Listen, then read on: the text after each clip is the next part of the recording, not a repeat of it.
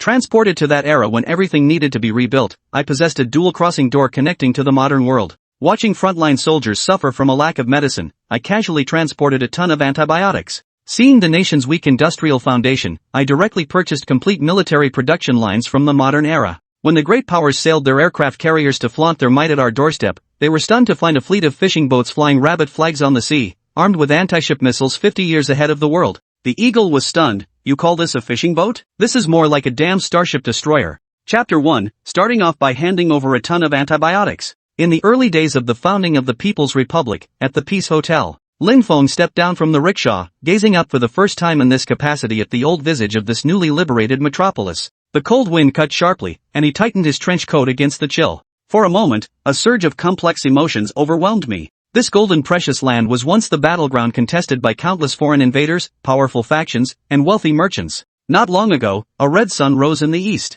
From then on, the common people stood up and became the masters of their own destiny. Now it belongs to every citizen. This emotion is beyond words. But 75 years ago, our motherland was in ruins and had to start from scratch, lagging far behind in all aspects including people's livelihood, medicine, economy, and military industry. There were severe shortages of all kinds, which could be described as utterly impoverished. Internal and external troubles continued, with the remnants of the bald-headed underground forces still lurking and fluctuating. The newly motivated rabbit faced unprecedented pressure. Particularly in the looming anti-Eagle war, over 1.3 million troops were mobilized, with financial expenditures reaching a staggering $10 billion. Back then, the nation exhausted its entire resources, with countless soldiers fighting heroically and making glorious sacrifices. They pressed forward relentlessly, driving back the enemy. Though victory was ultimately achieved, the cost was tragic and profound. When Lin Feng read about this period of history during his studies, he often wondered if transported back to those turbulent times, what humble contributions he, as a son of China, could possibly make. And now, the perfect opportunity has arrived. With his dual-crossing gait, he is ready to contribute his part to the motherland. To be able to participate in building the nation, Lin Feng feels immense pride and is willing to spare no effort, without hesitation. An overwhelming sense of dedication surges within him. At the thought of this, Lin Feng strode into the Peace Hotel. This world-famous hotel once welcomed guests who were either exceedingly wealthy, of noble status, or warlords and foreign invaders. It was the global hub where the powerful and elite converged. Now, this landmark building is state-owned. Today, Minister Chen from the Ministry of Agriculture is presiding. In the spacious study room, he saw Lin Feng enter. Minister Chen warmly shook his hand and invited him to take a seat. Comrade Lin Feng, thank you for donating that ton of hybrid rice seeds last time. After testing by experts from our Ministry of Agriculture, it was determined that those seeds are of excellent quality and fully suitable for large-scale cultivation. Moreover, the yield per acre will increase by 3 to 4 times, with adaptability and resistance to pests and diseases several times better than existing seeds. Thank you so much, Comrade Lin Feng. Speaking with emotion, the silver-haired Minister Chen trembled and even teared up in excitement. His gaunt figure clearly showed he had been exhausted by the grain issue. That was a full ton of premium rice seeds, capable of producing at least 400 tons of grain. 400 tons. Such a yield would have been unimaginable in the past. Just think how many common folk could be fed with that. Food is the fundamental reserve of a nation. However, the issue of nationwide food shortages has been growing increasingly severe over time. If not resolved promptly, it could very likely destabilize the country's foundation. As the Minister of Agriculture, I ponder daily over solutions to ensure 500 million citizens can have enough to eat.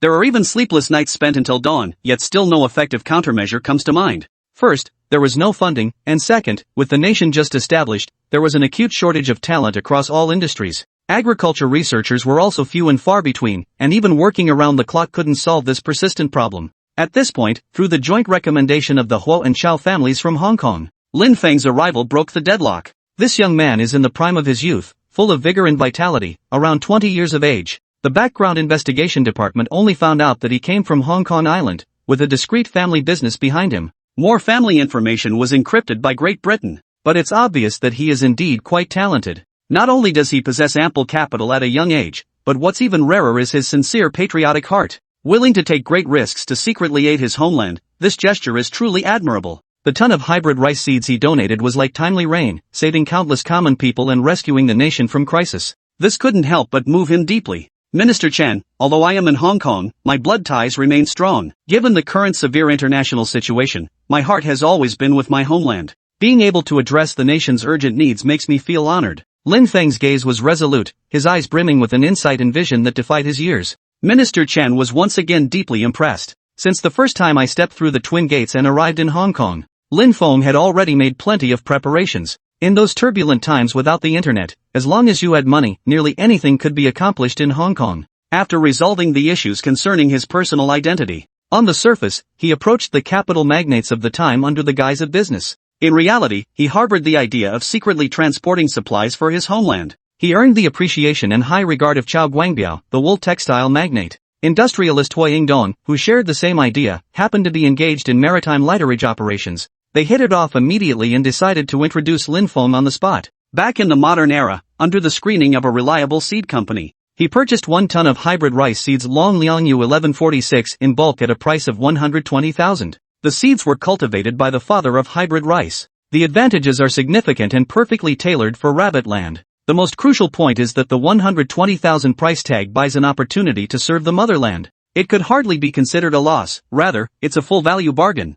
Growing and collaborating alongside the motherland has always been Lin Feng's dream. Minister Chen, I've brought 1 ton of penicillin and aspirin with me this time. The truck is already parked at the back entrance of the hotel. I heard there's an urgent shortage of these medicines domestically. I wonder if this will be enough. Hearing about this meeting, there was even an unexpected surprise. Minister Chen abruptly stood up from his seat, and his weary eyes from days of exhaustion suddenly brightened. Lin Feng, are you serious about what you just said? That's the kind of medicine money can't buy, especially penicillin. Our health department spent several months just to gather 500 doses. Seeing the other party nod solemnly, suppressing his surging emotions, he immediately turned around to pick up the phone, ready to dial. We must inform the Minister of Health immediately, this matter is of utmost importance. Currently, the international situation is dire. Confidential reports have long indicated that nations worldwide are secretly preparing for war. The war against the eagle is on the brink of eruption in the near future. Preparing food reserves is absolutely crucial, but firearms, ammunition, and military medications must also be urgently deployed. It's important to know that penicillin, on the market, is a miracle drug more valuable than gold. On the brutal, life-and-death battlefield, once a wounded soldier's injury becomes infected, it leads to festering. Without this drug, their lives will hang by a thread. It can be said that penicillin is a life-saving drug, an invaluable treasure. Meanwhile, aspirin possesses remarkable effects in pain relief, fever reduction, and anti-inflammation. It holds a status comparable to penicillin. Yet both medications are entirely developed and produced abroad. A single dose of penicillin costs $4 silver, and even then, it's not guaranteed you can buy it. At market prices, that equals $200, roughly equivalent to 200 grams of gold. Attempting to purchase it in bulk would be completely impossible to arrange. Chapter 2, The Chief's Invitation Letter, 50 kilograms of gold secured. In addition, the quantity is limited in supply. So even having money doesn't necessarily mean you can buy it. Moreover, with the country newly established, what's most lacking is substantial funding. Many international investors, sensing the business opportunity, have even begun stockpiling medications, treating them as rare commodities. And Lin Feng actually had the means to get his hands on it, with the goods already downstairs. It was simply mind-boggling. He promptly reported the situation to the chief and made a phone call to the Ministry of Health. He arranged for personnel to receive the truck. Subsequently, he and Lin Feng's group arrived at the secret warehouse where the medicines were stored. The Ministry of Health received good news. Without delay, they dispatched the health department branch in Modu to conduct a thorough inventory and secure storage. Although the overall domestic situation had stabilized, however, the historical circumstances of Magic City are unique and necessitate serious consideration. Especially this heavyweight life-saving miracle drug should never be taken lightly. Until they saw the vials of penicillin and bottles of aspirin, all counted and properly placed, securely sealed in boxes, the personnel from the Ministry of Health and Minister Chen finally breathed a sigh of relief. The high-quality rice seeds donated by Lin Feng had already caused him significant losses. This time, the country absolutely must not let this contributor down. Moreover, the quantity wasn't just dozens or hundreds, it was a solid ton. Comrade Lin Feng, I don't know how to express the gratitude of our nation and the chief on their behalf. At market price, a dose of penicillin costs $200, and a bottle of aspirin containing 30 tablets at $5 per tablet amounts to $150. Based on the inventoried quantity, the total value has already reached as high as $25 million. But the country is currently too impoverished to afford such a substantial sum. Comrade Lin Feng, the nation simply cannot accept these life-saving medicines for free again. Although we're still in the early stages of development with many expenses to cover, but we cannot mistreat any patriotic individual with high aspirations. I've just consulted with higher authorities, and the Ministry of Health will purchase these medicines from you at a unit price of $100, based on the lowest market benchmark. However, due to current foreign exchange shortages, we temporarily can't withdraw this much cash and can only exchange with gold of equivalent value. What do you think? At $100 per unit, that amounts to a total of $8 million, equivalent to 1/10 of the total foreign exchange reserves. This is the chief's intention, and it's also the nation's gesture. During these financially strained times, this is all they could spare. Minister Chen, it's too much. Convert it to gold for me at $1 per unit. Deal. As soon as these words were spoken, everyone present was shocked. The price was too low, Minister Chen said, feeling a deep sense of guilt as the words left his mouth. To everyone's surprise, Lin Feng made a shocking remark. At a price of $1, when converted to gold, it equals 50,000 grams. In domestic terms, 50 grams of gold cost 120 yuan. 50,000 grams translate to 120,000 yuan. The drug prices were directly pushed down to rock bottom. What's the difference from getting them for free? Officials from the subordinate departments of the Ministry of Health nearby all showed expressions of disbelief. For this patriotic young businessman who was willing to spend huge sums at a loss, they all looked at him with admiration. Merchants are often said to chase profits exclusively, but Lin Feng is the exception. At this moment, Lin Feng had his own calculations. These two antibiotics and anti-inflammatory drugs were extremely expensive for that era, items that even money couldn't buy. But in modern times, the prices are incredibly low. Penicillin, also known as penicillin. Its price ranges from 5 to 20 yuan. As for aspirin, a bottle costs only 5 or 6 yuan. Lin Feng made bulk purchases from pharmaceutical companies, spending only 500,000 yuan. However, the price of gold has been steadily rising in recent years.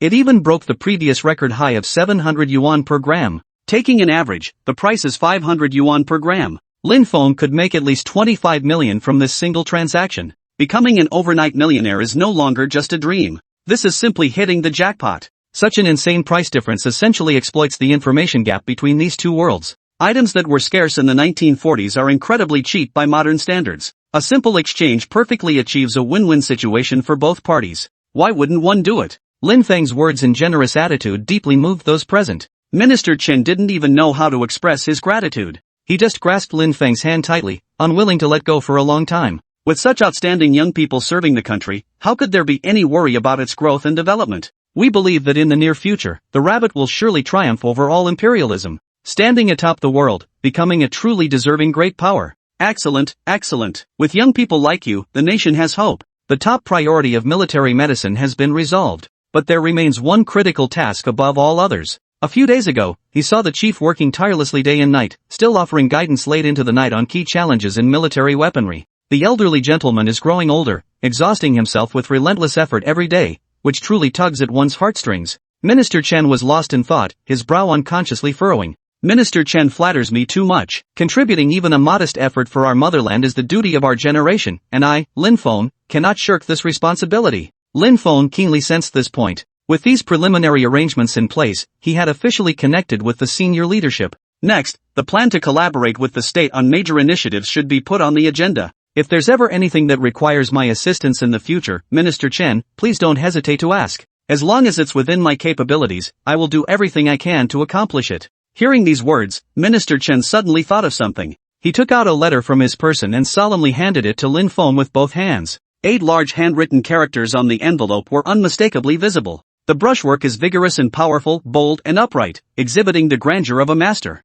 The strength penetrates the paper, forming a harmonious whole. It clearly bears the mark of being handwritten. Chief invitation, please open personally. To be recognized by the nation was already the proudest achievement for Lin Feng. Never in his wildest dreams had he imagined that the chief, who was always occupied with countless matters of state, would personally and humbly write him an invitation letter. Suppressing the turmoil in his heart, Lin Feng carefully opened the envelope. He pulled out the letter and began reading it with deep respect. In the letter, the chief highly commended Lin Feng's patriotic actions and invited him to come to Beijing for a meeting. To have a meeting with a head of state across a span of 75 years. This is an incredible opportunity that one could hardly even dream of. The meeting was scheduled for 3 days later. 50,000 grams of gold were quickly loaded onto the vehicle and ready for transport. To avoid unnecessary trouble, Lin Feng declined Minister Chen's offer of an escort and drove away from the secret warehouse alone. After driving for about 10 minutes, he turned a corner and then stopped the car. He pulled up the handbrake and closed his eyes for a few seconds, envisioning an ancient bronze door in his mind.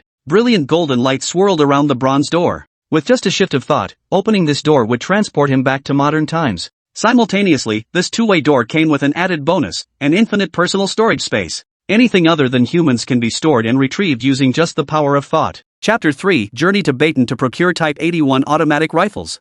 This double door had another peculiarity. Objects brought from the old world to the new world would accumulate additional traces of time. Conversely, when objects from the new world are transported to the old, all modern markings are erased. For example, the country of origin and serial numbers on firearms and instruments. Medicines, foodstuffs, and crops automatically display the latest production date from the era they were transported from, while maintaining optimal freshness. The moment the idea of storing gold arose, it was transferred inside along with this heavy-duty truck. Meeting with the chief elder, he absolutely could not go empty-handed. A gift must be prepared. Lin Feng reached out to open the bronze door, and a blinding white light enveloped him. The thought was barely formed when he found himself back in his modern, minimalist bedroom. He powered on his computer and searched the web. Lin Feng swiftly analyzed the geopolitical landscape of that era and the weaponry held by various nations. Finally, he settled on the Type 81 assault rifle, independently developed by the Rabbit in the 1980s. It bore a striking resemblance to the Bear's AK-47, yet its overall performance had seen significant enhancements. From the details to the selector switch, gas tube, and front sight, it represented a qualitative leap forward.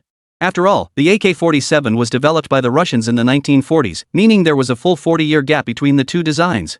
Moreover, using domestically produced firearms would completely avoid future criticisms and speculations in wartime. After all, in that era, as a neighboring nation, the assistance provided by the Russians to the Chinese was evident. But one must never be without a guard against others. Temporary friendship means little. A nation without a robust military-industrial complex as its shield will inevitably be bullied and crushed. Therefore, developing its own weapons and ammunition was an urgent priority. Moreover, this foundation can enable breakthrough research, elevating military technology to new heights. According to online sources, it has been discovered that although the older Type 81 assault rifle has been discontinued, its export variant, the Type 81, continues to receive widespread recognition and acclaim in the international market. Beyond its rugged durability, it offers enhanced shooting accuracy, stability, and a folding storage feature. Its failure rate has also reached an excellent level. However, prices vary from hundreds to thousands of dollars depending on the region and supplier. Purchasing from domestic military factories requires using a forged identity. That's far too risky and completely unnecessary. Lin Feng quickly thought of a place: the village of Mikolar in the Baton region. Due to complex historical reasons, the village produced 300,000 firearms annually, with villagers relying on this trade for their livelihood. Nearly every villager possessed masterful, refined gun-making skills.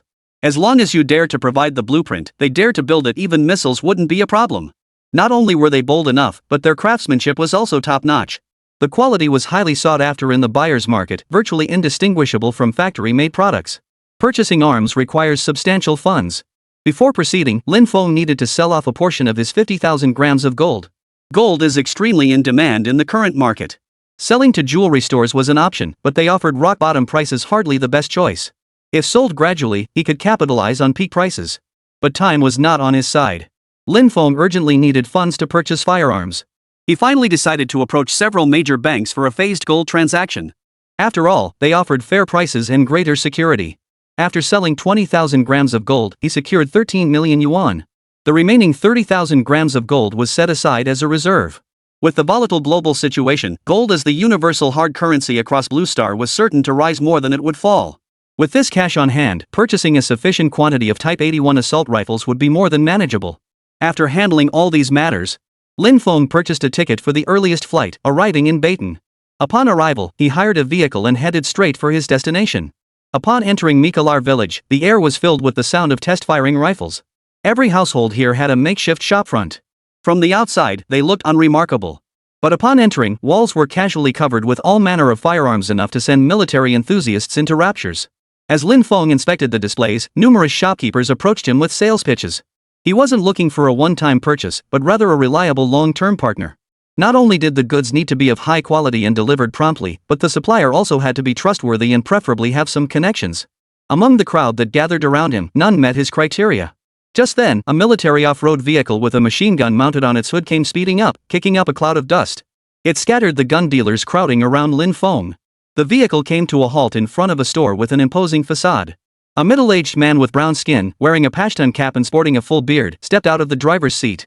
Villagers on both sides automatically parted into two lines, making way for him. Even as he entered the shop, they murmured words of respect, their demeanor deeply reverent. May peace be upon Hamid, the village chief. So this imposing figure stood over 6 feet tall, the village chief of Mikolar. Lin Feng followed him inside. This establishment was significantly larger than the others. Not only did it stock the latest popular firearm models, but even white phosphorus shells and explosive rocket rounds were displayed on the walls. Once he had the means to purchase more powerful weapons, Lin Feng would absolutely acquire them. Additionally, a red arrow was painted on the farthest wall. The meaning was clear. Further inside lay something truly special. The village chief's status, his popularity among the villagers, the store size, and its complete arsenal of firearms and ammunition. He was the one. Yet after he entered, the village chief barely gave him a glance. Lin Feng grabbed an AK-47 from the wall. Its weight felt heavy in his hands, yet it didn't slow him down at all. Within seconds, he smoothly cycled the bolt and aimed the weapon. As a military enthusiast, he had specifically studied firearms knowledge and techniques. The guns he used for demonstrations were always unloaded. Had they been loaded, his exceptional eyesight and handling skills would have easily brought down the tree by the door in seconds. Hamid, who had initially ignored the visitor, was now visibly shaken by Lin Feng's imposing presence. He broke into a smile. This guy was definitely someone to be reckoned with. We have AK-47 assault rifles, modified UZI submachine guns, M4 carbines, PPSH submachine guns, and ZB-26 light machine guns. Which model would our distinguished guest like to see? His sales pitch sounded like he was peddling goods in a department store. He was clearly used to this routine. None of those. Do you have the export version of the Type 81 automatic rifle? As soon as Lin Feng spoke, Hamid immediately understood this was a genuine buyer. There's no firearm in the world that we at Mikalar can't manufacture. The Type 81 you mentioned is extremely popular in the market, moderately priced, excellent performance, and in high demand. You know your stuff. But for value for money, the AK-47 still reigns supreme. It's our top seller. Saying this, Hamid gave Lin Feng a thumbs up and began pitching their flagship product, the AK-47. Lin Feng smiled faintly and shook his head. I want 1,000 Type 81s. We'll discuss the rest later, but these must ship today. Lin Feng had only 3 days. In 3 days, he would present his tribute. Time was tight. By deliberately shortening the delivery timeline, he could ensure absolute certainty. Chapter 4, 30,000. A major customer from heaven. Lin Feng cut straight to the chase, unwilling to beat around the bush. He sensed a major deal was in the works. Hamid immediately gestured for Lin Feng to follow him, leading him toward the rear courtyard gun storage area indicated by the arrow. The metal gate of the warehouse slid open. Various types and models of firearms and ammunition were neatly stacked. Even a single batch of these weapons would be enough to make the newly founded Rabbit Nation proud. Lin Feng couldn't help but feel envious. Soon, they arrived at the section housing the Type 81 assault rifles. A single rifle lay inside a standard storage crate. Countless storage cases were stacked before them, visibly numbering in the tens of thousands. Truly the only village in the world bold enough to openly manufacture guns. Pretty damn impressive. Village Chief Hamid, I'd like to know, have the firearms and ammunition you produce undergone safety and stability testing? Though he already knew the answer in his heart.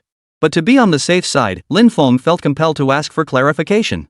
After all, these were items destined for delivery back to the capital. Better to err on the side of caution. After speaking, Hamid opened the long wooden crate, pulled out an Type 81 rifle, opened the magazine well, and displayed the fully loaded rounds inside. He then handed the rifle to Lin Feng. If you wish to know this gun's power, sir, you may try it yourself. Try it, then. Lin Feng had been annoyed that the AK-47 earlier had no bullets, leaving him unsatisfied. This was the perfect chance to satisfy his craving for firearms. Taking the Type 81, he could clearly feel its more comfortable and natural fit compared to the AK-47. Cocking the bolt, aiming. The sequence flowed with seamless precision, drawing Hamid's enthusiastic applause. Impressive. You're clearly an old hand at this, sir. Lin Feng pulled the trigger, firing 3 rounds. Bang! Bang! Bang! 3 gunshots rang out, and 3 leaves fell from the tree in front of the warehouse door. The technique was incredibly precise, not a hair off target. I've changed my mind. He tossed the gun to Hamid and looked at him. Hearing the buyer suddenly change his mind, Hamid's hand, poised to pull the trigger, trembled with barely contained frustration. 30,000 Type 81s. If the price is right, we'll close the deal immediately. In an instant, Hamid's face flashed through a kaleidoscope of emotions. He didn't know whether to laugh or cry. 30,000. My lord, this is a godsend of a customer. Though Mikalar village was renowned, most transactions were retail deals. The 1,000 pieces just sold were already a major deal. He never imagined something even more explosive was waiting for him. Hamid nodded repeatedly, grinning so wide his cheeks nearly split. The market price for an AK-81 automatic rifle was $800, and in some countries, it had even skyrocketed to $6,000. But here, they could sell one for just $80, a full tenfold discount. Bulk purchases were even more advantageous. Though counterfeit guns, the materials and performance had been meticulously tuned by master craftsmen, honest as the day is long. They were nearly indistinguishable from the real thing, almost identical. Determined to close the deal, Hamid offered his most sincere terms. The Type 81 automatic you're interested in is entirely handcrafted. The lowest price is $100. I'll give you the lowest price, $60 each, plus a basic ammunition set included. This price would yield a profit, though not a large one. Still, for the sake of future business, Hamid was willing to take a smaller cut. The request for 1,000 guns was merely Lin Feng's tactic to gauge how much inventory the other party actually had. After personally testing the gun, its outstanding performance changed his mind. He went ahead and ordered 30,000 pieces in one go. It was a risk-free purchase, absolutely worth every penny. Besides, the more weapons the rabbit needed, the better. Buying in bulk would also maximize the discount. Deal. Lin Feng agreed readily. After nearly halving the price, the total of $1.8 million was quite reasonable. The $13 million he had on hand had already been exchanged at the airport bank for $2.17 million. After deducting the payment for the goods, he had $370,000 left. After settling the transaction, Hamid thoughtfully arranged shipping services for Lin Feng. He could now set off unencumbered. The moment he reached his destination, the goods would also arrive at the port. Lin Feng boarded the flight but did not choose the return route. Instead, he transferred to another country mid-flight. White Elephant. Second only to the A3 nations, White Elephant Kingdom housed tens of thousands of pharmaceutical factories. Its production of hundreds of active pharmaceutical ingredients and over 600 formulations were exported worldwide. Bordering Bardan, it was extremely convenient to travel there directly. Beyond pharmaceuticals, its manufacturing equipment boasts the highest level of sophistication and cost-effectiveness. Give a man a fish, and you feed him for a day. Teach a man to fish, and you feed him for a lifetime. Given the practical circumstances, Lin Feng spent $140,000 to swiftly acquire a complete set of older model pharmaceutical production lines. Additionally, he spent $30,000 to procure raw materials for drugs like penicillin, aspirin, and iodine tincture. 3 days later, under special arrangements, Lin Feng held a secret meeting with the chief. Following a cordial reception, an exclusive reporter captured precious footage of the two. Then, Minister Chen of the Ministry of Agriculture, an old acquaintance, made an appearance. Through his introduction, Lin Feng met Minister Li of the Ministry of Health. Minister Li, significantly younger than Minister Chen, wore a tailored Zhongshan suit and glasses, exuding an air of refined dignity. The chief has nothing but praise for Comrade Lin Feng's achievements. He's younger than I imagined. Truly, the youth are formidable indeed. The moment he laid eyes on this young patriotic businessman, Minister Li of the Ministry of Health immediately launched into praise mode, gazing at Lin Feng with the admiring eyes of an elder. Behind him stood all the leading figures of the time. After all, it was his first time facing so many historical heavyweights. It would be impossible to say he wasn't the least bit nervous. Especially after having just conversed face to face with the chief. All of this made him feel a sense of unreality.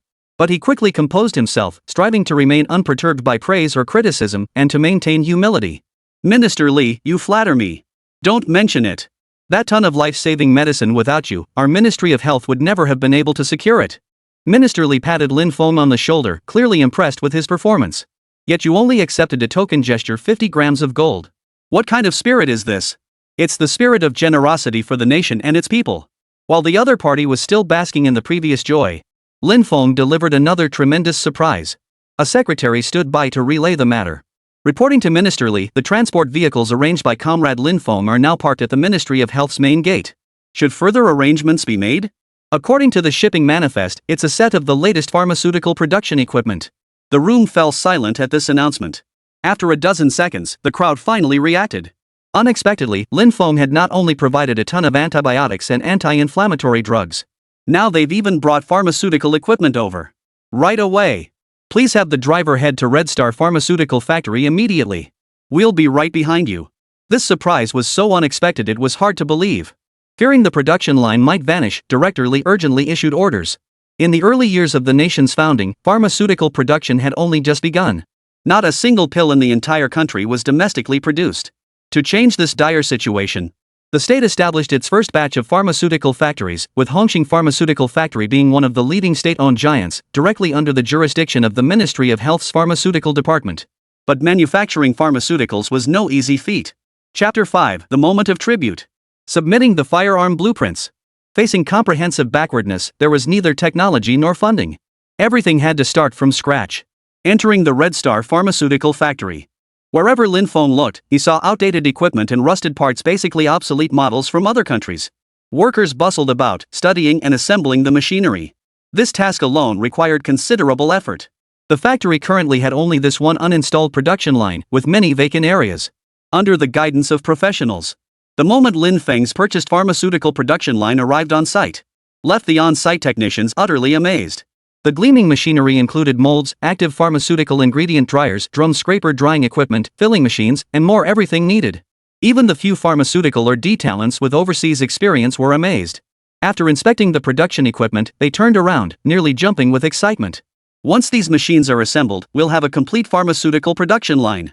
We can start manufacturing our own penicillin and aspirin immediately. Upon hearing this tremendous news, a thunderous cheer erupted throughout the hall. Even Minister Li couldn't help but turn away, remove his glasses, and silently wipe away tears. Now that the production line was in place, the only thing missing was raw materials. But Rome wasn't built in a day, there was no need to rush. The thought flashed through Director Li's mind. Lin Feng stepped down from the transport vehicle at the entrance and placed 2 large cardboard boxes on the ground.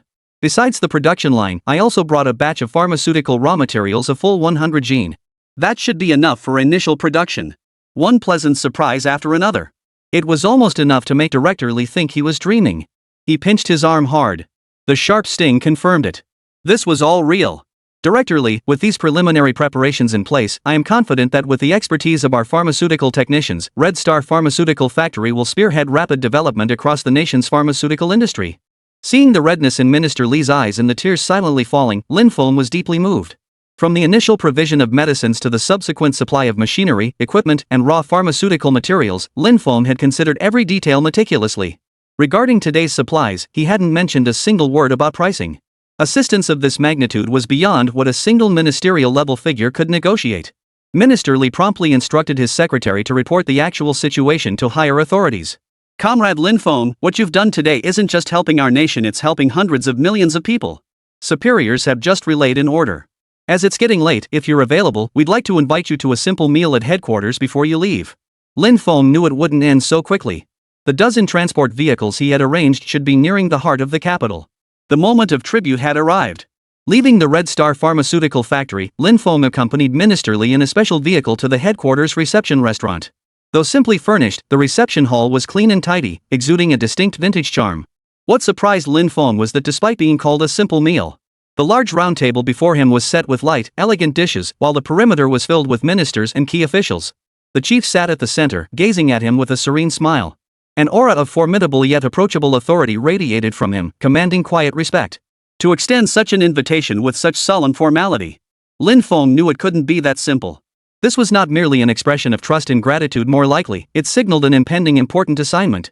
Before the other could speak, Lin Feng paused briefly, then carefully retrieved a blueprint from his person and presented it with both hands.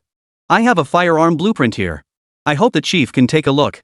As the blueprint unfolded slowly, the expression on the face of this powerful leader of a nation shifted from puzzlement to utter astonishment. This scene left the assembled ministers utterly astonished. When Minister Feng of the Ministry of Defense received the blueprint from the chief, his hands trembled uncontrollably. For years, the weapons used by the Rabbit Army had been outdated. The phrase rice porridge and rifles had carried them through the hardships of the War of Resistance to the present day. Even now, weapons worn down to a shine remained in active service. Even ammunition was frequently in short supply. Even if they wanted to introduce technology to modernize their weapons now, funding constraints left them powerless to act. Just obtaining the blueprints for firearms is a headache. After all, this is the very core of a nation's core. Even during the current honeymoon period with the bear, their high-ranking officials would never reveal a single detail. It's state secrets extremely valuable. Yet here, in our hands, lies a document that not only details every manufacturing parameter but also reveals an exceptionally advanced design.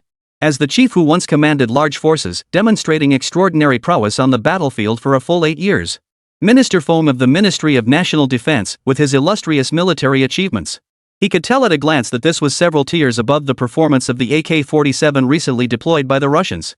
These are blueprints for an automatic rifle. I acquired them unexpectedly overseas. It should prove quite useful. Lin Feng spoke slowly, beginning to detail the various advantages of this automatic rifle. These blueprints were actually for the Type 81 automatic rifle. He had requested them from Hamid. As a major client, this request had to be granted. Besides, even if he gave them away, the other party wouldn't produce them anyway. Might as well keep them as a keepsake. It's more than just useful, Shaolin. This is the design blueprint that outpaced the Bear Nation's AK-47. Sword style stock, adjustable front sight, 30-round magazine capacity, combat rate of fire 100 rounds per minute, and equipped with a grenade launcher. Minister Fong rattled off the specifications from the blueprint, his voice growing louder with each item. Earlier this year, Big Brother showed me their military units' equipment. Seeing their soldiers all armed with AK-47s made me itch with envy. I thought to myself, one day, we will achieve this too. I never imagined that in just a few short months, this dream would be realized and that our weapons would surpass theirs in capability. Unlike the other ministers dressed in formal, tailored Zhongshan suits, Minister Fong, clad in military uniform with countless medals of valor pinned to his left breast. His resonant, commanding voice carried an innate fighting spirit that ignited the morale of everyone present. Minister Chen from the Ministry of Agriculture had assumed Lin Fong only had connections in agriculture and medicine. What he hadn't anticipated was that Lin Fong had even ventured into the realm of military weaponry. But a practical problem immediately arose. But, with just blueprints and no equipment, we're left staring at the ocean in frustration. This was also the chief's primary concern. I've considered this issue. To alleviate the nation's burden, I prepared a shipment that should be nearing Chang'an Street by now. Upon hearing Lin Feng's words and receiving the highest leadership's approval, Minister Fong promptly led an elite team to personally intercept the shipment. When 30,000 automatic rifles, neatly stacked inside the first arsenal, every pair of eyes was glued to them, unwilling to look away. Minister Fong personally opened a storage crate, drew a rifle, and verified its authenticity on the spot.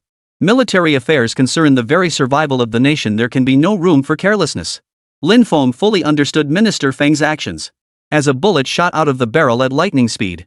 In the blink of an eye, the center of the target was pierced. Chapter 6, 3.6 billion shares of original stock, 1.5 million ancient coins. What a rifle! What skill! Let's name this rifle the Type 81 automatic rifle, Minister Fong. What do you think? The name held profound significance, symbolizing the founding day of the Rabbit Corps. Naturally, it passed unanimously. Having passed verification and received the chief's bestowed name, Minister Fong was pleasantly surprised to find the magazine already fully loaded with ammunition. Next, it only needed to pass the initial tests and combat exercises with elite troops before being immediately deployed to the army. In the impending war against the Eagles, it would absolutely be able to hold its own against the enemy. When victory came, Lin Fong would be the unsung hero etched into history. But for now, this newly established first military factory was in urgent need of a plant manager. At that moment, Minister Fong turned his gaze toward Lin Fong. Standing beside him, Minister Li of the Health Department also had his own plans. The Red Star Pharmaceutical Factory was just getting started and desperately needed a leader. And the perfect candidate was Lin Fong. The expectant gazes of both parties fell squarely upon Lin Fong himself. I had intended to discuss the domestic and international situation with Comrade Lin tonight and seek his advice. Little did I expect him to deliver such a profound revelation. Now, it's up to the two ministers. The chief left a meaningful remark, passing the floor to his subordinates. The implication couldn't have been clearer. Whoever could secure Lin Feng's inclusion in the ranks would prove their worth. In other words, Lin Feng was no longer merely a patriotic supplier of materials, he had become one of their own. When only the two ministers and Lin Feng remained in the room, Minister Li of the Health Department spoke first. Comrade Lin Feng, Red Star Pharmaceutical Factory is still in its infancy.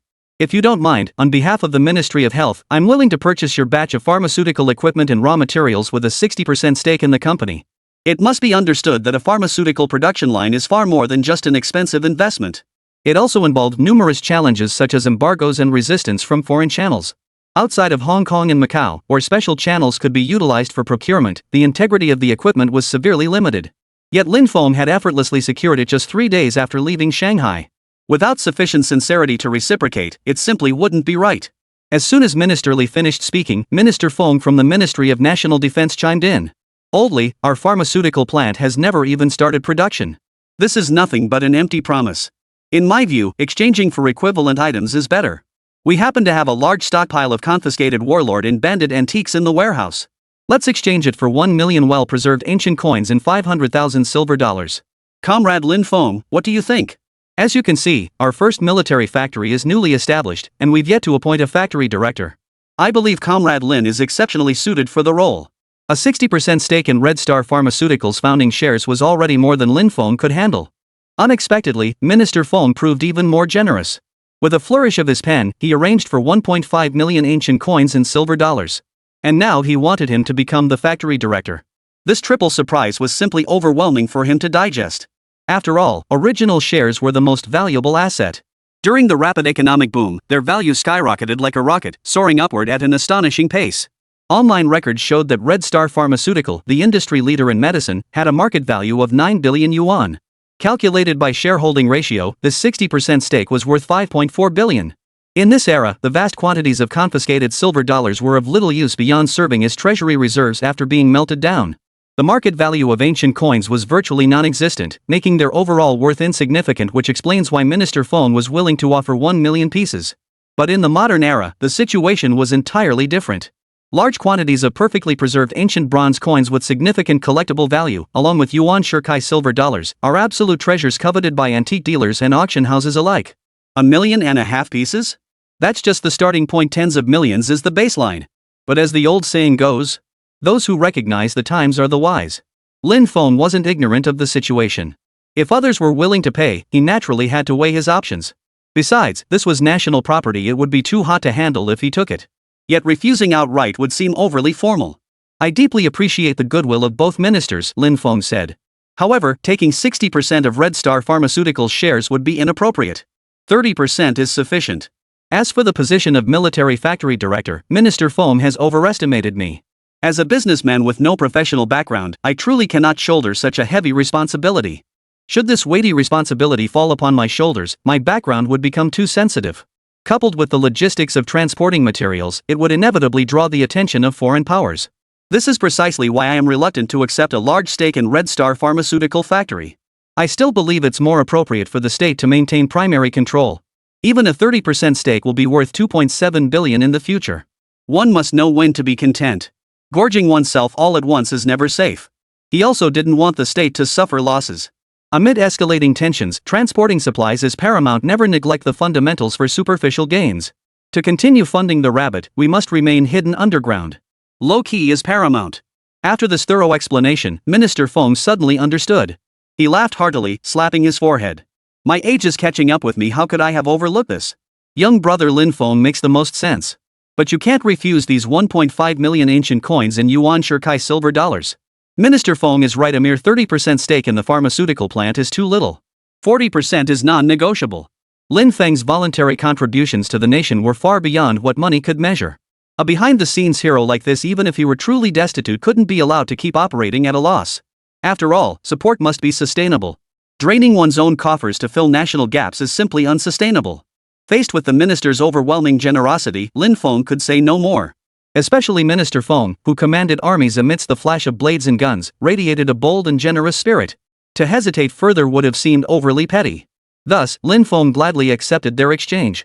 After solemnly signing the share confirmation documents, several truckloads of ancient bronze coins and silver dollars had already been sealed and packed into crates. Antiques provided by the state were absolutely reliable. Lin Fong didn't need to inspect them at all. Under the escort and meticulous arrangements of Minister Feng's troops, the cargo ship quietly departed Tianjin port. Lin Fong pushed open the cargo hold door. He swiftly used his consciousness to swap the stones he'd picked up along the way with the treasures inside the boxes. The cargo would take at least 8 or 9 days to reach Hong Kong. There was plenty to do in those 8 or 9 days. Lin Fong had no intention of wasting a single moment. Afterward, he took out his pager and sent a message to his partner, Hua Dingdong. He instructed him to receive the cargo ship arriving in a few days and ensure it was properly secured. Pagers were indeed a wildly popular mass communication tool in the 1980s. They weren't available in the early years of the nation's founding. Only high-ranking officials abroad and capitalists in certain developed regions had access to them. The one in his hand was a gift from Hua Dingdong. With all arrangements settled, Lin Fong passed through the dual-door portal to a designated location, returning to Hong Kong Island in the 21st century. Chapter 7, Rare Tongbao Master Die sells for $18 million. Sim Sha Sui, Royal Victoria Harbour Hotel. After indulging in a lavish feast of land, sea, and air delicacies, the elegant waitress standing by gracefully bowed and presented him with a glass of XO grade aged cognac. In the arduous early days of entrepreneurship, a full meal was a tremendous blessing for ordinary people. To the youth of the new era, this might seem like a fairy tale. But as someone who witnessed history firsthand, he couldn't help but sigh at the hardships of those days. He made a solemn vow to himself. As long as he was around, the people of Rabbit Town would never have to endure such hardship again. Beyond food and clothing, they would have homes to shelter them from wind and rain. Coupled with formidable military defenses and offensive capabilities, he envisioned a comprehensive global development strategy. He believed it wouldn't be long before the so-called world superpower, the Eagle, would tremble in fear. Before that, however, he needed to secure more funding to truly spread his wings. Soon, a knock sounded at the private room door. A woman dressed in a black pencil skirt approached and took a seat. Hello, Mr. Lin. My name is Zheng Yuhua. I'm the acquisition specialist for Jubao Antiques. It's a pleasure to be working with you. Our professional appraisal confirms that the ancient coin samples you provided are nearly flawless in both form and condition. She slid the appraisal report toward Lin Feng with 2 fingers. Her expression clearly showed great satisfaction with the appraisal results. One of them is actually a rare Song Dynasty Yuanfeng Tongbao master coin, while the others are top-grade Qing Dynasty pieces with significant collectible value. There are 5 coins in total. How many more do you have available? She paused briefly before deliberately emphasizing her next sentence. Whatever you have, our antique shop will take it all. Lin Feng had some knowledge of antiques. While Yuanfeng Tongbao coins were mass-produced, master coins were extremely rare, with each fetching at least around 3,000 yuan. Among millions of coins, there must be more than one such top-grade specimen. I have more in stock, but I wonder if you can handle it? Lin Feng swirled his wineglass, his expression relaxed and composed. The other man smiled faintly, clearly thinking he was joking. As Hong Kong's oldest and most established antique house, its capabilities were beyond question. Acquiring a few ancient copper coins? That was as easy as drinking water. Until the acquisition specialist saw the mountain of coins and silver worth millions appear before him. He was speechless for half a moment. She had underestimated this client. A single ordinary acquisition specialist like her was utterly incapable of handling such a task. Once she regained her composure, Zhang Yuhua immediately called headquarters. In less than 20 minutes, dozens of specialists and appraisers dispatched by Zhu Biosai began inventorying and authenticating the collection. After 10 hours, all the artifacts had been sorted and categorized. Song Dynasty Yuanfeng Tongbao Master Coin, 32 pieces, appraisal estimate $2,000. Qing Dynasty Jiaqing Tongbao, 350,000 pieces, estimated appraisal value $350,000. Qing Dynasty Qianlong Tongbao, 200,000 pieces, estimated appraisal value $500,000. Common Yuan Shirkai Silver Dollar, 939,000 pieces, appraisal estimate $687,500. Republic of China signed Yuan Shirkai Silver Dollar, 68 pieces, appraisal estimate $3,375,000.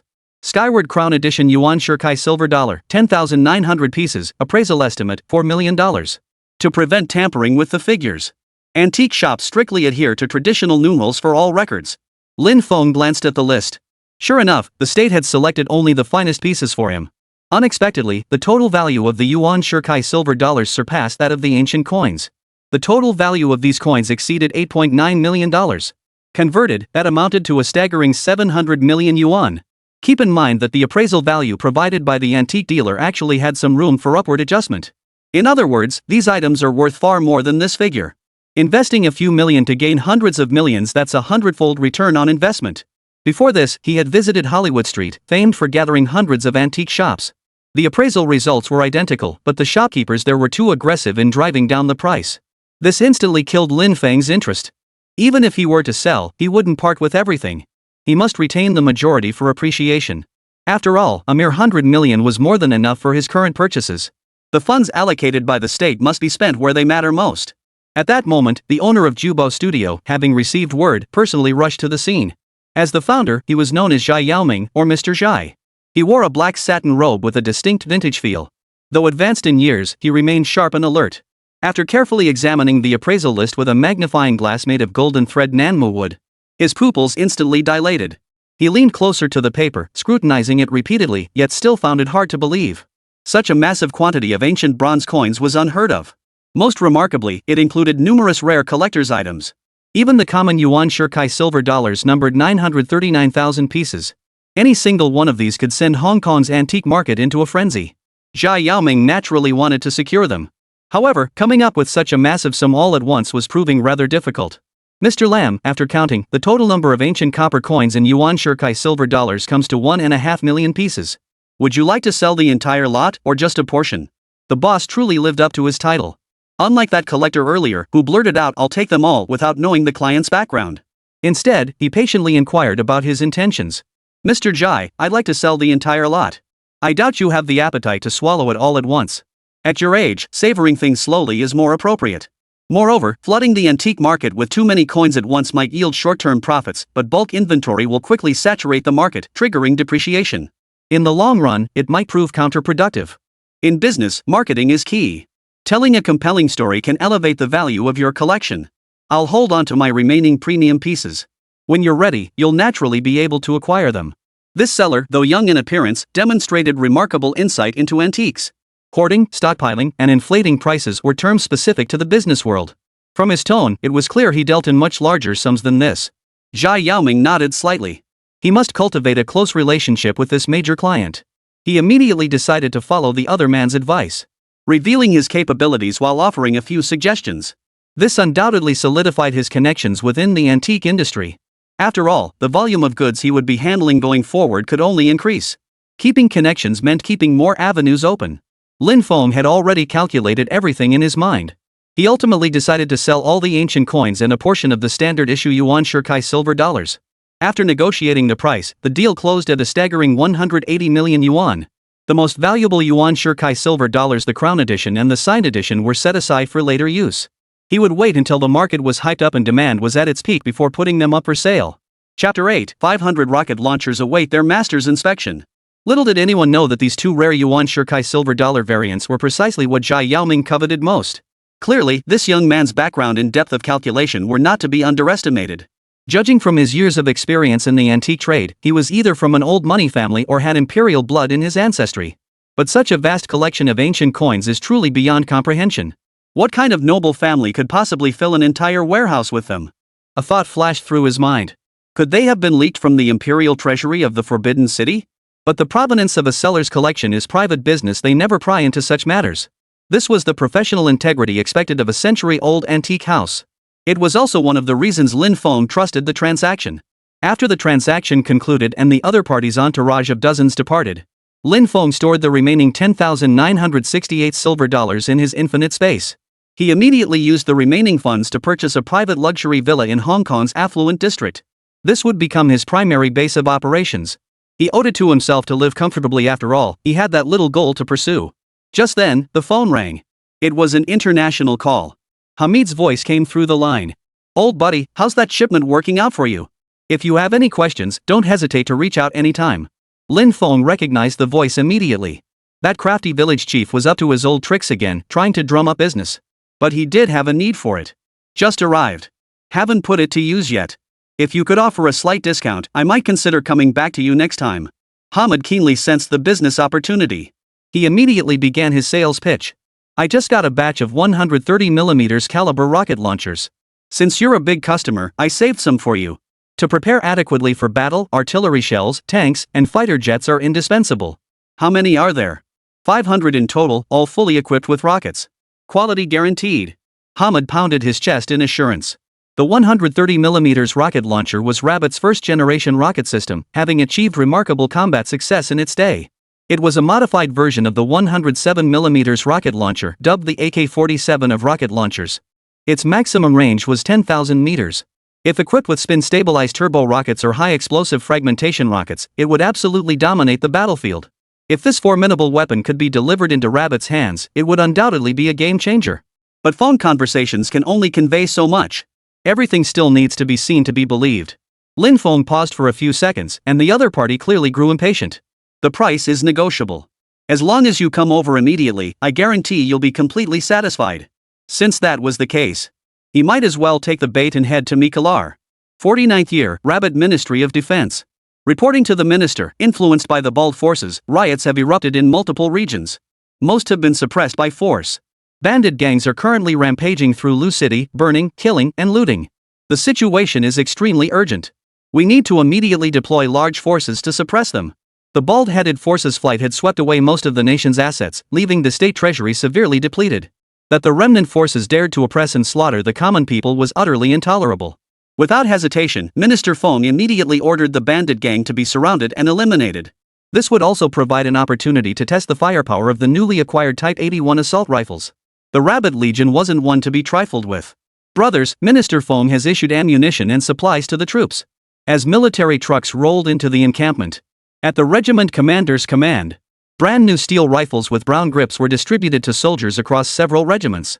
After receiving the Type 81 assault rifles, the military industry department had worked through several all-nighters. They pored over the blueprints, verifying every performance specification mentioned by Lin Feng. Building upon this foundation, development of a new generation of firearms had already commenced. What was now lacking was real-world combat performance data. Supply distribution was complete. Each soldier cradled their rifle, examining it with astonishment. This rifle was far superior to the Type 38 Arasaka. Not only was it brand new, but it felt solid and comfortable in their hands. What was most unimaginable was, It was the first time they'd ever seen a firearm that could be folded for storage, truly remarkable. Where on earth did the country get this marvel? After a few practice strokes of the bolt and a test trigger pull, as each bullet struck the target with pinpoint accuracy, it instantly earned unanimous praise from all the soldiers. Men, assemble immediately. With new weapons in hand, what bandits or cops could we possibly fear? Charge, men! The rallying bugle blared, shaking the heavens. Facing the rebel leader's provocation, countless civilians lay fallen in pools of blood as the soldiers fought to the death. But their weapons proved inadequate. After 3 days and nights, the battle remained deadlocked. Now, finally, with reinforcements from headquarters, victory was assured.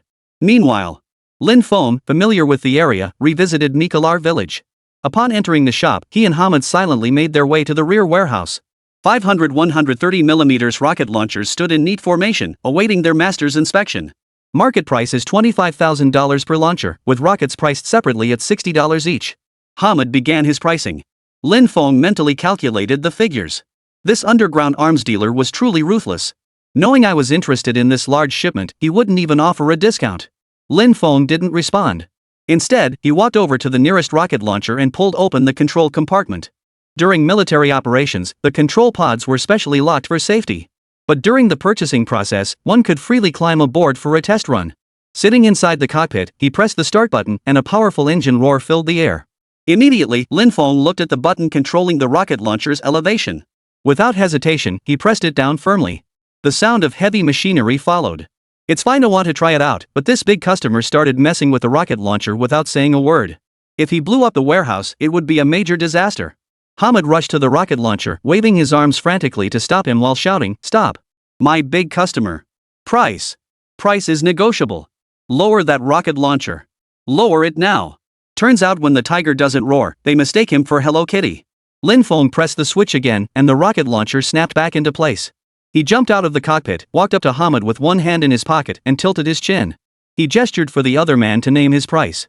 "Let's go with $10,000 per unit, but I really can't deliver the rockets. This shipment came from the Baton military, passed through my hands, and the profit margin was already slim. This is the absolute lowest price." The merchant's keen business sense made Lin Feng feel there was still room to negotiate. "How about delivering half the rockets? My big shot. Every day these heavy weapons sit in the warehouse is another day of risk." Hamid didn't want to be stuck with it either. After all, this wasn't wartime anymore. Customers willing to buy such large caliber weapons were few and far between, especially in such quantities. Even mercenary units were only coming to procure lighter firearms. Who exactly was the boss behind this Lin Feng? Chapter 9, Field Training Rivaling Russia's Katyusha. This backer's resources are staggering.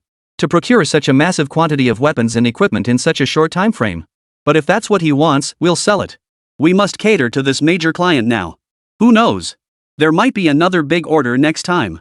After all, he's paying in cold, hard cash. 500 rocket launchers at $5 million.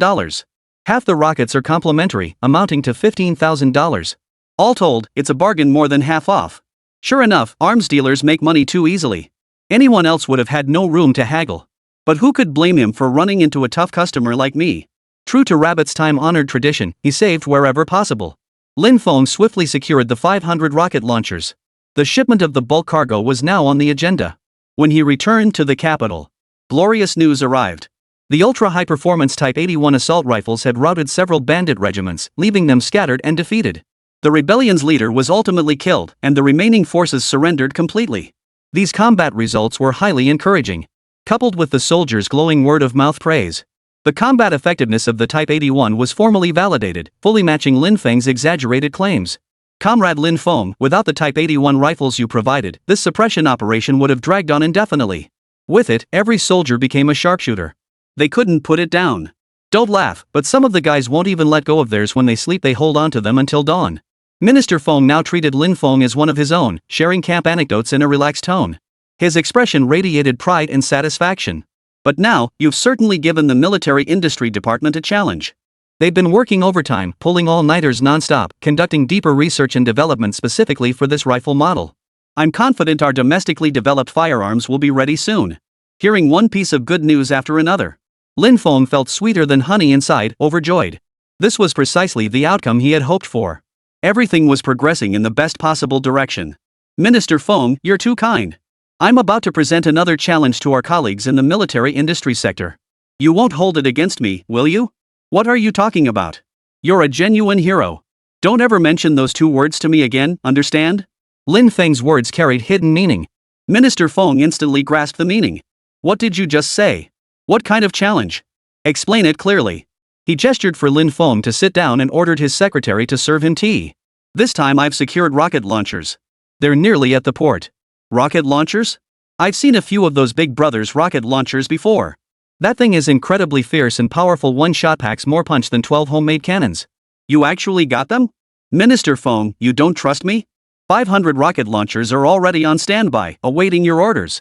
However, only half the rocket rounds have been supplied.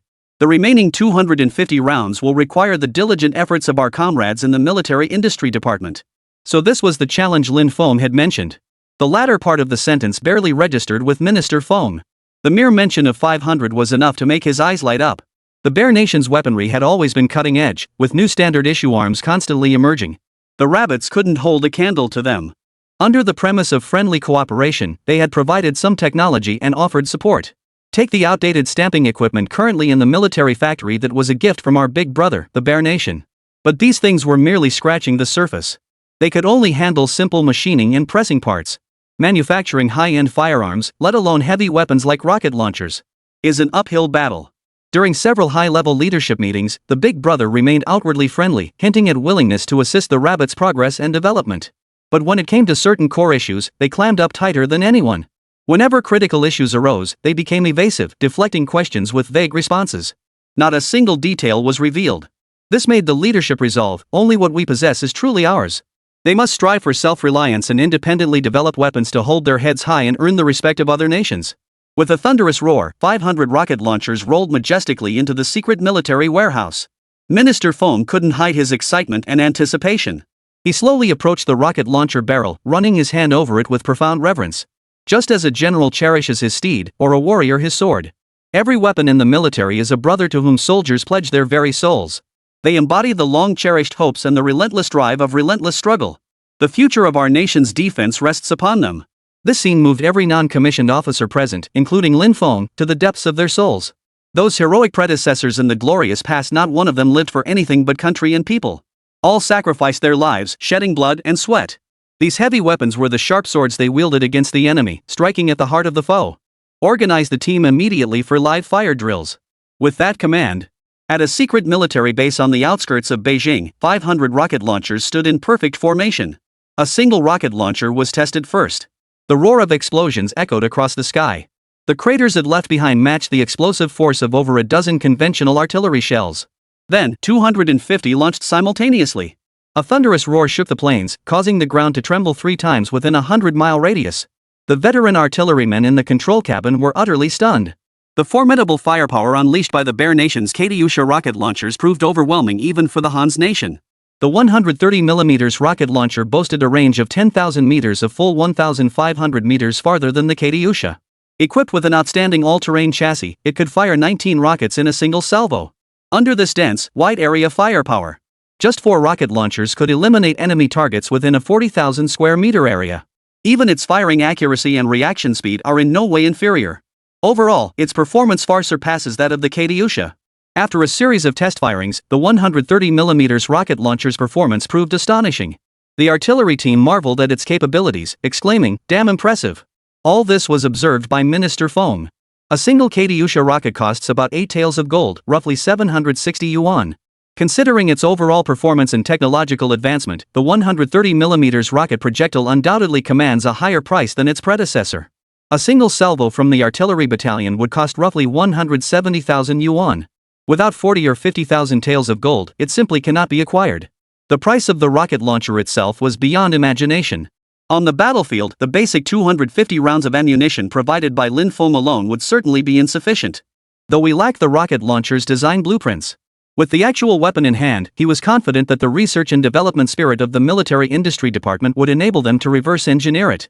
Having the production equipment for the weapons would be even better. That would ensure a steady supply of ammunition. At this moment, Minister Feng found himself inexplicably envious of Minister Li from the Ministry of Health. Red Star Pharmaceutical Factory, equipped with a complete set of production facilities and raw materials, had already commenced full-scale manufacturing. Meanwhile, his first military factory remained in a state of inaction. Comrade Lin Feng, I am highly satisfied with the performance of these 500 rocket launchers. It's just that, as you know, the nation is currently stretched thin financially. However, the military recently confiscated a large quantity of antique weapons from the bandit units they eradicated.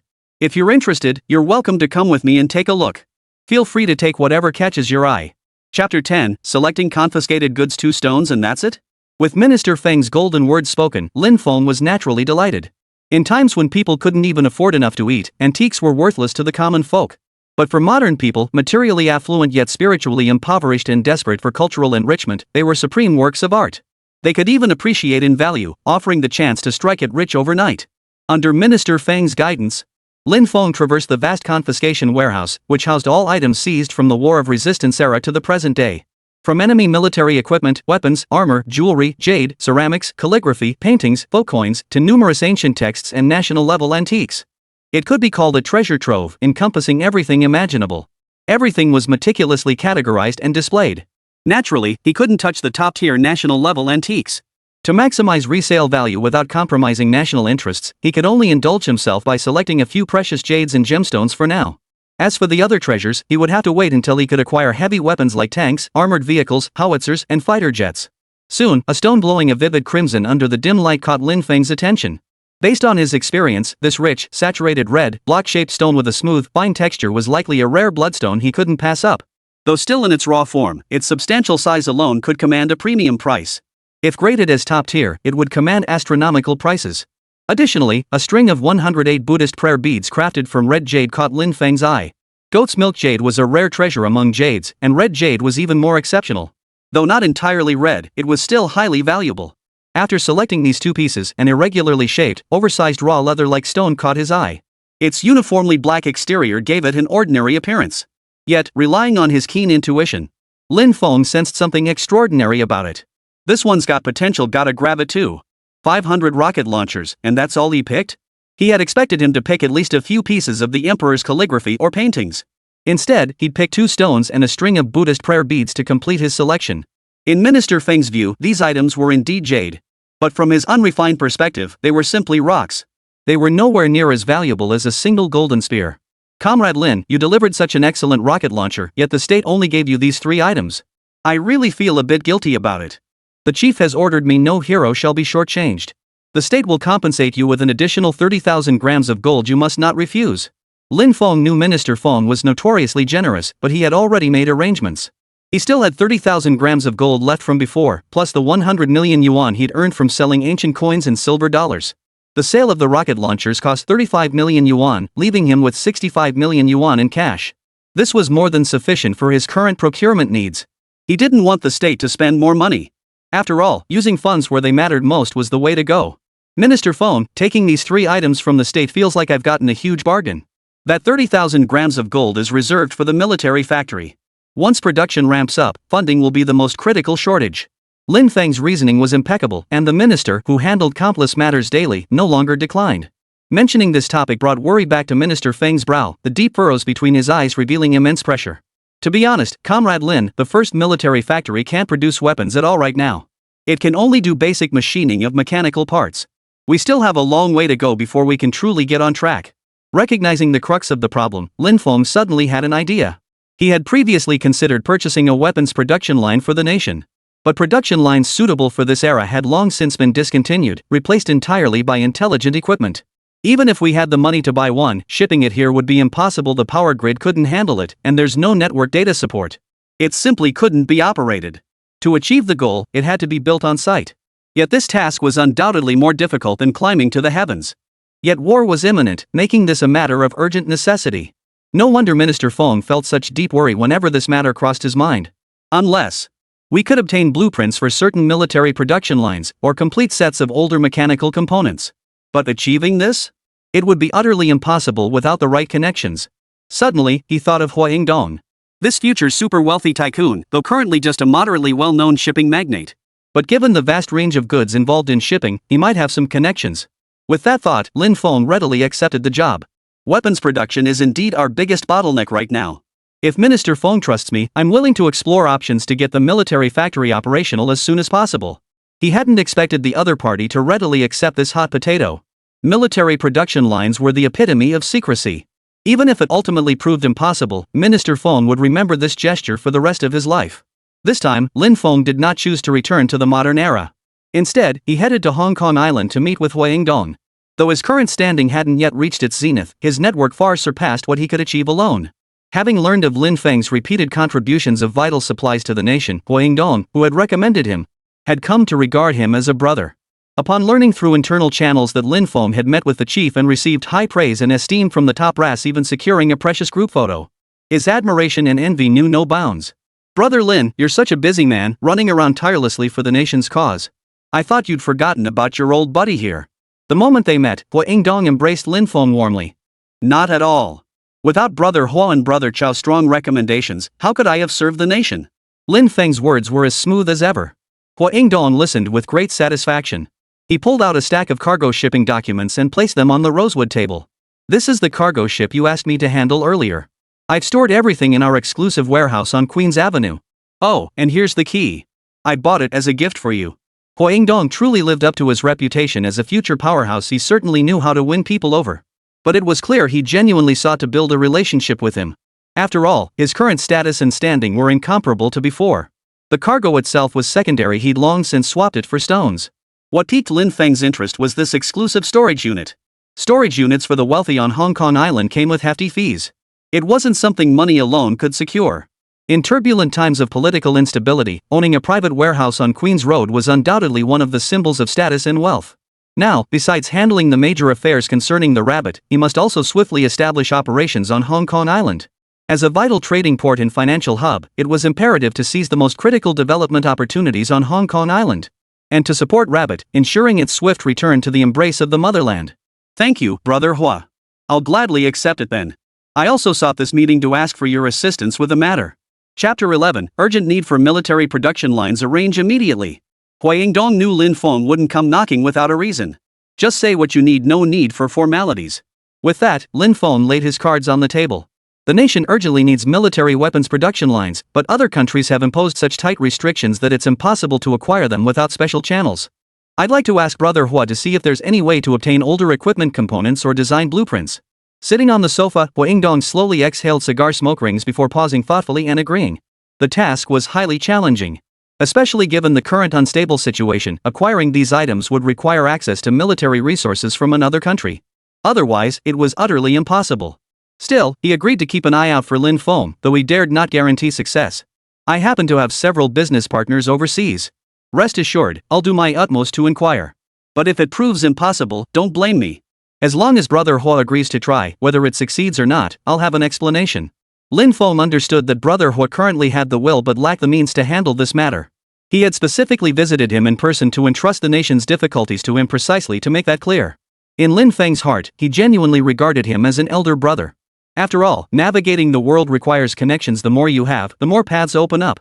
By the following year, as the 1950s dawned, Hui Yingdong would establish a real estate company, enter the property market, and become a once dominant king of the housing industry. The business models of pre-sales and installment payments were his inventions. With foresight and capital at his disposal, Lin Feng resolved to be the trailblazer. He promptly registered a real estate company on Hong Kong Island, naming it Oriental Star. He had promised to give the common people a home, and he would never go back on his word. One day, this star would illuminate every inch of the motherland. He vowed that over 80% of the nation's population would own quality homes developed by him. Moreover, with this company as cover, his frequent trips to Hong Kong Island now had a legitimate purpose. Seeing the exclusive warehouse truly astonished him.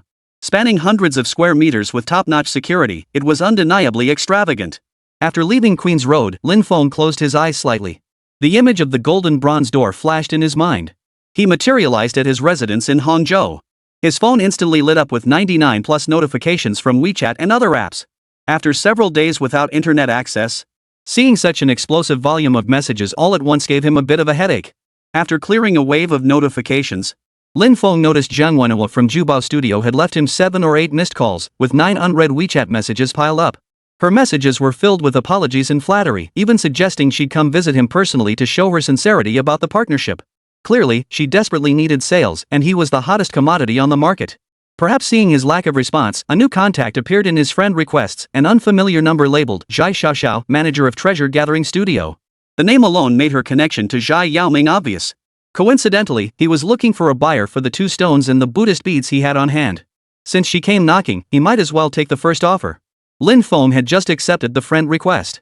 The other party immediately called him via voice call. Hello, Mr. Lin, I apologize for the sudden intrusion. I'm Zhai Xiaoxiao, the chief curator and head of client services at Jubao Gallery. To better serve our clients? Starting today, I will be handling all business communications and relationship management for you. A cold, efficient female voice came through, sounding distinctly like a career woman. While answering the call, Lin Feng quickly searched for information on Zhai Xiaoxiao. Zhai Xiaoxiao, the only daughter of Zhai Yaoming, founder of the established antique house Jubao Studio. She currently serves as the director, chief operating officer, chief collection consultant, and gold medal appraiser of Jubao Studio. Gold member of the Hong Kong Antiques Association. Recipient of the first-class Antique Appraiser Award. After reviewing this round of information, the sheer number of titles was overwhelming, truly a stack of buffs. It seems I'd become a VIP client of Jubiozai. The days of no response have already led them to dismiss Zhang Yuhua. They'd pulled out their ultimate move. May we ask if your Yuan Shirkai silver dollar has been shipped yet? The large-scale purchase of Lin Feng's ancient coins last time can be said to have stirred up a wave in the antique world. High-net-worth individuals were willing to pay a premium to snap them up for their collections. Even ordinary Yuan Shirkai silver dollars sold out completely, with demand far outstripping supply. As the beauty consultant of the antique world, she was determined to secure the rare Yuan Shirkai silver dollar from Lin Feng's collection. Miss Shai, I currently have something even better than the Yuan Shirkai silver dollar. Would you be interested? At the sound of this, Zhai Xiaoxiao's breathing visibly quickened on the other end of the line. A super high-value client like Lin Feng never joked about such matters. If he said he had something good, then he definitely did. Mr. Lin, would you mind telling me what kind of collectible it is? A hint of coquetry unexpectedly crept into her usually aloof voice. My preference is to discuss matters in person. It's difficult to explain everything over the phone. I trust you understand, Miss Shai. Having navigated the market for years, the senior executive understood the implication perfectly. Rest assured, Mr. Lin. I'll arrive in your city by 7 o'clock tonight. After hanging up, Zhai Xiaoxiao immediately ordered someone to book the earliest flight. Ms. Zhai, the earliest flight is at 9 p.m. Then charter a flight. Get it arranged immediately. Lin Feng had no time to spare for a special trip to Hong Kong. After sending his location coordinates, he prepared to head out. Hangzhou, his hometown, had long been a thriving center for the textile industry. Before leaving the Forbidden City, Minister Zhang of the newly established textile department was overwhelmed by the shortage of raw materials. The scarcity of natural fibers like cotton, wool, hemp, and silk fell far short of meeting textile processing demands. They certainly couldn't meet the clothing and bedding needs per capita. Lin Feng's commendable efforts in transporting supplies multiple times had already spread among the higher-ups. Too busy to spare the time himself, Minister Zhang entrusted Minister Chen of the Ministry of Agriculture to convey a message to him. He asked if Lin Feng could procure some textile raw materials if the opportunity arose. Therefore, he now needed to go out immediately to investigate. Of course, bulk quantities of raw materials from the source could be purchased online. But to ensure better quality, after careful consideration, Lin Feng decided to buy a high-speed rail ticket to Yuzhou. At most a 20-minute journey, no risk of being cheated or losing out. During the spring breeze of reform sweeping across the land, the nation's economy experienced rapid development. Among these, the textile industry rose to prominence, becoming one of the primary pillars of economic development. It not only solved the employment challenge for a vast population but also made significant contributions to the nation's export earnings. Located in the water towns of Jiangnan, Yuzhou Light Textile City stood as the world's largest and most diverse textile distribution center. Upon arriving at his destination, Lin Feng shopped around. Standing before the dazzling array of shops, he was utterly overwhelmed by the choices, not knowing where to begin. Chapter 12, Top-grade chicken bloodstone 60 million is too low. The most crucial issue was that retail wholesalers here were as numerous as cow hair, with wildly varying prices. Lin Feng immediately downloaded a textile materials app, swiftly filtering and evaluating the options. With the smart assistant, things became much easier. After gauging the market, Lin Feng decided to strike quickly. He placed an order at the same store for 2.5 tons each of cotton and linen, plus 1.5 tons each of wool and silk. He also ordered 3 tons of synthetic fibers like polyester and nylon. For the former, he selected only the highest quality materials from the western regions. The latter had a relatively uniform market price, so Lin Feng purchased a considerable amount. By the 1950s, the Rabbit Nation would vigorously develop its polyester industry. Due to insufficient production capacity in the cotton spinning industry, supply was tight. The emergence of Dianquiliang fabric changed this situation, and it remained a household name all the way into the 1980s. Before this epoch-making star was born, it was essential to procure more. The total for all these goods comes to 2.27 million. What is the company name for the invoice? Do you require an invoice or a receipt? Our retail store is running a promotion right now. Since you're placing a large order, we can offer you a small discount. For Lin Feng, who had dealt in arms before, this price was a mere trifle. After all, money was no object for him now. Calling it a small discount was an understatement. It only meant saving a few thousand or maybe 20 to 30,000. It would be far more cost-effective to negotiate directly with Hamid for a substantial cut. The real issue was that it wasted his precious time, not to mention the effort of negotiating. He had a major deal to close that evening and couldn't afford to delay his return trip. What surprised the store manager was that this customer didn't even mention haggling. Instead, he simply scanned the QR code to pay and instructed him to arrange shipping. Such good fortune had never happened to him since he started his business. Today felt like Lady Luck had descended upon him. Your WealthPay account has received 2.27 million yuan. Everything here is arranged. The goods from Yuezhou will arrive in Hangzhou tomorrow. The moment Lin Feng stepped out of the store, he received a message from Zhai Xiaoxiao. It was a real-time location update. She had just landed and was at Hangzhou Airport. A sudden idea struck Lin Feng. Since she wanted to pay a sincere visit, it would save him the trouble of running back and forth. Seated in an inn within the ancient town of Jiangnan, he sipped tea while gazing out at the picturesque scene of bridges and flowing water. After sending the precise coordinates, Lin Yu settled in to wait for the other party to arrive. Mr. Lin, I never imagined you had such refined taste. The beauty of Jiangnan here truly can't be compared to Hong Kong. Zhai Xiaoxiao, who had rushed here in a hurry, barely caught her breath before speaking, though it didn't diminish her strong-willed demeanor in the slightest. Within minutes of settling in, this tall, exquisitely beautiful woman with a commanding presence cut straight to the point. I trust you've seen the sincerity of my efforts, Mr. Lin. Departing from Hong Kong International Airport, I arrived at Hangzhou Airport in 2 hours and 10 minutes, then took a taxi straight here. Now, may I see that collection piece that's even better than the Yuan Shirkai silver dollar? Her eyes gleamed with anticipation as she looked at Lin Feng, a hint of excitement flickering in the corners of her eyes and brows. Perhaps she hadn't anticipated that this high-value client would be so young and handsome. Of course. Let's have some refreshments first. There's no rush. Lin Feng was in no hurry, but Zhai Xiaoxiao couldn't wait any longer. Zhu Biozai had already witnessed the power of this super collector. A collector who possessed a collection of 1,500,000 ancient coins and the top-tier rare Yuan Shirkai silver dollar. Claiming to possess an artifact even more valuable than the Yuan Shirkai silver dollar. Wasn't this like scratching an itch through a shoe? It was driving her crazy.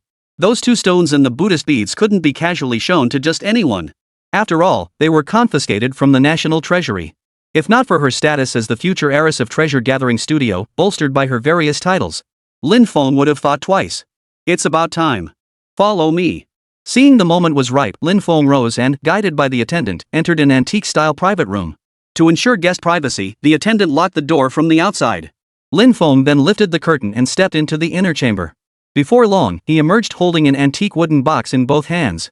With infinite space at his disposal, retrieving items posed no geographical constraints. When the other party unlocked the box and revealed its contents, Zhai Xiaoxiao could scarcely believe her eyes. Large patches of vivid crimson blood covered the stone surface.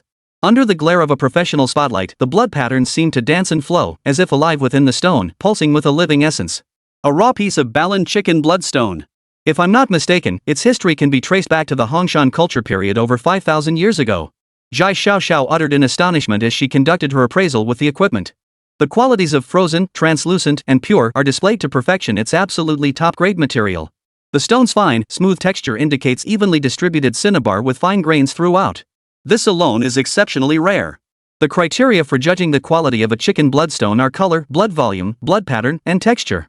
The Balan chicken bloodstone before her not only met these criteria but surpassed them. With a staggering 85% blood content and not a single flaw, it is undoubtedly a rare, supreme-grade chicken bloodstone. Based on her years of expertise and keen eye for appraisal, it was at least an antique from the late Ming or early Qing dynasty. It must be secured. I'll take the supreme chicken bloodstone. Based on comprehensive evaluation, 60 million is a reasonable price. Lin Feng had already gleaned crucial information from the subtle shifts in the other party's facial expressions. Though she fiercely suppressed her shock and admiration for this piece. It was undeniable that when admiration reached a certain level, it simply couldn't be concealed. Miss Zhai truly lives up to being the daughter of Mr. Zhai. Your eye for quality is sharp. This bloodstone is indeed exceptional. I've approached other buyers as well, and their offers far exceed yours. 60 million is a bit low. Acquiring it at this price meant Jubao Studio could turn it around and make at least 20 million in profit a sure thing. Raising the purchase price would inevitably squeeze the profit margin. Unless absolutely necessary, she preferred not to do so. But after several rounds of negotiation, Jai Xiaoxiao noticed something. The client sitting across from her had clear, bright eyes and appeared several years younger than her. Yet he radiated a commanding presence, exuding a powerful masculine aura. Not only that, but he was also remarkably level-headed and steady, advancing cautiously step by step. He didn't fall for any tricks, cutting straight to the point. Everything seemed to be under his control. She took the initiative to move from across the table to sit beside Lin Feng, even occasionally deploying her tried-and-true grain silo plan. Yet these tactics yielded little effect.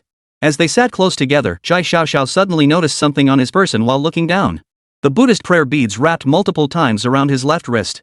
Oily and lustrous, the deep red beads radiated a quality that seemed to leap off the skin. A 108-bead string of jadeite red beads. Jai Xiaoxiao blurted out involuntarily. Chapter 13, The Arms Procurement List, White Phosphorus Explosive Bombs all included. Who would have thought I'd encounter two such rare treasures today? Her discerning eye and intuition never fail her. This strand is crafted from genuine, pristine raw rubies, polished through multiple meticulous processes. Minimal wear marks and a full-grade oiliness reveal it has been meticulously maintained. Red jade is a variety of Hatian jade, yet its extreme rarity makes it exceptionally prized. If chicken blood jade is diamond grade, then red jade is undoubtedly the undisputed king. Only descendants of high-ranking nobility or families with secret industries would be worthy of wearing such jade. After taking on Lin Feng as a major client, she had already conducted the necessary background checks. She discovered he was merely a science graduate from Hangzhou in mainland China. His family background was unremarkable. His resume was unremarkable, yet his behavior was utterly peculiar. By all accounts, top-tier jade was utterly mismatched with him. Recalling the previous batch of 1.5 million pieces of high-quality goods, this man was simply too mysterious. But as an antique dealer, closing the deal was paramount. Delving into a client's background isn't something the trade would approve of. Securing the desired item and making a profit were the ultimate priorities. Such thoughts flashed through his mind. To secure both treasures in one go, one must be prepared to pay a hefty price. For this supreme-grade Balan bloodstone, I'll offer 80 million. And I'll take the jadeite Buddha beads in Mr. Lin's hand too. Together, these two items come to 220 million Hong Kong dollars. To be honest, this price leaves little room for profit. I hope Mr. Lin understands. This bait-and-switch tactic proved effective. Unexpectedly, the unit price of a jade bracelet was even more staggering than that of the top-grade bloodstone. 220 million, utterly jaw-dropping. Seeing that Jai Xiaoxiao had revealed her absolute maximum price ceiling, Lin Feng was naturally delighted to take the bait. Funds for the Rabbit Revival project were always welcome, the more the better. Approaching other antique dealers might yield a decent price. But Jubao Studio's reputation in the industry was priceless. Especially since Jai Xiaoxiao was a member of the Hong Kong Antique Association. To wage a protracted battle, he must win over the insiders. Having her serve as an introducer was undoubtedly the best choice. Moreover, the 200 million price tag slightly exceeded our initial expectations. It was entirely acceptable to seal the deal. Alright, it's settled then. The transaction concluded smoothly, and Lin Feng's account received the 200 million payment in real time. Combined with 30,000 grams of gold and 10,968 collectible yuan Shirkai silver dollars, his total assets now reached 823 million. Mr. Lin, the Hong Kong Antique Association is hosting a 10th anniversary collection exhibition and trade fair in 2 days. Besides showcasing numerous treasured collections, there will be a premier auction event. As the proprietor and chief operating officer of Jubao Studio, I extend an invitation for you to attend. After finishing their Jiangnan-style dinner in Yuezhou, Jai Xiaoxiao handed the invitation to Lin Feng. He opened it. Lin Feng discovered the exhibition was a large-scale event gathering top-tier antique dealers. Even without any immediate need to buy or sell, it presented an excellent opportunity to cultivate connections and expand his network. Moreover, he still held a large piece of raw leather material. It would be perfect for a blind box opening, perhaps yielding an unexpected surprise. Lin Feng readily accepted the invitation. Once the funds cleared, he sent Hamid a list of weapons to procure. The quality of the weapons from the previous 2 transactions had been satisfactory. This allowed Lin Feng to confidently place orders remotely. No more flying back and forth. Traveling back and forth to Baton was unsafe given the current international situation.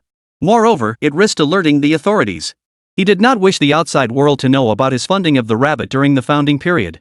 This critical period before the anti-Eagle War erupted was one where absolutely no mistakes could be made. If anything were to happen to him, what would become of the ministers awaiting his supplies if he couldn't return? History would repeat itself.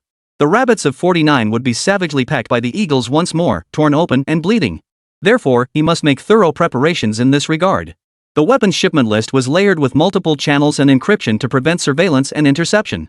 The moment Hamid received the message, and was stunned to see the 7 or 8 types of weapons and ammunition listed.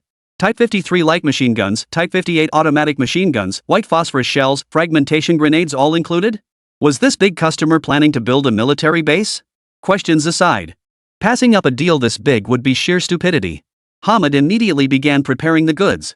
The next day, the bulk shipment of textile materials arrived at the doorstep. After the workers huffed and puffed unloading them into the warehouse, they handed the delivery slip to Lin Feng for his signature. The house was an old, dilapidated building in the heart of Hangzhou. He had chosen to rent here initially to improve his job prospects after graduation. Little did he expect that one day, he'd wake up to find himself suddenly transported to Hong Kong in 1949. It was such an unbelievable adventure that no one would believe him if he told them. Now, this rental apartment was perfect for hiding his tracks. Lin Feng entered the warehouse and focused intently on the mountains of textile materials piled by the ton. Within seconds, they were transferred into his personal infinite storage space.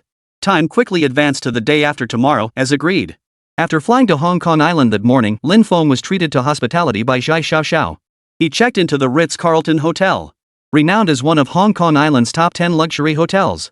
Lin Feng lay beside the oversized outdoor swimming pool. Overlooking the prime waterfront view of Victoria Harbour, the experience was utterly relaxing and comfortable. The Antique Dealers Association event was scheduled for 8 p.m.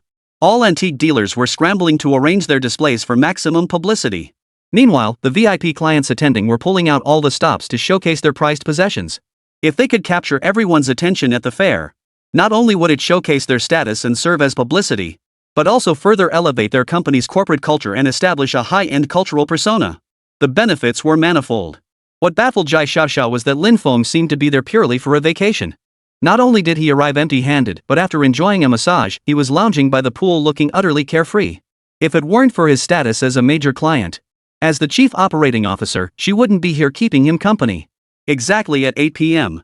the Hong Kong Antique Association's 10th anniversary collection exhibition officially opened. The venue sparkled with dazzling lights, displaying jewels, jade, ceramics, and antique paintings behind protective glass cases. Celebrities from all walks of life entered the venue, many entrepreneurs accompanied by socialites, creating a scene of elegant attire and lively conversation. Though it was Lin Feng's first time at such an event, he remained calm and composed, moving through the space as if strolling through his own backyard garden. His aura radiated confidence, showing no trace of fear. Ahead lay the display area of the Treasure Pavilion. Rumor had it that old Master Zhai had handed over the business to his daughter and rarely made public appearances unless significant collections were involved. Seeing Lin Feng approaching at a leisurely pace, Zhai Xiaoxiao was taken aback. She had personally met him at the airport when he arrived and hadn't seen him carrying any collectibles. Now, the hotel assistant following behind him was struggling to carry something covered in black cloth. The initial phase of the artifact exchange concluded swiftly. The main event was about to begin. Chapter 14, Imperial Green Jadeite, equivalent exchange for 3 billion in weapons. Bayafuli Auction House commenced on-site acquisition of artifacts and initiated bidding. Lin Feng waved his hand, signaling the hotel assistant to set the object down. Miss Shai, could you please report this collection item? This man certainly kept his mouth shut. When he flew to Yuzhou the day before yesterday, Lin Feng hadn't mentioned a word about this artifact. Yet today, he made a surprise return. In truth, Lin Feng's current treasury was ample for his acquisitions. This trip was solely for the Bayafuli Auction House. This international auction house boasts a long history and targets a global clientele. It operates multiple departments specializing in antiques, treasures, calligraphy, and art. Yet little known was its niche operation, a covert arms trafficking project. That was Lin Feng's true objective. Hold on a moment, Mr. Lin. Might we open it to see what exactly is inside? Certainly. As Zhai Xiaoxiao personally lifted the black cloth, the true form of the object within was revealed. It was a large, irregularly shaped stone, even darker than the cloth itself. The stone was jet black throughout, clearly a raw gemstone ore. What was most astonishing was the sheer size of this rough stone. Based on her experience, she estimated an 80% chance of yielding high-quality gemstones. But what exactly lay within? That could only be known once it was cut open. No one could predict it with absolute certainty. It was essentially opening a blind box. In industry terms, it's called gambling on jade. Similar to the current trend of live-streamed oyster shell openings in the streaming world. It's an old-school practice in the gemstone mining world. Jade gambling is divided into full gamble and half gamble. A full gamble means the stone is completely uncut, with buyers relying solely on its external appearance to make judgments. Partial gambling involves stones with partial cuts, allowing a glimpse of the interior but still carrying significant uncertainty. Such transactions typically involve on-the-spot cutting. Regardless of the outcome, buyers assume all risks and cannot renege or return the stone. Both parties must respect the outcome. For Bayafuli auction house to purchase, the raw stone must already be cut. And it must be top-tier material. What's the matter? Miss Shai seems hesitant? If this doesn't work out, I'll approach Bayafuli directly. She was about to offend a major client. Zhai Xiaoxiao immediately offered to make the recommendation. Having connections really pays off. Before long, a Bayafuli collection acquisition specialist, dressed in a suit and tie, approached Lin Feng. After shaking hands, he handed over his business card. Lin Feng wasn't sure what could be carved from this pitch-black, unpolished leather like raw stone. Everything depended on luck. Esteemed Mr. Lin, this leather like raw stone requires on-site cutting to determine its value. If you're willing, we can begin immediately. After receiving Lin Feng's consent, the staff called in the cutting specialists, who brought a full set of tools. Amid the rhythmic clanging of metal against stone, a dazzling emerald green corner gradually came into view. Halfway through the cut, the worker's eyes nearly popped out of his head. This fully green specimen, could it be top-grade jadeite? Under the dazzling lights, the ice-clear green shifted with the angle of the light, at one moment a deep lake green, and from another angle, suddenly resembling a lake blue. Viewed head-on, it radiated an utterly pure and rich emerald green. By now, the entire rough stone had been cut open. Every eye in the room was utterly captivated by its radiant charm. An unprecedented jadeite had emerged. Even Lin Feng never imagined that beneath its jet-black exterior lay such dazzling, radiant green brilliance. Within 3 minutes, Mr. Mai Shiwei, president of Bayafuli Hong Kong Island District, stepped forward. He sought to acquire the jadeite rough stone at a premium price with sincere intent. After a series of professional appraisals, the final conclusion was reached. This was a 10-kilogram imperial green glass-like jadeite rough stone. On the market, a single imperial green cabochon with pure color, excellent transparency, and fine texture could fetch up to 270,000 Hong Kong dollars per gram. The raw stone before them, however, was flawless in every respect. The preliminary appraisal revealed an astonishing price tag of 2.7 billion Hong Kong dollars. Even President Mai Shiwei found it utterly unbelievable. Such a phenomenal gemstone is unprecedented in the nation, if not the entire world. Bayafuli must secure it at all costs. Once they infuse it with cultural narrative and packaging, its value would skyrocket several times over, perhaps even tenfold. But how to acquire it now is the challenge. Of course, the seller remains completely unaware of this information. This leaves ample room for maneuver. Good day, sir. I am Mai Shiwei, president of Bayafuli's Hong Kong Island Division. We are honored by your trust in our auction house. Following our gemstone appraisal, this is an imperial green jadeite rough stone. Bayafuli is willing to purchase it for 300 million Hong Kong dollars. The bid sent shockwaves through the room as all eyes turned to Lin Feng. All eyes were on him, awaiting his response. Lin Feng remained unhurried. Opening at 300 million meant there was still considerable room for negotiation. Zhai Xiaoxiao, standing nearby, discreetly held up 5 fingers, signaling him silently. 500 million? At that moment, some of the high-net-worth jadeite collectors and enthusiasts present were green with envy. They feared the seller might agree, allowing Bayafuli to snatch this top-tier jadeite effortlessly. Immediately, live bidding commenced, the scene rivaling an auction in full swing. I'll give 600 million. 800 million. I must have it, no one outbids me. 10 billion. This truly broadened Lin Feng's horizons. It turned out that money meant nothing to the wealthy. Bidding for jewels was, in a way, no different from grandma's scrambling for rice and noodles at the market. McShive's palms were sweating with panic. If the bidding continued like this, Bayafuli would be bleeding money. After a round of bidding wars, the price of the imperial green jadeite rough stone had soared to nearly 2 billion. The treasure was about to slip into someone else's hands. If word got out, outsiders would surely question the credibility of this renowned auction house. Just as a world-renowned entrepreneur bid 22 billion. Ma Shiwei made his decision instantly. 30 billion. As long as Mr. Lin agrees, we at Bayafuli will make payment immediately. A staggering 3 billion Hong Kong dollars. Equivalent to 2.7 billion yuan. In the past, this was something Lin Feng wouldn't have dared to even dream of. Now, not only did he dare to dream, but his ambitions were sky high. With the nation as his backing, he had the confidence to do so. Alright, it's a deal. Hearing the seller's agreement, the collectors who had frantically bid but ultimately failed to secure the item all sighed in disappointment. Zhai Xiaoxiao was so stunned her mouth hung open for a long moment. Her subtle 5-finger gesture signaled a maximum bid of 10 billion. Little did she expect such a dramatic turn of events. The price doubled, causing Bayafuli to suffer a margin call. Inside the private suite, both parties were preparing to sign the auction transaction contract.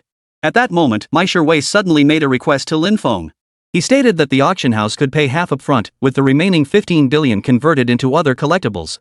Anything that caught Lin Feng's eye could be selected for an equivalent exchange.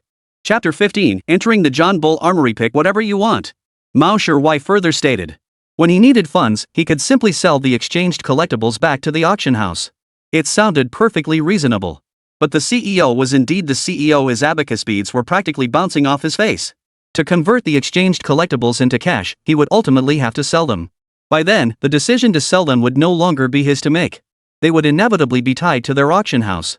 Seizing this opportunity, they'd rake in another exorbitant commission fee, then rig the auction process. The price he'd receive would inevitably fall far below the auction value. It's like killing two birds with one stone. Pretty ruthless. Capital isn't in the business of charity. Lin Feng wouldn't let him have his way. Mr. Mai, your suggestion sounds promising, and it wouldn't be too difficult to implement. However, I've heard that Bayafuli isn't just in the antique business, they also privately engage in obscure international ventures. A flicker of surprise crossed my Sherway's face before vanishing. He immediately understood that his counterpart was no ordinary figure. The capital backing Bayafuli came from John Bull, Britain.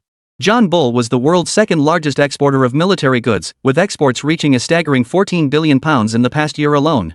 Its position in the arms trade carried significant weight internationally. As their asset project on Hong Kong Island, Bayafuli privately undertook some secret arms transport deals, yielding substantial profits. While termed transportation, this channel could also facilitate purchases. However, this niche operation has always been kept deeply concealed. The general public remains completely unaware. How did he find out? Mr. Mai, why don't we collaborate? I happen to need a shipment right now. Use the remaining 15 billion to offset the payment. That way, we both walk away happy. During the few seconds of silence, Lin Feng had already prepared his lines, deliberately firing them off one after another. His goal was to catch my Sherway off guard and seal the deal. After all, arms were far more valuable than jewels. Their clients were military organizations from various nations and international mercenary groups. No one had ever come alone seeking to purchase supplies.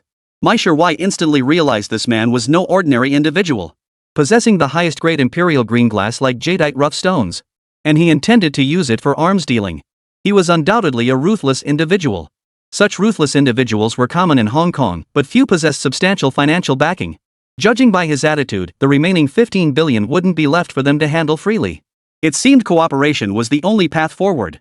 After careful consideration, my Sherway decided to facilitate the deal. Soon, a new cooperation contract was drawn up. Bayafuli would first pay the 1.5 billion for the jade auction, with the remaining half of the unpaid funds used to offset the military goods payments set by Lin Feng. Subsequently, Lin Feng received a prestigious Bayafuli Supreme SVIP Black Card. With this card in hand, he could access 24/7, unlimited butler services. He also gained priority discount privileges, with preferential pricing calculated based on order volume. Logging into the private domain website with a key allowed him to check real-time shipping status, which was extremely convenient. International institutions were indeed far more sophisticated than Hamid's small workshop. But the price was likely steep. Soon, under the personal guidance of Meishui, Lin Feng, as a super VIP client, arrived at the military exhibition hall located at the headquarters. Before entering the exhibition hall, clients must wear specially designed helmets throughout the tour to prevent path tracking. 3 heavy security doors unlocked one after another beside his ears. Lin Feng stepped inside. These stringent security measures were exceptionally thorough. Though called an exhibition hall, it was essentially a massive catalog of order samples. Upon entering, military equipment, weapons, artillery shells, tanks, fighter jets, and more was neatly arranged. Compared to Mikkeller's makeshift setup, this place resembled a military museum.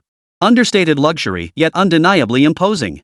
Lin Feng thought to himself, one day, when the rabbits possess these weapons, they will be unstoppable on the battlefield. They would crush the coalition forces of the Eagle, the Bull, and the Maple Leaf Nation, along with the bootlicking chickens secretly aiding the Eagle, those who sought to destroy the rabbits with their bacterial weapons. Mr. Lin, this is our inventory. What you see is what you get. If you see any bulk items you like, you can place your order right here. Saying this, he handed Lin Feng the latest iPad Pro. However, the arms are quite expensive.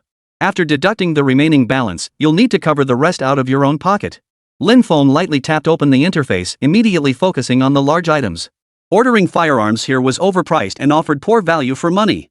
Besides, he already had a reliable supply source. But heavy-duty weapons were different, they were factory stable. There was no need to wait for Hamid to have stock available before placing an order. These were precisely the military-grade equipment the rabbit desperately needed to replenish. The nation's industrial base in 1949 was far too weak, its capabilities simply couldn't support heavy weapon production. The steel industry must be developed first. Establishing steel mills was an urgent priority.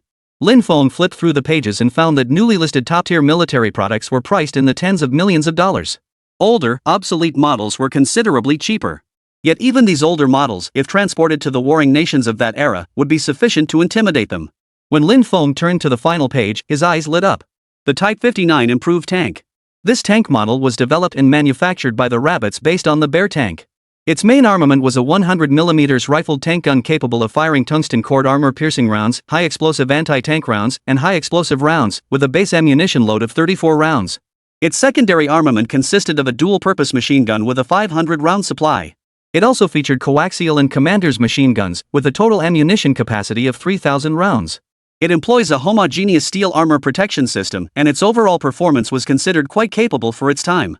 After exporting to multiple countries, this model on the menu is likely a modified version for foreign markets. After reviewing the detailed specifications, Lin Feng immediately selected 300 units. Military item name, Type 59 improved tank. Price, $1,200,000. Quantity, 300 units. Discounted price, $288 million. After adding them to the cart, the total automatically applied a 70% discount. His $192 million credit balance was reduced to just $84.36 million after this deduction. It must be said, this military hardware is damn expensive. Even as a clearance model, it cost over $100 million. Without massive capital reserves, you couldn't even touch a single piece. Fortunately, he still had the other half of his $192 million. Combined with the jade purchase made by Zhai Xiaoxiao at an astronomical price, his actual funds totaled $220 million. And that doesn't even include the value of his existing collection. Yet despite the seemingly ample balance, military weapons proved an expensive endeavor. This only strengthened Lin Feng's resolve to build a commercial empire by 1949. The only question was whether executing his plans would reshape the future global landscape. The mere thought of it sent a thrill through Lin Feng. Congratulations, esteemed customer. Your shipment has been placed. Please log into the private domain website indicated by your SVIP Black Card at any time to view shipping details. Chapter 16, 7 tons of textile raw materials. The origin of Dacron. In this era, even purchasing military supplies could be done with an online order. To ensure reliability, Lin Feng immediately followed the instructions, bypassed the firewall, and checked the order status. The current status showed the order was being processed. What Ma Sherwei hadn't anticipated was that Lin Feng would choose the nearly obsolete Type 59 improved tank. Though an upgraded variant, it was still a weapon from 60 or 70 years ago. It lagged behind modern military equipment by several generations. Buying it would only be good for minor skirmishes and wouldn't amount to much. But business is all about supply and demand. If the client liked it and was willing to pay, and they were the ones making the money, what else could be said? After Bao Fu escorted him back to the hotel with VIP courtesy, Lin Feng began calculating the supplies acquired on this trip: 7 tons of textile raw materials, 300 Type 59 tanks. What was still needed was a military production line and steelmaking equipment. I wonder if there's any news from Hua Yingdong's side. Looks like he'd have to head back first. Lin Feng returned to Hong Kong in 1949, unlocked his phone, and opened the perpetual calendar. Here, the phone's functions were limited to telling time and playing simple single-player games to pass the time. Late autumn leaves swirled through the air, blanketing the streets. Lin Feng tucked his phone away and looked up at the clear blue sky. It was now November. There was still half a year left to prepare before the anti-Eagle War began. He needed to accelerate the process. Beep. Beep. His pager buzzed. It was a message from Hua Yingdong. Brother Lin, where have you been these past days? The country can't find you. Telegrams are being sent to me. Reply immediately upon seeing this. Stay safe. It was all his own fault for being so fixated on gathering supplies. This trip back to the modern world had lasted nearly 7 days. A lot can happen in a week. No wonder Hua Yingdong was worried. What moved him deeply was that it wasn't just him. The country itself was worried. Unable to locate him, they'd even sent telegrams and mobilized personnel to search for him. Lin Feng immediately sent a reply, assuring them he was safe. He explained he was aboard a cargo ship, busy with supply procurement these past days, and hadn't noticed the pager messages. He asked Lin Feng to send a telegram back to promptly inform the state authorities and put their minds at ease. After personally escorting the goods back to the capital, after paying his respects to the chief, he proceeded to the Textile Ministry's office. At that moment, Minister Zhang was presiding over a textile conference, discussing solutions to the shortage of textile raw materials. Upon concluding the meeting, he heard that Lin Feng was waiting for him in his office. He rushed straight over without delay. It must be noted that the deeds of this national treasure in transporting supplies for the country had already spread throughout the entire high-level leadership. Earlier, he had gone missing for a full 7 days, prompting superiors to consider every possible scenario. They had even contemplated the worst-case scenario. The chief was deeply concerned. He issued a direct order to mobilize every connection on Hong Kong Island. He must be found. Upon seeing this long-revered figure, a great contributor praised by leaders and comrades alike, Minister Zhang clenched his fists tightly, unable to speak. From his own lips, he learned that a full 7 tons of textile raw materials had already been transported in his aid. Minister Zhang's words of gratitude caught in his throat, yet no expression could accurately convey his emotions at that moment. None of this mattered as much as Lin Feng's return to the capital. Losing such a top-tier talent would be irreplaceable, no amount of money or weapons could ever compensate. Now, finally, the weight pressing on everyone's hearts was lifted. Comrade Lin Feng, it's enough that you're back safely. Back is all that matters. You look exhausted from the journey, escorting the shipment yourself. Rest first, there's no rush to inspect the goods. Though Minister Zhang spoke these words, his mind was already racing toward that shipment of textile raw materials. But there was no rush just yet. At the very least, the man who'd done such a great service deserved a cup of tea and a chance to rest his feet. Unable to refuse such hospitality, Lin Feng drank a cup of Biluokan tea, a specialty from Minister Zhang's hometown. Only then did the other party relent. The tea was indeed exceptional, pure, natural, and green. With the first sip, Lin Feng felt instantly refreshed, his mouth filled with a lingering fragrance that swept away the fatigue of the journey. He had assumed the 7 tons of textile materials would consist of cotton, linen, and the like. To his surprise, there were also tons of wool and silk. Judging by the texture, fiber fineness, fiber length, and uniform thickness, all were top-grade materials. Beyond that, there were 2 entirely new types of fabric I'd never seen before. Minister Zhang, this material is called polyester, a synthetic fabric produced from chemical raw materials. In every respect, it boasts high strength, excellent elasticity, strong wrinkle and abrasion resistance, and good corrosion resistance. Lin Feng walked over to the goods and began his explanation. The other fabric is nylon. Its abrasion resistance is 10 times that of cotton and 20 times that of wool, with elasticity surpassing polyester. It's perfectly suitable for sweaters and everyday outerwear. Given the current shortage in cotton production, I believe developing polyester and nylon is highly appropriate. Minister Zhang nodded frequently. At Lin Feng's gesture, he reached out to feel the distinct textures and durability of the polyester and nylon fabrics. In the gradually cooling northern climate, the uniquely cool feel of polyester drew his admiration. It's crisp and smooth. When it touches the skin, it has a slight coolness to it, very comfortable. Just then, a gust of wind blew in through the window, intensifying the chill. Minister Zhang hit the nail on the head. This fabric is indeed cool, perfect for summer clothing. Hearing Lin Feng's words sparked an idea in Director Zhang's mind. Duquiliang? Liang meaning excellent, that's a perfect name. Polyester is too awkward a term for the general public to grasp. I propose we market this fabric domestically under the name Duquiliang. And nylon, I've tested it. Its elasticity is truly remarkable, like wool but lighter. Not only is it highly durable, but it's also resistant to damage. He turned to Lin Feng, patting him on the shoulder. Take Comrade Lin, for instance, and the countless others like him. We descendants of the dragon possess an unwavering resolve to achieve our goals no matter the hardships. I say we call it nylon. Who would have thought that Lin Feng played a decisive role in naming these 2 fabrics? Upon receiving the textile materials, Minister Zhang immediately directed the textile general factory to commence production. Further research on the Daquanliang and nylon fabrics was needed to determine the next steps. Lin Feng proposed starting with finished garments, making clothes and pants and distributing them in the market based on fabric coupons. After garnering positive feedback, production would then expand to curtains, bedding, and other items. Of course, for sustained long-term development, funding must be secured to establish chemical plants. With chemical raw materials as a foundation and stable output, the textile industry could thrive. Only with sufficient capital support could research and development focus on higher-end fabrics like cotton, wool, and silk. Minister Zhang listened attentively to Lin Feng's proposal and invited him to serve as a fabric consultant. Lin Feng gladly accepted the offer. Chapter 17, 5 Land Deeds Secured, Reaping Pharmaceutical Factory Profits. He also wished to participate in this textile development initiative. After all, in the 1970s and 1980s, during China's reform and opening up era, entrepreneurs who built fortunes from a single piece of cloth were as common as weeds. As a pioneer straddling 2 eras, Lin Feng was determined not to miss this opportunity. The 7 tons of textile raw materials and new fabrics he transported were a godsend for Minister Zhang, the entire Ministry of Textiles, and indeed the entire nation. Winter was fast approaching. The days of enduring cold and hunger were about to become a thing of the past. Following the successful trial planting of hybrid rice, the textile industry would also flourish. The people were not far from days of having enough to eat and wear. Such immense kindness and generosity. Minister Zhang found it difficult to decide how to purchase and exchange these goods. Currently under the Ministry of Textiles is a garment factory inherited from the early days of the Republic. After the founding of the nation, it was renamed the Red Flag Textile General Factory. The original garment production lines had been completely shut down, requiring sweeping reforms to breathe new life into the factory. However, as a state-owned enterprise, the leadership structure of this textile factory had already been established. Offering Lin Feng a stake in the factory as a reward was clearly difficult to arrange. Comrade Lin, I hope you won't laugh at me. I'm not as generous as Minister Feng. I can't offer those antique artifacts. If you don't mind, I have some land plots from abandoned textile factories. All ownership belongs to the Textile Ministry. There are 5 plots in total, and I can transfer them all to your name. Everyone knows that in the future, every inch of land in Beijing will be worth its weight in gold. Land and property prices there were skyrocketing faster than a rocket. And these were factory sites, 5 of them, no less. In this era, land was practically worthless. Later on, besides renovating the textile factory buildings, you could use the land to build houses.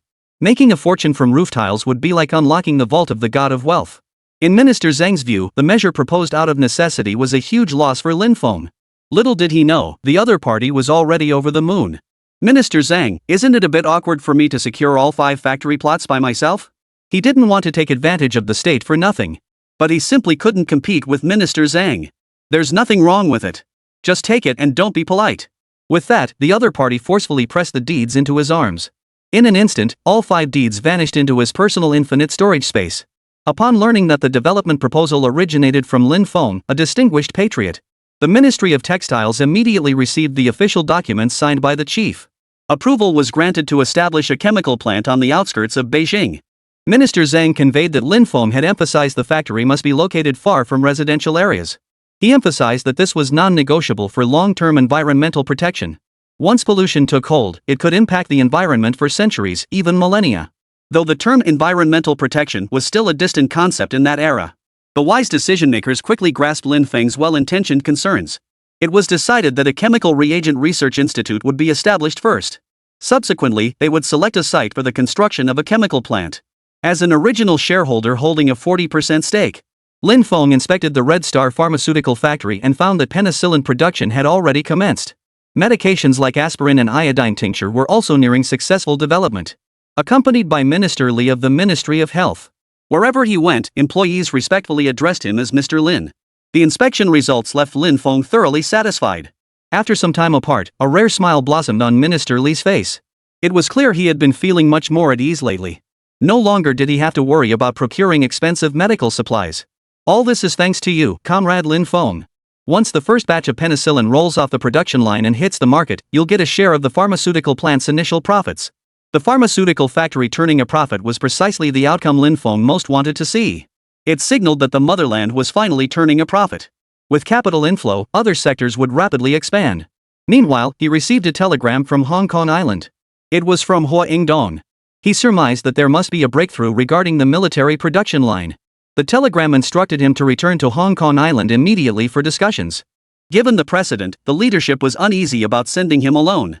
They insisted he depart only under the nation's strict arrangements, traveling via a dedicated classified aircraft. For Lin Feng, this was truly a sweet blessing. But this meant he couldn't activate the dual-door portal. If he traveled back to the modern era and then transferred to the old Hong Kong Island, it would take only 3 or 4 seconds. Even the fastest special aircraft would take several hours. Time is money. After Lin Feng repeatedly declined, insisting he didn't want to use national resources, the leadership finally agreed to let him travel to Hong Kong alone. The chief even emphasized with concern that he must send a telegram upon safe arrival to report back, only then would they feel at ease. To receive such high-level concern from such a prominent figure, Lin Feng was deeply moved. It further solidified his resolve to participate in the comprehensive development of Rabbit. Upon arriving on Hong Kong Island, Lin Feng immediately sent his safety report before entering the Hua family compound. There he found Chao Guangbiao, the future woolen textile magnate. As one of the first Hong Kong entrepreneurs to establish factories on the mainland, he actively propelled Rabbit's economic development through projects like introducing textile technology. In the 1980s, he founded Hong Kong Island Airlines, breaking the historical monopoly held by the John Bull Consortium. Lin Feng knew he couldn't afford to overlook such a heavyweight figure. Lin Feng possessed textile resources, while Chao Guangbiao held the technology. Their powerful alliance was a surefire win. As for Hua Ingdong's side, if the timing was right, he would take the helm as chairman of the newly established Oriental Star Real Estate Company. His current identity was too sensitive to be exposed publicly. Certain matters would be handled externally by these two on his behalf. Brother Lin, your brother Hua has been running himself ragged these past few days just to handle the matter you entrusted to me. Compared to Hua Ingdong, who preferred low-key actions and avoided fanfare, Chao Guangbiao was a man of great generosity and magnanimity, yet fundamentally loyal and patriotic. They were the perfect choice to serve as the nation's white gloves. As the saying goes, 1,000 cups are never enough when drinking with a true friend. After catching up, they quickly turned to the crucial matter. Regarding the military supply line matter Ah Fong asked me to look into earlier, we've made some progress. I've heard through my contacts that the Hong Kong-based John Army unit has an old weapons production component line ready for disposal. Military regulations mandate confidential disposal, absolutely no market circulation allowed. Among my business contacts, one happens to be related to a key figure in the military surplus disposal department. Everyone knows John's organization is rotten to the core, internal management is lax, nothing like rabbits. Seeing my interest in that production line, they've offered to discuss details in person. This was truly fantastic news. Even if it's just components, and even in the worst case scenario, even if it's not a complete production line setup, we can still patch up the gaps. Chapter 18, Undercover Agent, Snagging a Military Production Line.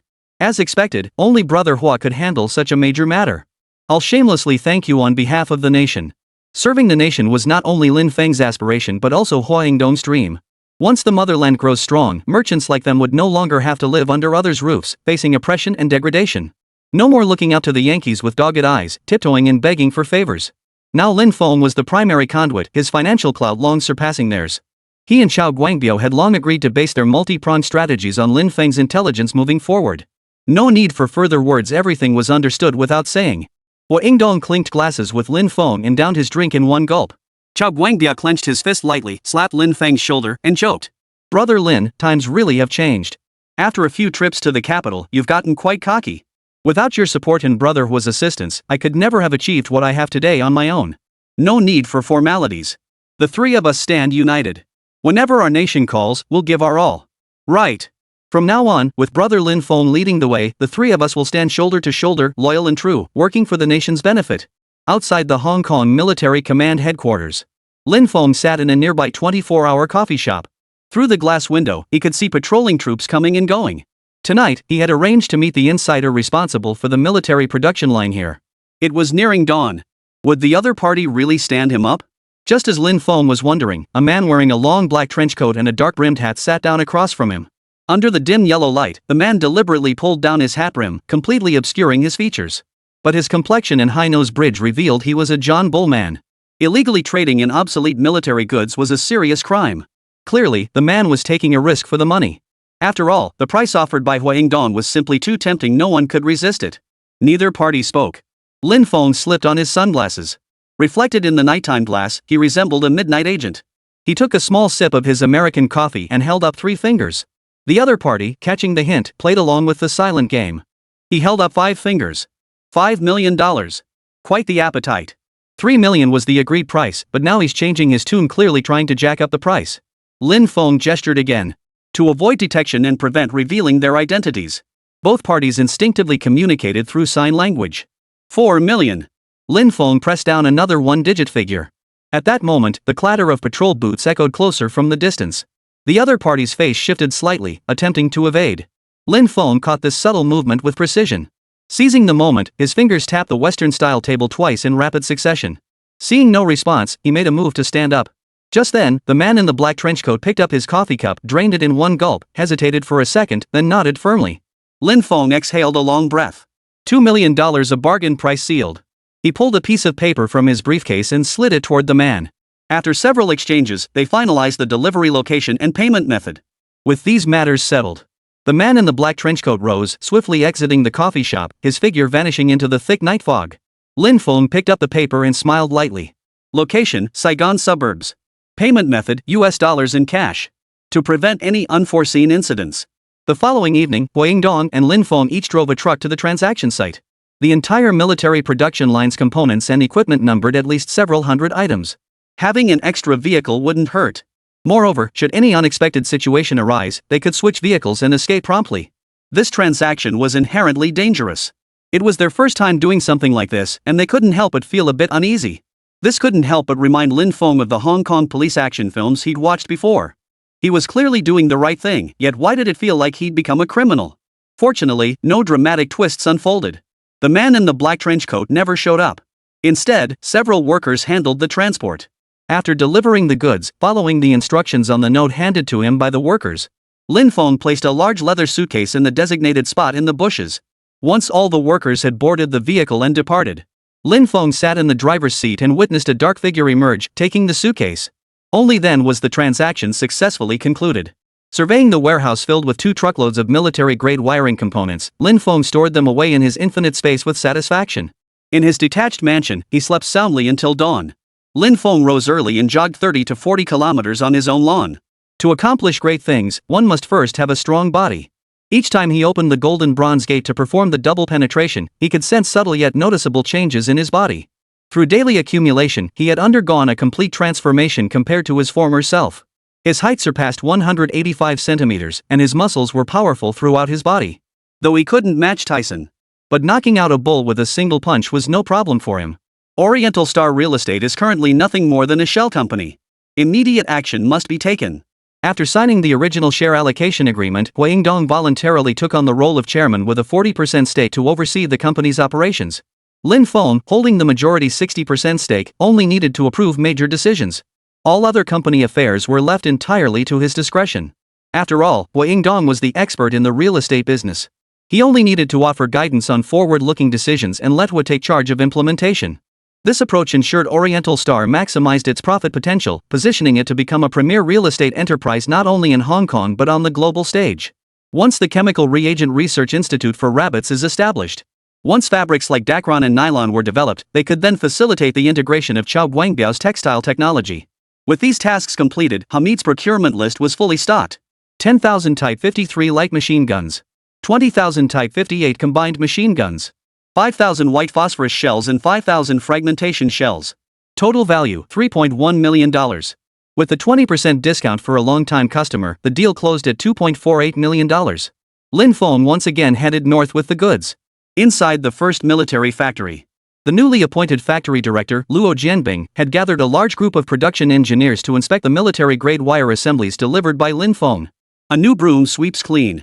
This factory director position had originally been offered to Lin Feng, who had declined it, leading to Luo's appointment. He felt both reverence and a touch of unease toward this national treasure-level hero. During the inspection, Lin Feng's composed demeanor stood in stark contrast to Luo's own flustered scrambling to coordinate tasks.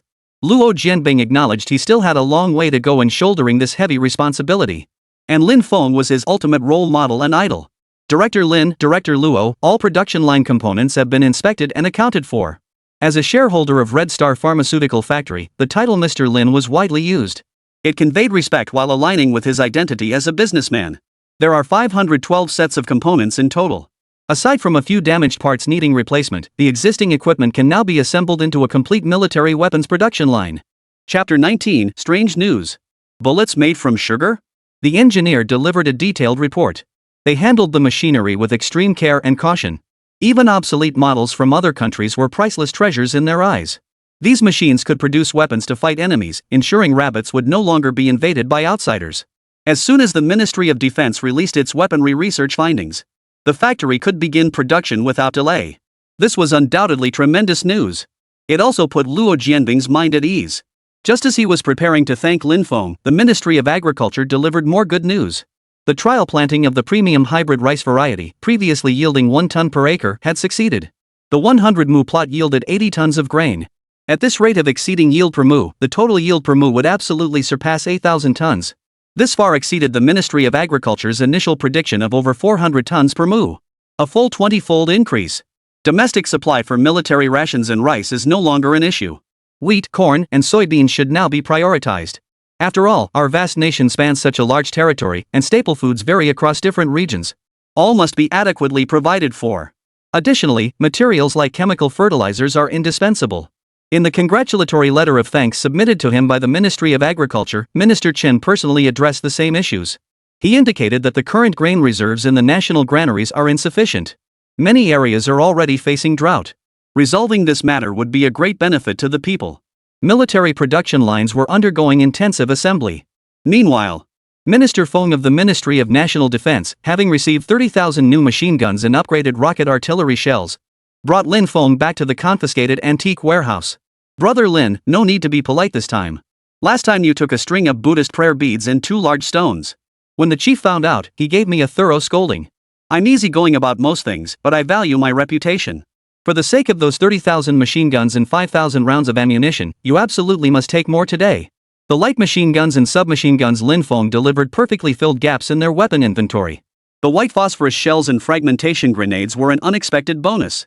The former possessed devastating lethality. The intense light radiation and toxic gases from its high-temperature combustion were enough to eliminate any living target with a single shot.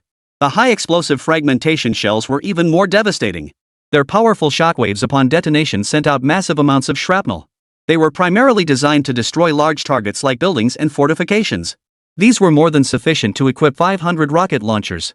Once the military weapons production line is successfully assembled, we can begin manufacturing weapons and firearms according to the blueprints.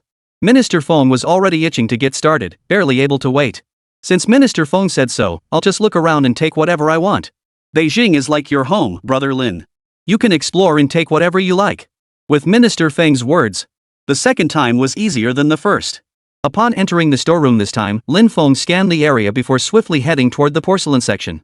He ignored all the exquisite vases and porcelain pieces. His gaze settled on a tall stemmed glass cup. At first glance, it appeared to be an utterly ordinary glass object. But upon closer inspection, Lin Feng noticed its exceptional transparency under light refraction. The material didn't feel like glass at all, it was high-purity crystal. This reminded him of the Warring States crystal cup, dubbed a time-traveling antique by netizens. After picking it up and examining it several times, Lin Feng decided to purchase it. He then moved to the gold, silver, and bronze section. He quickly spotted a black bronze pot. Its jet black, glossy finish made it look like a perfect hotpot serving bowl. But intuitively, this pot felt far from ordinary. 3 was considered a lucky number. Lin Feng planned to pick up one more item to complete the auspicious trio. Before long, Director Feng saw Lin Feng emerge, carrying pots, bowls, and utensils. A glass cup, a blackened iron pot, plus a small bowl painted with a rooster. He ignored the gold, silver, and jewels lying around. Instead, he chose these utterly shabby, second-rate trinkets. This Lin Feng fellow truly devoted to the nation.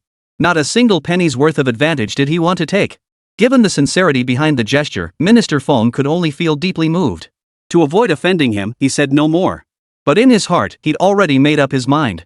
He would absolutely not shortchange Lin Feng. Brother Lin, since you've made the effort to visit the capital, stay a few more days before heading back. I've already made arrangements with the security department. As long as you're here, you'll have free access in and out. This place is now your domain. With the nation backing you, go ahead and do whatever you need to do. There was no room for Lin Feng to be modest. Minister Feng promptly made arrangements, inviting Lin Feng to stay in the headquarters VIP guest suite. The room exuded a distinct vintage charm, fully equipped with tables, chairs, sofas, and a bathroom. Even the safe was made of reinforced steel. Upon entering, Lin Feng's first move was to stash his cups, bowls, and pots inside.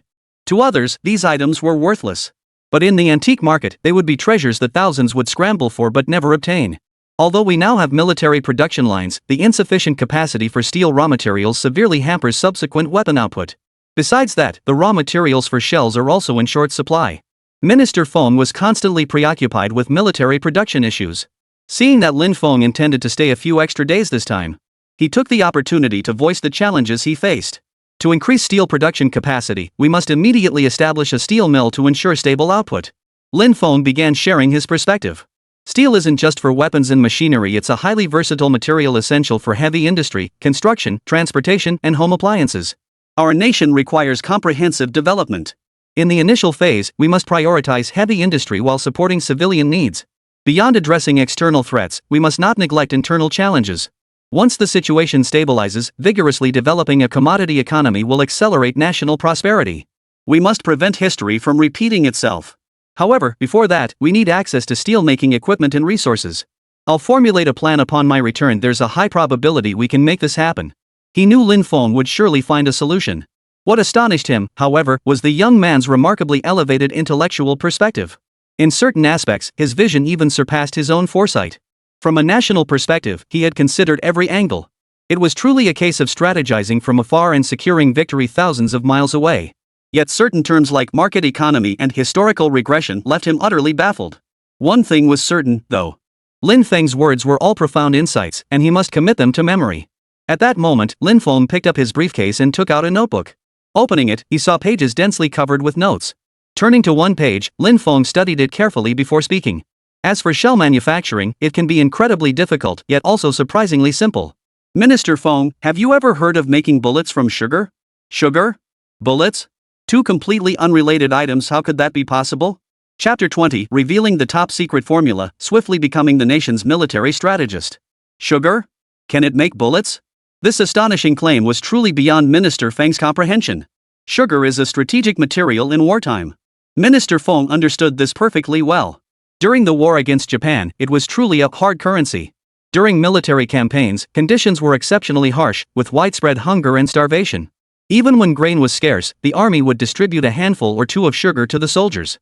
When hunger reached a certain point, people would feel weak and anxious. Putting a handful of sugar in their mouths provided the quickest relief. However, funds were severely limited at the time, compounded by the enemy's blockade of supply routes. Sugar replenishment could only be achieved by eating steamed buns. Countless soldiers fought for days before collapsing from exhaustion, never to rise again. Those memories are too painful to revisit. The war drove the price of sugar and other supplies up hundreds of times. Minister Feng clearly remembers that even the Foot Basin Chicken Army couldn't procure white sugar at the time. It could only be obtained on the international black market at a price 700 times higher. He had also heard that during the Republic of China era, there was a method of substituting alcohol for gasoline, using sugars from grains and legumes to produce alcohol. But he had never heard of the rumor that white sugar was used to make artillery shells. Seeing Minister Feng's utterly bewildered expression, Lin Feng instantly understood. This crude method had been invented by troops during the Sham War. It was invented by troops facing severe shortages of weapons and ammunition. Minister Feng naturally had no idea. Through specific ingredient ratios, it could indeed achieve cheap and convenient artillery shell production. He had stumbled upon this method online and made a note of it. Little did he expect it would prove useful now. Lin Feng tore out a page from his loose-leaf notebook and handed it to the other man. Minister Feng was overjoyed upon seeing it. 1. Mix grams of white sugar with grams of a 1:1 ratio, then allow it to react undisturbed to produce a high explosive powder with a detonation velocity of 3,200 meters per second. 2. Mix white sugar within a ratio to create rocket propellant. To prevent malicious individuals from obtaining the formula, Lin Feng had made special alterations to the critical steps, numerical ratios, and mixing agents. He preemptively wrote using acidic substances like lemon juice and white vinegar, leaving virtually no visible traces. The only way to reveal the writing was to heat the paper. Such everyday life hacks are plentiful online. Yet to people of this era, it seemed like a magical technique. After revealing the decryption method to Minister Feng, he treasured the paper like a priceless treasure, carefully folding it and tucking it into his left breast pocket. With this top-secret formula, the military industry department would have no trouble developing artillery shells in the early stages. Comrade Lin, you're not only an extraordinary businessman but also exceptionally clever. To borrow an ancient saying, this is truly divine intervention. I'll immediately assign personnel to begin decryption. However, Minister Feng suddenly furrowed his brow. The idea was sound, but building a steel mill. The persistent funding issue once again stumped him. Comrade Lin, you know the nation's current situation. Building a steel mill isn't something you can just talk your way into. It requires massive upfront investment. My proposal is to establish the steel mill as a joint venture with you, splitting the shares 50-50. This seems fair and reasonable. What do you think? If you agree, I'll submit the proposal immediately. 50% ownership of the steel mill. An equal split meant equal command and control authority. It seems the state intends to grant him decision-making authority. Unlike the pharmaceutical plant, heavy industries like steel hold immense significance for the newly founded nation, impacting every facet of its development. Throughout history, major steel production incidents have occurred. Irreparable losses in this sector would spell disaster for the nation. Having some authority would certainly be ideal. He could identify and preempt potential problems. Joint ventures naturally require investment. He didn't want to exploit the state for free. Lin Feng immediately decided to contribute 5 million yuan. For the initial setup of the steel mill, he would bring his own equipment, which, combined with the state's investment, would be sufficient. After finalizing the details, Minister Feng promptly reported to higher authorities. The decision came swiftly. Following deliberation, the chief decided to establish the Ministry of Heavy Industry. This ministry would oversee and coordinate heavy industries including steel, machinery, coal, energy, chemicals, and construction. This would lay a solid foundation for the nation. Only through the gradual development of heavy industry could other sectors be developed. And the driving force behind all this was once again Lin Feng. The chief couldn't help but marvel inwardly. This man truly possessed extraordinary capabilities. Not only could he provide all manner of material support, but also dissect development strategies with crystal clarity. He's practically a military strategist in his own right. He must be given greater responsibility. Inside the VIP guest room, Lin Feng lay on the hard bed covered with blue and white checkered sheets, his hands folded behind his head, beginning to lay out his next plan. The procurement of steelmaking equipment must be initiated immediately upon my return. As for the grain seeds entrusted to him by the Ministry of Agriculture, that was straightforward. He would simply contact the previous seed company and place a bulk order. Since obtaining the double pass door, he hadn't opened the King's Gate in ages. It must be said that this large-scale, immersive rabbit-raising endeavor was far more engaging than any game. After staying in Beijing for 2 days to relax his mind and body, Lin Feng, carrying the antique, returned to the modern era. His first priority was to check the inventory status of those 300 Type 59 improved tanks. Logging into the private domain website, he saw the inventory marked as successfully stocked and ready for shipment. Opening a web page, he began searching for information on steelmaking equipment. Hello, relevant information has been retrieved for you. Purchasing steelmaking equipment can be done through the following channels. 1. Directly contacting manufacturers. 2. Through distributors or agents. 3. Participating in industry exhibitions. Reviewing these options, Lin Feng decisively chose the first. The other two would inevitably involve middlemen taking a cut. Only the first option was the most reliable and cost-effective. He immediately began searching for relevant manufacturers. Leading enterprises and highly profitable companies were excluded. What he needed was steel-making equipment, and a steel mill facing bankruptcy was the top choice. As long as the steel-making equipment passed inspection, the price could be significantly lower. After multiple searches, he finally located a steel enterprise on the brink of collapse. He swiftly located the contact information and dialed the number. Hello, is this Yanning Steel Company, Limited? I see your company is selling steelmaking equipment and I'm interested in purchasing it. This call made Wang Hui, the chairman of Yanning Steel, jump up abruptly from his executive chair. He responded repeatedly, afraid the other party might change their mind. Yes, I am the owner of Yanning Steel. What kind of furnaces are you looking for? If you have a complete set, I'll take it all. Upon hearing that he wanted the entire set of steelmaking equipment, the other party was overjoyed. Finally, the stalled cash flow could begin to ease. It seemed heaven hadn't abandoned him after all. A money god had knocked on his door. He had to open the door and welcome the guest. Chapter 21, The Complete Steel-Making Equipment. A bold move. The steel industry is now stuck in a bottleneck. The persistent supply exceeding demand has put pressure on steel prices. Rising prices of raw materials like iron ore and coke have also squeezed steel mills' profit margins to varying degrees. This has resulted in frequent and significant fluctuations in steel prices. This August, under the dual impact of persistently falling futures prices in the ferrous metals sector and sluggish market demand, the accelerated decline in finished steel product prices has caused a sharp deterioration in the situation for steel mills, with some entering a state of loss. This accelerated the deterioration of steel mills' conditions, with some falling into losses. His steel mill was unable to withstand the prevailing trend and became one of them. Currently, its capital chain has broken. He had no choice but to declare bankruptcy and sell off equipment at rock-bottom prices to raise funds and alleviate the current predicament. Yes. But the steelmaking equipment is a bit dated, not as new as you might imagine. I wonder if you'd mind. To avoid unnecessary complications, Wang Hui felt it was best to clarify the situation up front. No problem. As long as it passes inspection and isn't damaged, it's fine. If it's convenient for you, I'll book an afternoon flight and come over. Learning the other party didn't mind at all, Wang Hui breathed a sigh of relief. Yanning Steel Plant was located in Phoenix City, Yenshan. Historically, it rose from the ashes after a major earthquake, much like a phoenix reborn from the flames, hence its name. Lin Feng got off the plane and quickly hailed a taxi to his destination. He entered the gates of Yanning Steel Mill. Not a single employee remained inside. The steel and concrete structures stood desolate and bleak. Immediately after stepping through the factory gates, Lin Feng spotted Wang Hui, the owner he had spoken with on the phone. He was waiting downstairs to greet him. It was clear he desperately needed cash flow to catch his breath. Mr. Lin, things have gotten pretty dire. The steel mill's losses were too great. We had no choice but to declare bankruptcy.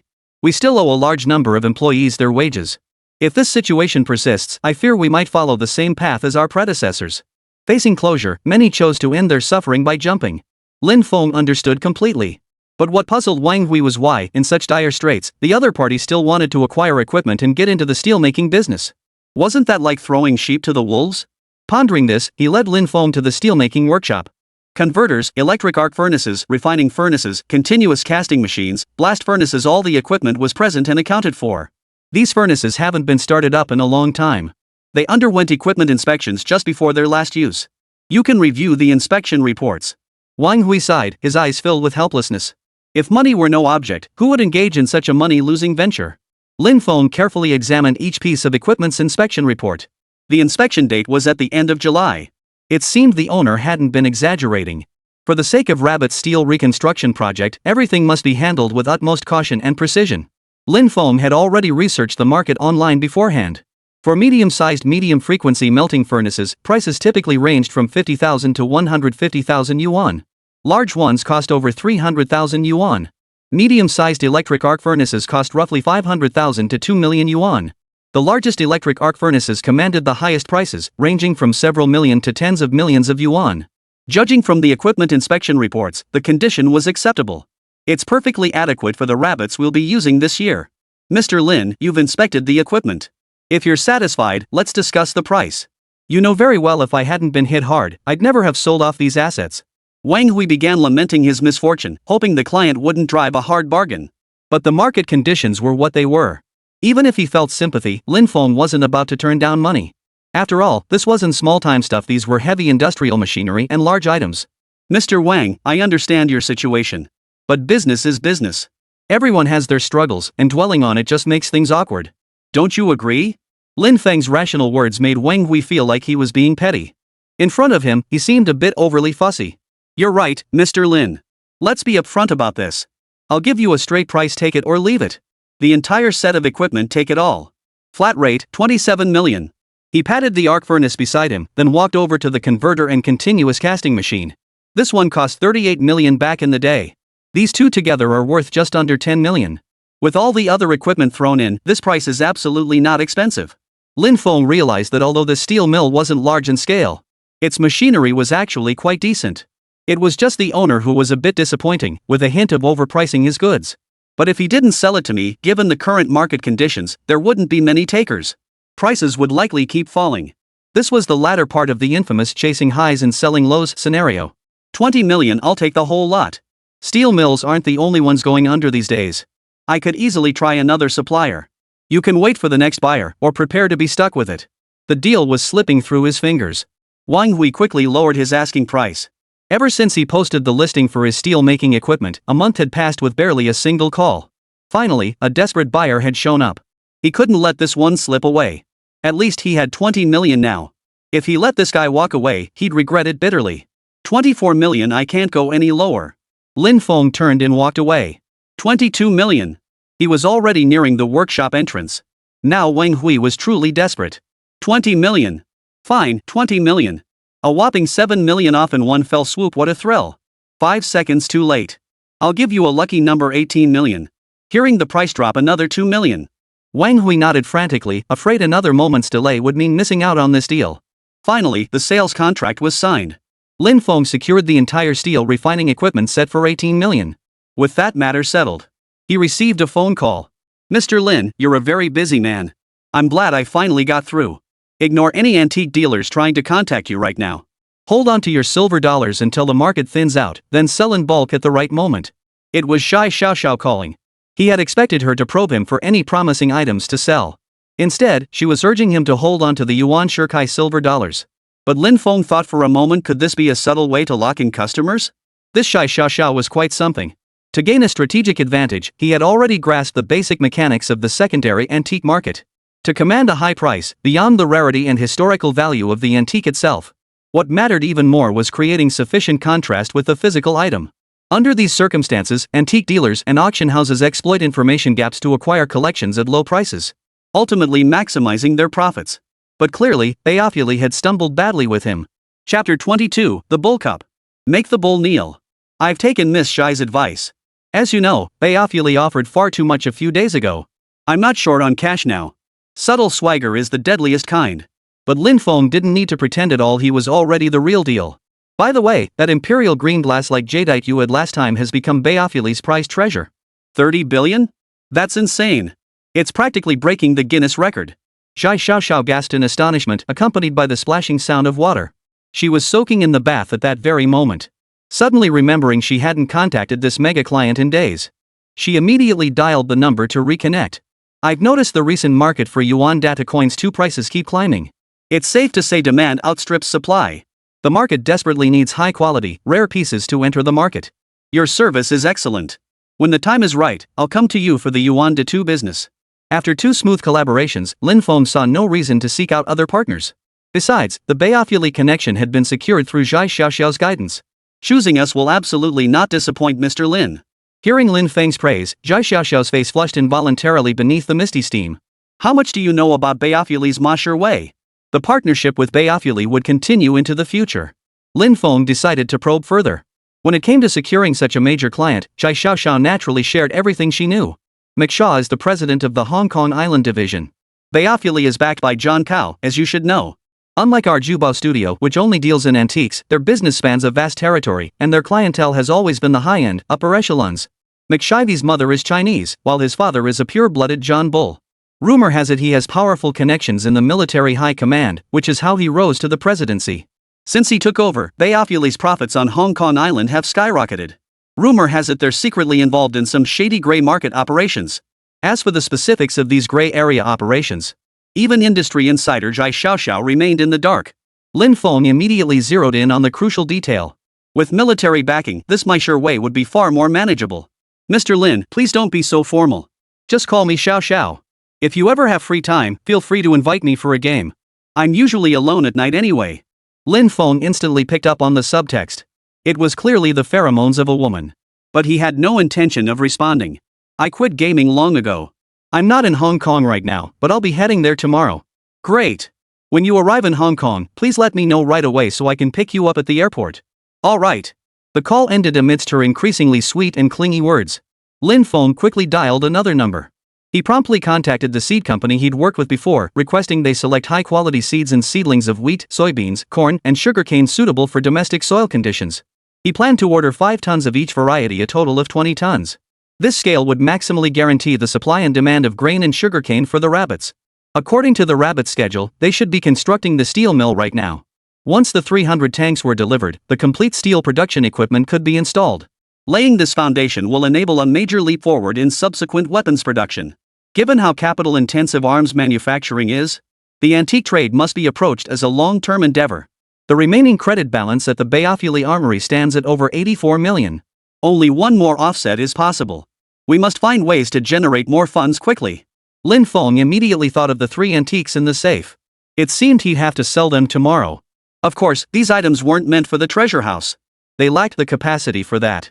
Instead, he would let Beifuli swallow them whole. The next day, Hong Kong Island, Queensway. After touring the upscale shopping district in Zhai Xiaoxiao's luxury Bentley, guided by her, Lin Feng had her stop at the headquarters of Beifuli. Dropping off a client at another company made Zhai Xiaoxiao feel a pang of jealousy. It seemed she was merely his chauffeur. But what could she do? His background and wealth were too formidable and shrouded in mystery. She could only swallow her resentment. Don't bite off more than you can chew. For the sake of future business, Zhai Xiaoxiao charmingly assured him she'd wait for him downstairs. The moment Lin Feng stepped into the lobby of Beifuli headquarters, he spotted a familiar object. His imperial green jadeite rough stone was prominently displayed in the center of the lobby. The level of importance it commanded was self-evident. Zhai Xiaoxiao was right, it had truly become the store's crown jewel. The jadeite, now fully cut and polished with its outer skin removed, retained its original form. Protected beneath a high-security bulletproof glass case? As people moved around it, it emitted shifting blue-green hues, truly breathtaking in its beauty. After all, it's a 30 billion yuan treasure it has to dazzle. President Ma Wei had been notified in advance. He had been waiting for quite some time in the SVIP client reception room. This unscheduled visit surely meant the other party had something valuable to offer. After taking his seat, Lin Feng placed a large box on the table. I've brought several treasures today for President Ma to appraise. As he spoke, he pressed the lock release button and the lid sprang open. Seeing what lay inside, Ma Wei's face turned cold despite his long anticipation. His face darkened as he struggled to comprehend what trick Lin Feng was playing. An ordinary glass water cup as plain as could be? A blackened iron pot? And a palm-sized bowl painted with a rooster? What kind of international joke was this? Here he was, the esteemed CEO, sitting through this display of low-grade trinkets. Looks like last time was just blind luck. The other party just got lucky and unearthed a top-grade raw stone. Looking at the items before him, Ma Wei's lips twitched. Trying to pull such tricks to deceive him? Was childishly amateurish. Wasn't this just playing games with him? Banana Man Ma Shui was utterly dumbfounded for the 3rd time in a row. Lin Feng, however, calmly and deliberately retrieved a glass cup, placing it on the tabletop. This half-baked westernized fool had no real cultural depth to begin with. He only achieved fame and fortune by relying on his connections and foreign heritage. Time to broaden his horizons. Mr. Lin, these things aren't from some scrapyard, are they? Lin Feng ignored the question. He picked up a clear highball glass, tilted it mid-air, and tapped its side with his left hand. Ding! A crisp, pleasant sound rang out, its lingering resonance reminiscent of metal striking metal, utterly invigorating. The resonance lasted unusually long, clearly distinct from ordinary glassware. A flicker of delight crossed my Sherway's face. Please bring me a glass cup. Fill them all with water. Lin Feng's request was not unreasonable. At the CEO's glance, the assistant beside him filled both cups to the brim with clear water. After about 10 seconds of stillness, the water surface was completely calm. Mr. Mai, kneel before me. I'll show you something special. Chapter 23, Ming Dynasty Changhua Rooster Bowl Dividend Gambit. My slip of the tongue. Please squat down, Mr. Mai. Lin Feng smiled indifferently, as calm as a cloudless sky. The other man's expression had already darkened. Lin Feng had done it deliberately, of course. He didn't just want him to kneel, he wanted him to swallow it whole. With the right approach, nothing was impossible. Across from him, McShive's rage flared. He represented not only the prestige of Bayafuli but also stood as a symbol of John Bull himself. Lin Feng was deliberately testing his limits. Crouching was tantamount to kneeling. To make him kneel was to make John Bull kneel. This was absolutely unthinkable. Just as McShaw was about to explode, Lin Feng walked over to the cup and began examining it closely. He looked at the cup body. From the outside, the two cups appeared nearly identical. But when he crouched down, shifting his perspective, the difference became stark. Lin Feng's actions piqued the other's curiosity. Even the rising anger subsided considerably. McShive examined the glass cup brought by his assistant. The high borosilicate glass offered excellent transparency, revealing bubbles and minute impurities suspended in the water. Through the water, the patterns on the outer wall of the glass appeared slightly blurred. It was like having severe myopia. He couldn't make out specific details, only a general outline. Though he didn't know what Lin Feng was playing at. Curiosity drove him to peer into the interior of Lin Feng's cup. Suddenly, it felt as if his severe myopia had been cured in an instant. His gaze penetrated the cup with crystal clarity. There was scarcely any impurity or blurriness. Not only was the clarity astonishing, but under the magnifying effect of the water, this transparent glass became a high-quality magnifying glass. It revealed every detail of the oil painting hanging on the opposite wall. Everything was crystal clear. Meishui instantly realized this glass was made of something extraordinary and incredibly valuable. So engrossed in his observation, he slipped and fell to his knees. But he didn't even have time to register it. Little John was down on his knees, and he knelt with the smoothest of movements. Get a level 1 appraiser here immediately. He sprang to his feet and ordered his assistant. With the first opportunity successfully executed, Lin Feng retrieved the second treasure. That blackened copper pot. 2 brass handles flanked the curved body, which was filthy, covered in grime and crusted with black soot. The assistant beside him looked utterly disgusted, finding it increasingly reminiscent of a hot pot cooking vessel. Though Mai Sherway was also quite puzzled. He had gained a new perspective on the glass cup and decided to investigate further. He placed the copper pot beside the water glass. Lin Feng placed the final item from the box, a rooster bowl, on the table. The 3 items were now lined up in a row. At this moment, the level 1 appraiser had already entered the reception room. After nodding to McShive and Lin Feng, he began the appraisal process. He produced various professional tools, a high-intensity spotlight, magnifying glass, ultraviolet lamp, and metal detector. Donning dust-free gloves, he meticulously examined the object from every angle. His expression shifted from professional composure to puzzlement, and finally to utter astonishment. Upon appraisal, this seemingly ordinary transparent water cup is actually a crystal goblet unearthed from the Southern Song dynasty. The crystal exhibits exceptional purity and brilliance. Most remarkable are its meticulous polishing and the ingeniously modern cup design. Even I was startled. I thought I'd misread it at first. After multiple rounds of verification, I can finally confirm this is an authentic antique. The appraiser's words confirmed Lin Feng's inner suspicion. He knew he couldn't have been wrong to pick it out among all those porcelain vases at first glance. Meanwhile, Mai Sherway had just had his understanding of the world completely overturned. Southern Song dynasty. A dynasty over 700 years ago. They had already mastered the craft of creating modern crystal water cups? Such wisdom and foresight. For someone like him, who had long been immersed in Western education, it was almost unimaginable. But what truly shattered his imagination was the second treasure. This pot holds even deeper historical significance and is far more peculiar. Don't be fooled by its unassuming appearance at first glance. It resembles a hot pot serving dish. Yet it actually originates from the Eastern Jin dynasty. Under the mineral detector, the black pot ash revealed the answer. It contains significant amounts of cinnabar, stalactite, quartz, and other mineral substances used in alchemy. Thus, it served as an alchemical furnace for refining elixirs and concocting potions certainly beyond the reach of common folk. Most likely, it belonged to royalty or nobility. The Chang'an Museum has a similar artifact. Based on my experience, it's worth a fortune. Hearing this, the assistant's mouth formed a perfect O. The appraiser carefully set the pot down. He picked up the rooster-shaped bowl and examined it closely once more. This bowl. This is a Ming Dynasty Changhua rooster bowl. Changhua is the pinnacle of ancient porcelain. The most valuable piece is this large rooster design. It uses exceptionally precious pigments, a blend of lapis lazuli, carnelian, azurite enhanced with white mica to reflect a delicate, luminous white sheen. I've only seen such pigments in the renowned Dunhuang Mogao caves. Its value is beyond imagination. It was like a knife had cut open his butt and opened his eyes. My Sherway never imagined these three unassuming items would turn out to be priceless antiques. This first-class appraiser had been poached from another firm at a hefty salary. As a member of Bayofuli's elite team, his appraisals were infallible. It seemed he had stumbled upon another treasure. Lin Feng listened with keen interest as the appraiser explained. He had anticipated this outcome. The item had been examined, and the antique had been appraised. It was time to discuss the price. Once the reception room was left with only the two of them, Mai Sherway couldn't help but speak up first. Mr. Lin, please forgive any slight inconvenience earlier. To set the stage for negotiations, he had Western-style vintage decanters brought out and personally poured Lin Feng a glass of rare Louis XIII cognac. This would help create a more relaxed atmosphere and ultimately facilitate cooperation. Lin Feng gently swirled the glass and took a small sip. What price are you considering, Mr. Mai? This Lin Feng was no ordinary man. Who knows where he sourced these extraordinary items? The incident of the 30 billion yuan rough diamond auction had reached the ears of the CEO in distant Britain. He personally flew to Hong Kong and had the stones placed exactly as requested in the center of the upstairs hall. Now, if these three treasures could be secured, though they may not reach the caliber of imperial green jade, their modern-day rarity would undoubtedly fetch a premium price, maximizing profits. $50 million. Plus an additional 20 million in credit for Mr. Lin. How does that sound? 70 million to secure them? That's far too easy.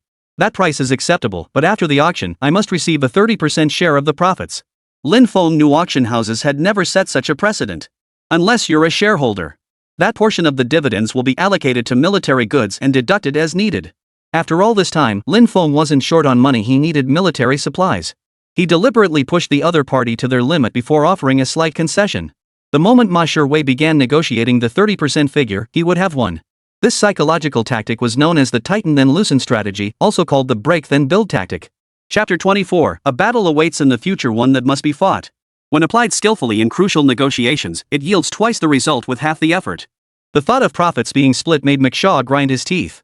But since this man needed arms, it meant he had powerful connections, at the very least, ties to mercenaries. Gaining one more arms client would be far more profitable than auctioning off collectibles. Sharing profits was 1,000 times better than blowing the deal and losing a customer. After weighing the pros and cons repeatedly, Mei Shuai countered with a new offer. Mr. Lin is the first client to demand a cut of the profits, but it's not impossible. But from now on, all your collectibles must be funneled through me. If we reach a mutual agreement on benefits, I'll give you up to 15% profit sharing. An unexpected surprise arrived. Lin Feng only wanted this one dividend. Yet the other party unexpectedly sought a long-term partnership. He might as well go with the flow and push for more. 20%, not a penny less. If we work well together, I have more antiques than you could ever imagine. As long as it didn't involve national treasures, releasing some private sector pieces wouldn't hurt. Besides, once Rabbit gains sufficient strength in the future, retrieving them would be a matter of minutes. And then there are all those precious artifacts, animal heads, Buddha statues, murals stolen by that rogue nation back then. Now they lie scattered across overseas museums. One day, he would bring these treasures home. Lin Feng's words struck a nerve with Mai Sherway. A 20% share of the auction proceeds represented a substantial sum. But considering the performance pressure from the John Bull military, McShirley decided to test the waters. I can meet your demands. But everything hinges on the outcome of this auction. If it exceeds expectations, I'll personally give you a 20% share without you even asking. Success was halfway assured. Lin Feng hadn't expected things to progress so quickly. All right. I trust Mr. Mai will keep his word. One more thing, the 20% I mentioned isn't just for this transaction, but for every future collection transfer. Please keep that in mind, Mr. Mai. Also, could you please expedite the shipment I ordered last time? So I can place further orders. Hearing this, Mai Sherway breathed a sigh of relief. Finally, I didn't bet on the wrong horse. This time, though, there was no written contract, just a verbal agreement. But Lin Feng recorded the entire conversation. With this leverage in hand, should the other party renege, all he'd need to do was release the recording. Not only would his position as CEO be in jeopardy, Bayofuli would pay dearly too. He descended the building. Lin Feng climbed into the waiting Bentley. Zhai Xiaoxiao, acting as the female driver, stepped on the gas and sped away. She didn't pry into the details of Lin Feng's meeting with Bayofuli. But she was already scheming in her mind. Since the antique business couldn't retain this major client, she'd have to find another avenue. Lin Feng opened his private domain website and noticed the transport status of the tank had updated just seconds ago. To avoid unnecessary complications. When filling out the shipping destination earlier, he had chosen the neighboring country's Manila port as the stopover. The vessel was due to arrive within the next couple of days. The $50 million payment had also been credited in real time. Additionally, a $20 million credit offset has been applied. Dear SVIP client, your credit balance now stands at $104,360,000 US. Done. Meanwhile, the seed company has sent the screening results. Following his specifications, wheat, soybeans, corn, and sugarcane were all selected at the highest quality grade. Lin Feng ordered 5 tons of each, totaling 20 tons.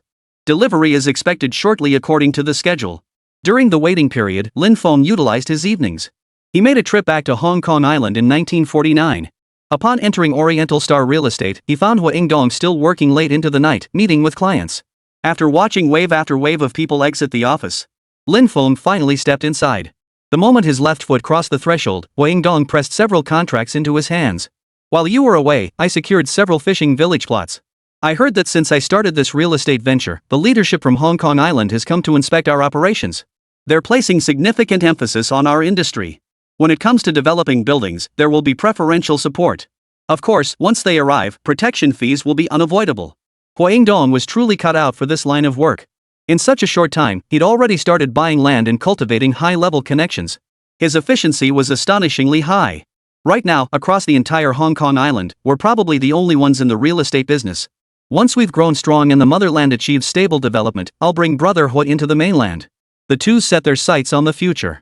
They were determined to let the rising star of the East shine in every corner of the world. Meanwhile, with Lin Feng's investment of 500,000 yuan, a new steel mill was under construction in Beijing. The Chemical Reagent Testing Institute, deployed by the Ministry of Textile Industry, had also been officially established. The state's secret intelligence agency had already received intelligence. Tensions in Korea were escalating, with multiple military clashes of varying intensity occurring near the 38th parallel. Should the scale of these clashes continue to escalate, war could erupt at any moment. The Big Brother supporting the Bear Nation sought to seize this opportunity to expand its influence across Asia. The Eagle, while maintaining a surface appearance of inaction, has in fact been engaged in large-scale stockpiling of supplies. They have convened consecutive sessions of Congress. They have even secretly connected with the 5 permanent members to plot major schemes. Even the foot-licking lackeys who habitually fawn over the Eagle are secretly engaged in shadowy dealings. The current situation is highly complex. Director Feng stared at the world map on the wall, lost in thought. Below him sat 2 rows of generals, colonels, captains, and commanders. The gathering brought together the top leaders from every level of the military command. He exhaled a smoke ring, his mind turning to the nation's strategic positioning and response strategies. Given the stance of the Bear Nation and the defensive positions of Korea's neighboring countries, once breached, the imbalance between North and South would allow nations like the Eagle to invade, even with the Bear's backup support. After Korea fell, they would advance unimpeded, striking straight at the heart of the empire. To do nothing was to await certain doom. Therefore, at the first sign of trouble, the moment the first shot is fired over there, the nation must immediately prepare for war. These projections have long been part of the Ministry of Defense's contingency plans. The current review aims to advance the deployment of contingency deployment plans. The nation's ongoing efforts to gather various supplies have already made significant progress. Without Lin Feng, the future would likely involve brutal resistance through sheer numbers. The current international situation is unclear, and the movements of our neighboring nation, Korea, are overly complex. Our nation is newly established, and the entire country remains in a state of rebuilding. The remnants of the bald-headed faction frequently stir up unrest and must be eradicated once and for all. Beyond vigorously advancing production development, military deployment is an urgent priority. At the previous meeting, the chief emphasized that we must clean the house before inviting guests, thoroughly purging the darkness lingering within our borders. While adhering to a policy of friendship, we must also uphold ideological independence and stand tall in spirit. Minister Feng's words resonated deeply with all present. Given the current situation, a decisive battle lies ahead, one we must fight. Chapter 25, 20 tons of crop seedlings for state banquet liquor. At Manila Port, multiple cargo ships were unloading massive containers. Lin Feng stood nearby. He waited, observing everything. All cargo has been unloaded and counted 500 cases in total. A hired worker waved the inventory list toward Lin Feng. He could take on 7 or 8 jobs like this in a single day. The big boss's cargo was all kinds of bizarre, from shipping truckloads of dolls to entire containers of motorcycles. Today's boss was even more peculiar. Each item was astonishingly large and tightly wrapped. Their weight demanded a crane for unloading. But when it comes to getting paid, as long as the bills are thick enough, anything can be unloaded. Here's $1,000, dien dien. $1,000 an hour, pure bliss. While the workers were still licking their lips and counting the cash, Lin Feng had already signaled several drivers to drive the large trucks away. Splitting tasks among different people in batches drastically reduces the risk rate. Watching dozens of trucks vanish from sight, Lin Feng slipped on his sunglasses and floored the accelerator to follow closely behind. 300 massive metal containers stood before him like a mountain range. To establish a future arms storage point, Lin Feng had leased an entire suburban warehouse spanning tens of thousands of square meters locally. Even if he possessed infinite space, he couldn't display it openly. Thus, a hidden location like this was essential. Lin Feng focused his mind, scanning the entire scene before him. In the blink of an eye, the cargo vanished. In the blink of an eye, Lin Feng returned to the year 1949. He first visited Minister Chen after the hybrid rice trial planting achieved great success. The Ministry of Agriculture launched a comprehensive nationwide planting program. Minister Chen, who had lived through the famine years, looked at the seeds in his palm with deep satisfaction. Once the bountiful harvest season arrived, the nation's rice supply would be largely secured. But staple grains alone were far from sufficient. Minister Chen, why the deep frown? What troubles you now? He looked up to see Lin Feng visiting. Minister Chen promptly removed his reading glasses and set aside the documents in his hands. He invited him to take a seat. Following the Ministry of Agriculture's request, I've brought several crop seedlings. The moment Lin Feng spoke, Minister Chen could no longer sit still. He hurriedly dispatched someone to receive the shipment. A full 20 tons of crop seedlings, including wheat, soybeans, corn, and sugarcane. Each variety weighed 5 tons and had undergone preliminary testing by the Agricultural Research Department. To their delight, these varieties differed from local crops. Historically, rabbit farm crops had been severely constrained by climate and temperature, leading to significant yield fluctuations. They were also highly susceptible to pest and disease infestations. Most farmers resorted to traditional methods to mitigate these issues. However, these methods fail to address the root issues over the long term. When droughts or floods strike, the situation becomes even more dire. A year's worth of hard work can vanish overnight. During the Great Famine, countless peasants left their homes in search of food. Countless perished from starvation along the way. Whenever these tragic scenes from the past flash through their minds, Ministry of Agriculture officials find it unbearable to recall. But these seedlings before them, whether in their plump form, freshness, or robust root systems, were visibly superior to the poor quality seedlings in their own country. Not to mention the high yields, disease resistance, adaptability, and high sugar content described by Lin Feng. It was almost too good to be true, sending agricultural technicians into a frenzy of excitement. Knowing the impending 3 years of difficulties ahead, Lin Feng absolutely could not let history repeat itself. Therefore, he selected only the finest grades from the highest quality varieties. For wheat, he chose the winter variety Gmao 38. Upon maturity, it produced plump, long-bearded ears with excellent lodging resistance, yielding among the highest in wheat varieties. The soybeans were similarly chosen, Shindo No. 1, renowned for its high and stable yields and excellent germination rate. Both corn and sugarcane are new varieties renowned for ultra-high yields without compromising nutritional value or sweetness. Zonkia 505 yields an average of 1,500 gene per mu, with peak yields reaching a staggering 3,000 plus gene per mu. Yunjia 081609 is hailed as China's highest sugar content sugarcane variety. Its early maturity and high sugar content are outstanding, with an average yield per mu reaching 7 tons and a maximum sucrose content of 19.2%. With sugarcane, the supply of white sugar, a vital strategic commodity, is secured. These varieties typically sell for around 40 to 50 yuan per gene.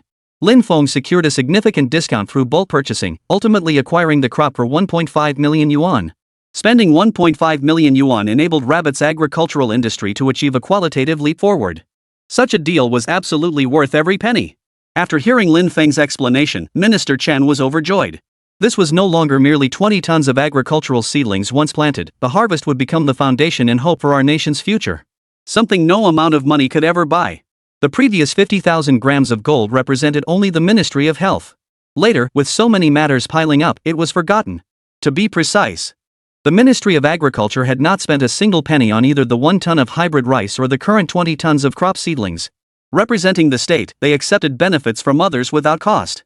Only Lin Feng would overlook such things. If any other businessman had leaked even a word of this, where would the nation's dignity stand? Not to mention the embarrassment if foreign powers got wind of it. The consequences would be unimaginable. Lin Feng was discussing matters with agricultural technicians. Meanwhile, Minister Chen's mind was racing, contemplating how he could possibly repay this patriotic businessman. Comrade Lin, the situation last time was so rushed that we didn't get a chance to properly thank you. Even if our Ministry of Agriculture is strapped for cash, we can't accept your seeds for free twice. During the founding ceremony, the state-owned Xinhua Village Fengjiu distillery produced the wine for the state banquet, which we were responsible for procuring. There are still 200 jars in stock in the wine cellar. If you don't mind, consider it offsetting your crop payments. Minister Chen's words opened up a new avenue of thought for Linfeng. Fengjiu is a renowned liquor with a 1,000-year history, traceable to the Xingguocan ruins dating back 6,000 years. The verse "Where can I find a tavern?" A shepherd boy points far off to Xinhua Village has long made Xinhua Village synonymous with fine liquor. Its inclusion in state banquets speaks volumes. Linfeng had previously researched the liquor industry. And on the latest domestic listed company's brand value ranking, Fengjiu's brand value stood at 68.7 billion yuan, placing it 68th overall. Among its offerings, the National Reserve Fengjiu sold at auction for a total of 30.76 million yuan for 20 bottles. And that was cellar-aged liquor from 2004. Minister Chen mentioned 200 jars from the 1949 state banquet. That's a solid 10-fold increase. When those 200 jars of state banquet Fengjiu were placed before Linfeng, and saw the earnest look in Minister Chen's eyes, refusal was impossible. Just as he was about to utter a few modest words of refusal, personnel dispatched by the Ministry of Agriculture had already begun loading the jars onto trucks, boxing them up, and sealing them. No need for words. I know what you're thinking, Comrade Lin. This is my personal gesture as Minister of Agriculture. If the chief found out I'd shortchanged a meritorious official like this, I'd lose all face. Chapter 26, 300 tanks deployed to military base. After being warmly escorted out of the Ministry of Agriculture by Minister Chen, superiors immediately summoned Linfeng to the Ministry of Heavy Industry. As for the 200 jars of Fengjiu state banquet liquor, they had already been escorted by special personnel to Hong Kong Island. This dedicated freight route was operated by Huayingdong. Upon arrival, he was to store the liquor in his warehouse on Queen's Road. No sooner had he stepped out of the car than Linfeng was invited to the main entrance of the Ministry of Heavy Industry to join the leaders in unveiling the plaque for the opening ceremony. As the crimson ribbon fell, a white plaque with black characters bearing the department's name was formally unveiled. Drumbeats resounded, filling the air with festive excitement. After the auspicious ribbon cutting, Minister Feng, the event's organizer, delivered his speech. In his speech, besides expressing gratitude for the support of the nation and its leaders, he also subtly acknowledged the many individuals who had quietly dedicated themselves to the motherland. Linfeng, seated beside the chief, was one such individual. To maintain strict confidentiality, the unveiling ceremony was closed to the public, with only internal footage preserved as a memento. However, out of an abundance of caution, Linfeng proactively suggested that not a single word about him should be disclosed. Only by arming secrecy to the teeth could they prevent the enemy from seizing any trace of leverage or weakness. Thus, Minister Feng had no choice but to comply. With that, the Ministry of Heavy Industry was officially established. The ministry's first industrial project, the North China Revitalization Steelworks, would soon commence operations.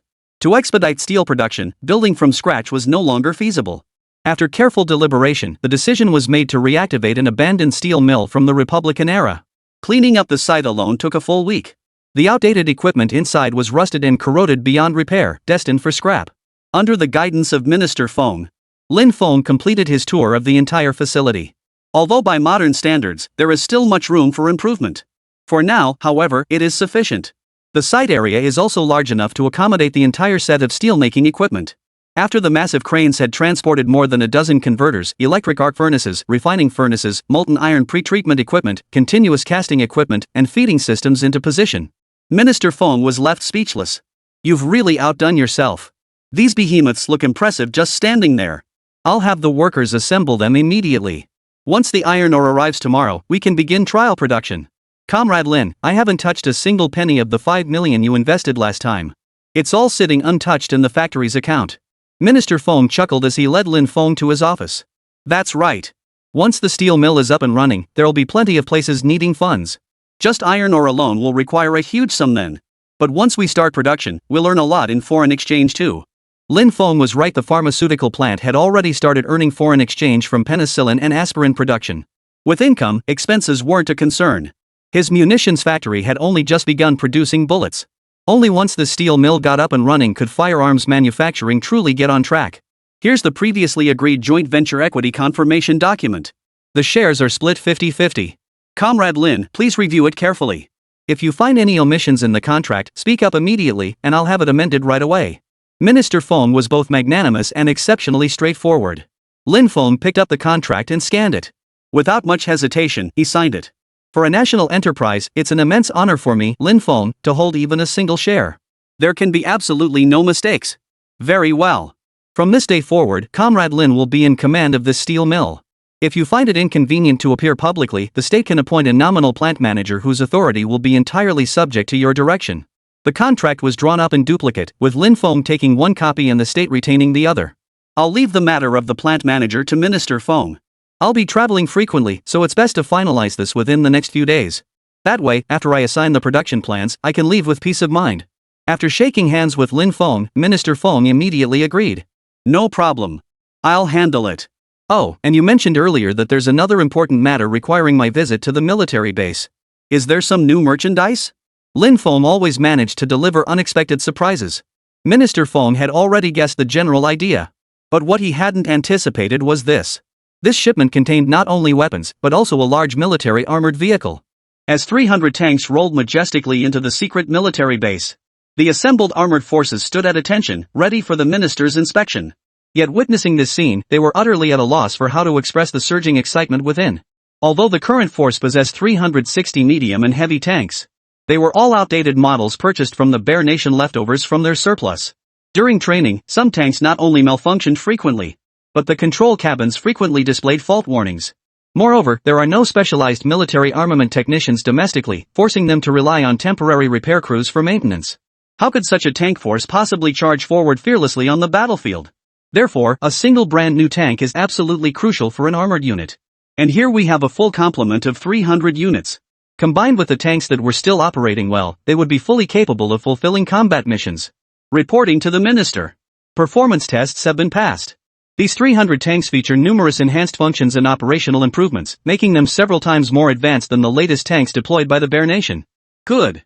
Effective immediately, these 300 upgraded tanks will be formally deployed for training in combat operations. Remember, unleash their full potential to ensure our armored forces match any nations. Achieve invincibility in every battle, conquer every foe. The commander of the armored forces stood majestically atop a platform, issuing his orders. A resounding chorus of soldiers' voices echoed below. We shall heed the minister's admonition. The Dragon Ascended Armored Corps will not disappoint. We shall remember the minister's admonition.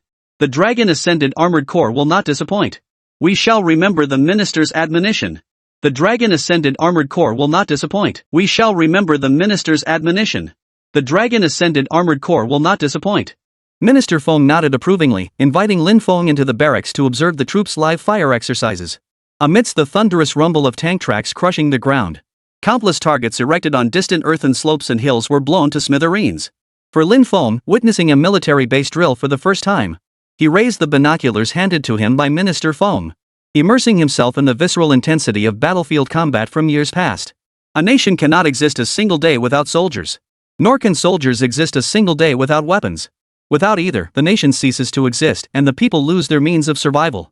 Lin Feng truly grasped the interdependence of the two.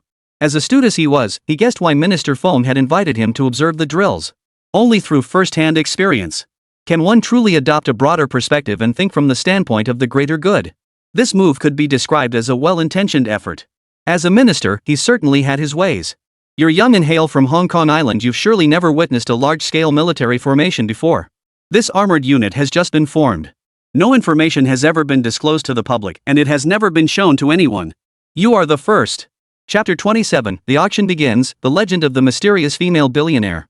The state not only granted him authority over the steel mill, it also granted him special privileges, allowing him to tour secret military bases and observe strictly classified troop training exercises.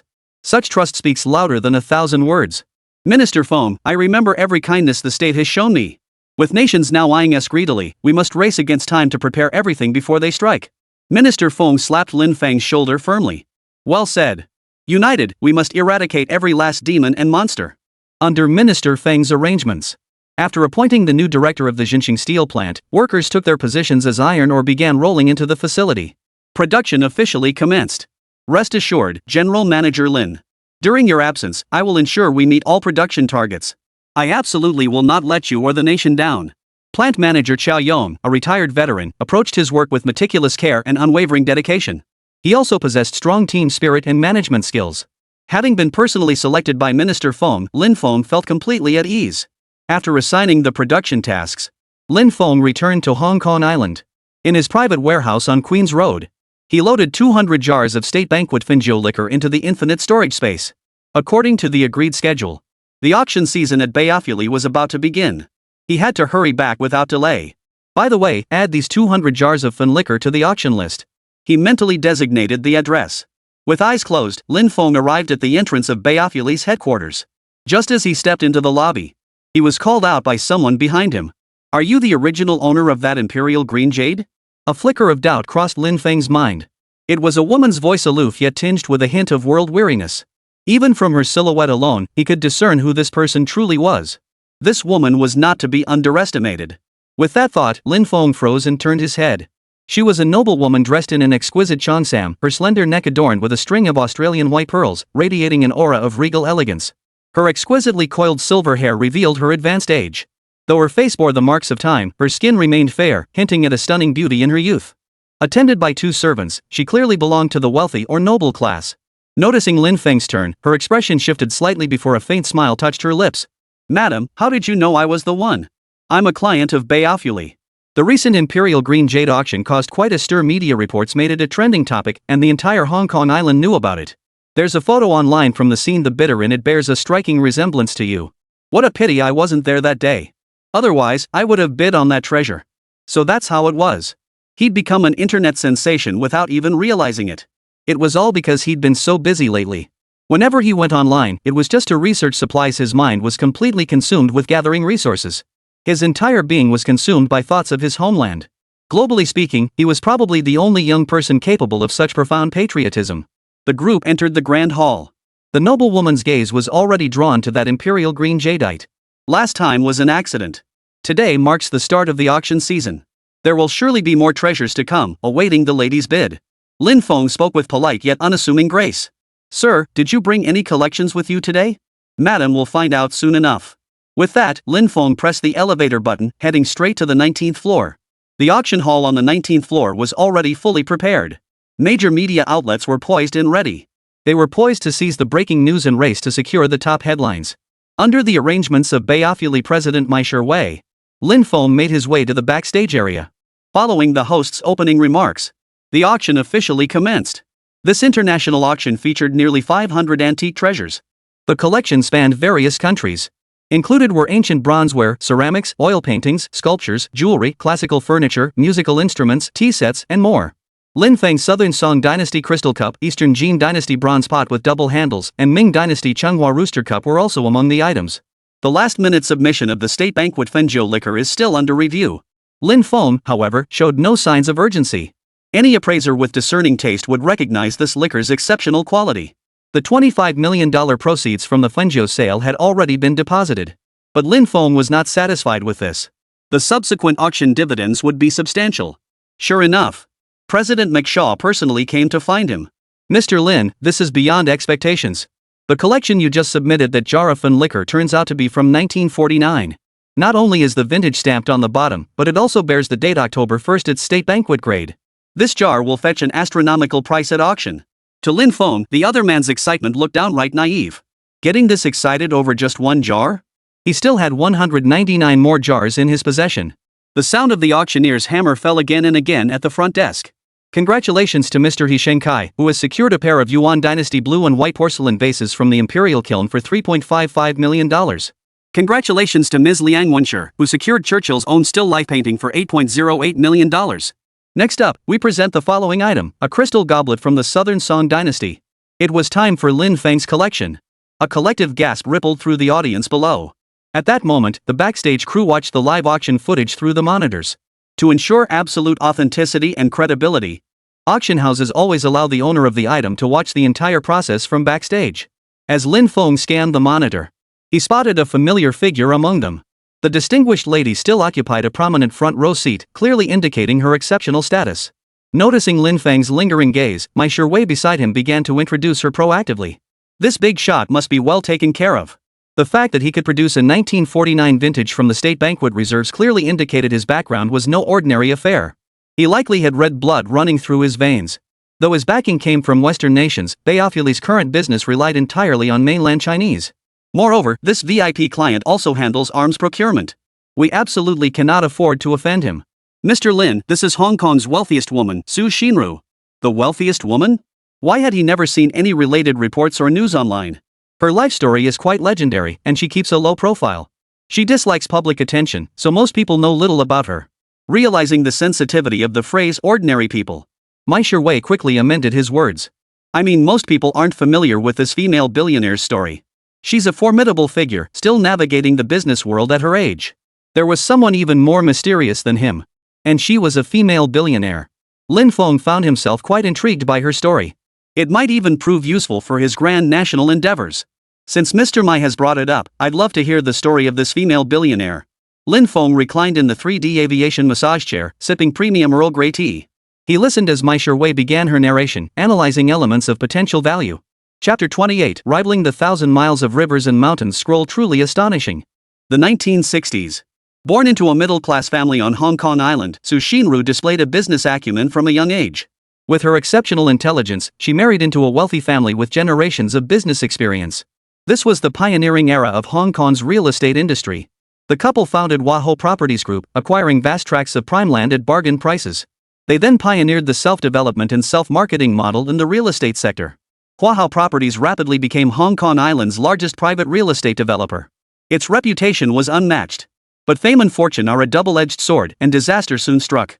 Su Xinru's husband was repeatedly kidnapped, and in the final incident, he was thrown into the sea to silence him. Following this, her husband's relatives turned against her, launching a legal battle that dragged on for years. Ultimately, Su Xinru prevailed in court and gained sole control over the group's operations. The group's operations expanded beyond real estate into import-export trade, retail, shopping malls, and other sectors. Her personal wealth grew steadily, ultimately making her the wealthiest woman in Hong Kong and even Asia. Her current Huahao group ranks among the top 3 on Hong Kong Island. It trails only the Ho and Fok business dynasties.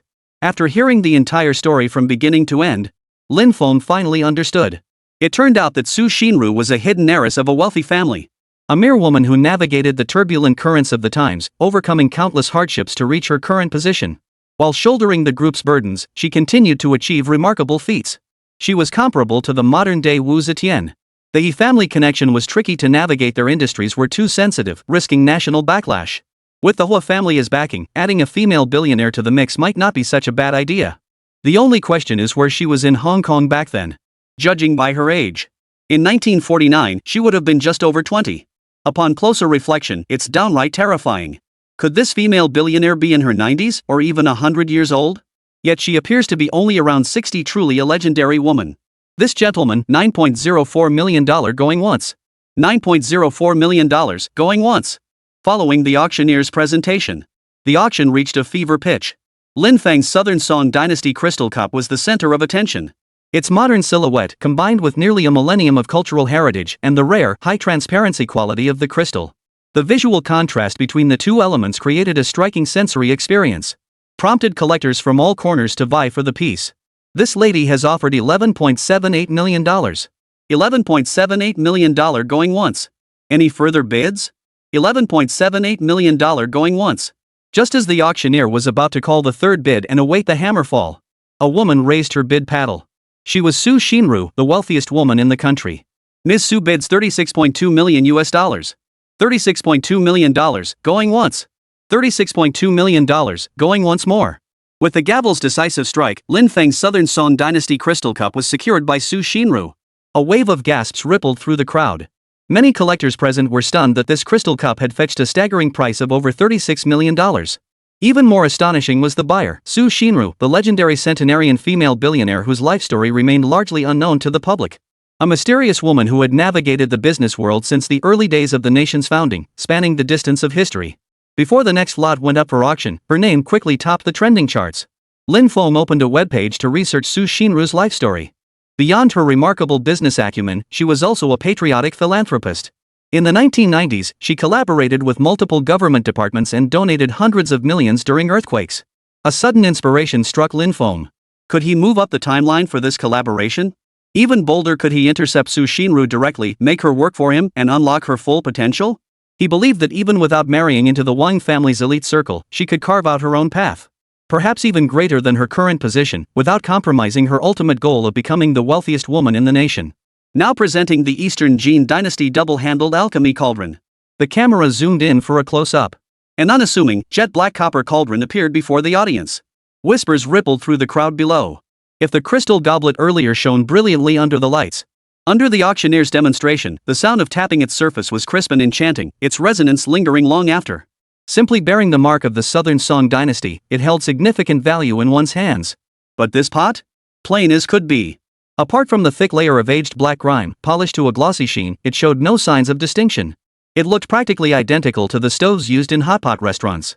I know you're all wondering, let me now reveal the mystery behind this pot. The auctioneer's words sent anticipation soaring throughout the hall. He produced a magnifying glass, and the high-definition camera swiftly followed.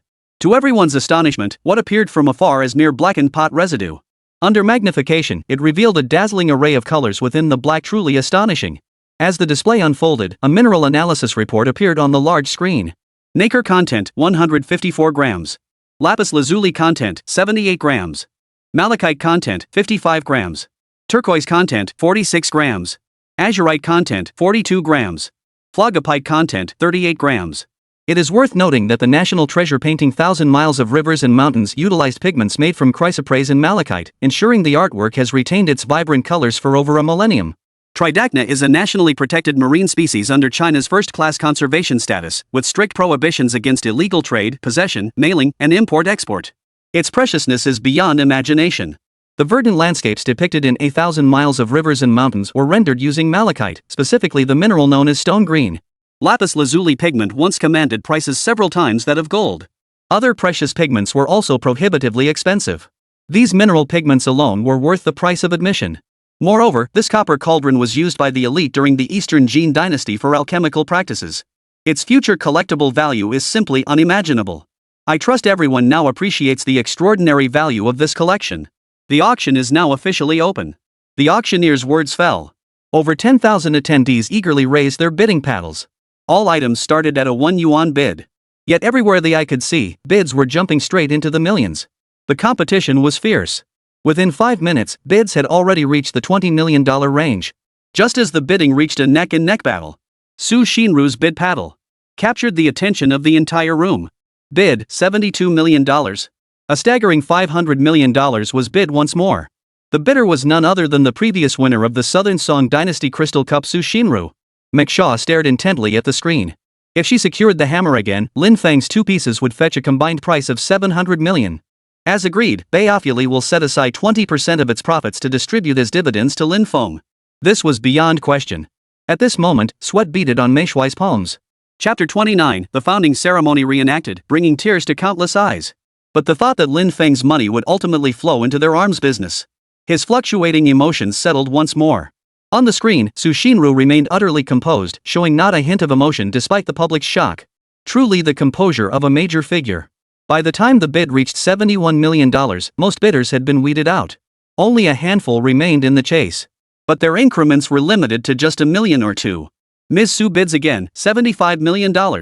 If no further bids are received after 3 calls, this lot will be awarded to Ms. Su Xinru. Following the auctioneer's third call. In the end, Lin Feng's second piece of art once again fell into Su Xinru's hands. This female billionaire has immense wealth. She's secured both of Mr. Lin's collections. I wonder if she'll be interested in the Rooster Bowl next. Lin Feng remained silent. He watched intently as the Rooster Bowl made its appearance. Under the auctioneer's eloquent narration, the Ming Dynasty Changhua Rooster Bowl's history was vividly brought to life. Porcelain from the Changhua era holds an exceptionally high status in the history of cultural relics. This Rooster Bowl can be considered a top-tier piece of porcelain. The rooster motif on the porcelain bowl indicates it was reserved for the exclusive enjoyment of Ming Dynasty nobility. Moreover, the entire bowl was meticulously painted using rare, precious-grade mineral pigments. With its exquisite craftsmanship and rich historical and cultural significance.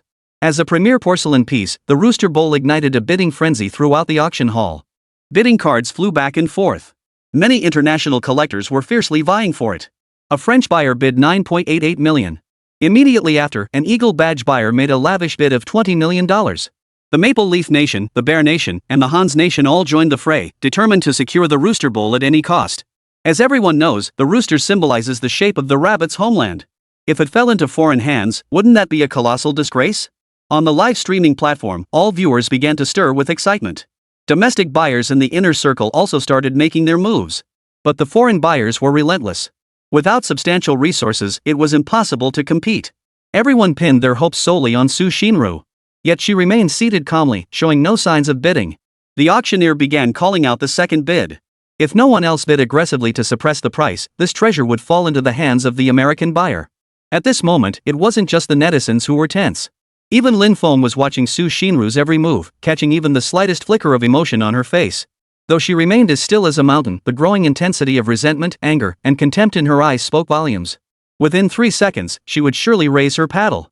$78.2 million, third. Hold it. I'm bidding. $88 million. Thunderous applause erupted throughout the hall as the Rooster Bull found its final home. The centenarian billionaire's final bid restored national pride, keeping this symbolic antique within the country's borders. Lin Feng began calculating his funds. The total auction price for his 3 pieces was $936 million. With a 20% commission, the net arms offset payment amounted to $170 million. Combined with his previous reserves, the total amounted to $273.872 million. The sale proceeds combined with the long-term auction dividends were undeniably lucrative. Lin Feng knew this wasn't the final tally for the day. His state banquet Finjiu liquor hadn't even made its appearance yet. McShaw was also filled with anticipation for that jar of the legendary 1949 vintage liquor. It seemed he had placed his bet correctly this time. Without the incentive of that 20% dividend, top-tier clients like Lin Feng would undoubtedly be poached by competitors. Lin Feng had become a major financial pillar for Bayafuli. As the auctioneer's hammer rose and fell, the event progressed into its second half. As one collection after another found new owners, the grand finale was drawing near. A heavy wine jar was carried onto the stage.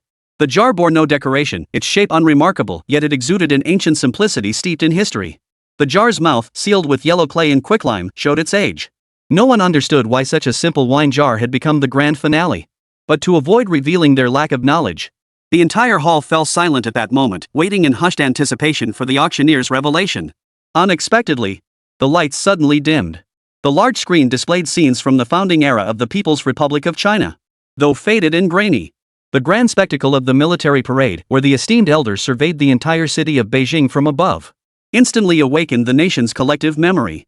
During the live broadcast, millions of netizens flooded in, standing in solemn respect before the screen and saluting the national emblem. The hardships of that tumultuous era. In the course of development, they had long been forgotten by the world. And now, as the leader addressed the world with a trembling voice, the People's Republic of China is established.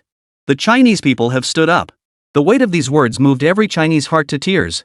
At that moment, thousands of Chinese collectors in attendance spontaneously began singing the national anthem.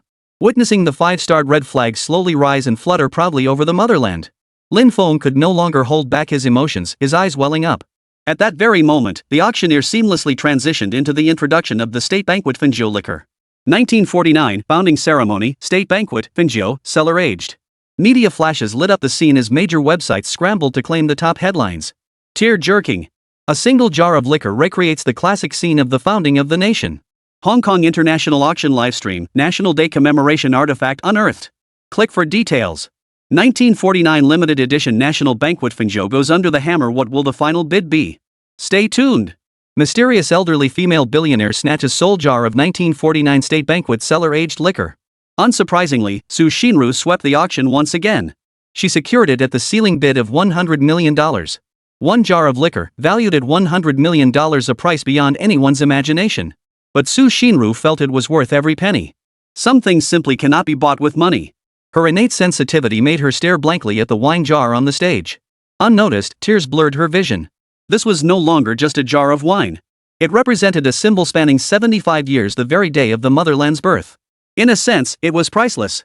For Su Xinru, whose life had been inextricably intertwined with her homeland, her bond with the nation ran profoundly deep. Back then, she and a group of patriotic entrepreneurs chose to sponsor their country despite the risk of facing severe crackdowns from the British government. During those trying times, countless patriots like her paid the ultimate price. That she has lived to see this day, thriving and brilliant as ever, is already a blessing. Now, this jar of Finjiu liquor, originally reserved for the state banquets celebrating the nation's founding. Its arrival allowed her to make up for the regret of not being able to witness the founding ceremony in person. Chapter 30, 700 million dividend payment arrives, unlocking the capital gate. At that moment, thunderous applause erupted throughout the venue. Mao Sherwai, president of Bayafuli, the event organizer, invited Su Xinru to the stage to deliver a speech. After a rigorous handover ceremony with the numerous winning bidders for the collectibles, the grand auction concluded successfully. Lin Feng also received the auction dividend contract for owned collections, setting a precedent in the auction world. When dealing with capitalists, you must fight fire with fire. Using a bandit's mindset to pry open the gates of their wealth, what a thrill. Simultaneously, 20% of the dividend offset funds were credited to his account.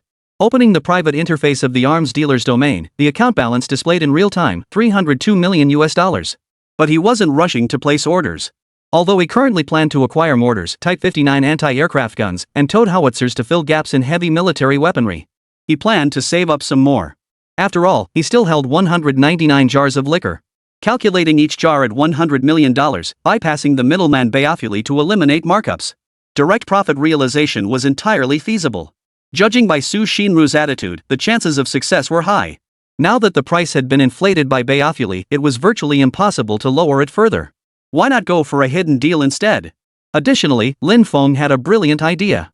Since the 1949 vintage commands such high value, and Mutai hadn't yet been nationalized at that time, there's ample room to maneuver here, transport it to the present and cash it in.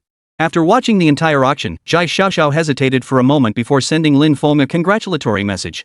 On one hand, she congratulated him on his collection fetching astronomical prices. On the other hand, she was utterly astonished. Where on earth did this guy get so many bizarre and priceless antiques? Especially the jar of state banquet Finjo liquor, unless it had been secretly stashed away by a distillery worker back then and passed down as a family heirloom through generations. Otherwise, even with money, it might not be possible to obtain. No wonder Su Shinru bid $100 million for it. As the top female tycoon navigating the business world's ups and downs, she wouldn't have made a mistake. Watching Lin Feng, this mega client, snatched away by Bayafuli, Zhai Xiaoxiao was utterly unwilling to accept it. The mere thought of his impressive assets made her envy burn fiercely. A sudden idea struck her. Besides owning the time-honored Jubiozai, she also managed a jewelry company. While she lacked the resources to secure a multi-billion-dollar antique collection. But if Lin Feng possessed gemstone resources, there might still be opportunities for continued collaboration. As soon as Zhai Xiaoxiao voiced her proposal, Lin Feng agreed immediately. Finding a jewelry mine wasn't particularly difficult. Back in 49, mineral deposits were abundant in those remote, underdeveloped nations, think Sri Lankan rubies and Burmese old mine jadeite. With sufficient capital, it was like picking money off the ground. At that moment, Mai Shiwei led Su Shinru toward him. Talk about speaking of the devil. He had been looking for an opportunity to meet this legendary female billionaire. Little did he expect that Mai Shiwei would come right to him. He learned that the 3 collectibles she had purchased were all created by the same artist. And she was also the seller of that imperial green jadeite rough stone. Su Shinru immediately requested to meet Lin Feng, the young man she had encountered by chance outside Bayafuli. The fact that she had managed to bid on his pieces 3 times by sheer coincidence. This signaled a profound karmic connection. At that moment, Mai Shiwei went to attend to other collectors, leaving only the 2 of them in the lounge. Miss Su, please forgive my rudeness at the entrance earlier. Lin Feng immediately switched to addressing him respectfully as Mr. Su. Regardless of gender or age, everyone has the freedom to pursue their own career. Even at 100 years old, Su Shinru held her own without yielding to the younger generation. Mr. Lin, I'm quite satisfied you didn't call me old Mrs. Su. No need for such formality, just call me Auntie Su from now on. It was clear Su Shinru held Lin Feng in high regard. Anyone who can part with these treasures is no ordinary person. Especially that jar of 1949 Finjo liquor. I wasn't wrong, was I? In certain regions, centenarians are revered as human treasures. This mysterious female tycoon had indeed recognized his extraordinary nature at a glance. Actually, I have more than just this one jar. Rather than handing business over to foreigners, it's better to keep it within our own community. I have more than just this one jar.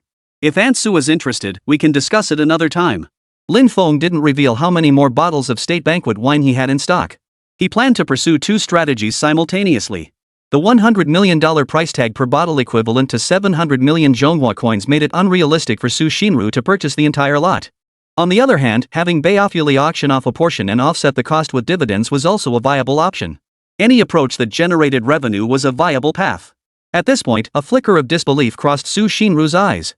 She promptly had a servant leave a note for Lin Feng. Her sharp mind and composed, dignified demeanor gave no hint of her actual age.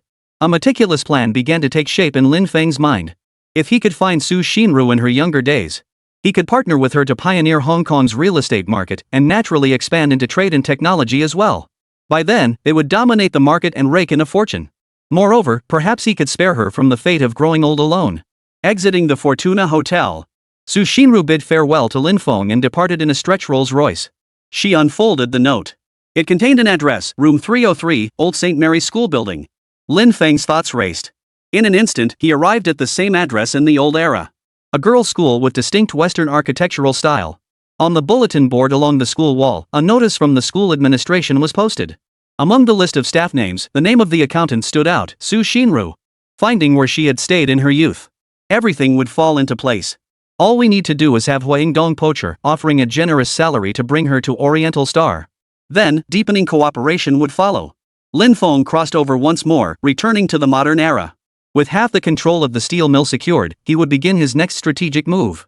Manufacturing military weapons requires more than just steel. Chemical raw materials are of paramount importance. Although Lin Feng had provided Minister Feng with a simple, feasible, and low-cost makeshift solution, it was not a sustainable solution. Moreover, while the state-established Chemical Reagent Testing Institute had achieved preliminary results, its progress was far too slow to keep pace with the urgent demands. Historically, inadequate preliminary preparations have led to numerous casualties in warfare. Research and development in ammunition must be accelerated. Beyond firearms and weaponry, protective gear for the troops must also be prepared in advance. Back then, the inability to fully equip formidable military defenses resulted in countless brutal defeats. Now that we have him, we must certainly assemble the full suite of equipment whenever conditions permit. Those overseas enemy nations are no pushovers. Especially the Japanese, cunning and vicious to the core. A single biological attack could annihilate an entire army. The thought alone is terrifying. Chapter 31, The Eagle-Winged One manipulates the 5 permanent members, imposing a total blockade and embargo. Bulletproof vests, ballistic helmets, and chemical protective suits not only effectively withstand the impact of bullets and shrapnel, but also protect against chemical warfare agents and toxic substances. Arming from head to toe is no empty phrase. Everything hinges on a foundation of rigorous, formidable equipment. But these items aren't easy to come by on short notice. After all, they're classified as national defense equipment, requiring specialized channels to obtain. Even in Beofuli's arsenal inventory, there was no trace of it. For now, it's on the short list. Once the weapons and gear are assembled, purchasing it later won't be too late. Lin Feng immediately opened the Orange software and began procuring some basic-grade chemical raw materials. He also procured a large batch of chemical agents required for textile fabrics. Now only the military-grade raw materials for ammunition production remained. Price wasn't the issue. The main challenge was national restrictions, which meant finding alternative channels. He wondered if Hamid had any connections for this. After sending him a message, I got a reply almost immediately. Longtime customer, you've come to the right place for chemical raw materials. Whether it's bulk or small orders, without this stuff, our village's industries can't thrive. Just got a new shipment in my warehouse. If you need it, payment first and I'll arrange it immediately? Sure enough. Lin Feng suddenly recalled that their village, Mikalar, manufactured its own firearms and ammunition. They definitely needed large quantities of military-grade chemical raw materials. As long as the price is reasonable and it saves hassle, just come to him. Price? Lin Feng sent the message. About 15 minutes later, he received an encrypted spreadsheet from the other party. The spreadsheet listed over a dozen types of raw materials.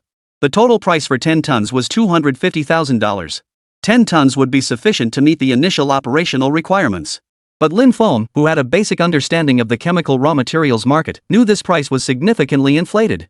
Using his exceptional Photoshop skills, he swiftly created a fake quote from another supplier and sent it over. Soon enough, the other party surrendered. Hamid, village chief, you know this isn't a one-time deal. Don't try to pull a fast one on me with this price. Don't be too clever. Long-time customer, I don't understand your flower country idioms. 10 tons of goods, plus 5 tons free, still at 250,000 yuan. Is that acceptable? Converted, that works out to about $8 per pound. That's more like it. Deal. After Lin Feng paid half the deposit, he waited for the cargo to arrive at the port. Only after completing these tasks did Lin Feng realize it had grown dark outside. He decided to head out for a proper meal. After eating his fill, he opened his phone and began searching for a reliable intermediary to register an overseas company. Considering the future development path, relying solely on himself would be impossible. He must establish his own company in the modern era, and not just one in the future. Lin Feng learned that offshore jurisdictions like the Cayman Islands, Bermuda, and the British Virgin Islands offered the greatest potential for legal tax optimization. After careful deliberation, he decided to register an import-export trading company in the Cayman Islands first. After finding a reliable international registration agency, and after paying a fee, they began handling all the procedures on his behalf. The matter should be settled within a couple of days. The rumbling machinery operated around the clock. The Jinqing steel plant was now operating at full capacity. With daily shipments of iron ore arriving at an accelerated pace, the steel furnaces in the workshop spewed forth molten iron. Workers labored with fervor and unwavering dedication. Plant manager Chow Yong is equally dedicated, supervising production progress day and night. At the equally bustling Red Star Pharmaceutical Factory, every second counts. Since the production of penicillin and aspirin began to stabilize, funding for military supplies has temporarily eased. In addition to supplying the domestic pharmaceutical market and meeting the medical needs of a large number of citizens, they also exported abroad, earning substantial foreign exchange. Demand even outstripped supply at times. Though production volumes were not yet exceptionally high, weekly profits reached $3 million, a figure once unimaginable. These funds came like timely rain, nourishing the parched, newly planted seedlings. This development has provided much-needed breathing room for senior officials in the finance department. The Ministry of Agriculture was conducting large-scale trials of wheat, corn, soybean, and sugarcane seedlings. Its affiliated Academy of Agricultural Sciences has assembled a large team of agricultural scientists to begin breeding research on these high-quality seeds. If they could achieve the replication of these varieties, it would be a major breakthrough. Meanwhile, the Ministry of Textiles faced a dilemma. The chemical reagent laboratory was established. Researchers have also achieved some results. Detailed data on the composition of new fabrics like polyester and nylon provided by Linfoam was also available. But with these results came the need for large-scale chemical production to conduct experiments and proceed to mass production. This necessitated the establishment of a chemical plant. Securing state funding for the plant's construction was not the issue.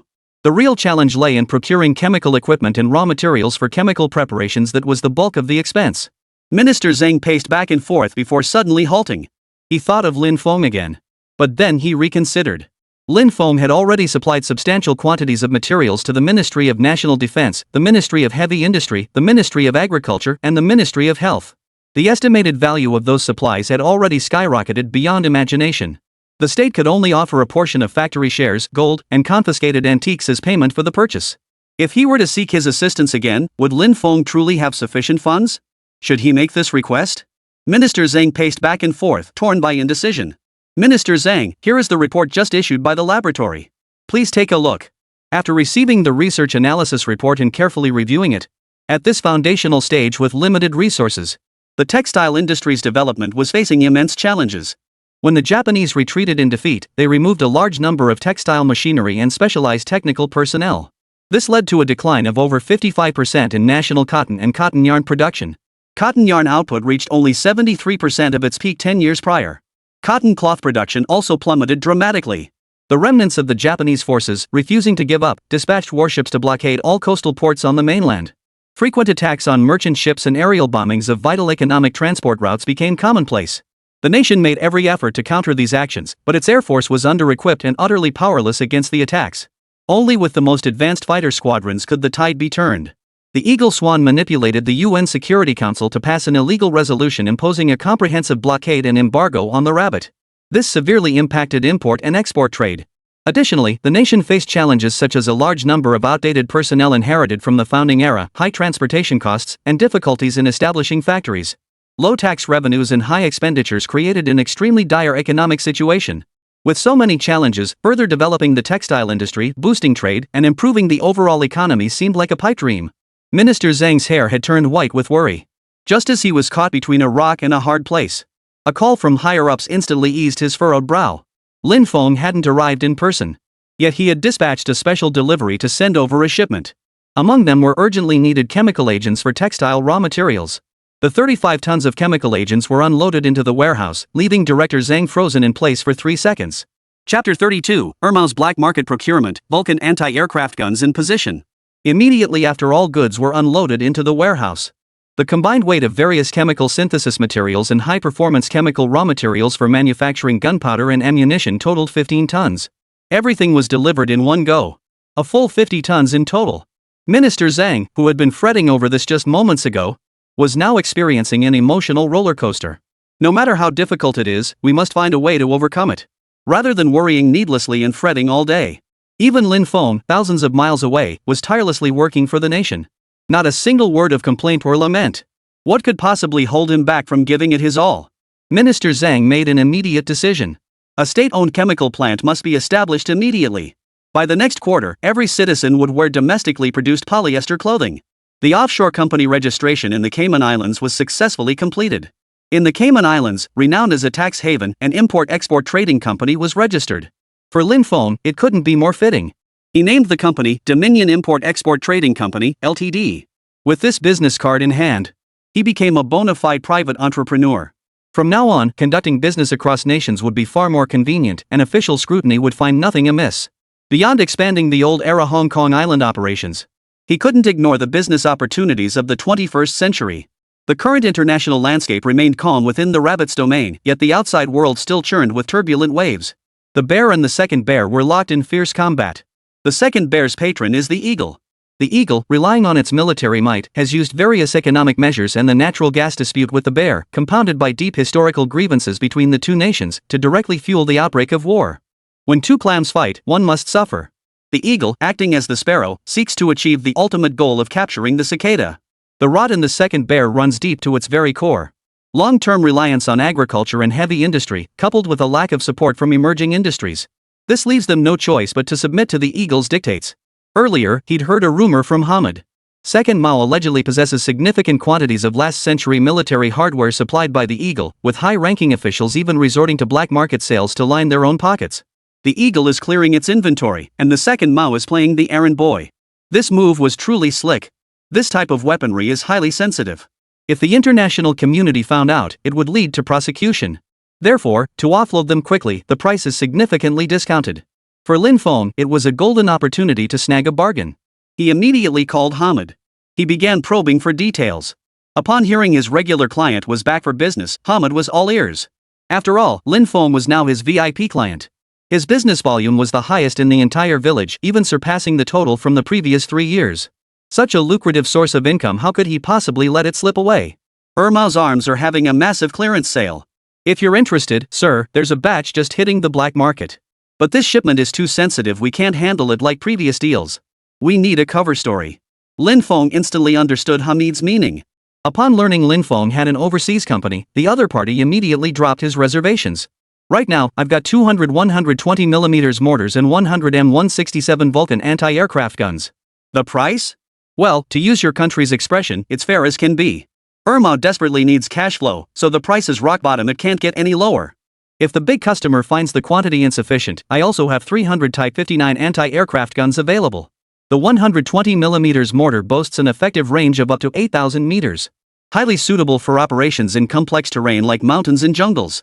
Its indirect fire capability allows it to strike targets over obstacles, playing a crucial tactical role in warfare. Additionally equipped with advanced targeting systems, such as optical sights and laser rangefinders, to enhance firing accuracy. In scenarios requiring fire suppression, mortars can coordinate with other artillery, missiles, and weapons to form a multi-layered fire strike system, enhancing combat effectiveness. This creates a joint operations matrix for multiple ground forces. The Vulcan anti-aircraft gun is another example. Its formidable aerial firepower can strike airborne targets at a rate of 3,000 rounds per minute and ground targets at 1,000 rounds per minute. The entire artillery system can be operated by a single person, offering simple and rapid deployment. Its drawback is relatively short range. However, the Type 59 anti-aircraft gun significantly compensates for this limitation. It features a wide firing range, high accuracy, intense firepower, and powerful projectiles. It is primarily designed to effectively engage medium to high altitude targets while also possessing strong deterrence against distant targets. It is equipped with relatively advanced fire control systems such as command units and gun aiming radars. It possesses strong target detection and tracking capabilities, all-weather operational capability, and a degree of resistance to jamming and anti-radiation missiles. It can be used not only for air defense but also for engaging ground or surface targets when necessary. One provides close-range air defense with concentrated firepower. One is designed for all-weather operations, providing medium to high-altitude air defense. A comprehensive military air defense system has taken shape, making it a breeze to wipe out low-flying fighter squadrons. Lin Feng carefully calculated. A total of 600, plus the previous 500 rocket launchers.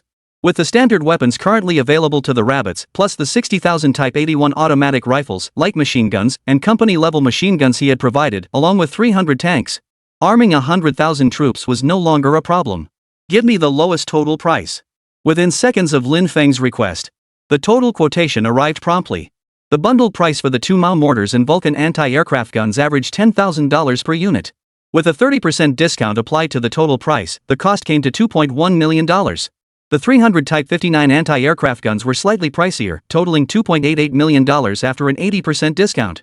The $4.98 million price seemed reasonable. This time, Hamid was surprisingly generous with the discount. After all, this shipment was too troublesome to handle. If it couldn't be sold quickly, it would be a huge loss to keep it on hand. The price was agreed upon. To ensure the goods were delivered safely, Lin Feng handled the transaction through the accounts of the Bai company. After years of long-term business dealings, Mikalar village had developed a complete commercial process. Hamid, the village chief, was well versed in these matters. After some back and forth, to ensure absolute certainty, Lin Feng first paid the corresponding deposit. Full payment would be made only after all goods were received and tested without issues. This included the outstanding balance for the chemical raw materials from the previous transaction. Next, Lin Feng scaled the wall to access the external network. He logged into the website of Bai Import-Export Trading Company and added several of the hottest original order goods currently on the market. Although this offshore company served mostly as a front, it shouldn't go to waste. Earning daily margins from foreign trade, after tax exemptions, yielded substantial profits. He had already laid out his plans. Once he gained absolute power, he might even become a behind-the-scenes figure wielding influence on the international stage. Securing a seat at the decision-making table would undoubtedly benefit Rabbit's rise as a major power in every way. Of course, accumulating wealth required taking things step by step. It was about time. He needed to head to Hong Kong Island to find Huayingdong to arrange the next phase of his plan. Chapter 33, Recruiting Heavyweights, Pioneering Hong Kong Real Estate. St. Mary's Girls' School. At Lin Feng's direction, Huayingdong publicly posted recruitment notices near the school. News of Oriental Star Real Estate offering high salaries to recruit talented individuals quickly spread everywhere. Female applicants outnumbered males, all youthful and vibrant young female university students. Lin Feng observed the scene through the black one-way glass. Seated on the sofa, he observed Huayingdong personally handling HR duties as applicants arrived. The company genuinely needed to recruit talent at this time. Beyond hiring ordinary employees, the primary objective was to poach Su Xinru, the accountant currently employed at St. Mary's Girls' School, to join the company. Today's recruitment began at 8:30 a.m. and was now approaching noon. Batch after batch of recent female college graduates arrived. While their looks and figures were generally acceptable, most were rejected by Huayingdong in terms of capability. Additionally, there were overseas returnees with advanced degrees, white-collar professionals seeking career changes, and others. Throughout the morning, several candidates suitable for the real estate industry were hired: project managers, sales personnel, marketing specialists, and civil engineers. Su Xinru never showed up. The position awaiting her was financial manager. An annual salary of 200,000 yuan was an astronomically high figure, even by Hong Kong Island standards. Other employees' salaries started at 100,000 yuan. This was precisely why applicants were flooding in. Given the typical salary range at girls' schools, Lin Feng was confident Su Xinru would notice this job posting. There was still the afternoon session, no rush. "Hello, I heard your company is hiring. I'd like to apply for a position in finance." "Here we go." Lin Feng looked toward the interview room. A stylish girl with 2 ponytails and a floral miniskirt sat down across from Huayingdong. Her appearance was charming and lovely, with large, dark eyes like black grapes, sparkling and lively. She matched the historical information displayed online perfectly. Judging solely by her outfit, demeanor, and youthful appearance, it was impossible to guess her age. Based on the timeline, she should be 25 at this point. Yet she looked every bit a young girl. No wonder she still looks so youthful even at 100. Huayingdong began asking Su Xinru a series of questions. Not only did she answer fluently, but she also produced her academic certificates and several professional qualification certificates. Besides an accounting certificate, she also held several business administration certifications. Born into a middle-class family, her father held a management position at John Bull Petroleum. It could be said she had been blessed with exceptional circumstances. And she was a diligent learner. Lin Feng was thoroughly impressed. With multiple qualifications met, Huayingdong promptly stood up. He shook hands with Su Xinru to congratulate her, agreeing to set a date for her official start. With the addition of this future tycoon, Hong Kong's largest real estate developer and Asia's wealthiest woman, Oriental Star would undoubtedly shine brightly across the globe. Lin Feng rose and stepped out of the office, where he crossed paths with Su Xinru, who had just finished her interview. "This is our company shareholder, Mr. Lin." "Hello, Mr. Lin." Seeing this, Huayingdong began the introductions. Su Xinru's large eyes studied Lin Feng, a flicker of surprise and delight passing through them. She seemed surprised that someone her age could hold such a high position as a shareholder. "Mr. Lin is frequently occupied with business and doesn't come to the office often. I handle the day-to-day operations. Let me show you to your office." "Certainly, Mr. Hua." With that, Huayingdong led Su Xinru to her workstation. Lin Feng nodded in acknowledgement, turned, and soon walked out the door. At that moment, Su Xinru quickly turned her head to catch a glimpse of Lin Feng's retreating figure. After that, under Huayingdong's guidance, she began familiarizing herself with the company's operational procedures and financial status. Another major task was completed. Dongfangxing, having acquired numerous inexpensive plots of land. With its workforce now in place and having attracted a major financial star to the company, it was poised to make its grand entrance. Once the newly ordered artillery shells arrived, he would set off once more for the capital. Before that, he must quickly offload those 199 jars of state banquet wine. To avoid drawing attention and for the sake of convenience, Lin Feng hadn't purchased a vehicle. After all, in bustling Hong Kong, getting around was as simple as hailing a taxi, no hassle. It also reduced personal safety risks. After all, in these turbulent times, it wasn't uncommon for wealthy individuals to meet violent deaths in car accidents. Digging deeper, beyond business rivalries and grudges, there was no shortage of provocations and warnings from enemy nations. Despite Lin Feng having earned the approval of the rabbits higher-ups and making multiple trips to the capital city, he always arrived safely. But that doesn't mean trouble won't come later. Even with the utmost secrecy, frequent trips north would inevitably draw the attention of certain organizations. No one could guarantee that hostile nations wouldn't eventually catch wind of it. Therefore, utmost caution is essential. Besides a private villa in Old Hong Kong Island and a warehouse on Queen's Road, he possessed no vehicles or other means of transportation. The company's legal representative was Hua Yingdong. He carried only a black card from Huifeng Bank. The choice of Huifeng was straightforward. Besides being an international bank, it offered exclusive client encryption services. It was highly favored by wealthy tycoons. Most crucially, the name Huifeng symbolizes channeling global funds into his account, Lin Feng's account. What a beautiful aspiration, one he believed would surely come true in the future. Lin Feng stepped out of the taxi. In a secluded alleyway, he flawlessly executed the double cross. Within seconds, he arrived at the entrance of the old St. Mary's Girls' School, the meeting place agreed upon with Su Shinru. The school's buildings, weathered by time, exuded an even more vintage charm. It had now become a paid attraction. After paying the 100 yuan admission fee, Lin Feng entered the school gates. In the past, men were strictly forbidden from entering such prestigious girls' schools. Upon entering the gates, a statue of the Virgin Mary stood tall in the square. Lin Feng bypassed the circular fountain at the back of the plaza. He headed toward the classroom indicated on the note. The teaching building, imbued with the spirit of its era, reminded Lin Feng of his own school days. Climbing the stairs, he located room 303. Through the window, he saw a figure seated at an old desk, flipping through a photo album. It was Su Shinru. Who knew Aunt Su was such a nostalgic soul? This girl's school looks like it's been around for ages. Lin Feng pushed open the door and entered. Su Shinru looked up, her expression complex. This time, she had come alone, without any attendants or servants. As one grows older, one tends to cherish glimpses of the past. From the limited information available online, after her husband, the wealthiest man in the country, was repeatedly kidnapped and later murdered and disappeared, she never had children in her lifetime. It was only natural for the elderly to feel nostalgic. Perhaps when he grew old, he might feel the same way. To avoid stirring up painful memories, Lin Feng quickly changed the subject. Last time I made an arrangement with Aunt Su to come here and trade the remaining state banquet wine. I still have some. Before Lin Feng could finish, the other person cut him off, as if she'd forgotten the matter entirely. Why are you standing there? Come sit over here. Chapter 34, The Billionaire Group Chairman and an Unexpected Windfall. Since she wanted someone to chat with and reminisce about her youth. To seal the big deal, Lin Feng had no choice but to endure. A single desk, 2 wooden stools. Just enough for 2 people to sit. 2 generations sat shoulder to shoulder, flipping through the photo album on the desk. Black and white photographs, one after another, chronicling her journey from babbling toddler to grown woman. All meticulously documented. It was clear she had grown up in a happy family. This St. Mary's Girls' School is my alma mater and where I started my career. Back then, I was an accountant at the school. Later, I heard a real estate company was hiring with high salaries, so I applied. When she uttered those words, Lin Feng couldn't help but get goosebumps. Could this company be Oriental Star? Could it be that he had unknowingly altered the course of her life?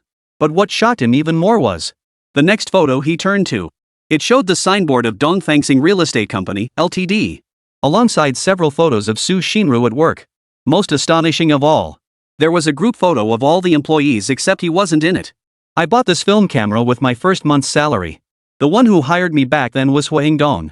You've probably heard his name, he's ranked among the nation's wealthiest. He was my former boss.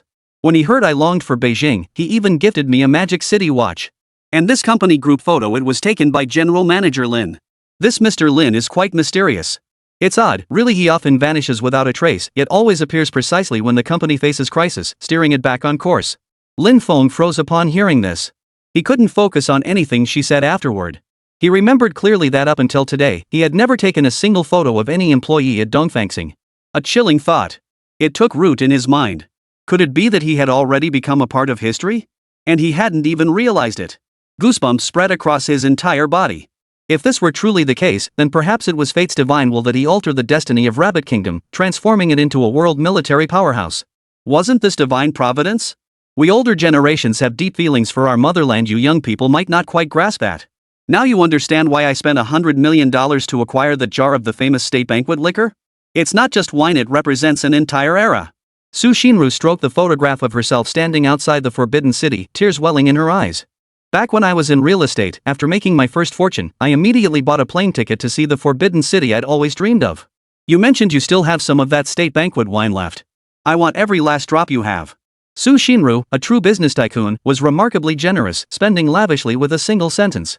Little did she know, her actions were invisibly aiding her homeland. Meanwhile, Mai Shiwei sent joyful news via WeChat.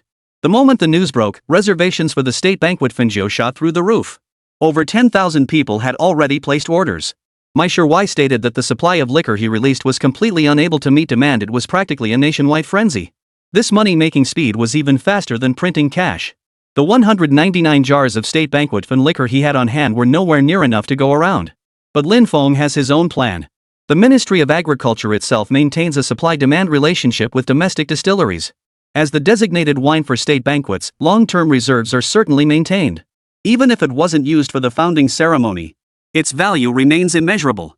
However, in the market, once the quantity of scarce items increases, their value depreciates, causing their collectible value to plummet.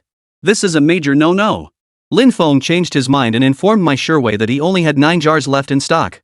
There would be more inventory in the future, but he wasn't planning to release any today. After giving the other party hope, Lin Feng then made another announcement.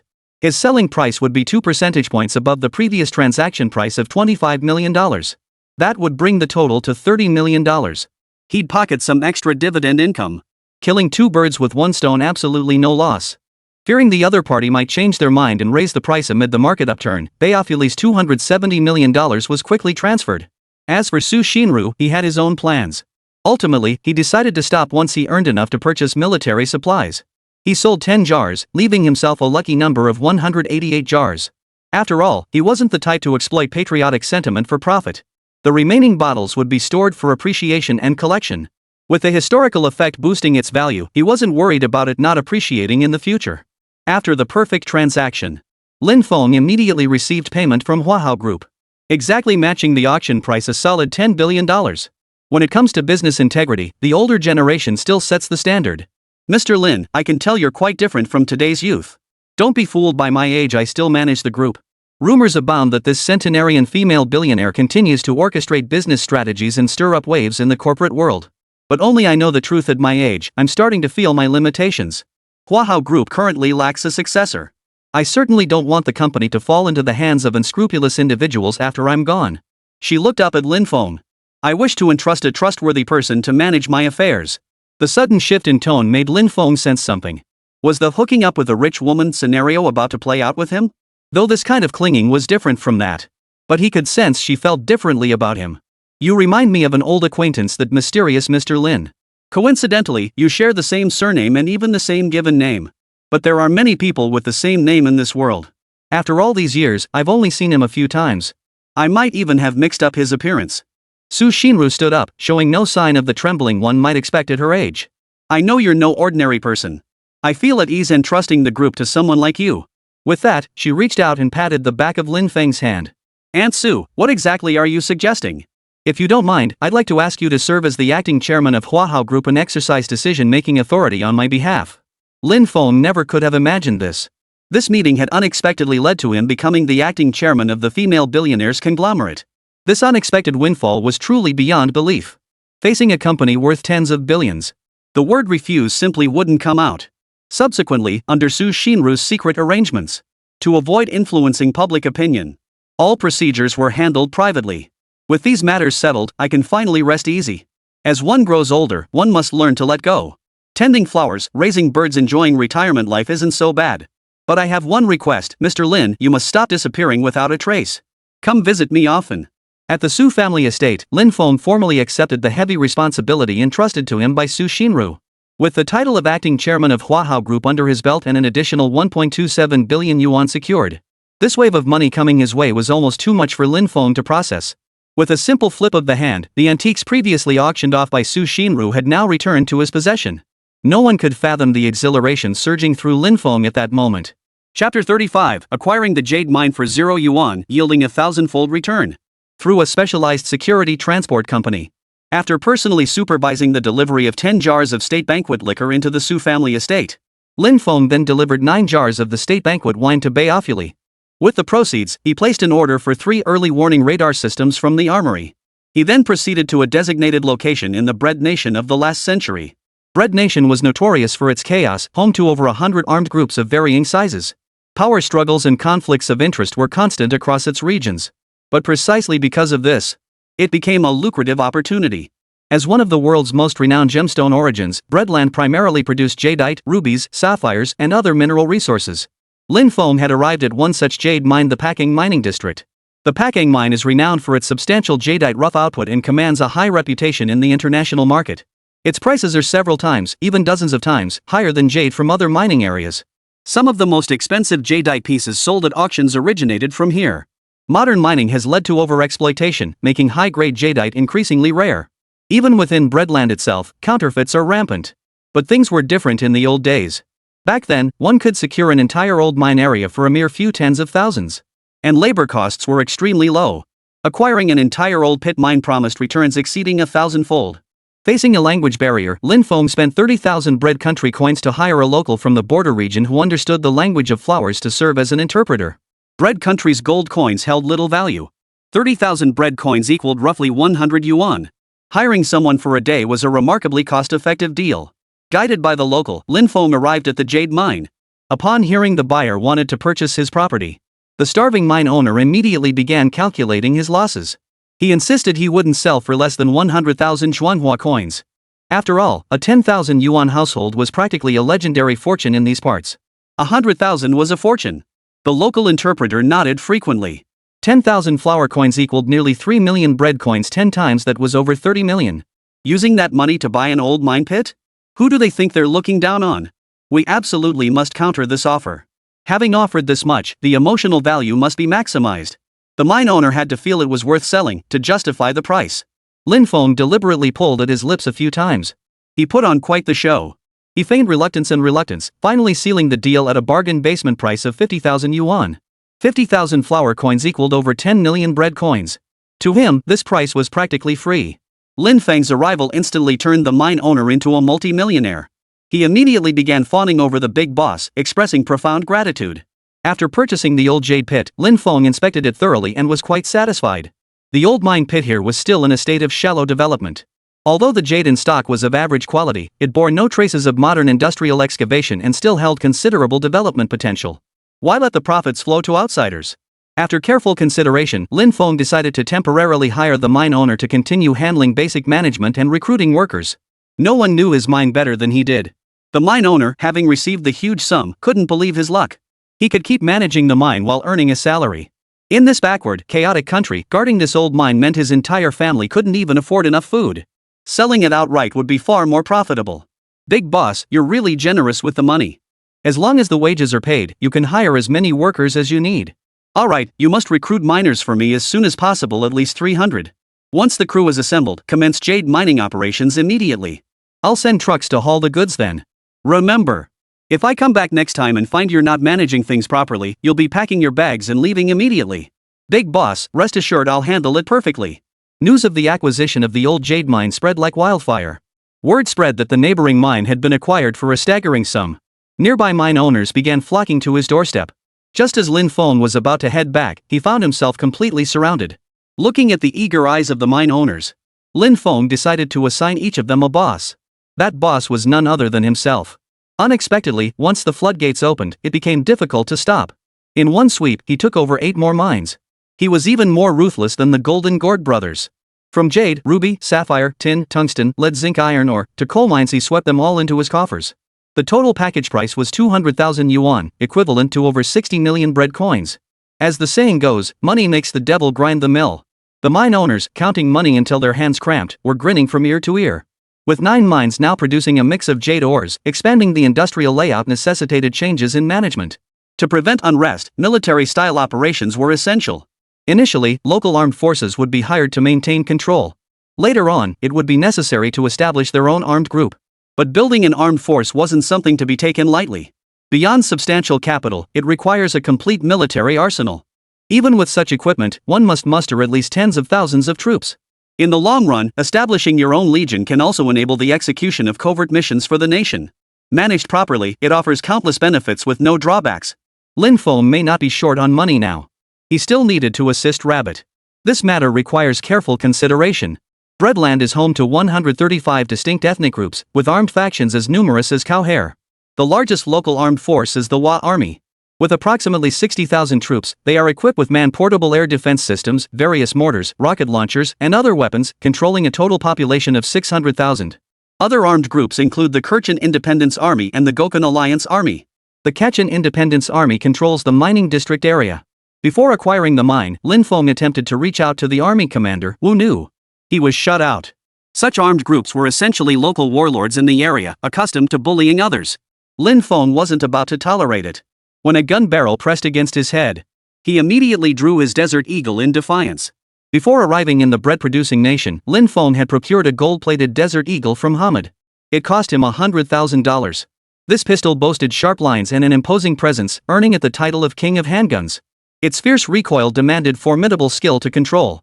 A single round could shatter the shooter's knuckles. The Desert Eagle's .50 caliber rounds were equivalent to a sniper rifle's 12.7mm rounds. With an effective range of 200 meters, this pistol was destined for greatness. When Lin Feng drew the Desert Eagle, its mere presence intimidated the crowd before a single shot was fired. If they refused to submit, he would take them down one by one until they did. In this chaotic, backward nation, shootings erupted daily. Lin Feng didn't mind sacrificing a few stubborn heads to break in his gun. If the leader refused to submit, he could even eliminate them physically without batting an eye. With his current superhuman physical prowess, taking on 10 elite soldiers single-handedly was no challenge. And he had the Desert Eagle to back him up. Commander Wu Nu of the Independence Army received a report from his subordinates. He swiftly grabbed his rifle and rushed to the scene, determined to see which fool dared to challenge the Independent Army. Dare to trespass on my turf, and I'll twist your head right off. Chapter 36, When the Cannons Roar, Gold Flows Like Water. Commander Wu, is this how you treat your guests? The man glared at him, gun pointed. Lin Feng, however, calmly pulled out 10 full stacks of gold coins from his robe. Before Wu Nu could react, he transformed into a god of wealth, scattering the gold coins into the air. Instantly, the Independent Army militiamen scrambled to grab them. The scene descended into utter chaos. This tactic of slapping one hand and offering a sweet date, Lin Feng executed it with consummate skill. While bread coins sufficed to control the mine owners, gold coins were essential for dealing with armed militants. After all, he had plenty of gold now, scattering a few coins was no big deal. It also allowed him to swiftly control an army that survived by plunder. This deal was a surefire win. Bang! A gunshot abruptly halted the soldiers' scramble. Wu Nu planted one foot on a militiaman's back, aiming his gun at Lin Feng once more. Disrupting military discipline? I'll shoot you dead on the spot. Commander Wu, is this how you treat the god of wealth? What I gave your brothers was merely an appetizer. Lin Feng patted the bulging backpack strapped to his back, his piercing gaze locking onto Wu Nu. The best stuff is still to come. The gleaming gold coins were irresistible to anyone. Especially for a rogue legion that rose from economic backwardness by plundering and seizing supplies. Even the most brutal legion leader would bow before the power of money. Judging by the tone and the newcomer's attire, Wu Nu keenly discerned that this man was no ordinary figure. He definitely had connections.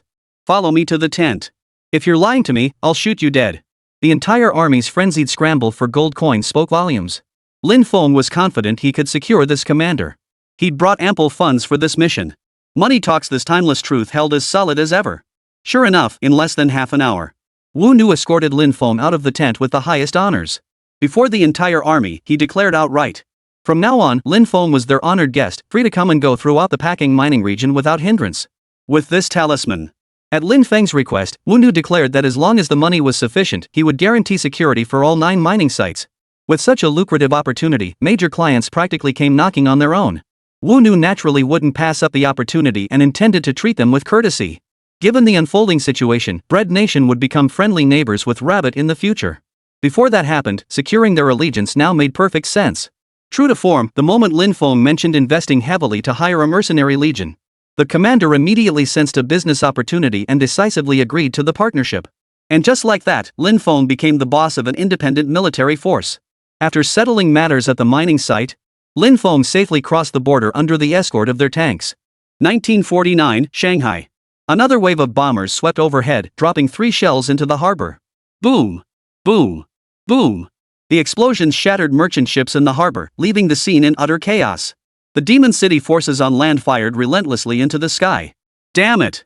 I refuse to believe we can't take this thing down. A soldier stared intently at the fighter jet formation ahead, his eyes bloodshot. He held a submachine gun, its barrel spewing black smoke clearly out of ammunition. Charge! Rat-a-tat-tat. The Demon City forces, their morale soaring, disregarded mortal danger as they hoisted their 37mm anti-aircraft guns and unleashed a fierce counterattack upon the aerial foe. But outdated artillery equipment, limited range, and insufficient firepower once again allowed the enemy aircraft to escape the combat zone. During a brief reloading interval, boom! Another bomb struck, leaving soldiers sprawled in pools of blood. This dirty ambush tactic by the remnants of the bald-headed forces would repeat itself every few days. It was utterly treacherous and vicious, not only severely endangering the lives of the people, but also brought the cargo economy of the Demon City to a standstill. The military command headquarters exhausted every possible measure to deploy countermeasures. Repeated reports were sent to higher authorities, and reinforcements were dispatched. Yet they still fell short in weaponry and equipment, allowing the enemy to run rampant. The bald man's backer, the Eagle, not only supplied massive quantities of weapons and military advisors, but also provided $400 million in aid to fund the war effort. They sought to overthrow the regime, launch another counteroffensive, seize territory, and become puppets of the Eagle. This must not be allowed to succeed. Reporting to the commander. High Command has sent an urgent telegram. A large batch of artillery equipment has been deployed and is docked at the last remaining port. Rush to intercept. Arm and mobilize the troops immediately. The communications officer relayed the message. The Demon City commander issued orders without delay. 20 M167 Vulcan anti-aircraft guns were transported to the port, fully assembled and ready for action. Under the soldiers' skilled operation, they ignited and fired simultaneously. The returning squadron of bald-headed fighters was swiftly engulfed by the dense, high-altitude crossfire. The advanced Vulcan guns, with their superior mid to high-altitude firing rate, swiftly turned the tide of battle with overwhelming force, collectively suppressing the enemy aircraft formation. Boom! Boom! Boom! Every cannon blast was worth its weight in gold. One fighter after another plummeted from the sky as shells pierced cockpits, obliterating pilots. Even more terrifying was the sheer destructive power of these guns, surpassing that of tanks. Each salvo claimed at least 20 to 30 enemy lives. Along the coastline, the air thickened with the smoke of battle. The bald-headed fighter squadron was completely annihilated. These newly arrived anti-aircraft guns arrived just in time. The battle achieved an unprecedented victory. The Demon City commander immediately ordered the remaining 50 Vulcan anti-aircraft guns to be deployed at key port access points. Simultaneously, over 100 additional Vulcan guns were deployed to other coastal cities. Every coastal port nearest Bald Island was now truly impregnable. Upon receiving the victory telegram, Minister Feng at headquarters was overjoyed. Excellent! We've finally given Bald Island a taste of its own medicine. Let's see how long he dares to be so arrogant. Lin Feng's delivery this time included not only the Fire God anti-aircraft guns, but also 200 120mm mortars and 3 sets of Type 314A medium-range surveillance radar early warning systems. The Fire God's destructive power had already been proven. The mortars perfectly supplemented the basic combat strength, and the 120mm models provided by Lin Feng were far more advanced than the outdated existing models. The early warning radar system proved invaluable, a stealthy weapon of war. They enabled air defense surveillance and detection, guided anti-aircraft operations, provided precise target information for strikes. They also safeguard national airspace security, preventing enemy air forces from violating or infiltrating. But this stuff is tricky to pull off. For domestic military capabilities, it represented a complete void. Beyond captured, obsolete radars sitting in warehouses, there's almost no opportunity to interact with such high-tech equipment. Lin Feng's timely assistance in the snow perfectly addressed this deficiency. 3 sets of the 314A medium-range early warning radar systems were deployed to Air Force units. Should the bald-headed fighter jets dare to return, they shall be annihilated. Across the strait, the bald-headed leader learned of the defeat. He slammed his fist on the table in shock, his face frozen in disbelief. How is this possible? How could that backward new nation possibly have such advanced anti-aircraft guns? Reporting to the chairman, the entire fighter squadron has been wiped out. Their anti-aircraft guns are more advanced than the Eagles. Chapter 37, Prying Open the Peninsula's Gates, Breaking Through the Rabbit Nation's Borders? Originally planning to seek Eagle Chan's aid for a counteroffensive. Upon hearing this devastating news, the bald man slumped back into his chair. In today's world, few nations possess the capability to develop weapons more advanced than those of the Eagle Nation. Even the Bear's anti-aircraft guns pale in comparison. Who exactly was backing the rabbits? Meanwhile, in the northern hemisphere of Blue Star, within the Eagle's presidential palace, Congress overwhelmingly passed a resolution targeting the Korean peninsula. The premeditated invasion plan is undergoing multiple simulations. Present were the President, the National Security Council, the Secretary of Defense, the Joint Chiefs of Staff, and the heads of the Army, Navy, and Air Force. The Southern Dynasty is now groveling at our feet. We should leverage this advantage to frame it as safeguarding their interests in Asia, perfectly aligned with our International Friendship Treaty. Minister Mahir, that's an excellent idea. After escalating the conflict, we'll deploy our forces to intervene and forcefully open the peninsula's gates. In the war, we must first eliminate the tough nut to crack the bear. Inside the National Assembly, heated debates raged, faces flushed crimson with intensity. Their ugly, predatory, wolf-like nature was laid bare for all to see. After devouring most of Asia, we'll tighten the encirclement and break through the rabbits' borders. No matter how tough the rabbits are, they can't withstand our mighty military might. A few atomic bombs will settle it, simple as that. The newly founded Rabbit Nation lags centuries behind the Eagle Empire. We'll crush it like an ant underfoot. Heard the women over there are fresh and vibrant, far prettier than Western girls. They desperately need us Eagles to civilize them, ha ha ha. We've already made arrangements with Wu Chang. We'll march in with allied nations, sweeping everything aside. Our Eagle Empire's blood-red banner will fly over every country in Asia. Lin Feng, returning from Bread Country, wasn't heading north alone this time.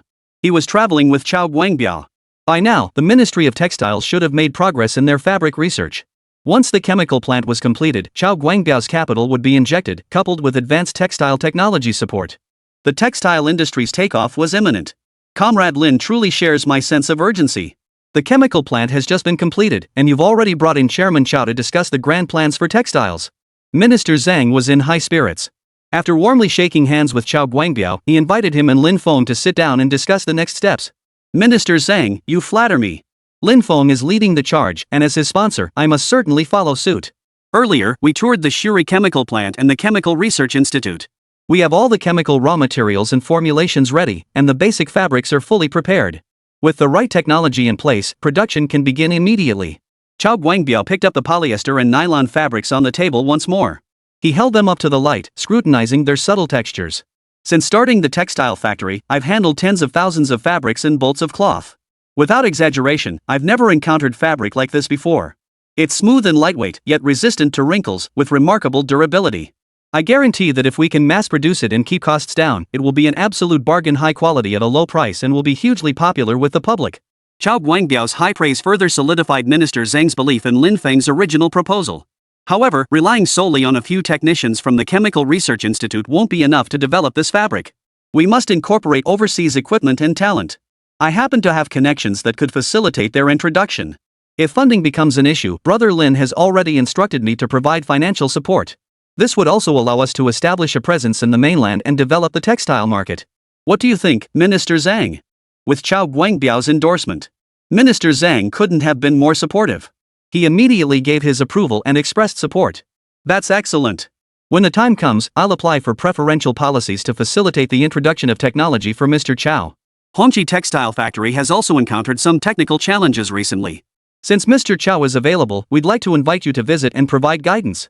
When Minister Zhang led Chao Guangbiao into the factory for guidance, accompanied by a female secretary from the textile department, to inspect the 5 plots of land. Mr. Lin, please. The secretary was poised and graceful, her smile radiant. In her eyes, this long-admired national hero was nothing short of a true hero in her eyes. Then please lead the way, Secretary Shen. Lin Feng's crisp, magnetic voice made the secretary's eyes sparkle with admiration. Her girlish demeanor was not lost on him. He knew exactly what it meant. He had picked up every signal Zhai Xiaoxiao had sent earlier. But so what? Romantic entanglements would only hinder his conquest of the land. With the nation facing grave challenges, this was no time for personal matters. While supporting and empowering Rabbit, he was also building his own commercial empire and military forces. After all, with grain in hand, one's heart remains calm. Only with formidable strength can one continue to serve the nation's interests. This time, he brought Chao Guangbiao to invest in the mainland. Minister Zhang had already made his intentions clear. As long as Chao Guangbiao introduced the technology and supported the Hongqi Textile Factory to get it back on track, he was willing to entrust Lin Feng with full authority over future textile import and export agency rights. What did textile agency rights signify? It meant he could exclusively sell and promote textile products nationwide and expand operations across multiple tiers. Though immediate profits remain elusive. Once the market economy opened up, this privilege would catapult him to the pinnacle of commerce overnight. The vehicle came to a stop. This vehicle was a Russian-made off-road truck, large and rugged, a true vintage automotive powerhouse. At first, Lin Feng was a bit skeptical about having a female secretary as the driver. But it turned out that women were every bit as capable as men. Her driving skills were every bit as good as any man's. No wonder she'd been hired as a high-level executive secretary. She was undoubtedly skilled in every conceivable way. They arrived at the first abandoned factory. Secretary Shen accompanied Lin Feng through the long abandoned grounds, where wild weeds grew rampant everywhere. The place was utterly abandoned, its factory buildings likely dating back to the Republican era. The registered area of the factory building is 520 square meters. Mr. Lin, if you plan to convert it into other structures in the future, that would be possible. The secretary explained to Lin Feng as they walked. Her gaze, however, kept drifting toward him. The ground was littered with gravel. Distracted for a moment, his left foot suddenly twisted. She was about to fall face first into the grass. In a flash, a strong hand caught her waist, preventing her face from hitting the ground. Little did she know that this act of courtesy instantly made her blush. Lin Feng, however, paid it no mind, already pondering how to plan the use of this land. 500 square meters, a modest factory space. Its location, not far from headquarters, made it feasible to convert into a courtyard residence for personal use. Soon, they arrived at the second plot. 2,000 square meters, a substantial area, perfectly suited for a large shopping mall, with the potential to launch a nationwide franchise chain. Lin Feng realized he was truly a genius. Until they reached the third plot. The immense size sparked a groundbreaking idea in Lin Feng's mind. Chapter 38, Unlimited Iron Ore Supply, Discovering New Business Opportunities. This plot of land, spanning tens of thousands of square meters, was more than sufficient for constructing automobile manufacturing facilities. Domestic industrial development lagged behind, with automobile manufacturing being a complete blank. Even high-level officials relied on imported Russian vehicles for transportation. The domestically developed Hongqi vehicles would not be ready until 9 years later. Lin Feng had a sudden thought: this timeline could be accelerated. By then, they could also introduce technologies from numerous foreign automakers. The market could be segmented into mass market and mid to high-end segments. Luxury brands like BMW, Mercedes-Benz, Audi, Hummer, Bentley, and Rolls-Royce could all be replicated. Launching one luxury brand per day would easily outpace developed nations, securing a century-long lead over the world. The first few plots are all within the second and third ring roads, offering exceptionally prime locations with top-tier future transportation access. Their appreciation potential is enormous. The fourth and fifth plots are located outside the third ring road in the suburbs. Though slightly smaller in size, they offered the advantage of a tranquil environment, making them suitable for development as leisure and vacation destinations. All the plots had been inspected. Lin Feng noticed that Secretary Shen's feet were swollen beyond recognition. It seemed he would have to take on the role of driver. Upon hearing that Lin Feng intended to drive himself, Secretary Shen looked utterly horrified. "Mr. Lin, please don't frighten me. At your level, how could you possibly drive? Let me handle it."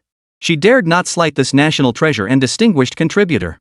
If anything happened on the road, she'd be held responsible, a thought too terrifying to contemplate. "Seeing you like this, your legs shaking, that's what scares me." Seeing his secretary still uneasy, limping as she walked, he shook his head helplessly, then effortlessly lifted her and placed her in the passenger seat. The intimate proximity in Lin Feng's aura left Secretary Shen speechless. "It's fine. This short distance is no big deal for me." Lin Feng started the engine, its deep roar filling the air. "Just wait till you see my driving skills. I'm every bit as good as any seasoned pro." The secretary bit her lip but finally agreed. She climbed into the passenger seat and fastened her seatbelt. With a stomp on the gas pedal, the car shot forward, bouncing and tumbling over the gravel road. Secretary Shen in the passenger seat clung on, terrified. Was this driving? It was pure reckless racing. Having been in 1949 for so long, he hadn't driven a car yet, especially not a Russian Jeep. Today he was determined to drive to his heart's content, testing the old vehicle's power. It must be said, Russian engineering was brutally powerful and unapologetically dominant. It gave Lin Feng a taste of authentic, retro off-road performance. He raced back to the heart of Beijing. Chao Guangbia was still at the Hongqi textile factory, imparting his expertise. He'll likely stay there for a while longer. Lin arrived at the Jinqing steel plant for a surprise inspection. Inside the factory, molten iron furnaces roared as workers methodically carried out the steelmaking process.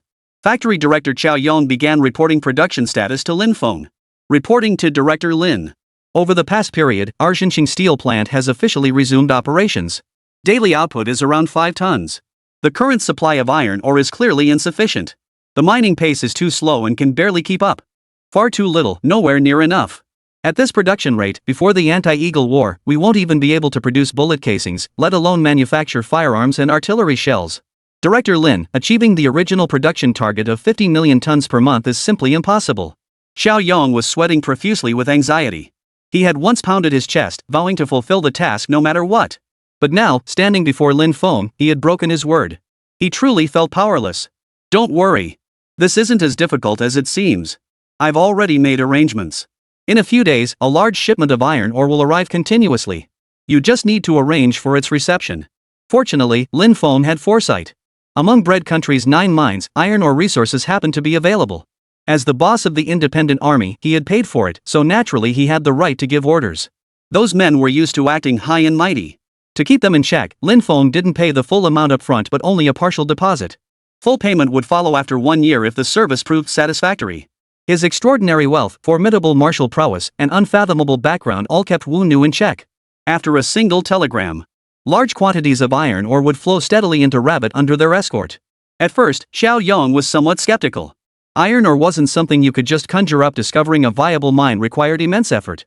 Yet within days, it actually came to pass. Just how powerful was Lin Feng? He could conjure this stuff at will. Over the next few days, tons of iron ore flowed in endlessly, with no shortage in sight. The ore was of high quality and in ample quantity. It allowed the Jinqing steel plant to grow fat overnight. On the textile front, with Chao Guangbiao's technical support, with everything in place and production capacity ramped up, they were poised to surge ahead. During this period, Minister Chen of the Ministry of Agriculture invited Lin Feng to sample a meal. The dishes were all prepared using newly developed crop varieties. Though the meal was simple, the pure, unadulterated flavors of these organic, pollution-free ingredients were incomparable to any rich, meaty dishes. The hybrid rice was fragrant and steaming. Sweet sticky corn soup warmed both heart and stomach with every sip. Spicy stir-fried noodles, firm and springy, were quite satisfying. Silken tofu, delicate as chrysanthemum petals, a feast for the eyes. Melt in your mouth, tender, incredibly fresh, and superb in texture. After the meal, a refreshing glass of sweet sugarcane juice quenches your thirst and leaves a lingering aftertaste. Absolutely delicious. Minister Chen, please have some too. Seeing Lin Feng eat with such satisfaction, Minister Chen was eager to try it too. Yet he still harbored some doubts. He looked like he was savoring some heavenly delicacy, yet no matter how delicious it was still plain white rice and whole grains. He'd eaten these things since childhood. What was so special about them? Yet the moment Minister Chen lifted a spoonful of corn soup to his lips, he could already imagine fireworks going off in his head. High-tech seed gene editing had been meticulously tailored to human physiological needs and palate preferences. Even top-tier seedling agricultural products unattainable to modern people. Tasted by an elder from 75 years ago. What a stunning revelation. Completely beyond expectations, the corn isn't coarse at all. It's smooth and incredibly sweet. Comrade Lin, you're truly a national treasure. We must raise a glass today to celebrate properly. From now on, ordinary folks won't just have enough to eat, we'll eat well too. High yields while maximizing nutritional value and taste. The quality of these seeds and seedlings rivals that of foreign varieties. Minister Chen was overjoyed. Amidst the outpouring of praise, he instructed his secretary to bring a bottle of baijiu and personally poured Lin Feng a full glass. It's all thanks to our great nation, always putting the people first. Without the support and tireless efforts of the chief and all the ministers, even if I provided aid materials, they would be useless without proper implementation. Lin Feng assessed the situation and skillfully elevated the conversation. Minister Chen listened with a broad smile. Clinking glasses, they drained their cups in one gulp. Lin Feng's gaze fell upon the liquor bottle, bearing the label, Hangqing Distillery Lai Mao. That glance inadvertently revealed another business opportunity. Chapter 39, Facilitating the Acquisition of Mutai, Gifting 10,000 Bottles. Lai Mao was also the official banquet liquor served to domestic and foreign guests at the founding ceremony. It wasn't until the 1950s that it merged with 2 other distilleries, Qingyi and Rongha, to formally establish the state-owned Maotai distillery. The significance of this national liquor holds immeasurable value for every Chinese citizen. It stands as a consistently high-performing, ultra-high-value investment asset. A bottle of aged Mutai can easily fetch tens of thousands of yuan in resale value after a few years. Official limited quantity sales are impossible to secure. If one could acquire a substantial quantity of original Mutai during this era, the money would be beyond Lin Feng's wildest calculations. Compared to the state banquet Fengjiu from before, its value is even more astronomical. Minister Chen, this liquor is superb, rich in soy sauce aroma, smooth on the palate, and delivers a clean finish. This is Lai Mao. Besides the Fengjiu served at the last state banquet, this brand is the most frequently used. If Comrade Lin is interested, we have plenty more in the warehouse. Feel free to take as much as you like. Seeing Lin Feng's interest in Lai Mao, Minister Chen made the offer outright. Not just liquor, even gifting him several distilleries wouldn't adequately repay his contributions. Lai Mao is a quality liquor. 2 other distilleries produce comparable spirits, but both are small-scale operations with sluggish sales. These 3 are competitors, with rudimentary equipment relying entirely on manual labor. Compounded by economic hardship and people having little disposable income for alcohol, their sales have remained lukewarm. The state wants to allocate funding to support them, but it's unclear which one to prioritize, so no decision has been made. Minister Chen, the issue of uneven funding among the 3 is easily resolved. Once national conditions stabilize and foundational issues are resolved, the liquor industry will undoubtedly expand. Liquor is distilled grain, the people's second staple. Future sales will undoubtedly thrive. My proposal is to acquire these 3 distilleries and consolidate them into state-owned enterprises. Lin Feng's proposal instantly unlocked Minister Chen's creative thinking. Why hadn't he thought of this before? State acquisition would not only eliminate the drawbacks of competition, it would also absorb the strengths of all 3, maximizing the value of Maotai liquor. Moreover, it would enable professional management. However, before proceeding with the acquisition, we must conduct on-site inspections before making a final decision. With that said, Minister Chen immediately decided to visit the 3 distilleries with Lin Feng. Maotai town lay over 2,000 kilometers from the capital. After several days of travel, the 2 finally arrived. Their first stop was Qingyi Distillery, the largest of the 3 major producers. Upon seeing the state leader's inspection, Qingyi Distillery's head, Hua Baowan, promptly led them on a tour of the facility. After a thorough inspection, Lin Feng discovered the factory buildings were dilapidated, hygiene conditions were poor, and the rudimentary equipment was a major drawback. Worker numbers were insufficient, and due to technical limitations and outdated equipment, both production efficiency and quality control exhibited significant instability. Yet it possessed one formidable strength. The entire process adhered to traditional sauce aroma liquor brewing techniques, making malt during the Dragon Boat Festival, adding ingredients during the Double Ninth Festival, undergoing 9 rounds of steaming, 8 rounds of fermentation, and 7 rounds of distillation during the brewing period, followed by 5 years of aging before packaging and distribution. This paramount strength was the key factor that elevated Maotai to the status of China's national liquor. Leaders, this is our inventory since the beginning of the year. Based on previous annual production, our distillery produces around 1,700 kilograms per year. Their distillery in Maotai town has always been privately owned. No state leader has ever inspected it. Especially Qingyi Distillery, which has been operating since the first year of the Tongzhi reign in the Qing dynasty and stands as the premier distillery in Maotai town. This was the first time. Could it be that the state intends to support them? Hua Baowan pondered this as he led the 2 men to the warehouse. Over 50,000 unsold jars of Maotai liquor sat forlornly scattered across the floor. It seemed the sales channel was indeed a major problem. Minister Chen also identified the crux of the matter. To resolve the sales issue, they must follow the path suggested by Lin Feng. After visiting the other 2 companies, Minister Chen convened the heads of Wang Mao and Lai Mao for a joint meeting. I have a general understanding of the situation. Today, Mr. Lin and I came to Maotai town specifically to discuss the merger and acquisition. Your 3 companies are currently in competition. In this uncertain economic climate with poor sales, this is extremely detrimental to your future development. In accordance with the national plan and policy, the intention is to merge and acquire your 3 companies to establish a state-owned Maotai distillery. I would like to hear the opinions of each of you. The 3 heads, already racking their brains over sluggish sales. Upon hearing of this state policy designed to support their privately owned distilleries, the heads of the 3 companies responded enthusiastically. Large quantities of liquor sitting in warehouses would result in significant financial losses over time. The saying "good wine needs no bush" only applied in the old days. Without dedicated management and promotion, it was becoming increasingly difficult to adapt to the modern development after the founding of the nation. Having the state step in was undoubtedly the best solution. After unanimous agreement among the 3 parties, the merger and acquisition were settled. Lin Feng hadn't anticipated things going so smoothly.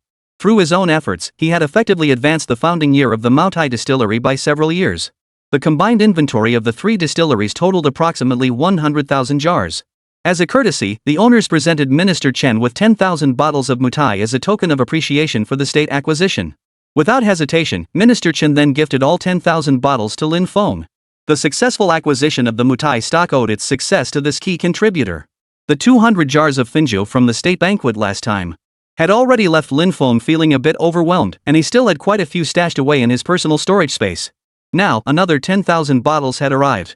Fortunately, his personal storage space was infinitely large, otherwise, it truly wouldn't have been able to hold them all. Over the past period, Oriental Star Real Estate had secured several cheap plots of land and recruited Su Shinru, the future female real estate tycoon. Under pressure from the Jeonbul authorities, construction had begun. Lin Feng, wearing a safety helmet, inspected the construction site under the guidance of Hua Yingdong. Su Xinru from the finance department followed alongside. Seeing Lin Feng again, her charming face inexplicably flushed with a hint of shyness. Before construction began, progress was consistently stalled. Jeonbul stubbornly refused to release the land certificates. But strangely enough, just a few days ago, they suddenly relented. The permits were released, and construction has proceeded relatively smoothly. Hua Yingdong recounted the recent project developments. When he looked at Lin Feng, he remained as impassive as ever, his thoughts impossible to discern. Suddenly, a chill ran down his spine. Standing atop the elevation, the sea breeze caressing his cheeks, Lin Feng radiated an aura of authority steadily taking shape. Brother Lin, you wouldn't happen to be the one pulling strings behind the scenes, would you? Hua Yingdong's insight was truly extraordinary. He had long known that Hong Kong businessmen suffered constant oppression from the British. Leveraging his connection with Beofuli, he had given McShirley a stern talking to. That's how everything had fallen into place so smoothly. Throughout this period, Lin Feng recognized that McShaw possessed immense potential for strategic leverage. Chapter 40, Pioneering Installment Payments, Oil Development on the Agenda. To solidify this connection, he placed another order, 500 Type 66 howitzers and 500 genuine Jeonbul-made Type 183 cannons. The proceeds from auctioning the 9 jars of state banquet liquor perfectly offset the cost of these arms. When Lin Feng produced a bottle of 1949 Moutai, McShaw's eyes lit up. He then proposed using the arms purchase as a basis for deeper discussions. Through the dark web accessible only via special channels, Lin Feng had already uncovered the specific details regarding Uncle Meishui.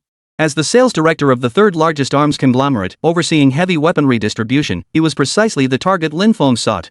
If he could oust the Jeonbul officials, turn McShirley to his side, and put him to work for himself, he could use him as an intermediary for direct, private transactions. He would have a reliable source for heavy weaponry going forward. Crucially, even if Jeonbul detected something amiss, they'd have no way to trace the weapon's end users.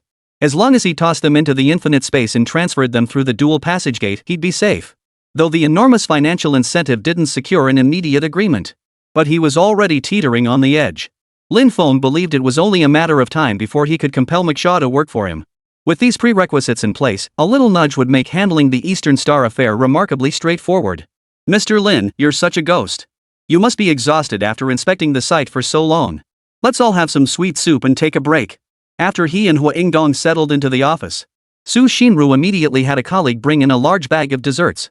Sweet soup shops are a classic Hong Kong delicacy.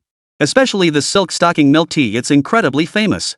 Lin Feng picked up a cup of silk stocking milk tea and took a sip. Very nice. Xinru, have a seat.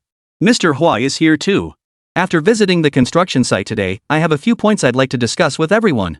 You have a background in business administration. I'd also like to hear your suggestions regarding sales. Xinru hadn't expected Lin Feng to call her name. Su Xinru was taken aback, but she still sat down across from him. The building is under construction, but post-completion sales are paramount. The upper class is a minority after all. To expand the market, we must get the middle and lower classes to open their wallets and join the buying ranks. As the executive overseeing most company operations, Hua Yingdong began articulating his perspective. Achieving that will be difficult. He slid a market research report toward them. The vast majority of people simply don't have the concept of homeownership. In Hong Kong Island, where land is at a premium, renting or building one's own home remains the norm to this day. I believe to unlock this market, we need something to stimulate demand. Installment payments. A chorus of voices echoed in unison. Hua Yingdong was utterly astonished.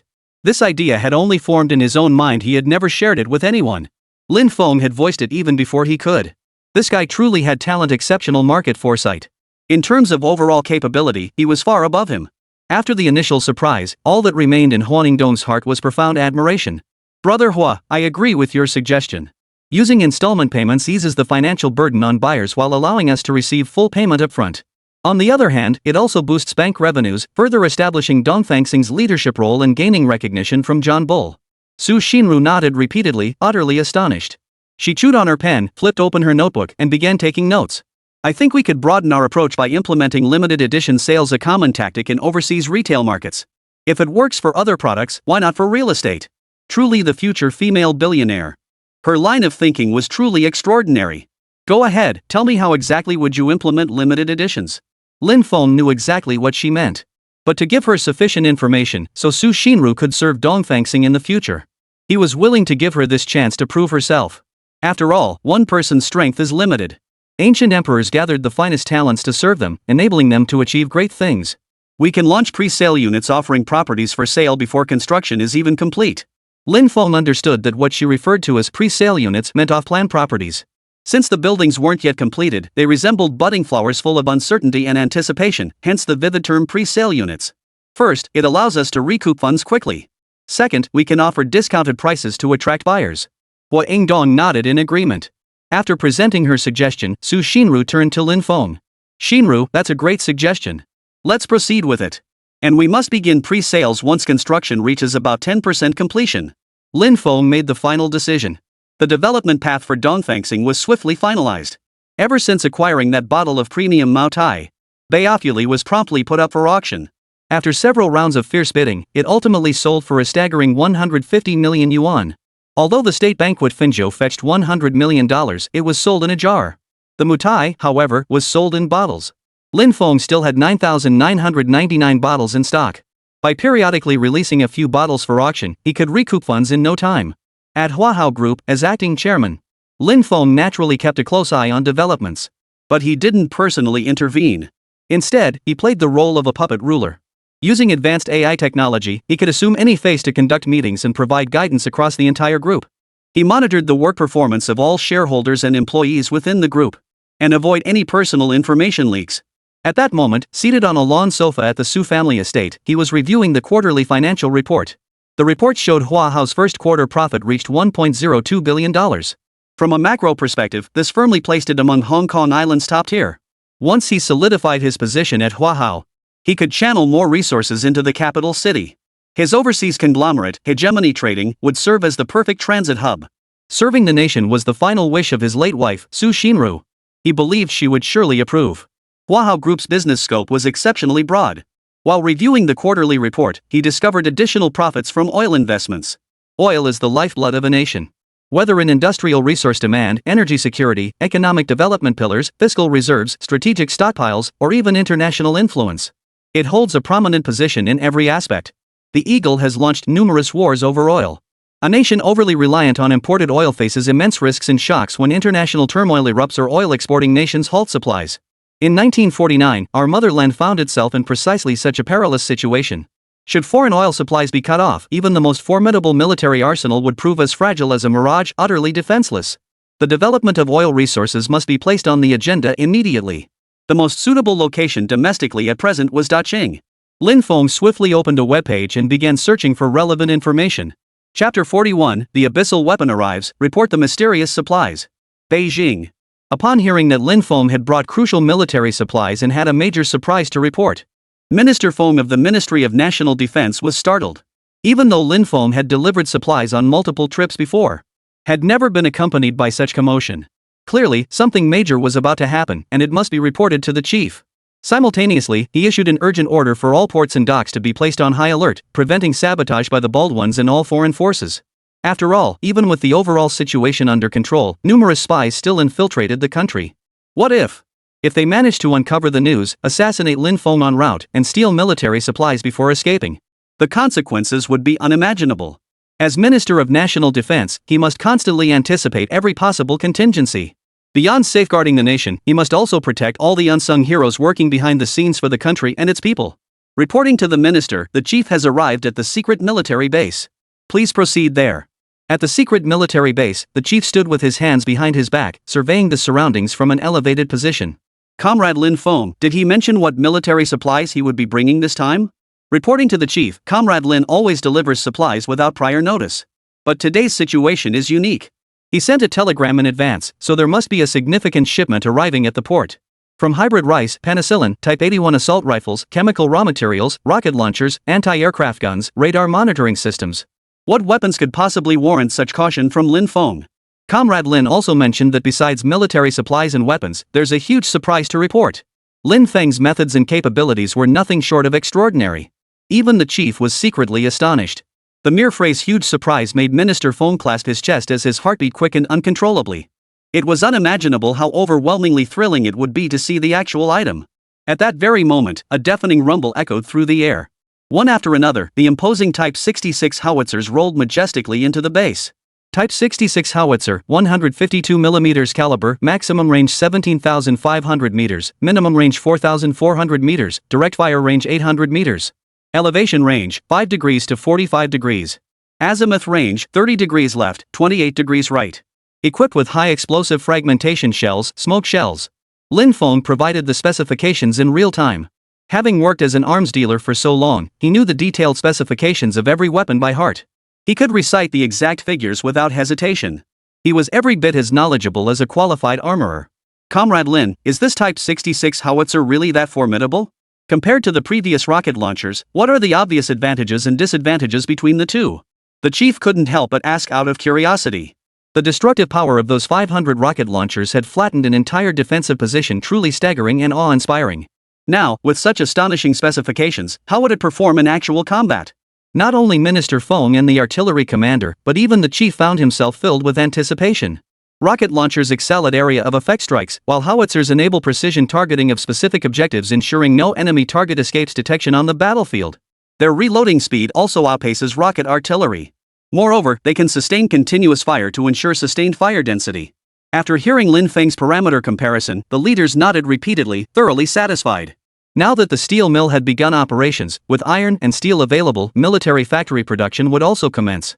Previously, the reverse-engineered Soviet-style weapons were largely outdated. But now there was no need to worry. Even if replication was required, it would be of the ultra-high-performance military weapons provided by Lin Feng. With 500 howitzers available, replicating them was entirely feasible, even if it required significant manpower. High explosive shells began loading, preparing for live fire drills. Meanwhile, the colossal Type 183 cannons rolled onto the field in a formation of 500. They had assumed today's weapons would be limited to howitzers. Little did they know, an even larger one awaited them. Minister Feng stared in astonishment. Each gun weighed nearly 6 tons in transport mode. With 500 of them deployed, the sight was truly spectacular. Comrade Lin, this surprise is a bit much. Minister Feng and I were quite overwhelmed at first glance. The chief and Minister Feng shared a knowing smile and joked. This is merely the appetizer. The real surprise for the chief is yet to come. The huge surprise Lin Feng mentioned wasn't these 500 cannons? This left the two leaders somewhat at a loss to imagine. What mysterious supplies could possibly warrant such secrecy? The 183mm cannon boasts immense firepower with a caliber of 183mm. Firing generates 87 tons of recoil force. The powerful shockwave and explosion inflict massive damage on enemy tank crews inside their vehicles. They are highly effective against major heavy tanks, serving as the vanguard of anti-tank units. Exaggerated. Way too exaggerated.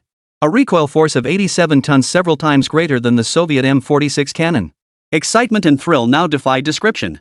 Minister Feng felt his hand holding the binoculars tremble slightly.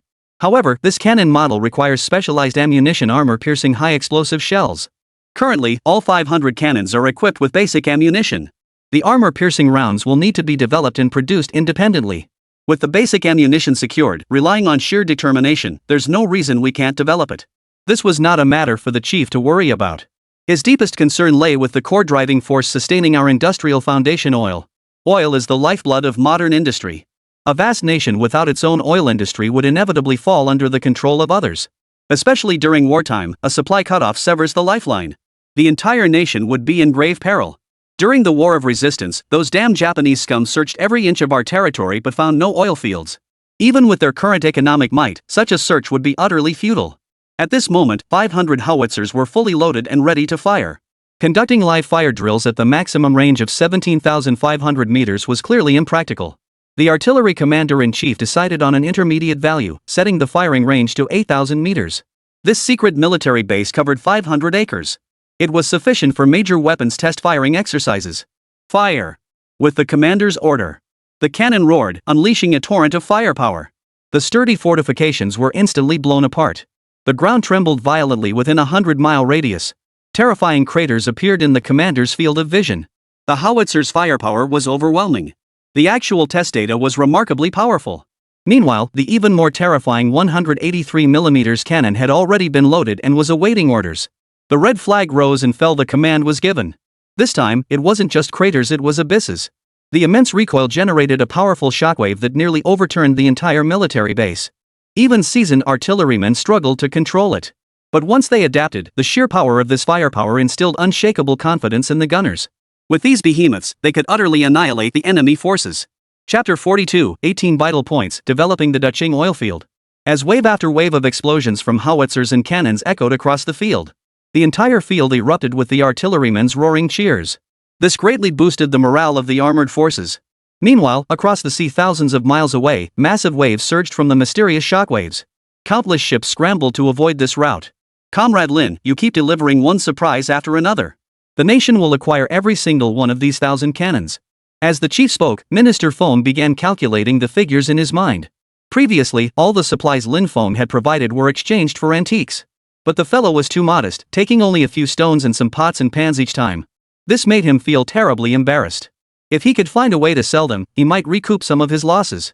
If these items remained stuck in his hands, Lin Fong would suffer pure losses. Based on current international arms market prices, 1,000 howitzers and cannons would easily fetch at least 500 million. But even if the nation emptied its coffers and offered half its foreign exchange reserves, it still couldn't afford them. Exchanging national treasures spanning 5,000 years of Chinese history for payment was utterly out of the question. Even if offered, Lin Fong wouldn't dare accept them. Minister Fong found himself in a profoundly difficult position. He had consulted with the chief multiple times on how to procure the military supplies Lin Fong offered. In the end, the chief had only uttered one sentence. Let Lin Fong make the proposal himself. Whatever he suggests, the state will agree. The most powerful move is the one without a move, the simplest yet most astonishing strategy. Handing the initiative over to Lin Fong. Based on their interactions thus far, the other party wouldn't make any unreasonable demands. Moreover, it allowed the state to avoid criticism, truly a win-win solution. You know, the current situation, the broader situation has just stabilized, and the state simply cannot allocate that much funding for arms purchases. Whatever you need, just ask. The state will fulfill your requests within its means. Additionally, regarding the antiques confiscated from the warehouse earlier, you may access them at any time. Minister Fong, acting on the chief's instructions, voiced his true thoughts. Upon hearing this, Lin Fong did not rush to make demands. Instead, he took out his notebook, opened a page, and presented it to the chief. This is a map of domestic oil field distribution. I believe the most suitable location for the first oil field development is Dacheng. All this information had been researched and compiled by Lin Fong from online sources. Besides the Dacheng oil field, there were 17 other oil fields, all documented. However, having too many good things at once, the nation couldn't absorb it all at once. It was better to start with the first one and proceed steadily. The chief's eyes could barely keep up. 1, 2, 3, 4. 18 oil fields were hidden beneath the nation's soil. This must be the tremendous surprise Lin Fong had mentioned. It wasn't just huge, it was earth-shattering. This oil distribution map in his hands was the very lifeline of the nation's future. Top secret among top secrets. Besides the distribution map, I've also brought a set of oil and gas equipment. It can be put into use once the project commences. This entire set of oil and gas equipment was obtained from the warehouse of Huahao Group. Though outdated compared to modern technology, it remains fully functional and operational. It is highly suitable for countries where remote regions remain without electricity. Lin Fong not only brought 1,000 super heavy artillery pieces but also contributed an unprecedented domestic oil distribution map. Regardless of how he obtained it, it remains his private matter, and the state naturally has no right to inquire. What moved the chief and Minister Fong most was that Lin Fong had even accounted for oil and gas equipment. Such profound gratitude toward the nation could never be fully expressed in words or deeds. Comrade Lin Fong, as Minister Fong mentioned earlier, please don't hesitate to voice any requests you may have. There's absolutely no need for modesty. Lin Fong was well aware of the nation's circumstances. Even if he were allowed to handle the antique sector now, he could never sell national treasures to outsiders. Only privately owned antiques could be traded for profit. What he truly sought were items like Mutai liquor products with immense future potential. The 3 Mutai distilleries had already been acquired and consolidated. Merely stockpiling liquor for auction was unrealistic. If he could own shares in Mutai, the value would be self-evident. Whenever the nation needs me, I will do everything in my power to provide assistance. I understand the chief's intentions and resolve. Since you've entrusted me with the initiative, I'll settle for a 50% stake in the Mutai distillery. Upon hearing Lin Fong request only 50%, Minister Fong interjected. 50% is unacceptable. That's far too little. Without you, Mutai wouldn't have been acquired by the state. And with the distillery's poor market conditions, it might face bankruptcy in a few years under such difficult circumstances. Frankly, this money-losing deal is only something you'd take. Alright, I'll make the call. At least 20% is non-negotiable. 20% of Mutai's shares. This was a stake Lin Fong dared not even dream of. As of yesterday, Mutai Group's market value stood at 1.7447 trillion yuan. A 20% stake equaled 348.94 billion yuan. In his original expectations, even a 50% stake worth 87.2 billion yuan had already left him deeply satisfied. Little did he expect the state to favor him so greatly. The value had surged by such a staggering amount in one fell swoop. At this moment, Lin Feng felt utterly blessed. Having the nation as his backing truly made all the difference. Don't hold back what the state promises you, it will never withhold. 20% of the Maotai shares, it's settled. Seeing the chief nod in agreement, Minister Feng made the decision decisively and generously. That said, the leadership understood. Lin Feng had only requested shares in these 3 small factories, clearly trying to gloss over the matter, unwilling to take state assets. How could that be acceptable? To place greater value on gifts than on receiving them was not the style of the rabbit, especially concerning such a vital strategic national resource as petroleum. It was something no amount of money could ever buy back. Foreign powers have long coveted it. Lin Feng's journey north was a life or death mission to make this offering. Compared to the value of this shipment of arms, mere gold and antiques were insignificant. Minister Feng drew a key from his waistband and placed it firmly in Lin Feng's hand. Brother Lin, don't think I'm just talking. This is the key to the confiscated warehouse. From now on, the antiques inside are yours. If you hold me in any regard, take it, don't look down on this modest collection. Through their interactions and conversations over recent days, Minister Feng had long regarded Lin Feng as family, his address naturally shifting to Brother Lin. After all, to be considered his brother, one must possess an unquestionably noble spirit of patriotism. Beyond that, one must possess the courage, capability, and wisdom to assess the situation. Lin Feng was more than qualified. A gleaming key was placed in his hand, there was no room for refusal. Minister Feng had made his intentions clear. To refuse now would be to reject his brotherly trust. I wish to proceed with the exploration of this oil field as soon as possible, lest delays invite complications. Lin Feng's request to depart immediately was not without reason. This oil distribution map was merely copied from online sources he found. If it differs from reality, that's perfectly normal. With such a long time span, who knows what the current oil field extraction sites are really like? Everything would only be clear once they got there. Chapter 43, Liquid Gold Unearthed. Chief sends congratulations. Better to seize the moment than wait for a better day. Following a resolution at the National High-Level Meeting. A few days later, Lin Feng departed with the National Exploration Team for the western part of northeast China. Despite expedited travel, it still took nearly a week of winding journeys to reach their destination Dayue village. To prevent leaks of classified information, upon arriving in the village, team leader Li Guowei greeted the village chief and presented the relevant credentials.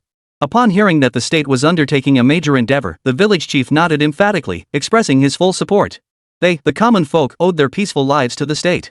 Not only would they assist with terrain surveys and drilling operations, but mobilizing labor from the village itself would pose no problem. After learning the general plan, the village chief immediately announced it over the public address system to every household. Soon, a large convoy entered the village. Throughout this time, every villager regardless of age or gender suppressed their curiosity. Not a single person came out to gawk or cause a commotion. Even if they couldn't help, they certainly wouldn't cause trouble. Lin Feng commanded the National Exploration Team, holding the oil field distribution map to guide their positioning. This detailed map was meticulously traced from the intelligent navigation system.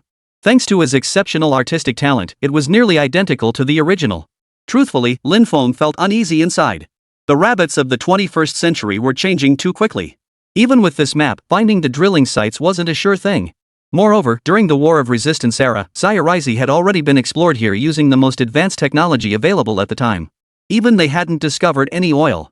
Could a mere dozen or so from the national team really pull it off? Lin Feng suddenly realized something.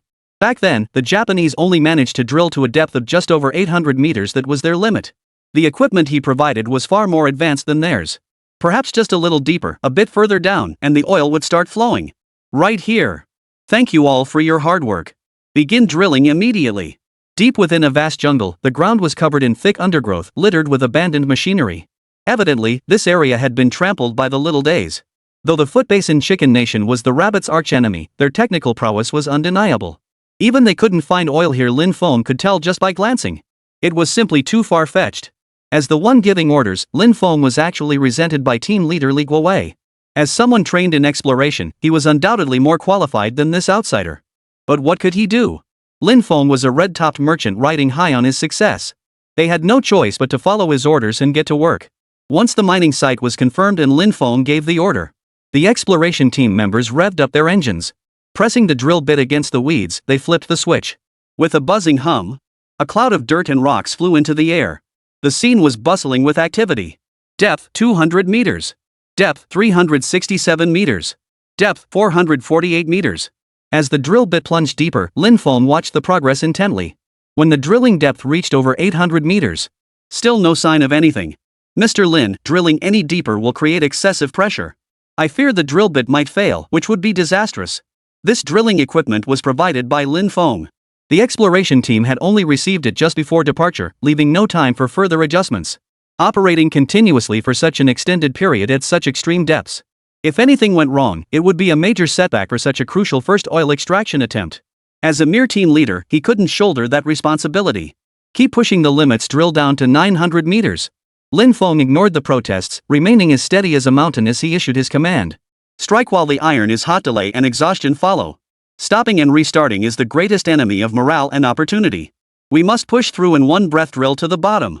At this moment, not only Captain Li Guowei, but even the exploration team members below began to harbor doubts. This depth had already reached an unprecedented historical high. And still no oil. Could drilling another 100 meters really make the difference? They couldn't believe such nonsense even if they tried. Lin Feng's attitude clearly showed he didn't hold the captain in high regard. Just because he's a national celebrity, he acts all high and mighty, looking down on everyone. Exactly. He hasn't found a damn thing in all these years, and now he thinks he can? If he wants us to drill, let him drill. If the equipment breaks, it's not our problem. Cut the nonsense. Haven't you heard of Lin Feng's skills? They'll blow your minds. As the dozen or so drillers were distracted, suddenly, a thick, black liquid surged from the depths of the well. It completely engulfed the drill bit. Everyone at the 900-meter depth stared in disbelief. This was precious crude oil. Liquid gold, the lifeblood of industry, the very lifeline of the nation. Reporting to Director Lin, reporting to Captain Li, oil discovered at 952 meters. This earth-shattering news sent the entire national exploration team into ecstatic tears. From this day forward, we rabbits would have our own oil. It turned out that back then, they had been a mere 152 meters away from extracting crude oil. Li Guowei swiftly sent a telegram from the military vehicle to headquarters with the good news. Soon after, congratulatory telegrams arrived from high-ranking officials. Today is a momentous day. Our nation finally possesses its own oil reserves. This achievement is truly cause for celebration. May the National Exploration Team spare no effort in continuing their work to drill for more crude oil. Furthermore, on behalf of the nation, I wish to extend special gratitude to one individual, Lin Feng, the initiator of this operation. Thank you for your unwavering dedication, which has allowed me to witness our nation's rise to greatness in my lifetime. Captain Li Guowei finished reading the congratulatory telegram from headquarters on the spot. All eyes turned to Lin Feng with admiration. Not only Captain Li Guowei, but even those team members who had previously harbored reservations about Lin Feng now felt ashamed of their own narrow-mindedness. This is the nation's encouragement for us. Heed the chief's directive. Everyone, get back to work. With Lin Feng's command, morale soared among the entire crew. Amid the rumbling of drilling, crude oil gushed forth in a steady stream. At this moment, the oil and gas equipment Lin Feng had provided proved invaluable. The pumping units operated in a steady up and down motion, driving the sucker rods and pumps to extract crude oil from the depths of the earth to the surface. One oil well after another was developed. Alongside the oil extraction, natural gas was unexpectedly discovered underground. Another piece of good news was sent to headquarters. Minister Shen, in charge of the energy sector, could no longer sit still. Under the personal leadership of Minister Feng, the armed forces arrived at the mining site in Dayue village. The two ministers arrived in quick succession. Before they could even rest or take a sip of water, they went straight to find Lin Feng. Lin Feng, having pulled several all-nighters, was resting in his tent at that moment. Seeing the meritorious officials working tirelessly for the nation, even deprived of sleep, Minister Feng felt deeply ashamed. He hesitated, his foot retreating from the tent entrance. He instructed Minister Shen not to enter yet, suggesting they wait until Lin Feng awoke. The two ministers waited quietly outside the tent for an hour. Until Lin Feng had slept his fill. Chapter 44, Inheriting Oil Shares, Securing a Lifetime of Food. Lin Feng awoke, stretched lazily, and picked up the water Li Guowei had prepared for him on the table. He took a sip to clear his head. It must be said, traversing back and forth through time was quite taxing on the body. Fortunately, each time he passed through the dual passage gate, his body received a compensatory enhancement. Otherwise, it would be quite unbearable. As soon as he stepped out of the tent, he saw the two ministers waiting outside. Lin Feng immediately ushered them inside. Captain Li didn't even give a heads up, leaving you two leaders waiting for me to wake up. That's really not right. Don't sweat the small stuff, brother Lin. Lin Feng had pinpointed the location and extracted the first barrel of crude oil. Achieving this without wasting manpower or resources had already delighted the two ministers beyond measure. Such minor matters were hardly worth mentioning. Upon receiving the exploration team's good news, we ministers simply couldn't stay seated. This is truly momentous. Minister Shin and I had to come personally, and while we're here, we'll reinforce security around the extraction site. Better safe than sorry. Minister Fong is right. We've come specifically to prepare for establishing a new oilfield headquarters, which will oversee crude oil and natural gas extraction and subsequent operations. These are tokens of appreciation for Comrade Lin. Lin Fong looked down to see several important documents and contracts laid out neatly on the simple desk. Minister Shin of the Energy Department picked up one contract and handed it to Lin Fong. 15% equity in the oil company, with annual dividends payable to direct descendants in perpetuity. Additionally, 10 tons of gold are included as a gift. This immense benefit left Lin Fong speechless. He had expected to receive a modest shareholding. He never imagined the state would be so generous, directly benefiting his descendants. The contract was clearly written in black and white, stamped with an official seal, awaiting only his signature. It was essentially securing a generous, permanent meal ticket for his descendants for generations to come. Lin Fong was more than willing to accept it. After signing with a flourish, 2 identical copies of the contract were immediately sealed and stored to ensure its permanence.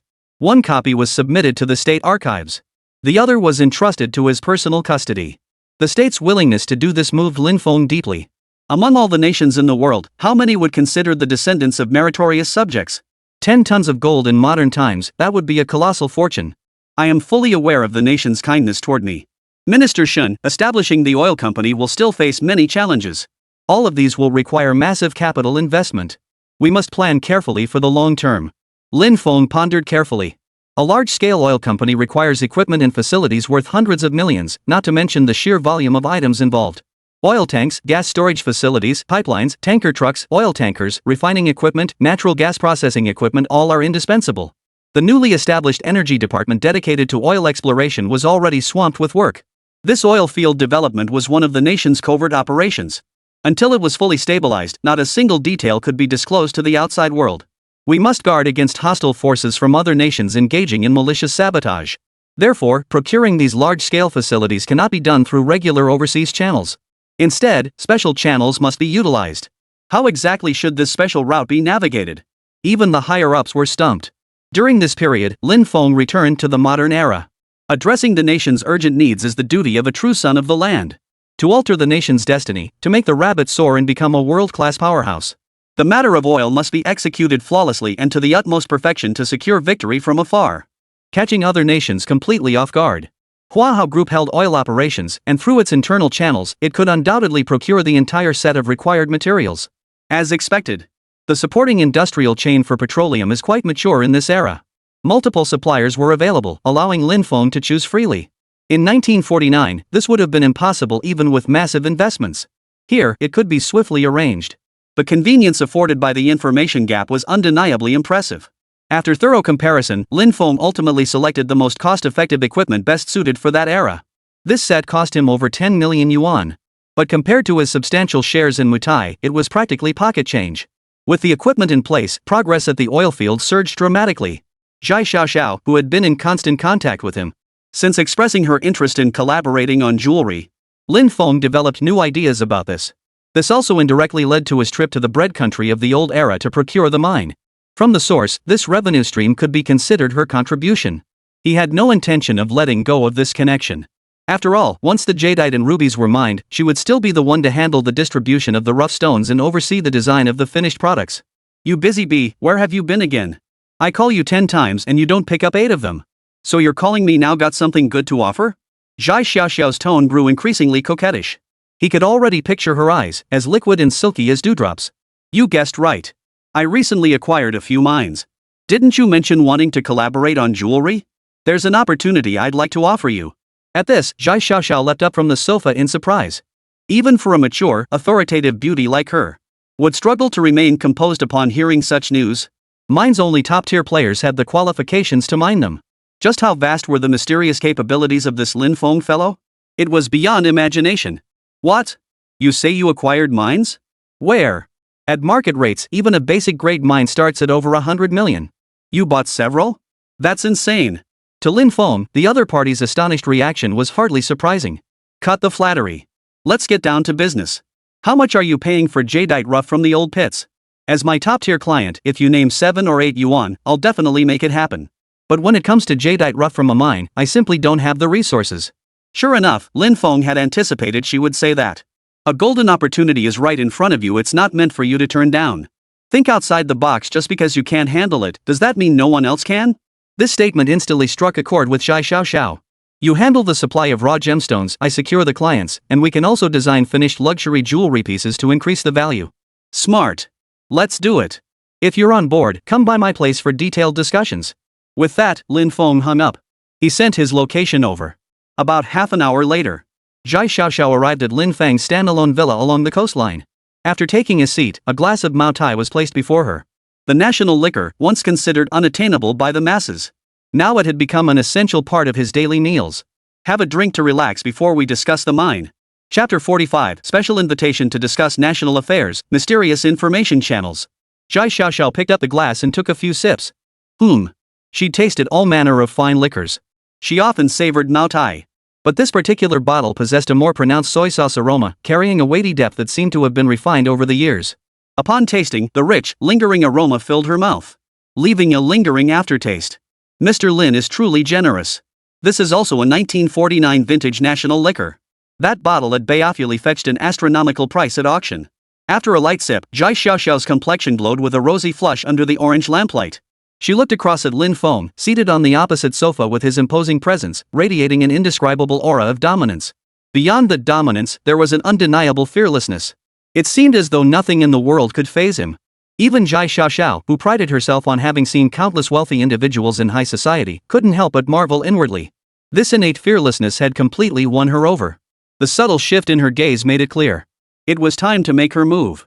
Jadeite old mine rough stones, I can source plenty of those. For now, let's draft a sales plan. Lin Feng laid out a stack of on-site photos of the mines on the purple nanmawood table. These were taken on site with his Leica camera. Zhai Xiaoxiao picked up the photos and examined each one. Her expression gradually turned to astonishment. Beyond the jade-old pits, this massive mine also contained rubies and sapphires. It had even harvested energy-type mines like tin, tungsten, lead, zinc, iron, and coal deposits. Staring at the photos in disbelief, she couldn't believe her eyes. Big boss, what kind of background do you have? This is just too unbelievable. I counted 9 mines. Even a jewelry giant couldn't acquire this many in one go. Lin Feng downed his glass in one gulp, speaking with casual nonchalance. This is nothing. Aside from the old jade mines, the rest were just incidental acquisitions. I came to you because our past collaborations went smoothly. I didn't want to waste time looking elsewhere. He slid a detailed inventory of precious stones across the table toward her. Take a look at the current production figures from my mines. Seeing that Lin Feng wasn't buying her act, Zhai Xiaoxiao composed herself and began studying the table seriously. The mining figures were impressive. It was more than sufficient to proceed with the next phase of planning. I have several jewelry suppliers. As long as our prices are more competitive than other mines, they'll definitely place large orders. But there's one condition: you must meet my demand. Zhai Xiaoxiao smiled faintly, leaning closer to Lin Feng. I can promote your mine, but the high-quality gemstones must be reserved for my jewelry company. Money earned is money earned. This industry was merely a side venture. Lin Feng only cared about substantial profits. He sought her out precisely to be a hands-off owner, freeing up time for bigger ventures. All right, no problem. Seeing Lin Feng agree so readily, Zhai Xiaoxiao raised her glass, clinked it with his, and downed it in one gulp. After procuring the entire equipment chain for the petroleum industry, Lin Feng used Baiyi import-export trading to transit these materials and ship them to Penilla port. Using the warehouse's cover, he seamlessly transferred everything into his personal infinite space. Upon returning to Beijing, after delivering the petroleum equipment to the energy department, Lin Feng received a summons from his superiors. The chief had long wished to hear Lin Feng's perspective on the broader strategic landscape. The chief, who had been tirelessly managing state affairs day and night, finally found some time. He instructed Minister Feng to observe the meeting. Comrade Lin, you've truly eased my concerns regarding the petroleum sector. This solidifies the foundation for our basic industries. However, the situation on the peninsula is growing increasingly tense. Comrade Lin, I'm sure you've heard some rumors. The chief's concerns ran deep. To devote one's entire life to the nation, to the point of exhaustion, and only cease upon death. Lin Feng had privately mentioned this issue to Minister Feng on several occasions, but they never found the time for a thorough discussion.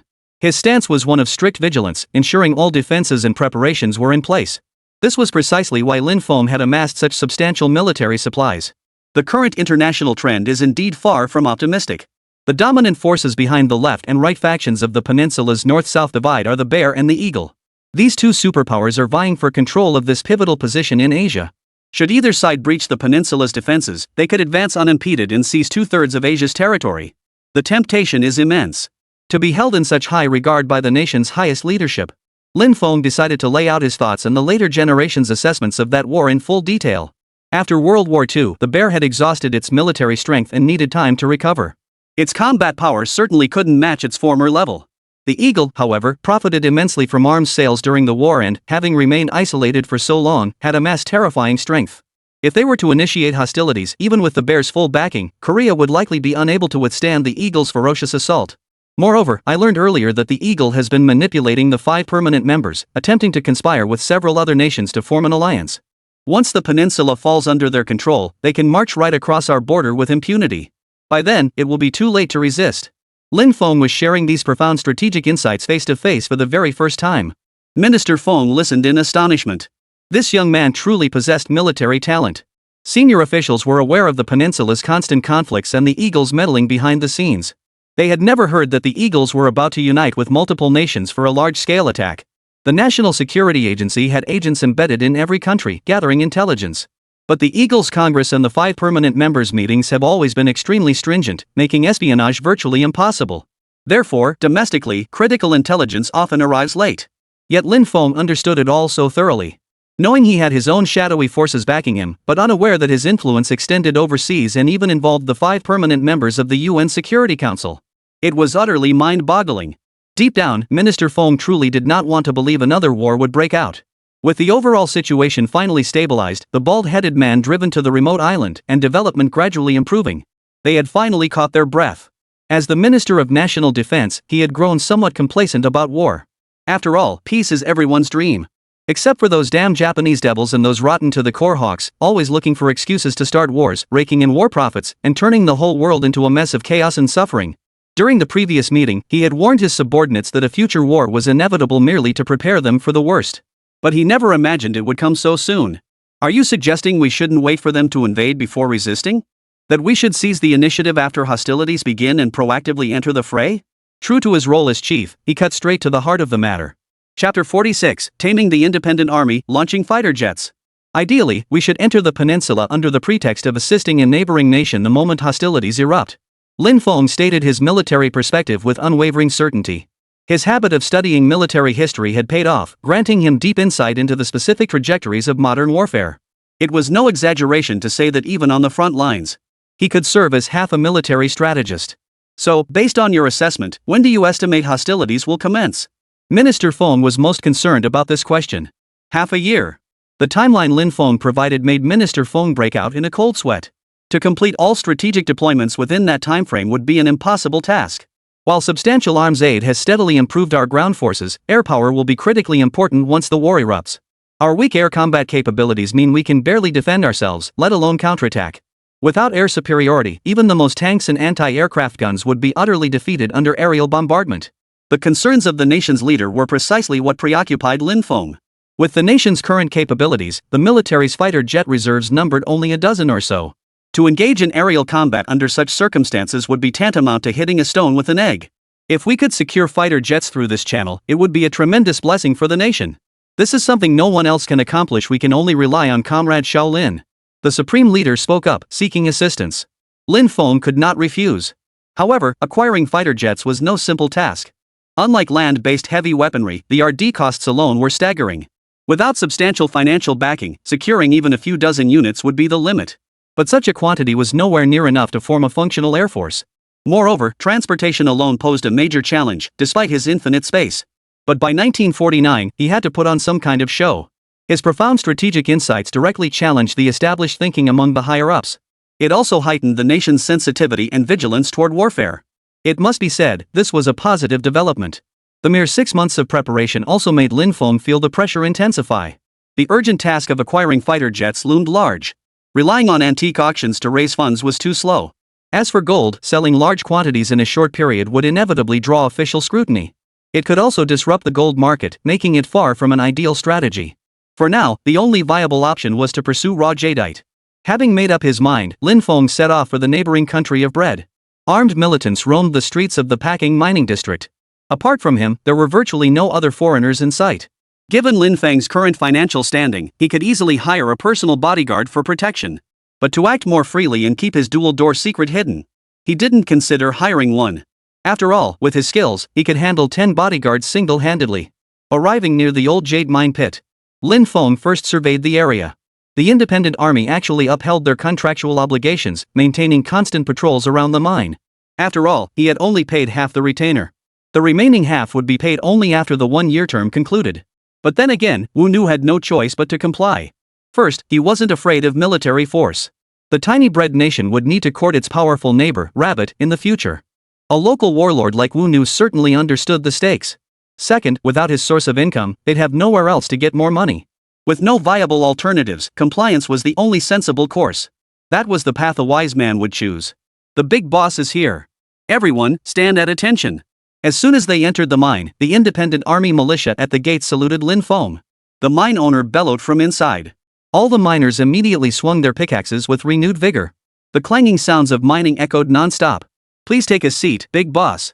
The mine owner knew how to butter people up, but flattery alone wasn't enough. Manual mining progressed at a moderate pace, and the stockpile of jadeite rough remained adequate. Iron ore extraction and transportation kept pace with demand, but current overall efficiency clearly couldn't meet future needs. Fortunately, Lin Feng had already made plans. These mine owners lacked management skills, and being bred country nationals, they couldn't be fully trusted. The independent army only handles perimeter security. A reliable person must be found to manage internal operations.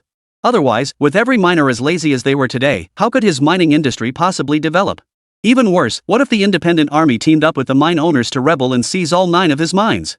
Given Bread Country's notoriously dysfunctional management system, he'd have no recourse but to accept his misfortune. Thinking about it now still sent a chill down his spine.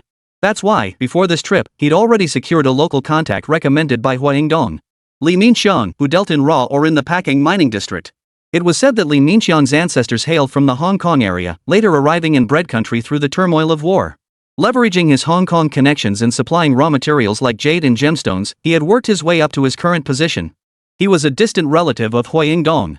Escorted by the independent army, Lin Feng stepped off the vehicle and arrived at a sprawling estate. A local saying goes, the independent army is a paper tiger. When you meet brotherly, take a detour. This alone speaks volumes about the power of Li Minxiang. From Hong Kong? Let me inform Brother Li. The gatekeeper gave Lin Feng a once-over, then glanced at the armed group behind him. He then entered the heavily guarded gate. Moments later, the gate creaked open. In this part of town, money truly made you king, no exaggeration. The estate was sprawling, its residences bearing a distinct Southeast Asian style. To safeguard the security of their big boss, Lin Feng, the militia sent by the independent army remained on high alert, not daring to relax for a moment. Mr. Lin, we apologize for not greeting you at the gate. A middle-aged man with a bushy beard sat sprawled in a rattan chair, puffing out smoke rings from his cigar. Mr. Li, this place is quite a hidden gem. The winding paths lead to such a serene retreat, truly delightful. Come sit down. Don't call me Mr. Li. I have distant ties to the Hua family. Since you're his brother, you're my brother too. This Li Minxiang knew how to work a crowd, carrying himself with confidence yet speaking with a refreshingly straightforward manner. He was clearly a man capable of big things. He clearly recognized that anyone who could command an independent army escort must possess considerable skill. Then I'll get straight to the point. I came here to discuss my mining operations with Brother Li. When he heard that Lin Feng had acquired 9 mines at once, his pupils instantly dilated in shock. 9 separate mines. That kind of power speaks for itself. In local Hong Kong slang, that's seriously impressive. Hiring the independent army for on-site protection, that takes guts. Wu Nu and I had some history back in the day. You could say we became acquainted through conflict. It takes a certain presence to command these men, but with Mr. Lin's capabilities, it's certainly no problem. But they alone won't be enough. When he heard Lin Feng had rehired the mine owners to handle internal management, Li Minxiang shook his head, words on the tip of his tongue. After dismissing his subordinates, he signaled to Lin Feng with his eyes. Seems he's about to impart some wisdom. Chapter 47, Snagging a Bargain. 10,000 tons of rough stone, sellers stunned. Lin Feng understood and instructed the independent army to wait for him at the entrance. You're new to this business, you don't know how deep the waters run here. After all these years in the mining business, I've got some connections, old buddy. Otherwise, I wouldn't have made it this far. Mine owners all come from the bottom. Miners in Bread Country are all damn lazy bastards. When they're not working, they're nothing but trouble. Putting the underclass in charge of the underclass? Trouble's bound to happen eventually. Even with the independent army around, can you guarantee they won't slip up 365 days a year? Li Minxiang slowly exhaled a smoke ring and placed a price list in front of Lin Feng. His intent was clear, he wanted Lin Feng to buy his personnel for comprehensive management. Beyond mining or expanding into side businesses using existing resources fell squarely within his operational scope. The hidden profits in this area were enormous, and with no export taxes to pay, it was a sure win. After all, with people under his command, why not put them to use? To thrive so spectacularly in bread country under such severe national conditions, this Li Minxiang possessed remarkable foresight. It's just like what they say online, those digging for gold might not necessarily make money, but those selling shovels will definitely rake in a fortune. Similarly, those who toil day and night writing novels might not earn as much as those who simply open their mouths and sell online courses. Lin Feng had exactly this in mind, and the two hit it off instantly. Li Minxiang provided the manpower, while Lin Feng contributed the capital. Having him subcontract 9 mining sites was essentially an early form of outsourcing. It saved him time and effort, all he needed to do was provide the capital. After finalizing the deal, Li Minxiang, as the host, led Lin Feng to his own operations. Entering the mine warehouse, it was filled with cut raw jadeite. At a glance, it was all rich green, pigeon's blood red, and royal blue. The jadeite from the old mines had a glassy luster, with a fine, pure texture free of flaws. The color was pure, bright, rich, and uniformly emerald green, with excellent jadeite quality. The rubies were vivid, deep, and pure red, like pigeon's blood, delivering a powerful visual impact. The sapphires possessed a deep, rich royal blue with subtle violet undertones. It conveys a sense of nobility and solemnity. In addition to vast quantities of cut rough stones, there are tens of thousands of tons of polished rough alone. There are about 10 warehouses of varying sizes. This is a medium-sized operation. How many tons of rough stones are there in total? Even a medium-sized warehouse holds such terrifying quantities of rough stones. Lin Feng couldn't imagine what top-tier treasures lay hidden in large-scale warehouses. The jadeite from old mines and rubies and sapphires he'd acquired were merely ordinary grades. If he could gain access to his operations and handle distribution, and sneak in his own goods, he could absolutely establish a foothold in the mineral world. The total comes to 50,000 tons. Mr. Lin, if you wish to take a batch, feel free to choose whatever you like. Having discerned his intentions, Lin Feng dropped all pretense and laid out his cooperation proposal directly. I've seen Brother Li's operations. The quality of his goods is exceptionally high. To be honest, it's far superior to what I've been sourcing. I'd like to purchase a large quantity of jadeite rough stones. Let's start with 10,000 tons for now. You can't get fat overnight. Start with jadeite. 10,000 tons. Hearing Lin Feng's outrageous demand nearly knocked Li Minxiang's teeth out. Even his regular customers never ordered more than 200 or 300 tons at a time. And those were large-scale international suppliers. The current uncertain external situation also hindered the development of jadeite mining. This had caused jadeite prices to plummet. That's why his inventory had piled up so high. Post-World War II, the industry had already hit rock bottom. Don't be fooled by his comfortable lifestyle, only he knows the truth behind the scenes. He could only play the role of a local tyrant in a place like bread country, where resources were scarce and labor cheap. In any other place, he'd be stripped of his ill-gotten power. Every day these massive quantities of raw ore sit here is a huge loss. If he could ship out several large batches as soon as possible, it would be a godsend. Did I hear that right? 10,000 tons? Are you really capable of handling that much? Forget supplying overseas markets, there just aren't that many wealthy individuals. In turbulent times, the most hoarded commodity is hard currency gold. If another war breaks out, all this jadeite rough would just be worthless stone. Seeing the skepticism in the other's expression, Lin Feng replied earnestly. I'm not joking, Brother Li. Lin Feng had already researched the current jade market. Jadeite, now coveted by connoisseurs, wealthy merchants, aristocratic ladies, top collectors, and elite families in the modern era. In the breadbasket country of over 70 years ago, it was practically dirt cheap. Even the highest grade, top auction quality jade could be acquired for just $500. These older pieces were even cheaper. I'll take the entire ton at $5 per kilogram. $5 per kilogram, 1 ton being 1,000 kilograms, that's $5,000. Li Minxiang couldn't help but do the math in his head. He hadn't thought about it before, but now he was shocked. That price equaled over 10 million bread coins. Exchanging a ton of old mine rough jade for tens of millions? It was like manna from heaven.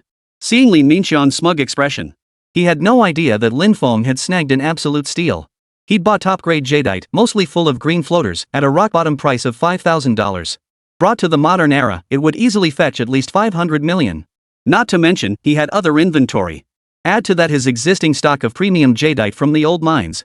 It must be said the information gap created by the era yielded staggering profits.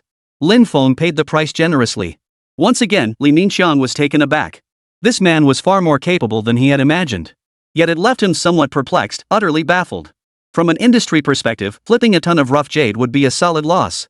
Yet Lin Feng pressed on regardless. Even after deliberately asking several times, he still received the definitive confirmation he needed to close the deal. It was a bit beyond his imagination. Did he have some other special channel to sell it? Alright, then here's to a successful partnership. Oh, and this is just a trial run. If sales pick up, I'll come back to Brotherly for more. This statement sent a chill down Li Minxiang's spine. So 10,000 tons was merely an appetizer, more would follow. How many people in the world possessed such audacity? Mr. Lin, you're one hell of a big shot. One after another. When you strike it rich someday, you'll have to take your old buddy along. Li Minxiang handed over a cigar, making a move to light it for Lin Feng. His demeanor had shifted from that of an elder brother to that of a younger brother. The speed of this transformation left Lin Feng feeling slightly unsettled. As long as Brotherly manages the mine well and lets us mine in peace, once I'm rolling in it, I won't forget you. Except for transporting 1 ton of rough ore from the old pit. Brotherly, please keep a close eye on the mining and transportation speeds at the iron ore and coal mines. Rabbit placed a huge order, so we need to step up the pace. Chapter 48, Fighter Jets Dominate Home Turf, Securing Air Superiority. Bread Nation is preparing to establish diplomatic relations with Rabbit Nation. Establishing good relations with this vast and resource-rich neighbor would be immensely beneficial for Bread Nation's future development. However, no concrete progress had been made on this matter yet. Li Minxiang had heard some inside information suggesting the Rabbit authorities were focused on development and had no spare time to attend to such matters. Even the government couldn't make it happen. Lin Feng, however, had already established connections and started doing business with the rabbits. He no longer knew how to speculate about the other party's identity. Supplying ordinary resources like iron ore and coal wasn't classified information. Even if Lin Feng didn't mention it, the other party would eventually find out over time. Telling him now was merely a precaution. With his rabbit connections, he wasn't someone to mess with. Back to Hong Kong. Lin Feng immediately summoned Zhai Xiaoxiao. To acquire fighter jets, securing reliable sources was one thing, but securing substantial funding was paramount. The $12 billion he had on hand could cover a few hundred artillery pieces. But to build an air force? That would require tens of billions of dollars, no less. The R&D and manufacturing cost of a single fighter jet was hundreds of times higher than that of land-based weapons. Procuring large quantities of older model fighters? Even Mikolar village doesn't handle that kind of business. If you approach Bayafuli, for high-level defense weapons like fighter jets, requires communication with John Bull's high-ranking military officials. Even with the connection through Maxwell. But John Bull's fleet consists of the latest fighter jets. Not only are they exorbitantly priced, but they'd also risk exposing his identity. A brilliant idea sprang to mind. Domestic surplus aircraft are far more cost-effective compared to foreign models. The challenge lies in navigating the complex channels for procurement. Over the past decade, several popular Chinese fighter models have been exported overseas. For instance, the J-10 fighter jet, as a domestically produced 4th-and-a-half generation fighter, not only serves in the domestic fleet but has also been successfully exported to several countries. Additionally, the export variant of the J-31 has also garnered significant overseas interest. At the Camel International Defense Exhibition, the export variant J-35 was showcased and received considerable interest. Among these, the J-7 fighter stands out as the best-selling single-model export fighter. Among all these models, the J-7 undoubtedly boasts the best performance. Exporting it in large quantities would absolutely dominate the home turf. As he pondered, the surveillance feed at the entrance lit up. Zhai Xiaoxiao wore a black lace mini dress, her face radiant and captivating, clearly dressed to impress. Lin Feng issued a voice command, and the mansion's doors opened. The entire mansion was equipped with a smart home system and featured stringent privacy security measures. Without the owner's explicit permission, no personal information could be disclosed to any external individuals or organizations. This was precisely one of the reasons he had purchased it. Beyond that, its seaside location offered pleasant views, making it a remarkably comfortable residential choice. However, he was too busy now to spend much time there.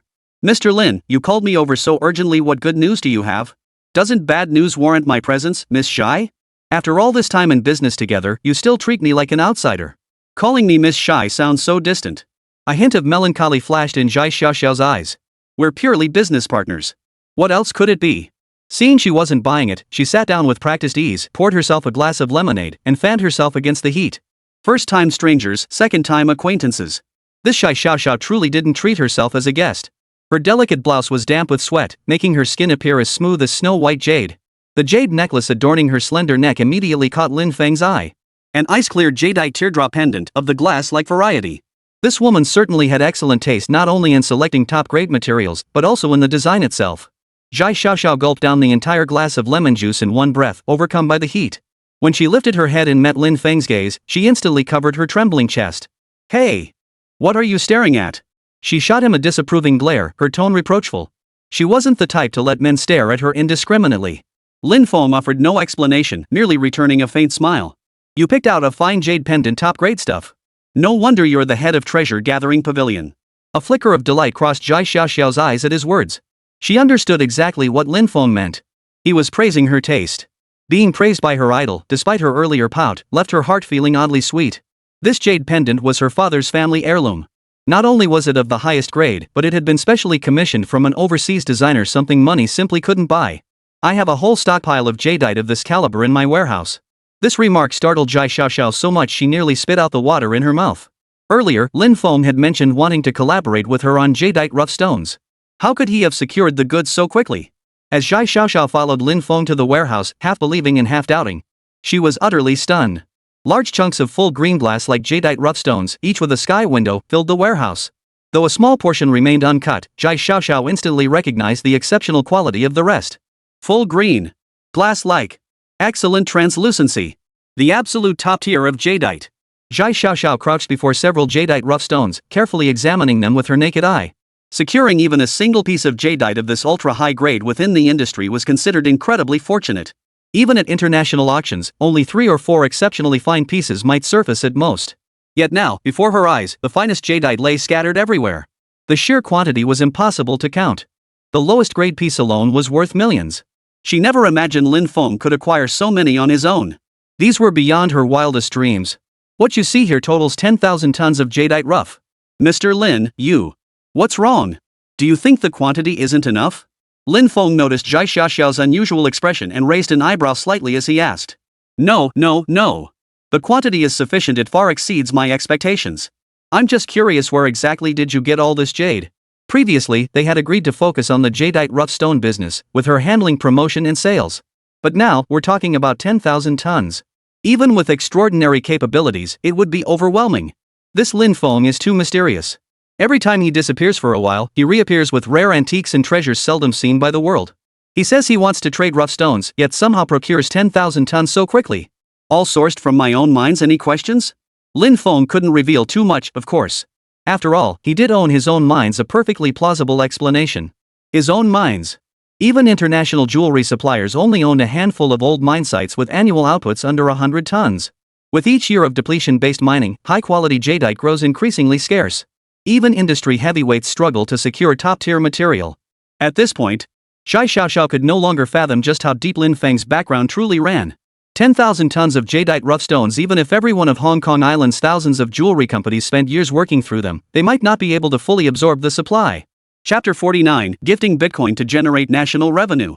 The most alarming prospect was that if such a massive influx of premium jadeite entered the secondary market, it would inevitably dilute its high value to a significant degree. This principle applied to antiques as well, and Lin Feng understood it profoundly. This move was merely to test the waters. If Zhai Xiaoxiao could pick up the thread, then the next steps would be straightforward. Sales channels definitely won't be a problem.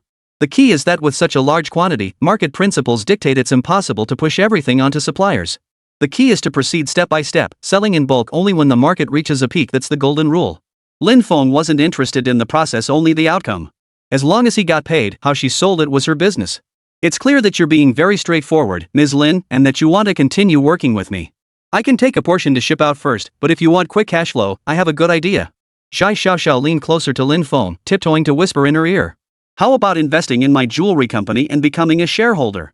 Would that be feasible, Ms. Lin? A stable source of funding was indeed what Lin Feng needed most right now. Investing in the jewelry company would perfectly solve this problem. Zhai Xiaoxiao's original jewelry brand, though relatively new, had established partnerships with Defu Jewelry. Defu, founded in the 1920s, was Hong Kong Island's highest-valued jewelry company. Its operations encompass jewelry design, manufacturing, retail, and precious metal trading. Products include pure gold jewelry, diamonds, gemstones, jade, pearls, and more, alongside representing global watch brands.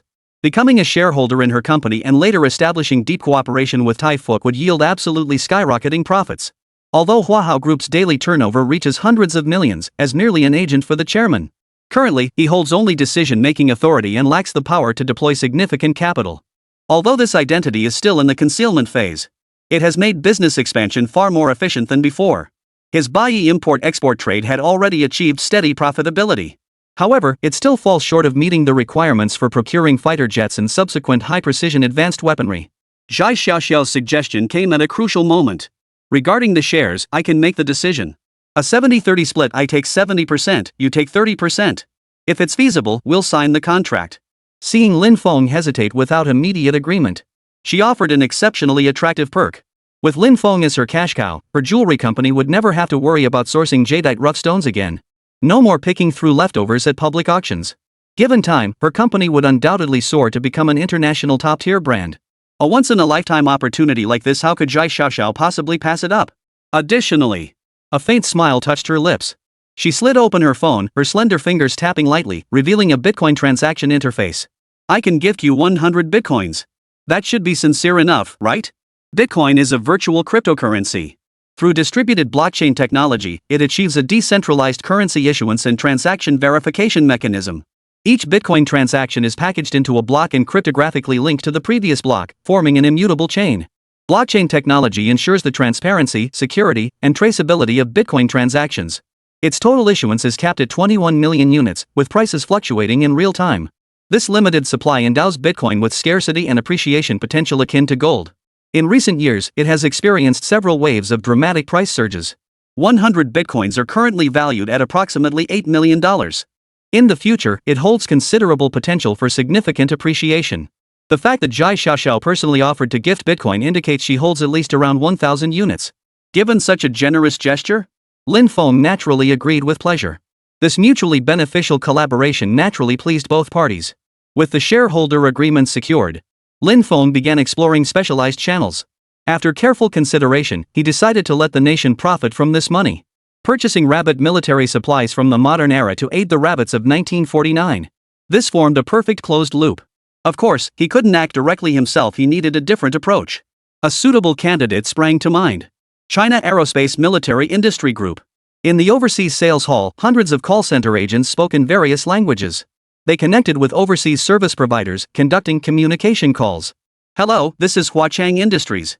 How may we assist you? 20 armored transport vehicles have been ordered. Please await shipment. Hold please. Red Arrow anti-tank missiles are currently in high demand and require advance booking. Please register your country's official name and present relevant documentation. Since the group's establishment, it has imported and exported various military defense equipment, police riot control gear, military logistics supplies, and civilian firearms and explosives. With state support, it has established deep cooperative relationships with nearly 100 countries and regions in the fields of military product R&D, manufacturing, production, and services. Amid ongoing conflicts in the Middle East and the outbreak of war between the Bear and the Second Bear abroad, military product business volume has surged daily without interruption. J-7 fighter jets, 500 units? The operator handling the Pakistan region was baffled by the call. This fighter jet was developed and produced in the 1960s as a reverse-engineered version of the Soviet MiG fighter. Production had ceased over a decade ago, making it an outdated model. Yet a region was seeking to purchase this outdated model and in a single order of 500 units. Are you certain you want 500 J-7 fighters? Yes, that's the one. Check how many are left in stock. I can place a full payment order immediately. The caller was a long-standing client and arms dealer from the Batam region. It's impossible not to know the market value of the J-7. After all, modern military weaponry is advancing toward cutting-edge capabilities. No country would want to buy outdated models.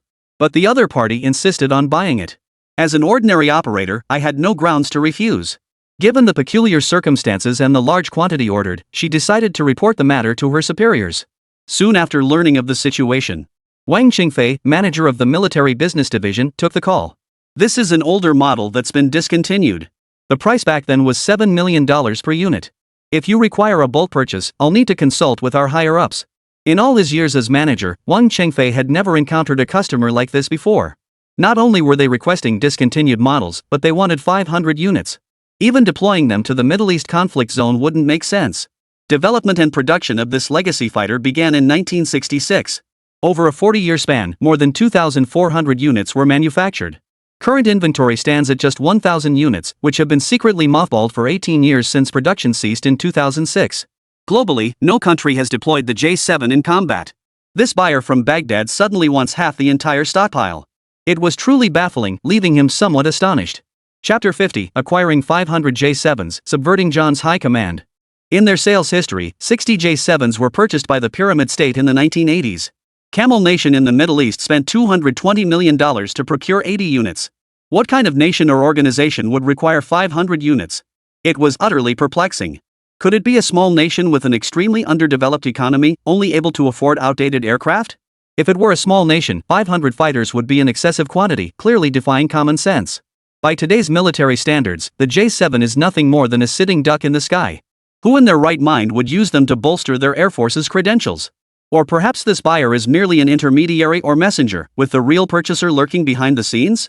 As the sales director of a state-owned military-industrial conglomerate, a keen sense of international sensitivity is essential. Every arms purchaser, whether representing a nation, region, organization, or acting as an anonymous individual buyer, all relevant investigative materials are archived in the back-end. No matter who it is, if the state wants to investigate, they cannot escape the surveillance network's tracking, even at the ends of the earth. Even with information interception, traces can still be detected. During the call, Wang Qingfei accessed the profile of this bait buyer, revealing him to be Hamid, the village chief of Mikalar. He had conducted multiple purchase transactions with the group. Previous purchases primarily consisted of firearm manufacturing materials and common firearm models. Mikalar was already a lawless zone beyond international oversight. The village's illicit production of black market firearms and ammunition had gained global notoriety, making this unsurprising. The records indicated everything was normal. But he had never made such a large-scale move before. Still, suspicion is one thing. Helping Rabbit clear out some inventory and recoup funds was a good thing. At this moment, it wasn't just Wang Qingfei who was puzzled.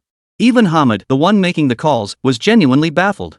Was Lin Feng's big client backed by an armed organization or an entire nation? But hey, Lin Feng paid up. Getting paid for a job was only natural. As long as the other party was willing to sell, everything was fine. About 20 minutes passed. Manager Wang Qingfei's voice came through the phone. Hello, the quantity of 500 J7 fighters is no problem. I've secured a special approval price from my superiors. At $3 million per unit, if you're satisfied, we can arrange immediate shipment. The higher-ups understood that old fighter jets sitting in storage depreciate over time. Since there was a buyer interested, clearing inventory was a tremendous opportunity. Ship as many batches as possible, earning more foreign exchange is beneficial. The military-industrial complex was directly administered by the state. Every military payment received was immediately transferred to the headquarters account, allocated for national defense and heavy industry development. As for the buyer's actual purpose, as long as the equipment is deployed, Rabbit's real-time tracking system would inevitably trace it back to its source. Even if not, such an outdated model would still cause a stir in future international military news, offering some insight. But higher-ups have also emphasized, exercise utmost caution throughout the transaction. If possible, it would be best to investigate thoroughly.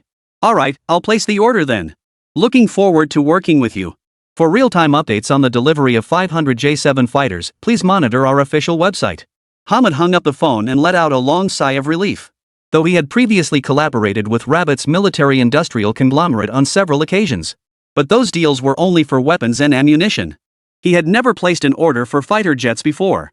After forwarding a transaction key to Lin Feng and confirming payment completion, the mission would be successfully concluded. Such formal arms deals were conducted with complete confidentiality throughout the entire process.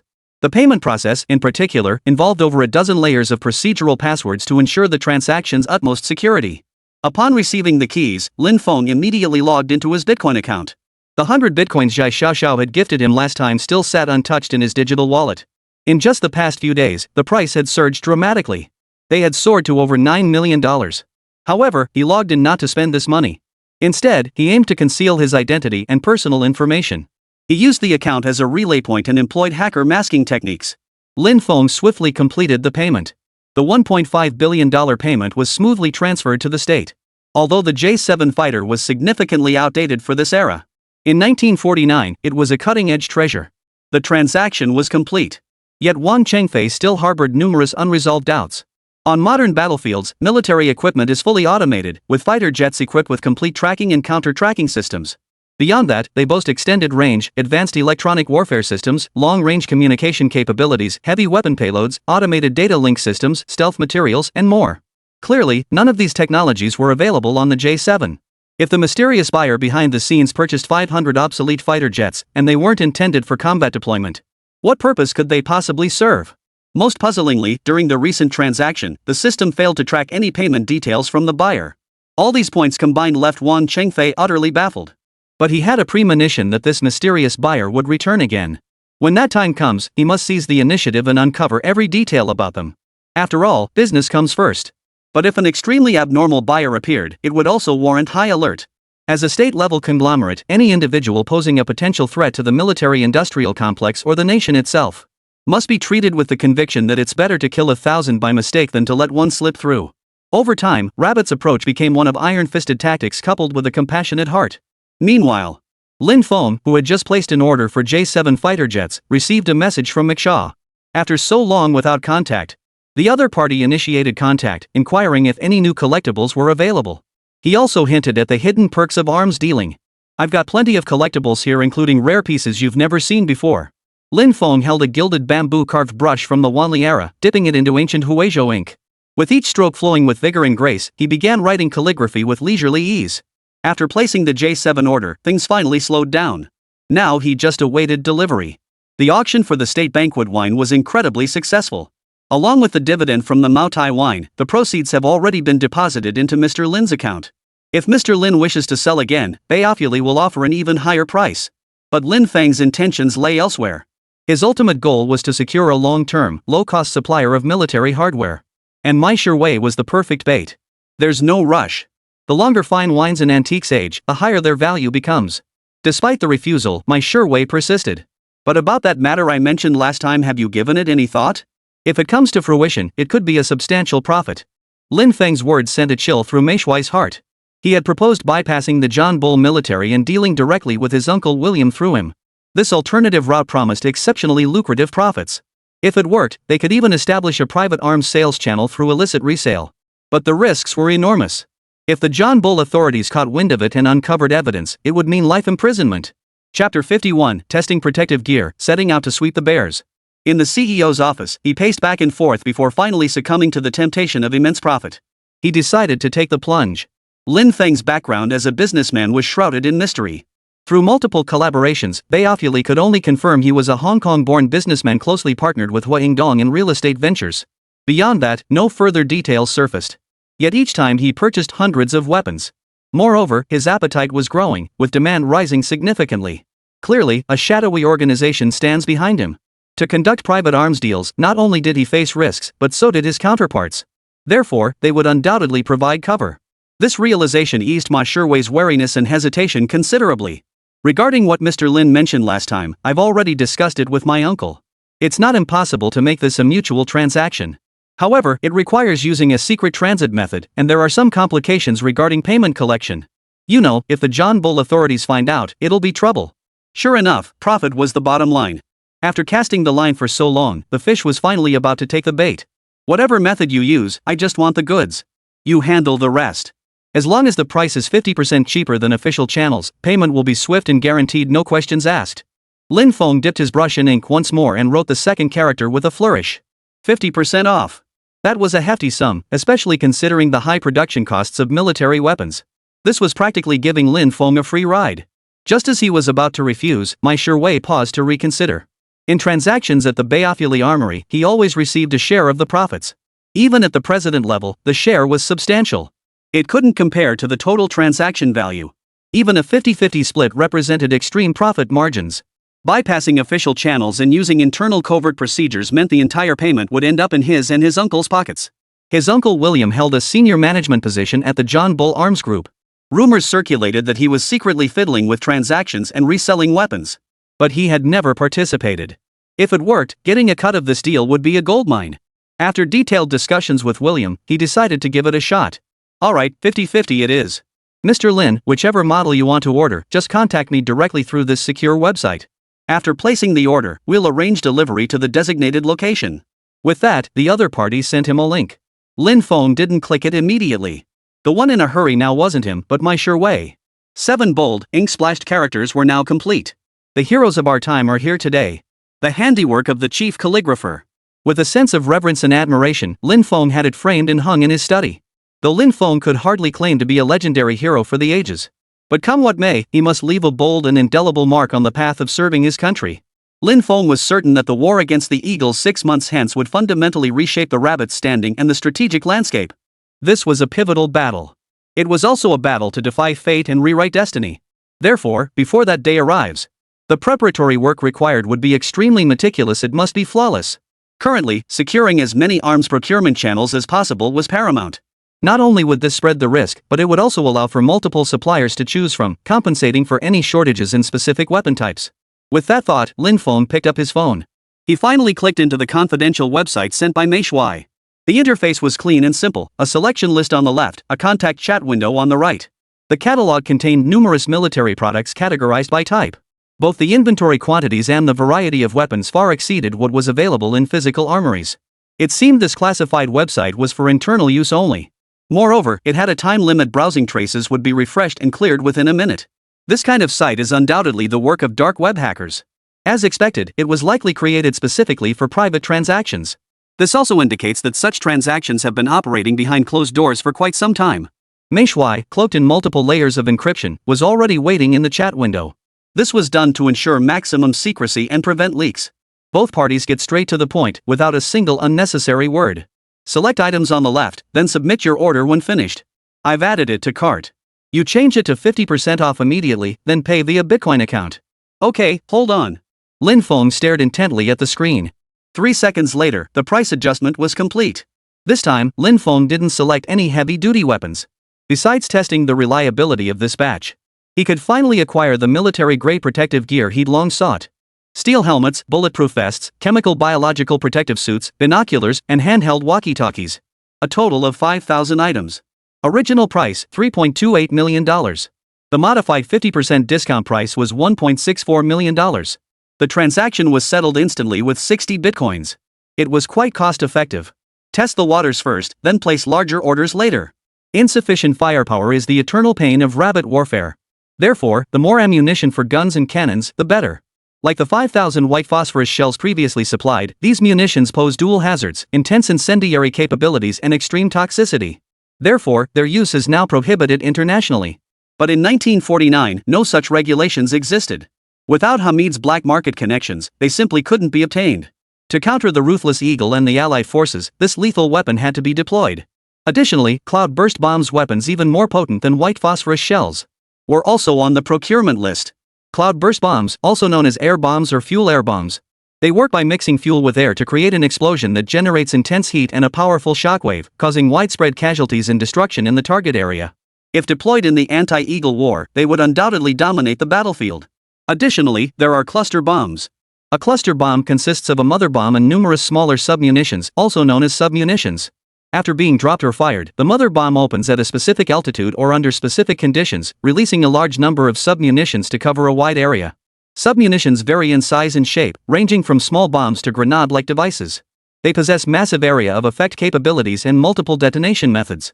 Most formidable is the suddenness and extensive coverage of cluster bombs, making effective interception and defense extremely difficult for the defending side. This was one of the reasons Lin Feng sought to procure them. However, both types of munitions have long been explicitly banned under international conventions and are classified as prohibited weapons. John Bull Arms Group doesn't have them, and even domestic Huachang military industries would struggle to obtain them. If one sought to acquire these terrifying munitions, one must turn to the bear who disregards international law. After all, the conflict between the bear and the second bear was escalating. Since hostilities began, the international community has imposed various sanctions on the bear, causing trade volumes to plummet by more than half. Even significant state assets have been frozen. The Bear Emperor has always been known for his tough stance. They have developed a comprehensive arsenal of lethal weapons. Among them are white phosphorus shells, cloudburst bombs, cluster bombs, chemical weapons, and more. But no matter how tough they've been in the past, reality is brutal. Economic strain, national security concerns, brain drain, and international sanctions, any one of these would be enough to give the Russian economy minister a headache. Now is the perfect moment to strike. Chapter 52, Nationwide Bandit Suppression experiencing the power of cloudburst bombs. Just as Lin Feng boarded the plane, intending to leverage that connection to procure arms. 1949, within Rabbit territory. The bandit suppression campaign raged fiercely. Reporting to the minister. Commander Yike's troops have been subverted. 2,000 mounted bandits have formed a bandit regiment and are advancing deep into the desert toward northern Shaanxi. Reporting to the minister. In the Nanguang region, over 450 bandit factions totaling more than 30,000 men have gathered. A large-scale uprising erupted yesterday. They seized weapons and grain, slaughtered civilians, and stormed the prefectural office gates. Request immediate troop deployment. Bandit forces in the Longxi region threatened the vital rear supply route between Chang'an and Ganzhou, attacking cadres and civilians. As the continuous reports from subordinates poured in, bandit disturbances and threats were escalating across the nation. Minister Feng immediately ordered dispatch elite troops to conduct a full-scale suppression campaign, extinguishing the flames of rebellion. Damn it! As the saying goes, even a cornered rabbit will bite. These scoundrels, cornered onto a tiny island, still think they can use the Eagles' backing to incite rebellion, rallying grassroots cadres across multiple regions to stir up trouble. Not a chance. Minister Feng's fiery temper won't stand for it. The newly acquired heavy weaponry hasn't even had its first taste of action. They'll be the perfect first meal. Within the secret military base, rumbling tank units advanced in designated sectors upon receiving orders. The Type 81 assault rifle, Type 53 light machine gun, and Type 58 heavy machine gun 60,000 units as standard equipment, plus an additional 100,000 units produced on an emergency basis were all deployed. 200 mortars, 300 rocket launchers, and early warning radar systems were all deployed. As for howitzers and cannons, the bandits weren't worthy enough to warrant their deployment. Save the ammunition for dealing with the Eagles. After the main force departed in waves, aided by advanced early warning radar, and bolstered by overwhelming firepower, victory news arrived within 3 days. The high-explosive shells from the rocket launchers left no bandits standing. The bandit group was wiped out in under half an hour, with their leader captured alive. The anti-bandit campaign in Nangguang also yielded significant results. Over 450 armed bandit groups were obliterated by a few rocket artillery strikes, with more than half eliminated in just 2 days. Given sufficient time, the eradication would be complete. In Longxi, 7 regiments were deployed against the criminal forces, combining headquarters and local legions. They were completely annihilated in a coordinated assault on the plains, with over 100 mortars and rocket launchers firing simultaneously. After listening to the military report from his subordinate, Minister Feng slammed his fist on the table and exclaimed, "Excellent! Excellent! A major victory in the bandit suppression campaign. These weapons have all passed the test of actual combat. Moving forward, beyond firearms, we must invest substantial manpower and resources to accelerate the development and production of tanks, mortars, and rocket launchers." Meanwhile, Lin Feng had already disembarked from the plane. He arrived at the capital of the Bear Nation. Before departing, to ensure absolute preparedness, he had leveraged Hamit's connections within the arms supply chain to gather intelligence.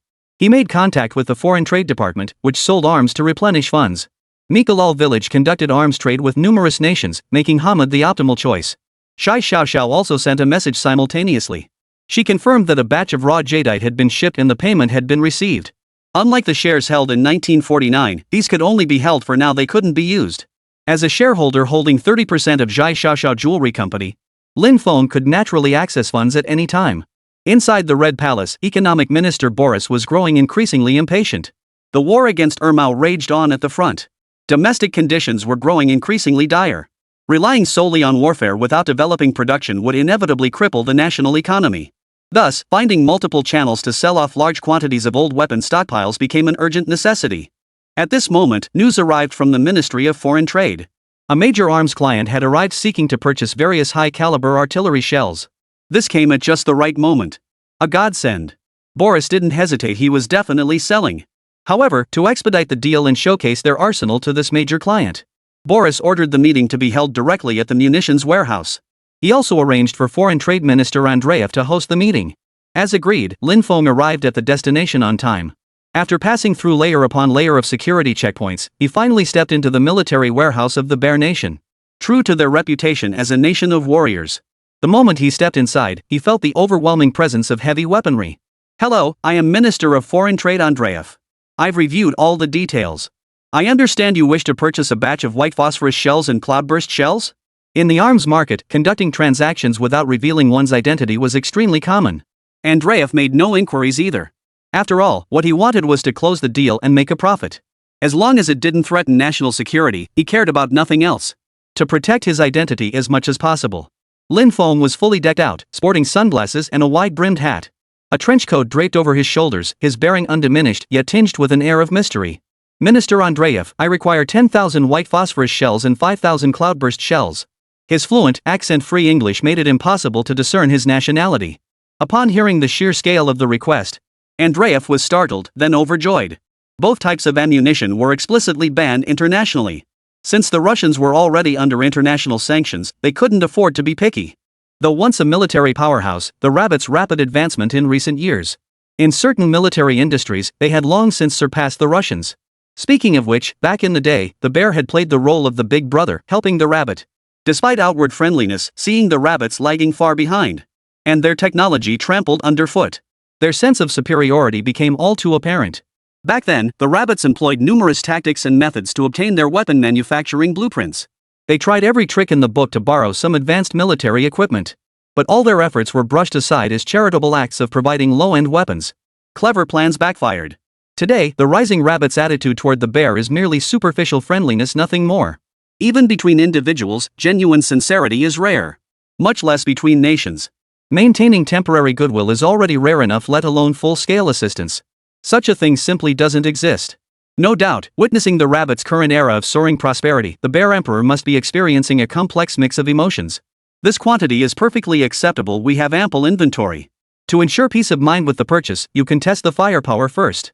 Fearing this mysterious client might change their mind at the last minute, Minister Andreev proactively suggested a test firing. He had witnessed the destructive power of white phosphorus shells back in 1949. It was indeed quite devastating. Then let's test the cloudburst shells. Under his guidance, the two men arrived at the open firing range. They donned goggles and geared up fully. After pressing the ignition device, boom! A thunderous roar echoed. A cloudburst bomb shot out, its intense shockwave instantly pulverizing the distant target into dust. Even the surrounding warehouse walls trembled slightly. The immense power was utterly terrifying. Chapter 53, Terror-Level Destruction on the Scene. Is the bear shaking down the bamboo?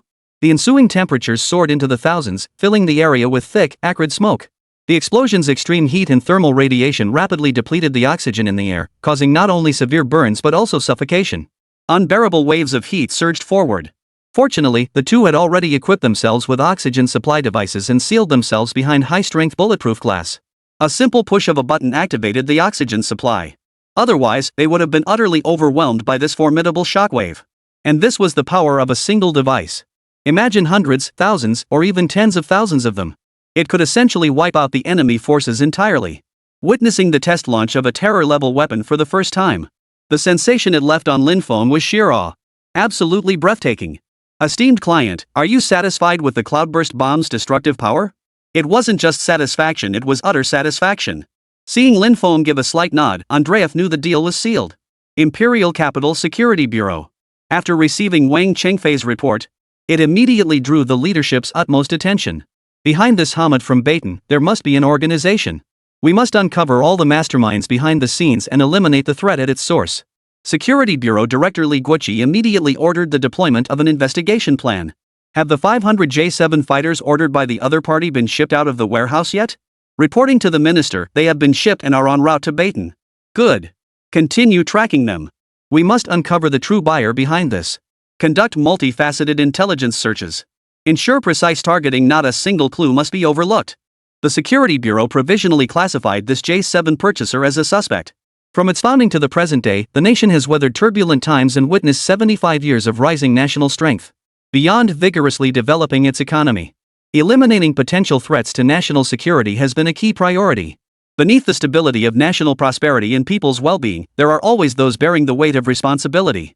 Although the J-7 is an older fighter jet, ordering 500 units at once is highly unusual. We cannot afford to wait until others gain the upper hand before taking action. We must remain vigilant against the tricks of other nations, especially the treacherous Eagle Bear, at a certain military depot. After experiencing the devastating power of cloudburst bombs, Lin Feng immediately expressed his intent to place an order. 10,000 white phosphorus shells at $50,000 each, total $500 million. 5,000 cloudburst bombs at $80,000 each, totaling $400 million. Total, $900 million. Seeing the other party's strong desire to purchase the shells, Andreev went straight for the jugular, intending to fleece the sheep in broad daylight. He completely dismissed Lin Feng as a sucker who wouldn't haggle. But Lin Feng wasn't one to be pushed around. This price was clearly inflated and by a margin that practically overflowed the screen. These band-grade shells were, to put it nicely, excessively lethal and inhumane. To put it bluntly, they were outdated relics, long since phased out by the international arms market. During his earlier inspection, Lin Feng had noticed the production dates on this batch were ancient relics. Trying to make a killing off these relics? That's nothing short of a pipe dream. Minister Andreev, in all my years in the arms trade, I've never heard of a cloudburst bomb costing more than a missile. I've handled at least several thousand missiles in my career. Lin Feng now knew the arms market inside out. The domestically produced QN-202 infrared imaging missile sells for around 30,000 Manhwa coins per unit. The latest Hongjian 8F Man portable anti-tank missile sells for $30,000 each. The Eagle Stinger shoulder-fired anti-aircraft missile sells for about $40,000. Yet this obsolete model actually commands a higher price than all of them. Even sky-high demands need a bottom line. If the price is non-negotiable, then I'll have to look elsewhere. Lin Feng's expression darkened instantly as he closed the weapons purchase order. He adopted a defeated posture. Upon learning the other party was a long-term missile dealer and a major client, Andreev's face nearly turned green with fear. He instantly realized he'd quoted the price too hastily, underestimating the buyer. This trip might just ruin the deal. If this deal fell through, he'd never be able to explain it to the Minister of Economy back home. Your Excellency, please wait. Don't rush. Everything can be discussed. Regarding the price, we can discuss it in detail over a seat. Andreev gestured invitingly, ushering Lin Feng into the warehouse office. It was evening. No sooner had they sat down than Andreev ordered wine and dishes to be served for Lin Yu. After flying all this way to our country, you came straight to the warehouse without even resting. As someone in the arms trade, you understand the importance of discretion. Otherwise, I'd have long invited major clients to dine at the State Banquet Hall, the Polygonal Palace. Let's discuss matters over dinner. I guarantee you'll be satisfied, esteemed client. With that, Andreev rose and personally poured vodka into the glasses. Now that's more like it. Seeing the other party's strong desire to cooperate, this time, Lin Feng seized the initiative. Conducting arms deals directly with a nation was no trivial matter. Don't be fooled by the trade minister's current need for him. If he made a single misstep, given the warlike nation's temperament, he'd be in for a world of trouble. But right now, the other side was bending over backwards to push this deal through. He was being treated like a VIP. As their glasses clinked, Lin Feng didn't hesitate. He downed the entire shot of vodka in one gulp. The liquor had a pure, potent taste. Colorless and transparent, it carried almost no aroma beyond the scent of alcohol itself, like plain water laced with high-proof spirits. Its taste was fierce and potent, a fiery sting that hit the nose. It was not something most people could handle. Even after taking a sip, Andreev's eyes remained squinted for a moment before relaxing. But when he looked at the other man, he remained perfectly composed, downing the entire glass without so much as a flicker of his brow. He even picked up the bottle and poured himself another full glass. A real tough guy. This guy was a total badass. Even as a fellow countryman, Andreev found himself impressed by Lin Feng. Given your drinking prowess, this deal absolutely must be closed for you. Regarding the price, I'm already consulting with my superiors. Come on, don't just drink. These are all our specialty dishes. Eat more. Borscht, beef stew, caviar, sturgeon aspic, specialty kebabs, Russian fish soup. The feast was sumptuous, and Lin Feng ate with great satisfaction. After they were full, Andreev placed a sheet of paper before him. Here are the price lists for white phosphorus shells and cloudburst shells. Take a look. If you're still not satisfied, everything is negotiable. Lin Feng picked it up to look. In the blink of an eye, the prices took a nosedive. The total cost had plummeted from 900 million to 400 million. Split evenly, the average total price for both types of shells was 200 million. A full 700 million lower than before. This price was fair enough.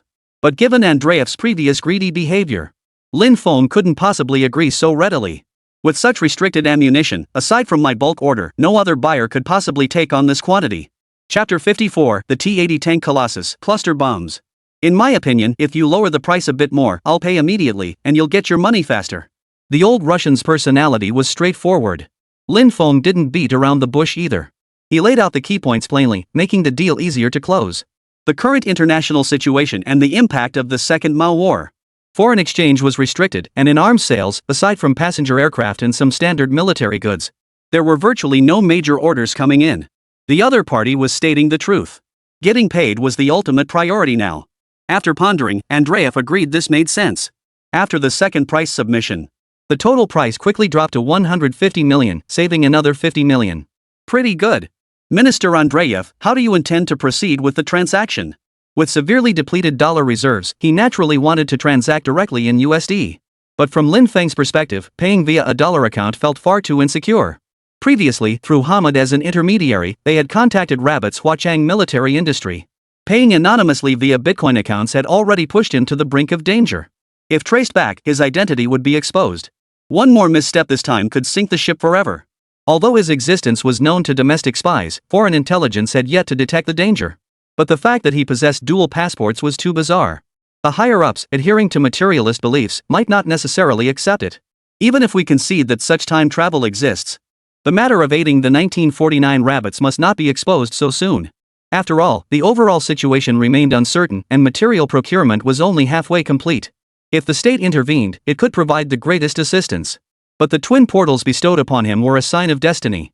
But if this rule were broken and a second person learned of it, whether the dual door would be revoked remained uncertain. If things unfolded as imagined, all his efforts would be for naught. Lin Feng couldn't take such a huge risk. He must be cautious, and then cautious again. Let's use the standard Bitcoin transactions common in the arms market. Hearing this from such a high-value client, Andreev felt it unwise to argue and immediately agreed. He feared that any extra words might displease the other party. Otherwise, the deal would fall through. Once the cash was exchanged, the packing began. 10,000 white phosphorus shells and 5,000 cloudburst shells. Lin Feng supervised the process while pitching his other weapons. A super-sized client like this doesn't come around often. When you catch one, you gotta milk it for all it's worth. Our bear weapons may lag slightly behind the Eagles in terms of advanced features, but their durability and sturdiness are guaranteed. With these two formidable munitions in your arsenal, might you consider other weapons as well? Artillery systems, tanks, fighter jets, we've got you covered. Andreev's remark reminded Lin Feng. After making such a long trip, he couldn't just buy shells and head back. Given the favorable pricing, it was worth making a thorough sweep.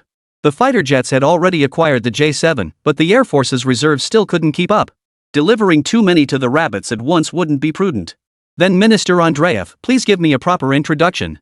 The two men walked through the armory, taking in the sights as they went. Lin Feng led the tour while Andreev enthusiastically provided commentary. Though serving as Minister of Foreign Trade, he was also highly knowledgeable about weapons and military hardware. When they reached the tank equipment section, Lin Feng halted. This was the legendary warehouse area where thousands of decommissioned tanks were stored. Towering, imposing iron behemoths stood before them, radiating sheer power. One by one, their gun barrels were aimed straight ahead, poised and ready for action. Lin Feng's gaze immediately locked onto the T-80 main battle tank. This tank was the third-generation main battle tank developed and produced by the Soviet Union in the 1970s. The T-80's introduction significantly advanced the Soviet Union's armored forces. It utilized a gas turbine engine adapted for extreme cold climates. It could achieve rapid start-up at temperatures as low as -40 degrees Celsius. Moreover, it featured significant enhancements in firepower, defensive systems, mobility, and fire control performance. It outperforms the upgraded Type 59 tank by a wide margin. It's quite suitable for the Peninsula campaign. Russian equipment has always been renowned for its rugged durability. Military hardware is no exception. Armored forces form the backbone of land warfare, and these colossal beasts called tanks? The more, the better. Scanning the warehouse, Lin Feng decided he wanted every single one of these T-80 tanks. Hearing Lin Feng declare his intent to purchase the entire stockpile of T-80 tanks, Andreev was utterly stunned. The warehouse held over 1,000 T-80s. At $500,000 each, that totaled $600 million. Add that to the earlier $150 million. This was undoubtedly a major buyer. Having learned from past experience, Andreev promptly offered the lowest possible discount this time. The unit price per tank was reduced to $400,000. The final total came to $480 million. Our current T-80 inventory stands at 1,200 units. Are you certain you want them all? Such a massive order left Andrei somewhat incredulous. What was most peculiar was that this client had come alone, without even a bodyguard. Clearly, he possessed immense confidence and resources. Whether he was a state-appointed military procurement chief, or the head of a local organization, his demands were far too generous. In other words, this wasn't shopping, it was a full-scale raid. We'll take it all. And we need everything packed and shipped out ASAP. White phosphorus shells and cloudburst shells are no problem, but the tanks have been stored too long. We need to inspect them all and perform maintenance. So it won't be ready that quickly. Facing the other party's explanation, Lin Feng acknowledged it. With 630 million yuan on the line, they had to ensure absolute reliability. Andreev bringing this up himself showed he truly regarded him as a major client. Not only had his attitude improved, but his tone and reasoning now clearly prioritized Lin Feng's interests. Money really is a powerful thing, it can make the devil grind the mill. Agreed, but not for too long. Rest assured on that front, sir. We're professionals when it comes to weapons. We guarantee shipment within the next day or two. This payment differed from the shell deal. Lin Feng paid only half as a deposit. After all, having seen his sincerity before, there was no need to pay for this shipment in full upfront. Keeping the remaining funds in hand provided greater peace of mind. Should any issues arise during deployment, he could still pursue after-sales support. Otherwise, without leverage in hand, there'd be no grounds to negotiate with them. They also agreed that if no quality issues arose within 30 days of trial use, the balance would be paid immediately. Andreev agreed without hesitation. Since the deal had reached this point, haggling over minor details would only sour the relationship. The most crucial thing now was securing this mega client. This would ensure a steady stream of arms deals in the future. The Bear's intelligence network was formidable, and their combat prowess was second to none. Once they exert their influence, there's no fear they won't settle the final payment. Lin Feng's procurement was far from over. Having already acquired 2 of the banned terror-grade shells, how could he possibly pass up the Russian-made 500-kilogram glide cluster bombs? Chapter 55, Free Military Blueprints, Live Cattle and Sheep on the Move. The Convention on Cluster Munitions, followed internationally, had not been ratified by the Bear Nation or its satellite states. This means cluster bombs remain permissible for use here. This heavyweight bomb not only retains the strengths of its predecessor, it also features a long-range glide and flight correction system for more precise targeting. The most explosive feature, and the reason Lin Feng was so eager to get his hands on it, was another. It can efficiently destroy concrete targets, making it ideal for demolishing airfield facilities, highways, reinforced concrete bunkers, and other fortified structures. Weighing a massive 427 kilograms and containing 268 PTAB-1M submunitions, this anti-tank aerial munition is capable of destroying all types of tanks and armored vehicles currently in service worldwide. Additionally, its low radar cross-section makes it nearly impossible for enemies to track its silent flight via radar. However, this comes at an exorbitant price. The Eagle has supplied this type of cluster bomb to the Second Mao, with a single batch costing as much as $800 million. After making the request to the other party, Andreev's astonishment reached a new level. His pupils dilated for a full 10 seconds before he could process it. How could this man possibly need so many massive, lethal shells? It was utterly incomprehensible. Was he preparing to wage war, or had a new nation been established that required massive arms deployments? But there was no international news coverage of such developments, nor had the intelligence agency ever reported anything of the sort. Andreev racked his brain but couldn't make sense of it. Maybe he's just stockpiling them, better safe than sorry, perhaps. Passing up money is foolish. Making gold for the Bear was the top priority. Satisfying the leadership meant he could finally breathe easy. Faced with a mountain of money, Andreev immediately led Lin Feng to the classified warehouse storing cluster bombs. I'm afraid I can't show you these. Everything in the vault is newly manufactured, with quality guaranteed 100%. We have 8,000 units available, priced at $40,000 each.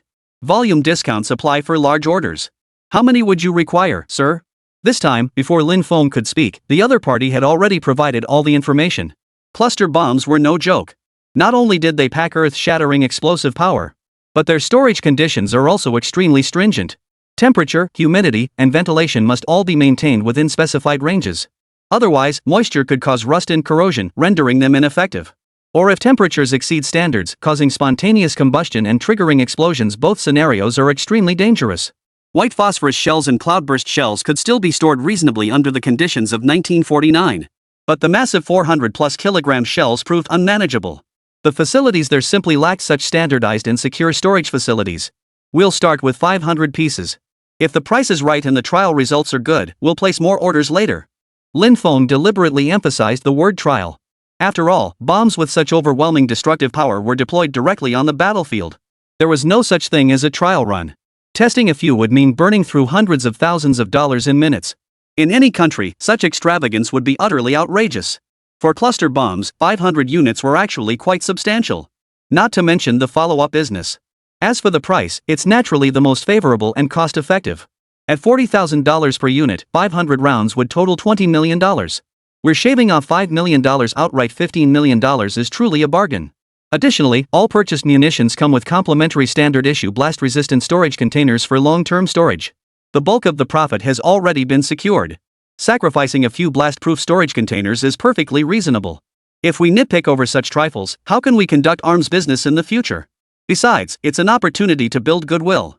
Andreev was well aware of these ins and outs. Once all inspections are complete, we'll arrange fully confidential transport to the designated location. Massive arms deals have been closed before. Requesting a few blueprints is perfectly normal, right? This time, he intended to secure every single blueprint for artillery shells and tanks. Things the rabbits couldn't get before. Now he would make it happen. When he made this request, a flicker of surprise and confusion crossed Andreev's eyes. Not only was he seeking large-scale procurement of banned artillery shells and obsolete tank models, but also requesting blueprints? Was he planning to start production? Given current military advancements, any weaponry more than a few years old would be phased out and retired. Even if produced, there would be no market for them. Andreev was thoroughly perplexed. But since this mega client wants them, why not just give them? The designs for long discontinued military equipment were no longer classified. He might as well do him a favor and give him a few copies of the design blueprints for other older weapon models. Strengthening the relationship would facilitate better long-term cooperation. To Lin Feng's surprise, he received not only 4 sets of blueprints for shells and tanks. Andreev also gifted him the blueprints for the Type 44 heavy machine gun and the Stepanov automatic pistol as a bonus. This shopping spree in the Bear Country could be called a triumphant return. After paying another partial deposit, he provided the address for another receiving port. Rotterdam, Netherlands.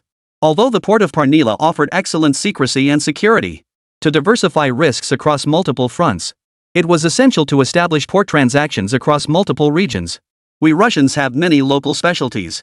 During these waiting days, I can personally take you around to explore and experience our local customs and culture. Lin Feng recalled that the warrior nation's agriculture and animal husbandry were quite advanced. The people here are all tall and sturdy, and aside from genetic factors, much of their stature comes from consuming beef and mutton. High-quality protein, precisely what the rabbits of 1949 lacked. Nationwide, large-scale cultivation of hybrid rice had only just begun.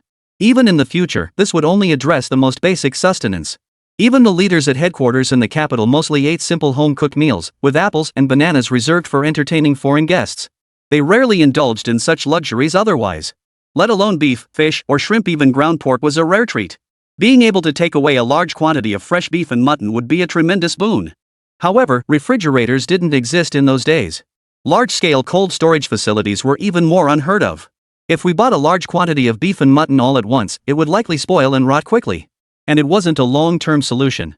Thinking outside the box, if meat couldn't be transported, perhaps bringing live cattle and sheep would work. But Lin Feng had never tried keeping live animals in the infinite space. As long as they could be transferred inside. His personal infinite space followed him and could synchronize through the dual passage gate. Yet this shift in perspective altered Lin Feng's plans. Bear meat and sheep meat were frequently exported, reaching overseas markets. Yet live cattle and sheep, due to various factors, did not command price advantages. According to the latest index, the market price for fattened cattle in Russia has reached a 5-year high. Each head of cattle sold for between 25,000 and 28,000 yuan, equivalent to a live weight price of 18 to 19 yuan per gene. The index for mutton prices has also risen by 33.2%. Globally, Australia offers the most affordable prices for live cattle and sheep. Live sheep cost less than $1 per head, equivalent to approximately 7 yuan per head, offering exceptional value for money. Moreover, the quality of the wool is the best in the world. His next procurement destination was quickly decided. Chapter 56, Deploying Individual Rations, Chocolate Galore. But the opportunities in Russia shouldn't be wasted either. Once his premium sugarcane seedlings were introduced, the shortage of rabbit sugar would be greatly alleviated. But during the march, besides white sugar, there was another food that could more rapidly replenish the fats, carbohydrates, and numerous minerals and vitamins the human body needed. That is chocolate. Chocolate contains cocoa butter, cocoa powder, sugar, milk, and other ingredients. Beyond providing calories, it also protects cells from free radical damage. Its bioactive compounds, theobromine and flavonoids, can boost alertness and offer antioxidant, anti-inflammatory, and cardiovascular disease risk-reducing benefits. Russian chocolate comes in a wide variety and is inexpensive. Especially the military-grade chocolate. It's so good it'll knock the American Snickers right out of the country. No need to browse. Besides weapons, I also need to procure some of your military chocolate. Upon hearing this, it became clear the other party wasn't just an arms dealer, and was also involved in food trading. This presented the perfect opportunity to offload a stockpile accumulated by the food department. Andreev was astonished, followed by a surge of excitement. As the trade minister, naturally, the more a client purchased, the happier he was. Absolutely. Whatever quantity you desire. We Russians may lack other things, but chocolate and cheese? We've got plenty. Lin Feng had forgotten about that wonderful thing, cheese. Perfect to include in the order. Food supplies or consumables, the more, the better. Lin Feng ordered 300,000 tons of chocolate and 100,000 tons of cheese in a single transaction. Thanks to Andrei's generous discount, the total came to 50 million. It was quite a bargain. After completing the bulk purchase, while waiting for the T-80 tank to undergo maintenance, Lin Feng took advantage of the evening rest period to return to the modern world. Having secured 2 types of high-calorie individual rations, other varieties naturally couldn't be overlooked either. During wartime, individual rations are the sole food source for soldiers. They ensure the army's operational sustainability. Lin Feng never wanted to see his soldiers go hungry again, starving to the point of gnawing on tree bark or leather belts like they had before. At that point, forget about fighting, even survival would be impossible. The selection of individual rations must prioritize portability and long shelf life, capable of withstanding diverse harsh combat environments. Compressed biscuits and dehydrated self-heating meals with vegetables were both essential. Add canned meats and fruits, along with electrolyte drinks. Variety and flavor options must be abundant, ideally including dishes like braised beef, kung pao chicken, and fish-flavored shredded pork to satisfy different soldiers' tastes. Online records indicate that a military specialized food factory in Jizhou maintains close collaborative relationships with multiple military research institutions. It has participated in the research, development, and production of numerous military food products. Its products include self-heating meals for Naval, Ground, and Air Forces Type 03 paratrooper rations, compressed dry rations, and Type 09 individual ready-to-eat meals. However, these state-level individual rations are generally not sold to the public. Procuring them requires taking a roundabout route. After several searches, Lin Feng discovered that the supplier for this military food factory was based in Fujian. Tracing the downstream suppliers proved much easier. Fujian boasts a thriving food manufacturing industry, earning it the title of food capital. After communicating via phone, Lin Feng specified a location and traveled to Fujian through the double-door portal. The food conglomerate, known as Futing, handled massive business volumes. Its product range was comprehensive and diverse. Since the time-space travel occurred at night, Lin Feng arrived in the middle of the night. He learned that the sales department had received a call. A major client had traveled a long distance and urgently needed to purchase a large quantity of goods at such a late hour, compelling the responsible manager to rush back to the factory immediately. Upon entering the brightly lit food warehouse, it was like a mouse entering a rice bin. The dazzling array of food products left Lin Feng's eyes spinning. "Hello, I'm Manhwa, the sales manager. You may select any goods you require. As the leading local enterprise, you can have complete confidence in our product quality and reputation." "I'm aware of all that. I understand you're also a downstream supplier for military food provisions." The moment Lin Feng spoke, the manager knew he was dealing with a seasoned veteran in the food industry. Although military rations cannot be sold on the open market, to ensure adequate supply for the military, all military rations are produced using a stockpiling model. This requires maintaining sufficient fresh inventory and conducting fixed monthly shipments to higher authorities. All food items are made with pure natural ingredients and undergo a series of sterilization processes under the highest standards. This preserves far more nutritional value and long-term storability than ordinary commercial foods. While military rations of the past were often unpalatable and merely filling, times have changed. To ensure soldiers are well-fed and maintain peak combat readiness, food factories have evolved with the times, aligning with nutritional science and national palates. They now offer a wider variety of selections and dishes. They've even incorporated all 8 major Chinese culinary traditions. Consequently, many affluent individuals privy to the industry's inner workings seek to sample these offerings. Beyond mere curiosity, a significant clientele actively orders such foods. After all, global climate patterns have grown erratic, diseases are rampant, and wars rage unceasingly abroad. Add to that the prevalence of apocalyptic theories online. The wealthy value their lives above all else. Stockpiling more is always prudent, just in case. This customer arriving in the dead of night likely fits that description. After discerning the visitor's intent, he opened another storage room. Inside, every kind of individual ration was available. The 90 compressed rations, dehydrated rice, and dehydrated noodles for military operations were standard fare.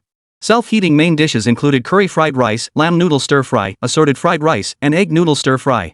Side dishes included rose-shaped pastries and shelf-stable cakes, along with soup condiments like spicy chicken sauce, laoganma chili sauce, freeze-dried tomato and egg soup, and freeze-dried scallion and perilla soup.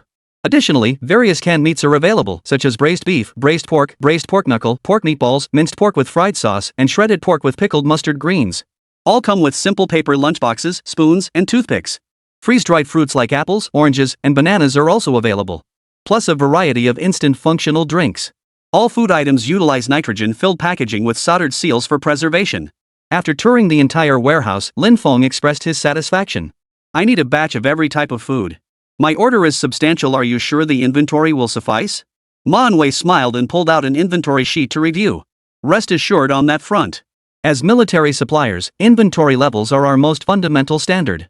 However, I must clarify one thing up front: purchasing is permitted, but strictly for personal use only.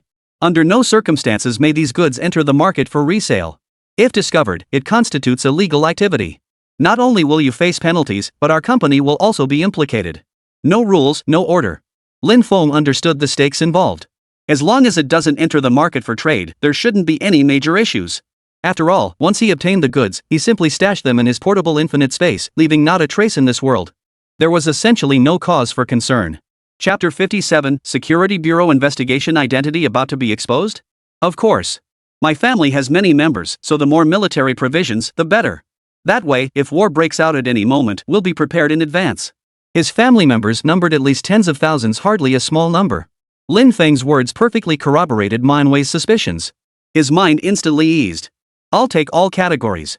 Ensure a steady monthly supply if possible. I'll start with a 500 kilogram order this time. We'll increase the order volume next time. A single individual customer ordering such a large quantity at once. This was a first for Manhwa. Military-grade food supplies command a significantly higher price than standard-grade products.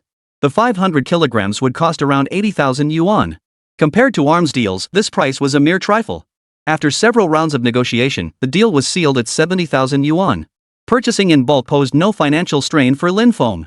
But unlike weapons, food cannot be stored indefinitely. The freshest production batches are undoubtedly the best. The most prudent approach now was to establish a long-term supply agreement.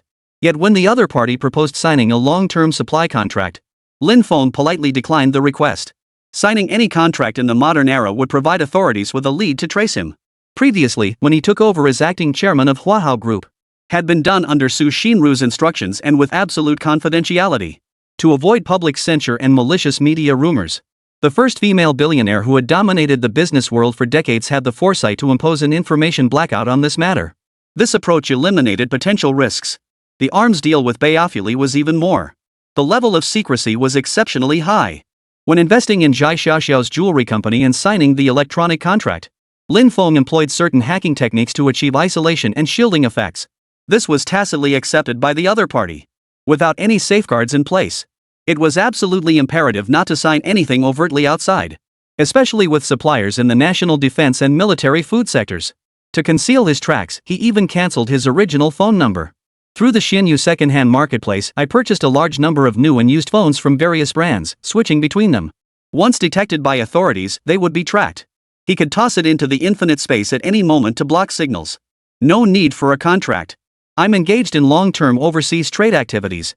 Add me on this number, and I'll notify you in advance when I have a need. Long-term subscriptions get the best discounts. But this particular client clearly didn't care about that. Seems like a super rich tycoon. Lin Feng presented his Telegram account. This instant messaging app supports multiple languages and allows users to exchange encrypted messages. It also allows communication under virtual identities, with messages that can be set to self-destruct after reading. It was perfectly suited for Lin Feng's international travels. Under his hacker's control, chat content wouldn't be uploaded to the cloud. This ensured absolute security. Next, Lin Feng completed the full payment transaction using a newly registered offshore company account. The Baiyi Import-Export Company in the Cayman Islands was merely one of them. He now operated under 5 different corporate identities. This allowed him to completely diversify his purchases and shift the focus. Box after box of military rations was loaded onto the truck. Lin Feng summoned the hired drivers, drove them to a secluded spot, and dismissed them. He directly activated his personal infinite storage space, absorbing the entire shipment. Before long, it was already past midnight. Through relay transmission, Lin Feng first arrived in 1949, then crossed the dual passage gate, returning to the VIP suite Andre had arranged for him. He enjoyed a comfortable night's rest. The next day, 40,000 tons of chocolate and cheese were packed and ready for shipment. The maintenance work on the 3 types of artillery shells and 1,200 T-80 tanks was also more than halfway complete. By evening, they would be ready for shipment. It must be said, the Russians' efficiency was remarkably high. Based on the timeline, the 500 J-7 fighters should be arriving at the port soon. Once these shipments began moving, Lin Feng would head to Panilla Port to receive the shipments. The cargo ship has arrived at Panilla Port. Real-time tracking in progress. After several days of continuous investigation, the Imperial Capital Security Bureau still hadn't fully obtained solid leads on the mysterious buyer. Starting with Hamid from the Baton region, it was discovered that the buyer's phone number was registered to Hong Kong Island. It had been newly registered just 1 or 2 months prior. Recently, the buyer had been making frequent contacts with antique dealers and auction houses. In previously reported auction photos of raw glass-type jadeite, a suspicious man resembling the seller appeared.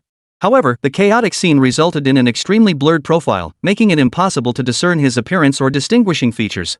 Subsequently, Hong Kong's renowned auction house, Polyauction, consecutively sold off priceless antiques and cellar-aged liquors, including a rooster bowl from the Chenghua period of the Ming Dynasty, State Banquet Finjil liquor, and 1979 vintage Maotai. Preliminary assessments suggest the individual is highly likely an antique collector. This collector has visited Mikalar village more than once. Evidently, the purpose was to procure firearms, including artillery shells. Besides collecting antiques, he also enjoyed collecting military weapons. This is not uncommon among the wealthy. But purchasing such a large quantity of weapons individually is highly unusual. Even the largest warehouse couldn't hold them all. Unless one possessed a private military base. The Security Bureau combed every nook and cranny of Hong Kong Island, yet found not a single trace. The mobile signal tracking for this case only extended to the affluent areas of Hong Kong Island before going offline. After that, it never reconnected. The investigation came to a halt. Now all eyes are on Manila Port. Will the mysterious buyer finally reveal themselves? Security Bureau Director Lee Guoqi found the situation both intriguing and perplexing. Analyzing it from every angle, it was somewhat inexplicable. Investigations revealed he had purchased at least 60,000 firearms, 10,000 artillery shells, and 500 black market rocket launchers in Mikalar village. The most peculiar aspect was that all the models were outdated variants from decades ago. If this man were a representative of some organization or a foreign frontman operating in Hong Kong, it still doesn't quite add up. No such obsolete weapons had been detected in Middle Eastern battlefields or armed conflicts worldwide. This is peculiar. Could it be that he is simply an overly cautious collector? 500 J-7 fighter jets, paid for in full in one go. This person is undoubtedly extremely wealthy, with assets not only on Hong Kong Island. His real estate holdings are undoubtedly spread across the globe. Given the unique national circumstances, his weapons collection has undoubtedly been transferred overseas. And this port of Manila is one piece of evidence. Reporting to Minister Lee, all cargo ships have docked. We're now awaiting the buyer's arrival. Half an hour passed. Containers began unloading, massive metal shipping boxes transferred onto heavy-duty trucks. From start to finish, the buyer never showed up, not even a hair of him. Not even a single representative was present to take delivery. As over 500 heavy-duty trucks vanished from the port's sightline, the security agency investigators stared wide-eyed, yet the legendary mysterious buyer never showed his face. Chapter 58, Red Alert escalated, national hero goes missing. Not only that. Even Hamid, the village chief of Mikalar who placed the order over the phone, failed to appear. Based on current intelligence, the mysterious buyer is merely an antique collector particularly obsessed with firearms, tanks, artillery shells, and fighter jets. He's extremely cautious. This requires careful planning. No sooner had the words left his mouth than another cargo ship appeared on the surveillance feed. Compared to the imposing presence of the Huachang Military Industries cargo ship, it was noticeably more low-key. The footage remained unremarkable until now. Suddenly, the security investigator monitoring the screen let out an unexplained gasp, his expression tense. The laborers responsible for unloading and loading cargo are the same group as before. Although fewer transport vehicles are present, some license plates match those of the dozen or so super heavy trucks from earlier. These two brief sentences sent the eerie atmosphere soaring to its peak. In other words, within mere minutes, the trucks had delivered the fighter jets to the designated warehouse, only to turn around and transport the next shipment. This was nothing short of a fairy tale. Yet it was happening right before their eyes unless their vision was failing them. No wonder the safety investigator couldn't help but gasp in shock. Even Director Lee Guoqi sucked in a sharp breath. In broad daylight, under the clear blue sky. Could it be some supernatural phenomenon? Under the core values of society, this is absolutely impossible and cannot be allowed to happen. Keep monitoring closely. See if any other cargo ships arrive later. If a similar incident occurs again, immediately classify this investigation as a red-level incident. A red-level security investigation is the highest classification. This clearly indicates the potential danger posed by this mysterious buyer. But the minutes ticked by one after another. The investigation into the origin of the transport trucks also showed no irregularities, with all vehicles sourced from a local specialized freight forwarding company. Container shipments arrived at the port in batch after batch, gradually diluting the effective information. The Security Bureau's investigation had to be temporarily suspended. Lin Feng placed great importance on this batch of J-7 fighter jets. To ensure flawless delivery to the capital, he made all necessary preparations in advance. To avoid detection by any official channels, he directly hired a local professional receiving company remotely to handle the unloading and transfer. He sat back, comfortably monitoring the warehouse surveillance. He sat back, waiting for the bulk shipments to arrive. He discovered that the portable infinite space not only allowed close-range manipulation and transfer of items but also enabled remote deployment and retrieval. This feature proved remarkably practical. The leased warehouse, spanning tens of thousands of square meters, was located just 2 kilometers from the port. The J-7 squadron had just been loaded onto trucks when the receiving company's fully automated unloading machinery activated. As soon as all the cargo touched down intact, Lin Feng immediately initiated remote transfer. Unexpectedly, the military-grade protective gear arrived right behind them. Once the shipment was secured in the warehouse, all handling machinery withdrew, and the automated warehouse doors closed. Lin Feng instantly transferred the cargo to the infinite space before exiting the monitoring software. He then began monitoring progress on the Russian side. 10,000 white phosphorus shells and 5,000 cloudburst shells had been packed into crates. The 500 cluster bombs, due to their immense weight, required a large contingent of military equipment personnel and specialized cranes for assembly. 1,200 T-80 tanks were each sealed within reinforced, heavy-duty metal transport containers. Pre-transportation handling proceeded methodically and was nearing completion. Watching the final tank being loaded onto the large cargo ship, Lin Feng finally felt at ease. Here is the delivery manifest. Please verify it thoroughly. If everything is in order, I will immediately arrange for shipment. After careful inspection, Lin Feng nodded in approval. At Andreev's instruction, the powerful engines of the cargo fleet roared to life, setting sail. After all these days, he procured 7 or 8 types of supplies. It was about time to head back to the capital. He knew securing fighter jets would be difficult. But I never imagined it would be this difficult. It had been 10 days since Lin Feng left the capital, and there had been no word from him. Even Hua Yingdong and Xiao Guangbiao in Hong Kong sent him over a dozen messages via pager, yet received no reply. The grand counselors at headquarters, including several ministers, were pacing anxiously. Lin Feng's safe return last time had been pure luck. But this time, the duration of his disappearance was longer than before, forcing the leadership to grow anxious. Comrade Lin Feng's disappearance is a matter of utmost urgency. Mobilize all available resources and search for him with full force. The chief slammed his palm hard on the desk, issuing the highest order. Last time, we used anti-aircraft guns to rout the Bald force. The Bald ones must have teamed up with the Eagle squad to investigate the origin of that weapons shipment. They might have already traced it back to Lin Feng. 10 whole days. This has never happened before. If he really fell into the Eagle's hands, it's likely bad news. It's highly probable he's been secretly. One of the senior ministers, words on the tip of his tongue, shook his head and could bring himself to say no more. Comrade Lin Feng risked so much to deliver vital supplies to the nation. If his life truly hangs in the balance and he makes the ultimate sacrifice, the motherland must bestow upon him the highest order of merit for national service. The secret meeting chamber gathered founding heroes and senior ministers. Every one of them felt helplessness, bewilderment, and heartache over Lin Feng's disappearance.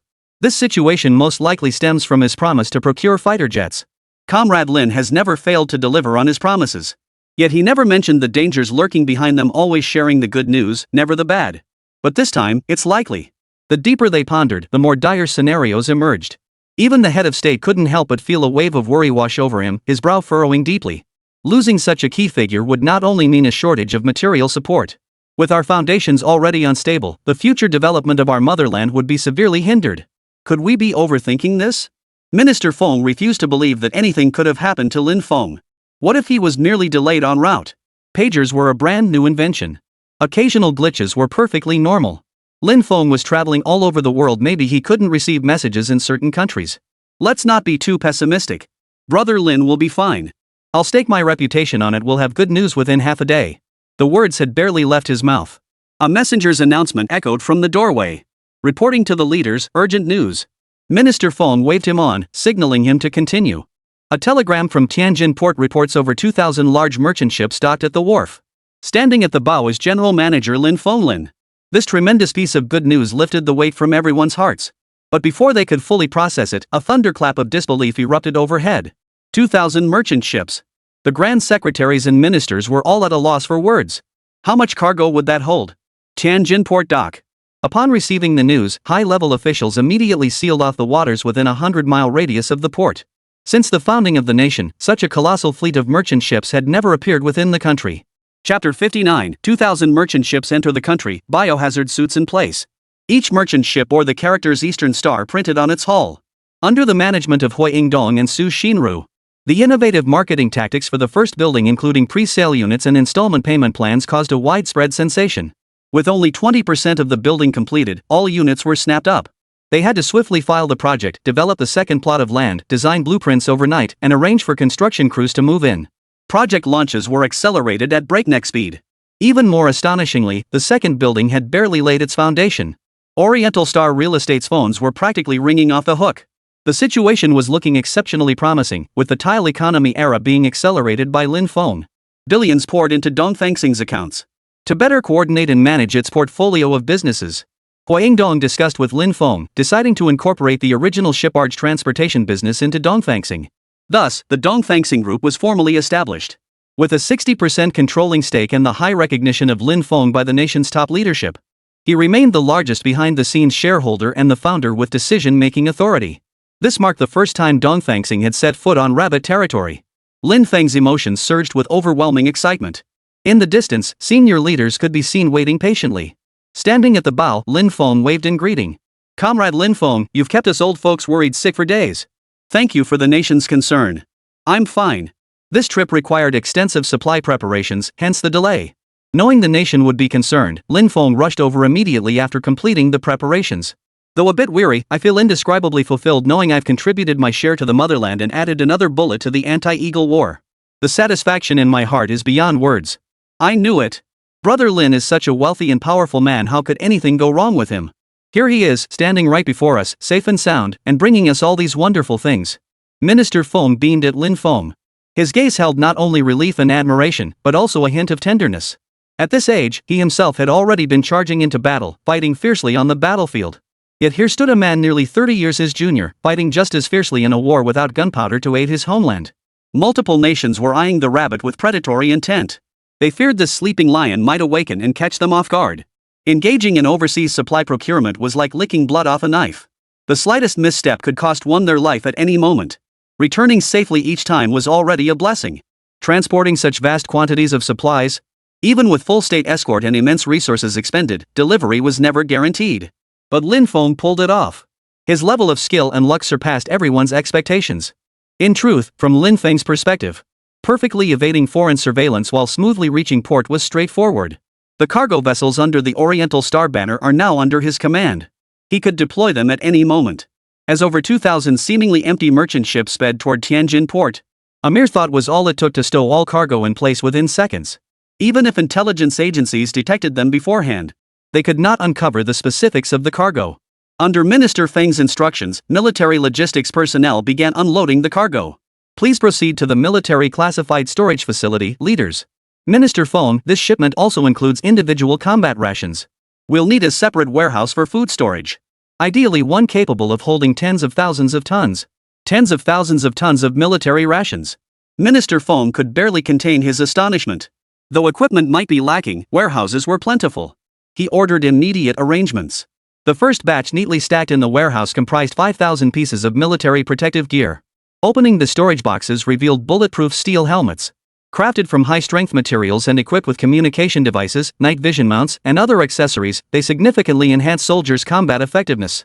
Minister Feng picked up a helmet and tapped it. Lightweight, sturdy, and durable, he was quite satisfied. This procurement included 3 types of body armor: soft body armor, hard body armor, and composite body armor. They cover protection levels ranging from handgun bullets and low-velocity fragments to high-threat weapons. The chemical biological protective suit is designed for use in chemical warfare or nuclear contamination environments, making it essential modern warfare gear. Beyond protecting against toxic chemicals and biological agents, they also shield soldiers from radioactive dust and other hazards. Limb protection gear is also included in the arrangement. Knee pads, elbow pads, tactical gloves, goggles, and combat boots all are indispensable. In the past, we had no choice but to go into battle unprotected. Once conditions permit, all protective gear must be fully implemented.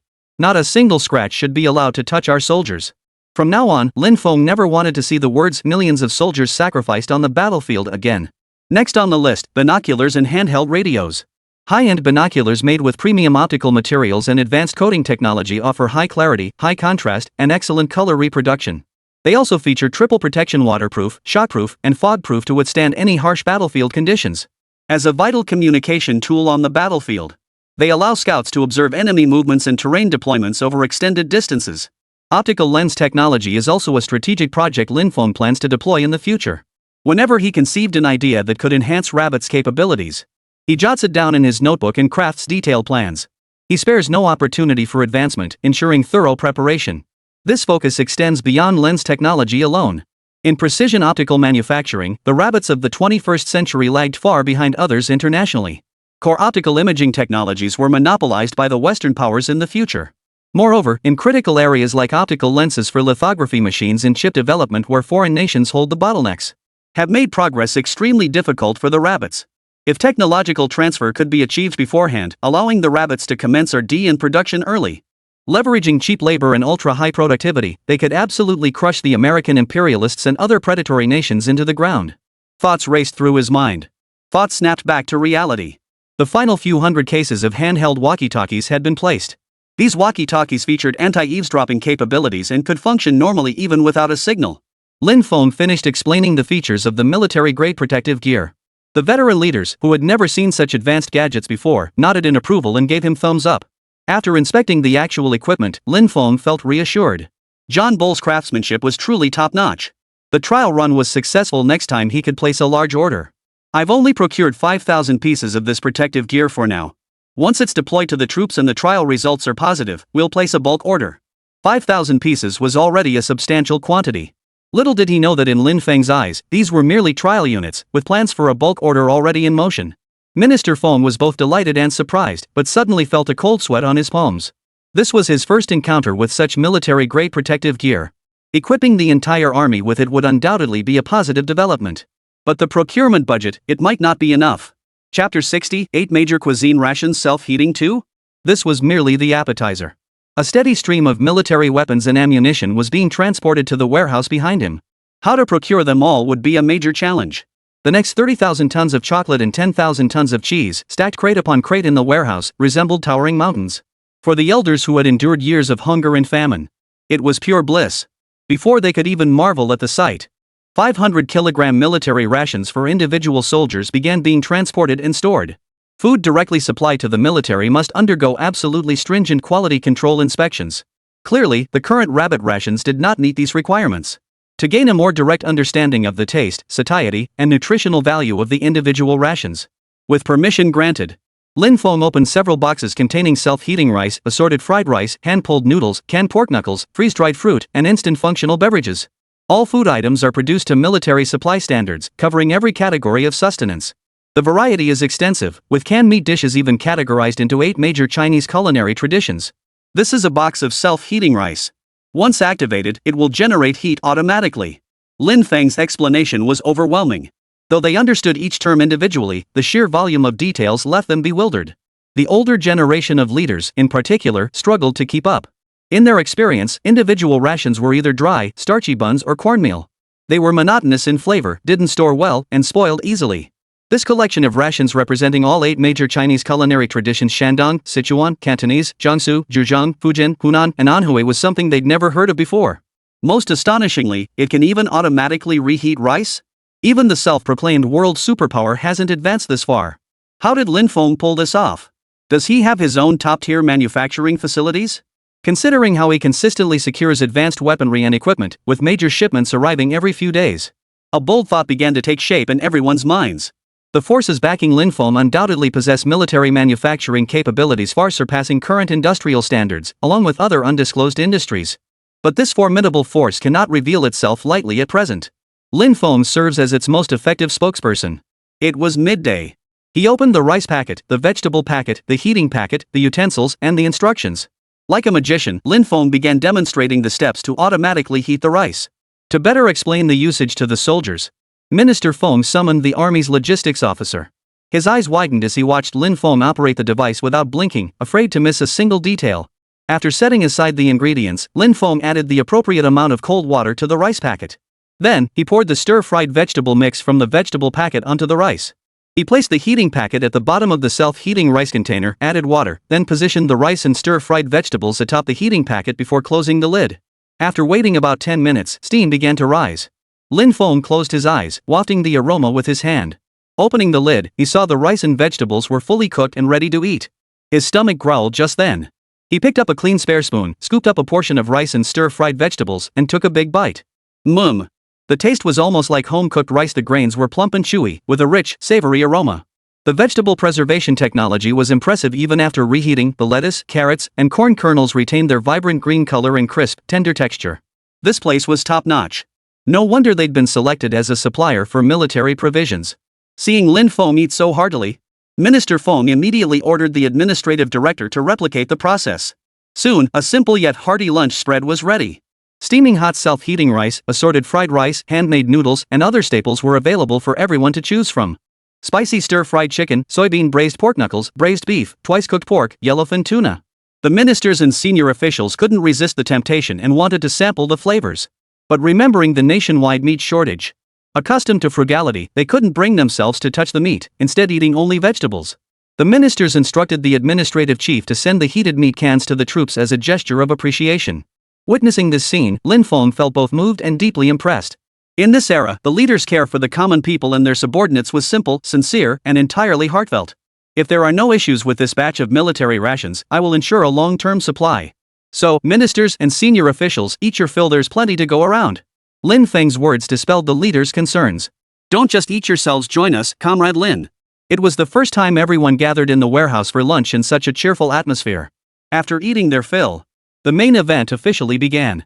The two appetizers earlier had already left the leaders feeling somewhat stuffed. The lethal weapon that followed dominated the entire military base with overwhelming force. The 10,000 white phosphorus shells from the reserve ammunition depot weren't enough. Another 5,000 cloudburst bombs were deployed. Still not heavy enough? 500 cluster bombs, with their lethality and coverage buffs maxed out, were immediately deployed. These weapons were beyond imagination. Only developed nations like the eagle, the bull, and the bear could field such armaments. Now, with Lin Feng, the leadership's confidence in their combat capabilities has skyrocketed. Minister Feng had already witnessed the destructive power of white phosphorus shells during previous test firings. It was truly formidable. As for this cloudburst bomb, a single detonation unleashes a shockwave and intense thermal radiation powerful enough to obliterate any enemy complex. Instantly wiping out large numbers of enemy troops is practically routine. Such shells were never meant for trial runs. Because when deployed, it unleashes earth-shattering force designed for the relentless barrage of the battlefield. Conventional military bases simply couldn't withstand it. The cloudburst shell measures 2 to 3 meters in length, with a diameter of approximately 30 to 40 centimeters. Small cloudburst shells carry charges ranging from several kilograms to over 10 kilograms. Large cloudburst shells can carry hundreds of kilograms or more. This model is a small cloudburst bomb, sufficient for the initial stages of warfare. Minister Feng could barely keep up with the rapid succession of weapon specifications Lin Feng was describing. As a military man, Minister Feng was thoroughly familiar with every aspect of the military field. The concept of cloud-burst bombs was proposed during World War II. Yet no reports indicated any other nation had fully developed a functional version. Rumors claimed that even the smaller versions possessed astonishing destructive power. Yet Lin Feng had somehow managed to acquire it. Minister Feng had no time to ponder further. At that moment, 1,200 T-80 tanks arrived in all their imposing might. Not only Minister Feng, but the elderly ministers, overcome with emotion, instinctively clutched their chests. The earlier sight of 300 Type 59 improved tanks had already filled them with satisfaction. Little did they expect that Lin Feng's surprises would come one after another. Maximum road speed reaches 70 km per hour, with a maximum range of 500 kilometers. Capable of climbing a 31-degree slope, scaling a 1-meter vertical wall, crossing a 2.85-meter wide trench, fording 1.8 meters of water, and submerged crossing up to 5 meters deep. With each new specification announced, the delight among the ministers deepened further. Chapter 61, First Fighter Jets Complete Successful Test Flight. Equipped with a bidirectionally stabilized 125mm smoothbore cannon and automatic loader, capable of firing anti-tank missiles. Within a 2,000-meter range, it can penetrate 400mm of homogeneous steel armor. The T-80's formidable performance and astonishing specifications. In the context of 1949, this T-80 tank could easily be considered the world's most formidable weapon and transport vehicle. Globally, based on the international military intelligence Minister Feng had access to, nothing of such colossal stature had ever existed.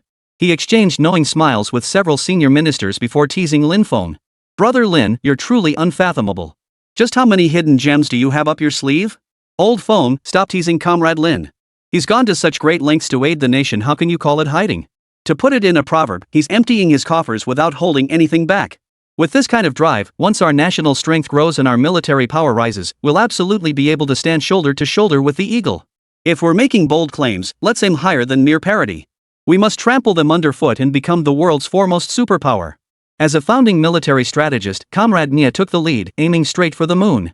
Lin Feng knew full well this was a mix of jest and earnest inquiry. The protective words of these senior statesmen were deeply etched in his heart.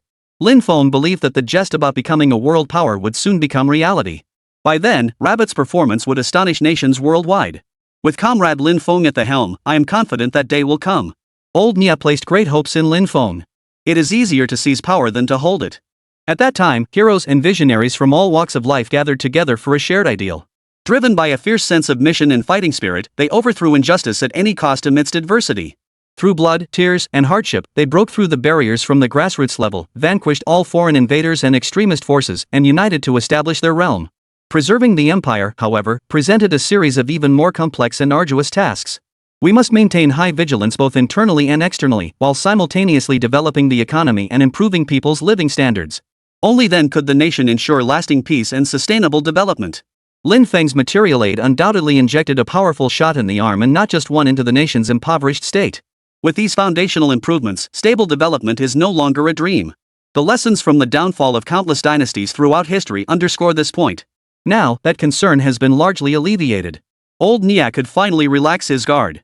They now possessed formidable lethal artillery shells and advanced tanks. If only they could obtain the blueprints to reverse engineer them and conduct in-depth research and development based on that foundation, that would be even better. Minister Feng suddenly felt his own thoughts were utterly unrealistic. Securing the actual weapons was already remarkable enough. Was he overthinking things by demanding blueprints too? He forced himself to suppress the thought. Just then, Lin Feng pulled several thick sheets of craft paper from his briefcase. Minister Feng's gaze locked onto them instantly. These are the design and manufacturing blueprints for the artillery shells and tanks that arrived today. These 2 additional sets are for heavy machine guns and automatic pistols. Anything that passed through the double-door mechanism would have all traces erased from the modern era. Thus, the blueprints bore not a single trace of the Bear Nation. Talk about speaking of the devil.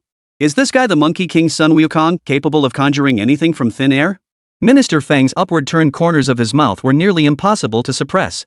As the Minister of National Defense, he carefully examined several blueprints. White phosphorus shells, cloudburst bombs, cluster bombs, and detailed specifications for the T-80 tank all were meticulously labeled by component. With these precise specifications and the steel mill's consistent output, as long as the supply of explosives kept pace, replicating and developing them would no longer be a pipe dream. The other 2 sets of blueprints for heavy machine guns and automatic pistols were also highly practical. Heavy machine guns serve multiple purposes depending on model and specifications. They can be mounted on a bipod for anti-tank duties. They can be mounted on other wheeled chassis for air defense, transforming into anti-aircraft guns. Moreover, in a quad-mounted configuration, it can penetrate 32mm thick vertical armor in seconds. As for the automatic pistols, they were precisely what the military lacked. While not particularly suitable for conventional battlefields, it is exceptionally well suited for special forces and intelligence operatives. The unloaded weapon weighs over 1 kilogram, exceeding 1.5 kilograms with the stock attached.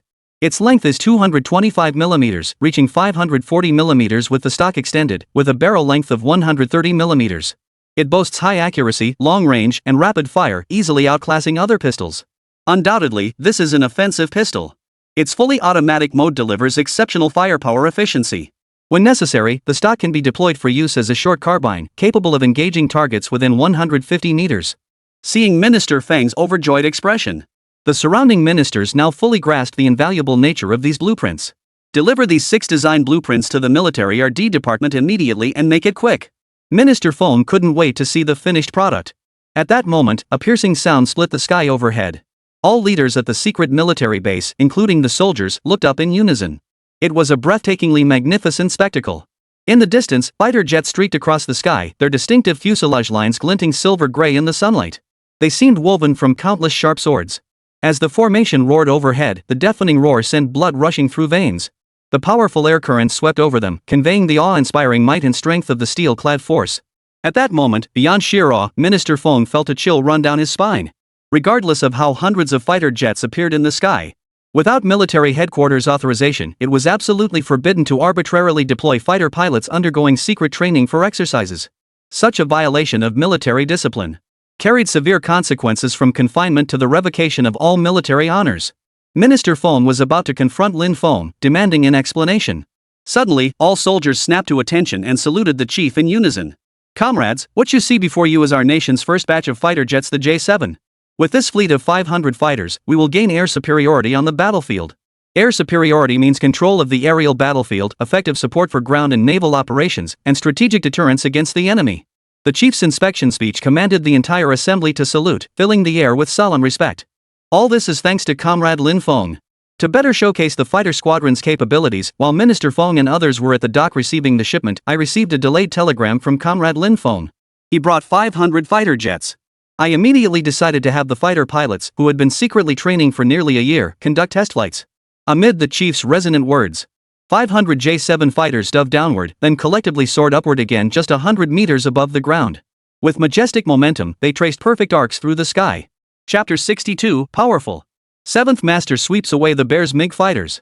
They look somewhat like the Bear's MiG-15 fighters, yet they're far more advanced in every aspect. If I'm not mistaken, those hundreds overhead are all supersonic jet fighters. Their precision bombing is spot on. So powerful. Probably worth $500,000 each. The other ministers, witnessing this spectacle, were filled with delight. All gazed skyward, marveling at the swarm of fighters streaking overhead. Minister Fong suddenly understood, his lingering doubts dissolved. Boom! Boom! Boom! Several rocket projectiles exploded with pinpoint accuracy on their designated targets. This is the J-7, nicknamed Old Man 7, a single-seat, single-engine supersonic jet fighter. It comes standard with rockets and can also carry low-drag aerial bombs and air-to-air missiles. Fuselage length, 14.88 meters, wingspan, 8.32 meters. Its maximum flight speed is equivalent to 2,450 kilometers per hour. Powered by a turbojet engine with a maximum static thrust of 4,100 kilograms and a maximum afterburner thrust of 6,600 kilograms. Range with auxiliary fuel tanks, 1,530 kilometers. The fighter's formidable specifications sent shivers down the spines of all the cabinet ministers. Such aerial steel forces form the core military assets of most nations. Even a single one of these specifications was enough to astonish the world. It completely surpassed the current development scope of Air Force fighters. Such advanced and formidable equipment likely hasn't even been deployed by developed nations yet. Needless to say, it far surpasses the fighter jets they painstakingly acquired by more than a little.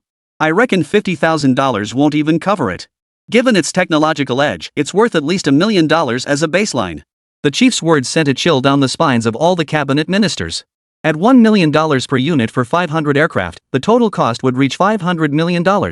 Clearly, the quality of these fighters far exceeded $1 million. Add in military protective gear, individual rations, 10,000 white phosphorus shells, 5,000 cloudburst bombs, 1,200 T-80 tanks, and 500 cluster bombs. Even emptying the national coffers wouldn't cover it. Yet these advanced weapons were absolutely essential for the nation. On the battlefield, it's the capital to go toe-to-toe with the Eagle and other major powers. But Lin Feng's equipment nearly matched the nation's foreign exchange reserves. According to previous predictions, the Peninsula War was imminent. Oil reserves were being stockpiled urgently.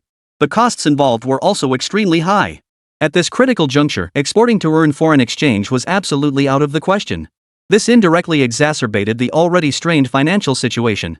Lin Feng was determined to prop up the nation even if it meant selling off everything he owned. The value of these recent shipments was too high, he had no idea what he could possibly trade for them. In this regard, it is absolutely imperative that the other party not continue to incur losses. Even with abundant funds, such spending is unsustainable. Draining the pond to catch fish is simply unsustainable. Lin Feng must be allowed to maintain his ability to recover, thereby creating a healthy cycle of supply and demand. Not only Minister Feng, but other ministers, senior statesmen, and even the chief were all in a bit of a bind. Lin Feng observed the thoughtful expressions of silence on the leaders' faces. With the nation facing hardship and insufficient funds, compensation must come from other sources. There are some undeveloped mineral resources in the southern Hunan region. Comrade Lin Feng, if you're interested, we could grant you the mining rights. Mineral resources were abundant nationwide, but there was simply no spare capacity or funding to pursue large-scale development.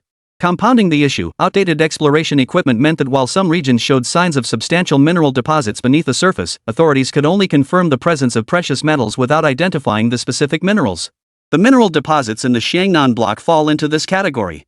Since it's precious metal ore, it's bound to be more valuable than gold. Using it to exchange for this batch of supplies is a reasonable trade. Additionally, allocate the land use rights for a prime plot of over 10,000 square meters in the eastern suburbs as compensation. Upon hearing the chief minister grant mining rights and land use rights, none of the senior officials raised any objections, and Minister Feng visibly breathed a sigh of relief. Had the head of state not been present, he truly wouldn't have known how to proceed. Attack order executed. Execute descent protocol. 500 fighter squadrons prepare for collective deployment. In that brief moment, 500 J-7 fighters received the descent command, slowed their speed, and glided smoothly to a stop at the base landing zone. The maiden flight concluded flawlessly. At that moment, 500 fighter pilots exited the aircraft doors in perfect unison. Tears welled up in every pilot's eyes as they stepped out. This high-performance fighter, beyond their wildest dreams, was something they could never have imagined. Only one word echoed in their minds: powerful. Too powerful.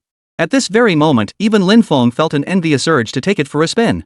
Though the aerial formation maneuvers weren't as smooth as imagined, and they hadn't fully experienced the essence of the Seventh Master's techniques, it was already quite an accomplishment. Once this batch is deployed, with rigorous training and future expansion of the team, given time, their aerial combat prowess would undoubtedly leave rivals in the dust. Form ranks, halt, and salute.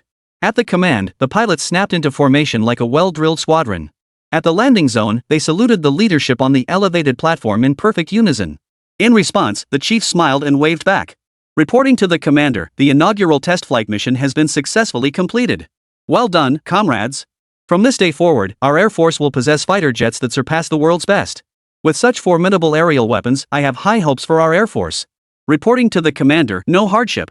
Our forces will fulfill our mission, complete our training, remain on standby, and fight with all our might whenever called upon. The entire secret military base erupted in a thunderous, unified roar. Such a moment of pride. Minister Feng immediately dispatched official photographers to capture these historic moments. At Lin Feng's instruction, the camera deliberately avoided him. To better support Rabbit and also to protect himself. Lin Feng knew full well that in the future annals of the flower cultivation movement, not a single word of his would be recorded. He was like an invisible man, quietly contributing his strength. Yet he harbored no regrets for his efforts. As the chief and senior officials inspected the J-7 fighter jet up close, Lin Feng stood nearby, promptly providing detailed parameter data for relevant sections of the aircraft model.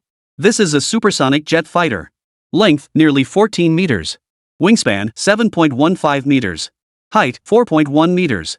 Empty weight, 5,275 kilograms. Maximum takeoff weight is 8,655 kilograms. It is equipped with a WP-7 afterburning engine and a 30mm aircraft cannon. Lin Feng fluently recited various specifications and could even list multiple maintenance and repair methods for different fighter jets. His expertise left the military armorer in awe. For the newly established Air Force, desperately in need of development, this brought new hope. Actually, the J-7 possesses a hidden capability, stealth technology. None of the pilots present could operate this technology. Only Lin Feng himself could demonstrate it. Chapter 63, Stealth Technology Verification, 5-star red flag flies high. As a die-hard military enthusiast, he possessed an innate, sharp instinct for weaponry. He was skilled with firearms, and fighter jets were no exception. Donning a specially designed anti-G suit and flight helmet, Lin Feng instantly transformed into a pilot. He opened the canopy and deftly slid into the cockpit. He expertly adjusted the seat position and fastened his seatbelt, then connected the oxygen supply, communication lines, and other interfaces. Next, he activated the aircraft's electronic systems. After carefully checking all indicator lights and parameter displays on the instrument panel, he confirmed the engines, hydraulic systems, and electrical systems were functioning normally. Upon receiving the flight command, Lin Feng precisely rocked the control column, pushing the throttle to maximum. The engines roared to life with a deafening roar. When the speed reached the takeoff threshold, he gently pulled back on the control stick. The fighter jet leapt skyward. The scene fell silent for a full 10 seconds. Then, thunderous applause erupted, filling the sky. Such a challenging, high-risk maneuver executed with such professionalism to take off without undergoing intensive training. Lin Feng was the first to achieve it. Piloting a fighter jet was indeed a technical feat. Ever since he was a child, Lin Feng had dreamed of becoming a pilot, and now the dream had finally come true. The control stick governed the aircraft's pitch, roll, and yaw. The foot pedals control the rudder. Simultaneously, he closely monitors various parameters on the instrument panel, such as altitude, speed, heading, and engine status. Using radar and other sensors, he constantly monitors the surrounding airspace to guard against potential threats. These standard operating procedures were already second nature to him. After boldly and skillfully executing a series of fancy maneuvers, it was time to unleash the ultimate move. Radar monitoring, activate. Radar monitoring, activate. Now initiating stealth technology verification. Over Lin Feng's radio. Within the military base's Air Defense Command Center, radar signals began to be emitted. Radar monitoring activated. Proceed with extreme caution. To be honest, despite Lin Feng's exceptional fighter pilot skills. However, from the Air Force's perspective, this maneuver is undoubtedly extremely dangerous. Watching the fighter jets trace a variety of dazzling maneuvers across the sky. To showcase more of the aircraft's capabilities, Lin Feng was going all out. At that moment, the radar operator's palms were sweating. At the same time, inside the fighter cockpit, Lin Feng pressed the radar suppression button and made subtle adjustments to the flight path. Within seconds, the radar monitoring screen at the Air Defense Command Center displayed a straight line. The fighter jet's radar signal vanished. In terms of aerial surveillance, it had truly achieved stealth. The stealth characteristics of this J-7 fighter achieved meticulous precision at the physical level. Utilizing specialized panels, multiple technological processes including absorptive coatings, composite materials, and special metal film plating were applied to metallic components near the antenna to block radar electromagnetic wave detection. Reporting to the commander. Reporting to all ministers. The J-7 stealth technology validation has been successfully completed. The commander of the Air Defense Command Center announced the test results with palpable excitement. A wave of profound awe swept over the crowd once more. At that very moment, the 5-starred red flag rose majestically atop the base's platform, while resounding military anthems filled the sky. On behalf of all Chinese citizens celebrating this great historic moment, Lin Feng eased off the throttle, executing a smooth landing. His fluid, seamless maneuvers were textbook perfect. The entire flight was recorded by cameras for use in fighter jet training. Based on current assessments, 500 fighter jets should suffice for both training and emergency combat requirements. But to prepare for war, it's still far from sufficient. Give a man a fish, and you feed him for a day. Teach a man to fish, and you feed him for a lifetime. Ultimately, we must achieve independent production to avoid constraints. The engine is the heart of a fighter jet. We must first obtain the blueprints for turbojet engines to initiate research, development, and production, ultimately scaling up to form a large-scale fighter fleet. Once the core components of the fighter are secured, we can mass-produce them for widespread deployment in the Air Force. Our nation's aerial steel army will absolutely send shockwaves through the world. After disembarking, Lin Feng did not linger in the previous atmosphere. Facing the leadership's praise, he began to voice his own insights. Comrade Lin Feng is absolutely correct. Our nation's engine technology remains stagnant at present. In this field, you are the only one with the expertise. The nation has entrusted you with a heavy responsibility, but don't be too hard on yourself. If you encounter any difficulties, bring them up promptly. We'll discuss solutions together. Always remember, the nation stands as your steadfast support. Don't keep things bottled up. Report successes, not setbacks. Understand? With the chief's earnest expectations and heartfelt concern, what more could be said? Given Lin Feng's nature, he'd overcome any obstacle to secure it. The engine project was indeed the top priority. Developing military fighter jets was the primary goal, followed by advancing civil aviation aircraft. Additionally, there were automobiles, ships, and construction machinery like excavators, cranes, and loaders. Agricultural machinery and power generation equipment for public welfare projects. Without engines, none of these industries can function. At present, cost-effectiveness is the most critical factor. From a comparative perspective, sourcing domestically remains the most cost-effective option. Later, we'll negotiate with Huachang Military Industries to procure a batch of older models. The greatest challenge lies in obtaining the design blueprints for the turbojet engines. He wondered whether the higher-ups in the capital had noticed anything unusual about his purchasing activities. That evening, accompanied by Minister Feng, he toured the entire secret military base, from its classified warehouses to the covert training of various units. He saw everything. He gained a deeper understanding of the current military capabilities of the rabbits. This was precisely Minister Feng's intention. The more he understood his own forces, the better he could provide assistance. At every major training field, soldiers had already mastered the weapons supplied by Lin Feng. Every camp they visited received a wave of praise. At mealtime, the base mess hall served up the new rations. Watching the first batch of newly issued individual rations being sampled, the soldiers devoured them with gusto, finding them exceptionally tasty. Minister Feng felt deeply gratified. I never dreamed that just a few months ago, our brothers in arms could only eat coarse grains, yet today they get to enjoy such excellent rations. Minister Feng's words served as another reminder to Lin Feng. Rabbit's manpower absolutely must not be wasted at this stage. Dubbed the world's factory, Rabbit had been drained of its value by foreign capital over the past decades. This sector definitely needed advanced planning. Rather than manufacturing for others, it was time to manufacture for themselves. Beyond contract manufacturers, there were various processing plants. Food processing plants are one example. In this day and age, having meat to eat is the greatest joy for every common person. If we could produce canned meat with excellent freshness retention, it would not only enhance the nation's physical health but also generate substantial profits. Direct supply of live cattle and sheep is urgently needed. Beyond meat, cattle and sheep also produce milk. The slogan "a pound of milk a day keeps the farmer strong" remains vivid in memory. Byproducts like cowhide, sheepskin, and wool can fuel leather goods and wool industries. It can be said that every part of the animal is valuable. Introducing premium live cattle and sheep into the domestic market is absolutely feasible.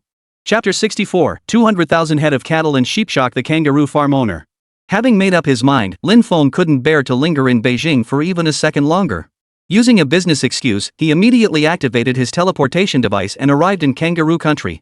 Australia ranks as the world's 12th largest economy and 4th largest exporter of agricultural products.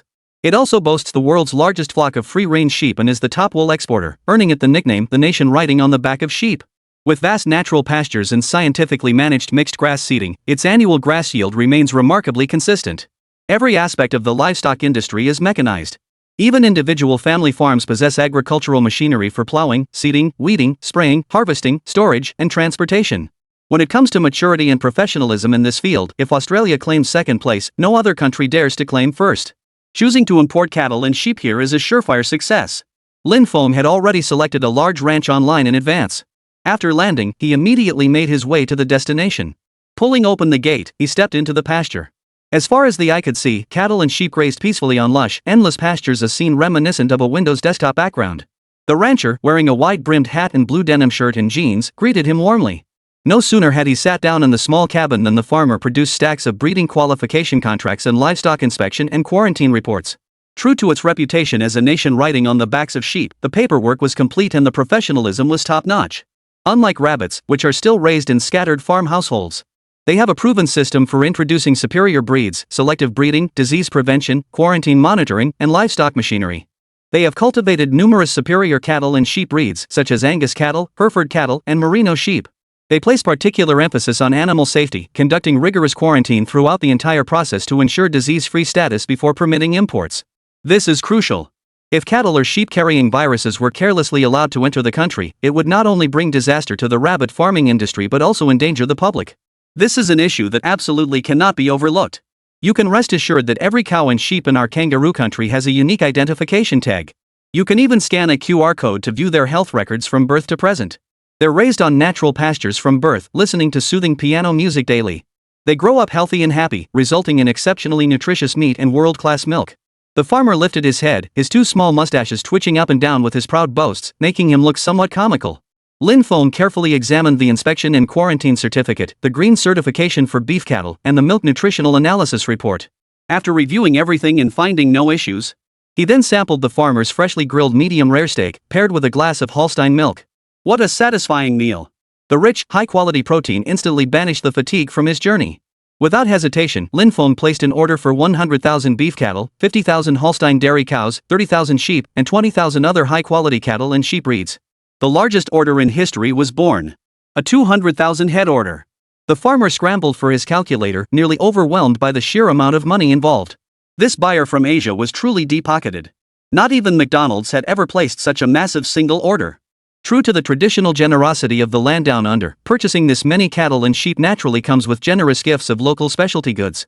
Sheep oil skincare, Nestle milk powder, papaya ointment, macadamia nuts, and wine. These essentials mustn't be forgotten. Esteemed customer, you're requesting 200,000 head. My farm simply can't deliver that many at once.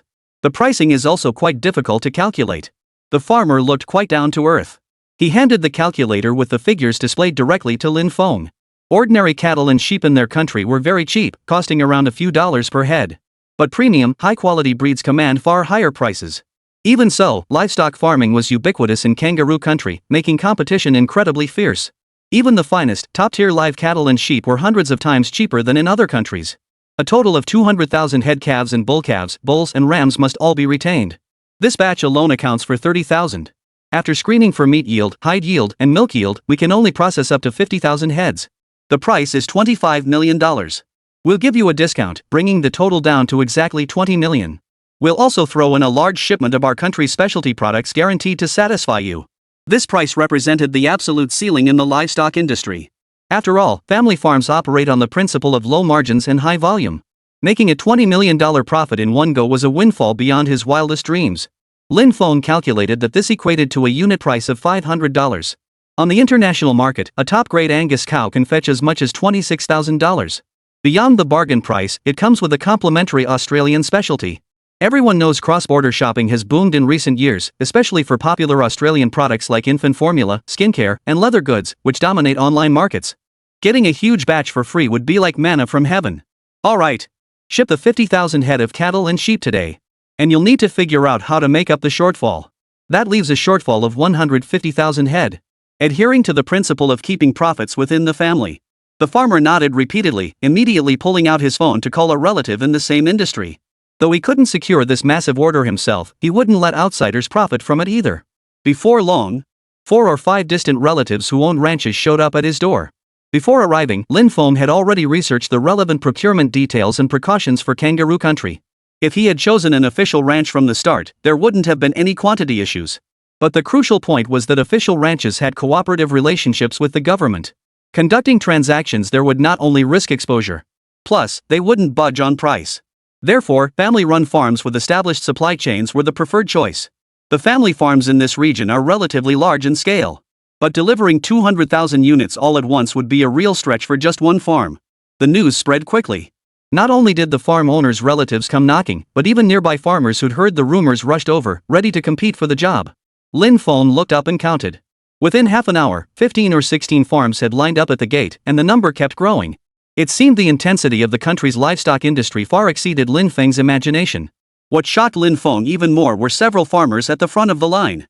Were actively driving down the price, pushing the per-unit rate from $500 down to $300 or $400. It must be said that in the face of a grim international economic climate and unfavorable conditions, even the kangaroo people had to swallow their pride to close deals. Though Lin Feng's massive order was too big to handle all at once, he had to seize the opportunity to get a piece of the pie. Prices might be low, but quality could not be compromised. Lin Feng did not let the farmers' aggressive price cutting distract him from the quality and health of the cattle and sheep. To seal the deal, they must submit their latest inspection reports, every single one. Not a single document can be missing. Chapter 65, a 1-ton purchase list sweeps CW Pharmacy clean. After a full day of negotiations, 3 formidable suppliers were finally selected. The procurement concluded at an exceptionally low price of $46 million. To allow the live cattle and sheep to gradually adapt to the domestic environment and feed. At Lin Feng's request, farmers gifted him 30,000 to 40,000 kilograms of forage to ensure a smooth transition period. Following 3 rounds of thorough disinfection, farmers hired numerous workers to load 200,000 live cattle and sheep onto transport vehicles. Transporting live animals is more complicated than shipping goods. Sea or air transport is typically used, with comprehensive safeguards in place. Transport vessels or aircraft are typically equipped with specialized facilities such as automatic watering systems, automated feed delivery systems, vibration and noise control systems, and manure management systems. These ensure the animal's basic needs are met and they remain in good condition during transit. After receiving full payment in real time, the farmers delivered box after box of complementary specialty products without fail. Aptamil, A2, Nestle formula, goat milk formula, and more, everything you could want. The infant rabbit market is a huge opportunity, a future blue ocean industry. Although the limitations of the 1949 era meant that the Chinese people had not yet understood the importance and nutritional value of milk powder. But with reform and opening up, more and more families will choose to feed their babies with formula. Australian skincare products are truly exceptional. The national treasure skincare product, papaya ointment, is also known as the all-purpose ointment. It moisturizes skin and relieves dryness and cracking. Distributed to every soldier, it effectively alleviates hand problems. It's often said that the 2 most lucrative markets are infant products and women's goods. Beyond clothing and jewelry, beauty and skincare constitute a significant market segment. Additionally, there are snow boots, wool blankets, scarves, and throws. All in all, the total weight comes to over 300 kilograms. The generosity of the gesture was truly remarkable. These were all gifts received by the ranch as a supplier from its clients. With numerous distributors, the volume of gifts naturally increases. They're usually sold online, so inventory is huge. Local prices were so low that there was simply no market for them. Farmers have more than enough on hand. Giving extra to major clients to strengthen relationships is perfectly reasonable. During a break in the cattle and sheep loading process, Lin Feng strolled through the pasture, guided by the farmer, enjoying a rare taste of the leisurely charm of a foreign land. This period of raising funds, purchasing goods, and stockpiling inventory had truly been exhausting. Even an iron constitution would struggle to endure it. A healthy, robust physique is the prerequisite for revolutionary victory. Lin Feng no longer lives for himself alone, but for the 400,000 compatriots and for his motherland. If he cannot safeguard his own body and safety, how could he possibly fulfill his duty with such fervor? Esteemed guest, this is our locally produced manuka honey. It's sourced from our native manuka flowers and contains over 70 times more nutrients than regular honey. The enthusiastic farmer invited Lin Feng to taste it. He picked up the honey dipper and scooped the viscous liquid into his mouth. A refreshingly sweet yet not cloying taste assaulted his taste buds, instantly invigorating his spirit. A subtle floral fragrance lingered between his teeth, transporting him to a sea of blooming flowers, fragrant and abundant. Richly layered with a hint of fruitiness, it felt like freshly picked fruit bursting in his mouth. The sweetness was perfectly balanced, never cloyingly sweet, yet rich enough to be utterly intoxicating.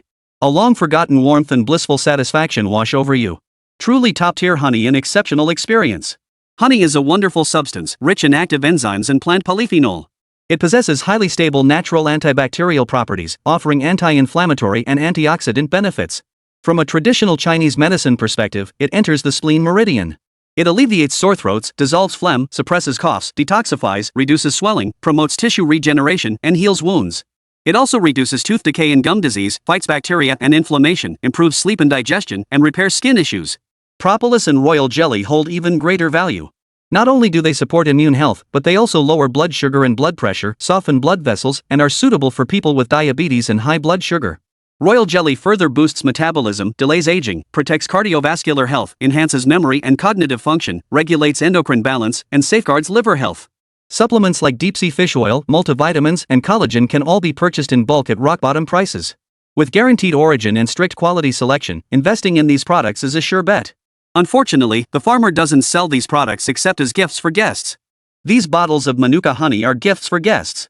I also have quite a few kangaroo essence capsules. They're very effective for restoring energy. You can try one. Seeing Lin Feng rave about the honey, the farmer pulled out another prized item. Kangaroos in kangaroo country are like the muscle-bound athletes of the animal kingdom. Numerous in population, news of wild kangaroos attacking and injuring people is common. These creatures possess extraordinary physical prowess, with highly developed muscles and top-tier jumping and attacking abilities. Kangaroo essence capsules, developed from extracts of vital organs, are undoubtedly potent. Rumored to enhance male performance and support fertility. If possible, Lin Feng would love to import a large batch to China, first distributing them to the military, then rolling out nationwide distribution. After all, as a natural health supplement, it carries no toxic side effects. A powerful nation must have strong and healthy descendants. Beyond strengthening the body and boosting kidney energy, they also aid in procreation. With so many benefits, why not embrace it? With that thought, Lin Feng popped one into his mouth. Washed down with warm water, it quickly restored his energy. With the full cooperation of several ranches, all the live cattle and sheep had been loaded onto trucks. To ensure survival rates, air transport was ultimately chosen. The complementary local specialties were also packed along. Before long, they would arrive at the airport pickup point Lin Feng had specified. Since he was already here, he couldn't leave without stocking up on supplies. Guided by his phone's navigation, he soon arrived at the largest local CW pharmacy chain, where numerous resellers were lined up outside. Among them were Asian faces, Korean, Japanese, Thai, you name it. When it was Lin Feng's turn, he presented a long shopping list. The blonde-haired, blue-eyed sales clerk glanced at it. Was instantly dumbfounded, staring blankly at Lin Feng and sizing him up several times. After regaining her composure, she hurried to the back of the pharmacy to call for a supervisor. Under Lin Feng's massive purchasing spree, CW's inventory was nearly depleted, forcing them to transfer supplies from other chain stores. Customers in line were sent away one after another as the store began closing up to tally the sales. This CW pharmacy chain operated over 2,000 stores across the land down under, with abundant inventory and generous discounts. After stocking up on pharmaceuticals, health supplements, skincare products, and maternal infant care items, another $500,000 was spent. They secured a ton of goods. With such massive daily expenditures, if sales of jadeite or from Jai Xiaoxiao's side couldn't keep pace, sooner or later, the cash flow would seize up. Chapter 66, Mysterious Remote Control Clearing Inventory for the Nation? Sure enough, just as Lin Feng finished arranging the shipping process and watched the staff move the goods into place, he received an overseas call from Hamid. Hey, old customer, how long has it been since you last contacted me? You haven't forgotten about me, have you? This guy never calls out of the blue. He must have something important or a hot new shipment. Cut the small talk. I'm swamped and don't have time for chit-chat. Of course I have business calling you. Did that batch of J7s I ordered for you last time come in yet? Seventh Master was the code name for the J7 fighter jet. Using code words, aliases, and slang to prevent eavesdropping was standard practice in the arms trade. That shipment just arrived. Got any new stock? No new stock, but I have some bad news to share with you, our big customer. Lin Feng pricked up his ears, stepping into a narrow alleyway to listen intently. Metal prices have been rising lately, which has impacted the arms trade. Prices are already going up. The firearms in our village are already 3 or 4% more expensive than before. This was indeed solid bad news. Hamid wasn't exaggerating. He had heard rumors about the metal price hike earlier, but hadn't expected it to hit so soon. This situation will deliver a significant blow to manufacturing. Especially for the military industry, it's a significant blow. Raw material costs are driving up prices, military goods will also become more expensive, and his procurement costs are skyrocketing. The overarching trend was unalterable. He could only raise more funds and earn more money. Moreover, he currently has another crucial task to accomplish: purchasing engines suitable for large-scale weaponry. When he heard no response, Hamid immediately softened his tone, afraid this lucrative customer might fly away at the high price. But no need to rush. As a long-time customer, I'll honor the original price for 1 month. At least he knew when to back down. You did well on the last job. I've got another task for you this time. I need a significant quantity of diesel engines and jet turbine engines. Initially, I'm looking to purchase 5,000 units. If you can make it happen, I'll place the order with you today. This came at just the right moment, as Lin Feng had been trying to figure out how to reconnect with Huachang Military Industries. Since Hamid had shown up as their long-standing client, he might as well step in once more. Lin Feng already had a hunch that Hua Hang and the higher-ups were definitely monitoring and investigating his unusual order types and quantities. Going for a second purchase, proactively reaching out to them. Taking the opposite approach, taking a calculated risk, might actually alleviate their suspicions. Military-grade engines offered the highest quality. They were Lin Feng's top choice. As long as the first batch of goods was available, even without the design blueprints, development and manufacturing could still proceed. Turbojet engines remain in short supply worldwide. Even with substantial investment, the design blueprints remain core military secrets of China Aerospace. Such state-level conglomerates simply cannot be compromised. Only a roundabout approach would suffice. Frankly, Hamid didn't want to handle this hot potato. His last call to Huachang Military Industries had already raised some suspicion. He was perfectly content running his weapons business and had no desire to get entangled in other nations' political webs. But Lin Feng was a mega client. A flat refusal would cut off future profits. He had no choice but to grit his teeth and take it on. Since the big customer has spoken, refusing would be like turning down money. Alright, I'll get you connected immediately. This time, you need to put it on speakerphone. I'll be listening in. To prevent Hamid from saying the wrong thing, Lin Feng planned to monitor the entire conversation. If any missteps were detected, he could promptly intervene and correct them. After all, foreigners and locals differ in linguistic habits and depth of understanding. If the China Aerospace Military Industries side tried to trick him with words, Hamid likely wouldn't even notice. China Aerospace Military Industry Group. Sales manager Wang Chengfei was waiting for his prey to take the bait. Days passed, and the hope of catching the mysterious buyer seemed increasingly slim. Unexpectedly, the buyer walked right into the trap. When the operator first received the call from the Badin region, the customer information displayed Hamid from Mikalar village.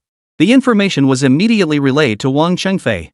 He had assumed the arms collector behind the scenes would place another order for weapons. But to his surprise, this time, the buyer unexpectedly requested to purchase 5,000 diesel engines and jet turbine engines. The investigative approach was abruptly forced to shift direction. Besides being an arms collector, was he also an overseas engine dealer? Diesel engines were relatively straightforward. Jet turbine engines are typically used in aviation, high-speed trains, and large vessels.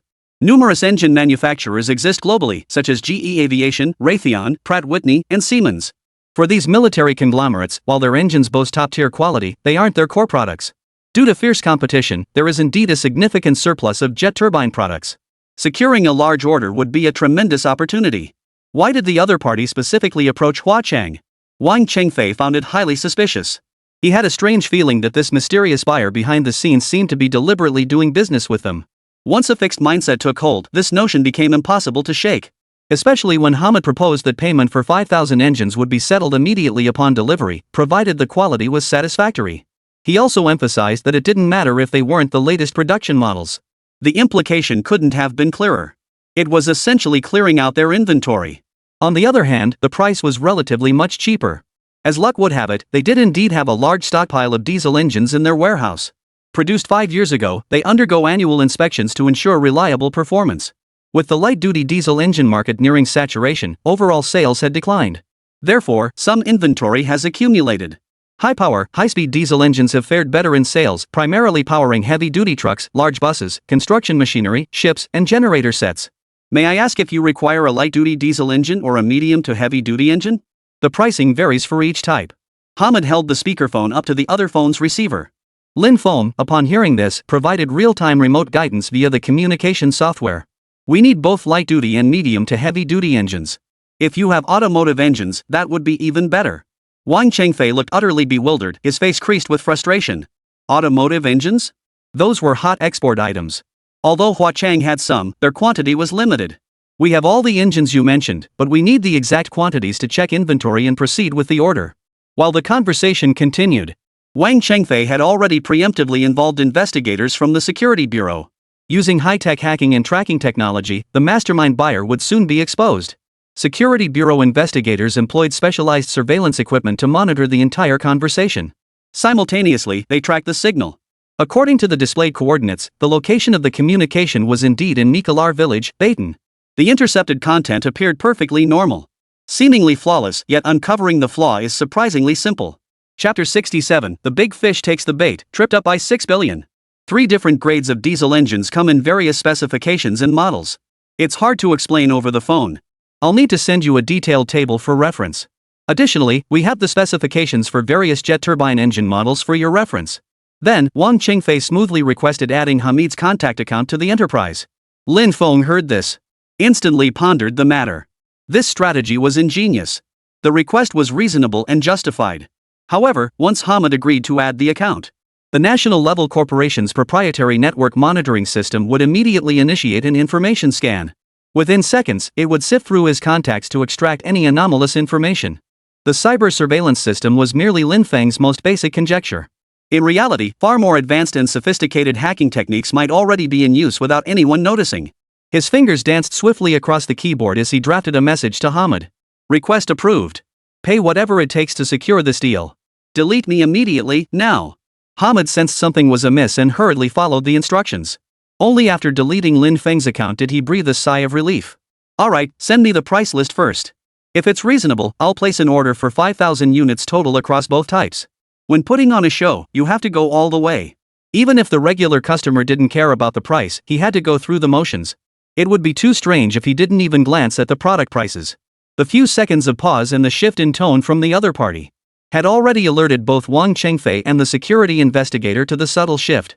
Soon, the Huachang Military Industries enterprise added Hamid. Communication began through the designated account.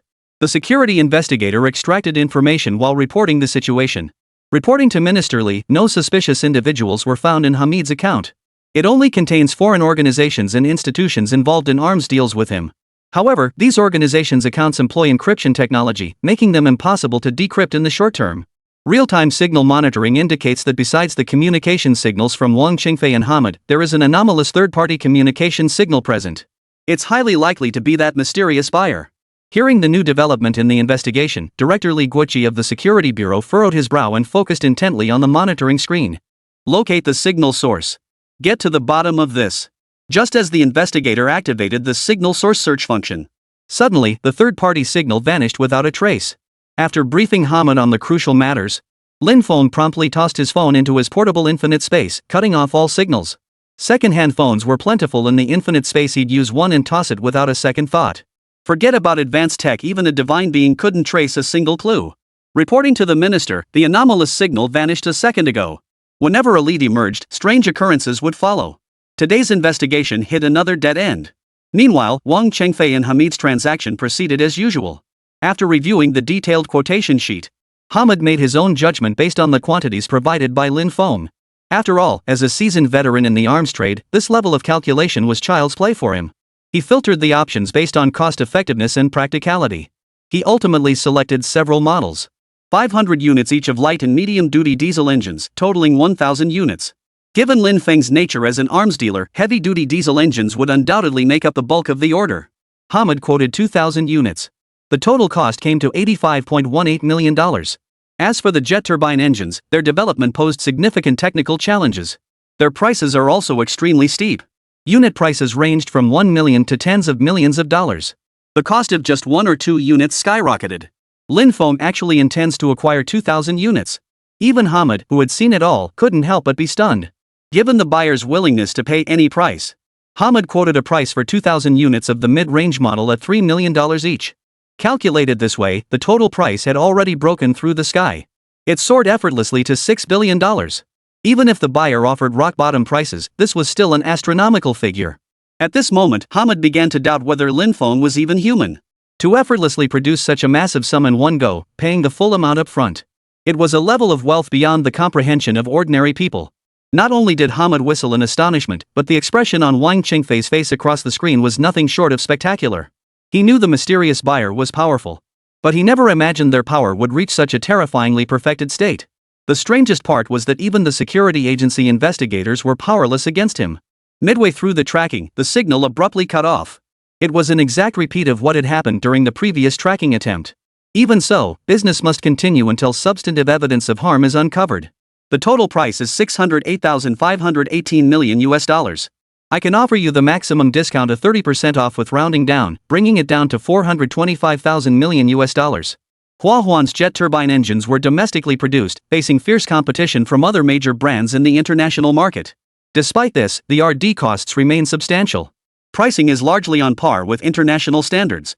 Historically, even major international aviation manufacturers rarely placed bulk orders for 2,000 engines without first receiving samples. The boldness and vision of this behind-the-scenes buyer were truly extraordinary. Honestly, Wang Chengfei found himself quietly impressed. Given the buyer's bold demand and prompt payment last time, he offered the manager's internal price, granting a flat 30% discount. Even with that discount, the profit margin remained substantial. The big fish had taken the bait. This deal had to be sealed. Hamid was startled. He hadn't even said a word. Not only did the other party offer a 30% discount, but they also wiped out 9.62 million, a truly generous gesture. But regardless, this price still needed to be reported to Lin Feng. After all, he was the one footing the bill in the end. Hamid immediately logged into his overseas Telegram private account. He sent a message to an anonymous account. Big boss, the total payment for the goods is $4.25 billion. Full payment is required immediately. Within 3 seconds, a reply arrived. Got it. Send me the transaction key. After sending the message, Lin Feng felt a twinge of unease. $4.25 billion far exceeded his payment limit. Though Lin Feng had businesses under his control and wasn't short on working capital, paying the entire amount up front was still a challenge. The Russian bear had been on a spending spree. What a rush of buying sprees. His wallet balance now stood at $1.5 billion. Though he'd only paid half deposits for most of his purchases from the bear. But once the words were spoken, they had to be honored. Once the words are out there, like spilled water, they can't be taken back. He must see it through. Moreover, for the motherland, regardless of the historical era, whether it was 1949 or the 21st century, he never wanted either side to suffer losses. Zhai Xiaoxiao's Jade Ruff couldn't possibly sell that quickly. Selling off his 30% stake in the jewelry company all at once wasn't the best plan either. Antique and national liquor auctions couldn't be completed in seconds either. Even if he offered gold as collateral, the other party wouldn't accept it into their account, and it would only heighten their suspicions. For the first time, Lin Feng found himself truly stumped, his feet tied by money. Chapter 68, Pigeon's Blood Red, Royal Blue. These are the big players in the gemstone market. Liquidating assets wouldn't happen fast enough. Meanwhile, Hamid and Huachang Aerospace were waiting for his reply and payment. He immediately contacted Zhai Xiaoxiao to inquire about the shipment status of the jadeite rough stones. Through her extensive marketing efforts and leveraging past partnerships, they began supplying jadeite rough to Dafu Jewelry, a top-tier player in the industry. The general manager of Dafu Jewelry noted that beyond jadeite, the mid to downstream margins for gemstones were also substantial. Securing a reliable supply source would be ideal. This gave Lin Feng full confidence. He owned 2 ruby and sapphire mines, though their grades were mediocre. But Li Minxiang of Bread Country had mountains piled high with pigeon's blood rubies and royal blue sapphires. Once the current pressing task was resolved, supply in this area could commence immediately. Dafu Jewelry's market influence ranks among the industry's top tier. As long as we can maintain a long-term cooperative relationship, not only will the supply rate for jadeite rough increase, but gemstone shipments will also rise significantly. That's why I assured them gemstone supplies are plentiful. I wonder what grade of gemstones Mr. Lin has available. Zhai Xiaoxiao's approach won Lin Feng's approval. Currently, we mainly deal in rubies and sapphires. You can rest assured about the quality, either pigeon's blood red or royal blue, plus cornflower blue. Just as he suspected, another grand gesture. Every shipment from Lin Feng left Zhai Xiaoxiao in awe. I trust your judgment. How much did you ship this time? What are the returns like? Dafu Jewelry has significant demand, but they're cautious about taking on too much at once. This batch of 500 tons has already earned us the manager's respect. Even a small piece of glass like jadeite with full green color commands tens of thousands of dollars at wholesale. A profit of 500 million is absolutely delightful. The profit is $2 billion. Convert that 20 billion into Bitcoin immediately and transfer it to my account fast. Zhai Xiaoxiao was puzzled as to why Lin Feng was so desperate for the money. But he was the one who had supplied the goods for this deal. He was an international businessman dealing in major deals. Just getting to work with him was a stroke of luck. She didn't say much, immediately logging into her account to begin the transaction. Now she had $3.5 billion. Still short 750 million. Just as she was at her wit's end, he suddenly recalled that rising star in the east. Unlike before, the Eastern Star was no longer in its infancy. Sales performance was skyrocketing, and profits were set to multiply exponentially. Now was the moment to call upon it. Without a moment's hesitation, Lin Feng passed through the dual door system in an instant and arrived at Hong Kong Island. Upon entering the Eastern Star, he learned that Hua Yingdong had been abroad for business negotiations during this period. Only Su Xinru remained in charge. Seeing the elusive Mr. Lin appear, Su Xinru looked astonished, then rose from her finance desk to pour him a cup of cooling herbal tea. With her outstanding marketing talent, she had become a formidable force at Oriental Star. During Lin Feng's absence, pre-sale sales for the first residential tower skyrocketed. The pioneering installment payment plan was enthusiastically embraced by banks, offering significant interest rate discounts that drew long queues of Hong Kong Island residents eager to sign up. Even international news publications featured extensive coverage of the event. The second building had just been registered and hadn't even begun construction yet, but customers were already placing deposits. The frenzy was unparalleled. Now, the third and fourth buildings have been planned. The future looked exceptionally promising. Due to Su Xinru's outstanding performance, she was promoted by Hui Yingdong to the position of deputy manager. However, she was uneasy about the finances being handled by unprofessional and irresponsible staff. She gave up the privilege of moving into the deputy manager's office, insisting instead to remain at her original finance workstation. Mr. Lin, Mr. Hui is in Maple Leaf Country discussing import trade for construction materials. I can call and check for you. Time was tight, leaving no opportunity to inform Hui Yingdong in advance. I'll just inform him when the time comes. How much working capital is currently available in the company account? Though rarely present at the office, Mr. Lin held ultimate decision-making authority and control over capital allocation as the group's largest shareholder. We received several tens of thousands in deposits yesterday, plus the pre-sale revenue from the first and second buildings and the recently acquired transshipment operations. The total funds amount to $28,860 million, with the barge transportation business contributing 68% of the transferred funds. Hui Yingdong's barge transportation business had been operating for many years. For real estate to generate such returns so early in its development phase was already quite impressive. Currently, $1 billion must be reserved for the group's normal operations and cost expenditures. The remaining funds can be allocated as required. After completing the financial report, Su Xinru looked up at Lin Feng. True to her professional finance background, her presentation was clear and well-structured. Before the boss could speak, she had already anticipated his intentions and cleverly laid the groundwork from the group's perspective. Most commendably, she had also provided the boss with a graceful exit. Had Lin Feng spoken first and been refused the reserve funds, it would have been awkward. Neither party wanted that outcome. I only need 800 million. This amount was barely sufficient, as Dongfengxing currently required substantial cash flow. The 10 billion yuan reserve fund Su Xinru had allocated was merely the bare minimum. As the group's behind-the-scenes decision-maker, he must exercise prudent judgment and absolutely cannot blindly drain the fund pool. After settling the engine payment, he needed to return to bread country as soon as possible. After that, he would meet with Chao Guangbiao. They would discuss the strategic development of the textile industry and matters concerning processing plants and contract manufacturers. Beyond mining, other avenues must be explored to raise massive capital.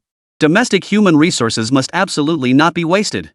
This would also boost employment rates, enabling more citizens to become self-reliant and achieve a moderately prosperous life sooner.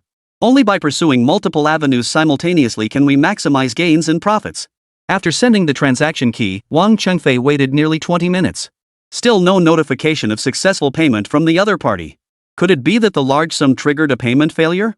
However, Hamid remained online, engaging in casual discussions about international affairs. Clearly stalling for time, waiting for the real buyer behind the scenes to make the payment. He wasn't the only one who noticed this. The security investigator realized it at the same time. They remained fully focused, on high alert, waiting for the other party to enter the transaction key URL. Ready to pounce at the first opportunity. Following the failed surveillance operation at Panilla Port last time, the Imperial Capital Security Bureau had uncovered several offshore companies linked to the mysterious buyer behind the scenes. Offshore companies are favored by most merchants. They offer low tax rates, with some jurisdictions even boasting zero taxation. Their relaxed regulatory environment and high confidentiality make them ideal for multinational corporations seeking to optimize their tax structures.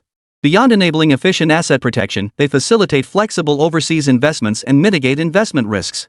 Even when the state intervened discreetly, it could only trace the mysterious buyer's companies to the Cayman Islands, the British Virgin Islands, and Seychelles.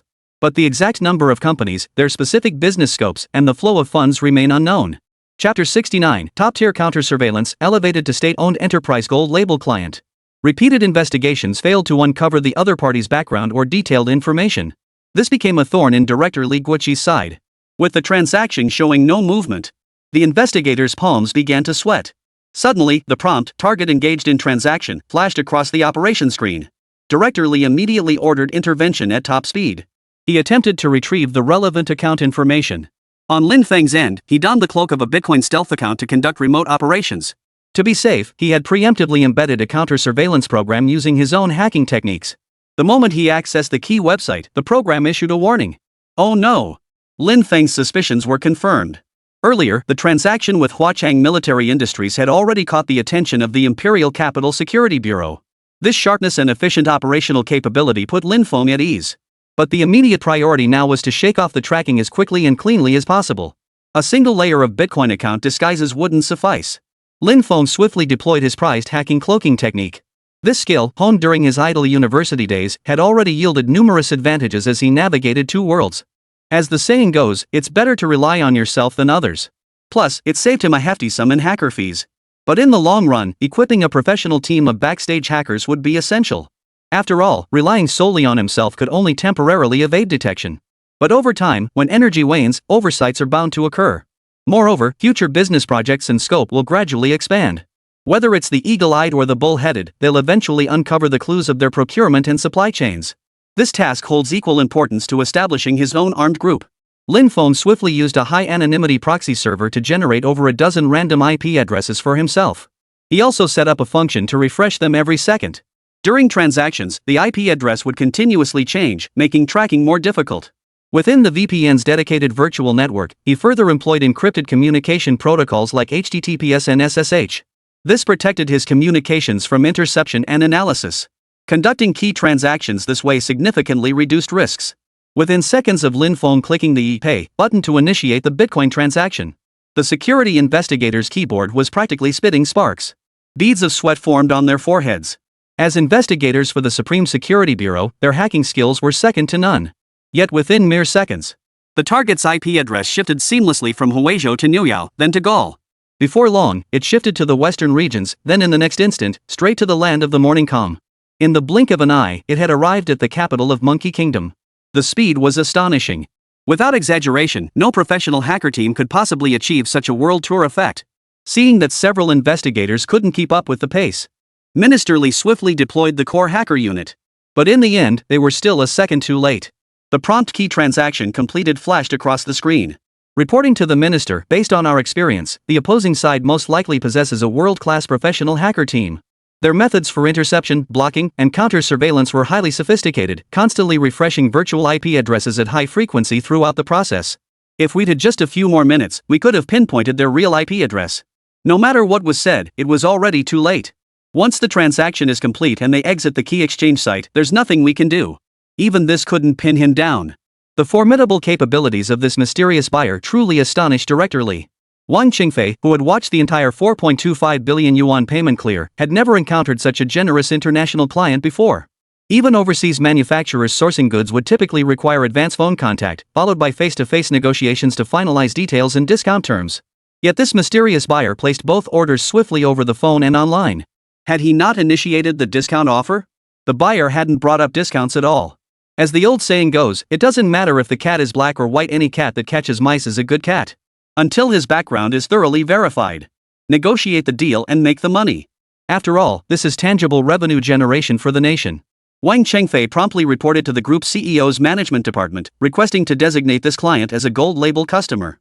At a state-owned conglomerate like Huachang Military Industries, the criteria for granting gold standard status are extremely stringent. First, the single transaction must exceed $1 billion.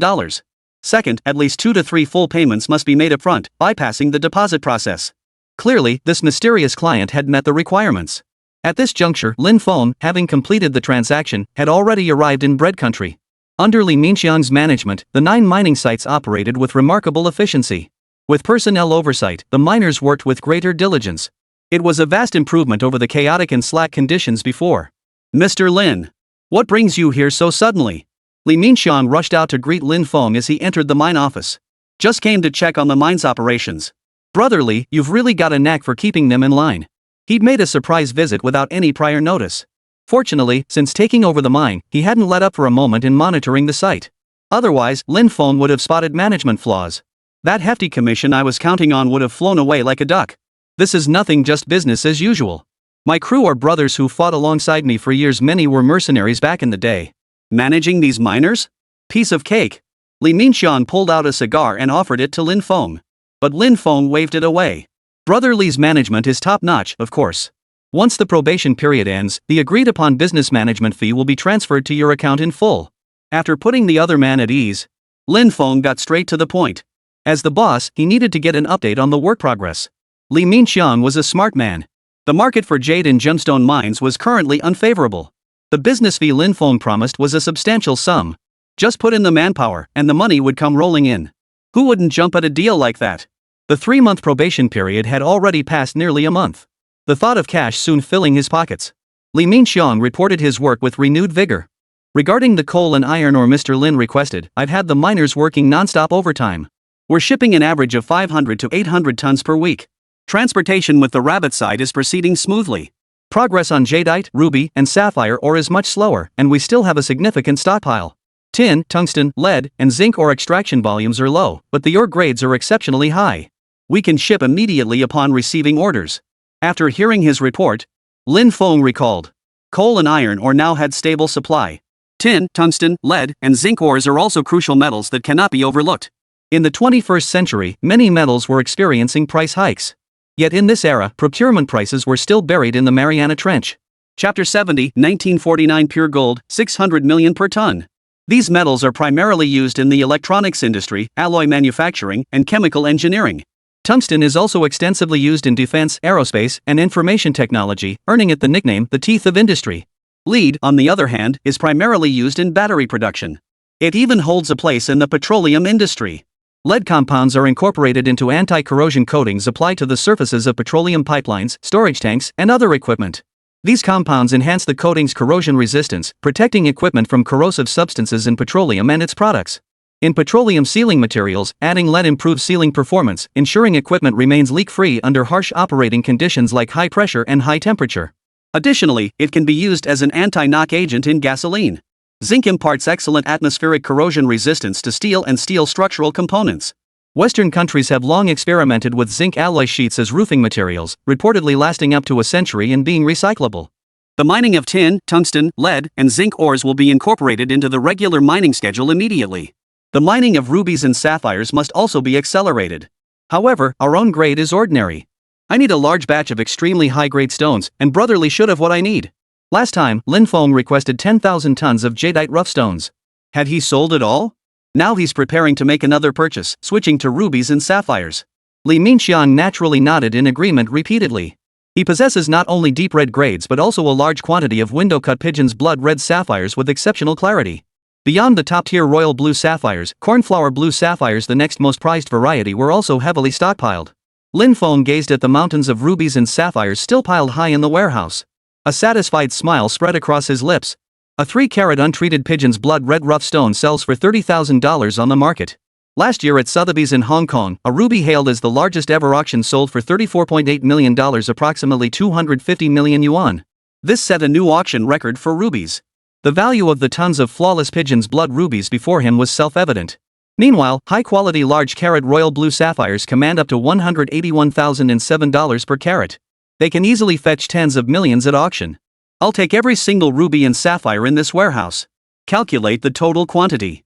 Upon hearing this, Li Minxiang immediately ordered his men to conduct an inventory. There's slightly less than the jadeite rough stones, 8.7 tons total. Take 5 tons for now. We'll restock later. No sooner had the words left his mouth than the other party chimed in. Lin Feng's appetite was still as voracious as ever. That was 5 times more than the previous order of 10,000 tons of jadeite. Market research showed that jadeite buyers were predominantly high-net-worth individuals, the wealthy. But gemstones were different. Though expensive, their prices are nowhere near as extravagant as jadeite. They appeal to a broader demographic, spanning middle to high-income brackets. This is precisely why Defu Jewelry seeks substantial gemstone supplies. The batch from Lin Feng Mine is best suited for crafting mid to low-end finished products. 5 tons of pigeon's blood rubies, obtainable for just over $100,000, were targeted at the high-end affluent market. Li Minxiang was delighted. Lin Feng also fared well. Both parties achieved a win-win outcome. After delivering the rubies and sapphires to Zhai Xiaoxiao immediately, Lin Feng's Bitcoin account received another $3.26 billion in payment for jadeite rough stones. Ongoing conflicts overseas fueled frequent arms deals. This indirectly fueled the expansion of Bitcoin's market value. 1 Bitcoin was now worth approximately $60,000. Lin Feng now held 6,700 Bitcoins. But the higher it climbs, the harder it falls. He must take advantage of this period to stock up. Lin Feng stared at the international metal price trend chart on his webpage. Each passing day saw prices climb several points. Even gold prices are rising accordingly. He happened to have 100,000 tons of untouched gold on hand. Selling off 10 tons at the current high price would net him at least $400 million. But dumping a large amount of gold in a short period wasn't safe. Lin Feng ultimately decided to start with just 1 ton to test the waters. Going through bank channels would ensure a fair price, but not the absolute peak. Lin Feng resolved to find a reputable professional gold recycling company for an on-site appraisal. After all, even with his portable infinite storage space, he couldn't risk exposing it in public.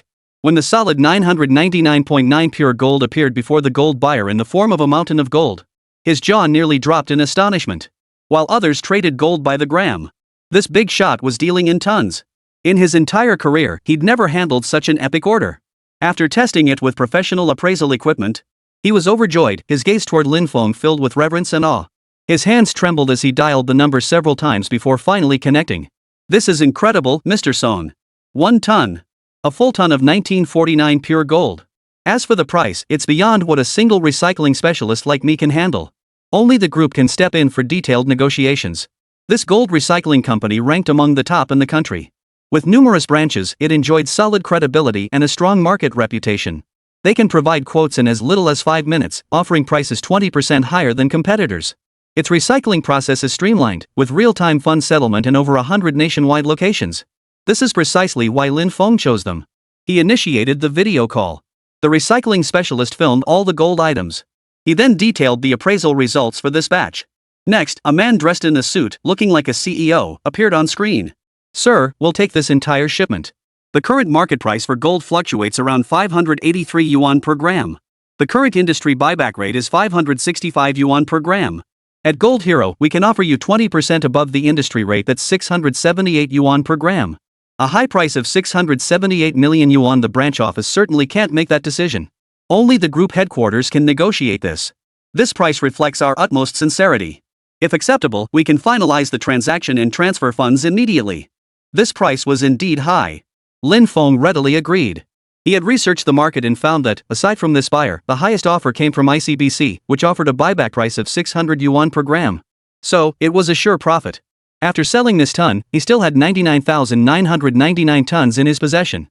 But in the other party's eyes, this wasn't just gold, it was precious antique-grade gold from 1949. Its future value preservation and profit potential were immeasurable. As soon as the payment cleared, Lin Feng immediately transferred it to his Bitcoin account. Hamid had done him a huge favor last time, even holding the original price arms for him for a month. It was time to place an order. This time, he didn't order firearms or ammunition, he requested military vehicles instead. Back in the day, the rabbits had a wide variety of military vehicles, mostly captured ones. They were known as the Assembly of Nations. Even when high-ranking officials reviewed troops, they rode in American Willis Jeeps. During the Peninsula War, they relied entirely on Russian GAZ-69 off-road vehicles. Lin Feng recalled that when he first met Hamid, the vehicle he was driving was a domestically produced military truck from the Rabbit. He must have had channels to source them. Chapter 71, 100,000 Dongfeng military vehicles, building a textile base. As soon as the message was sent, his hunch proved correct. Hamid promptly sent over a price list. After careful consideration, Lin Feng selected Rabbit's first independently developed 6x6 military off-road truck, the Dongfeng EQ-240 military vehicle. This vehicle had earned its stripes during the Sino-Vietnamese War, earning nicknames like the Meritorious Vehicle and Hero Truck. As an older model, it was essentially being sold off as inventory clearance stock. Therefore, the price was quite affordable. One could get one for just $10,000. Lin Feng went ahead and ordered 100,000 units in one fell swoop. Afterward, he visited the Hongqi textile factory. Since the introduction of textile technology, Chao Guangbiao hadn't returned to Hong Kong Island yet, staying at the factory to oversee production and provide technical guidance with all his might. Most of the personnel he brought were talents who had studied abroad. They were well versed in the textile technologies of developed countries. But technology alone was not enough. The first step was attracting investment, and Chao Guangbiao was the prime example. The entry of Hong Kong businessmen brought a wave of fresh blood. With substantial capital backing and high-level policy support, the industry could be further refined. This involved systematically planning the currently disparate textile products. Development will focus on fabrics, applications, and derivative industries. This includes polyester and spandex, synthetic fiber garments, cotton underwear, filament fabrics, knits, printing, and dyeing. Once these sectors achieve stable returns and establish fixed markets, optimize spatial layout to create distinctive regional industrial clusters. Guide cities, counties, and towns to optimize industrial structures and focus on developing distinctive cluster economies. This includes building industrial cities with output exceeding 100 billion yuan, establishing dyeing and printing bases, and chemical fiber bases. Upon reaching maturity, Supply chain systems, building distinctive textile brands, enhancing industrial innovation capabilities, and strengthening international supply layouts will also be crucial. Of course, these are all matters for later discussion. Listening to Lin Fang's in-depth analysis of the textile industry, even Chao Guangbiao, a pioneer in the textile industry, couldn't help but express his admiration. Upon entering the office of Hongqi Textile Factory, Chao Guangbiao was already deep in thought about future strategies. The ashtray was filled to the brim with cigarette butts. Lin Feng decided to offer his counsel. Brother Lin, your expertise in textiles far surpasses mine. Many of these intricacies I've never even heard of abroad. Industrial layout, cluster economy, supply chain systems, personalized brands. Though I don't fully grasp these terms, they sound highly professional. We should have let you lead the technical guidance from the start. Chao Guangbiao came from a rural background. Unlike Hua Yingdong, who came from a distinguished family, he was relatively less educated. Yet he was straightforward, enthusiastic, and eager to learn and delve into things. Lin Feng believed he'd grasp these theories within days. Don't laugh at me, Brother Chao. My knowledge is purely theoretical, nothing compares to the practical experience you've gained firsthand. I specifically invited Brother Chao to establish a presence in the mainland precisely so you could spearhead investment attraction efforts. With your reputation in the textile industry, other Hong Kong merchants who sense the business opportunity will certainly not let this golden chance slip away. Chao Guangbiao nodded with a smile, slowly exhaling smoke rings. You've got quite the scheme worked out, haven't you? Bringing me to the capital all this time was just to set up this grand chess game. But this grand scheme is indeed worth playing. These past few days, besides guiding tours at Hongqi Textile, I've also visited several other state-owned textile factories. Our nation's overall equipment and technology lag far behind other countries. To truly develop the textile industry, we must establish a standard factory complex. Next comes equipment procurement, securing textile raw materials, and numerous other preparatory tasks. Once these arrangements are in place, we can proceed with recruiting workers and commencing production. Lin Feng was about to address this very point. There's a large surplus of unemployed labor in Rabbit now, especially in rural areas where most people rely on farm work for their livelihood. Opening factories and hiring workers could solve many basic livelihood issues. Only when workers earn money and their families prosper can the nation become more affluent. Brother Lin, you're thinking long-term. That's certainly true. Relying solely on others' assistance isn't a sustainable solution.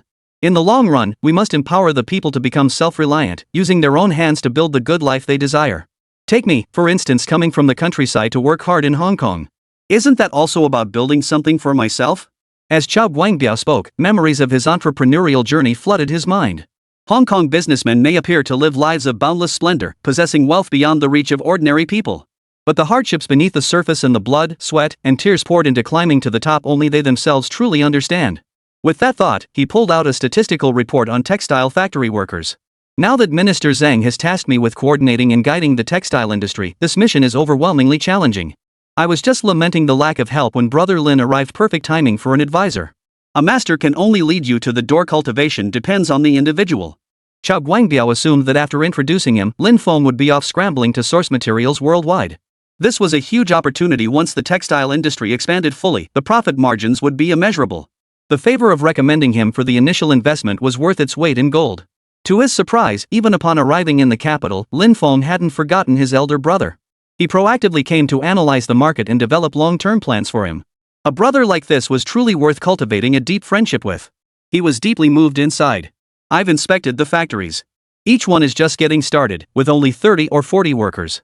That's clearly insufficient for normal operations. But the fundamental issue is the factory's inadequate size.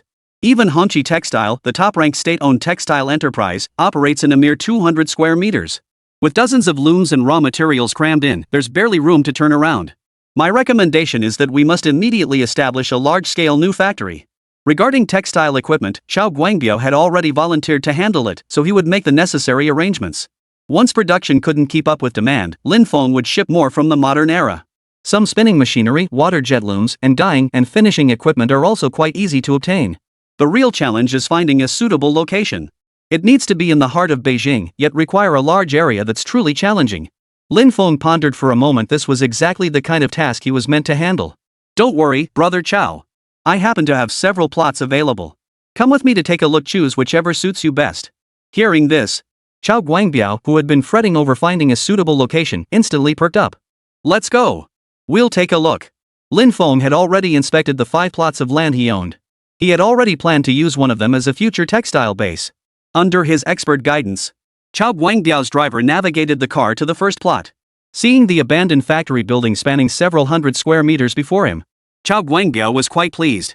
This one is 520 square meters, perfect for building a textile factory. The other plots are either too large or located in remote suburbs, making them impractical. As Lin Feng provided the introduction, the two men stepped inside the abandoned factory. Minister Zhang from the Ministry of Industry mentioned this used to be a textile factory from the Republic of China era. Apart from being a bit outdated, the foundation and exterior are still sturdy. With some renovation, it could save us a lot of costs. That's true. The space is ample, and renovations could even speed up the project. It's settled then. But Lin, this land belongs to you. I can't just take it for free. Chapter 72, Exclusive Import-Export Agency Rights Unparalleled Value. How about this? Consider it your investment in my textile factory. You'll receive dividends later. Lin Feng holds exclusive textile import-export agency rights nationwide.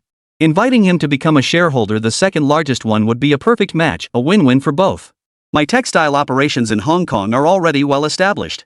Going forward, I'll definitely focus on developing in the mainland. With Brother Lin's investment and your agency rights, our collaboration will make the nation's textile industry flourish. Regarding the shares, I'll give you 45%. What do you think? I must commend Minister Zhang for his generosity. The value of independent import-export agency rights is top tier. And it's granted nationwide. This effectively grants him authority to oversee agency approval for the textile industry. Factory technical management falls entirely under Chao Guangbiao's purview. His role is simply to sign import-export agency agreements and renew them annually. With a 45% stake, he held the second highest decision-making authority. You can't say it wasn't sweet. It was practically dripping with wealth. Lin Feng was naturally delighted with the arrangement. Chao Guangbiao was a straightforward man. Once terms were agreed upon and the contract signed, he got to work immediately. Upon returning to the Hongqi textile office, preparations for the factory renovation commenced. Lin Feng was invited to meet with Minister Shen of the Energy Department.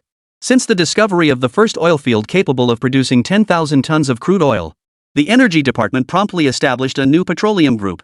Historically, China had developed the Yanbei oil field, and the Qing dynasty government had established the nation's first oil refinery. But that was over a century ago, old news, ancient history. One little-known historical fact.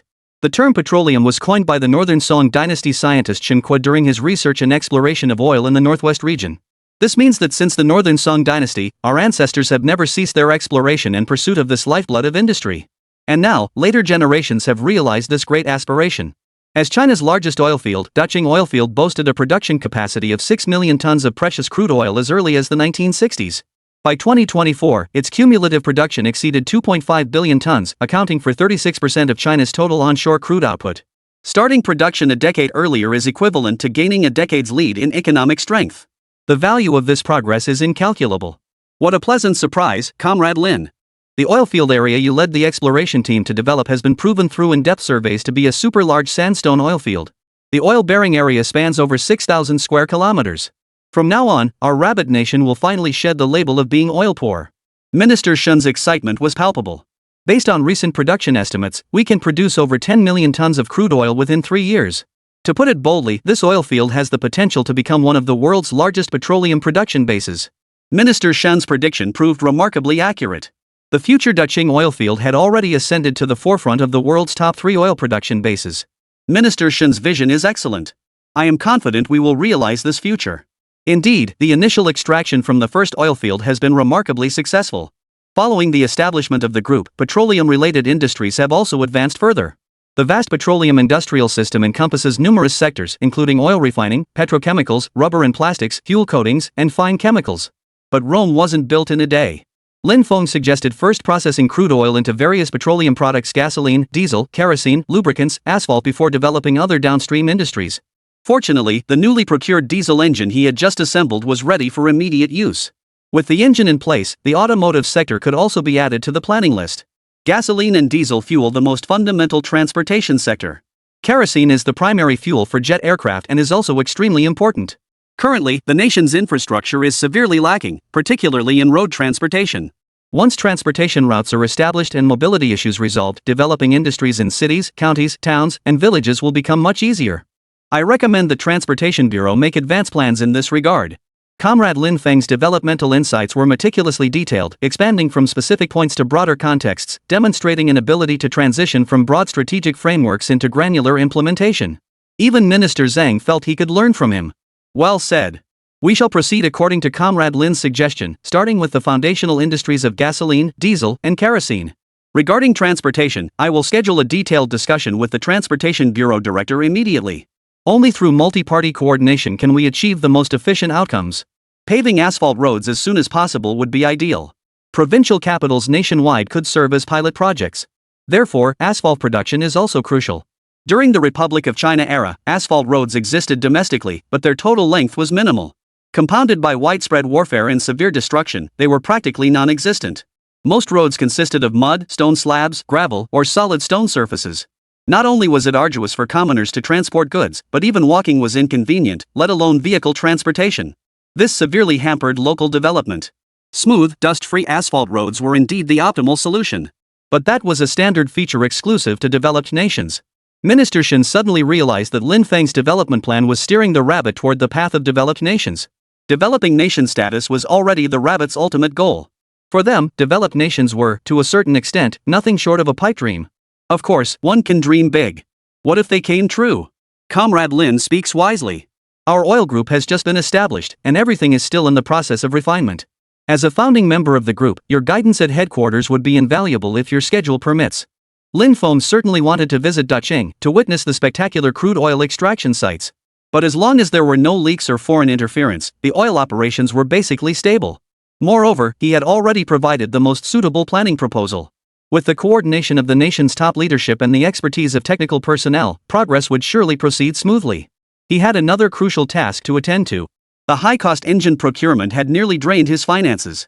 The current funding sources are limited to just a few channels. If he kept going in circles, relying on others' industries to sell his own products, it would never be a sustainable solution. Although Dongfangsing and the Bread Country mines were his holdings, they were far from sufficient. Huayingdong on Hong Kong Island was exceptionally capable, a true brother to him. Even though he held a higher share, their actual authority was nearly equal. Li Minxiang managed diligently, but ultimately, the people under him were his. To date, he had yet to cultivate a truly capable team entirely under his command. The mineral extraction rights in the Xiangnan region granted to him by the state. He needed to expedite the development of precious metal or resources. Not only would it replenish funds, but if rare precious metals were mined or even atomic bomb materials discovered, it could provide significant support to the Ministry of Energy. The 30,000 square meter plot in the eastern suburbs could be planned gradually. The 4 plots of land already in hand can be fully utilized. Combined, they far exceed tens of thousands of square meters. Immediately begin constructing processing plants and contract manufacturing facilities. Deploy comprehensive planning across all aspects of daily life: food, shelter, transportation, and more. He will forge his own commercial empire. Chapter 73, Investing in the Western Region's Golden Pasture. The director's system crashes? For military provisions, short-term needs could be met through procurement. But long-term self-sufficiency was essential. Especially for the vast populace, given the large population. Food processing plants alone could be divided into agricultural product processing plants, fast food processing plants, and beverage processing plants. Grains like rice, wheat, and corn are indispensable. Products like fresh fruit juices, dried fruits, and canned goods must also be arranged. Meat products like ham, sausages, and cured meats also hold significant market share. Additionally, there are various tea beverages like green tea, black tea, and oolong tea, as well as coffee and alcoholic beverage processing plants. Especially mineral water, with future per capita consumption reaching 1 bottle per person, how could we forget it? With water quality being exceptionally good these days, not just slightly sweet but perfectly suited to be nature's deliveryman. Plus the nation's favorite instant noodles. While slightly less nutritious than natural foods, they win out with their convenience, speed, and great taste, making them consistently popular. Textile and apparel, furniture manufacturing, plastic products, automobile manufacturing, and electronic component production can all be gradually developed. This preliminary plan requires substantial capital investment. Even with the low costs of 1949, the sheer number of industries involved was beyond his means. Additionally, 200,000 live cattle and sheep must be transported to the designated airport. The immediate priority now is to find high-quality pastures domestically for breeding and raising livestock. In the turbulent times ahead, beyond arms and oil resources, the scarcest commodity will be food. Securing access to high-quality food resources would mean winning half the battle. Numerous pastures exist nationwide. Most are concentrated in the northwest and the western regions. The pastures of the Tian Shan Mountains in the western regions are widely recognized as the finest in the country. Located at 45 degrees north latitude, this prime golden dairy region boasts vast grasslands and extended daylight hours. It can truly be called a unique golden pasture. However, pastures of this caliber are under official jurisdiction. To establish operations here, one must obtain permission from the Ministry of Agriculture. Minister Chen was an old acquaintance, so this posed no problem whatsoever. Sure enough, when Lin Feng arrived at his office and proposed that 200,000 head of cattle and sheep would be grazed at the Western Region pasture in a couple of days, Minister Chen's initial reaction was one of utter disbelief. After all, what the Northwest region lacked most was not cattle and sheep but industrial infrastructure. While agriculture lagged behind, it was still self-sufficient. He wondered what new scheme Lin Feng was cooking up. Had he truly run out of funds? To start dabbling in cattle and sheep, how much money could that possibly bring in? But then again, this young entrepreneur's plans always seem ahead of their time. This latest arrangement surely has its purpose too. Their old-fashioned ways were impossible to fathom. Minister Chen immediately agreed and sent a telegram to the local authorities. He instructed the head of the Western Region Tianshan pasture to extend the utmost hospitality to their distinguished guest, Lin Feng. After receiving 20 head of cattle and sheep, Lin Feng passed through the double gates and headed straight for the Tianshan pasture. Though called the Tianshan pasture, it wasn't a specific location but a collective term for the numerous pastures surrounding the Tianshan mountains. His current location sat at an altitude of over 3,400 meters.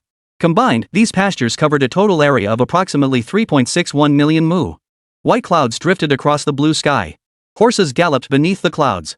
This classic lyric suddenly popped into Lin Feng's mind. Visiting the vast green grasslands for the first time, the breeze blowing in his face felt incredibly pleasant.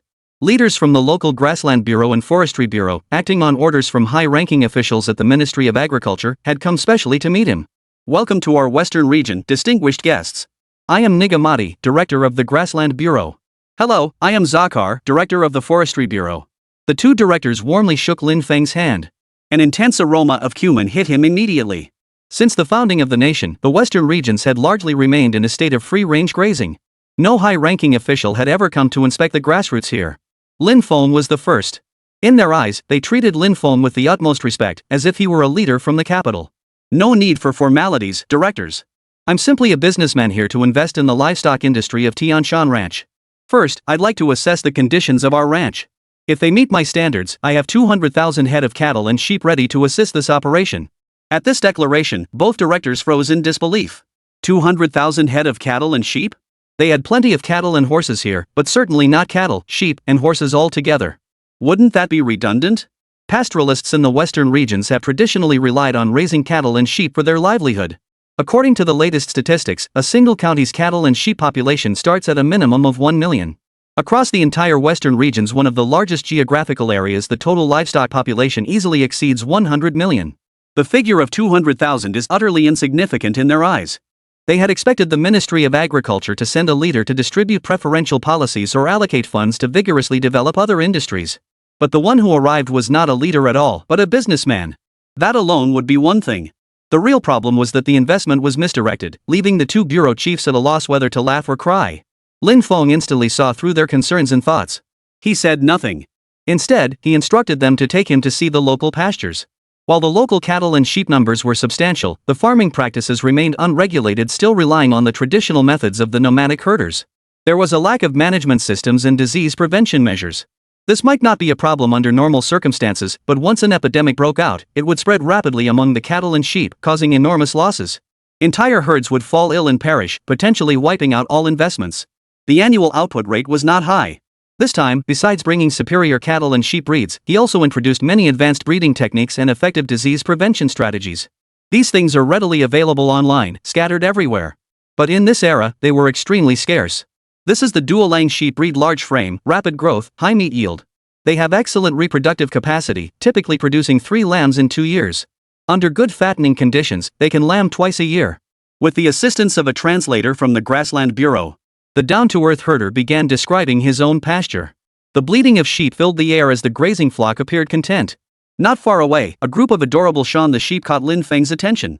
Seeing the real-life version of the cartoon character from his childhood evoked a uniquely dreamlike connection. That's our black-headed sheep, black head, pure white body. It's a living fossil of our high-altitude grasslands, one of the 4 treasures of the grasslands. We'll show Mr. Lin the other 3 treasures shortly. Director Nigamati explained from the side. Leaders, my family raises 200 brown Swiss cattle. They produce high yields of both meat and milk. but year-round were plagued by foot and mouth disease, tuberculosis, and sheeppox. From the start of the year to its end, losing half the herd isn't even enough. As he spoke, the herder sighed with frustration. Lin Feng walked to the stone troughs in the cattle pen and crouched down to examine them. He then stood up and entered the barn, where piles of manure were everywhere, filling the air with a pungent stench. The state of domestic animal husbandry is deeply concerning. Forget routine disinfection and preventive vaccinations, even basic breeding environments and hygiene standards fall short.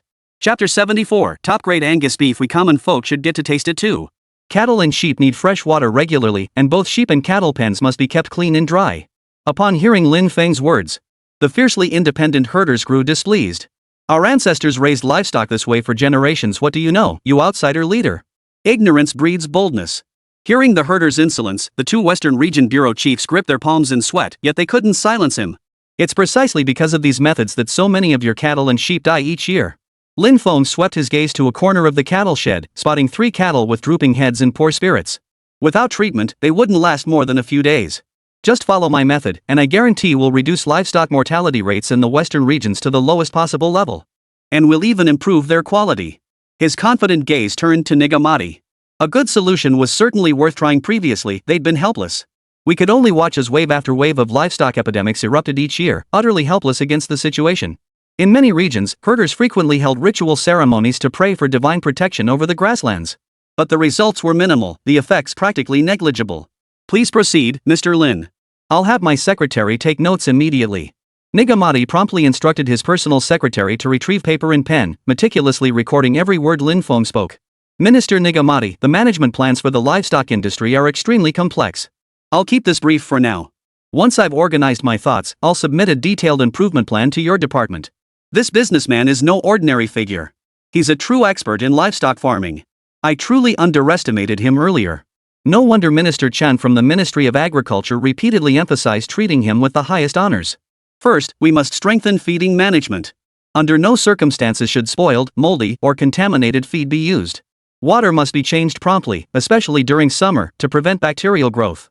In winter, provide warm water. Even if thawed, water that has frozen can damage the digestive system. Maintain good ventilation in pens to reduce humidity and minimize pathogen growth. Use bedding materials like straw or wood shavings to absorb moisture, replacing them regularly. Sanitation and disinfection are paramount, requiring adherence to a scientifically sound immunization schedule. Additionally, there are matters like testing and isolation. Lin Feng's concise plan proved remarkably practical. But certain technicalities, like the terms immunization and isolation. To be honest, even the 2 bureau chiefs hadn't looked into them. Since the other party emphasized it, he jotted it down for future reference. By swiftly dispelling initial biases, he gained the trust of local leaders. Lin Feng was ready to get down to business. Beyond the jurisdiction of the Grassland Bureau, this matter also required approval from the Forestry Bureau. Fortunately, both directors were present before him. That makes things much easier.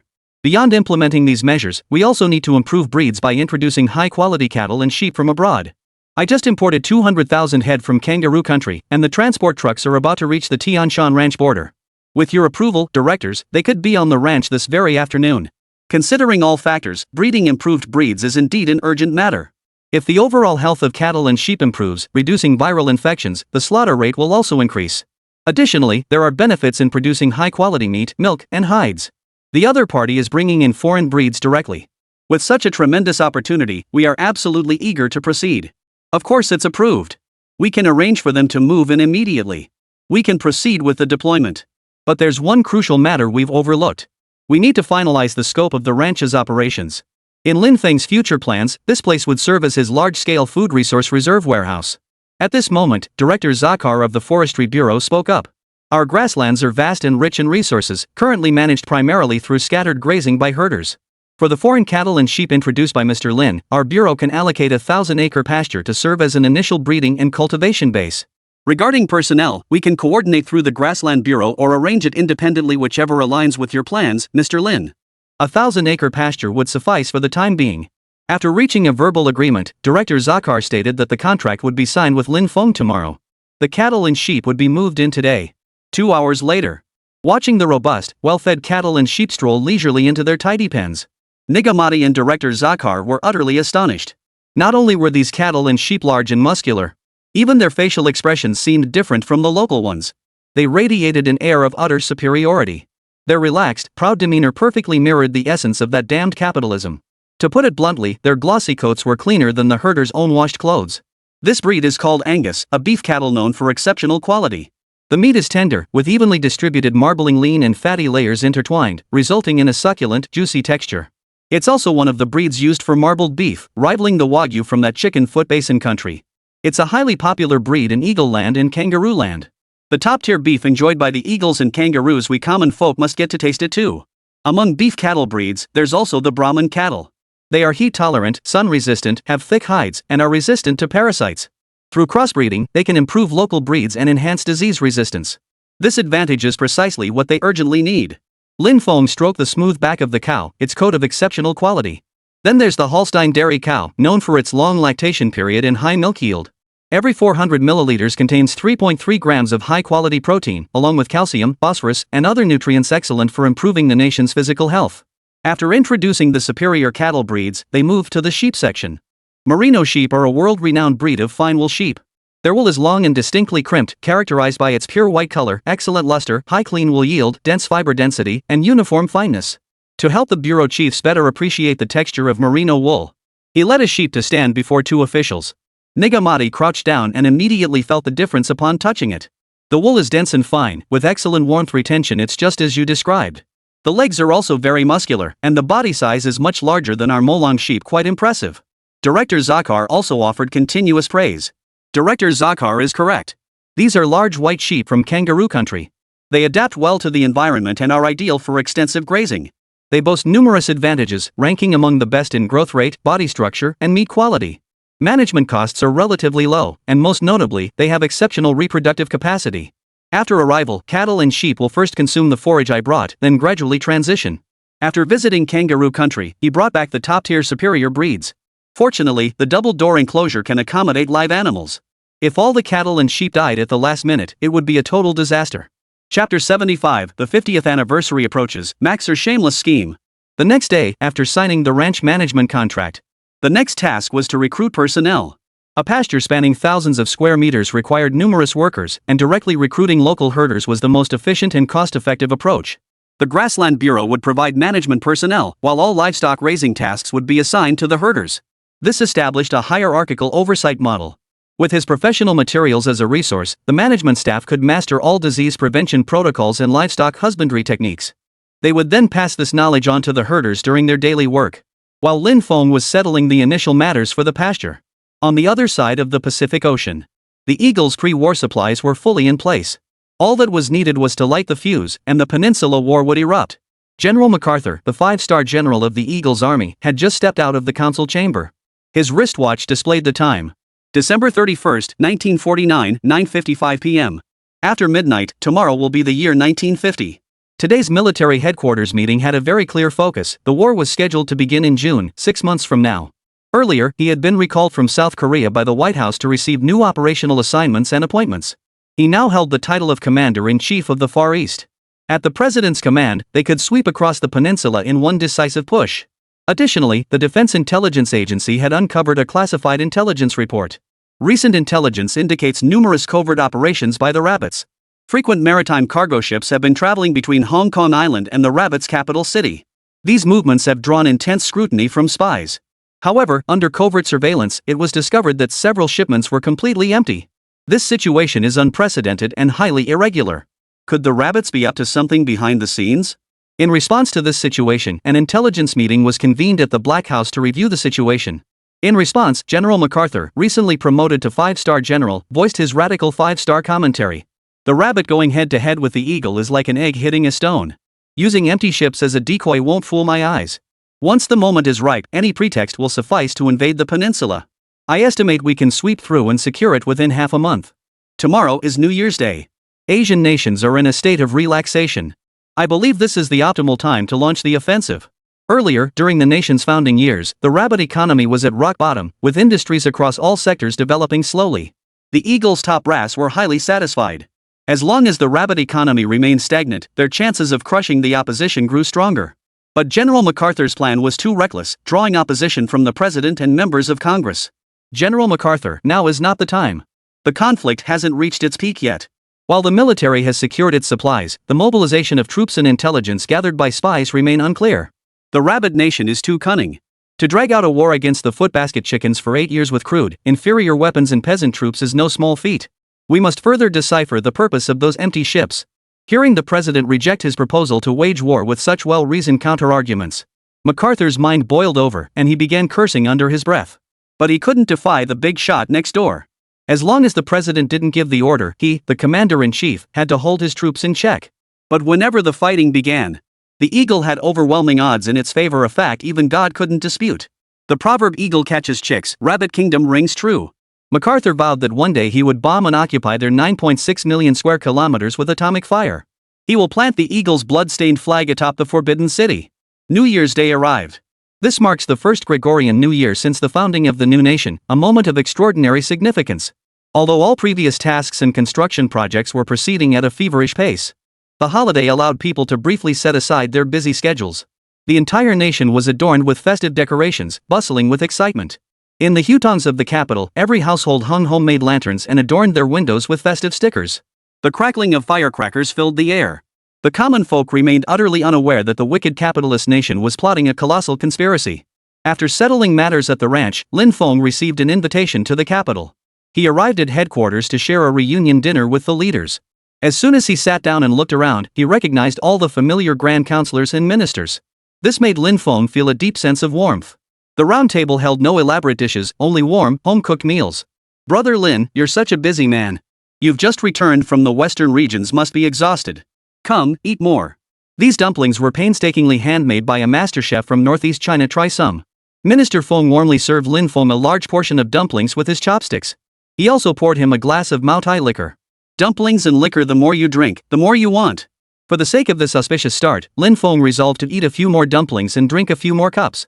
With a light clink of glasses, Minister Feng tipped his cup back and drank it all in one go. "Don't wait for the chief to start, we're all family here. Dig in." Old Feng's right, everyone, dig in. Today marks the New Year's Day of the Gregorian calendar. Everyone here has worked tirelessly throughout the year. With that, the chief stood up, raised his glass, and circled it around to toast everyone. "Tonight, let's set aside our official duties. I'm the eldest brother, and you're all my brothers. Cheers! Cheers!" The entire table bustled with lively conversation and shared meals, gathering like family. At this moment, everyone deliberately avoided discussing state affairs, focusing only on everyday topics. Yet beneath the deliberate avoidance, everyone knew such warm, joyful days were numbered. In half a year, or even less than that, once the war on the peninsula erupted. For the sake of the homeland, for the sake of the people, the nation would commit vast human, material, and financial resources to actively intervene and aid our neighboring country. These moments of warmth grow fewer with each passing day. Though Lin Feng's current funding has enabled substantial progress in arms, industry, and crude oil. But the enemy is the world's superpower, the Eagle, along with the 5 permanent members it manipulates and the various vassal states under its command. 7 or 8 forces have joined forces. This terrifying momentum of invasion will likely prove difficult to counter. If resistance falters, the situation could become even more dire than during the War of Resistance. Lin Feng understood this all too well. But for now, regardless of others' actions, he must steady himself first. Adapt to change with steadfastness. Worrying wouldn't solve anything, it would only throw him off balance. As long as all preparations were made, defeating the demons and monsters would pose no problem. Giving new gifts for the new year was both a custom and a symbol of hope for the future. After the reunion dinner, Lin Feng presented the exquisitely packaged Australian specialties to the senior leaders one by one. It was the first time they'd received such high-end New Year gifts. The leaders stared at the packaging for quite some time. But it was all in foreign languages, not a single word was comprehensible. "Comrade Lin, you've gone all out with these gifts for us old folks, clearly spent a pretty penny on them. Money should be spent where it matters most. For the older generation, spending so much on gifts is sheer wastefulness." The ministers were still holding back, but the senior statesmen couldn't help but shake their heads and sigh. How much better it would be if these items were exchanged for other supplies. What on earth is the point of gifting them this now? Chapter 76, Promoting Cardiopulmonary Health Supplements, Advancing as a Health Consultant. Minister Chen has excellent discernment. The bottle in your hand contains calcium citrate tablets fortified with vitamin D. Putting on his reading glasses, Minister Chen carefully deciphered the foreign text on the bottle. Thank goodness he studied abroad in his younger years. Otherwise, he'd be completely in the dark. Calcium citrate boasts the highest calcium absorption rate, reaching up to 35%. It dissolves upon contact with water for efficient absorption, leaves minimal residue, and features a gentle formulation. It doesn't produce carbon dioxide that causes stomach bloating and is gentle on the digestive system. Suitable for people of all ages, especially middle-aged and elderly individuals. The vitamin D helps the intestines absorb calcium, maintain calcium balance, and support normal bone needs. These calcium tablets and all the gifts were procured by me from the land down under. The elders clearly weren't convinced. Could the calcium-boosting effects of these imported goods possibly match those of a hearty pork bone soup simmered over a traditional stove? This time I've brought not only wine and nut gifts, but also numerous health supplements. I know many of you leaders carry lingering ailments and old injuries from the hardships of past struggles. Now that our nation is established, while we build our strength, we must not neglect our health. Our vast populace still relies on you to uphold this nation. To ease the minister's concerns, Lin Feng patiently offered counsel. His sole purpose was to urge them to prioritize their health alongside their governance duties. After all, health is the foundation of revolution. Senior Minister Nya, given your years of battle on the battlefield, you need to supplement your calcium intake. Additionally, this deep-sea fish oil is highly effective for the Chief Minister, who labors day and night. Its rich DHA content improves cardiovascular and neural health. For those with long-term smoking habits, the lung cleansing tablets work wonders. 2 tablets morning and night help clear impurities from the lungs. These are all pure herbal extracts. They clear heat, detoxify, suppress coughs, promote urination, and strengthen immunity. At this moment, Lin Feng felt like he'd instantly transformed into a health supplement salesman. But promoting these products for the executives made it all worthwhile. Future superstars would fall one by one, sparking nationwide reflection and enduring mourning. Especially the brightest red star among them. To prevent such heartbreaking history from repeating itself, Lin Feng was willing to serve as the health and wellness advisor to all the executives. This time, he not only brought over 300 pounds of specialty products from the land down under, but also procured a massive quantity of medicines and nutritional supplements totaling 1 ton. Enough to supply the upper echelons generously, with surplus to distribute to all military units. Gradually reaching every household among the common people. Enhancing the nation's physical fitness is no longer a dream. After Lin Feng's detailed introduction, the leaders gained a clearer understanding of these health supplements. Beyond that, Lin Feng also presented other specialty products. Jar after jar, bottle after bottle, the array was dazzling and overwhelming. There were several varieties of milk powder alone. Sheep oil skincare products, papaya all-purpose ointment, macadamia nuts, manuka honey, deep-sea fish oil, multivitamins, collagen, kangaroo essence capsules. From head to toe, inside and out, everything was meticulously arranged. Comrade Shaolin, you've really gone out of your way. Some of these things I've never even seen before. You've certainly spent a fortune on this. In the blink of an eye, the entire round table was filled to the brim. These are just samples. There aren't many specialties from kangaroo country, only about 300 pounds. But considering the medicine shortage back home, I bought extra pharmaceuticals, a total of 1 ton, including health supplements. Medicines are vital strategic reserves during wartime. During this trip to kangaroo country, I procured patented drugs like immune function enhancers, innovative hepatitis B treatments, and new targeted cancer therapies. Everyone knows that future diseases will evolve with extreme ferocity. Beyond bacteria and viruses, cancer remains one of humanity's greatest adversaries. With its large population, rabbit ranks among the world's highest in disease incidence. Establishing a strategic pharmaceutical framework in advance enables prevention and treatment before diseases emerge. Building upon novel drugs developed in other countries for our own research and development. This starting point has already taken us a giant leap forward. The pharmaceutical industry is a vital public welfare project for every nation. Rabbits are certainly no exception. Moreover, in harsh environmental conditions, bodies are extremely susceptible to illness due to overwork. Cases where people cannot afford treatment are commonplace. People cling to the notion that illnesses will pass if they just endure them, ultimately delaying their own recovery. Amidst severe shortages of medicine and medical care. Those who lived through the 1960s and 1970s know this best. Back then, even a minor cold or fever could take a child's life. Not to mention that without proper medication, people could only resort to folk remedies, ultimately missing the best window for treatment. How utterly helpless and heartbreaking that must have been. Lin Feng brought so many new medicines and health supplements here. He aims to effect change at the source. He wanted rabbits to produce advanced generic drugs. Currently, Hongqing Pharmaceutical Factory only has a few products in its lineup. Beyond penicillin and aspirin, which began generating foreign exchange, other routine medications like glucose and iodine tincture could only temporarily meet the basic needs of the populace. To produce a wider variety of drugs, the production lines would need to be expanded. Red Star Pharmaceutical Factory has been performing well recently. These drugs can serve as templates for further research and production. Ministerly, take several drug samples and have the colleagues at the Ministry of Health's Pharmaceutical Research Institute accelerate their development efforts. If research results can be achieved and production launched before the war, it would significantly address the nation's shortage of pharmaceuticals. Sure enough, Lin Feng wasn't the only one who had thought of this.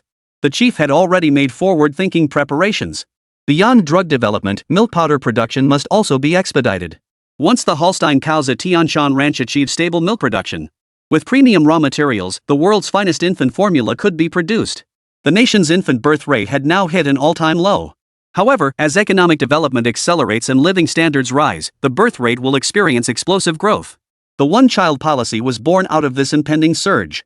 While breast milk is the best nutrition for children, under certain constraints such as insufficient milk supply or maternal health issues, infants may not receive adequate nourishment. A strong youth means a strong nation. Providing both mothers and children with an additional option for a better feeding solution. Why not embrace it? Once this market opens up, it will gain widespread acceptance, bringing tremendous benefits. Of course, the profit margins are absolutely sky high. Therefore, establishing a milk powder factory is now an urgent priority. Additionally, a daily chemical products factory is needed, producing everyday cleaning supplies, skincare, hygiene, and thermal products, all essential to people's livelihoods. Soap, face cream, shampoo, toothpaste, lipstick, foundation, diapers, and more can all be replicated or even optimized and upgraded in kangaroo country products. In agriculture, as crops are planted on a large scale, fertilizers and eco-friendly pesticides must keep pace. Chapter 77, Electrifying the Nation, Lighting Up the Rooster Map. Night deepened. Chief Chi Yen stood at the headquarters in Beijing, gazing out the window. His brow furrowed in deep contemplation. Beneath the full moon, the city should have been ablaze with the glow of countless lights. Yet now, it lay shrouded in darkness. Only scattered lights and dim kerosene lamps flickered in homes. If only the entire nation could have access to electric lights soon, he mused. Electric lights upstairs and downstairs, telephones too. This was a common saying heard in the 1980s, and it represented the greatest wish of ordinary people. In the early years of the People's Republic, the foundation of the power industry was extremely weak. Over 80% of the population nationwide had no access to electricity. Forget counties and cities. Even in the heart of Beijing, only the central government compounds and key factories had reliable electricity. The Ministry of Energy faces numerous challenges. Power plants were crumbling, equipment was dilapidated, the grid was paralyzed, operations were precarious, and the power source structure was overly reliant on a single source. Each of these issues was critical. This resulted in power supply that fell far short of meeting the needs of national economic development and people's livelihoods. Whenever night falls, the satellite imagery captured by the eagle shows only scattered points of light on the map of the rooster-shaped country. Only scattered points of light appear on the map of the rooster, with most areas remaining in complete darkness. This was precisely what they most desired. As long as the rooster remained unlit, this nation that had slumbered for 5 millennia could be conquered in a single stroke. Without widespread electricity, industry cannot develop, much less the entire economy. It was sheer folly. Capitalizing precisely on this vulnerability, the eagle dares to brazenly support the bald-headed one time and again, orchestrating infiltration and subversion. They're attempting to overthrow the government. Currently, our nation's total installed power generation capacity stands at just 1.85 million kilowatts, with annual electricity production reaching 4.3 billion kilowatt-hours. Per capita electricity consumption is 8 kilowatt-hours. Every statistic concerning the people's livelihood was etched into the chief's memory. Countless late nights, he burned the midnight oil handling state affairs, driven solely by the desire to improve the people's lives as quickly as possible. Only an eastern red sun shining brightly in the hearts of the people could dispel the darkness, set the nation on the right path, and lead it to ever greater prosperity. Our power generation is far too low, it's nowhere near enough. Actually, I have a few ideas. The chief's mutterings caught Lin Feng's attention. May I ask about the current state of our coal reserves? This prompted the other cabinet ministers to listen intently for his plans. Minister Shen of the Energy Department, in particular, immediately provided detailed figures.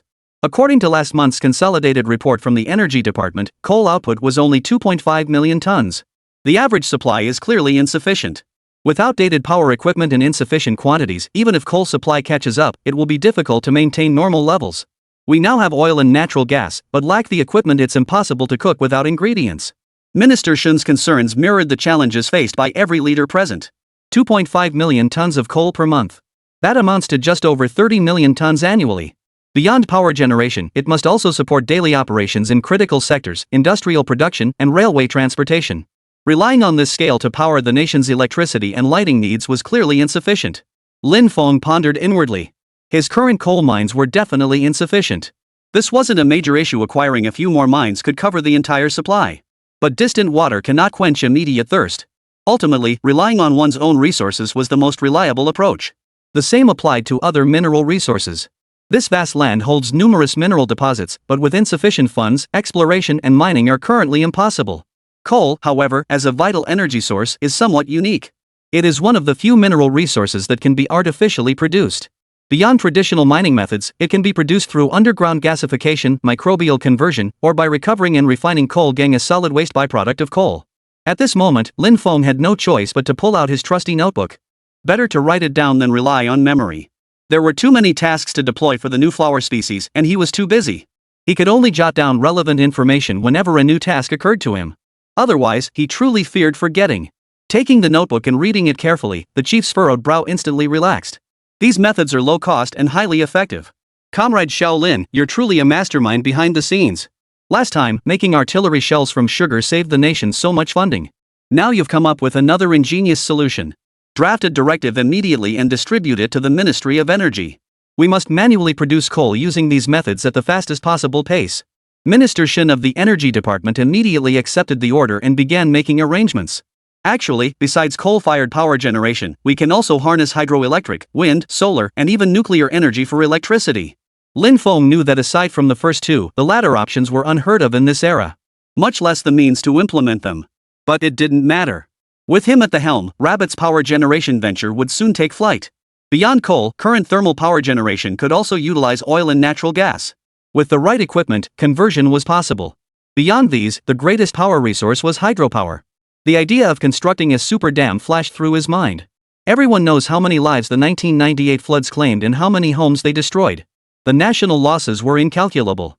Once the super dam is built, it could effectively store floodwaters and regulate flooding in the middle and lower reaches of the Yangtze River. With a flood control reservoir capacity of 22.15 billion cubic meters, it could reduce peak flood flows and alleviate flood pressure in the middle and lower reaches. It will nip such disasters in the bud. At that time, its astonishingly massive power generation capacity. With a total installed capacity of 22.5 million kilowatts, it can generate up to 100 billion kilowatt hours annually. 32 700,000 kilowatt units and 250,000 kilowatt units operate around the clock. Only such formidable power generation capacity can reliably meet the electricity demands of East China, Central China, and South China. Combined with coal and wind power as supplementary sources, nationwide electrification becomes effortless. Furthermore, it reduces transportation costs and promotes regional economic development. It provides a reliable water source for agricultural irrigation in downstream regions. These multifaceted benefits all point to one thing: the mega dam must be built. However, our current national capabilities are not yet sufficient. It can first procure large quantities of mineral energy resources to supplement the effort. Until the nation achieves nationwide electrification, all development will face obstacles. Laggards get beaten. Countless lessons steeped in blood and tears have proven this truth. His goal is to illuminate the entire map of the rooster-shaped nation on New Year's Eve next year. Let the world witness the rabbit's hard power. Leave the procurement of power equipment to me. Comrade Shaolin, developing power infrastructure is a massive undertaking, especially the equipment, which costs over $100,000 per unit. Don't shoulder this burden alone.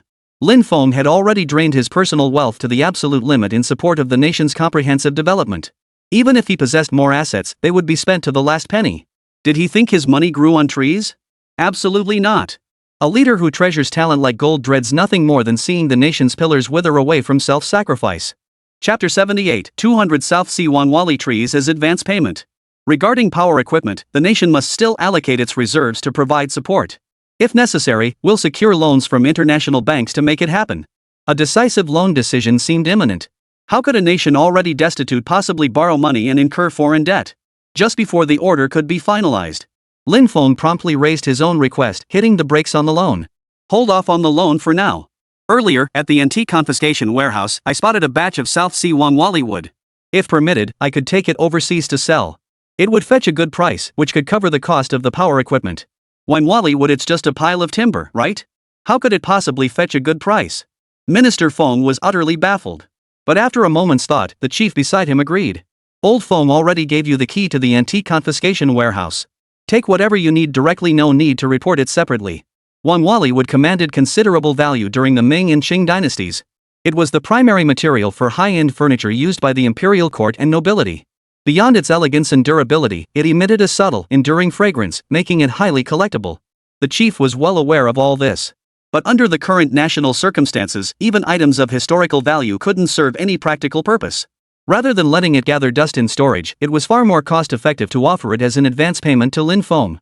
Hey, Lin, you're being too modest. I gave you the warehouse key, and you only took porcelain bowls and stones. Now you're treating even wood like treasure. That thing's been piled in the corner for years. The wood's covered in knots and looks filthy. It was only natural that Minister Fong didn't understand the value of this wood. For a long time after the founding of the People's Republic, South Sea Wanwali wood had been forgotten in the shadows due to historical circumstances. Closed national borders restricted the export of Ming and Qing dynasty furniture. During the subsequent turbulent years, it was destroyed as part of the Four Olds campaign. During the nationwide steel production campaign, it was even reduced to firewood. This truly filled Lin Feng with heartache and regret. Upon seeing the 200 Wanwali logs piled in the corner, he immediately decided to acquire them. The presence of knots in the wood is a defining characteristic of South Sea Wanwali. These are known as ghost face patterns. The terminology for these patterns is quite sophisticated. Similar patterns include ghost eyes, butterfly grain, water ripple grain, tiger skin grain, wheatear grain, crab claw grain, and landscape grain. These distinctive patterns combine coarse and fine elements with high clarity, making them highly ornamental.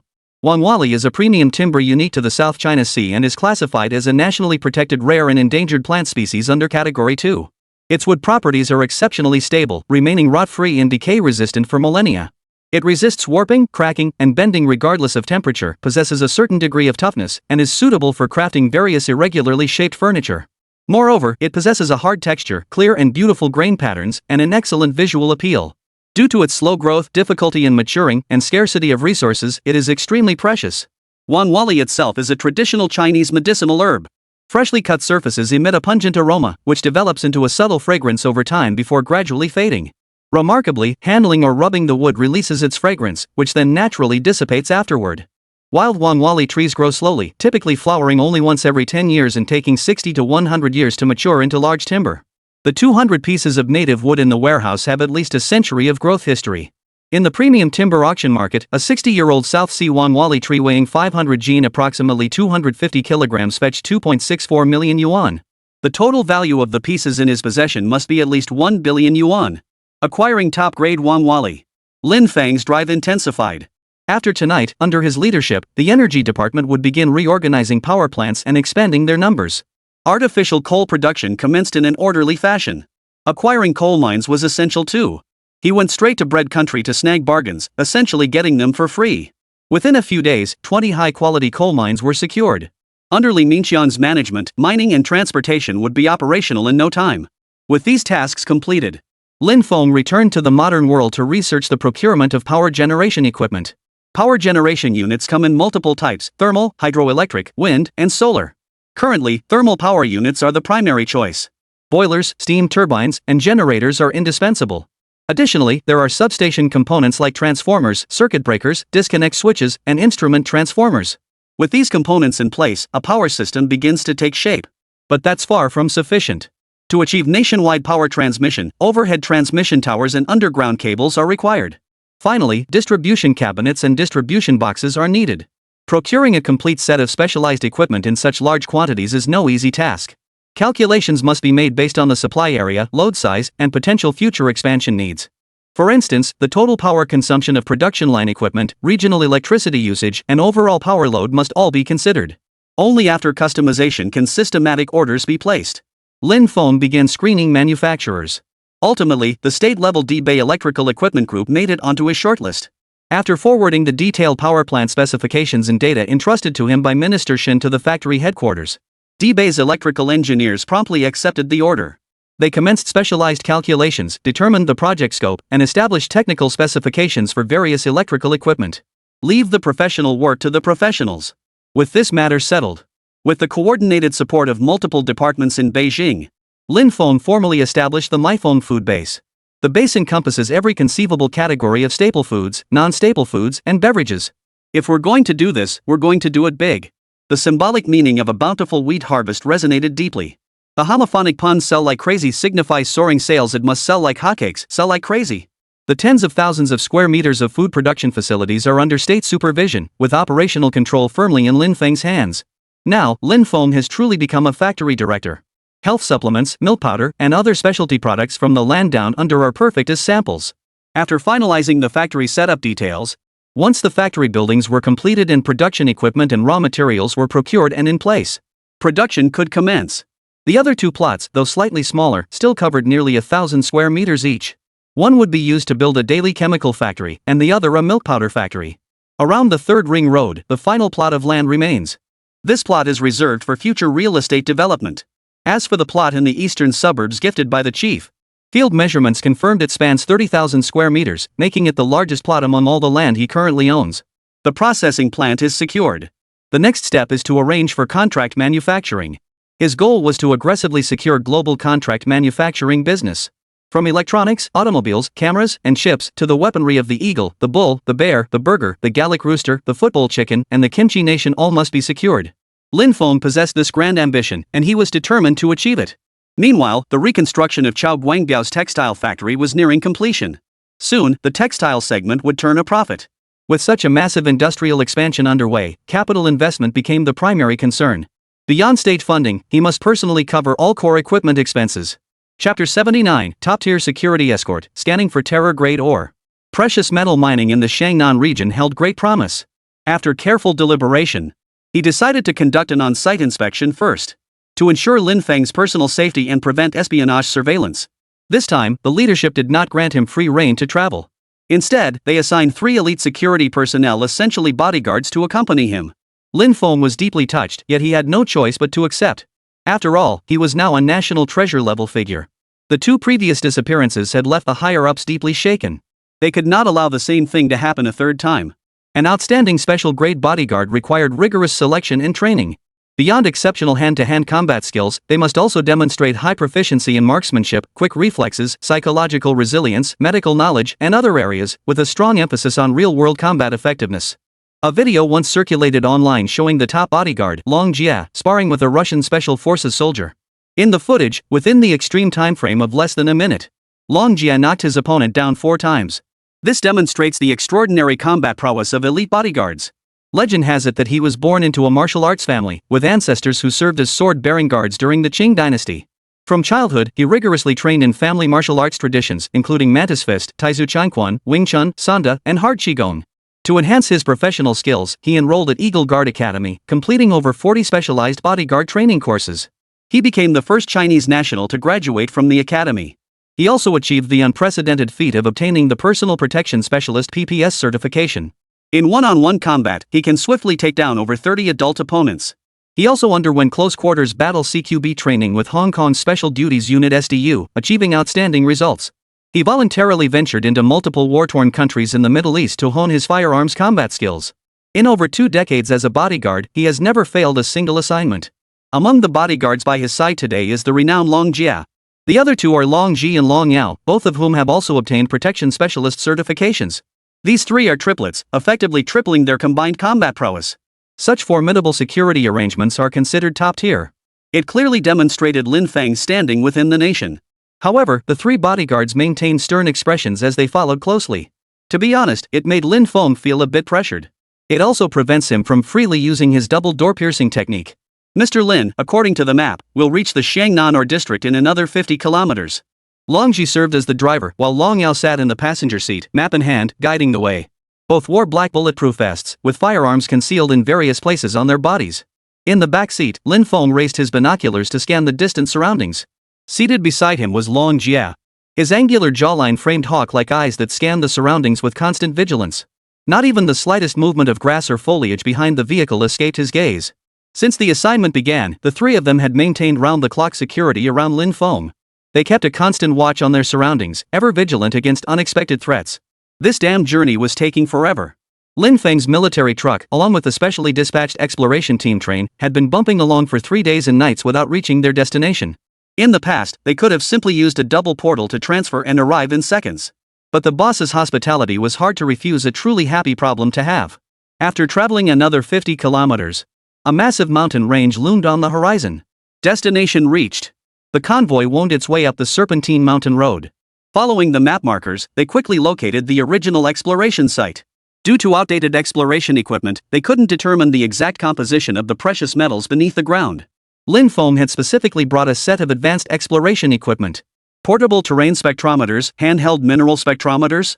These instruments measured light intensity across different wavelength ranges to capture spectral characteristics, aiding in identifying materials' chemical composition and physical state. In geological exploration, they can be used to quickly identify economically valuable minerals and rock types. They monitor soil contamination and vegetation conditions. They also enable researchers to analyze various natural geographic phenomena, such as volcanic activity and stratigraphic changes. Most remarkably, they can detect precious metal content and composition in earth samples in as little as 2 seconds. After Lin Feng finished explaining these functions, every exploration technician present picked up the spectrometer in their hands. Each wore an expression of astonishment, reluctant to believe such a miraculous machine existed. Their outdated exploration equipment was simply too obsolete. After hours of testing, they could only hear a series of beeps followed by a red light indicating something underground. But to determine the specific composition or elements, they had to excavate and rely on manual identification. Due to a shortage of excavation personnel, progress at this old detection site had to be temporarily suspended. The equipment has been distributed to everyone. Let's begin the survey immediately. With Lin Feng's command, the exploration team members crouched low, carefully positioning themselves among the rocks and weeds as they began their work. With the precedents set by Daqing Petroleum, exploration team leader Li Guowei followed Lin Feng's instructions to the letter, no longer daring to entertain a single thought of dissent. This businessman's influence was simply too formidable. He could provide aid with one hand and influence high-level officials with the other. Rumor had it that much of the military's weaponry came from him alone. He also controlled various factory equipment and development plans. With a single gesture, crude oil gushed forth. What is there that he cannot accomplish? Li Guowei mused to himself, a place chosen by General Manager Lin couldn't possibly be subpar. Today, they had arrived at this desolate mining area in southern Hunan. They were bound to unearth earth-shattering mineral resources. The Long brothers had already heard of Lin Feng's exploits. They were utterly in awe of his fearless spirit of patriotic aid. While he was guiding the exploration work, the 3 Long brothers positioned themselves about 5 meters away from Lin Feng, maintaining a triangular formation throughout the entire process to provide protection. Reporting to Director Lin, we've pinpointed the exact location of the old detection site. Continue probing. The instrument will display results within seconds. Yes, Mr. Lin. No sooner had Lin Feng finished speaking, spectral detectors in the exploration team's hands began to beep in unison. Hearing that sound, it was clear the detection had yielded results. As Lin Feng approached the detection center to investigate, the look on the other man's face was incredibly complex, even revealing extreme terror. Besides him, the other dozen or so detection team members scattered like they'd seen a ghost, fleeing the detection center area. The moment the anomaly occurred, Long Jia, the eldest of the Long brothers, instantly stepped in front of Lin Feng, fearing any reckless actions that might endanger his life. The other 2 immediately pinned Li Guowei to the ground. With just a slight twist, his neck would snap instantly. Long Ji pressed the muzzle of his gun against the man's head, ready to pull the trigger in an instant should any sudden movement occur. Long Ji, Long Yao, let him go. Captain Li, what exactly is the situation with the ore beneath the mountain range? Chapter 80, Discovery of Nuclear Weapons Material. This matter is highly classified. Lin Feng remained composed. He crouched down and carefully questioned Li Guowei about the situation. The incident had unfolded too abruptly.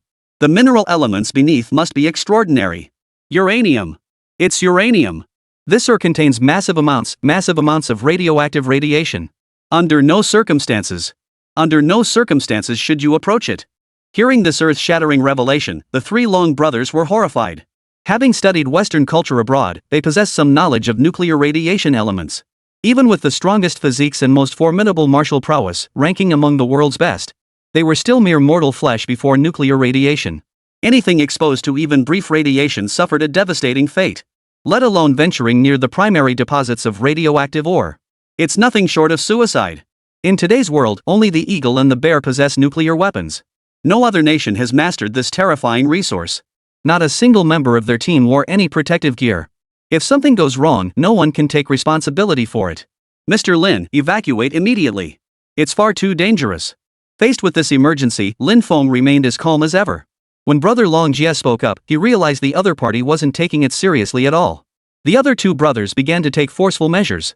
They grabbed Lin Feng by the arms, determined to carry him out of the mining area whether he wanted to go or not. After all, this was a man of the stature of a national sage. Matters of life and death were no laughing matter. The slightest oversight could cause the entire situation to collapse, leading to total defeat. The Long brothers couldn't afford to lose, and neither could the nation. Just as they clamped their hands around Lin Feng, preparing to use force, Lin Feng snapped their hands apart with lightning speed. With just a slight exertion of force, he sent searing pain shooting through the wrists of Long Ji and Long Yao. Having served as headquarters bodyguards for years, the trio ranked among the top 3 elite security personnel in the nation. No target they sought to subdue had ever escaped their physical restraint. Yet Lin Feng had broken their hold with such ease. Long Jie's pupils dilated in shock. The persistent ache in their wrists caused Long Ji and Long Yao's admiration for Lin Feng to surge instantly. After all, martial artists most admire those who surpass their own skill level. And Lin Feng was undoubtedly an unparalleled hidden master. His skill far surpassed both of them, matching or even exceeding their eldest brother Long Jia. Lin Feng paid no heed to this, his mind entirely consumed by the uranium ore. Compared to their fear, his first reaction was pure delight. This trip had truly uncovered a major find. If oil is the lifeblood of industry, then uranium this terrifyingly radioactive ore is a military-grade bomb. It serves as the primary fuel for nuclear power generation. Within a nuclear reactor, uranium nuclei undergo fission reactions, releasing immense energy. By controlling the rate of nuclear fission, heat energy can be produced continuously and stably. This heat then boils water into steam, driving turbines to generate electricity. What you wish for comes true. While we were preparing for thermal power generation and planning super dams, then nuclear power came along right behind. Truly, heaven is on my side. It's important to understand that nuclear energy possesses a high energy density. A small amount of uranium can generate a massive amount of electricity. The energy released by the complete fission of 1 kilogram of uranium-235 is equivalent to that released by burning approximately 2,700 tons of coal. Compared to traditional energy sources, nuclear power generation produces minimal greenhouse gases like carbon dioxide and sulfur dioxide, along with fewer pollutants, making its environmental impact relatively small. Thus, it is undoubtedly the premier clean energy source. Most importantly, it is also the primary raw material for manufacturing nuclear weapons. Nuclear weapons, with their immense destructive power and deterrent capability, serve as a safeguard for a nation's strength and security. Their existence helps maintain international strategic balance to a certain extent. Radioisotope sources derived from nuclear energy can be utilized in industrial flaw detection, medical diagnostics, food irradiation, and other fields. Beyond this, uranium's unique physical and chemical properties enable it to be alloyed with other metals for aerospace applications and as structural material in nuclear reactors. Everyone, don't panic, this is a tremendous opportunity. Captain Lee, don't be so scared your knees buckle. Here, hand me the detector. I want to witness this myself. Lin Feng's uncharacteristically calm demeanor, even a hint of a smile tugging at his lips, made everyone present hold their breath in suspense.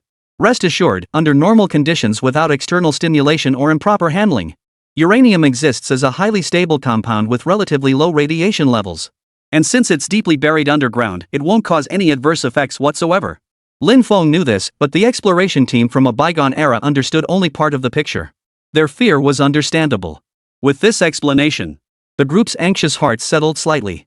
Yet watching Lin Feng walk toward the central detection point amidst the mountain's rocky debris with his spectral analyzer still sent shivers down their spines. Beep beep beep beep beep beep. Sure enough, the moment he approached, the device began to emit a frantic beeping. Detected element, natural uranium. Composition content, 87.53%. Natural background radiation level, 0.35 microsieverts per hour μSVH. The radiation level was slightly elevated but still within the normal range. This confirms his assessment was correct. Prior to mining operations, this mining area is relatively safe. The exploration team possesses specialized mining equipment. But that's only for ordinary ores. Dealing with uranium ore at this level of nuclear radiation makes mining operations far more complex and requires extreme caution. Beyond conventional exploration, assessment, and mining operations, safety precautions are of paramount importance. Throughout uranium mining and processing, strict radiation protection measures must be implemented at every stage. He had already demonstrated foresight in this regard. He had long since procured sufficient protective suits to handle the radiation environment. Additionally, individuals must wear Geiger counters, and radiation monitoring equipment must be installed at the mine site to ensure radiation levels remain within safe limits.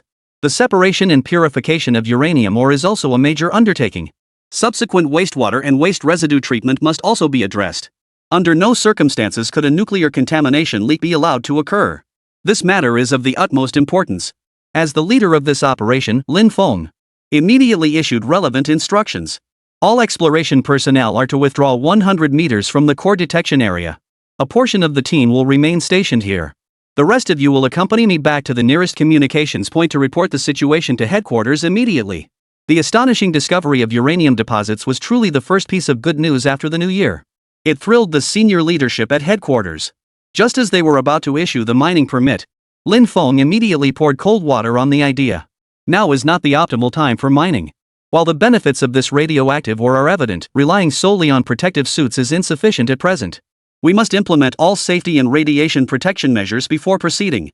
Radiation monitoring equipment, establishing a uranium mining laboratory, and post-processing for uranium wastewater treatment. Not a single one can be omitted. The discovery of this uranium deposit must be kept strictly confidential. Beyond the Energy Department, no other high-level authorities may be informed just in case. Chapter 81, Presenting the Desert Eagle, Inspecting the Imperial Capital Research Facility. Nuclear materials are a matter of utmost gravity, falling squarely within the realm of red intelligence. Lin Feng must consider every possible contingency. Not even the slightest oversight could be tolerated. Should the enemy obtain even the slightest information, the lives of the exploration personnel stationed at the uranium mine would be in grave danger. The mine could be destroyed or even hijacked in an instant. Originally, it was thought that once protective gear was secured, extraction could proceed as swiftly as with oil. After Lin Feng pointed it out, Minister Shin of the Energy Department realized his thinking had been overly simplistic. He decisively hit the pause button. They would wait until Lin Feng's detection equipment was ready before proceeding with the next phase of the plan. The constant presence of the Long brothers provided Lin Feng with the highest level of security. But with advantages came disadvantages. This level of protection made his actions extremely inconvenient. Especially the inability to freely use the double-door passage. This was nothing short of crippling. As elite bodyguards, the three answered directly to headquarters. As long as headquarters did not issue a retreat order, they would strictly adhere to their duties to the very end. This was discipline and the very mission of a bodyguard. You've worked hard protecting me these past few days. This is something I brought back from abroad. Consider it a gift for you. Lin Feng casually handed them the Desert Eagle, the king of handguns. The moment they held them, the Long brothers Long Jia, Long Ji, and Long Yao were thrilled beyond words. The .50 caliber, devastating firepower, rugged design, and superb barrel craftsmanship all hit their bullseye. The silver finish added to its premium feel and visual impact, making them reluctant to put it down.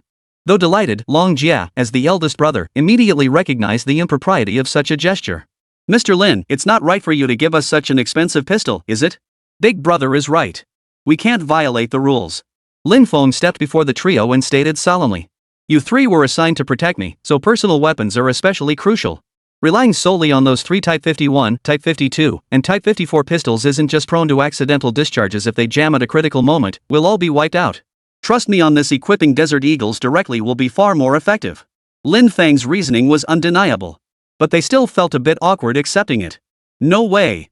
I can tell just by touching it that this gun is incredibly expensive. We can only handle it briefly, we have to give it back.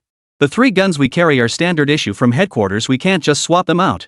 Judging by the engraving and caliber, its power is immense. I'd wager the recoil is fierce too, we'd likely struggle to handle it. True to his reputation as a top-tier bodyguard, he could gauge a firearm's characteristics with just a few handling tests. Lin Feng was thoroughly impressed. Just as they hesitated, Lin Feng had already made a call and secured approval from his superiors. Headquarters has approved your equipment replacement. As for mastering them, that will require daily practice. Since you now report to me, I'll issue an order.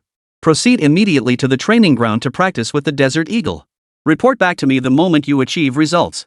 With headquarters approval secured, the Long brothers finally relaxed, polishing their cherished pistols repeatedly on their uniforms before nodding firmly. Rest assured, Director Lin. We guarantee we'll complete the mission. But if you're going out, you absolutely must take us along for protection. Don't forget. Lin Feng smiled, his eyes radiating absolute confidence. After all these years in the underworld, if I needed round-the-clock protection, how could I ever get anything done? Go ahead and train. Keep up the good work. Once they entered the training grounds, they wouldn't emerge for days. The training ground was specifically designed for elite bodyguards. It provided meals and lodging, eliminating any need to leave during training. As long as he didn't call them in, they wouldn't show results for a day. This gave them more time to return to the modern world and prepare supplies. After dealing with the Long brothers, Lin Feng swiftly returned to the 21st century. He began selecting nuclear radiation detectors. For national-level detection work, the detectors must be high-precision, high-sensitivity, and highly stable machines. Lin Feng conducted extensive research. He discovered Geiger counters ranged in price from tens of thousands to hundreds of thousands of dollars. The higher the price, the greater the precision. Besides, with only one uranium mine currently in operation, purchasing a higher-end model posed no financial challenge for him. Lin Feng selected the most expensive option at 200,000 yuan and immediately placed an order for 20 units through the Orange software platform. This brand was the top-tier nuclear radiation detector, with no discounts available. Especially after Japan's nuclear waste discharge scandal, sales skyrocketed. This marked his largest online purchase to date. Another 4 million yuan gone. That part was manageable, money could solve it. But acquiring the laboratory-grade equipment needed to separate and purify natural uranium requires a bit more effort. High-speed centrifuges and chromatography equipment were essential. These items were definitely not available for purchase online. We must locate the relevant manufacturers. However, specialized websites can be used to screen and compare laboratory equipment suppliers. Lin Feng accessed an online scientific instrument platform. He found the platform remarkably practical. Not only could he compare manufacturers, but it also listed numerous high-end, laboratory-grade precision instruments. It even offered complete sets of nuclear radiation-related industrial equipment for sale. However, it required real name registration. After careful consideration, Lin Feng retrieved a second-hand phone from his portable infinite storage space. He also retrieved a Hong Kong identity card. This was a one-to-one replica he had commissioned from a powerful black market technician in the old Hong Kong era. In those chaotic, unregulated times, personal information could be freely used. It was nearly indistinguishable from the official version issued by the JC Bureau. As for facial recognition, he had a solution for that too. He simply used the photo from the ID card to create a hyper-realistic mask online. After a series of shady maneuvers, he successfully passed the real name verification. Just as Lin Feng was about to start splurging on gold coins, another prompt popped up. Hello? Please provide proof from your organization and a municipal level or higher laboratory. After uploading, it will undergo review. Only upon approval can you proceed to the purchase page. This platform is quite cautious. To prevent unnecessary accidents and stop criminals from exploiting loopholes. Ordinary people simply weren't eligible to proceed to the next purchase stage. Being asked for laboratory credentials truly stumped him. Beyond this hurdle, establishing a uranium mine laboratory was also quite urgent. Suddenly, he recalled Minister Zhang's chemical reagent testing facility. It seemed he would have to return to 1950 once more. The Chemical Agent Testing Institute was the predecessor of the Imperial Capital Chemical Research Institute. Accompanied by Minister Zhang, Lin Feng stepped into this institute for the first time, the very facility that had underpinned the nation's chemical industry development. The equipment inside was outdated, but the standard disinfection procedures were meticulously followed. Each researcher diligently recorded the chemical reactions in test tubes with meticulous detail. From the densely packed reagent labels, all samples originated from the chemical raw materials Lin Feng had initially provided. Their focused expressions revealed they had entered a state of selfless flow. Chapter 82, $1 million funding boost and salary increase, recruiting hit students. Most of these talents come from the Department of Chemical Engineering at Zhongye University, with some being international students. After graduation, they chose to stay at the cramped research institute to serve the nation, despite the low salaries. The overseas students, in particular, chose to give up lucrative opportunities abroad, traveling thousands of miles to dedicate themselves to serving their country. Director Wang shared the laboratory's current situation with Minister Zhang and Lin Feng with a sigh. Our institute is still in its infancy, with everything in its nascent stages. Developing chemical reagents with such rudimentary facilities is extremely challenging. Without the chemical samples brought by CEO Lin, our chemical industry, textile sector, and military bomb research would be completely stalled. Lin Feng, too, felt deeply moved. Suddenly, he realized something. Beyond vigorously preparing supplies, talent acquisition must also be prioritized. Only by pursuing both goals simultaneously could they unite their efforts to build the nation. He unfolded the national-level laboratory certificate in his hand. A bright red seal stamped the lower right corner. Relying on a single research institute to handle chemical engineering, textile raw material development, and core military artillery shell research was simply unsustainable. Not only was there a shortage of talent, but the number of research institutes was also too limited. Expansion must be accelerated. Minister Zhang, talent support does indeed need strengthening. Our nation has far more talented individuals than just these few. Once my laboratory equipment is fully procured and we have capable research instruments, researchers will be able to save a lot of effort. Furthermore, we must vigorously recruit talent from universities and establish multiple types of research institutes. As these resolute words echoed in their ears, the researchers realized that besides Director Wang, two other figures stood behind him. Turning around, they saw Minister Zhang of the Ministry of Industry and a young man of refined demeanor and vibrant youth standing before them. To be personally accompanied by a minister-level official, his status must be extraordinary. Some immediately guessed the young man's identity. Could he be Comrade Lin Feng, the one who funded our institute's chemical research and contributed to our nation's progress? The patriotic businessman Lin Feng? I didn't expect him to be so young. He looks about our age. He's more than just a businessman. That description is too narrow. I hear he even advises on national policy. Calling him a national treasure would be more accurate. Not long ago, he even led an exploration team that discovered oil. As the researchers rose to their feet and turned their gaze toward Lin Feng, every pair of eyes held nothing but reverence. No need to be so formal. I'm about your age, just started out earlier. Director Wang just outlined the current situation and compensation issues at the research institute. You've truly worked hard. Lin Feng showed no airs whatsoever, patting them on the shoulder. Looking at the researchers his own age standing respectfully before him, he was struck by their youthful resolve and patriotic spirit.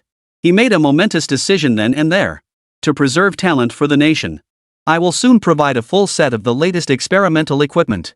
To ensure your dedication is free from worry, I have decided to contribute 1 million yuan to increase researchers' salaries. I wonder if this might be overstepping my bounds.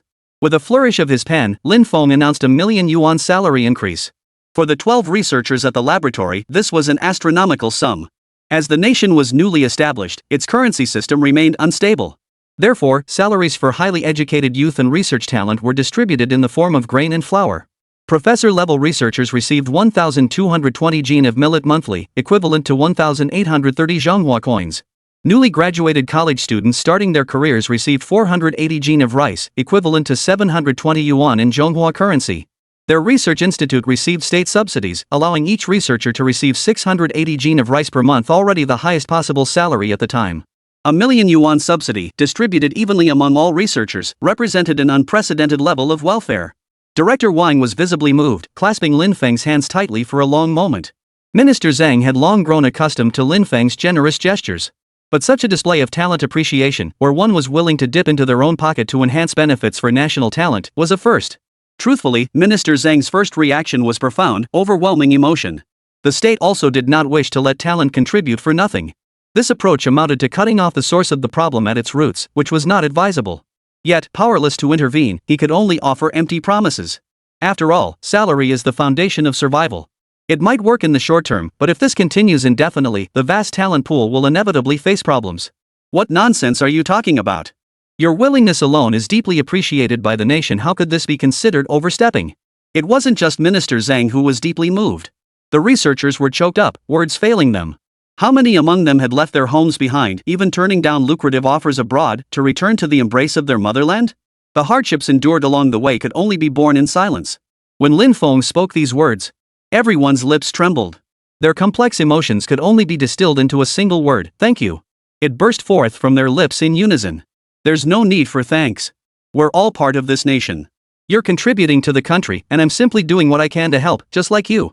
Since Minister Zhang says it's acceptable, then it's settled. Additionally, I believe one research institute is insufficient. We need to establish multiple ones, each specializing in different industrial applications based on specific research themes. Director Wang should have more experience in this area than I do.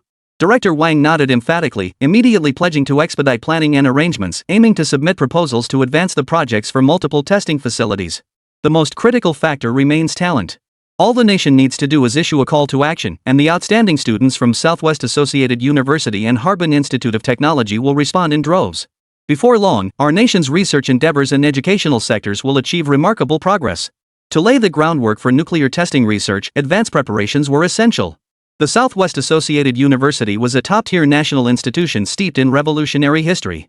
During the War of Resistance, it was formed as a temporary university through the merger of Peking University, Tsinghua University, Nankai University, and Wuhan University. Despite facing numerous challenges such as rudimentary facilities, Japanese air raids, and soaring prices, it still nurtured a large number of outstanding talents. Among them were 8 recipients of the 2 bombs, 1 Satellite Medal of Honor, 2 Nobel laureates, 5 recipients of the National Top Science and Technology Award, 175 academicians, 9 national leaders, and numerous other outstanding talents. These were precisely the advanced talents needed for the nation's nuclear materials and weapons research institutes. Harbin Institute of Technology was established even earlier. It is undoubtedly one of the key model universities. It is hailed as the cradle of engineers. It was among the first universities selected for the 211 and 985 projects. In the 1950s, over 800 passionate young people from across the nation gathered at HIT. They were later known as the 800 Heroes of HIT. Many of these 800 pioneers became the founders and pioneers of their respective disciplines. With these young intellectuals assembled, disciplines like computer science and engineering, physics, education, and heavy industry rapidly advanced. Chapter 83, 100,000 Dongfeng military vehicles, Cayman Islands deal. Alright, we'll follow Comrade Lin's suggestion. I'll report to higher-ups immediately to issue the call to action. Once the call went out, outstanding talents from all corners of the land stepped forward. With a continuous stream of dedicated talent stepping forward, before long, industry, technology, and healthcare would experience rapid advancement. This was something Lin Feng firmly believed in and considered a certainty. The western region's golden pastures began yielding initial livestock yields, with breeding and mating programs still underway.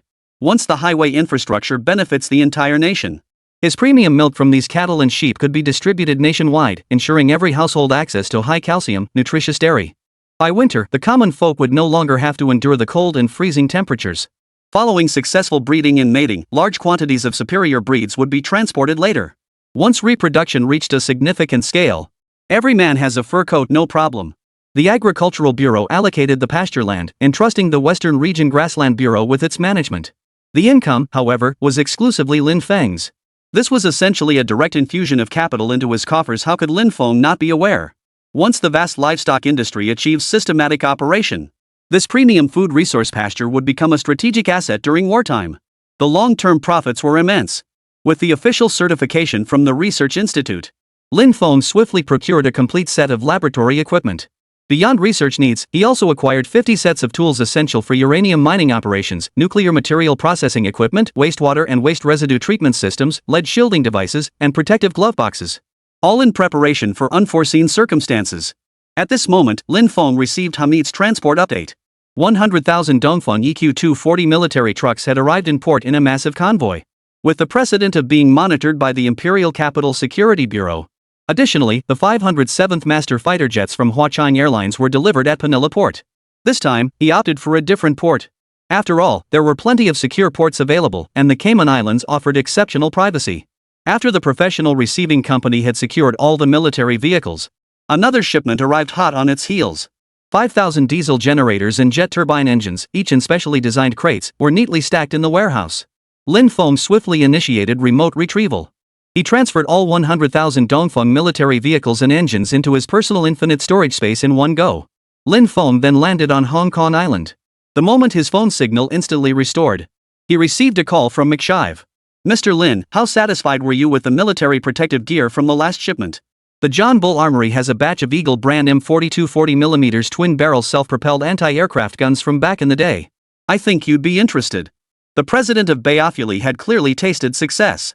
After testing the waters successfully, he was bound to place an order. However, the M42 twin-barreled anti-aircraft gun was the Eagle's first-generation self-propelled artillery. It was quickly replaced by the Vulcan anti-aircraft gun. The Vulcan had long been acquired by Lin Feng. To think he could attract business with such outdated equipment was to underestimate him. Still, McSweeney did spark a new idea for Lin Feng. The Vulcan's effective range was rather limited. It was effective against enemy fighter dive attacks. But once high-altitude rapid attacks intervened, it couldn't maintain firepower balance.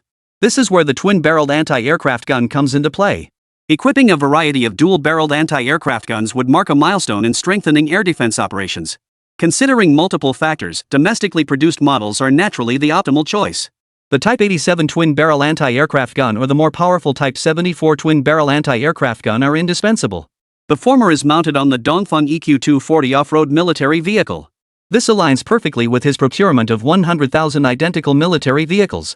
Equipped with infrared tracking sights, it enables more precise and flexible aiming and firing. It can fire a variety of ammunition types, including tracer high-explosive shells, tracer rounds, and armor-piercing incendiary shells.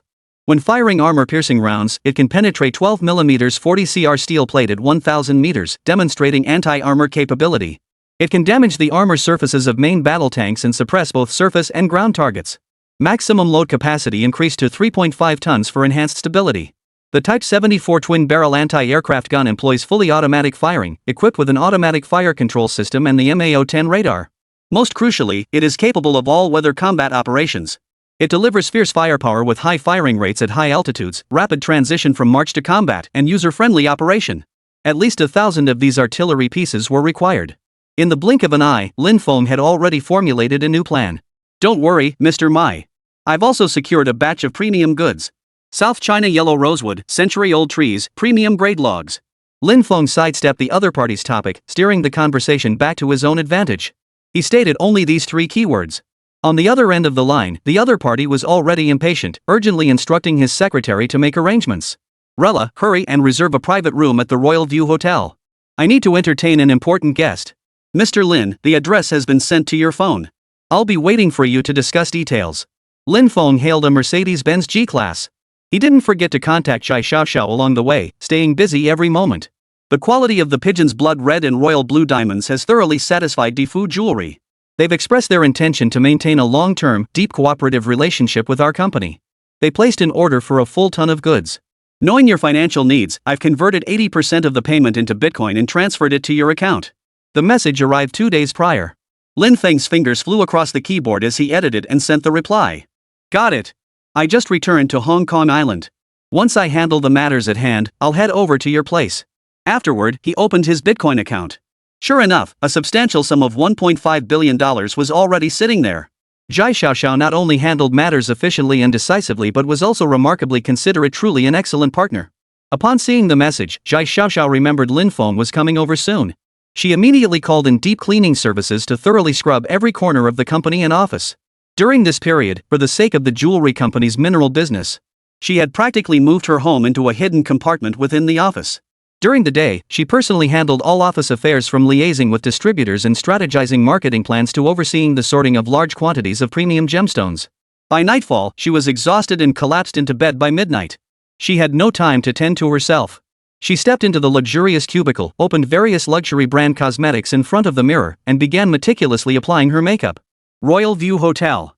Lin Feng took his seat in private room 88. A Western-style banquet table was already laden with an array of delicacies from land, sea, and air. Mr. Lin, you're such a busy man. It's been ages since we last saw you on Hong Kong Island. So you've been busy acquiring South Sea Wanwali wood. McShive poured him a glass of Chateau d'Yquem red wine, filling it to 7/10 full as a sign of utmost respect. The ruby-red liquid swayed within the glass. With a graceful lift of his hand, Lin Feng brought the glass to his lips. The vibrant notes of mint, blackberry, and blood orange were delightfully refreshing, with a velvety smooth texture and a lingering finish. South Sea Wanwali's value is skyrocketing in the antique timber market these days. I wonder how much of it Mr. Lin has in his possession. Chapter 84, Twin Anti-Aircraft Guns, Piercing the Heavens. Lin Feng paid no heed to the other party. Instead, he calmly savored the feast. Eat in silence, sleep in quiet. With such a feast before us, it would be a shame not to eat.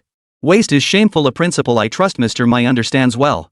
Whatever it is, we can discuss it after the meal. After being shut out twice, my Sherway's face flushed with embarrassment. This display of arrogance was on a whole different level. That old-fashioned, paternalistic tone sounded exactly like a down-to-earth elderly person from the mainland. Shame on wasting food, it felt utterly out of place coming from this post-90s kid. If you ignored his age, appearance, and looks, Lin Feng's demeanor and style truly resembled that of an old-timer from the 1940s or 1950s. But what can you do when the other party is a wealthy tycoon? He could only swallow his dissatisfaction silently. Only after the esteemed VIP had finished his meal, savoring the finest blue vein cheese dessert, did he speak. No matter how much Wanwali wood Mr. Lin has, I want it all. Lin Feng opened his phone gallery and displayed several photos before the other party. This batch consists of 200 logs. Since transporting them is inconvenient, please review the photos first. All century-old logs, each as thick as a water barrel. If you want the entire lot, I'd be delighted to oblige. Fingers tapped to zoom in, confirming the count was accurate. Each tree stood over 10 meters tall, with diameters around 60 to 70 centimeters. Their trunks were golden yellow, some bordering on reddish-brown, in exceptional condition. Under direct natural light, the Wanwali wood glowed with an amber-like, dazzling golden quality.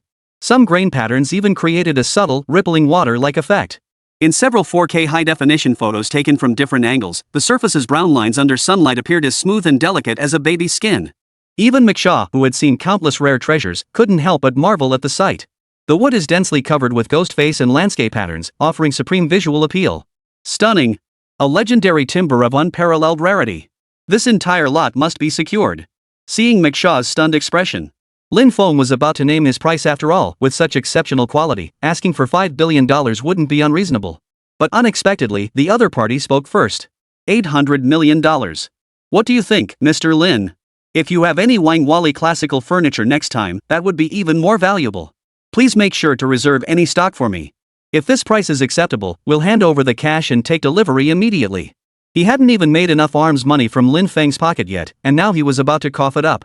But the thought of the immense appreciation potential of 200 premium Wanwali logs. Ma Sherway endured it all. He paid the full amount outright. Lin Feng pocketed $800 million. Recalling an unused credit balance at the Bayafuli Armory, he placed an order on the spot for a large batch of military-grade seamless steel pipes. Military-grade steel pipes differ from ordinary ones. Primarily crafted from high-strength alloy steel and processed through specialized techniques, they possess exceptional tensile and compressive strength. In the most extreme combat conditions, they withstand all external forces, ensuring 100% safety and reliability. Beyond constructing military facilities, they can be fabricated into pipelines for transporting critical battlefield supplies like fuel and water. After treatment with special anti-corrosion coating materials. In medical rescue scenarios, they can also transport oxygen and liquid medications required for rescue operations. For weaponry applications, this steel pipe demands exceptionally stringent dimensional accuracy. This maximizes the stability and accuracy of weapons and ammunition during firing. Lin Feng had considered every such fundamental detail. After placing the order, he casually squeezed out an extra perk. He had Manhwa advance him $80 million from his auction profit offset funds. After all, they were now in the same boat. If he wanted Lin Feng to keep buying his uncle's private arms, he had to play along.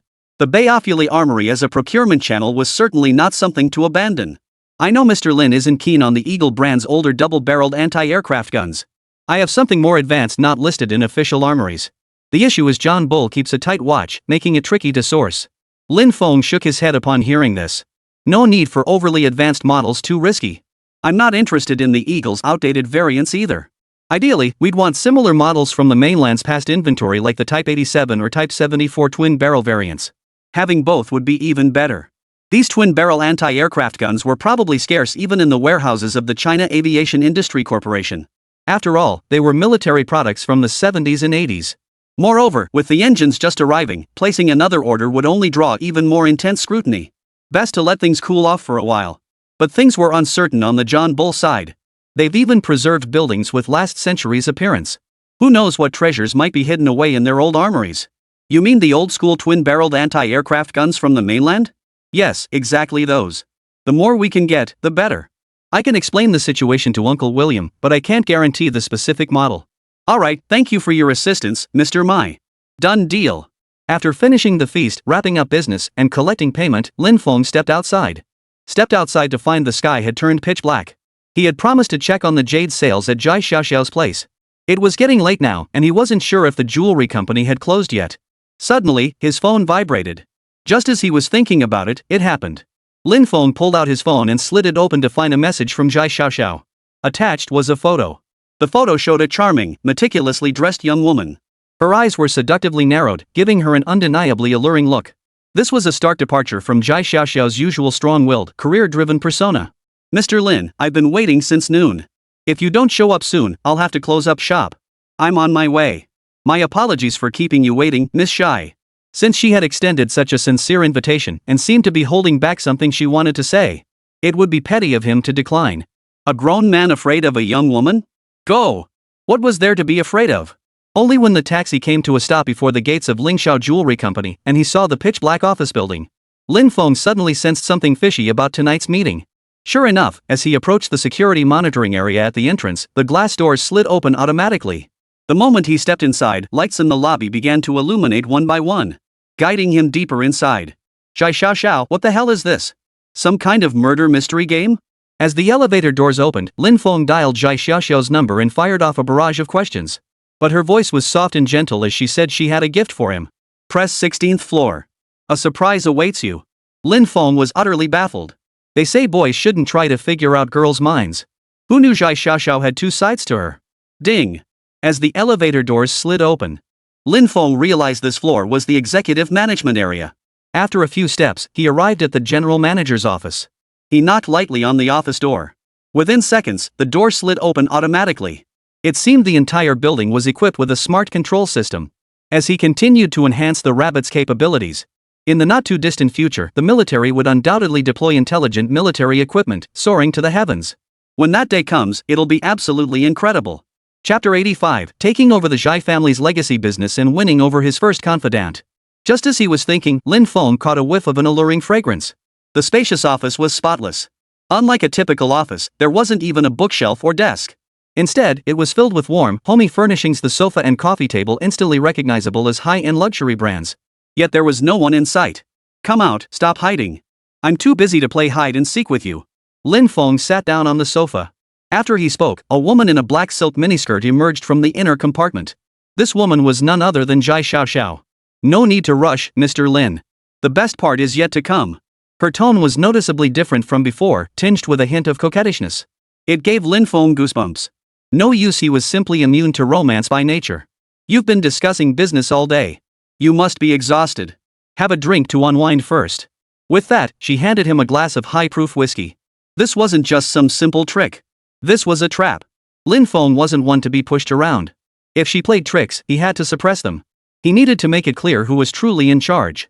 After swiftly dealing with the drunkard, he demanded Zhai Xiaoxiao produce the sales and financial statements, inspecting the company's overall situation as a shareholder. The profit-loss ratio was crystal clear.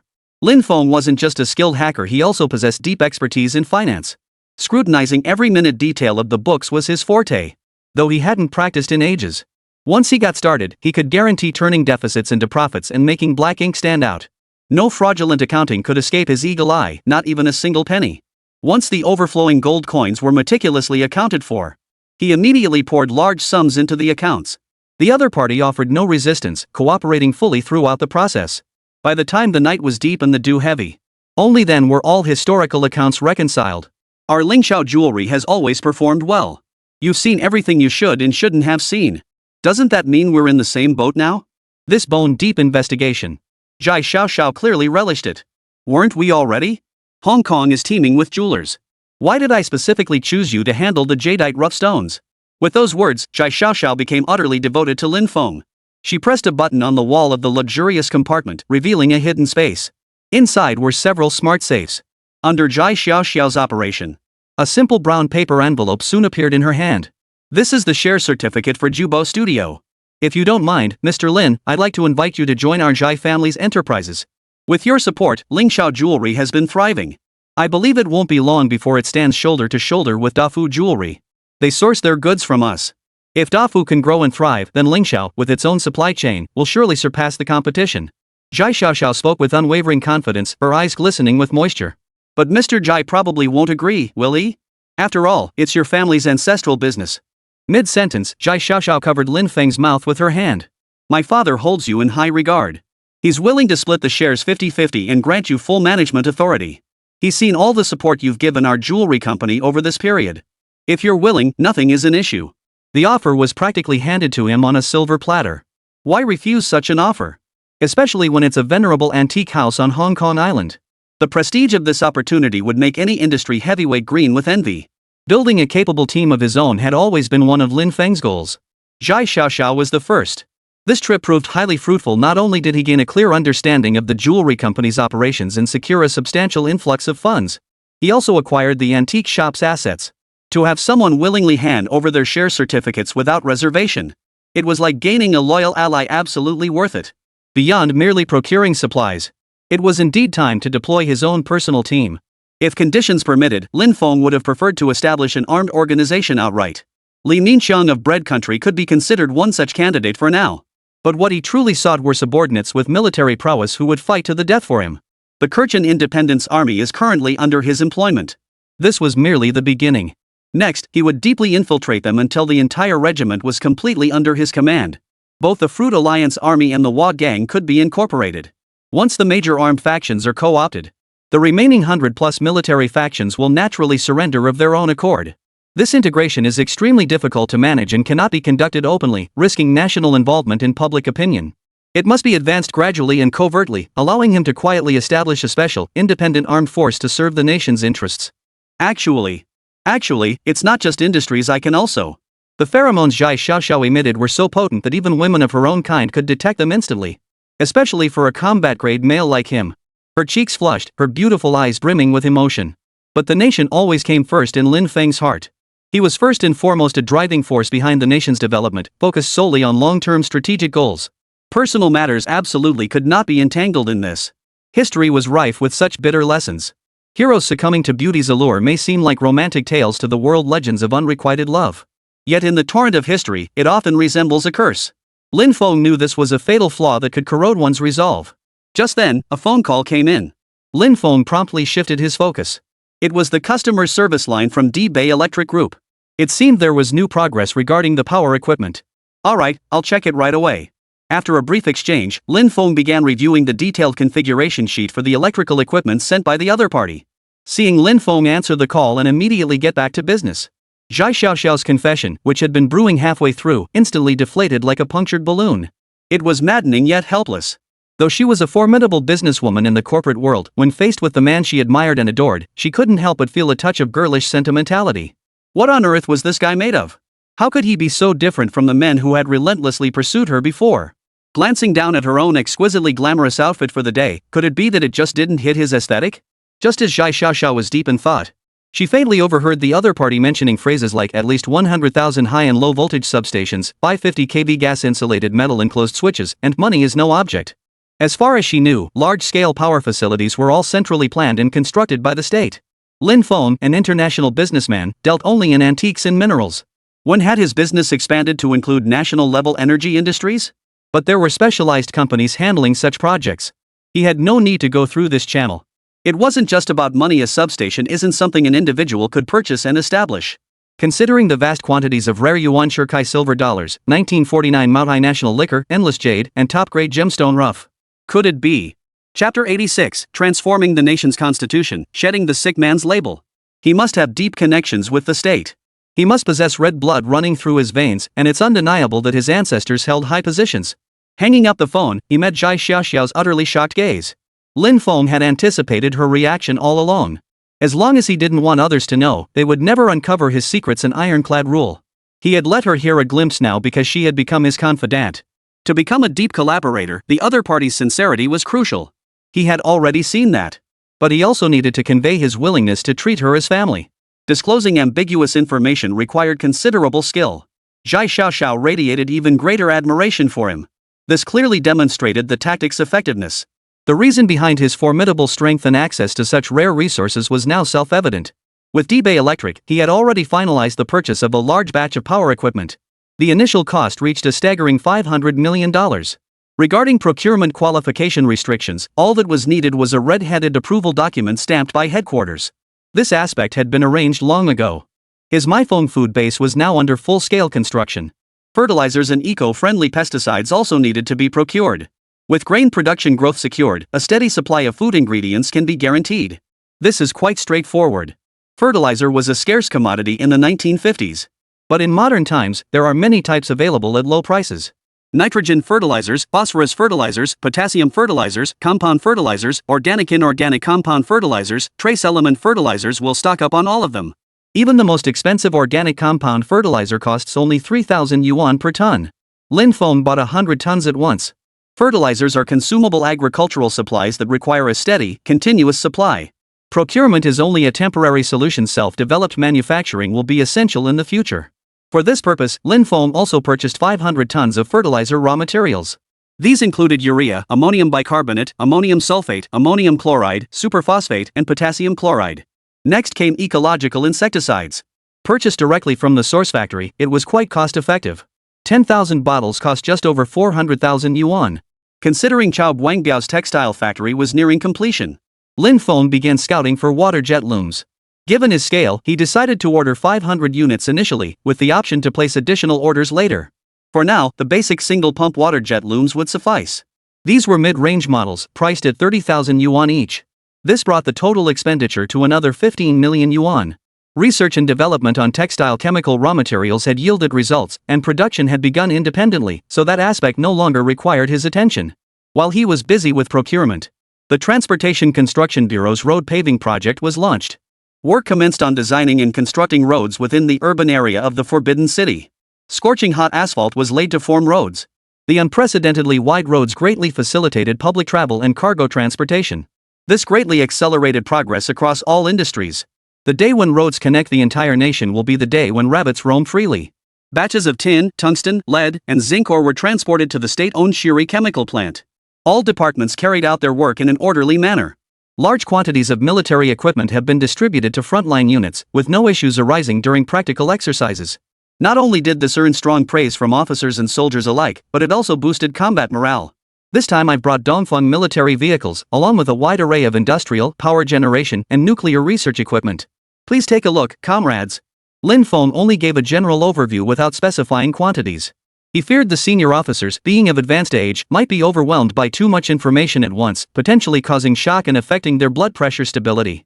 He was now the undisputed health advisor at headquarters. Even Elder Nya, who had been skeptical of new health supplements, had begun to praise the calcium supplements and cardiopulmonary medications he provided. The other senior executives had also shown corresponding improvements.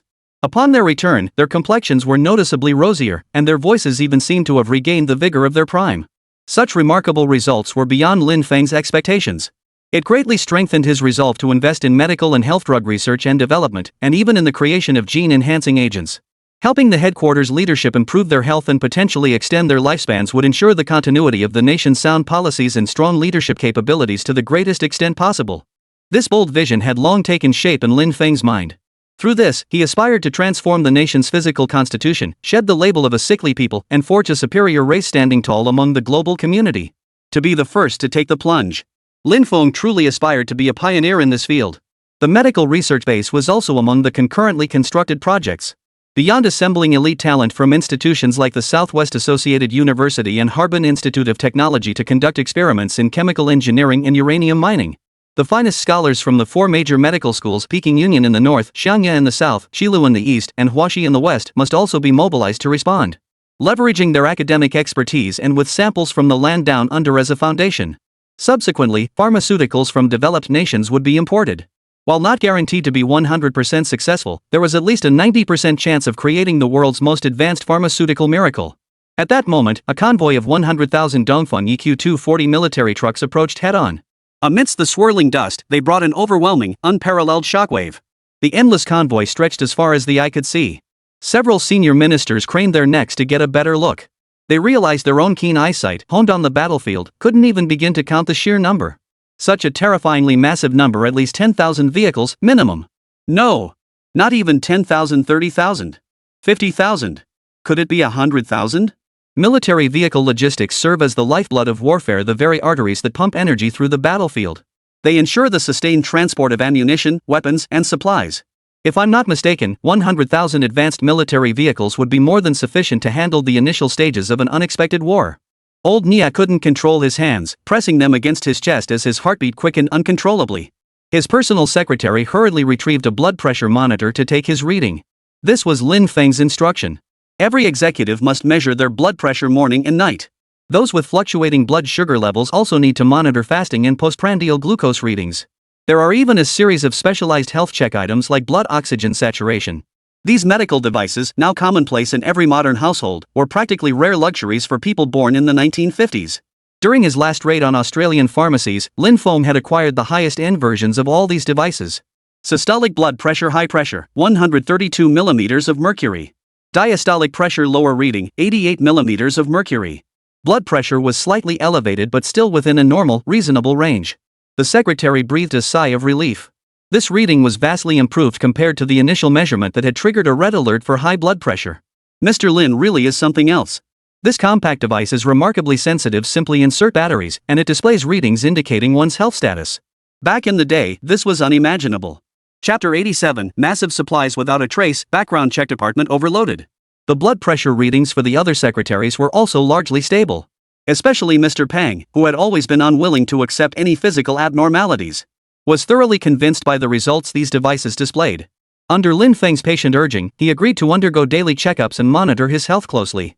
Fortunately, his robust physical constitution provided a solid foundation. Otherwise, with his relentless focus on national affairs day in and day out, the Grand Counselors would eventually collapse. Now, with Lin Feng's health supplements and daily monitoring of his vital signs, there was no need to fear. Soldiers, follow orders. Form ranks and prepare for deployment. 1, 2, 3. Under headquarters orders, the motorized troops conducted the first round of testing. But the number of military vehicles was simply too great. With a severe shortage of drivers, large numbers of soldiers from other units who could operate vehicles had to be drafted in to barely meet the required numbers. These military off-road pickups were incredibly rugged.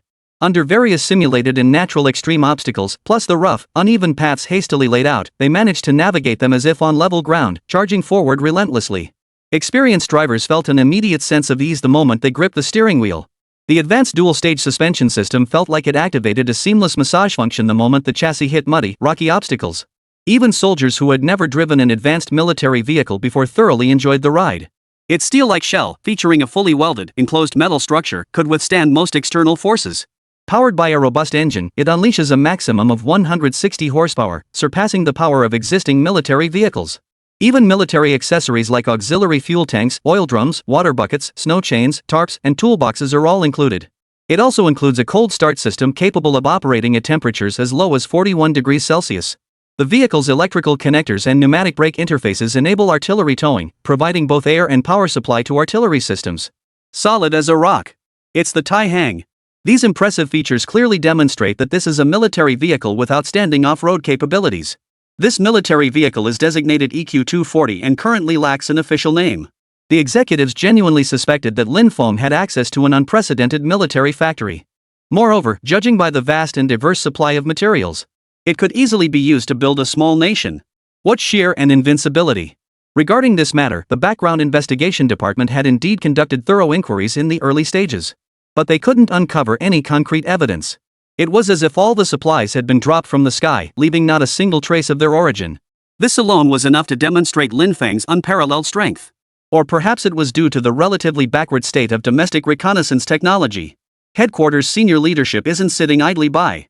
They had thoroughly examined the matter, considering every possible scenario, but ultimately concluded that given Linfeng's selfless, repeated acts of funding the nation without seeking reward, and showing no signs of collusion with the Bald Gang or foreign entities, his heart is 100% red. The unmarked military vehicle was immediately dispatched to a domestic military base. Everyone present understood the sentiment behind this gesture. Then let's name it the Dongfeng military vehicle. The East Wind is unstoppable. Everything is ready, all we need is the East Wind. History and modernity achieved perfect synergy and fusion in that moment. The chief's naming decision triggered a continuous military bugle alarm across all 100,000 Dongfeng military vehicles. This unprecedented sensation struck deep into the heart. It filled Linfeng with profound emotion. Beyond the Dongfeng military vehicles, the Rocket Force's future slogan Dongfeng Express, mission accomplished, would inevitably resound across the entire nation and echo throughout the skies of the world. Deploy Dongfeng series ballistic and cruise missiles via airborne delivery to execute global strike missions. It would absolutely knock the hell out of the Eagle. This is the will of heaven, impossible to defy. Brother Lin, I suppose I should start calling you General Manager Lin. I'm truly in awe of your vision. 5,000 diesel engines, plus those jet turbo engines, they've just arrived in the warehouse. The sheer volume of electrical equipment alone would fill every power plant in Beijing. And now this massive shipment arrives, you've truly outdone yourself. Minister Feng's unrestrained delight was written all over his face. His praise for Brother Linfeng had reached its peak. This defense minister, known for his exacting standards and rarely offering praise lightly, had publicly expressed his admiration for Linfeng on multiple occasions. Even the taciturn elder Nian nodded in agreement beside him. Besides these, there are also 500 water jet looms. They'll fit perfectly into the textile factory Brother Chow has overseen the renovation of. Water jet looms are 100 times more efficient than the old-style machines, greatly boosting textile production. Additionally, for the Ministry of Agriculture, I've procured 100 tons of chemical fertilizers and ecological insecticides. Linfeng remained unperturbed, detailing the supplies from this trip with meticulous precision and composed demeanor. What most grand secretaries and ministers were unaware of was that, within the top-secret warehouse under the exclusive jurisdiction of the First Department, large quantities of nuclear material processing equipment and radiation monitors had also been delivered. Additionally, wastewater and waste residue treatment systems were included. Due to confidentiality protocols, prior to the official commencement of mining operations, no one else could learn the details. The impact of the remarkable things Linfeng brought unfolded in wave after wave. If the executives weren't seasoned veterans accustomed to grand occasions, they might have struggled to maintain their composure. The Ministry of Industrial Textiles and the Ministry of Agriculture were both extremely satisfied. I also have a formula for a simplified rocket-propelled grenade here. When Linfeng pulled out his notebook again and handed it to the head of state, everyone was stunned. 500 130mm rocket launchers had been in training for over 2 months, their performance and operation already ingrained in the soldiers' minds. The production of ammunition for other weapons was being expedited. The only stumbling block was the production cost of the rockets. To tackle this challenge, Linfeng had already scoured the internet for relevant data. The cost of the US MAN-109 HIMARS rocket in 2005 was several $1 million, extremely expensive and simply unaffordable. Later, mass-produced low-cost rockets were developed, but each still cost around $100,000. China's PHL-03 long-range rocket projectile, developed in the 1980s, was estimated to cost as much as 800,000 yuan per unit. These rockets possessed formidable destructive power, capable of switching between different warheads like high-explosive, proximity-fused, and cloud-burst types, and could even launch anti-tank mother shells. This is far beyond what Rabbit's current national capabilities can afford. Even the cheapest rocket projectiles cost around $800 each. In terms of performance and accuracy, they lag behind advanced rocket artillery systems. Nevertheless, they remain sufficient for current global military standards. Following this standard, Lin Feng discovered a low-cost, quick-to-produce formula for a simple rocket-propelled grenade. Under specific circumstances, domestic Liang steel pipe factory exported to Middle Eastern gas companies. Due to arms embargo restrictions, armed groups repurposed the pipes into rocket bodies. It must be said, this shady maneuver sparked inspiration in Lin Feng. Chapter 88, Ultra-Economical Rocket Launcher Formula, Plague Outbreak. Among various improvised formulas with differing firepower levels, the most suitable one was documented. This enables rapid production. Certain components in fertilizer undergo violent chemical reactions under specific conditions. White sugar plays a crucial role in accelerating these reactions. This confirms the method's viability. The secret formula for sugar-based bullets previously provided by Lin Feng was primarily intended for firearms and conventional artillery. Although there were also rudimentary methods for making rocket projectiles, the ratios were imprecise, making accidental discharges likely. This time, however, things are different. With the upgraded formula, not only can it produce powerful rockets, but assembly is faster and safety is significantly enhanced. You mean soldiers can assemble these rockets on the battlefield using this formula? Whether the commanders believed it or not. Once they witness the on-site results, they'll adopt this method immediately. Controlling high costs is one of the keys to missile production. Once the economy fully recovers and we establish robust arms manufacturing capabilities, that's another matter. Yes, this is the most cost-effective method for producing simplified rocket projectiles. As long as you master the formula I provided, even on the battlefield, assembly can be completed in under 10 minutes. And its firepower is no slouch either. This homemade method has been certified by Middle Eastern armed groups. They've relied on this for years of combat. This inexpensive weapon not only performs reliably but also has a long shelf life. Most importantly, raw materials can be stockpiled in bulk for rapid production. Otherwise, Lin Feng wouldn't have been so eager to recommend it. At this moment, under the CEO's instructions, the artillerymen had already brought in several sections of high-precision military-grade seamless steel pipes. These military-grade pipes were far more reliable and dependable than Liang's ordinary water pipes. High-temperature resistance and corrosion resistance were their fundamental properties.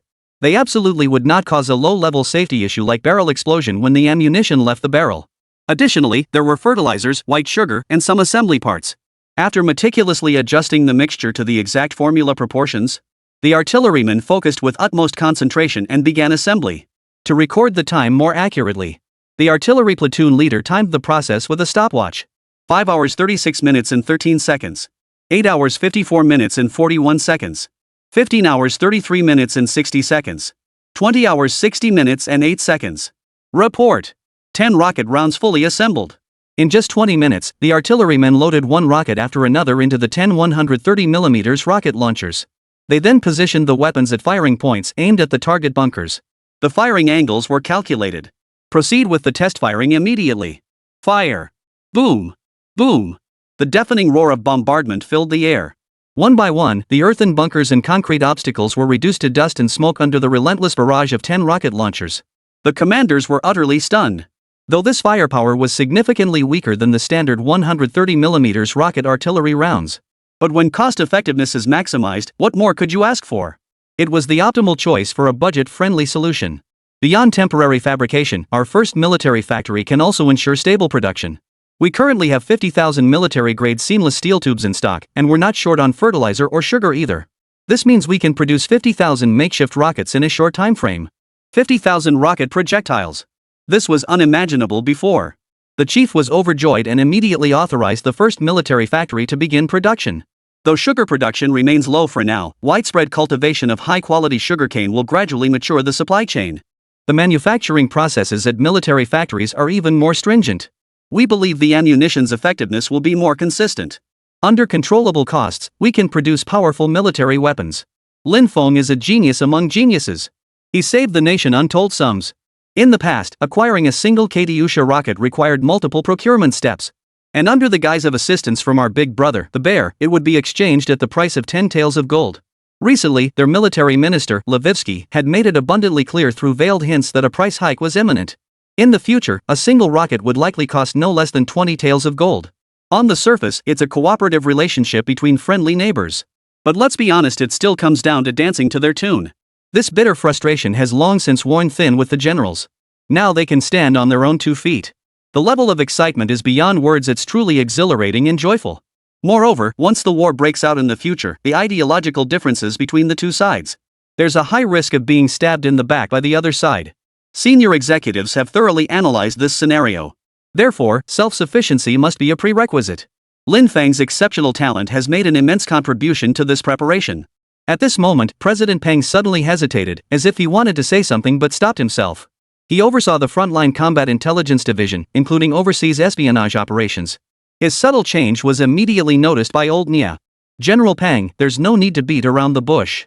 Comrade Lin Feng has long been one of us. Speak freely. I heard from old Feng that it was he who first analyzed and exposed the conspiracy behind the international situation and the Eagle's deployments. The chief endorsed Nia Lao's approach. Thus, these war-hardened ministers born with blunt candor no longer held back. We recently received a confidential message from the Eagle. The start date for the Peninsula War has been largely finalized, expected in 6 months. They've just appointed a 5-star general as commander-in-chief of the campaign. His name is MacArthur. General Peng wrote the name on the blackboard in the war room. Reportedly, this Eagle commander participated in both World War I and World War II. His combat record is impressive. After the Eagles occupied South Korea as part of the Allied forces, he was stationed there long-term to oversee its transformation and administration. Promoting him now means he's definitely a formidable figure.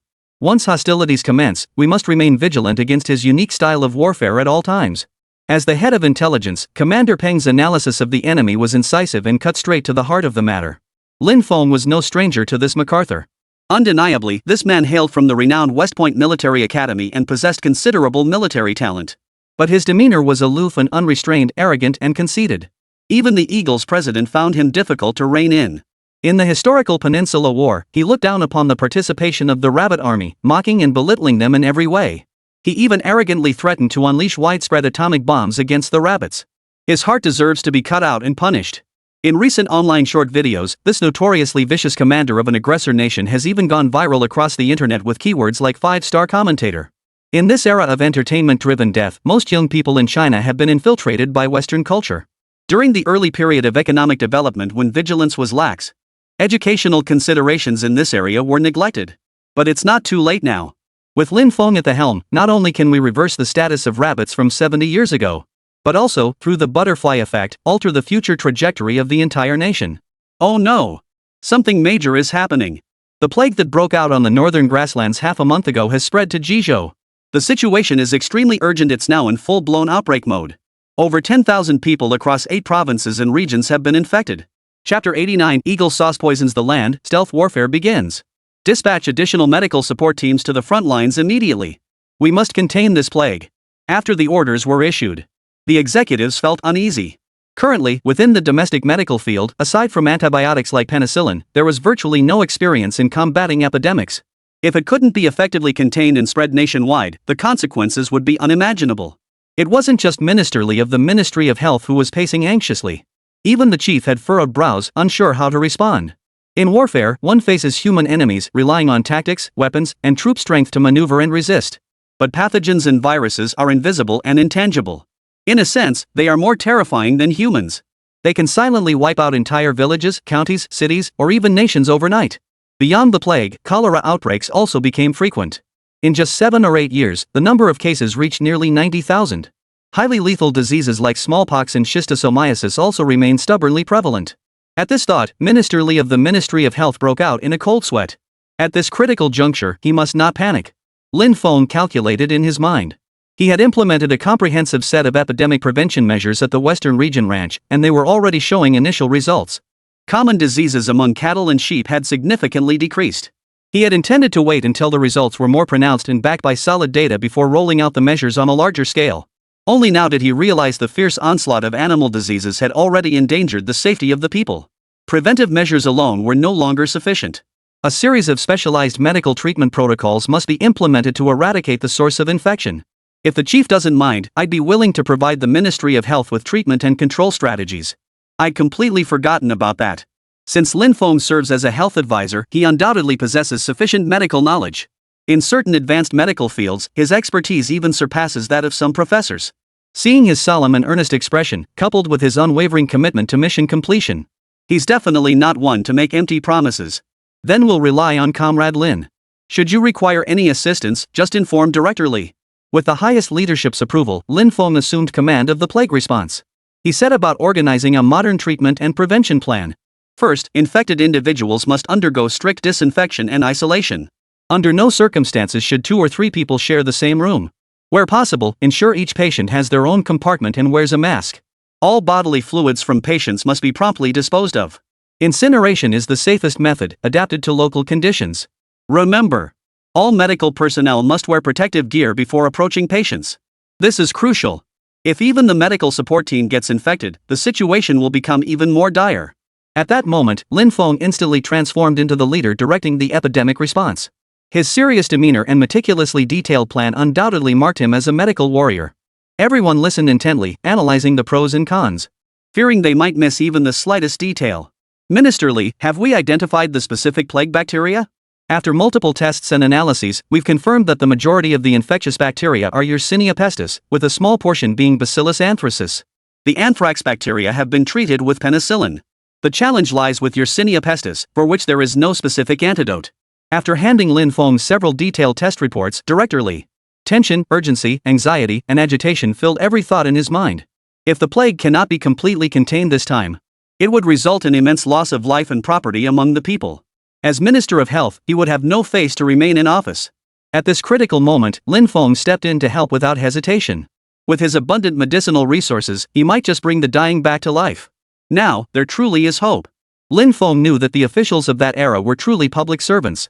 They were wholly devoted to the people, never seeking personal gain, and always unquestioningly obeying the nation's commands. He was determined to help. Penicillin is indeed the right treatment, but with so many plague patients, quality control and supply will be challenging. Also, do we at Red Star or any other pharmaceutical plants produce streptomycin? That's the drug of choice for treating Yersinia pestis. It has potent bactericidal effects and can rapidly control the progression of the disease. If unavailable, tetracycline or doxycycline can serve as adjunctive treatments, though neither is as fast-acting as streptomycin. Drawing on extensive medical knowledge acquired online, particularly during the critical 3-year epidemic control period, he had actively and passively absorbed more knowledge about epidemics in his university dormitory. Formulating a plague response plan was second nature to him. But for those living in the information silos of the 1950s, it was an explosive and powerful measure. Comrade Lin was spot on. Penicillin production had been stable before, generating foreign exchange beyond wartime reserves. But the plague outbreak was sudden. At this critical juncture, the eagle-eyed Americans inexplicably extended an olive branch, purchasing a large quantity at a premium price. This nearly depleted our stockpiles, hence the current supply constraints. Raw materials for streptomycin and tetracycline were already scarce, and limited technical expertise and equipment further constrained large-scale production. Minister Li's explanation allowed Lin Feng to grasp the crucial point. The eagle was eager for the rabbit to stay put. Why show goodwill now by bulk buying penicillin and boosting rabbit's drug trade? This timing is highly suspicious. Perhaps they had already detected the outbreak of the primitive plague on the northern grasslands. This was the most basic interpretation. Digging deeper, a terrifying thought surges to mind. Why did the plague erupt so violently in such a short time? Could the cause be linked to the eagle-winged one? Considering they were allied with the Japanese, who advocated biological warfare. If it's truly as he suspects, those damn eagles have already quietly begun implementing their plan to carve up the rabbits. On one hand, they act as the bald-headed backer, using others' blades. Like slicing meat, they're carving the rabbit into tiny pieces, infiltrating from the grassroots up to the mid to high levels. Ultimately, hearts crumble and shatter into pieces. By then, the nation would cease to be a nation. When the rabbits' formidable military force repeatedly crushed resistance and this path proved futile, they resorted to a treacherous, circuitous route poisoning. Minister Li, have the medical support team immediately implement my provisional containment plan. I'll handle the drug shortage. Every second counts now. Additionally, I wish to inquire with intelligence, prior to the plague outbreak, were there any reports of unusual personnel entering the northern frontier territories or any anomalous incidents occurring there? Lin Feng's question instantly put General Pang on edge. He slammed his hand on the table, suddenly realizing. Now that you mention it, I do recall something. 3 months ago, there was a mass die-off of ground squirrels in northern frontier. Locals even claimed it was a sign of impending disaster. Subsequent testing by local health authorities confirmed anthrax bacteria as the cause. The strangest part? Many of the infected rodents were non-native species. Chapter 90, The Three Illegals Miracle Drug, Exploding Rabbit GDP. Just as expected. An invisible war had already begun. At the time, intelligence agencies launched investigations into this matter. After multiple fruitless inquiries, the case was eventually shelved. Could it be, this is what caused the plague? Overlooked details began to connect like threads in a tapestry. Not only General Pang, but the pupils of several ministers beside him twitched uncontrollably. Foreign forces were resorting to such underhanded tactics. If they dared to strike, the rabbit dared to counter. Emerging from 5 millennia of history, the Chinese nation carries no trace of fear. In contrast, Lin Feng had managed to ask such a sophisticated question without any prior knowledge. His sharp intelligence skills earned Peng's heartfelt admiration. It seems my hunch was right. This widespread epidemic was most likely triggered by foreign powers releasing diseased rats. Both the eagle and the chicken are suspects. They provided the resources while the bald ones acted as accomplices, supplying the manpower. Lin Feng's thorough analysis was both logical and reasonable. It sent a chill down Peng Zhong's spine. Beyond suppressing and eradicating the pathogens with massive amounts of medication, locating the source of this terrifying plague was paramount. Once is possible, twice is possible, but 3 times is too much. Without controlling the source, even the most meticulously constructed protective barriers would prove futile. Issue orders immediately to conduct mole extermination operations across the northern grasslands and surrounding regions. The source of infection must be eradicated. Yes, Chief. Next, large medical support teams rushed to the plague treatment sites. After deploying the medical treatment plan for the Ministry of Health, Lin Feng, who had taken charge of procuring the medications, he immediately decided to fly to the 3 Asian nations. India's bizarre social news stories never cease, with its underclass in constant turmoil and chaos. Yet it stands as the world's largest supplier of generic drugs, accounting for 1/5 of global generic drug production. Their Serum Institute is the world's largest vaccine manufacturer. It produces 1.5 billion vaccine doses annually, with 80% destined for export to 165 countries and regions. Beyond acquiring large quantities of essential medicines on this trip, it is imperative to expand the variety and scale of pharmaceutical production lines. This matter is now urgent and cannot be delayed. India is teeming with manufacturers of anti-inflammatory drugs and antibiotics. After a quick online comparison, he selected Pralin Pharmaceuticals, which offered the best cost-performance ratio and had a solid reputation. Time was of the essence. He bore not just the responsibility of procurement, but the lives of countless people hanging in the balance. After making an advance appointment, the moment Lin Feng entered the pharmaceutical company's gates, he demanded 500 tons of streptomycin, tetracycline, and oxytetracycline, plus an additional 200 tons of penicillin to make up for the supply shortage. This customer hadn't even caught his breath upon entering. He made an outrageous demand, requesting a full 700 tons of low-cost antibiotics. As a major pharmaceutical powerhouse, massive orders from countries around the world were nothing unusual. What was peculiar was that one person requesting 700 tons raised strong suspicions of smuggling. However, most pharmaceutical companies turn a blind eye to such situations. As long as the money is paid, nothing is a problem. They couldn't care less about the laws and regulations of the other country. The saleswoman closed her mouth, which had been agape in astonishment for half a minute. Amid the hissing sound of the dot matrix printer, the medication order details began printing. The sales hall displayed various new generic drugs. Compared to the health supplement section in Kangaroo Country, most of these were medications for difficult-to-treat illnesses. These included treatments for immune disorders, blood diseases, cancer-specific medications, and more. This trip couldn't be wasted. Antibiotics were a must-buy, and generic drugs for terminal illnesses were non-negotiable. While we're at it, let's stock up on specialty medicines. Indian Miracle Oil. This traditional herbal oil, beyond its well-known uses, also offers skin care benefits and improves sleep quality. It's perfect for importing and reselling overseas. While we're at it, let's also stock up on sildenafil, tadalafil, and vardenafil, the 3 non-prescription drugs. Beyond treating pulmonary arterial hypertension, it could be exported to the high-demand market of South Korea, letting their thriving film industry experience the effect of a 1,000-mile rush. It could also make the eagle-eyed Westerners hooked, boosting the rabbit's GDP. Pack all of this up for me. Latest production dates, 1,000 tons total. Lin Feng casually ordered 1,000 tons. The saleswoman's lips twitched slightly. She immediately made a call to report the order. Shortly after, a sales director named Vyas, sporting a receding hairline and a broad smile, greeted Lin Feng.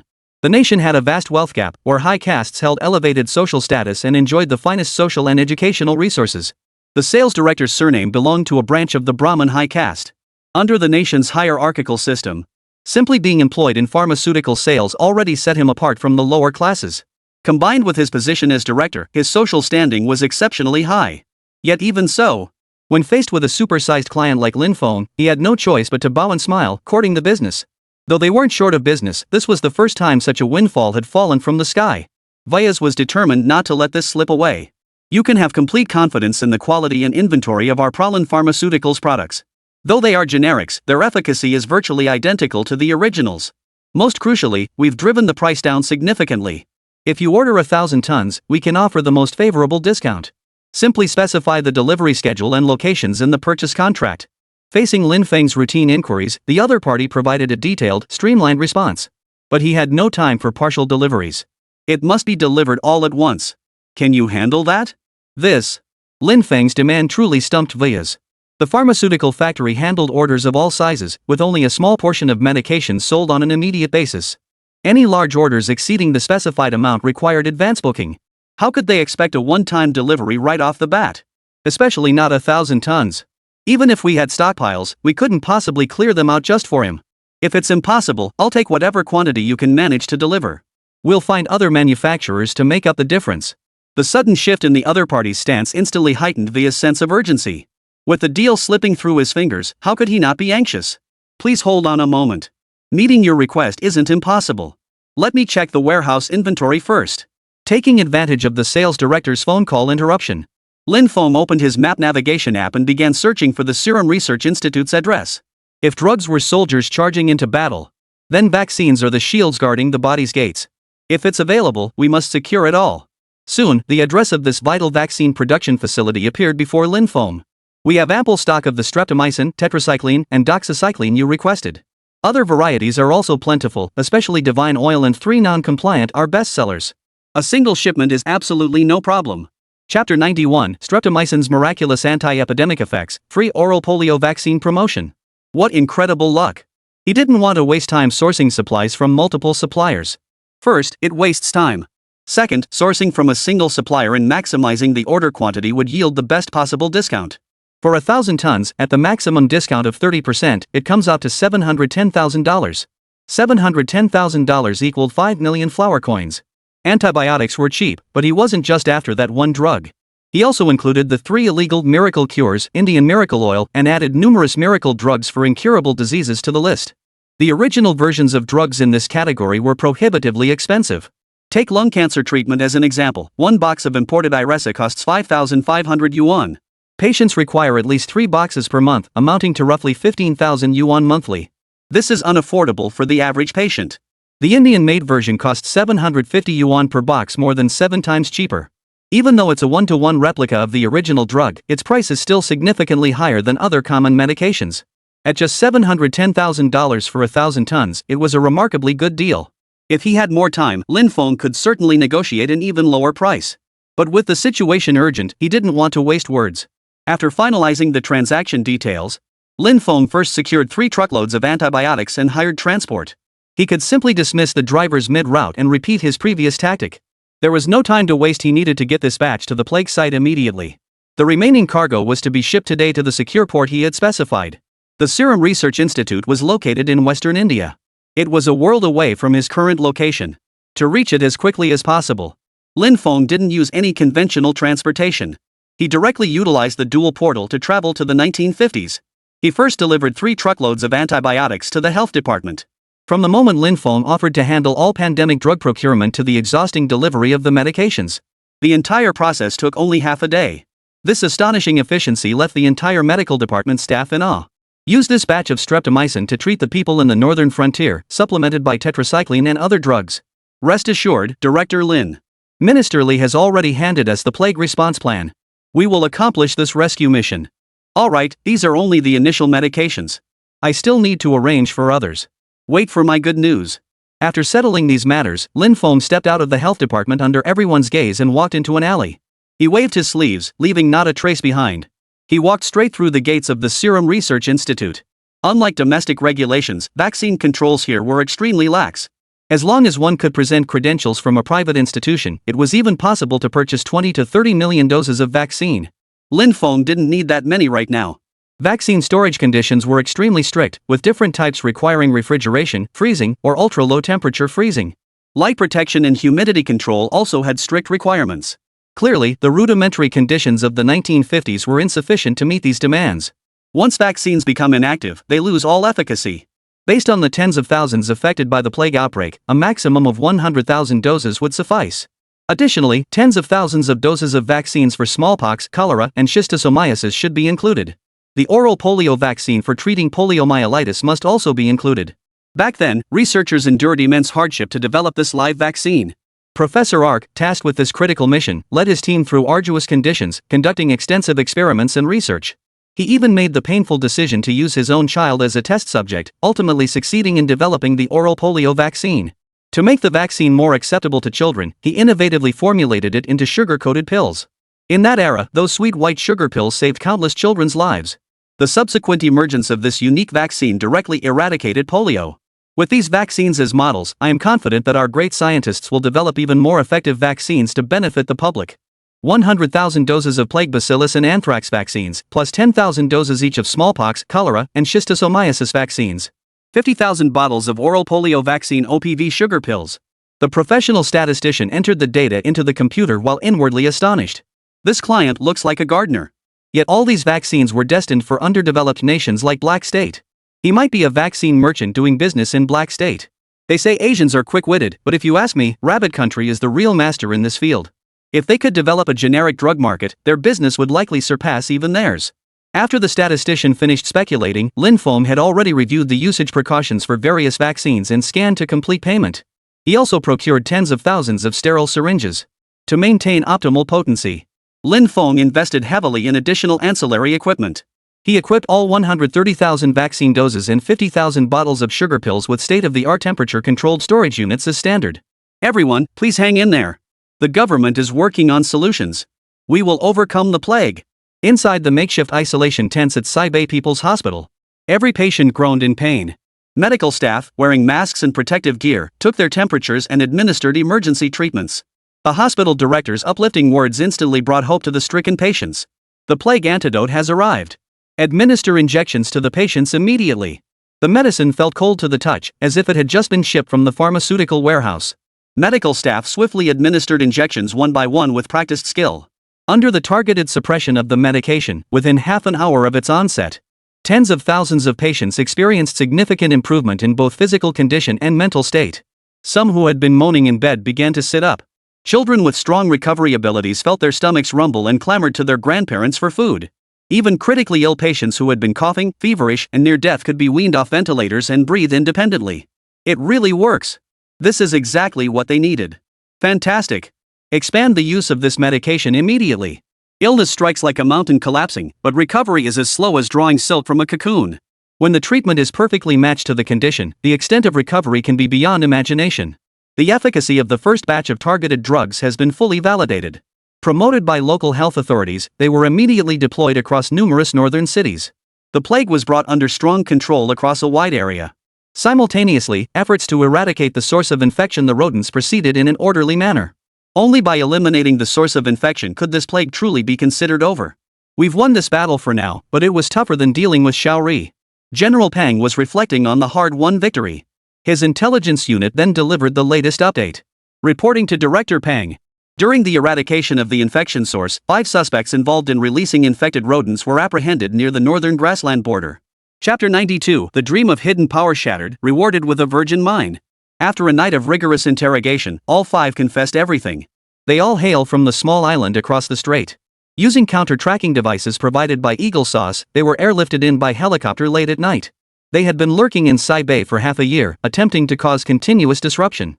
With the plague effectively contained, they grew desperate and resorted to releasing infected rats near the People's Hospital while carrying cages. That's when they were apprehended by alert security personnel. The intelligence officer reported the details, still visibly shaken. These people really aren't afraid of death. Even with severe infections, they're still working themselves to the bone for the bald one. Only when death was imminent did fear finally grip them. One shot of streptomycin, and they spilled everything. Damn bastards. Lin Feng's simulation last time was truly prescient. He hit every single one. It really was the bald one colluding with the Eagle Gang. Increase patrols. 1 suspect? Arrest 1. 2 suspects? Arrest both. Not a single criminal will be let off the hook. Eagle's Black Palace. Damn it. Those damn rabbits. How could we have been discovered?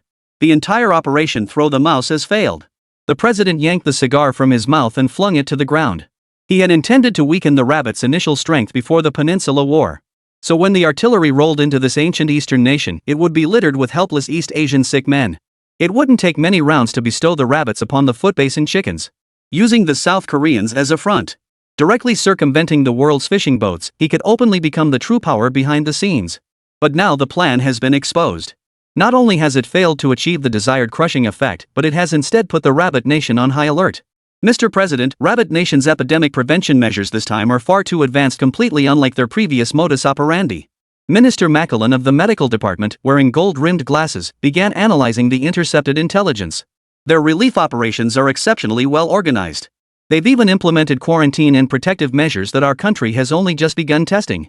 After we purchased a large quantity of their penicillin, they still managed to maintain substantial drug reserves for emergency treatment. This is astonishing. Completely unexpected.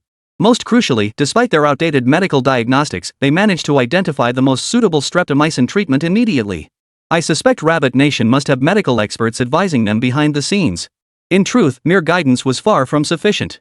According to intelligence reports, Rabbit Nation's plague outbreak has infected as many as 70,000 to 80,000 people, nearing 100,000. Their medical warehouse reserves couldn't possibly hold that much. This is beyond doubt. Yet during the epidemic response, they managed to administer 100,000 doses of plague vaccine to the populace in a remarkably short time frame. Moreover, even after the epidemic was brought under control, they began large-scale registration for various vaccinations. They didn't just focus on treatment, they also thought ahead to prevention. Medical expertise of this caliber is something even their own Department of Health currently lacks the prerequisites for. And Rabbit Nation doesn't even have its own vaccine research institute. So where did such a massive supply of vaccines come from? The health minister's question was equally perplexing to the president. He recalled the frequent cargo flights detected moving in and out of Rabbit Nation. There might be some connection between the two. Order the NSA to launch an immediate, in-depth investigation. We must uncover exactly what Rabbit is up to behind the scenes. Additionally, investigate whether any international organizations or personnel have been engaging in close dealings with their high-ranking officials. After issuing the orders, the president, seated in his leather swivel chair in the Oval Office, dialed a number and connected with the Prime Minister of South Korea. The rabbit rejoiced while the eagle fretted. Lin Feng finished touring the antique confiscation warehouse, adding another 100 prime 1,000-year-old Wanwali-wood specimens to his collection. Following the resolution of the epidemic in the northern frontier, headquarters awarded him a Medal of Merit for epidemic control. The gleaming gold medal was personally pinned on him by the chief. Though the ceremony remained private, this honor was genuine and substantial, without a shred of pretense. Subsequently, Lin Feng was further rewarded with an untouched virgin mine in the Qilu region. The discovery of the Shangnan uranium mine instilled immense confidence in the nation. Lin Feng seemed to attract good fortune, and the nation lacked sufficient development capabilities. Rather than risking failure, the government decided to entrust this virgin mine to him. Who knows? Perhaps through his development efforts, new surprises might be uncovered.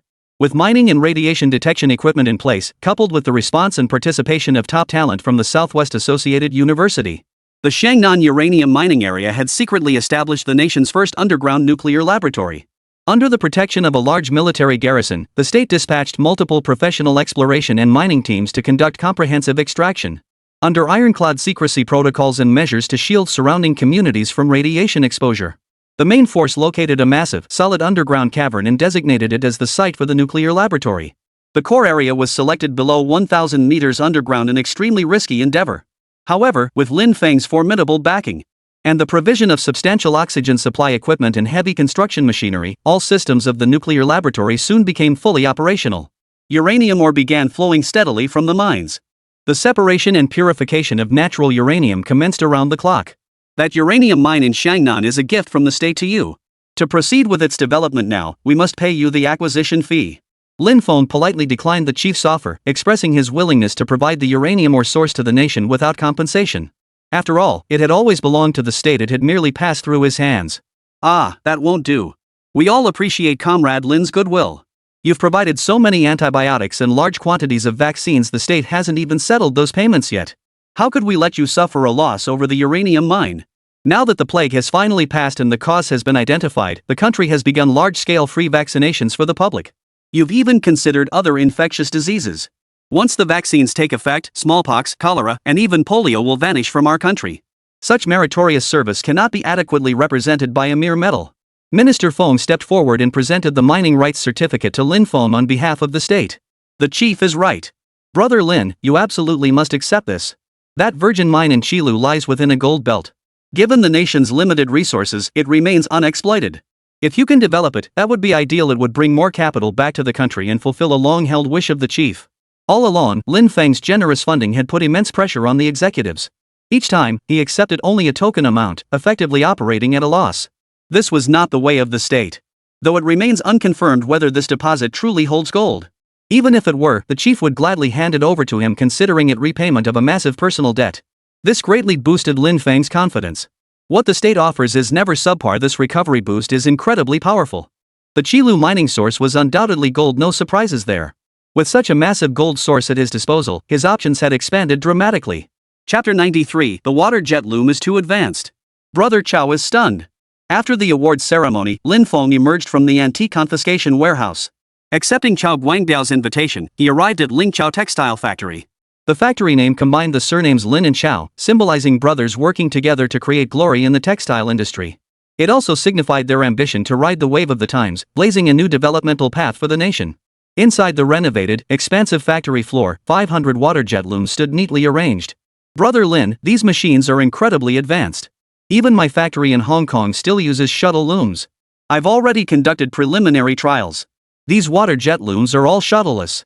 They're incredibly advanced, using water jets to guide the weft yarn, employing unidirectional water flow as the weft guiding medium for high-speed weaving. Once skilled technicians master them, they'll deliver mass production at high speeds and low costs, achieving profitability quickly. The two approached a water jet loom. Lin Feng examined this textile machine with its distinct sense of era in detail. Hangzhou was the textile capital.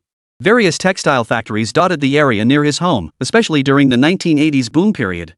A skilled female textile worker could operate 3 water jet looms at once. Working in 3 shifts was the standard mode of operation for textile workers back then. I heard these machines were just invented overseas, yet you managed to get your hands on 500 brand new ones. Lin, what kind of connections do you have to get your hands on everything? He wasn't the only one wondering. Knowing there were undisclosed secrets involved, the higher-ups chose to keep quiet. The only one bold enough to voice it directly was Brother Chow, the one who treated him like a blood brother and spoke his mind without reservation. Brother Chow, forgive my boastfulness. Though the water jet loom is newly invented, overseas nations began production even before the official announcement. With enough capital, buying a few hundred units is well within reach. As for channels? We merchants have been navigating these waters for years. We've got our ways. Take Brother Chow, for instance. Reaping the dividends as one of the first Hong Kong merchants to enter the mainland market. To others, that too seemed an incredible feat. Truth is, it's all about mutual support, people lifting the sedan chair, and the sedan chair lifting the people. Frankly, whether other merchants see potential in rabbits doesn't matter. As for me, Chow, I hold a remarkably bullish and optimistic outlook on rabbit's trajectory. Especially with the powerful momentum brought by Lin Feng, it has only strengthened his investment resolve. These words were spoken with impeccable precision. Upon reflection, the other party found himself in complete agreement. You're absolutely right. If it weren't for you, Brother Lin, how could I have made my first fortune?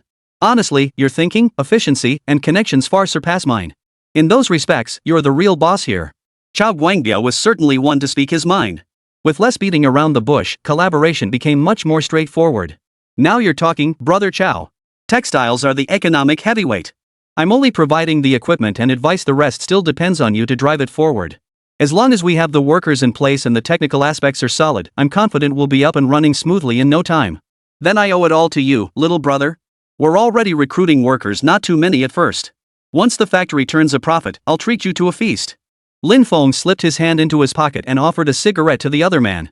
Don't think a single meal will be enough to settle this. When it comes to stock dividends, I won't accept a single penny less than what's owed.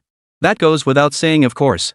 After being personally escorted out of the factory gate by Chao Guangbiao, Lin Feng drove the specially allocated Bear SUV from headquarters to the Maifeng food base. Under the supervision of the National Construction Bureau, multiple factory buildings rose from the ground, filling Lin Feng with excitement. Previously, he had received either shares or antiques. This was his first genuine industrial asset from the old era. Mr. Lin, these are the construction blueprints after multiple revisions. Should any modifications be required, our engineering department can implement them immediately. Wearing a hard hat, Lin Feng examined the base design blueprints provided by the engineers directly under the Construction Bureau.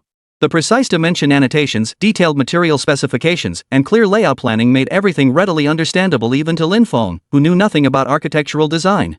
The distribution of points and lines was meticulously detailed to the finest degree. Even standardized symbols and markings were meticulously represented on the drawings. For instance, different wall types were indicated by specific line styles, while doors and windows were represented by standard symbols. A national-level engineering designer truly lived up to his reputation. This also underscored the high priority placed on him and the Maifeng food base. Food is the foundation of life. Only by laying a solid foundation in the food industry can we build towering structures. Nothing needs changing. Just build the factory sturdy enough to last a century, that's my only request.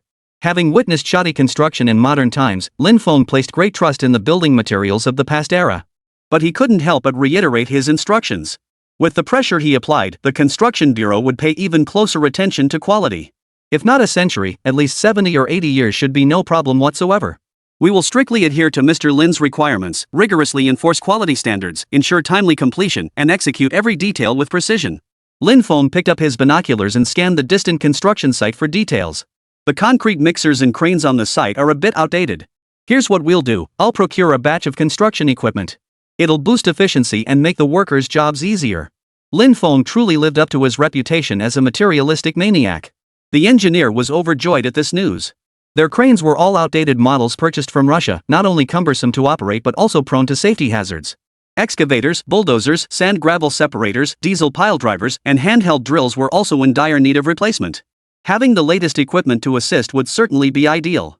Not only would it accelerate construction progress, but replacing outdated equipment would also be warmly welcomed by the Construction Bureau. The construction equipment was indeed due for an upgrade. Not only for Rabbit, but as Dongfangxing's real estate business flourishes. Construction sites on Hong Kong Island also require substantial modern machinery to support operations. Beyond boosting efficiency, this ensures better quality control and enhanced worker safety. Rabbit's affairs on the mainland are simply too numerous. He hasn't even had time to return to Hong Kong Island. Fortunately, every night at 8:30 p.m., Huayingdong would call the paging service punctually, sending specific numbers via pager to represent the company's daily revenue. Oriental Star's profits grew day by day, and Lin Feng was quite content with his hands-off approach to management. Huayingdong truly lived up to his reputation as a business titan, navigating the commercial world with ease and facing no rivals on Hong Kong Island. Once his enterprises here stabilized and the populace achieved higher incomes, the real estate ventures of Oriental Star could be introduced. At that point, the combined forces of Huayingdong and Su Xinru, amplified by his strategic influence, would undoubtedly ignite an unprecedented housing frenzy. Chapter 94, Proposal to classify Yunnan Baiyao as top secret protected. After inspecting the construction progress of the food production base, the next stops, the chemical daily necessities factory and the milk powder factory, were not as large in scale as the base. Construction was nearing completion. Once the facilities were officially inaugurated, production equipment installed, and relevant R&D teams assembled, operations could commence. The 30,000 square meter contract manufacturing facility in the eastern suburbs was still undergoing accelerated surveying and design. The area is too large, requiring numerous design considerations. Thorough preliminary planning is essential to construct the standard factory buildings Lin Feng requires. After inspecting all ongoing construction projects, with the precedent of the epidemic disease, Lin Feng resolved to collaborate with the Pharmaceutical Bureau under the Ministry of Health to launch a nationwide protection program for traditional Chinese medicinal herbs. This plague outbreak had made him vigilant. It is not only necessary to strengthen development in the field of Western medicine. Traditional Chinese medicine absolutely must not be neglected or forgotten. If we disregard it now, treating Western medicine as the sole path for medical advancement, after 70+ years had passed, numerous traditional Chinese medicine techniques and herbal remedies will be appropriated by other nations. Even our own people may come to habitually believe that only Western medicine can cure diseases. Yet often, certain ailments can be perfectly resolved with just 1 or 2 Chinese herbs, without significant side effects. Upon learning of his perspective, Minister Li naturally offered unwavering support. The Medical Bureau immediately dispatched a team of experts to discuss specific protection procedures and plans with Lin Feng. First, we must acquire ancestral secret formulas from the folk community. As the economy continues to develop, these formulas are highly likely to be acquired by others or foreign countries in the future. Therefore, we must act preemptively. As soon as the announcement for acquiring folk herbal formulas was released, the Ran family, one of the 4 great physicians of the capital, was the first to respond. The Ran family possessed an ancestral pill renowned for its extraordinary efficacy against stroke, the Hua Tua rejuvenation pill, and declared their intention to donate this formula to the nation without compensation. The traditional Chinese medicine expert responsible for registering the secret formulas was astonished upon reviewing the description and detailed prescription provided by the Ran family representative. The formula contained numerous precious herbs as primary ingredients, including chuanxiong, evodia, and borneol. Its primary functions were to invigorate blood circulation, resolve phlegm, unblock meridians, regulate qi, and alleviate pain. It was indicated for treating stroke recovery and sequelae caused by phlegm stasis, obstruction of the meridians. It alleviates symptoms such as hemiplegia, limb numbness, facial paralysis, and slurred speech. For a disease like stroke, early treatment is already a blessing. Once the damage is done, sequelae are extremely difficult to eliminate, let alone cure. Even if a divine immortal arrived, they could only shake their head in resignation. Yet this Hwatua rebuilding pill, witnessed by centuries of folk practice, has cured most post-stroke sequelae. This is evident from the thick, yellowed ancestral medical records passed down by the Ran family's formula inheritors. This could not possibly be fabricated. The TCM expert pored over the medical records with growing astonishment. Even Lin Feng marveled at the ancient wisdom of traditional Chinese medicine. Beyond stroke symptoms, these precious pills also held significant medicinal value for other related conditions. They can prevent and treat hyperlipidemia and its associated conditions such as obesity, fatty liver disease, and insulin resistance. Additionally, they enhance immune function, combat various mid to late stage cancers, and even treat certain male infertility conditions. These concentrated honey pills are produced through a specialized manufacturing process. They feature low dosage, ease of swallowing, rapid absorption, and long shelf life, leading to higher patient compliance. The saying, "there are extraordinary individuals among the common folk," proves to be entirely true. The Ran family's Hwatua rejuvenation pill formula has been officially adopted by our nation. And it must be classified as a top-secret prescription.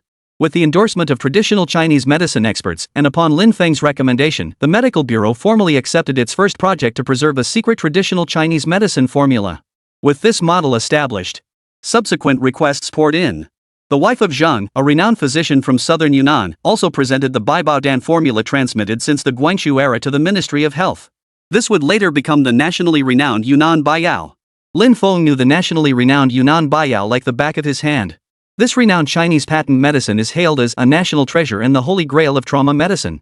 It is remarkably effective in treating bruises, contusions, external bleeding, and blood stasis with swelling and pain. It also excels in hemostasis, wound repair, anti-inflammation, and pain relief, with a particular inhibitory effect on inflammatory substances. It also improves microcirculation and vascular permeability while preventing wound infections. Baiyao is crafted from multiple precious medicinal herbs. Its formula is unique, with no accurate recipe found anywhere online. Even repeated attempts by foreign intelligence agencies to obtain it have ended in failure, making it the most mysterious national medicine. Its ingredients are protected by state-level secrecy. On one hand, this prevents opportunists from producing high-quality counterfeit drugs to deceive the public. On the other hand, it also protects the hard work of the formula's developers, preventing their research from being plagiarized. The alcohol component is also a crucial element. In cases of severe trauma or internal bleeding, dissolving it in white liquor for topical application provides excellent emergency treatment and pain relief. After receiving the formula, the state promptly established the state-owned Baiyao Pharmaceutical Factory, which went public in the 1990s, becoming the first listed company in southern Yunnan. Its current total market value has reached 100.8 billion yuan. This national treasure-level formula must be acquired. After obtaining the formula, its rarity was assessed. The Ministry of Medicine not only classified it as a top priority, first-level protected formula for top-secret preservation. Minister Li promptly submitted an application, leading to the immediate establishment of Yunnan Baiyao Factory in southern Yunnan. Lin Feng played a pivotal role in accelerating these developments. As the plan progressed, formulas such as Pianzai Huang and Gong Niu Huangwan, Lushanwan, Guilingji, and Xixiangbo Xianwan were successively designated as state secrets or protected formulas. Next, we need to form multiple teams to travel to the native habitats of various Chinese medicinal herbs. Our focus will be on selecting the most representative, rare, and efficacious herbs for planning and protection.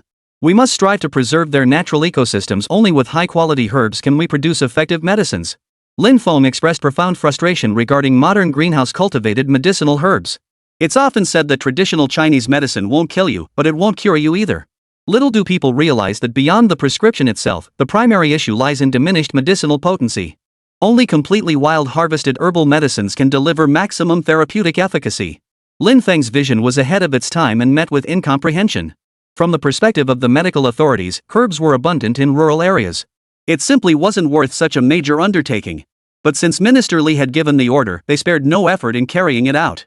Regions renowned for traditional Chinese medicines ginseng, nodo ginseng, angelica, coptis, licorice, goji berries, athiopagon, atractylodes, Chinese yam, and donkey hide gelatin all launched operations one after another. Before long, the Pharmaceutical Bureau's protected list expanded to include over 1,000 native medicinal herbs. After these herbs were zoned and planned, specialists were dispatched to manage and maintain them, and local cultivation and promotion began. The goal was to establish a healthy Chinese herbal medicine industry chain. Not only would this maximize the preservation of wild medicinal properties, but it would also generate profits for local herbal growers. This approach would swiftly pave the way for Rabbit's traditional medicine initiatives. Chapter 95, Thunderbolt missiles deployed, annihilating the enemy forces. The north wind grew fiercer day by day. Winter had officially arrived. After New Year's Day passed, the Lunar New Year drew near. The demand for cotton among the common people gradually increased. With the promotion of Chao Guangbiao's textile technology, textile factories sprang up like mushrooms after rain. Cotton jackets and quilts flowed continuously from production workshops.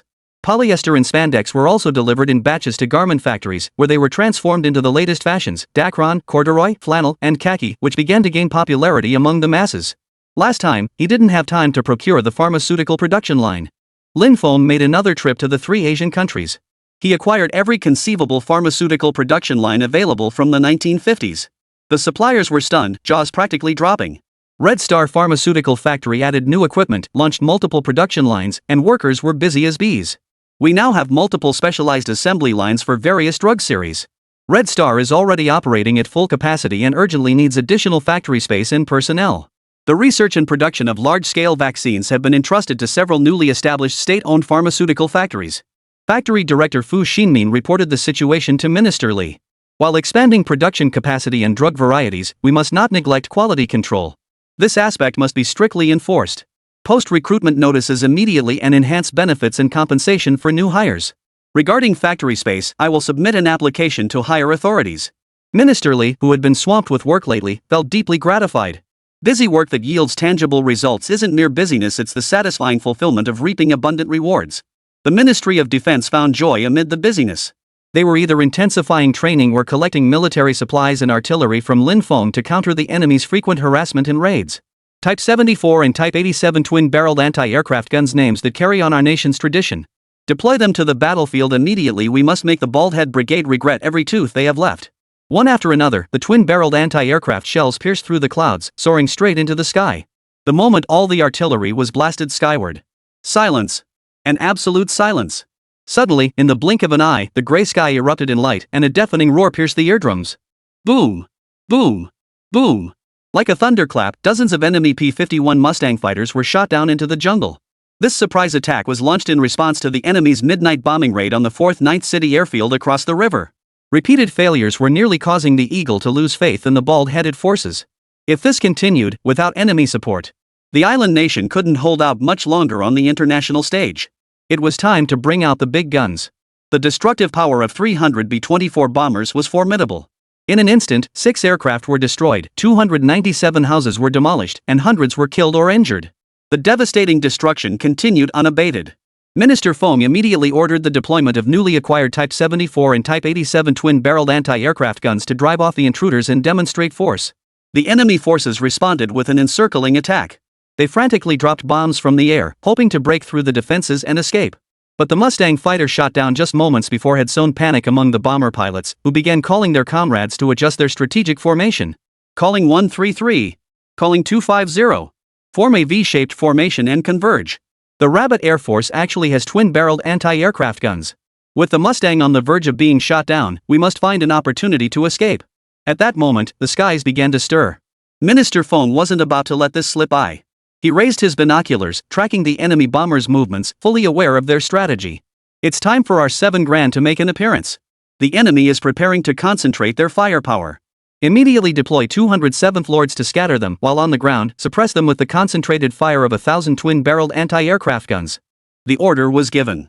The steel army of 200 J-7 fighters split into 2 columns, aggressively splitting the formation of 300 B-24 bombers with overwhelming force. Damn it! Even if they're tougher than MiGs, I'm not scared. Brothers! Charge! The bald-headed commander of the Air Force launched the assault order. They began breaking through the J-7's foot encirclement. Bombers held absolute dominance only over the ground. But in the air, the J-7 reigned supreme. With superior maneuverability and agility, they could easily offset the 100-to-1 numerical disadvantage. While bombers boast large payloads and long ranges, their massive, cumbersome frames make them highly inflexible. They were nothing more than emotionless bomb-dropping machines. Executing aerial tactics is simply impossible. Amidst swift maneuvers and evasive maneuvers, the bombers, refusing to give up, repeatedly attempted to drop their payloads, only to be disrupted time and again. Meanwhile, the P-51 Mustang squadron, which had suffered heavy losses earlier, re-engaged in the fray. Boom! Boom! Boom! Bang bang bang bang! The sky, darkened by storm clouds, was thick with smoke and filled with the deafening roar of gunfire. As the dedicated aircraft of the Flying Tigers squadron, the P-51 Mustangs charged like wild horses, breaking free from their reins, desperately trying to turn the tide with their firepower. Lin Feng watched the battle unfold. He had complete confidence in the J-7 fighters and the two domestically produced twin-barreled anti-aircraft guns. The enemy's P-51 Mustang fighters possessed exceptional performance capabilities. Capable of reaching speeds up to 709 km per hour, they were armed with four 12.7mm Browning heavy machine guns and four 20mm Hispano cannons. Their firepower was terrifying, earning them the title King of Fighters. As the saying goes, kings don't meet kings. Even the most formidable aircraft were outdated World War II models. A 20-year gap in development is enough to highlight the vast difference between the two. To put it simply, the fact that over 200 J-7 fighters remained in service as late as 2023 speaks volumes about their acknowledged capabilities. Soaring confidently through the skies, the J-7 fighter formations with their evasive maneuvers and counterattacks had long been thoroughly understood by the Air Force pilots. Under flawlessly responsive control, the J-7 formation unleashed a barrage of PL-2 air-to-air missiles.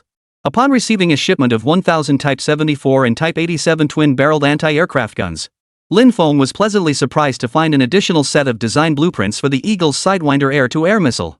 The signal couldn't be clearer. This was William, a high-ranking John Bull military official behind McSweeney, extending an olive branch. The goal was to facilitate future arms deals. Lin Feng's wealth and influence were well known. His massive military supply requirements had long whetted the appetites of both uncle and nephew.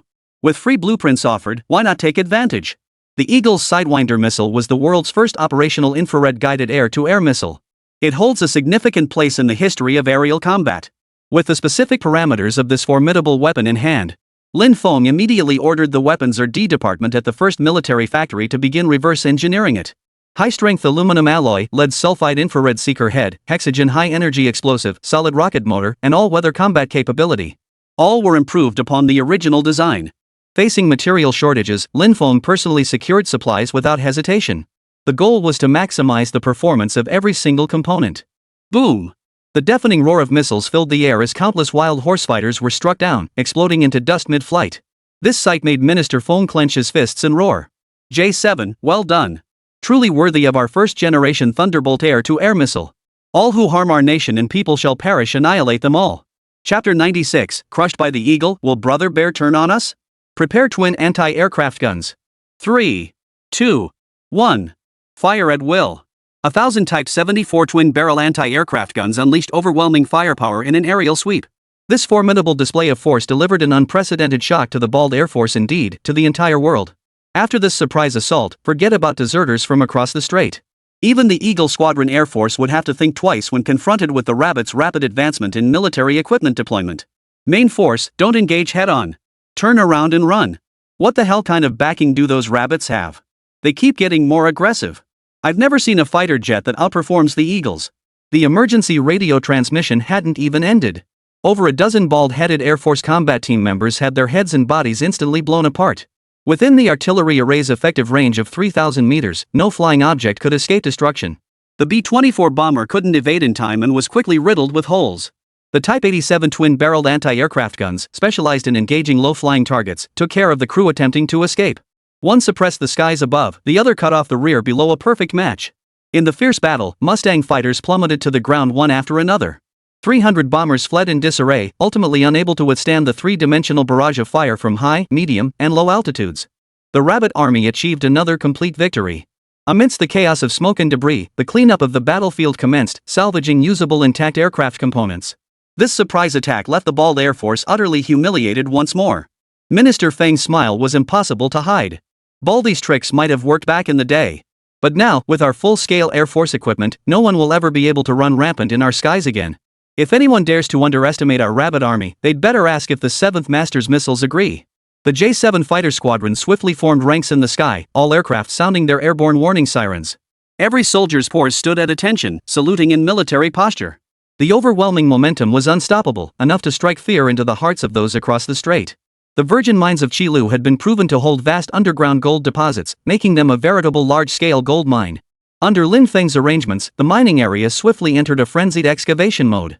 According to his knowledge, the Qilu gold mine would soon leap to become the world's third-largest gold mining district. Continued excavation is expected to uncover 3 additional gold fields, each holding over 1,000 tons, bringing the total reserves to over 10,000 tons. The total potential economic value exceeded 200 billion yuan. Generating at least $10 billion in monthly revenue was the bare minimum threshold. With this wealth, they could supply massive quantities of free military supplies to the rabbits. The eagle's recent movements have become increasingly conspicuous, initiating close communications with the footbase in Chicken. Though our technology is limited and we can't intercept their highly encrypted communications, we can still deduce their ulterior motives. I met with our Russian comrades a few days ago. Their leadership remains optimistic about the peninsula situation. Based on our projections, the war will likely erupt around June or July. If the bear fails to fortify its defenses and enters the conflict unprepared, once the fuse is lit, they stand a high chance of defeat. If that truly happens, without the bear's backing, we might. In the long run, that battle won't be easy to fight. It could last 3-5 years or even longer. The Eagle Nation's power stands at the pinnacle of the world. Despite Lin Feng's multi-channel supply of advanced military hardware and the economic boost it brings. But compared to them, it still falls far short. Though the J-7 fighters, armed with air-to-air missiles and twin anti-aircraft cannons, repelled the Bald Air Force's powerful assaults, the Air Force has now grown significantly stronger. The Army has deployed tank units and possesses a reasonably comprehensive array of heavy artillery with significant destructive power. This eased Minister Feng's concerns about launching the war. His once faint hope for victory had grown considerably more confident. But to win that war, a naval operation would inevitably be launched on the Yalu River. The advance of large forces would require crossing this border river. From a military strategic perspective, the geographical environment of the Yalu River region is relatively complex, featuring shoals, islands, and other features that pose a considerable challenge to naval capabilities. Currently, their naval capabilities lagged considerably behind other nations. Without the rapid deployment of powerful weaponry in the near term, it would be difficult to catch up, and they might even be overwhelmed, ultimately ending in defeat. Minister Feng dared not contemplate such terrifying consequences for even a moment. One misstep could cost the entire game. At the national level, this would be fatal. Minister Feng, skeptical of the long-term complexities, shared his personal analysis and then turned to hear Lin Feng's perspective. Minister Feng, you needn't worry about the weapons. I already have plans in place to gradually introduce advanced military equipment, particularly focusing on comprehensively upgrading our naval forces. The situation on the North and South Islands is more complicated. The South Island, backed by the Eagle, possesses 6 Army divisions equipped entirely with American gear and trained in American military tactics, giving it superior military strength over the North Island. From a military equipment standpoint, the South Island holds the advantage. However, the corps commanders of the South Island hail from the puppet Manchukuo era, and most of the soldiers were even puppet police officers during the Japanese occupation of the South Island. Despite their advanced weaponry, they have never engaged in substantial combat, resulting in low military proficiency. A fine horse deserves a fine saddle, a capable general deserves a sharp sword. Possessing a fine sword, yet wielded by a foot soldier rather than a general, will inevitably fail to unleash the weapon's true potential. Lin Feng's concise analysis dispensed with previous macro-level perspectives. Instead, he focused on the most fundamental aspects of actual combat, leaving Minister Feng deeply impressed. The Northern Island forces backed by the Bear Nation have primarily fought in the resistance wars alongside our nation and the Bear Nation, possessing rich combat experience that gives them a slight edge over the Southern Island forces. We hold a significant advantage in this regard. On the vast world map, Lin Feng circled the Bear Nation in red and slashed a bold red X across the Eagle Nation. Then, his tone abruptly shifted, causing Minister Feng to prick up his ears and listen intently. But war is complex and unpredictable, especially when it comes to the Bear Nation. Currently, the Bear Nation's leadership remains unaware of the possibility of future conflict, which could severely impact their ability to support the North Island later on. Though more combat capable, the Bear Nation's overall strength falls short of the Eagle Nation. Should their reinforcements falter, the situation would become irreversible. Once Eagle's enemy forces land on South Island, they'll breach North Island's weak defenses and strike straight at the heart of the enemy. If our nation fails to take decisive military action, once both islands fall, we'll find ourselves in a highly vulnerable position. By then, with the bear crushed by the eagle, Big Brother's face will change in an instant to save his own skin. Lin Feng's incisive analysis once again left Minister Feng flustered. When he had previously suggested the bear might stab us in the back, denying the combat camaraderie between our nations, he still harbored some doubts. But now, those pleasant illusions were utterly shattered. Are you suggesting we intervene proactively before losing Russian support? Chapter 97, Tens of thousands of tons of Chilu gold mine released. Exactly. With or without the Russians, rabbits must protect the grass by their burrows. Only then can they safeguard their territory. After all, the Bear Nation was a neighboring brother who fought alongside them during the War of Resistance. Their support and assistance to the rabbits were deeply appreciated by the leadership. But recently, during his meeting with Bear Nation's Defense Minister Novich, the other parties seemed overly relaxed, even dismissive toward his suggestions about stockpiling military supplies and guarding against a peninsula war. He seemed somewhat arrogant, believing the rabbits were overly timid, having just established their nation and lacking experience in major international affairs.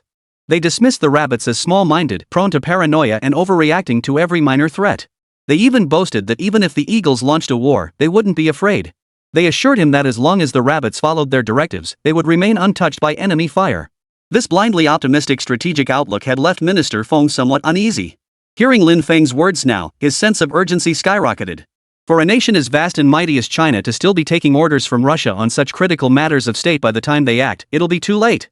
If they failed and were attacked, who would they appeal to for justice? Exactly. We must reinforce the North to defend our borders. In that campaign, we must not only advance proactively but also secure a resounding victory. Minister Feng, please calm down. The core issue now is the very meaning of support. In dedicating myself to the nation, I stand as its strongest pillar of support. This will never change. Lin Feng had expressed his devotion to the nation more than once. His impassioned words now reached a fever pitch. They struck a chord with Minister Feng. Even this iron-willed man found his eyes stinging. Indeed. With your secret funding, our military strength has grown immeasurably. Whether it's military reserves or nationwide development, we've made tremendous progress. Now that our material resources are gradually becoming more abundant, once our foundations are solidified and military factory productivity increases, we'll ensure that 500,000 to 600,000 troops are fully equipped with advanced weaponry. Monsters like white phosphorus shells, cloudburst bombs, and cluster munitions haven't even made their debut yet. When the mighty army strikes, we'll make the eagle tremble 3 times, shaking them until they wet themselves. Lin Feng knew well that after the honeymoon period between the rabbit and bear nations passed, when the new leader of the bear nation took office, relations would deteriorate sharply. This domineering behavior was already showing signs. The gradual ideological divergence, coupled with the bear's desire to position itself as the patriarch demanding obedience from all socialist nations. The bear's ambitious leadership even sought to co-rule the world with the eagle. They demanded other nations align their diplomatic strategies with the bear and make concessions for its interests. Such unreasonable and domineering demands were fundamentally at odds with Rabbit's policy of independence and self-reliance. In the late 1950s, the bear even issued commands without consulting the rabbit, demanding the establishment of an exclusive longwave radio station on rabbit territory and the formation of a joint fleet. This was the last straw. Even if the other party had once provided assistance to the rabbit, such an infringement of sovereignty was firmly rejected by the national leadership, who flatly refused on the spot. This incident later became the fuse that ignited hostilities between the rabbit and the bear. The rabbit's journey has been incredibly arduous. Enduring the humiliation of being trampled by imperialist powers, paying countless immense costs to achieve sovereignty and independence. Having earned the recognition of 400 million people and established a nation belonging to the masses, how could it possibly allow itself to be manipulated by others? With this in mind, Lin Feng swiftly made his next decision. In the localized wars against the Bald troops, the rabbit army repeatedly routed them in decisive defeats. As long as military supplies kept flowing, the rabbit army's strength would surge 1,000-fold. After finalizing the deployment plan, Lin Feng's task was to leverage the resources at hand for capital conversion. Since the acquisition and establishment of the Mutai distillery, profits had begun to materialize. However, due to national circumstances, current profits were not particularly high. His 20% stake was akin to long-term ownership of a promising blue-chip stock. Now, all that remained was to sit tight and wait for the future to unfold. The same principle applies to the revitalization of the steel mill and the development of the oil group. Beyond jade and gemstone or trading sources, gold is the primary revenue stream. Previously, he had nearly 100,000 tons of gold in stockpiles. Now, the emergence of the Qilu gold mine has doubled his stockpile by tens, even hundreds or thousands of tons. This gold mine was essentially gifted to him by the state. All the gold it produces belongs to him. He could use it however he pleased, without any restrictions whatsoever. With such a colossal amount of gold at his disposal, it naturally became the best currency for Lin Feng to exchange for military supplies. At his level of status and influence, money is no longer merely money. It was merely a medium for exchanging resources. Such a large quantity of gold could no longer be sold through a single channel. Such conspicuous suspicious activity. It could easily attract the attention of the Imperial Capital Security Bureau's surveillance system. The 2 previous transactions with Huachang Military Industries had already pushed him to the brink of danger. Learning from past mistakes, Lin Feng decided to diversify the sales channels. He linked up sales channels worldwide: banks, gold shops, jewelry stores, specialized gold recycling companies, auction houses, and more. The accounts and contact methods used were as varied as the people involved. Through his decisive and swift independent operations, he quickly secured $50 billion. Zhai Xiaoxiao's Lingxiao jewelry brand provided him with a legitimate channel for long-term bulk sales. Additionally, the Huahao Group card must not be overlooked. During his tenure as the behind-the-scenes acting chairman, Huahao Group's performance not only held steady but actually increased. This reassured Su Xinru, who gradually began delegating authority to him. Previously, she could only review financial reports and handle preliminary management tasks. Now she had access to the core industries. He gained strategic influence over Powerhouse business decisions. Being so highly valued by Ms. Su Shinru made Lin Feng deeply cherish this age-defying friendship. Aunt Su is truly a jack of all trades, excelling in everything she does. Even the flowers are cultivated so beautifully. The moment he stepped into the Su family estate, Lin Feng was greeted by waves of fresh, pleasant floral scents. Su Shinru, dressed in an elegant qipao, was personally bending over to water and fertilize the rare plants in the estate's flower beds. Despite being occupied with state affairs and his busy business, Lin Feng never forgot to visit this veteran figure. Though in the old era, Su Shinru had been a capable executive at Oriental Star and an employee under his leadership. For Lin Feng, however, there was no sense of separation between the two. Had it not been for the emergence of this modern female tycoon, he would never have had the sudden inspiration to find such an exceptional marketing and finance talent. If not for Mr. Lin's assistance, I wouldn't have the time or leisure to tend to flowers and plants. Hearing Lin Feng's voice, Su Shinru turned around, her smile as elegant as ever. She slowly sat down on the wicker chair by the lawn and poured him a cup of floral tea. "You're such a busy bee, always as elusive as a dragon. How come you have time to visit me today?" As she spoke, the image of another person inexplicably flashed through her mind. Chapter 98, launching a national luxury brand, making money off the foreigners. Too similar. These two were too alike. Whether it was their appearance, demeanor, or every gesture and movement, even their names. It was as if he were a one-to-one replica. If not for the 70-plus years that had passed, she might have mistakenly believed the real Mr. Lin had returned.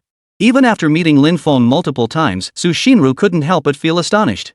The identity of that Lin Feng from back then was shrouded in mystery. Only after repeated inquiries did she learn from Hui Yingdong that he was a distinguished patriotic businessman. She also uncovered a secret. When recruiting talent for the company back then, General Manager Lin had recognized her hidden potential and decided to keep her for important future roles. Talented individuals are common, but those with discerning eyes are rare. Looking back at Hong Kong and even the entire world at that time, how many could truly recognize and appreciate women? Su Shinru remained eternally grateful for this. She approached her work with 100% dedication and passion, burning her youth on the front lines of her role. She always regarded the company as the most vital part of her life.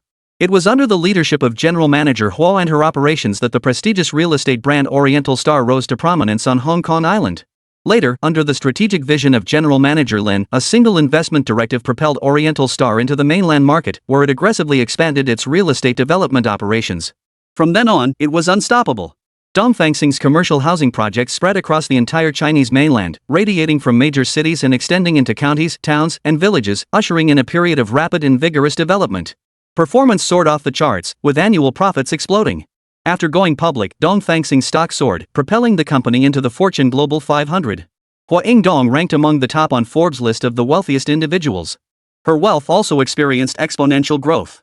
As an early employee, she received far more than just a share of the pie. Leveraging her extensive experience at Oriental Star and her initial capital, she later co-founded Huahao Real Estate with the support of her husband's family.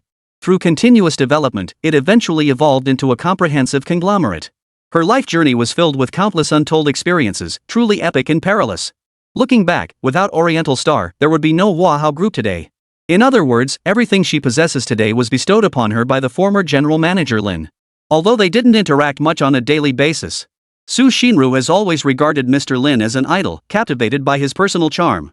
A complex web of emotions she couldn't articulate swirled within her: curiosity, admiration, gratitude, and deep respect, all tangled together. Even in the dead of night, she often found herself experiencing the tender feelings of a young girl, emotions she couldn't shake off or dismiss. Yet she knew their positions were worlds apart. Su Shinru kept this precious emotion locked away in her heart. When she first laid eyes on this young man at Bayafuli, she was utterly stunned, though she did not show it. Later, at the auction, she was able to continuously bid and ultimately win his priceless collection. This was one of the reasons. Lin Feng's poise, discernment, and hidden capabilities quickly solidified her choice. At her advanced age, the lack of an heir for Huahao Group was a critical flaw. Only a leader with immense responsibility, vision, and strategic breadth could effectively steer such an enterprise. Lin Feng was that person. Her judgment on personnel had never been wrong. Otherwise, she would never have rashly appointed him as the behind-the-scenes acting chairman. Huahao's financial performance this month is quite impressive. Since you've been here, I truly haven't had to worry about a thing. Su Shinru took a sip of her iced Americano, slowly flipping through the financial reports. This habit had formed during countless nights of relentless struggle in her youth. I'm merely the acting chairman. Aunt Su is the true helmswoman. The group's current operations span a wide-range import-export trade, real estate, retail with average net profit growth exceeding 5 percentage points compared to industry peers during the same period. Among these, oil-related operations form the most stable core segment. We project the total market value to reach $60 billion by year-end. Lin Feng spoke with remarkable familiarity about Powerhouse operations, even though he rarely occupied the acting chairman's office. This clearly demonstrated his dedication to the group.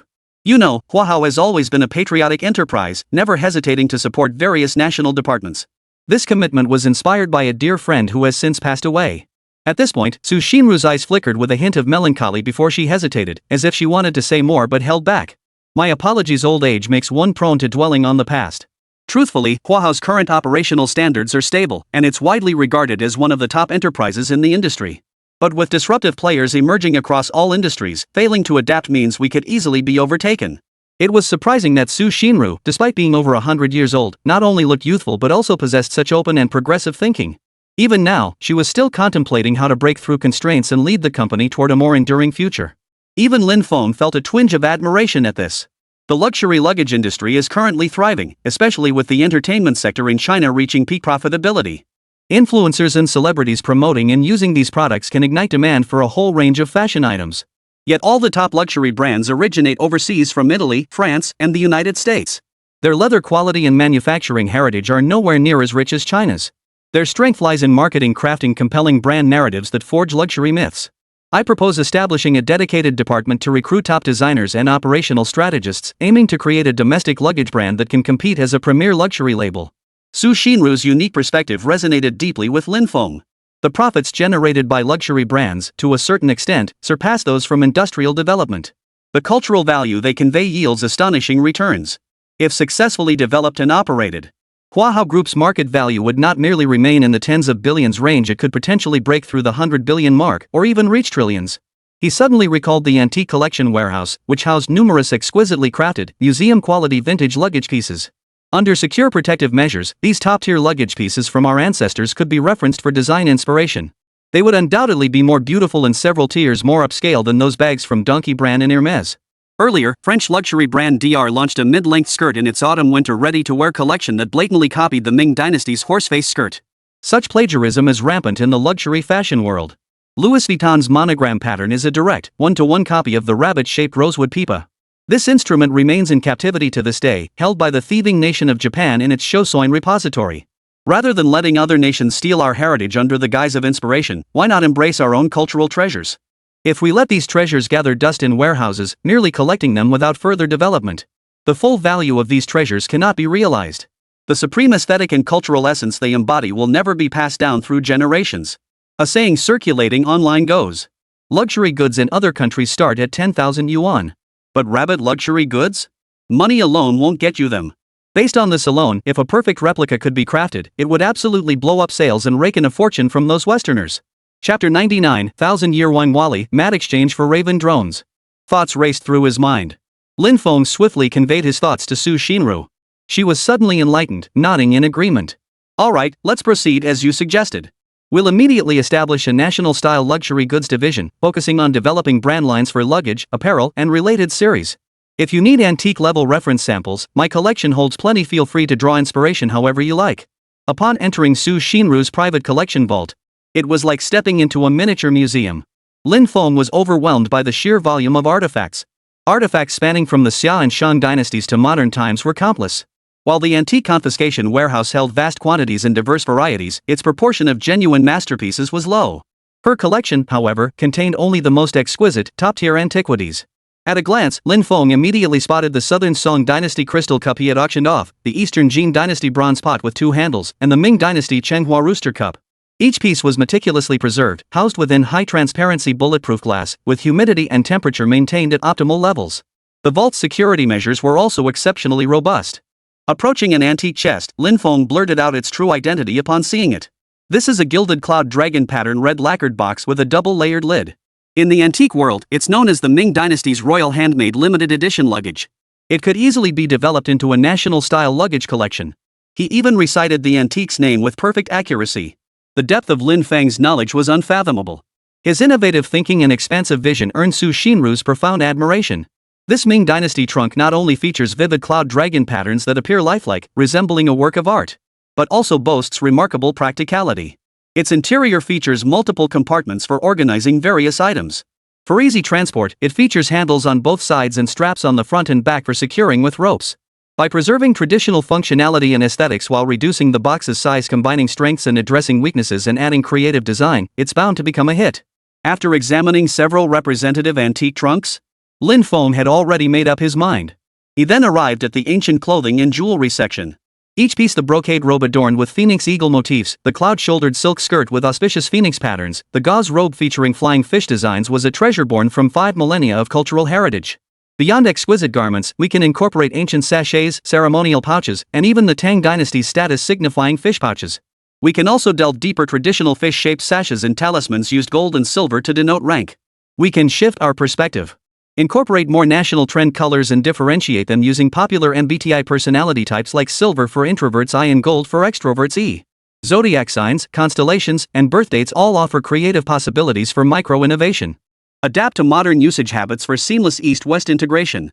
Beyond this collection, his confiscation warehouse also held many valuable items ready for use. After finalizing several preliminary antique samples, Su Xinru entrusted the entire project to Lin Feng. After recruiting top talent from all fields with generous compensation, the luxury goods division under Guofeng was officially established. Lin Feng named this new luxury brand Manhwa Collection. The name symbolizes the brand's products as precious as fine jade. The gold sales continued unabated. Large quantities flowed out through Huahao's accounts, with funds simultaneously flowing, and the process was remarkably smooth. And the state detected no irregularities whatsoever. The account now held over 10 billion in liquid assets. The Rabbit's Air Force capabilities are gradually strengthening, but it still lacks a crucial piece of equipment: drones. The drone sector is divided into civilian and military applications. Civilian applications are naturally beyond Lin Feng's scope of consideration. Military drones are categorized as reconnaissance drones, attack drones, communication relay drones, electronic warfare drones, decoy drones, and transport drones. The price of a military drone starts at tens of millions of dollars. This is far beyond the reach of consumer-grade models like DJI. The U.S. Air Force's Global Hawk UAV has a unit price of approximately $131 million. It is a high-altitude, long-endurance, long-range unmanned reconnaissance aircraft. Equipped with an integrated sensor suite, it provides all-weather, day and night intelligence, surveillance, and reconnaissance capabilities. The Reaper drone used for intelligence gathering also costs $64.2 million.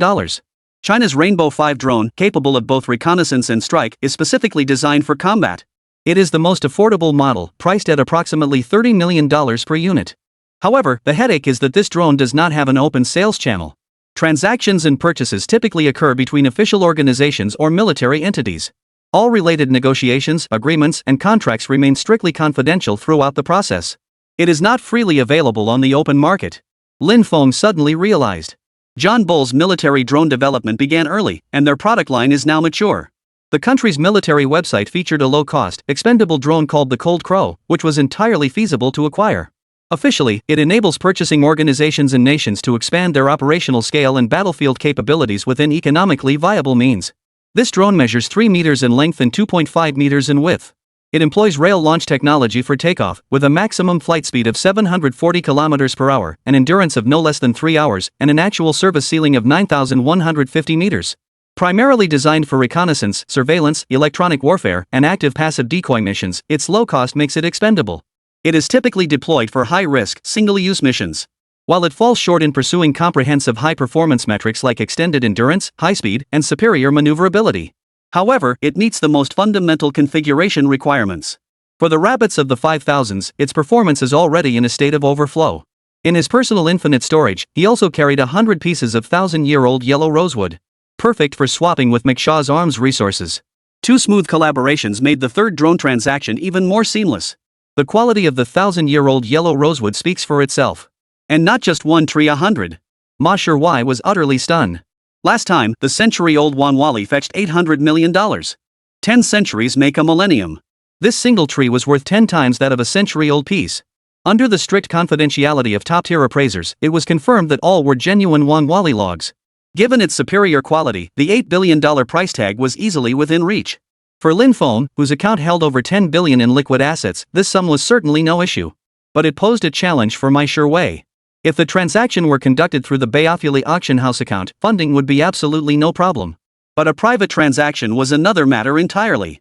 Though he held the title of president and possessed assets worth at least hundreds of millions, he was no match for a self-made tycoon like Lin Feng. At his core, he remained a hired gun working to generate profits for others. That's why he sought an alternative path, teaming up with Uncle William to take on the high-risk, high-reward business of private arms dealing. If there's a 50% profit to be made, capitalists will take desperate risks. When a 100% profit presents itself, capitalists dare to trample all earthly laws. If a 300% profit falls from the sky, greedy capitalists will commit any crime, even risking the gallows. This famous saying could not be more apt for Ma Shiwei's mindset. Chapter 100 Royal Navy Warship Laying Traps for Black Diamond. But the allure of millennia-old Wan Wally Wood was simply too great. He simply could not resist. 1 billion, 30 billion. That's the absolute maximum I can offer. The rest can be exchanged for arms. What do you think of this idea, Mr. Lin? That was precisely the response Lin Feng had been waiting for. He immediately agreed. The 30 billion was converted to Bitcoin and transferred in seconds. Lin Feng logged back into the arms-dealing darknet site the other party had sent him. He opened the weapons and equipment list and selected 50 Raven drones. The total amount displayed, $1.68 billion. Compared to drones that typically start at tens of millions per unit, this quantity was indeed rock-bottom pricing. After immediate payment. In the heavy weapons section, Lin Feng spotted several John Bull warships, including destroyers and frigates. William behind this operation was truly formidable.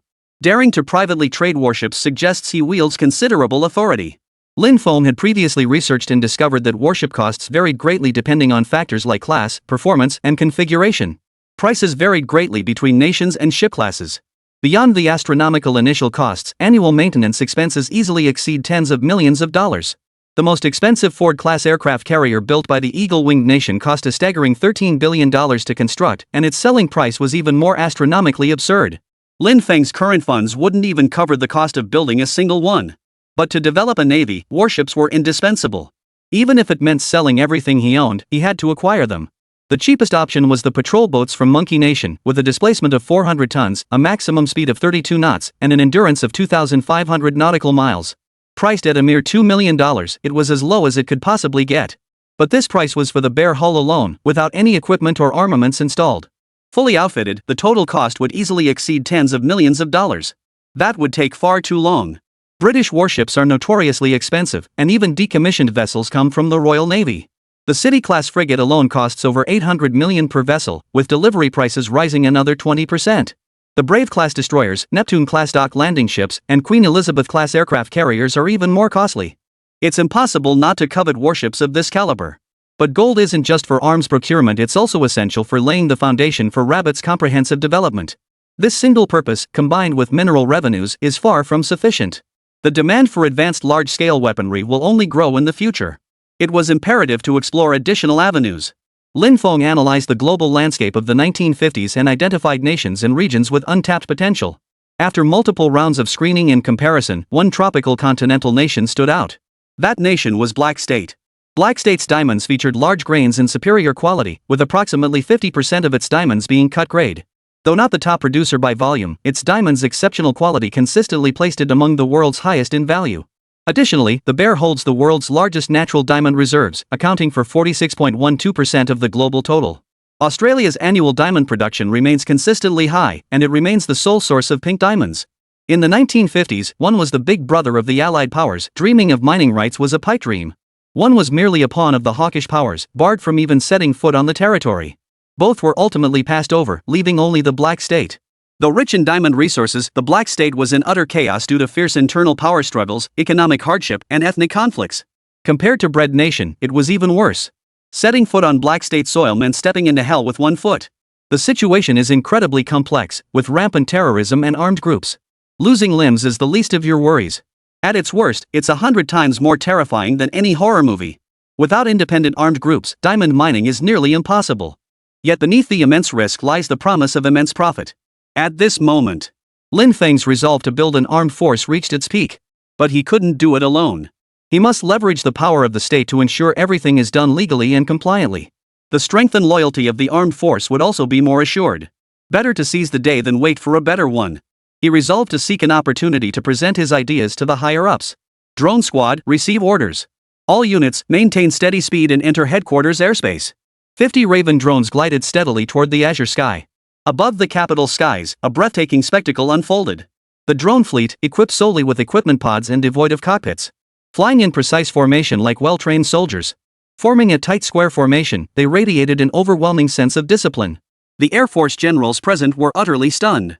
They had already witnessed the formidable might of the Seventh Master. Possessing such aerial weapons had already brought the generals considerable peace of mind and satisfaction.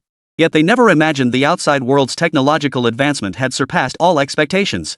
Had even developed nations like the Eagle Nation already deployed such unmanned military aircraft? This far exceeded their comprehension. 1,000 words could not express the overwhelming excitement of this moment. As the drone swarm flew in perfect formation across the crimson sun, the commanders all turned toward the east, raising solemn military salutes in response to this supreme pride. Military drones require command from ground control stations. Typically, these stations comprise commanders, operators, communication specialists, intelligence analysts, and others. Personnel were not lacking, but they were unfamiliar with the operational techniques and methods in this field. Lin Feng had no choice but to step in and provide full guidance to successfully complete the first drone test flight. As a passionate military enthusiast, he was not only proficient in mechanical weaponry. He also delved into relay radios and military instruments. During his university years, while completing his studies, he also immersed himself in research using paid knowledge websites across the internet. Guiding the drone's operational procedures was no challenge for him. At the console of the new equipment, the operator, under Lin Feng's instruction and guidance, had mastered the basic operations. The joystick controls the drone's positioning and layout, while the display shows real-time data. This reconnaissance drone primarily handles surveillance, electronic countermeasures, and active-passive decoy missions. After receiving specific commands, the machine executes pre-programmed tasks and transmits real-time reconnaissance imagery and data back to the ground control station. Subsequent intelligence analysts will process this information, providing decision-making support to commanders who can adjust orders in real time based on evolving situations. Mastering this operation isn't difficult, practice makes perfect. I'm confident you'll become proficient in no time. Subsequently, a slow stop and shutdown command was issued. All Raven drones landed at their designated locations. Seamless control achieved without deploying a single soldier. This unprecedented aircraft model and operational mode left over a dozen operators staring in stunned silence. Each silently vowed to master this skill. Chapter 101, Deploying the Land Corps, Establishing an Independent Armed Organization. Lin Feng's professor-level explanations were clear and accessible. Under his meticulous and tireless guidance, the top operators quickly grasped the essentials. Reporting to Director Lin, we will not disappoint your expectations. After receiving the invaluable drone operation manual, they all stood up and pledged their commitment to Lin Feng. As long as they continued to learn and refine their skills, drone operation would pose no significant challenges. Lin Feng felt deeply gratified. His 50 yuan investment in purchasing this drone training material from the letter station had certainly paid off. Beyond ground control stations, drones could also establish connections with remote command centers via satellite communication links. The advantages of this approach included broad coverage, long communication distances, and stable transmission. This enables command and control of drones on a global scale. The use of modern system data links also allows it to serve as the eyes and ears for other combat platforms, providing reconnaissance intelligence and target designation. The latter capability, however, remains quite demanding for current systems. However, it will undoubtedly be rapidly achieved in the near future. The Army has just established an anti-aircraft artillery regiment and set up a specialized school for training anti-aircraft artillery personnel. Brother Lin, you're pulling out the big guns again. Looks like drone training will need to be accelerated too. Minister Feng entered the ground control station. All personnel at the control station stood at attention and rendered the highest salute. This was standard military protocol. But for Lin Feng, it was an exception. I've already provided the operators with the basic drone control manuals. I'm confident their intelligence will allow them to master it quickly. Minister Feng truly demonstrated foresight. Establishing a specialized school to cultivate military talent is indeed urgent. As soon as Lin Feng began to praise him, Minister Feng smiled and shook his head. Don't give me all the credit for that. It was all proposed by you, Brother Lin, at the Chemical Research Institute. Minister Zhang mentioned that you not only proposed the idea but also personally funded salary and benefit increases for the institute and talent programs. The nation truly owes you an immeasurable debt. The total salary for a single research institute is already in the millions. Now we've established 9 institutes across different research fields. That's 9 million, nearly 10 million in investment. Your generosity is truly remarkable. It wasn't just empty talk. Minister Feng genuinely felt that Lin Feng's actions were truly selfless devotion to the nation. Please don't say that, Minister Feng. You calling me Brother Lin means you hold me in high regard and treat me like family. There's no need for such formality between brothers. Especially when we're both serving the nation, it goes without saying. Lin Feng's unrestrained and generous nature made even Minister Feng, who prided himself on his boundless ambition, feel he fell short. For the nation to advance, talent from every field is indispensable. Since the call to action was issued, universities nationwide have seen a surge in talent recruitment. Several key institutions have already recruited top scientists to the front lines of research. Minister Feng gazed out over the vast military training grounds. His resolute gaze flashed with intensity as he turned to look at Lin Feng. You've kept this well hidden, young man. You even collaborated with Minister Shin from the Energy Department to keep this from our departments. The discovery of uranium ore in southern Hunan is truly a tremendous blessing. Now our nation's nuclear weapons program has real prospects. I hear the underground lab has already separated and purified uranium-238. Minister Feng's announcement of the good news was something Lin Feng had anticipated long ago.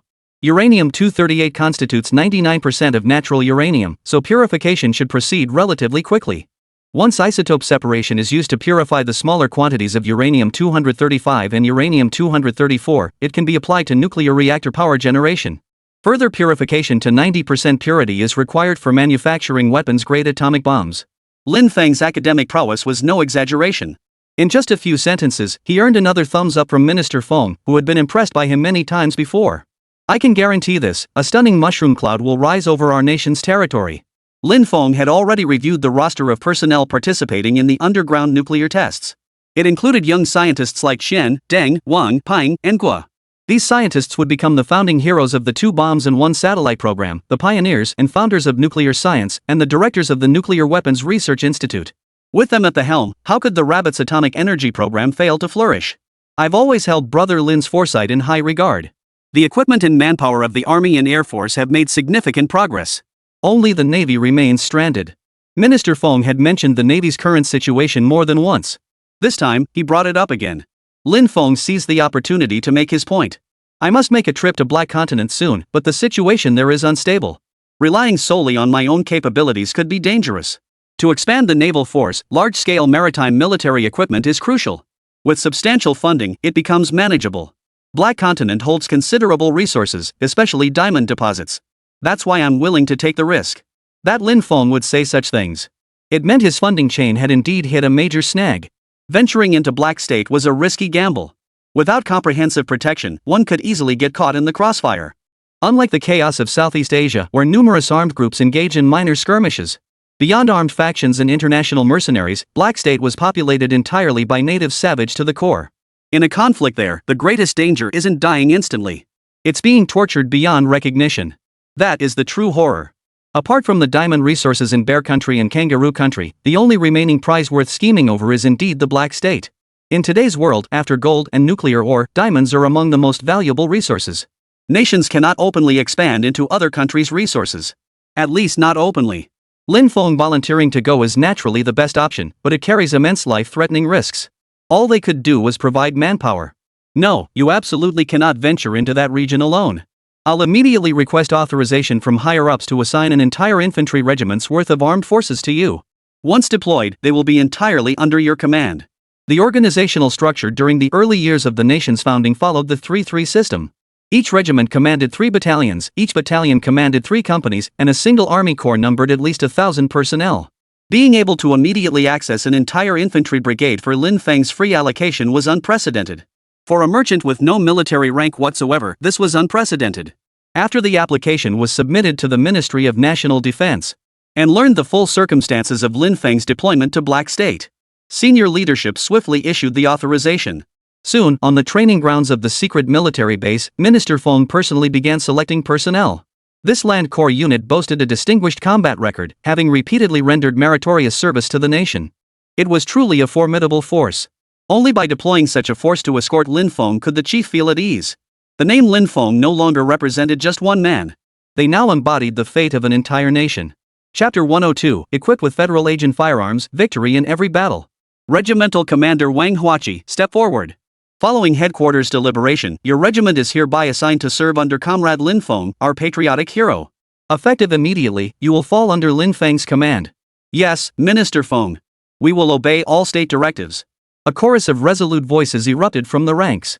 Behind them stood a tightly formed squadron of soldiers, standing as straight as bells and sitting as firm as pines. As far as the eye could see, the chiseled faces of the soldiers bore unwavering resolve. At the very front stood Colonel Wang Huachi. After executing the most precise military salute to acknowledge the order, he returned to his position. A soldier's mission is absolute obedience to the nation's command. When called, they answer. When they fight, they win. They were like bricks in the Great Wall. Wherever needed, they would fill the gap. Good. Once all preparations are complete, you will follow Comrade Lin's orders and enter Black State. Remember, no matter what happens, your sole purpose is to protect Lin Feng. Keep this firmly in mind. After countless warnings and instructions, this land corps officially became Lin Feng's independent armed force. A standard grade legion typically numbered 1,500 soldiers. To enhance protection, the chief personally authorized an increase to 5,000 troops. Elite troops were transferred from other ground forces to join the regiment. Such extraordinary levels of attention and treatment was unprecedented even to Minister Feng. This marked the first such instance since the founding of the nation, and such extraordinary honors would be unlikely to be replicated in the future. Additionally, regarding close protection, the 3 elite bodyguards previously assigned must remain constantly at their side. After the Long brothers emerged from the shooting training base, they had fully mastered the Desert Eagle. Reporting to Director Lin, special training concluded. Elite bodyguard Long Jia returning to duty. Reporting to Mr. Lin, special training concluded. Elite bodyguard Long Ji is returning. Reporting to Mr. Lin, special training concluded. Elite bodyguard Long Yao is back. On the expansive lawn of a private villa in Hong Kong Island, the 3 Long brothers stood with hands behind their backs, forming a semicircle behind Lin Feng. Before them stood a 5,000-strong infantry regiment. They awaited inspection by their new commander. Upon arriving in Hong Kong Island, to avoid drawing attention, the entire unit swiftly underwent a transformation under special arrangements. Military uniforms were shed for all black, triple protection combat gear. They donned sunglasses, military boots, and holstered Sig Sauer P226 semi-automatic pistols at their waists. Their formidable presence, sleek and imposing, commanded respect. This Sig Sauer semi-automatic pistol, originating from the watchmaking nation, utilized 9mm caliber ammunition. It was highly portable yet delivered formidable firepower. It fires 9 19mm parabellum pistol cartridges. Its modular design allows for customization and upgrades based on user needs, offering exceptional accuracy and reliability. It performs flawlessly in complex, high-risk scenarios, achieving 100% accuracy in combat engagements. The pistol also features an integrated Picatinny rail, allowing for the attachment of various tactical accessories to enhance combat capabilities. It is issued to U.S. Navy SEALs and federal agents. Maximize your own safety. Beyond maxing out combat prowess, weaponry mustn't be neglected either. Pistols and ammunition are no problem. Just source them directly from Maxwell. The combat capabilities of the national team speak for themselves. Serious, efficient, formidable military prowess beyond compare, absolutely obedient to orders. Lin Feng was thoroughly satisfied. From this day forward, I, Lin Feng, shall rely on you brothers to wage war overseas. For operational convenience, the current Legion designation is no longer suitable. We must adopt a new name. Let's call it the War Eagle Legion. What do you all think? The words had barely left his mouth when a resounding agreed echoed through the ranks. War Eagle Legion, defeating the Eagle, invincible in every battle. Thus, the Legion's name was born. His first armed organization, the Independent Regiment, was now officially established. After the inspection concluded, Lin Feng privately summoned Colonel Wang Huachi for a private discussion. As the leader of a regiment and a seasoned veteran with extensive combat experience, he naturally sought to hear the other man's thoughts and insights. Colonel Wang, the mission assigned by the state this time is extremely challenging. The War Eagle Legion must assist me in infiltrating Black State to seize a large quantity of genuine diamonds. I'll personally cover all salaries and Legion expenses. You needn't worry about that at all. Additionally, I've secured substantial life and pension insurance for every brother, ensuring no worries about the future. Those with families will receive substantial annual condolence payments. Stacked on the coffee table before him lay over 1,000 insurance policies.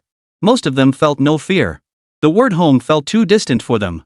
During the War of Resistance, most of the brothers had already lost their families and loved ones, including him, leaving them with nothing to hold them back. All that remained was this body, surrendered to the nation. Even sacrifice held no terror. His thoughts turned to the brothers who still had loved ones waiting for them to return home. Leaving their homeland behind, far from their native soil, they faced too many unknown dangers. Without absolute assurance, how could one fully commit to the mission while consumed by such worries? Now, Lin Feng not only offered generous salaries but also ensured they would receive pensions in the future. He had even made meticulous arrangements for their families. Such a benevolent businessman who shows such compassion for his subordinates is rare in this world. Wang Huichi was moved to tears with gratitude and immediately pledged his undying loyalty to Lin Feng. My first step is to head to the nation of Sarah in Black State. Lin Feng said, unfolding a detailed map. It was covered in red and black circles and dots. Evidently, preparations had been underway for quite some time. The country's territory spans approximately 70,000 square kilometers, with 1/3 of its land containing diamond deposits. It's said to hold over 20 million carats in reserves, with 70% being gem-quality diamonds. Just hearing these figures made it clear that Sierra Leone's diamond resources were highly saturated. Having fought in numerous campaigns over the years, Wang Huiqi possessed a certain analytical ability regarding the geography and political landscapes of nations worldwide. Fixing his gaze on the map, he immediately offered constructive suggestions with keen insight.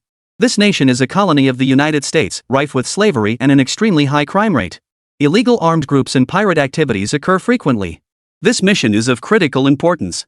While prioritizing the protection of General Lin, we must strive to return with maximum gains. Diamond smuggling is rampant there. I think this is precisely where we should focus our efforts. Wang Huachi immediately spotted the flaw. Colonel Wang, your insight is truly valuable. Currently, many diamonds from Sierra Leone are indeed smuggled from small mines into neighboring countries before being distributed worldwide. During the preliminary talks, Lin Feng discovered that this Colonel Wang wasn't just an exceptional combat commander. His tactical analysis and assessment of international trends were equally sharp. It was said he had studied abroad in his early years, specializing in military engineering, and was fluent in 8 languages. Most remarkably, he even spoke Black State fluently. Recruiting him into the personal guard was an absolutely perfect fit. No wonder they selected his elite unit. Minister Feng truly had a keen eye. Chapter 103, Sailing 10,000 Miles, Obtaining Leaked Information on the Dark Web. I suggest General Lin take a circuitous route, first enter a neighboring country, establish contact with smugglers, gather extensive intelligence, then proceed with the next phase of the plan. It's settled then. The small team will scout ahead into neighboring Libya. The main force will await further instructions in Hong Kong, ready for deployment. After establishing a local base, we'll plan our full-scale entry. After finalizing the preliminary strategic plan, Lin Feng immediately registered a professional security firm, naming it Shangyun. With auspicious clouds as protection, all matters are worry-free. With this business card, his Black Eagle Legion could now operate under a legitimate cover. The helicopter touched down. The first 100-strong contingent boarded the ship bound for Black State. Originally, Lin Feng planned to await news at his Hong Kong headquarters. But in the end, he decided to go personally. Sending his brothers into battle first wasn't his style. Sharing both the good times and the bad. That was the essential character of a true man. Seeing Lin Feng take the lead, Wang Huiqi naturally followed suit without hesitation. Mr. Lin, the ship has been sailing for half a month. It's expected to reach its destination in another week, reminded Long Jia, the 24-hour bodyguard. With the Long brothers' devoted personal protection, Lin Feng felt completely at ease. The ship sailed through Southeast Asia and across the oceans before finally reaching the nation of Biat in Black State. This time, however, Lin Feng felt no urgency. He had named this operation the Drill Project. These days, besides devising the most meticulous extraction plan, at every port of call, he stockpiled local specialty goods and gathered actionable intelligence through unofficial channels. For instance, he had his men purchase over a dozen boxes of Tiger Bomb from Singapore. His brothers-in-arms had fought year after year. Who among them didn't carry old battle scars? This would serve perfectly as a medicinal reserve, ready for use when needed. He also stocked up on lemongrass and snake fruit, along with some invigorating Nanyang coffee. During this period of rest and recuperation, the Legion brothers felt as if they were on a leisurely outing. Half a month passed. The ship's cargo hold grew rather than shrank. But crises inevitably arose along the way. The Red Sea brought relentless heat, and as we neared Tunisia in the Mediterranean, we were hit by a super typhoon. Yet the Warhawk squadron weathered them all. Finally, after a 45-day voyage spanning over 10,000 nautical miles, they arrived safely at the port of Billy in Black State. We're finally here. Find a place to stay immediately. Once the brothers are settled, begin executing the plan. But the local poverty and chaos were beyond imagination. Forget hotels or guest houses, there wasn't even a place to rest our feet. Its backwardness was unmatched. It was truly a place where money was useless. Fortunately, Lin Feng had prepared in advance. In the vast expanse of the internet, what couldn't be found? With Lin Feng's top-tier hacking skills, he painstakingly uncovered the path to the dark web. The moment he entered, a new world opened before him. There, one could pay to obtain not only the roster of the former Black State Armed Organization, but even their precise geographical coordinates.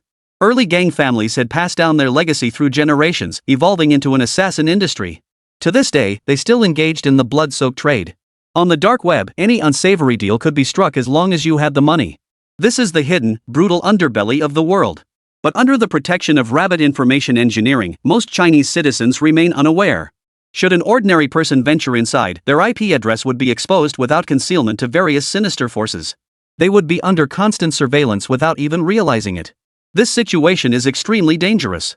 It's almost like leaving your front door wide open, inviting evil to come in.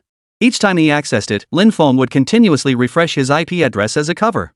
Beyond paying to access rare vintage information and artifacts, he also gathers current global intelligence through unofficial channels. The tranquility of our days is not something that simply exists. It is because someone bears the burden for everyone, day and night. The peace and prosperity Rabbit now enjoys was earned through the nation's unwavering protection. With the list of armed groups now secured, the next step is to locate local diamond smugglers. To seize the resources of this tropical continent, one must understand its historical context. In fact, when he previously acquired 20 coal mines in Bread Country, he had gleaned from Li Minxiang's cryptic remarks that some of his jade and gemstones were sourced from Black State. The prices here were several times cheaper than those in Bread Country. If mining weren't such a difficult business, he would have wanted to secure more bulk cargo. What he meant by bigger shipments was essentially what Wang Huiqi referred to as smuggling. Lin Feng seized the opportunity to extract the approximate shipping location of a smuggling organization in Black State. Coincidentally, it was located in Billy Country. Heizhou's development was slow, and its geography remained largely unchanged. Using the navigation map he had downloaded in advance, Lin Feng immediately deduced that this smuggling ring was not far from their current location in Belgium. It was situated near a small hill town roughly 20 kilometers away. Commander Wang, you will lead 20 elite men to scout ahead and clear the path. 50 men will provide rear guard. The remaining 30 brothers will advance with me. We will split into 3 columns. The orders were issued. The War Eagle Legion swiftly reorganized its deployment. After leaving the port, they advanced southeast for about 20 kilometers. The desolation was so profound it felt like entering in no man's land. Wang Huiqi raised his binoculars to scout ahead.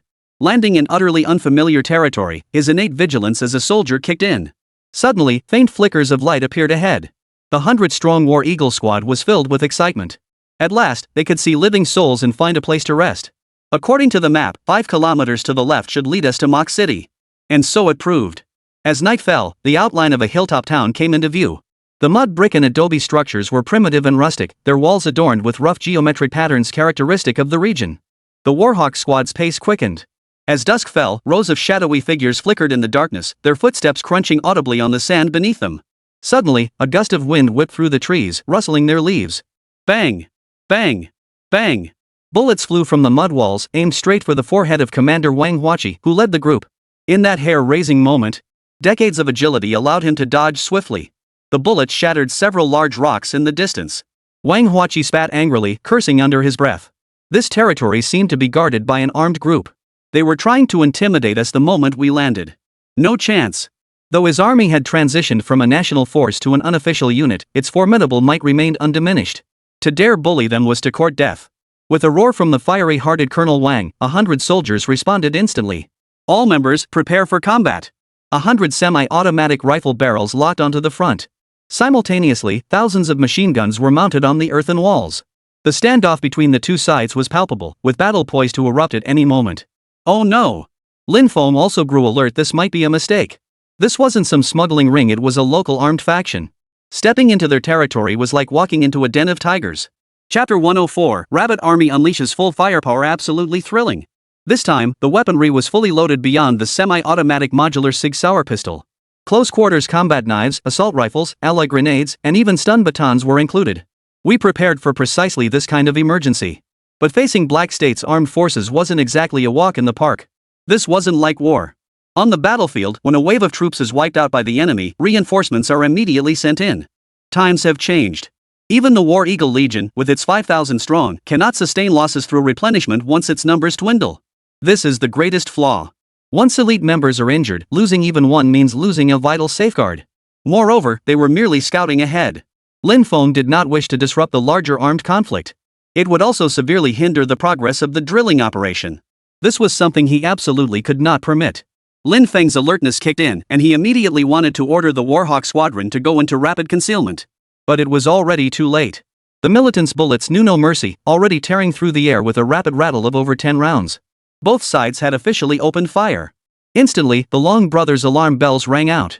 They swiftly closed ranks around Lin Feng, forming a tight iron triangle of protection. Long Jia raised his Desert Eagle with one hand, dispatching each attacker with single, precise shots.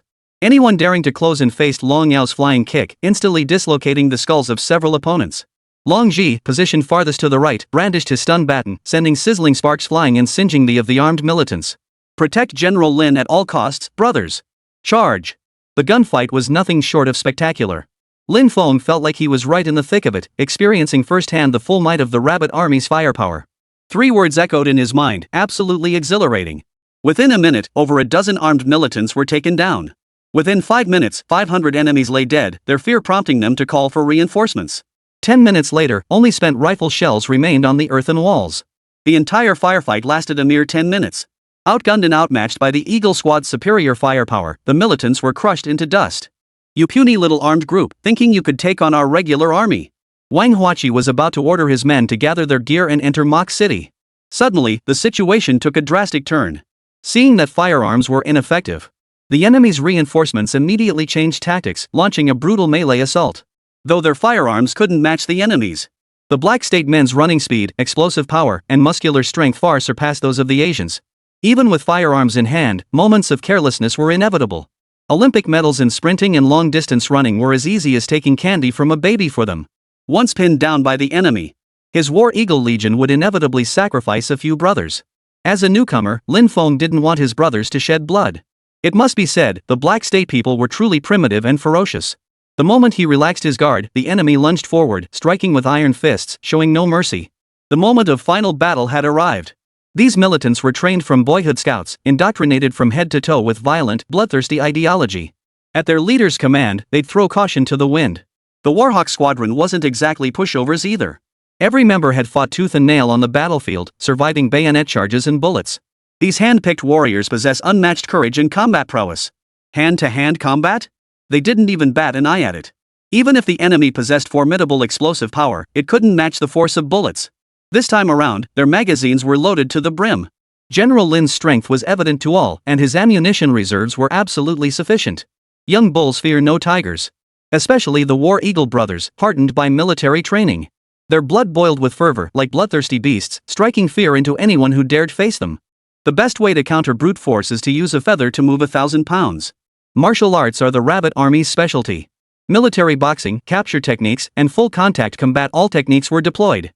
The 3 elite Long family bodyguards unleashed their signature skills from the 18 martial arts. Each strike landed squarely on an enemy target. The sounds of fierce combat echoed continuously throughout the scene. After the intense melee, the gravel ground was littered with mangled red body parts. The sheer brutality was evident. The enemy suffered a crushing defeat, even raising a trembling white flag atop the earthen wall. If you dare to provoke me, don't blame me for being ruthless. Wang Huachi wiped the blood from his military knife, sheathed in its full alloy scabbard, and approached Lin Feng's side. As a soldier, his fervor was matched only by the fierce, wolf-like tenacity radiating from his entire being.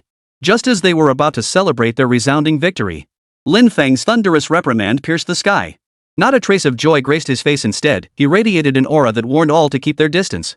Even the inseparable Long brothers were visibly shaken by his presence. In everyday matters, no matter what arose, Lin Feng remained as calm as a cloudless sky, concealing his true feelings. Never before had anyone witnessed him so enraged. Sensing trouble, Wang Huachi paled and immediately retreated behind Lin Feng, awaiting reprimand. Without rules, there can be no order. Though we number only 100, the might of the War Eagle Legion is undeniable, as we've just witnessed. Truly formidable. But no matter how formidable they are, they must obey orders and never act rashly. We won this time, but what if we had failed? Failure means total annihilation. How could we possibly account for that to the nation? That's precisely why I, Lin Feng, chose to send a small advance team instead of marching the entire legion directly. To ensure absolute certainty. Now, when Colonel Wang gives the order, you pull the trigger and fight fiercely. Every brother here is my man. Having brought you overseas, I will see this through to the end. As long as I'm here, I won't let any of you think about sacrifice. Remember this, no matter where or when, the brothers of our War Eagle Legion only grow in number. You must return to me whole and unharmed. Each word struck like a heavy drum, resonating deep within every member of the War Eagle squad.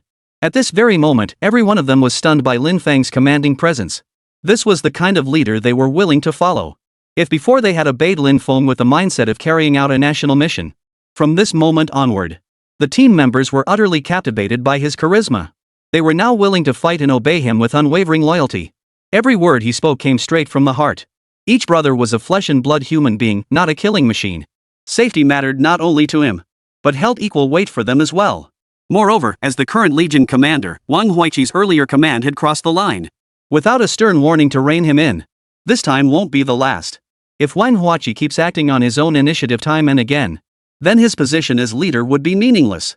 It could even severely jeopardize the smooth execution of the drill project. That was all he needed to say.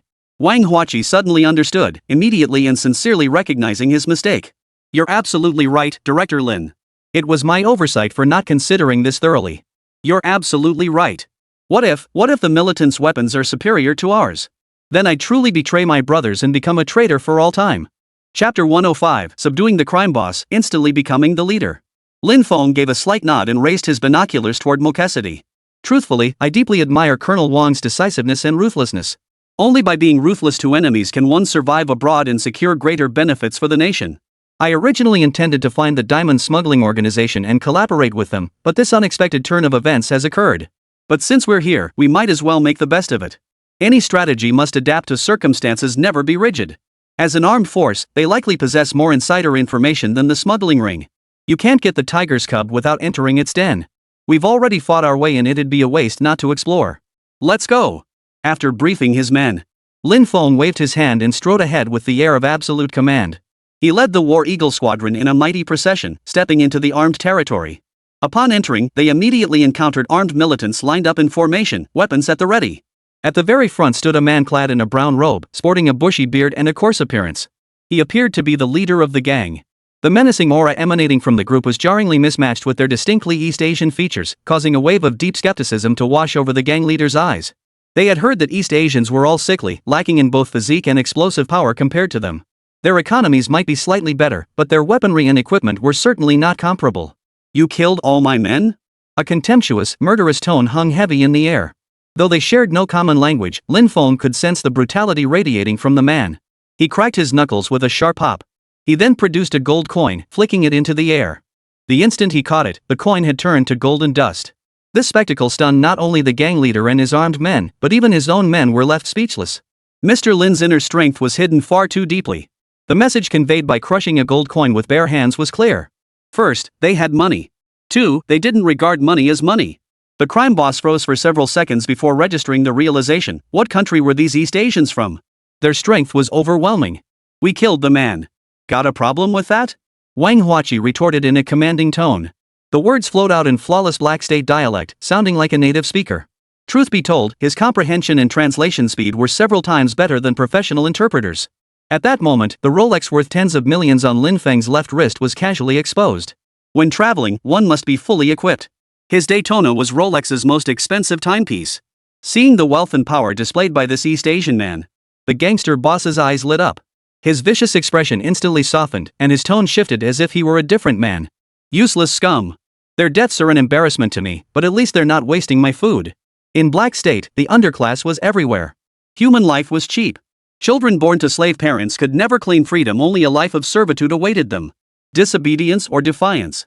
The head on your shoulders could be severed at any moment. The prestige of armed factions was built entirely upon a mountain of severed heads.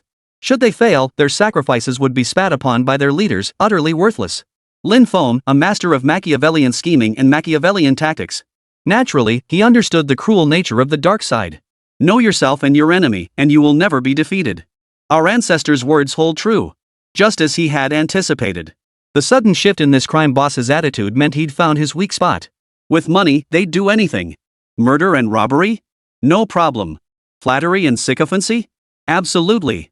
This is your first time in Belgium, isn't it, brother? Here for business, or to take it from us? Lin Feng ignored the question, leaning against the mud wall and glancing at the time on his left wristwatch. Captain Wang, you handle the negotiations.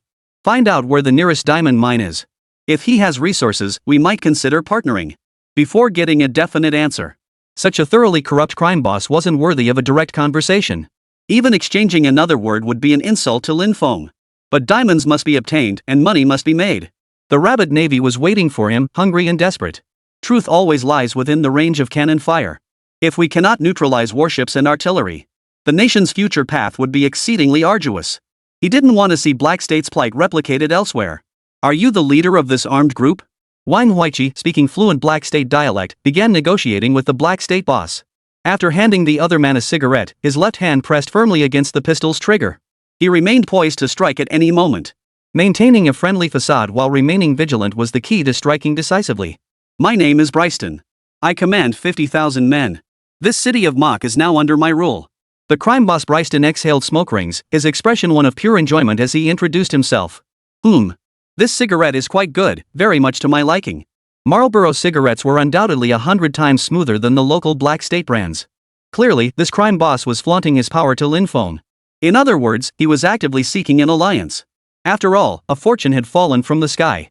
If he could build a connection with this man, they'd be living the high life. You don't look like businessmen to me. More like mercenaries. The man puffed on his Marlboro, sizing up Wang Huachi from head to toe. Our boss's affairs aren't for you to pry into.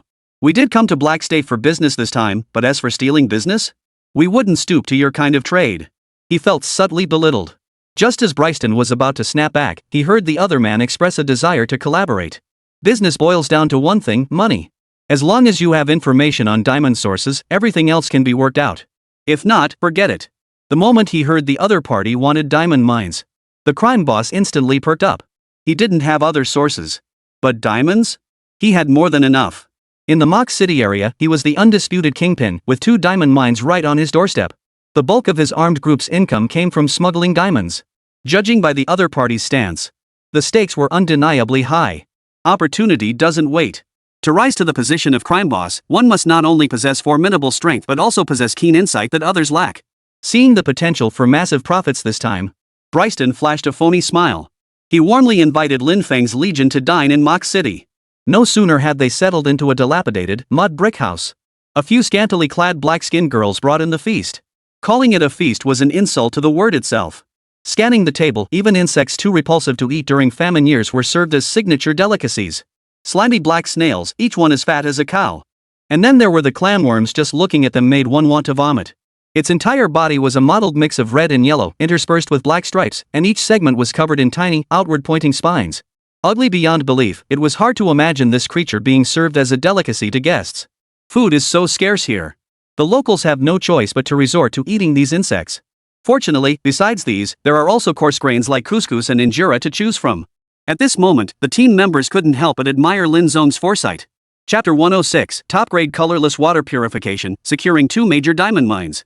During the 45-day voyage, Lin Feng procured large quantities of local specialty foods at every port of call. Additionally, the ship carried a massive supply of high-quality individual rations. The variety was staggering, with flavors bursting at the seams. They were every bit as good as freshly cooked meals. He would never shortchange his brothers in arms. These provisions were sufficient to sustain them for over half a year. Otherwise, they'd truly be left to sigh at the sight of insects. Watching the Warhawk squad open their tightly sealed thermostatic containers. After tearing open the packaging, they laid out a feast fit for an emperor, each digging in with gusto. The rich aroma of beef filled the air, the savory broth of pork bone tea soup overflowed, and the braised pork knuckle glistened with a thick, deep red sauce. The giant meatworm in Black Old Man's hand suddenly lost all its appeal.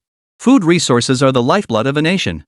Black State had suffered prolonged food distribution imbalances and extreme wealth disparity, leading to severe food shortages among the lower classes. This fueled numerous riots and bred conflicts marked by arson, murder, and looting. Remember, the reason he fought tooth and nail to become the Black Boss? Was precisely to enjoy the coveted insect feasts at every meal. The arrival of Lin Feng's crew instantly crushed everything he had achieved into dust. To feast on such a sumptuous dinner, and to wear an expensive watch only seen on pirate ships. This big boss is a VIP. Such a powerful patron, he had to cling to this thick thigh. Armed organizations are essentially gangs. In the underworld, whoever feeds you is your mother. Driven solely by profit, these ruthless individuals possess virtually no moral boundaries. At present, Lin Feng was well fed and satisfied. Bryston had already begun fawning over him in every way. He even had Black Sister perform a wildly sensual dance to entertain the honored guest. He seized the moment to hand over a map detailing diamond mine locations. Big boss, if you want to get into the diamond business, you have to partner with me. I'm the boss of Mach City. While there aren't many diamond mines here, only 2, the output is substantial. The rough paper map felt worn and weathered, clearly showing its age. Lin Feng picked it up and instantly felt his eyes light up. One mine lay north of Mach City, the other northwest, neither too far away. What stunned Lin Feng most was that they were all colorless, flawless diamonds. The quintessential example of a colorless, flawless diamond is the Cullinan. The Cullinan diamond was first discovered in 1905 at the Premier Mine. The rough stone weighed 3,106 carats, making it the largest diamond ever found. It possessed a rare bluish tint and exceptional clarity. The diamond was cut into hundreds of exquisite pieces. From it emerged the crown jewels of the British royal family, the sovereign scepter with the Star of South Africa number 1 and number 2. The remaining 96 smaller diamonds were also crafted into precious jewelry, now housed within the British royal collection. Who could have imagined that such a bomb-sized diamond deposit could suddenly appear so vividly in his hands? These two juicy morsels, he had to devour them both. I want both diamond mines. Name your price. Hearing those final 5 words, Bryston's pupils instantly dilated in shock. Truly a big boss. While others sought diamonds, he boldly demanded entire mines, 2 of them, no less. Most surprising of all, he could name any price he wanted. This was truly a windfall falling from the sky. He didn't even know how to position his hands to catch it. Bryston's mind raced as he quickly quoted the highest figure within his knowledge. $50 million for one. For both, it's 100 million. The astronomical figure of 100 million sent shockwaves through the entire room. Trigger from the Warhawk squad was nearly unable to contain himself. But Wang Huachi was secretly delighted. Fluent in 8 languages, he possessed deep knowledge of these nations' histories and cultures. Based on international exchange rates, the Belgian franc was extremely devalued. 50 million Belgian francs equaled $50,000. By that calculation, the 2 pure water diamonds were worth $100,000. It truly was a country where money lay scattered on the ground. Not only should one pick up this money, who would have thought it could be picked up so elegantly? Mr. Lin's foresight is nothing short of extraordinary. 100 million Belgian currency done. But you have to show us these 2 mines first. Hearing this, Bryston sensed an opening. To secure this staggering sum, Bryston immediately ordered his men to clear the way. The massive purified water mine was entirely in its pristine state, showing only minimal signs of artificial mining. It seemed they'd been dug out using nothing but large shovels. Not only was progress slow, but the quality and yield of the mined diamonds were also severely compromised. The upside, however, was that the original appearance was preserved to the greatest extent possible. Drawing on his extensive experience accompanying national exploration teams, Lin Feng crouched down to examine the scattered diamond fragments littering the ground. They were exceptionally transparent, with not a trace of impurity inside. Under the blazing daylight, they displayed dazzling fire and brilliance. If even the fragments were this exceptional, the vast quantities of top-grade material buried deep below would undoubtedly be extraordinary. Combined, these 2 mines were larger than his jadeite deposit. Each mining operation could easily fund the purchase of a warship. Military funding was now secured. To crime boss Bryston, Lin Feng's bargain hunting mentality made him look like a complete sucker. Diamonds, at best, were merely glass stones. But these stones come in colored and colorless varieties. In their country, these things were practically growing on trees. He wouldn't take it even if it were given for free. Big boss, you've seen the mine. You can't back out on that price now. Profiting from information gaps isn't exactly easy, it's practically effortless. Lin Feng smiled and patted Bryston on the shoulder. He had to strike while the crime boss wasn't aware, driving the price down hard. Business demands integrity. Since I've offered 100 million, that won't change. As he spoke, Wang Huachi had already ordered men to carry in dozens of boxes. Opening the boxes revealed them filled to the brim with gleaming Belgian francs. All obtained through covert means arranged by the state. All within a single night. 2 major diamond mines were secured. Even Lin Feng hadn't anticipated such lightning speed. Once the mines were purchased, mining equipment could be delivered by the main force. The remaining task was to find miners. Lin Feng decided to replicate the model used in Bread Country. He would directly hire armed militants from Bryston and use his own slaves for mining operations. An armed force of 50,000 men, once mobilized. The workforce would be substantial. The moment he spoke, both parties reached an immediate agreement.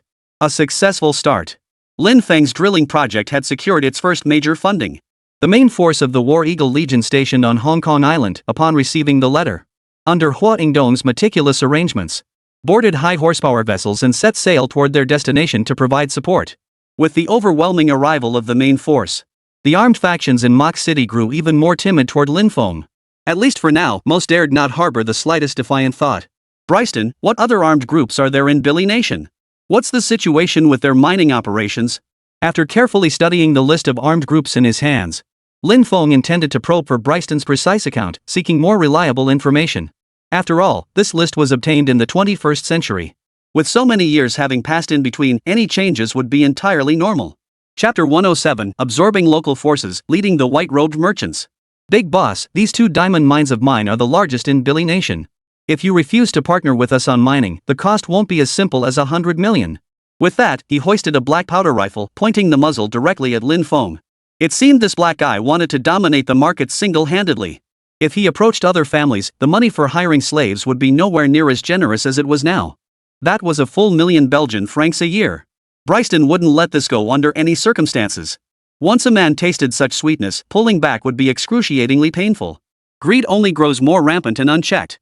To think you could restrain him with guns? That's just naive. You're being ungrateful. The decision to cooperate lies solely with our big boss. You're not even worthy of tying his shoes. Damn it all to hell. That black guy really thinks he's hot stuff. Threatening Lin Feng with a gun. At Lin Feng's subtle glance, Wang Huachi, who was acting as the real-time translator beside him, suddenly reached out and pressed his hand over the muzzle. He swiftly executed a blurred shadow punch, then flipped Bryston onto the ground with a backhand. Then, he drew his folding combat knife and severed 3 of his fingers in an instant. A piercing scream of agony echoed throughout Mach City. Such a criminal mastermind, with his hands drenched in blood, deserved no mercy. Cutting off 3 fingers was merely justice served. But he still had some use. For now, he'd be spared. After undergoing Lin Feng's repeated training and indoctrination, Colonel Wang had been completely transformed into a ruthless, wolf-like bodyguard. To avoid exposing his identity, no one in the Legion mentioned Lin Feng's name. But his physical appearance and features were openly acknowledged. With no modern communication or recording devices here, there was little risk of leaving photographic evidence behind. The name War Eagle Legion was currently only used internally. Externally, operations in and out of Black State were conducted under the guise of Shangyun Security Company. Bryston, writhing in agony on the ground, struggled to whistle. He sought to rally his men for a desperate counterattack. But it was too late. Ever since he hired his entire force, those 50,000 men had become Lin Feng's miners. Lin Feng had already made his move first in this chess game. Once the sheep entered the mouth, how could they possibly escape the tiger's sharp teeth? Military-style management coupled with ample basic rations was enough to win over hearts and minds. Sweeping them all into one net was as easy as turning over one's palm. In the past, any disturbance within Bryston's quarters would send his loyal slave guards rushing in to protect him. But now, outside lay a deafening silence. The harsh reality lay before them. Seeing his power completely drained, the outcome was decided. Drenched in cold sweat, Bryston slumped onto a stone bench, utterly subdued by Lin Feng and reduced to his subordinate. With a few deft strokes of the pen, Lin Feng's War Eagle Legion instantly gained 50,000 Black State troops. A diamond mine or 2 wouldn't satisfy Lin Feng. What he craved was territorial expansion. To bring more and more diamond mines under his control. One day, when the world speaks of rare diamonds, the first name mentioned will be Great Flower. That's right. He wouldn't just use the profits from the mines to procure heavy weaponry. He also intends to ship all diamond mines to Rabbit next. Bryston, since you refuse to cooperate, the mines are now ours. And you'd better cough up that 100 million. By the way, your men are quite useful. The Legion needs some practice tonight and is short on personnel, so we'll just have to borrow them from you. When dealing with bandits, mercy is never an option. Black State was a land of survival of the fittest, where human life held the least value. They are savage and ruthless. The Warhawk Legion must be even more brutal and tyrannical. Only then could they feast on the fat and seize the most lucrative spoils. 100-man squad intimidated a 50,000-strong armed organization. Lin Feng won this risky gambit. Without the backing of the remaining legions, subduing them would have been difficult. 5,000 troops weren't numerous, but their superior weaponry ensured suppressing several armed factions posed no problem. Yet in the long run, recruitment and expansion to absorb local factions would be inevitable. Lin Feng seized this golden opportunity. After absorbing the Blairstone armed group, as soon as the mining equipment arrived on site, 2 diamond mines commenced operations swiftly. While awaiting the large diamond haul, Lin Feng remained busy. Within mere days, he gleaned valuable intelligence from Bryston and gained deeper insight into Black State. Billy Nation was not large, far smaller than neighboring Sierra Nation, which spanned 70,000 square kilometers. Its diamond mines were only 1/3 the size of those in Sierra. Bryston was the largest armed faction in Mach City. After swallowing up this faction, Lin Feng had effectively taken control of Mach City. Numerous armed terrorist organizations were entrenched in the surrounding areas of Mach City. They maintained hostile relations with this territory. Among them, the leader of an organization called Sauce commanded vast influence, comprising over a dozen smaller factions. This chieftain commands an armed force of 200,000 troops, making him several times more powerful than Bryston. Moreover, he controlled as many as 10 diamond mines. They have long been engaged in the overseas business of smuggling diamonds. It is rumored that the overseas smugglers backing him originate from West Asia. This piqued Lin Feng's interest. West Asian nations exhibited stark polarization. They are either rich beyond measure or plagued by poverty and war. Only Camel Country, having discovered abundant oil resources, began its path to prosperity in the mid-1950s. Regardless of the country, being a smuggler meant there were benefits to be gained from connections.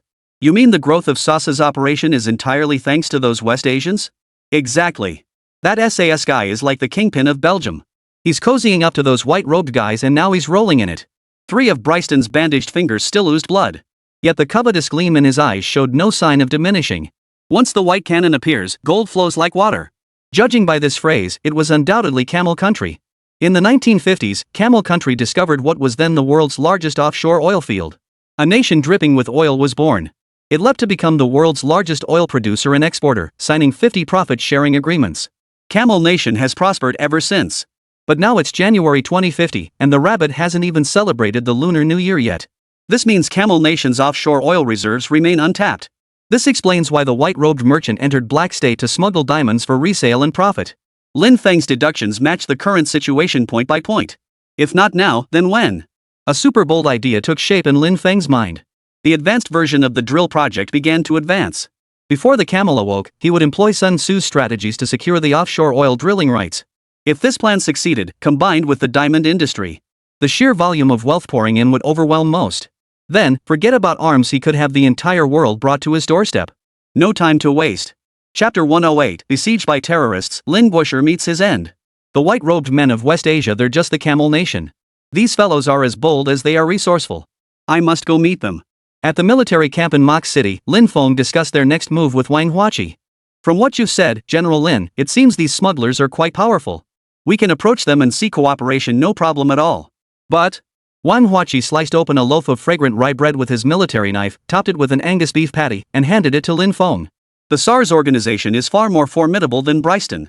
Facing off against 200,000 with just 55,000 men, no matter how advanced our weapons are, the sheer numerical gap poses enormous risks. I suggest prioritizing the mining operations in Mok City first. The collaboration with the camel merchants can wait. Mr. Lin, you mustn't act impulsively. Captain Wang Huachi's conservative stance was not adopted by Lin Feng. Other matters could be addressed gradually. But with less than half a year remaining, the war against the Eagles was imminent. How could Lin Feng not feel the urgency when the Rabbit Navy didn't even possess a single warship? Beyond the War Eagle Legion allocated by the state, the worst-case scenario had been anticipated and thorough preparations made. As the War Eagle Legion deployed en masse to Belgium, the Ministry of Defense's reserve departments simultaneously transported at least 100 heavy artillery pieces and lethal weapons. At the very least, in an emergency, they could radio for the deployment of national forces for covert support. Lin Feng had procured 10,000 radio handhelds for this purpose. Each member received one, with the remainder serving as backups. In the event of major firefights where resistance proved insufficient. This is the last resort. I don't trust the mining operation here. We must guard against Bryston. You and 2,000 brothers will stay here to oversee the work. Tomorrow, I'll take the Long brothers and 3,000 legionnaires, along with 30,000 black soldiers, to engage that SAS fellow. The remaining 20,000 black soldiers will continue diamond mining operations. Keep a close watch. Lin Feng's deployment was far too bold. 33,000 troops against 200,000. And the majority were primitive, savage black soldiers who could turn on us at any moment. The risks were unimaginably high. This was tantamount to throwing his own life away. If anything went wrong, he, as the regiment commander, would be guilty of dereliction of duty and irredeemable culpability. For safety's sake, he insisted Lin Feng abandon the idea. But after repeated attempts at persuasion, he couldn't shake the other man's resolve. Seeing Wang Huachi's furrowed brow and anxious expression, Lin Feng peeled a baobab fruit for him to calm his nerves. This place had plenty of tropical fruits, if nothing else. Baobab fruit, miracle fruit, avocados, all far tastier than dried stink bugs. Don't worry, Commander Wang. The SAS forces are extremely violent, but they're controlled by the camel people. Merchants are driven by profit. Having done business both at home and abroad for so long, I know where to draw the line. As long as we establish negotiations with the camel people first, we can avoid major conflicts. Even if we truly can't defeat them, when push comes to shove, the nation will still be our backing. Since Lin Feng had spoken so decisively, Wang Huachi, merely one of his subordinates, could only acquiesce. Yet the unease in his heart lingered. Over half a month had passed. After Lin Feng departed for Black State, all communication ceased. The Ministry of Defense, in collaboration with intelligence agencies, had no choice but to deploy spies and agents to obtain relevant information, finally receiving a radio safety signal from Lin Feng. High Command must confirm whether Lin Feng was safe overseas. That was an exceptionally treacherous region. Should any unforeseen danger be detected, the Ministry of Defense would immediately initiate a Level 1 classified response. Reporting to Minister Feng. Following the recent clash with the armed group in Billy Nation, the War Eagle Legion has established a local garrison and secured 2 diamond mines. The delayed arrival of this good news brought relief to Minister Foam. But before he could celebrate, the intelligence officer delivered a bolt from the blue. Now for the bad news. Intelligence just sent a confidential report. General Lin entered southern Belgium with friendly intentions to negotiate with another armed faction, but a firefight erupted. The situation is extremely critical. At this critical juncture, Minister Fong urgently reported the situation, demanding immediate military support from headquarters. Lin Fong is worth 10 divisions. The nation absolutely cannot allow such a national treasure to suffer even the slightest harm. Meanwhile, Lin Feng's force of 33,000 men was completely surrounded by 200,000 terrorists. Armed with weapons supplied by the camelmen, heavy machine guns raked the battlefield with relentless fire. Not only that, but field artillery was deployed. The battlefield erupted in fierce combat.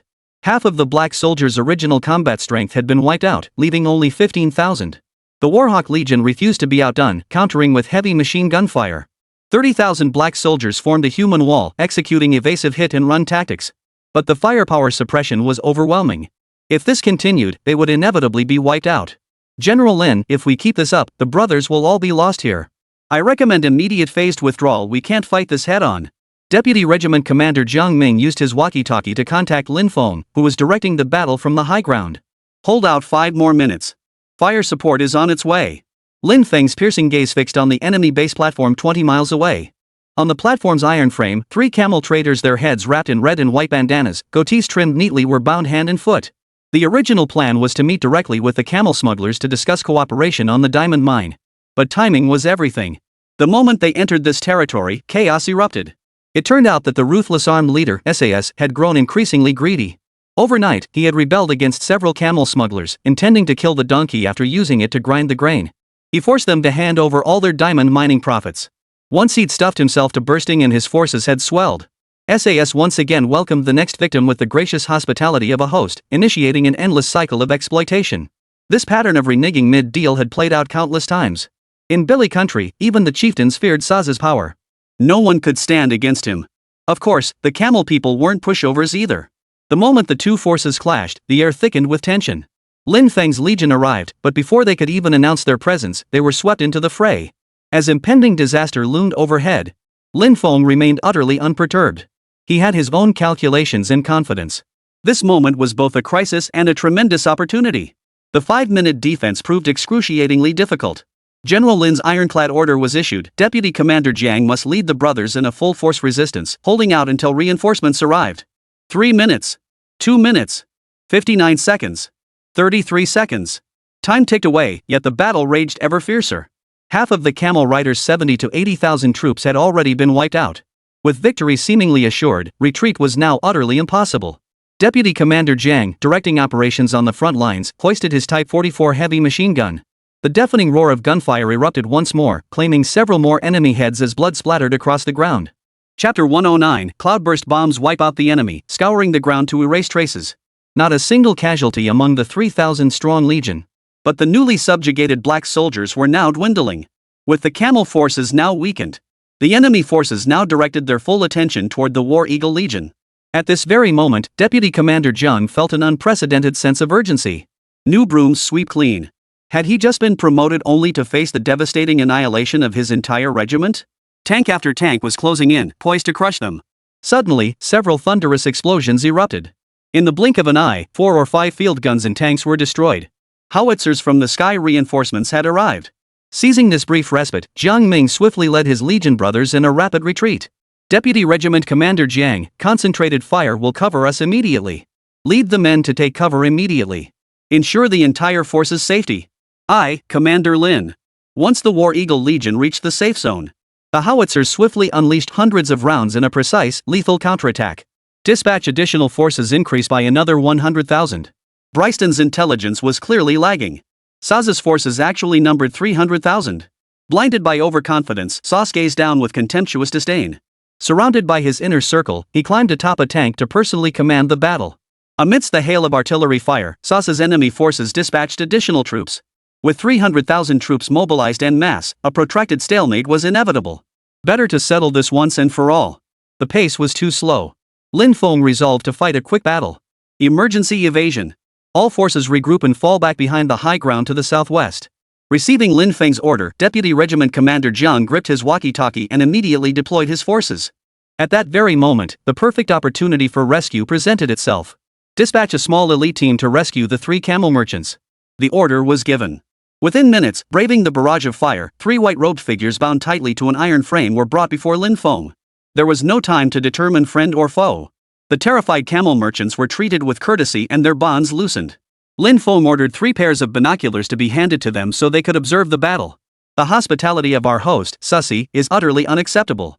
From this moment on, I shall personally ensure the safety of you distinguished guests. These words felt like divine intervention. The 3 camel merchants immediately knelt in prayer, thanking Allah for his protection. In their hearts, they instantly regarded Lin Feng as a messenger sent by Allah. The tide of battle swiftly turned. Over half of the Tsar's forces were dead or wounded, yet they still fought desperately. Most of the 90,000 black soldiers were scattered and fled. Under the relentless barrage of artillery fire, the remaining 60,000 elite troops were driven into a hilly cave. Their leader, SAS, was among them. Heaven, earth, and man were all aligned. Lin Feng decided to finish them off decisively. Launch the cloud explosive bombs. Wipe out SAS. The command was given, and the ground erupted with a deafening roar. Following the first detonation, vast quantities of cloud explosives rapidly mixed with the air, forming an explosive aerosol cloud. It formed an invisible blockade around the cave. Cloudburst bombs. A weapon of devastating destructive power. Not a single member of the War Eagle Legion knew about this deployment. Who would have thought Lin Feng had been hiding such a heavy weapon? What a brilliant comeback! At that moment, every member of the Legion held their breath. The 3 camel merchants were so shaken they could barely stand. Boom! In an instant, the second detonation echoed. The violent explosion generated a powerful shockwave and intense heat and pressure, sending debris flying throughout the entire cave. Even the high slopes over 20 kilometers away experienced tremors of varying intensity. Rocks rolled down the path, dust filled the sky. It resembled a hell on earth. The cave was plunged into utter darkness by the devastating force. Once the aftershocks subsided and safety was ensured, Lin Feng swiftly ordered his men to enter and inspect the site, conducting a thorough trace collection. The destructive power of a single large-scale cloudburst bomb could easily wipe out at least 60,000 people. If foreign nations discovered this and traced it back, it would inevitably implicate Rabbit. Lin Feng would never allow such a thing. Frontline report. 60,000 black soldiers and SAS have all been reduced to charred flesh, not a single survivor. This outcome left Lin Feng thoroughly satisfied. The traces had been thoroughly erased. From this day forward, the terrorist organization SAS would vanish from the world as if it had never existed. The remaining black soldiers, leaderless, scattered in disarray. They were immediately incorporated into the War Eagle Legion's cleanup operations. After suffering casualties, Bryston's forces used these black soldiers as replacements. Not only did they avoid losses this time, but their troop strength surged to nearly 100,000. Only one cloudburst bomb was expended. Belgium's largest armed faction was utterly annihilated and wiped from existence. Lin Feng decisively seized the opportunity to rise to power. He avenged their deaths and received the protection of his savior. The camel merchants proactively proposed deep cooperation with Lin Feng. Not only the smuggling operations, but also the full authority over mining management and a series of diamond mines were entrusted entirely to Lin Feng. Upon arriving at the diamond mine, Lin Feng was instantly stunned. There were no fewer than 10 colorless pure water mines here, each of exceptional quality. Truly, with a piece of cloth on his head, he was the richest man in the world. This noble virtue of gifting US dollars to everyone he met. It turned out the camel people's ancestors had already perfected this art over 70 years ago. After settling this batch, Lin Feng now controlled 12 diamond mines. As the first batch of diamonds crossed the border into Black State, Zhai Xiaoxiao's Lingxiao jewelry aggressively marketed them. Military funding surged accordingly. Frigates, destroyers, and supply ships could now be procured ahead of schedule. Rabbit Military Sea Area. The days of worry could finally be set aside for now. The nation's esteemed minister, eagerly awaited, was about to return home. All cabinet ministers and department heads had gathered at the pier long before. Within a 100-mile radius, impenetrable military defenses were in place. As one massive vessel after another slowly glided across the sea surface, Minister Feng's eyes widened in astonishment. Type 56 frigate, Type 052 destroyer, Type 905 replenishment ship. Through his binoculars tracking mode, Minister Feng couldn't help but exclaim each time he spotted a hull identification number. It was no exaggeration to say that each warship approaching the dock was like a bomb setting off fireworks in his mind. Unbelievable. He had originally hoped to acquire a large number of gunboats and torpedo boats. Little did he expect Lin Feng to bring in the real heavy hitters. The executives who had been waiting here since early morning after receiving the secret intelligence felt it was all worth it. Lin Feng stood at the bow of the frigate, waving to the leaders. As soon as they disembarked, Minister Feng examined the three distinct types of warships repeatedly, utterly delighted. The senior ministers were particularly thrilled as Lin Feng detailed the ship's specifications. The Type 56 frigate is a multi-purpose light frigate. Its hull features a deep V-shape and extended bridge structure, offering excellent seaworthiness and ample internal space. Your Excellencies and Minister, you are welcome to board the vessels for an on-site inspection.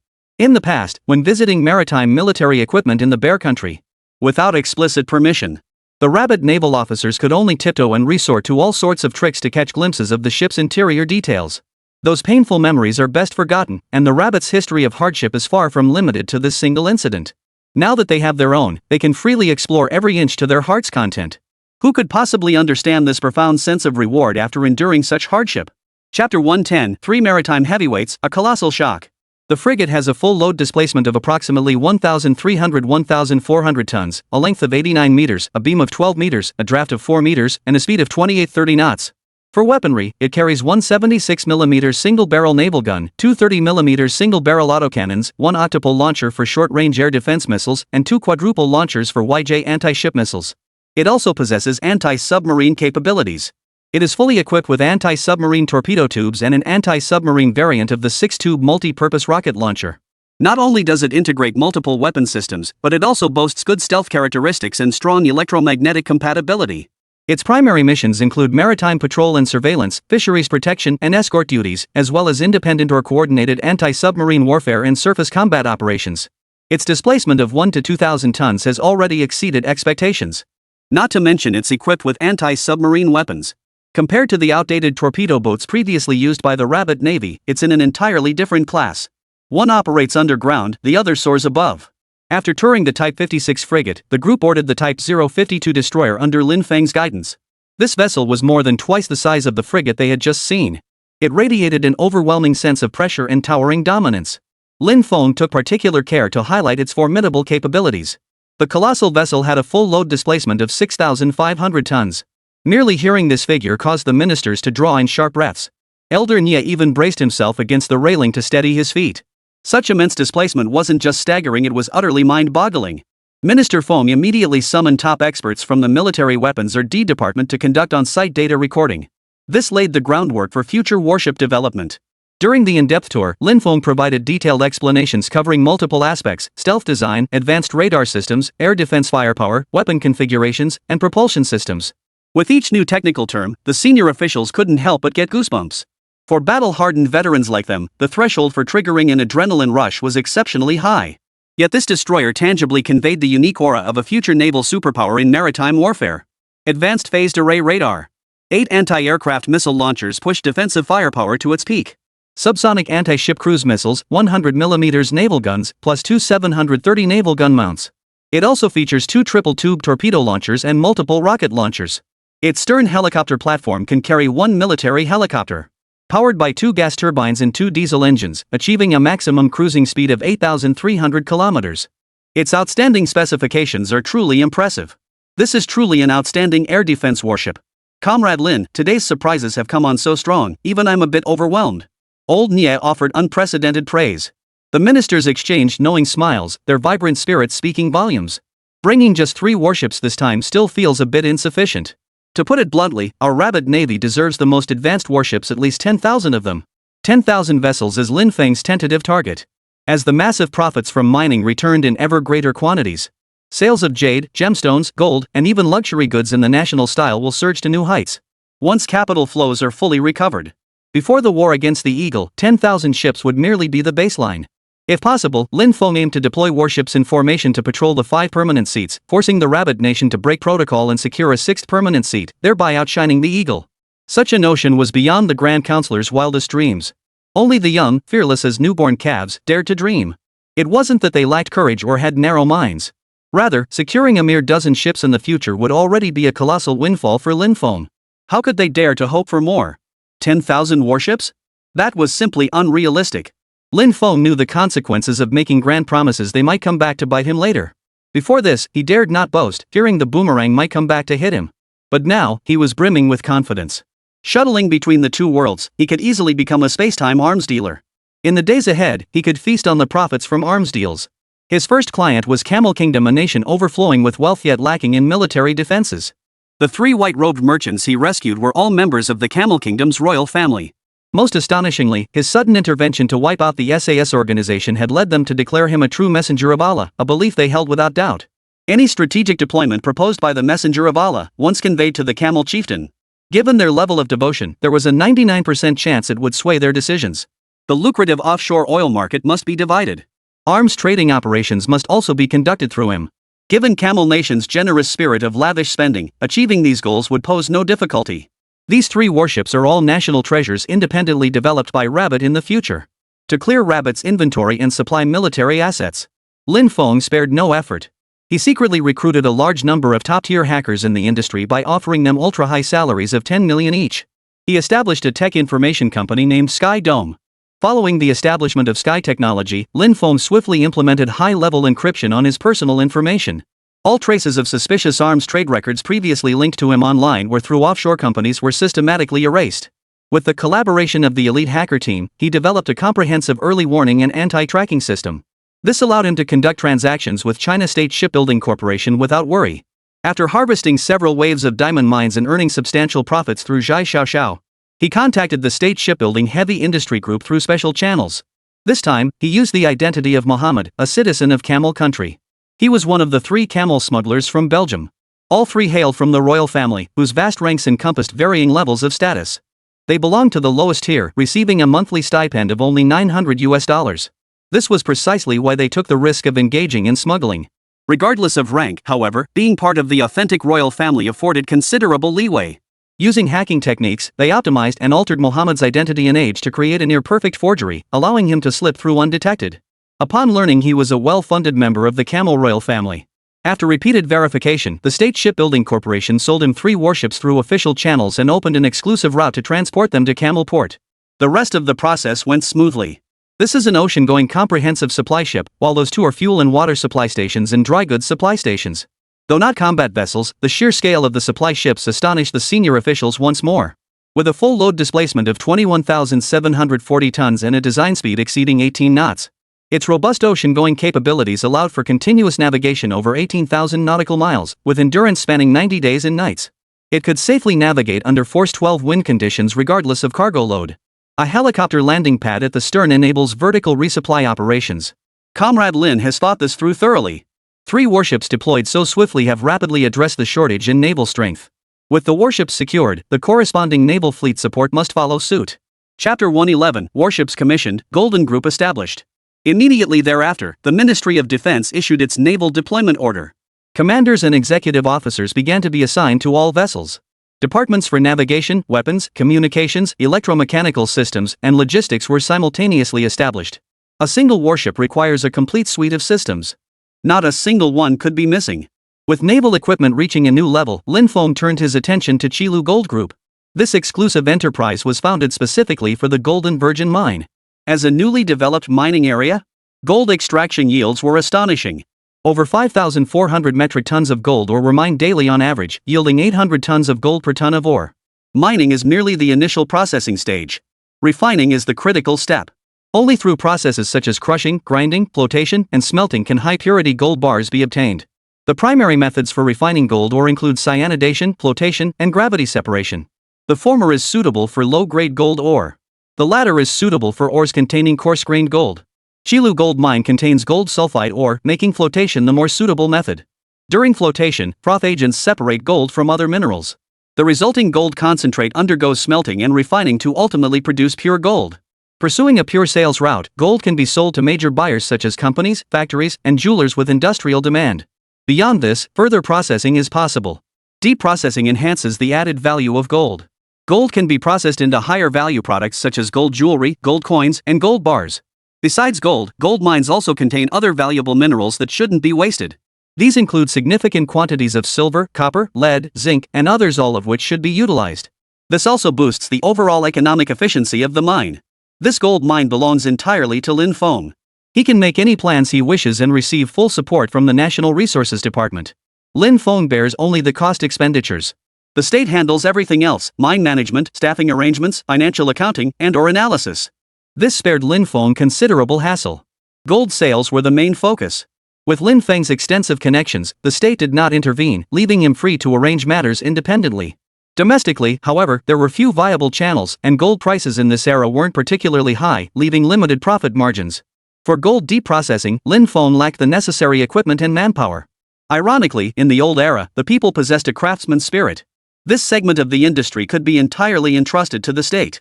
Those who lived through the 70s and 80s know this well. Even a simple comb back then was built to last, retaining its teeth for decades. A thermos flask, after 6 or 7 decades of use, would retain its heat-preserving properties as well as ever. Even old pressure cookers and electric fans were built to last for generations. This high-quality craftsmanship is invaluable. If gold crafted using traditional, purely handmade ancient techniques were brought to Lingxiao jewelry and marketed by Zhai Xiaoxiao, it wouldn't take long before it could rival Dafu jewelry, and surpassing them might even be possible. The traditional marketing approach of Laopu gold has already driven little red pot fans into a frenzy of buying. Today, a plain gold bangle starts at 40,000 yuan. Layered techniques like filigree, hammering, filigree work, gilding, inlaying, chiseling, and gold-silver inlay maximize its value, fully satisfying modern women's pursuit of elegance, sophistication, and understated luxury. Paired with precious jadeite, turquoise, coral, and other accents, the beauty is limitless. Lin Feng felt this was worth deep diving into. After conveying this idea to the head of the resource department, the department immediately launched a nationwide search for artisans skilled in imperial goldworking techniques. Before long, a group of veteran artisans was recruited and brought to the deep processing workshop of Qilu Gold Group under unified arrangements. Wage levels in the early years of the People's Republic were relatively low. The average annual wage for urban workers was 288 yuan, which worked out to only about 78 cents per month. As the salary system was not yet fully developed, most people's wages were supplemented by a supply system, measured in caddies of millet. The wage scale for government employees nationwide was divided into 25 grades. The highest-ranking officials were at grade 1, receiving 3,400 jin of millet per month, while the lowest-ranking support staff were at grade 25, receiving 120 jin of millet per month. Under the rationing system, besides receiving essential supplies like grain, cooking oil, and salt, workers also received small monetary allowances. For ordinary workers, receiving 50 jin of millet per month was already the industry ceiling. Lin Feng, however, provided these veteran artisans with 80 jin of millet per person per month plus a 20 yuan allowance. Their compensation and benefits reached the highest level available at the time. This pushed the golden craftsman's work ethic to its peak. For Lin Feng, these provisions and subsidies came at virtually zero cost. Yet in the eyes of the artisans at the time, it was a fortune. If not utterly devoted, they would certainly work diligently and exceed their assigned tasks.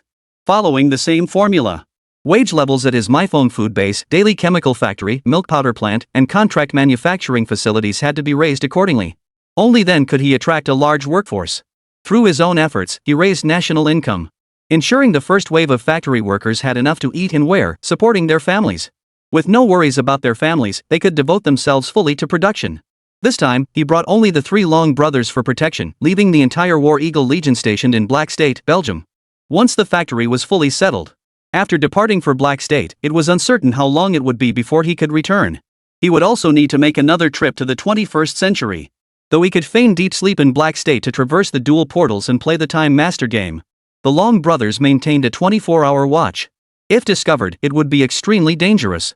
Lin Feng had tried it 2 or 3 times before, deliberately lying in the bedroom of his Hangzhou residence for 5 to 10 minutes at a time before rushing back. Each time, he narrowly avoided detection. One had to admire the sheer dedication of these 3 bodyguard brothers. Regarding recruiting the hacker team, Lin Feng deliberately had Colonel Wang and Deputy Colonel Jiang conduct military-style training for the newly recruited 90,000 hacker soldiers. He then had the Long brothers replace Colonel Wang in supervising the mining area. This created the window of opportunity they needed to exploit. Reporting to Chairman Lin, the Maifeng food base is now fully constructed and ready for your inspection. Reporting to Mr. Lin, the Oceanic Daily Chemicals Factory and Champion Milk Powder Factory have been renovated according to your specifications. Please conduct an inspection and acceptance. The construction quality of Rabbit's buildings appeared remarkably sturdy to the naked eye. Accompanied by leaders from the construction bureau, Lin Feng meticulously inspected every detail, step by step, through the office areas and production workshops. The tens of thousands of square meters of food-based facilities were clean and orderly. The construction team had divided the space according to his specifications into distinct zones: bakery and pastry, meat processing, fruit and vegetable processing, beverage, and snack production areas. Lin Feng designed the scale and production configuration of each zone to match that of a large-scale factory. The bakery and pastry section alone required large-scale equipment including dough mixers, proofing cabinets, ovens, slicers, and packaging machines. The beverage zone required additional equipment like water treatment systems, sterilization units, and filling machines. Specialized machinery for meat, produce, and snacks was also fully stocked. All told, procurement would require tens of thousands of units at minimum. Chapter 112-052 Destroyer not enough, place another order. Beyond the production machinery for various foods, unified conveyor systems, elevators, storage equipment, and various stainless steel pipes, valves, and other connecting and control devices are all indispensable. After touring the Maifeng food base, Lin Feng proceeded to the Oceanic Daily Chemicals Factory and Champion Milk Powder Factory. These two brand names were bestowed by Minister Chen of the Ministry of Agriculture. Exporting rabid daily chemical products overseas to earn foreign exchange and strive to become a renowned brand. To nurture a champion generation for the children of our nation. What a wonderful aspiration. Once the factories were operational, this vision would soon become reality. The production lines at the food base must meet national standards. For this matter, contact Manhwa, the sales manager at Futon Food Group. We've already procured a significant quantity of premium individual rations. He had long been classified as a premium client by manager Ma. As soon as Lin Feng makes a request, the other party would certainly provide high-quality production machinery suppliers. Leveraging our relationship, we can also secure the maximum discount. The milk powder factory also falls under the food category, making it convenient to procure everything together. Specialized sterile production facilities were standard equipment. A full suite of high-end sterile equipment is essential. Milk analyzers must also be procured. The source of cow and sheep milk is tentatively set as the golden pastures of the western regions. Once production stabilizes, we can expand to other regional pastures for supply. For food production line procurement, we're your go-to partner. Futon is not only a leader in the food industry but also operates its own manufacturing facilities for production equipment. It's just not widely known to outsiders. Both machine quality and delivery rates are guaranteed, with a failure rate controlled at 10%, which is remarkably low. It was truly a case of searching high and low in vain, only to find it effortlessly. This time, we stumbled upon a hidden gem. I need around 50,000 units of mid-range assembly line products covering staples, fruits, vegetables, beverages, pastries, and milk powder. Here's the deal, give me one complete production line for each food category.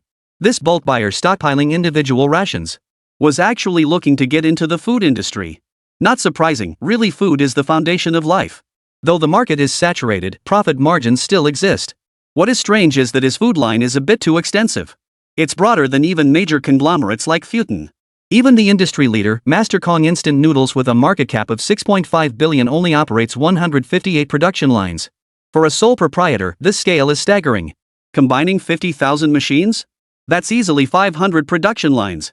What an astronomical figure that represents for procurement in this sector. A basic food production line requires over a dozen machines. A bread production line includes main equipment like flour mixers, dough dividers, proofing cabinets, ovens, and packaging machines, plus auxiliary equipment such as conveyor belts. For more complex food production lines, the number of machines could reach dozens or even hundreds. Beverage production lines incorporate numerous large-scale units like water treatment systems, ingredient tanks, sterilization equipment, filling machines, labeling machines, packaging machines, and palletizers, alongside various inspection devices and conveyor systems. The total machinery count can easily exceed 50 units or more. Highly automated advanced food production lines feature even more equipment, including high-end machinery such as robots and automated control systems. 500 production lines? Only a large-scale international food production base would require that many. Manhwa stared at Lin Feng in utter bewilderment. This guy had previously placed several massive orders for individual rations under the pretext of stockpiling, nearly emptying the warehouse. Now he was requesting a massive number of different production lines. Could it be that he wasn't building a food factory at all? Perhaps his family was simply too large, and previous supplies were utterly insufficient. Was he preparing to become self-sufficient? The world of the wealthy was utterly incomprehensible, abstract to the extreme, and incredibly difficult to fathom. Are you sure you need this many? Our production lines aren't cheap. A single set starts at around 2 million. By that calculation, that's $1 billion. Even with discounts, it would still come to around 800 million. Even Manhwa, who was roughly estimating the price in his head, found it hard to fathom. Fortin Production Line Company's annual profits barely exceed 2 billion. This single client could easily take half of that. He couldn't even begin to imagine how wealthy the other party must be. After explaining this situation to Lin Feng, the other party immediately sealed the deal. 800 million yuan is just 110 million US dollars. A single water purifying diamond mine could sustain a small country for a year. And now there are 12 of them. We're not short on cash. If you're certain about the purchase, I can immediately contact the company's production line sales department. Not just confirmed, absolutely, positively confirmed. After liaising with the relevant departments, Lin Feng received a form. Automated flower packaging line, unit price, 50,000. Small bag to large bag packaging production line, unit price, 276,000. Fully automatic multi-head linear weigher packaging line, unit price, 10,000. Fully automatic bottled water production line equipment, unit price, 98,800. Factory direct beverage mineral water production packaging equipment fully automatic bottle sorting machine, unit price, 56,000. Puffed snack production line equipment, unit price, 240,000. Fully automatic pasteurized milk powder production line, unit price, 30,000. The specific model parameters were too numerous to review. Lin Feng didn't have time to scrutinize them all, so he simply ordered the entire lot in one go.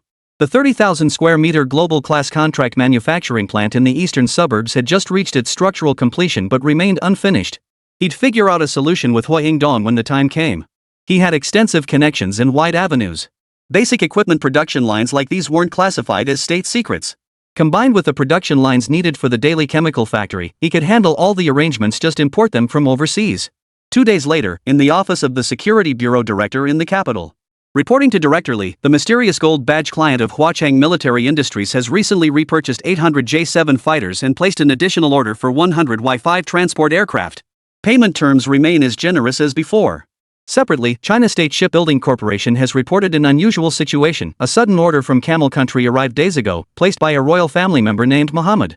This order encompasses 3 distinct warship types, Type 56 frigates, Type 052 destroyers, and Type 905 replenishment ships. Within days, this client placed another order. This time, they procured 10 Type 56 frigates and 3 Type 071 dock landing ships. Most puzzlingly, like the J-7 fighters before them, the whereabouts of all these warships remain unknown. According to our military intelligence monitoring, there has been no evidence of deployment or commissioning in Camel Country. They have also not been detected on battlefields in the Middle East or other nations, which is highly suspicious. We hereby request an in-depth investigation. Yu's brow furrowed deeper as he examined the buyer information for 2 suspicious orders handed to him by his subordinate, Security Bureau Chief Li Guiqi. The mysterious gold badge client has purchased another 800 J-7 fighters. How could their appetite keep growing? Warships are heavy naval assets exclusively used by nations to equip their armed forces. What on earth does he intend to do with them? Could it be? Chapter 113, Russian State Limousine arrives, second round of mass purchases. Could he be building a massive military organization, or even secretly establishing a new nation?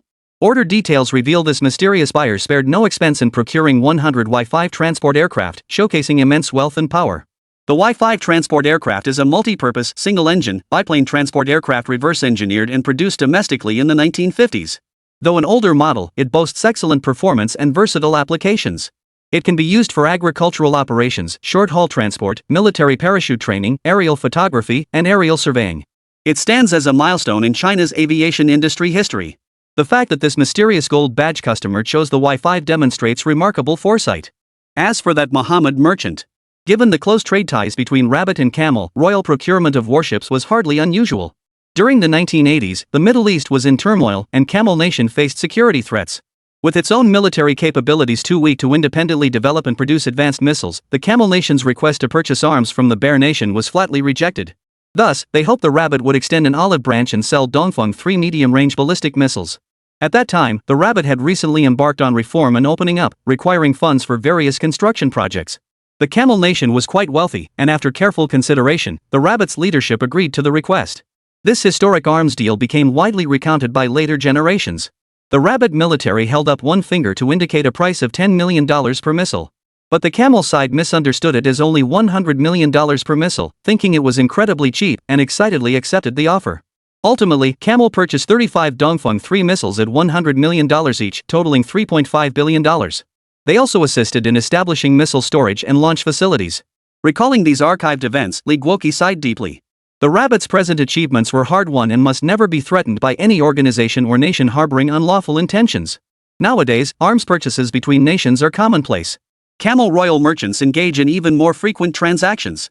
Last year alone, bilateral trade between the two nations reached $116.04 billion. What was abnormal was that the national monitoring system was unable to track the final destination of several warships procured by this Mohammed merchant. It was as if they had vanished into thin air. This mirrors the mysterious China Airlines client incident. Such a situation was unprecedented, a bizarre phenomenon that had left the Security Bureau utterly perplexed. Following the trail to its end, all leads have gone cold. Now another bizarre order from Camel Country has surfaced. In both cases, after purchasing military weapons, no trace could be found. Both orders were paid in full without any haggling. The striking similarity between the two cases is highly suspicious. It's highly probable that the same individual is behind both of these customers. In the worst-case scenario, it could be a secret group attempting to assemble a complete weapons system, one that's large and unpredictable. Initiate an immediate covert investigation into Camel Merchant Mohammed. Seek assistance from the Ministry of Foreign Affairs if necessary. Director Lee of the Security Bureau issued the order sternly to the command system. Where there's smoke, there's fire. He suspected this could pose a significant threat to the nation in the future. Since the signs had been detected early, it must be nipped in the bud. Yet this organization's repeated purchases from Rabbit Military Industries, their noble act of clearing out inventory, seemed somewhat illogical. It subtly seemed like they were aiding Rabbit. Director Lee Gwoki's mind was racing as he considered every possible scenario. If he didn't get to the bottom of this, he wouldn't be able to sleep a wink. After completing the procurement of factory production lines, Lin Feng passed through the double doors and turned to face his contemporary, the bear. It had been a long time since he last met with Foreign Trade Minister Andreev. This time, he intended to go on a major shopping spree. Having gone so long without news from a major client, Andreev truly missed it. Upon learning he had already landed near the Red Palace, he immediately dispatched personnel to meet him. Seated in the rear of the state guest vehicle and a Rusling Feng, he admired the urban landscape of the warrior nation through the fogged-up windows. Reportedly crafted by the Russian Automotive Engineering Research Institute. The front end was imposing, featuring a vertical dense bar grille design integrated with large chrome trim strips, exuding majestic grandeur befitting a nation's stature. Its exterior radiates dominance, with LED headlights on both sides exuding a high-tech feel. The interior is exceptionally luxurious, with the cockpit featuring a beige and black color scheme complemented by woodgrain trim. The steering wheel bears the double-headed eagle emblem of the Russian Federation. The extended wheelbase design delivers ample cabin space. Using this vehicle for his reception signifies the Russian leadership's high regard for him as a major client. Minister Andre, this car is exceptionally well designed. Power-wise, it must be over 800 horsepower, right? Hearing Lin Feng's praise for their state limousine, Andreev knew he'd made the right choice. This VIP client seemed to be quite the automotive connoisseur. He had to make the most of this opportunity to promote the vehicle. It might just help clear out some slow-moving inventory. Your Excellency has a keen eye. This vehicle is called the Aruz. Aside from hosting foreign heads of state, this is the first time we've welcomed a business guest like yourself. It's powered by a V12 engine with a maximum output of 850 horsepower, you guessed it right. If you're interested, we happen to have a limited stock of civilian Aruz models in the warehouse, all newly manufactured. As Minister of Foreign Trade, Andreev spared no effort in his sales pitch to generate foreign exchange revenue. This major client could place orders for large quantities of lethal weapons. Would it be unreasonable for him to take back thousands or even tens of thousands of luxury vehicles? Lin Feng's purpose for coming this time was clear: to go on a shopping spree. The automotive sector in Rabbit was still completely untapped. Developing its automotive industry was an urgent priority. He had intended to establish a presence earlier, but other matters had delayed him. Why wait for a better day when today is perfect? Now that the trade minister had brought it up, he might as well purchase a batch to bring back and have Rabbit's automotive engineers begin researching them. I'm a nostalgic person who enjoys collecting vintage cars. Besides the Aruz, what other classic models do you have? Hearing genuine interest from the other party, Andreev grew even more enthusiastic in his introduction. We have quite a few classic models from the old days, 9 in total. The finest is the former state limousine, the GAZ 115. There's also the Volga, GAZ, Lada, Niva off-road vehicle, Ural truck, and the KAMAZ commercial military dual-purpose vehicle. The product range is quite extensive. We don't need multiple units of each, just a few samples for later RD.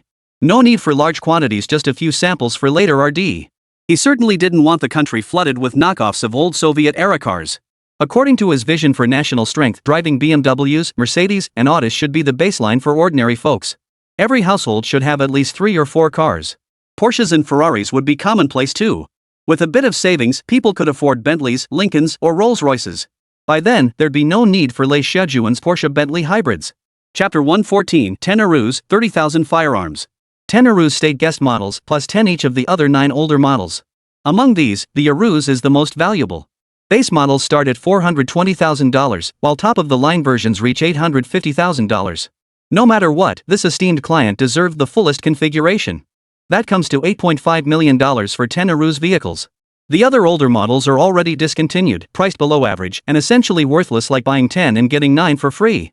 The whole exchange left Andreev somewhat disappointed. For a foreign trade minister accustomed to handling massive sums year after year, This sum was hardly worth mentioning. But he didn't lose heart. This was just a promising start, the real show was yet to come. At that moment, Lin Feng, escorted by Aru's state limousines, had arrived at the Bear's large automobile warehouse. He took the wheel of a GIZ 115 from the era of the old Big Brother. It was said that this vehicle had once been presented as a state gift to high-ranking officials from the Rabbit Nation during their visit to Bear Nation, later becoming the CEO's personal vehicle. It must be said, the vintage car had a distinct charm. Shifting gears delivered an exhilarating sense of control. The GIZ 115's acceleration delivers an addictive rush that's the magic of a great car. VIP vehicles prioritize defensive capabilities. The body is clad in 8mm thick steel plates, even the windows are made of bulletproof glass of the same thickness, and the underbody is cast from high-grade steel.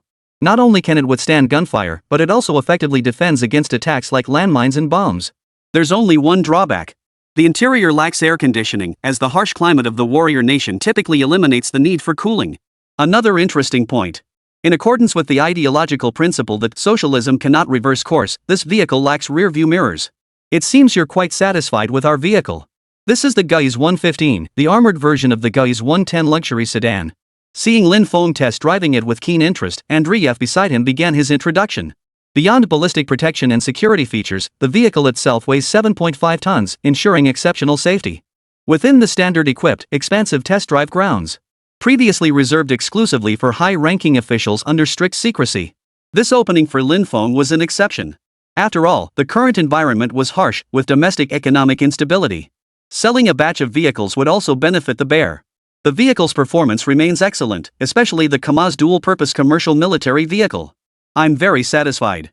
Keep the other quantities unchanged, but add another 50 KAMAZ vehicles. Unexpectedly, the major client had placed an additional order for 50 units. Such a loss-leading deal, given the Bear's fiery temperament, wouldn't be possible unless the timing was right. But what can you do when the Eagle and the 5 permanent members are imposing sanctions on them? It was infuriating, despicable, and utterly helpless.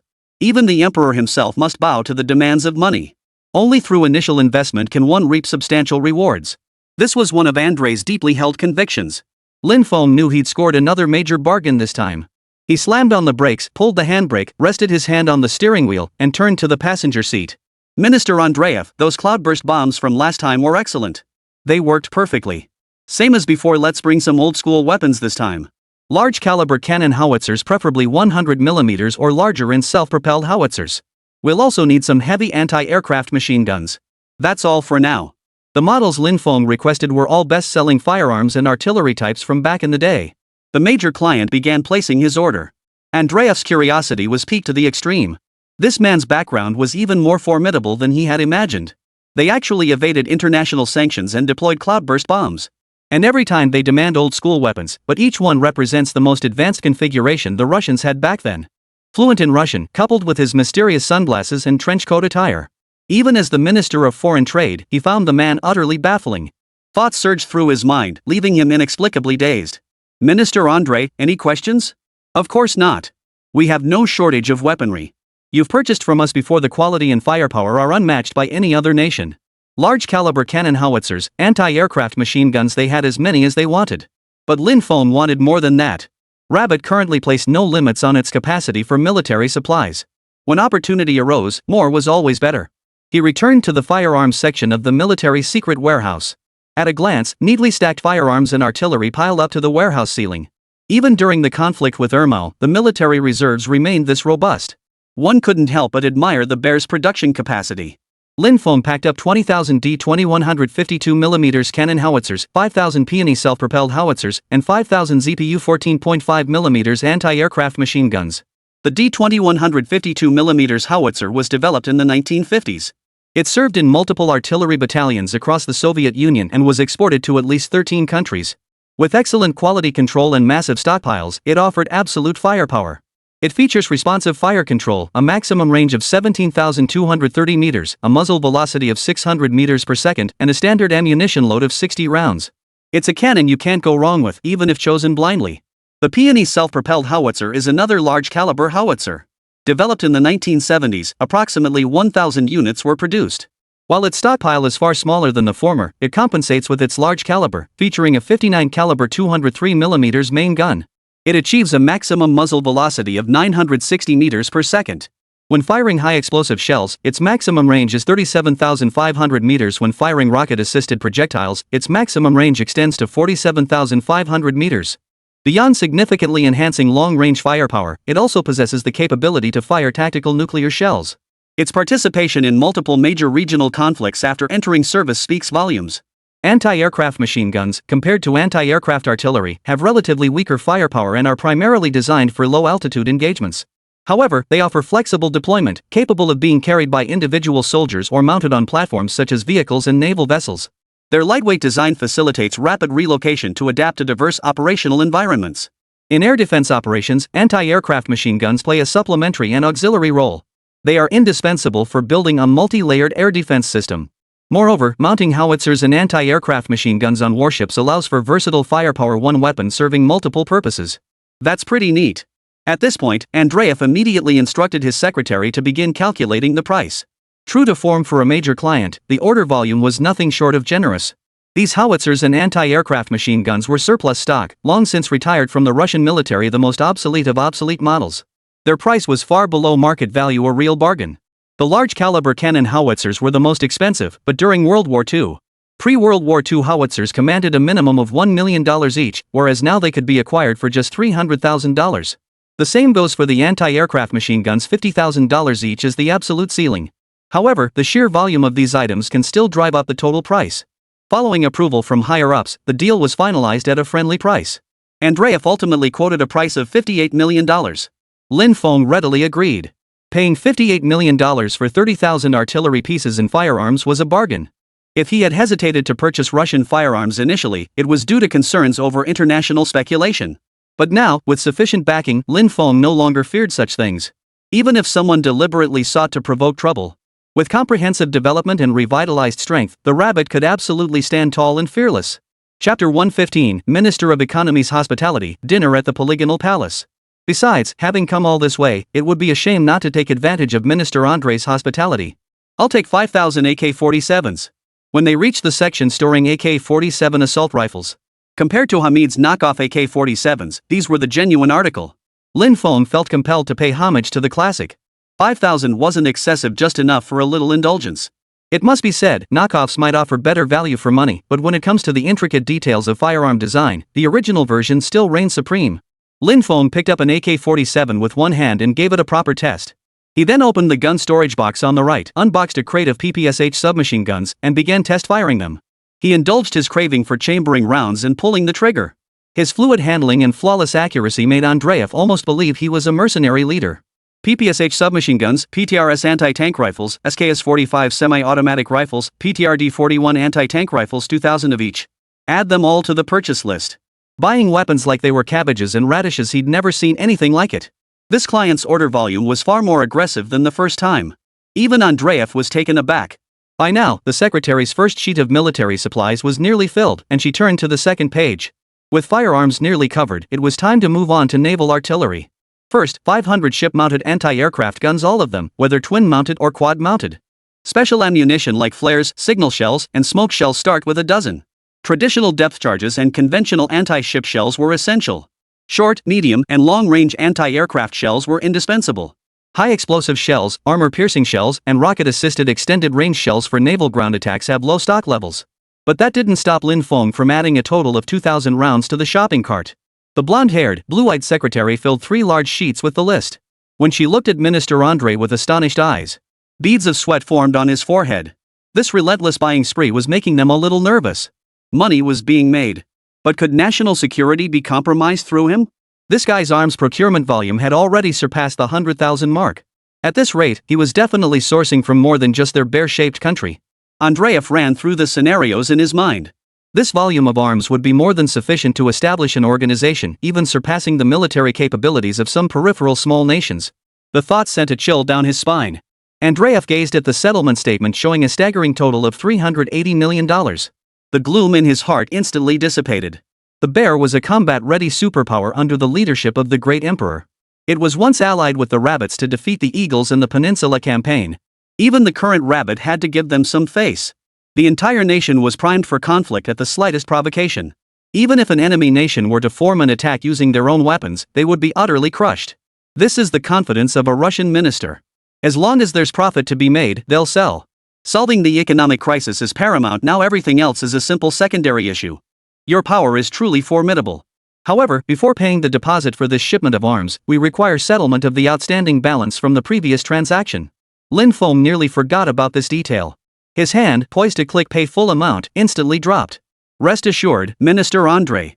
This is our second collaboration. Integrity is the last thing you need to worry about. After effortlessly settling the outstanding balance, Lin Feng promptly placed a substantial deposit. The Minister of Foreign Trade had inadvertently saved him a considerable amount of money. After completing the procurement, Lin Feng, accompanied by Andreev, was invited to dine at the Polygonal Palace. Stepping into this structure within the Red Palace was truly an eye-opening experience. The walls of the Polyhedron Palace were composed of multifaceted prisms, unique and exquisite. Its exterior, rendered in shades of white and yellow, exuded an air of solemn elegance. The golden dome shimmered in the sunlight, radiating imperial majesty. It was said that the Tsar's coronation ceremonies, important diplomatic events, and court banquets were all held in the Polyhedron Palace. Being invited to dine here was clearly not just Andrei's idea. Rather, it was done under instructions from higher authorities. Sure enough, they entered a specific banquet hall. At the far end of the rectangular Western-style marble banquet table sat a middle-aged, bearded man in a Western-style uniform. His appearance bore a striking resemblance to the bear-like leader depicted in textbooks. Esteemed Minister of Economy Boris, this gentleman is our arms procurement client. After the brief introduction, both parties nodded in greeting and took their seats. Neither minister made any deliberate inquiry about Lin Feng's name throughout the entire meeting. This was standard practice in arms deals. As long as the buyer's funds cleared without issue, the seller wouldn't concern themselves with the buyer's name or conduct any investigations. First, they feared shooting themselves in the foot. What if the buyer hailed from an adversarial nation? That would be courting trouble. Would the deal even proceed? Second, turning a blind eye could lower the buyer's guard and attract more orders. This particular major client had already secured them foreign exchange earnings in US dollars twice in a row. They must be treated with the highest level of hospitality. Boris clapped his hands, signaling the start of the meal. Your financial strength is formidable. I hope to expand our military trade relations in the future. Minister Boris, Minister Andreev, I am thoroughly satisfied with your weapons. Words are unnecessary. With that, the clinking of glasses echoed. Boris and Andreev raised their glasses and drained them in one gulp. Lin Feng, naturally not to be outdone, downed his drink in a single swig. To honor your presence, we've served only state banquet dishes. We hope they suit your taste. As fair-skinned, beautiful state guest attendants carried in bowls and dishes.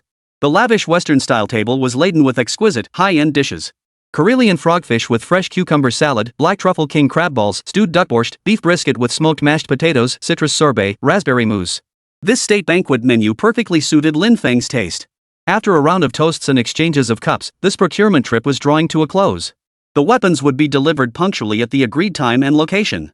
Lin Feng recognized the contractual integrity of the Russian bear.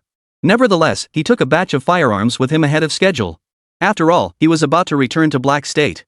While the artillery there was sufficient, the Legion's firearms needed updating. As he stepped through the ancient bronze double doors, their surface shimmering with a golden glow, and his feet touched the rough earthen floor. The distant gunfire instantly sent a wave of intense danger surging through him. Oh no! Judging by the direction, it seemed trouble had erupted at the mining site. Lin Feng swiftly darted into the deserted camp, grabbed the walkie-talkie, and contacted Wang Huachi. Mr. Lin. You're finally back. Several mining sites were ambushed by guerrilla forces last night. The War Eagle Legion is currently conducting a major mop-up operation. The enemy tactics are bizarre, not like the Belgians. In the distance, artillery fire rained down as the battle raged fiercely. After hearing Wang Huachi's description, Lin Feng understood the situation. A new shipment of firearms has arrived. Distribute them immediately to the brothers for replacement. Chapter 116, Expansion. Expansion. Striking fear into the governor's heart. With the infusion of fresh military hardware, the previously deadlocked battle suddenly shifted dramatically. Near the large rare diamond mine, lethal artillery shells could not be used. Destroying the mines would be cutting off their own revenue stream. Otherwise, he could have simply launched a barrage of cloudburst shells or killburst shells to end the battle early. Boom! Boom! Boom! 5 smoke grenades exploded, instantly engulfing the battlefield in thick fog. The enemy instantly lost their sense of direction and judgment. Temporarily isolated by the thick smoke, even visible light became difficult to detect. In a race against time, the latest firearms were distributed. Armed with replacement AK-47s, PPSH submachine guns, and semi-automatic rifles, the Warhawk Legion locked onto living targets and launched their assault. Gaining momentum with each advance, they charged forward relentlessly, unleashing a hail of bullets. The foreign guerrillas, once utterly arrogant, immediately fell one by one in pools of blood. Down with the dark forces. Shang Yun will prevail. Down with the dark forces. Shang Yun will prevail. The War Eagle Legion demonstrated exceptional teamwork and discipline, executing every precaution Lin Feng had emphasized without fail. During his absence, even their victory chant had been unified to reflect the name of Shang Yun's security. This disguise was flawless. A large number of captured guerrilla forces members. All were escorted before Lin Feng to kneel before him. These prisoners, who came to offer their heads, were clearly free reinforcements sent to bolster his forces. After eliminating over 20,000 killed in action, the remaining forces now numbered just over 78,000. They could be incorporated into the ranks immediately. The mismatched clothing of the prisoners revealed they were a hodgepodge of smaller factions, likely attempting a large-scale operation. Little did they expect their campaign to end in disaster. Under Wang Huaqi's interrogation, Lin Feng uncovered the details. Ever since the War Eagle Legion had wiped out the SAS forces in one fell swoop, their reputation had spread far and wide. Numerous factions across Belgium, both large and small, had since dared not make a move. But hunger breeds boldness. A dozen guerrilla groups near the Sierra Leone border banded together, their ambitions stirring. They quickly agreed to take the risk and raid Lin Feng's mining operation, hoping to seize the nest and claim the vast wealth. Even the largest faction, SAS, was no match for the War Eagle Legion. A mere band of guerrillas would be easily crushed. Before, you joined the group to survive because you couldn't get enough to eat or keep warm. From this day forward, I can provide you with food, but only if you obey and submit. Disobedience has only one consequence: death. Lin Feng stood tall before the group of prisoners of war and began his speech. Regimental Commander Wang Huaqi stood beside him, providing real-time translation. Soon, bowls of coarse grain rice were placed before the prisoners, who had grown accustomed to irregular meals. Their eyes lit up at the sight of rice, and they cared little for formalities. They grabbed handfuls with their bare hands and began devouring it voraciously. Any lingering gloom over their defeat had long since vanished. Under a combination of kindness and authority, the prisoners rose one by one, expressing a strong desire to pledge their loyalty. The time was ripe for recruitment. But they must be distinguished from the previous black soldiers. Rearrange units based on combat strength. Colonel Wang, Deputy Colonel Jiang, organize a 10,000-man wrestling competition. Divide the troops into formations based on combat capability. Our 5,000-strong War Eagle Legion serves as the main force and is excluded from this count. I, Commander Lin. Having eliminated 2 armed organizations in succession.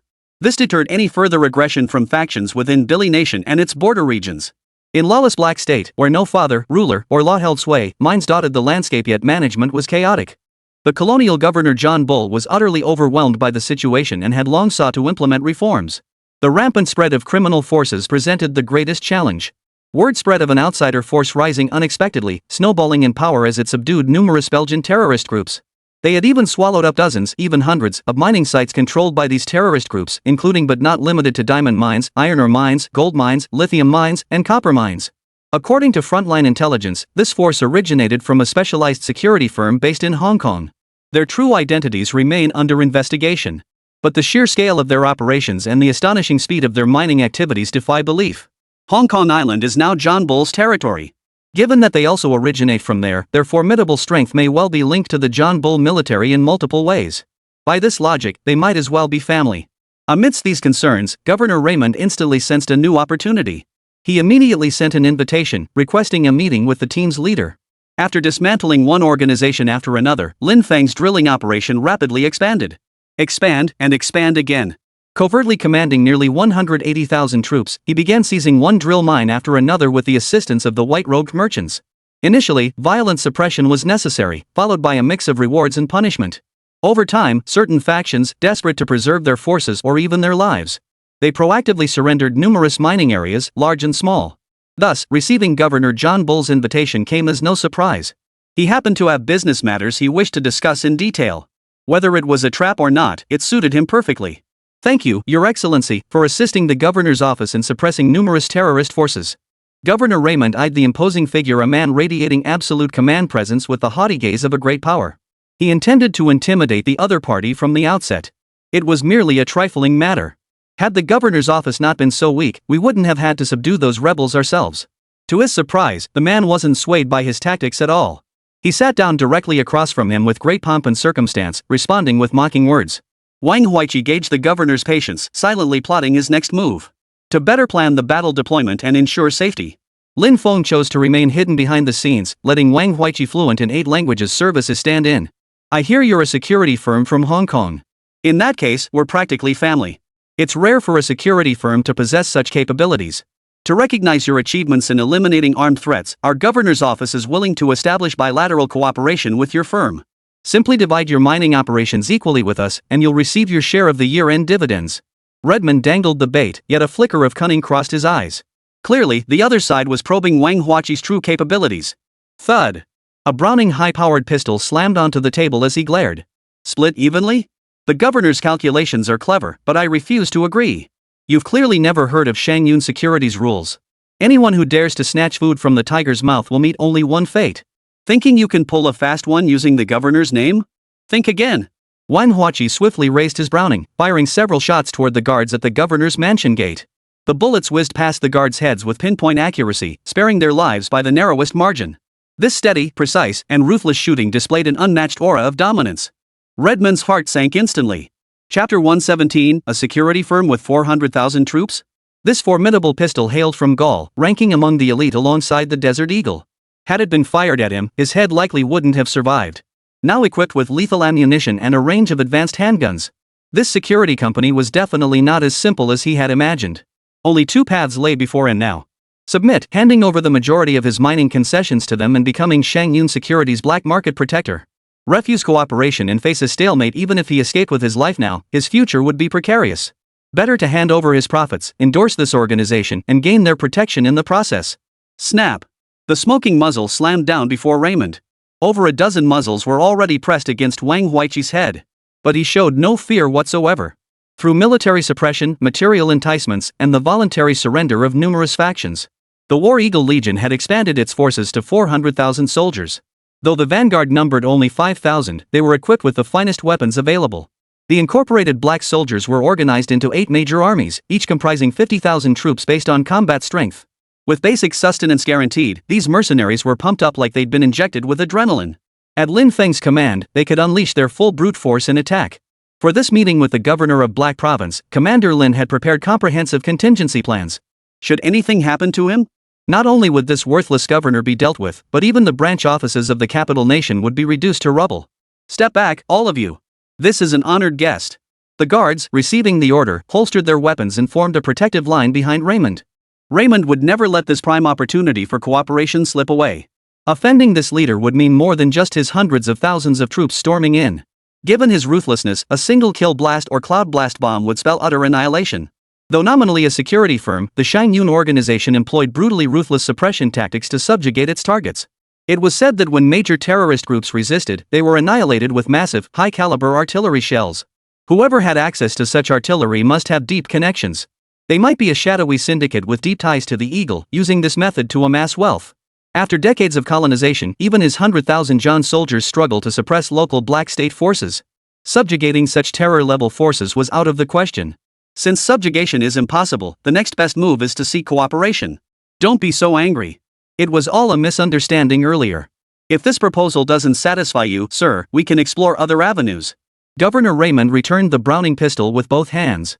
He then drew a cigar and lit it for Wang Huachi. The invitation to discuss matters in detail was extended precisely for the purpose of cooperation. These words from the other party made Wang Huachi secretly admire General Manager Lin's foresight.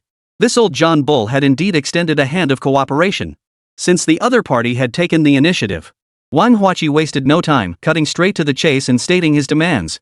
Then I'll be blunt, cooperation is certainly possible. I want to acquire all mining rights in Sarah State, Black State, right now. No matter the cost, we're taking them. Governor's Office of Black State, since we're already here, how could we possibly justify not seizing this opportunity to make our fortune? The War Eagle Legion's campaign isn't just about conquering one country, it's about gradually swallowing up most of Black State's mining districts. It's time to apply pressure to this governor. If he can weigh the pros and cons and make concessions, the upcoming drilling project will expand even further. Though John Bull had colonized Black State for decades, its local finances were already running a deficit. Armed factions, repeatedly difficult to suppress, occasionally rise up in coordinated attacks, growing increasingly brazen and rampant. Though titled governor, his real authority is limited. As chaos engulfed Black State, the governor's treasury had been raided multiple times. Raymond was utterly frustrated and exasperated. Compounding matters, the John Bull authorities' higher-ups held little faith in the colony's prospects. They had effectively discarded him as governor. Should Black State erupt in even fiercer resistance? Governor Raymond might not even know how he'd meet his end. If he didn't make a killing now, he'd be losing his shirt. The Redman's inner turmoil wasn't written on his face, the hesitation and contemplation in his eyes and brows had not escaped Wang Huaqi's notice. All of this had been meticulously planned and analyzed by Lin Feng before their arrival. Reflecting on the reality now, Wang Huaqi found himself even more convinced of its soundness. The diamond mines in Sarah are under central control, but I can use a few of them to strike a deal with you. Wang Huaqi snorted coldly inside. A mere handful of mining sites? This fellow was clearly trying to fob him off like a beggar. The John Bull nation, battered by World War II, had long since lost its former glory. This once formidable capitalist nation was now nothing more than a lackey and henchman for the eagle. What was there to be proud of? A few mines aren't worth considering. But I can take a look at the governor's mining areas first. Regarding acquisitions and contracts, Shan Yun aims to expand and strengthen our operations. We also offer professional-grade security services as part of the package. Raymond's expression darkened instantly. They were asking for the moon, trying to bite off a huge chunk right off the bat. Wasn't this blatant extortion? But circumstances left him no choice. He had absolutely no room to negotiate. The diamond and mineral trade had stalled, and foreign collectors' interest had plummeted amid the turmoil of war. The governor's office hadn't seen any income in ages. This money in hand must be secured. Within Lin Feng's proposed price range, Wang Huaqi negotiated several rounds and secured Sierra Leone's major diamond mines for $5 million. Governor Raymond expressed profound satisfaction. $5 million was a colossal sum for the Black State region. Since the other party had offered their pledge of loyalty, he gladly accepted it, a win-win for both sides. With solid official protection secured, Lin Feng swiftly established Shan Yun as a legitimate security company. This paved the way for his diamond mining business to flourish. Diamonds are forever. Beyond supplying Lingxiao jewelry with bulk rough diamonds for modern jewelry, Lin Feng also planned to establish his own diamond brand. He chose this classic advertising slogan as his tagline. He would tie love and diamonds together in meaning. Initially capturing the hearts of every wealthy individual, he would later leverage his influence to make every Hong Kong citizen and people worldwide go crazy for his brand. After expanding his team and mining operations, facing insufficient management personnel, Lin Feng retained the Long brothers and Deputy Commander Jiang at the site. He only brought Wang Huaqi along, leading 50,000 troops back to Hong Kong Island. Having not set foot on Hong Kong Island for a long time, Lin Feng's first stop was the Hua family manor to discuss a series of matters with Hua Yingdong, including plans for establishing a diamond brand. Brother Lin, you've been to Black State, you've darkened a whole shade. But you're full of drive now, and there's more ambition in your eyes than before. That's a good thing. Chapter 118, Distributing Televisions, Broadcasting the New Year Celebrations. Hua Yingdong scrutinized Lin Feng's appearance. Compared to the refined, scholarly figure he'd seen before, the transformation was almost unrecognizable. If there had been concerns before that he might not withstand the blows from the backward, uncivilized forces, now, it seemed he had undergone a complete transformation. There was absolutely no need for concern anymore. They say Black State is a place that devours people whole. Even he dared not venture there for business. Yet Lin Feng dared to venture into this devil's domain alone, leading the state assign 5,000th Land Corps to raise military funds. Honestly, his admiration for Lin Feng only deepened by the minute. Turning to the heavily guarded figure beside him, Colonel Wang Huaqi radiated an aura of righteous invincibility tempered with ruthless resolve. The aura of someone from the national team was truly extraordinary. It seemed Lin Feng was getting more and more savvy. Brother Hua, you underestimate me. Entrusted with the nation's weighty responsibility, failure would betray the brothers who fought alongside me. Rest assured, I have confidence in myself. Lin Feng hadn't revealed his vast influence in Black State to Hua Yingdong. His counterpart only knew he had suppressed numerous armed groups there and acquired some diamond mines, unaware of the specifics. Revealing a force of 400,000 men would be somewhat alarming. Unless absolutely necessary, Lin Feng preferred to keep this secret from as many people as possible. Never harbor malicious intent, but always remain vigilant. Better safe than sorry. Maintaining vigilance toward business partners in the commercial world was absolutely essential. How are our recent sales profits at Oriental Star? As the largest shareholder, Lin Feng had the right to know the company's operational status. Profits are rising sharply. The second and third real estate projects launched were snapped up by investors and citizens alike. Rest assured, on this front with me at the helm, Oriental Star will soar. Hua Yingdong placed two documents before Lin Feng. One is the business license for Shangyun Security. The other is a special industry firearms permit. I've taken care of everything for you, brother. Double-check the details to avoid any mistakes. Hua Yingdong truly was a business leader with extensive connections. Before he could even speak, the other party had already taken the initiative to handle these crucial matters. With such personal charisma and efficiency, it was only a matter of time before he ascended to the top position. I trust Brother Hua to handle matters. We'll need your help on the path to raising funds for the nation. Beyond the jade and gemstone rough from bread country, diamond mines currently represent the bulk of our sales. I need to establish a diamond brand build influence to open up the market. Currently, diamonds hold limited international prestige, primarily collected by royal families in select nations. Fundamentally, Hua Yingdong remains skeptical. However, his real estate investments in Chao Guangbiao as one of the first wave of Hong Kong entrepreneurs had been personally recommended by him to the mainland, where Chao is now assisting in fostering the development of the rabbit textile industry. From a long-term strategic perspective, Lin Feng's move demonstrated remarkable foresight. Once the diamond market is opened, the enormous profits generated will be unimaginable. It's said that his distant relative, Li Minxiang, has made a fortune in bread country by selling raw diamonds to Lin Feng and managing the mines for him.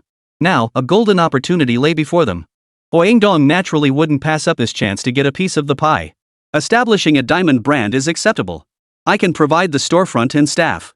Before launching any brand, it is crucial to design a widely recognizable logo and core brand identity.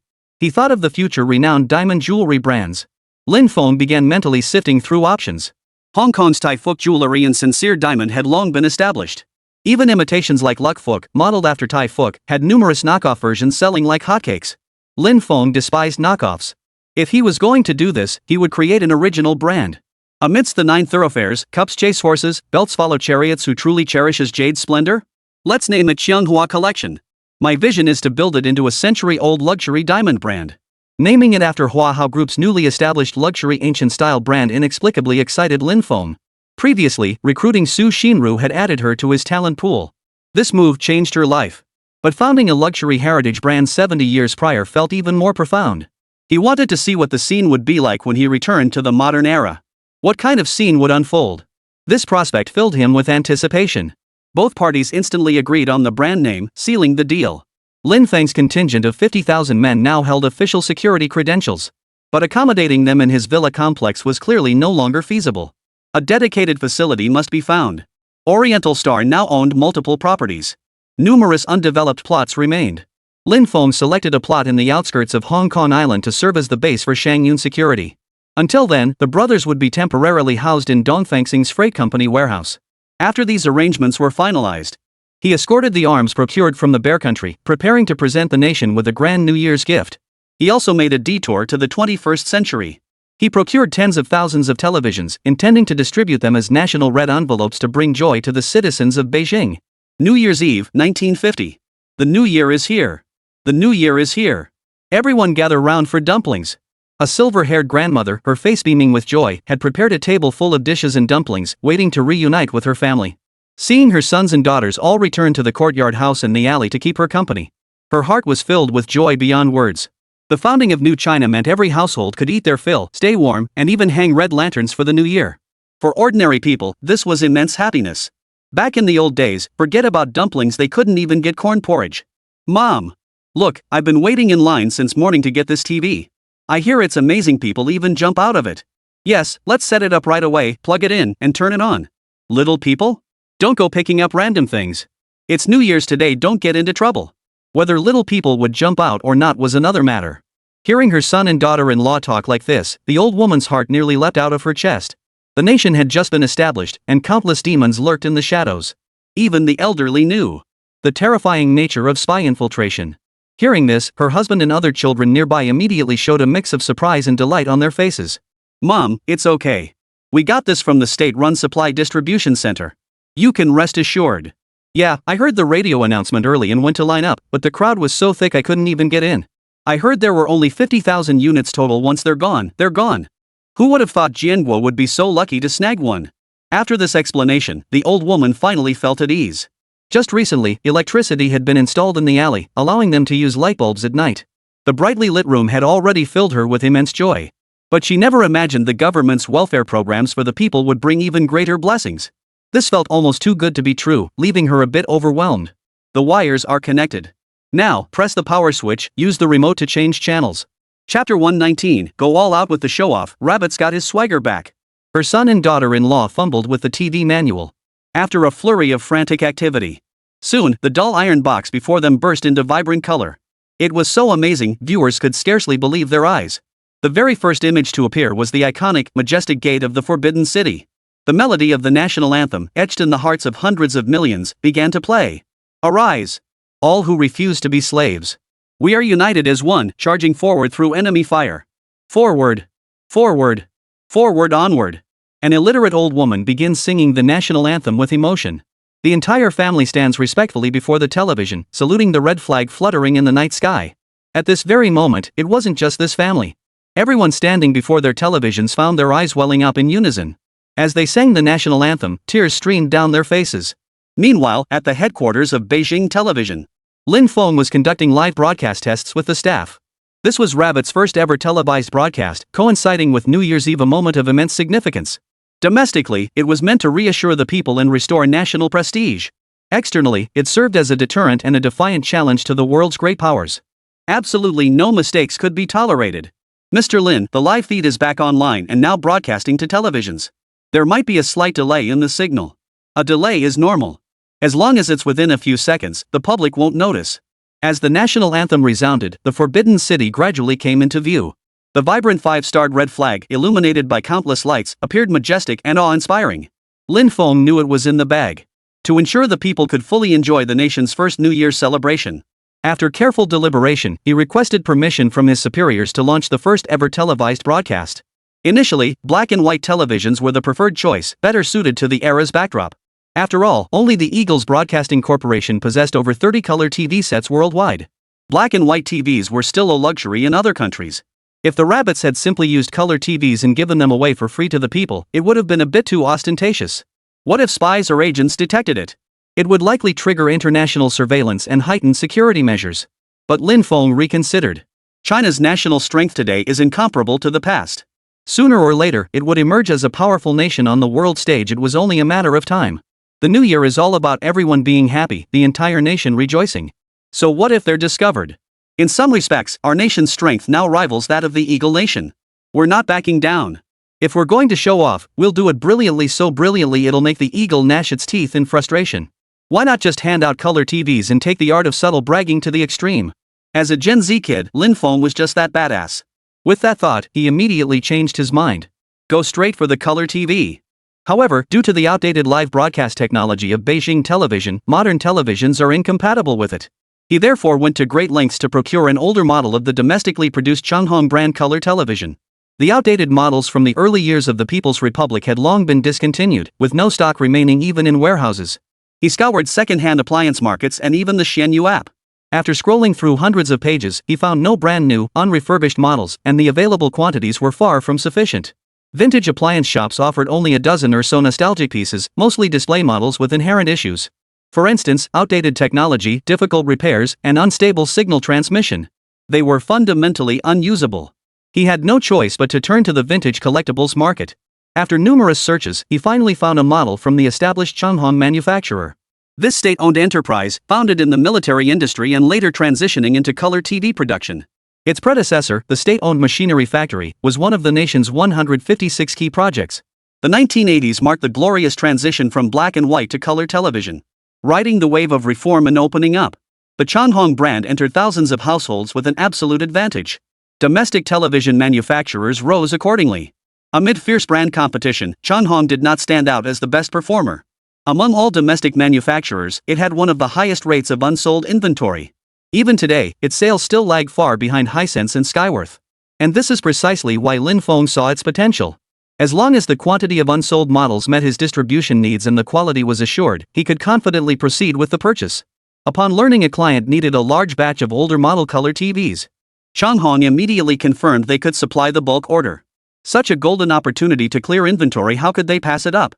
Moreover, the buyer was remarkably generous, expressing support for domestic manufacturers and stating he would take whatever inventory was available. Earlier, the warehouse still held 50,000 brand new, unopened older models. Their production dates were largely consistent, all having passed quality inspection and rolled off the assembly lines in the 1980s. They had been sitting in storage gathering dust ever since sales were limited at the time and new models were later introduced. To ensure quality, Lin Feng requested quality inspection reports from the manufacturer and randomly selected several hundred units for on-site unboxing verification. Only after confirming they passed did he place the order. 50,000 units of the older color TV models were ultimately purchased at a wholesale price of $5 million. He also acquired several sets of period-appropriate broadcasting equipment. With everything prepared, these televisions were transported through time and space, instantly reaching the hands of ordinary people in the 1950s. After the stirring national anthem, a swarm of drones suddenly appeared in the pristine moonlit sky. Precision-guided and strategically deployed, they shifted formations with agile precision. At times they dispersed like scattered stars. At other times, they rapidly coalesced like gathering storm clouds. Accompanied by lights on their bodies, they shimmered in a kaleidoscope of colors red, blue, and green intertwined, creating a dazzling light show. The sight was dreamlike and surreal, making one feel as if they were still asleep. This hallucinatory beauty left the Chinese people, who had never witnessed such a magnificent scene, utterly entranced. It also astonished them deeply. It turned out that behind the scenes, the motherland had made such tremendous efforts. Despite being a young nation, it had achieved such extraordinary strength in such a short time. Meanwhile, the eagle, the chicken, and the bull, these powerful nations, were also keeping a close eye on the rabbit's movements. New Year's Eve is a uniquely Eastern festival. Every year at this time, it best reflects the rabbit nation's national character. In the past, satellite footage broadcasted revealed the rabbit nation's shabby appearance, especially the backward state of its people making fools of themselves, which became a source of ridicule for these predatory nations. The chicken in particular, constantly spouting "sick man of East Asia," plotted to make a comeback against the rabbit. Meanwhile, the eagle nation's sense of superiority would surge instantly. While publicly celebrating the new year, they wouldn't forget to adopt the posture of a great power and offer a wave of sympathy toward the rabbit nation. This laid bare the true face of the hegemonic powers. Now, the annual mockery season has arrived. Satellite footage of mediocre quality begins broadcasting simultaneously. The Eagle's president, the football chicken's prime minister, the John Bull royalty, the Gallic rooster's president, all the allied nations watch the capital city at this very moment from their respective residences. Chapter 120, Making Up for the Founding Ceremony. Regret, Restoring National Prestige. Though outwardly dismissive of the rabbit's backwardness, deep down, they all covet this fertile land passed down for 5 millennia. Only those who care pay attention. And the rabbit nation is Asia's most prominent focal point. A nation that 5 millennia of warfare couldn't destroy, how formidable must it be? First came the Tang dynasty's obsession with the basin chicken, followed by the eagle sauce's laughably brief few centuries of history. Clearly, the rabbit's status as an ancient civilization grated on their nerves. If they can't have it, they'll just take it. If they can't take it, they destroy it. Such is the bandit mentality of these imperialist powers. Satellite images show the Forbidden City unchanged, ancient and dilapidated, nowhere near as dazzling as their Kremlin. President Eagle took a deep drag on his cigar, swirling his wine glass as he waited for the show to begin. Then the camera shifted. Across from the Forbidden City, camera positions appeared one after another, seemingly set up by television crews for filming. Upon seeing this, the Eagle's Secretary of State gasped in shock. OMG! The rabbits aren't live streaming, are they? Impossible. They don't have the technology for that. President Eagle puffed out a thick smoke ring and calmly dismissed the idea. But as the camera shifted position, it became undeniably clear this was live. The Secretary of State's suspicion was confirmed, leaving the Eagle Chicken president with no choice but to fall silent and keep watching. Yet a nagging question lingered in his mind. With rabbits' backward media capabilities, live television broadcasting was absolutely impossible. After all, they didn't even have televisions. Their TV station was clearly improvised and utterly subpar. This must be a smokescreen for the outside world. At this thought, President Eagle chuckled inwardly. Suddenly, the scene before him choked him with smoke, triggering a violent coughing fit. Against the night sky of Beijing, strange-looking aircraft suddenly appeared. They randomly formed various patterns. One moment they formed a dove of peace, the next a red flag, leaving onlookers in awe. In the blink of an eye, responding to new commands, the drone swarm suddenly accelerated, shooting off like arrows released from a bow toward the horizon. They left beautiful trails in the sky, like mysterious symbols written in the heavens, radiating a futuristic and technological aura. It was like a fantastical painting from a future world. Not only did it leave President Eagle and the Secretary of State wide-eyed with astonishment, but even their arch-rivals the French, the Americans, and the French were left speechless with astonishment. Impossible. How could the Rabbit Air Force have so many autonomous aircraft? There must be a mastermind behind the rabbits. Drones? Aircraft without pilots? How is that even possible? How did they develop something even our Eagle Nation doesn't possess? This is unbelievable. The drone aerial display alone instantly left the leaders of several nations speechless. Lin Foam had long anticipated these spectacular scenes. But the spectacle was far from over. During the founding ceremony, to showcase the best aerial display to the world, the awkward situation where the boss had to send fighter jets back and forth twice will never happen again. Rabbits will never lack fighter jets again. Even drones will arrive by the thousands, without a single one spared. Switch the camera immediately. Yes, Mr. Lin. As the operator switched the live broadcast angle, the camera lens focused on the full moon in the sky. Though no footage of the scene was visible, the roaring crowd and deafening car horns shook the heavens. Unseen yet heard. All the heads of state monitoring rabbits' movements were being played like puppets by Lin Feng, their psychological states completely at his mercy. Lin Feng deliberately kept them guessing. He allowed the major powers to be stunned by the rabbit's strength without revealing the full picture. This tantalizingly frustrating sensation, like scratching an itch through a shoe, was unbearably agonizing. Shit! That cunning rabbit! He pointed the camera at the moon. How did he know we were capturing satellite footage in advance? Baka! And there's the sound of a convoy honking horns by the noise, at least tens of thousands of vehicles. But the rabbits don't have an automotive industry, do they? Even the moon is reflecting light this intensely. What kind of illumination are those rabbits using? What the hell are those rabbits up to? Boost the satellite signal immediately, I need answers. Meanwhile, the rabbits' enthusiasm soared. During the live broadcast, over 70 or 80,000 people flooded into Forbidden City Square to celebrate the first spring festival since the nation's founding. Every household's television was surrounded by neighbors and crowds of relatives and friends who had rushed over upon hearing the news. Luxury motorcades rolled onto the Forbidden City Plaza. From the first Aru state limousine approaching, the chief waved greetings to the crowd. Today marks the first New Year belonging to our people since the founding of our nation. Happy New Year, everyone! This grand yet warm greeting brought the atmosphere to a fever pitch. The entire crowd stood in solemn respect and erupted in cheers. Following the Aru state limousine, over a dozen Kamaz military trucks and 100,000 Dongfeng EQ-240 military vehicles rolled in. The sheer scale of 100,000 vehicles ignited a roar of cheers, sparking the first wave of celebratory fireworks. This New Year's ceremony marked the nation's first public display of all its major weaponry to the people. During the pre-New Year's Eve preparations, Lin Feng proposed to the leadership that they make up for the shortcomings of the founding ceremony by holding a grand military review to revitalize national prestige. This proposal received unanimous approval from the leadership, paving the way for today's grand spectacle. Next, the National Aerospace Information Department would integrate and utilize the satellite signal jamming technology provided by Lin Feng, completely extinguishing any prying eyes from other nations. When the Eagle Eye president ordered the strengthening of satellite signal sources, the newly established Space Information Department of Rabbit had already begun implementing the signal jamming technology.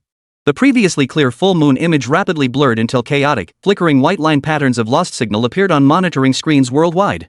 At this moment, the leaders of the world powers were genuinely shocked, even panicked. The Rabbit must be orchestrating some unscrupulous grand scheme. What baffled them most was how Rabbit could sever Eagle's most advanced satellite signals, utterly unbelievable. With their rear guard secured, the celebration reached its grand finale. The ground forces marched in lockstep, soldiers clad in camouflage forming square formations as they advanced slowly. Each soldier carried an 81 Type assault rifle, Type 53 light machine gun, Type 58 combined use machine gun, or Type 44 heavy machine gun. Their faces radiated confident vigor, their bearing poised and solemn, unmistakably showcasing the Army's fighting spirit. Beyond firearms of varying firepower, the AK-47, PPSH submachine gun, PTRS anti-tank rifle, SKS-45 semi-automatic rifle, and PTRD-41 anti-tank rifle made their first appearance during the Army's march. Each batch of weapons displayed featured soldiers wearing distinct uniforms and equipment. A total of 5,000 types of military protective gear were displayed, marking an unprecedented achievement in history. The rhythmic thud of feet striking the ground during the goose step, synchronized with the soldiers' uniform bugle calls, stirred the blood of countless compatriots. Chapter 121, The Three Services Parade Through the Forbidden City.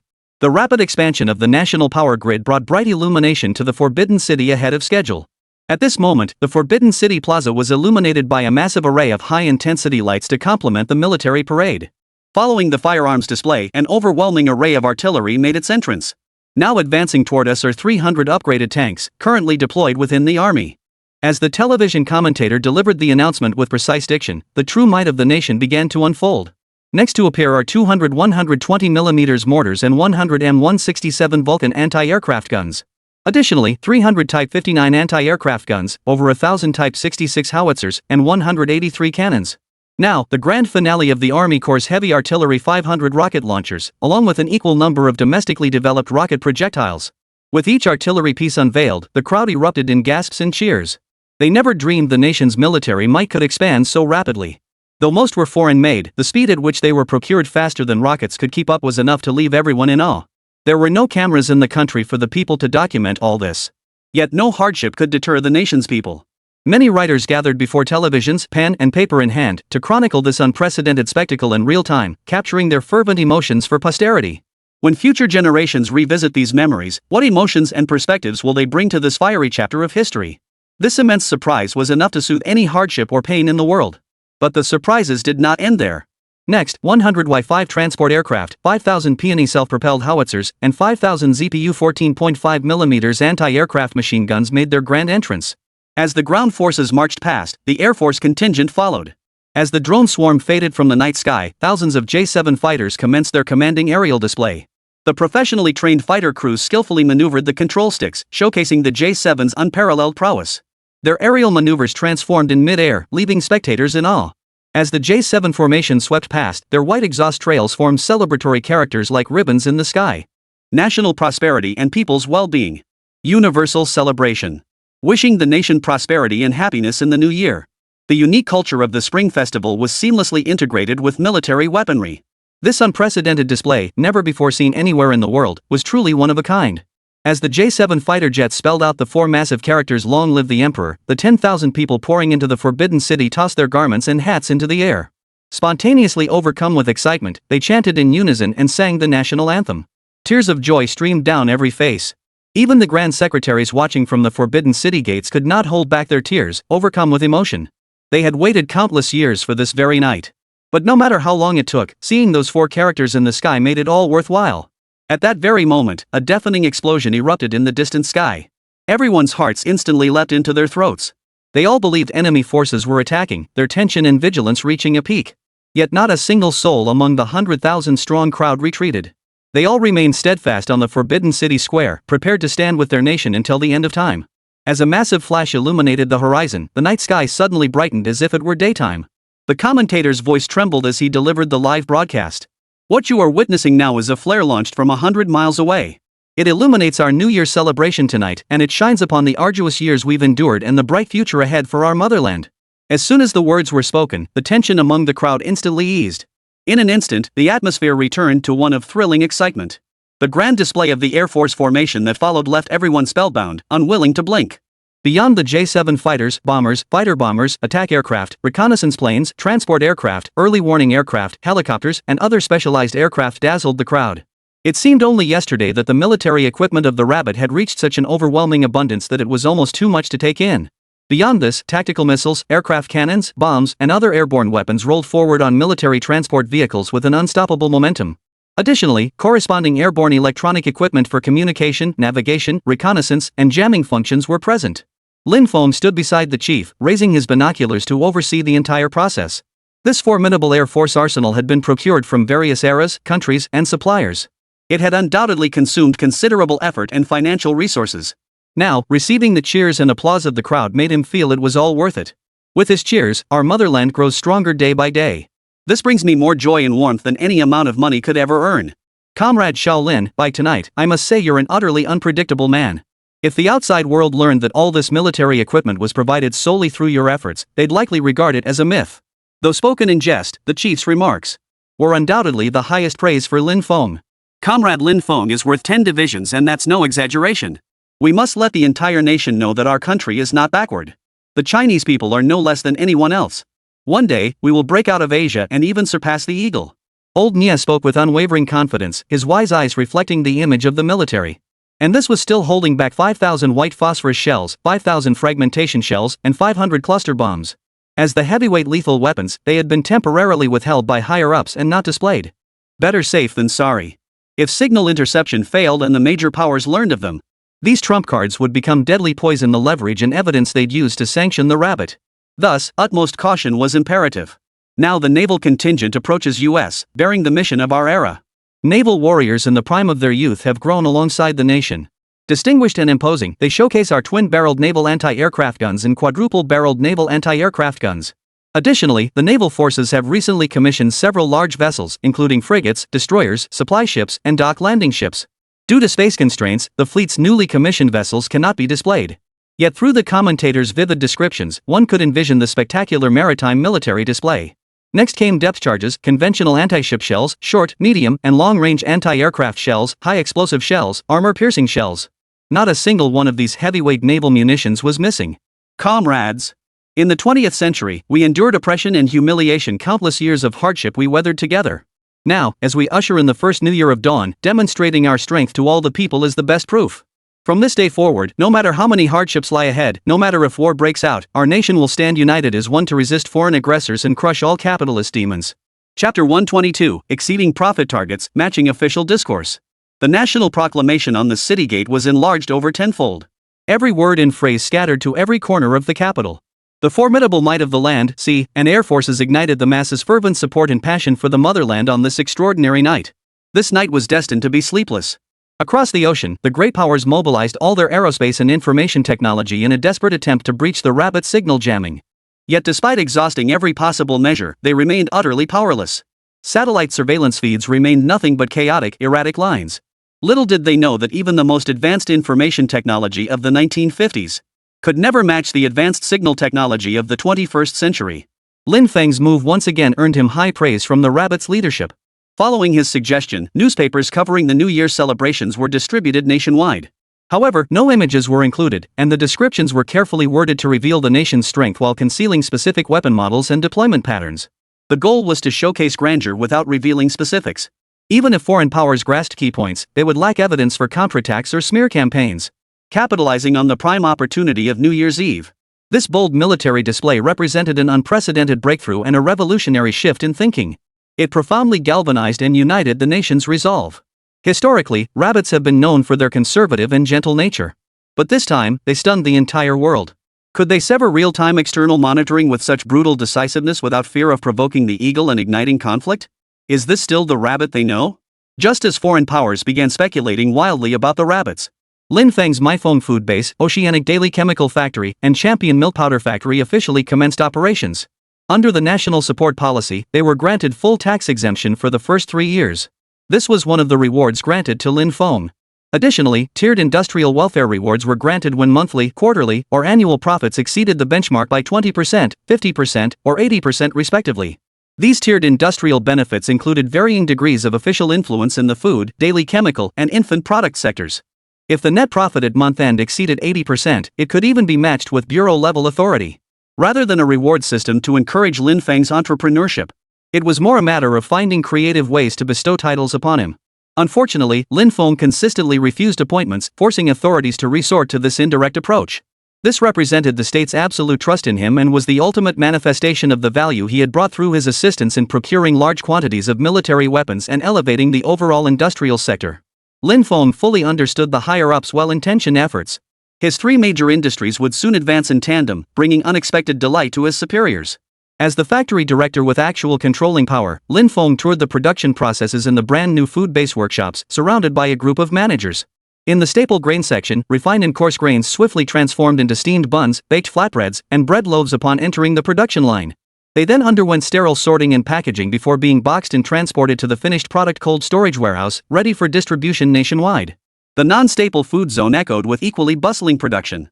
The range of snacks was comprehensive, encompassing Chinese pastries, Western cakes, cookies, lollipops, jellies, popsicles, puffed snacks, and more. With nationwide road networks ensuring seamless connectivity between urban and rural areas, high-quality raw materials like grains, oils, rice, and flour are transported continuously from various regions. Combined with modern food ingredients supplied by Lin Feng, an independent food R&D lab has been established. This has fully transformed the facility into a large-scale, international food production base. Mr. Lin, the beverage section is over there. As per your instructions, we've activated production lines for fruit teas, milk drinks, tea beverages, and bottled water. The instant noodles in the quick prep zone have also been categorized by flavor as requested. Lin Feng aimed not only to achieve comprehensive sales across all categories but also to cultivate each product into a future powerhouse brand in the food industry. Excellent! As the nation's largest food manufacturer, our Maifeng food base must pursue perfection. Our product lines must be comprehensive, and I also intend to build a brand for every single food item. Lin Feng's vision was so forward-thinking that while the management team didn't fully grasp it, they sensed its immense potential. Branding had always been a game played by foreign capital, yet now it was their turn to play it themselves. The foresight of this national-level figure far exceeded anything they could have imagined. All they needed to do was follow his lead. It couldn't possibly go wrong. Regarding General Manager Lin's deployment for the food base, the managers, especially the deputy plant manager, dared not take it lightly. All pulled out notebooks, meticulously recording every word from this visionary leader. I intend to establish a brand department for daily operations. The selection of personnel will be entirely entrusted to Deputy Director Chiu. As the newly appointed Deputy Director, Chiu Jiankang oversaw all matters at the base. Though meticulous and cautious in his management, he tended to err on the side of caution. He consulted Lin Feng on every decision, fearing any misstep might cost him his position. Now, General Manager Lin had assigned him this special task. He was caught between accepting and refusing. Entrusted with this weighty responsibility, Chiu Jiankong could not refuse. He had no choice but to grit his teeth and accept. Deputy Director Chiu, I see you're troubled. If it's not feasible, I can assign someone else to manage and prepare the brand operations team. You've been overworked lately. For now, just oversee the snack section. Once things settle down, we'll reassign responsibilities. Lin Feng's words were undoubtedly a sharp rebuke to Chiu Jiankong. As the head of a food production base, he could see at a glance that this deputy factory manager's capabilities were limited. This man had been assigned by higher-ups, and Lin Feng hadn't interacted with him much. But judging from their inspection tour earlier, he clearly wasn't up to the task. He even came across as boastful and overly eager to take credit. In modern terms, he was trying too hard to show off. Chiu Jiankong's current management was sound, but this was only the beginning and it was being carried out under Lin Feng's guidance. Once the industry is fully rolled out, this deputy plant manager may no longer be up to the task. To change the leadership team, we must start at the source. Mid-term adjustments would cause excessive disruption and damage to the base. For the state-owned factories, Lin Feng held only shareholder status decision-making remained with senior management. At the revitalization steel plant, he holds influence but need only issue directives to the plant manager. This situation is incomparable to private enterprises in the food sector. After all, these were state-backed industries with government backing. They didn't need to build brands or market themselves. Sales channels were naturally secured. In many ways, food production is far more challenging than heavy industry. Steel and petroleum both follow established, regulated processes where quality compliance is a strict requirement. But conditions for food products are much more lenient. The state has never issued relevant regulations on preservatives, additives, colorants, and the like. This creates a vast gray area for manipulation. Chapter 123, Recruiting Food Industry Heavyweights to Spice Things Up for Foreigners. When exploited by unscrupulous actors, the production of tainted food poses a threat more dangerous than detonating bombs. From a broader perspective, food production is fundamentally about conscience. Lin Feng despised the food safety issues of the 21st century. Plasticizers, melamine, Sudan red, these have become distant terms in the public eye. Artificial eggs, gutter oil, and stinky pickled cabbage from old vats followed in quick succession. Excessive probiotic colonies, edible oil transported in industrial tank trucks, and spicy hot pot containing anti-diarrheal drugs, the list goes on and on. Each day brings a new scandal, enough to fill 365 days without repetition. It's like boiling a frog in gradually heated water, dragging the nation's physical health down to its lowest point. This has led to a growing number of people suffering from incurable diseases like cancer, leukemia, and lupus. As long as food safety issues remain unresolved, the prevalence of various diseases will only continue to rise. Now that he has the power to change all this, he will never allow such practices that harm public health to happen again. A good leader must possess a vision that encompasses the welfare of all.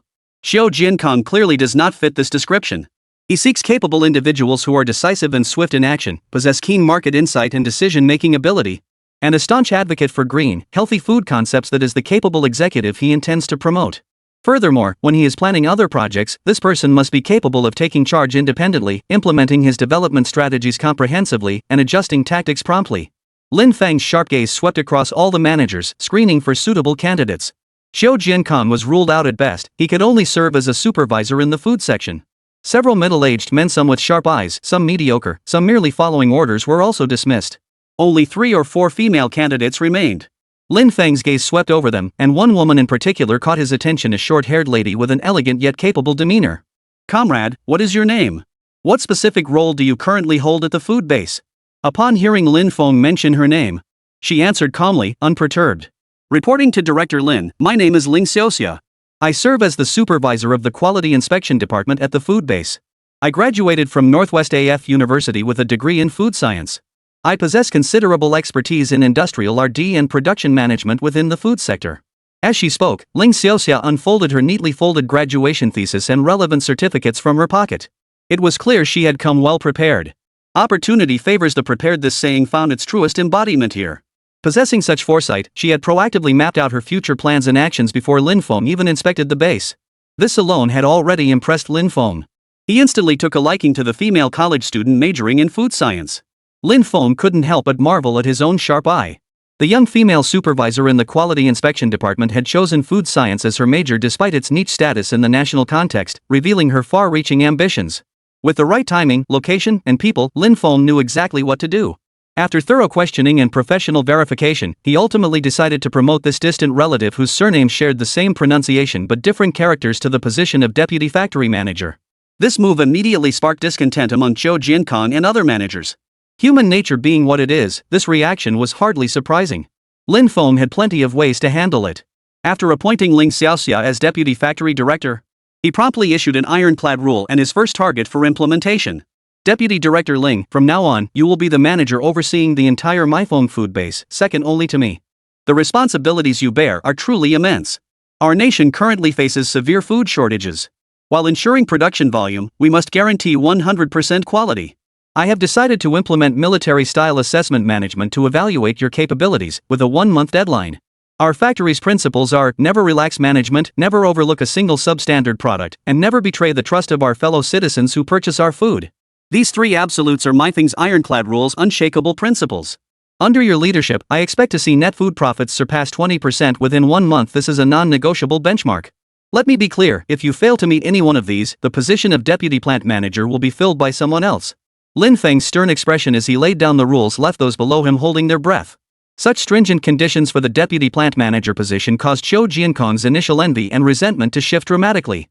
Don't be fooled by the title. This deputy director role is no easy task. One mistake, and he'd lose even his current position. Under my command, no one will be spared. All other management personnel will also be subject to a unified assessment system.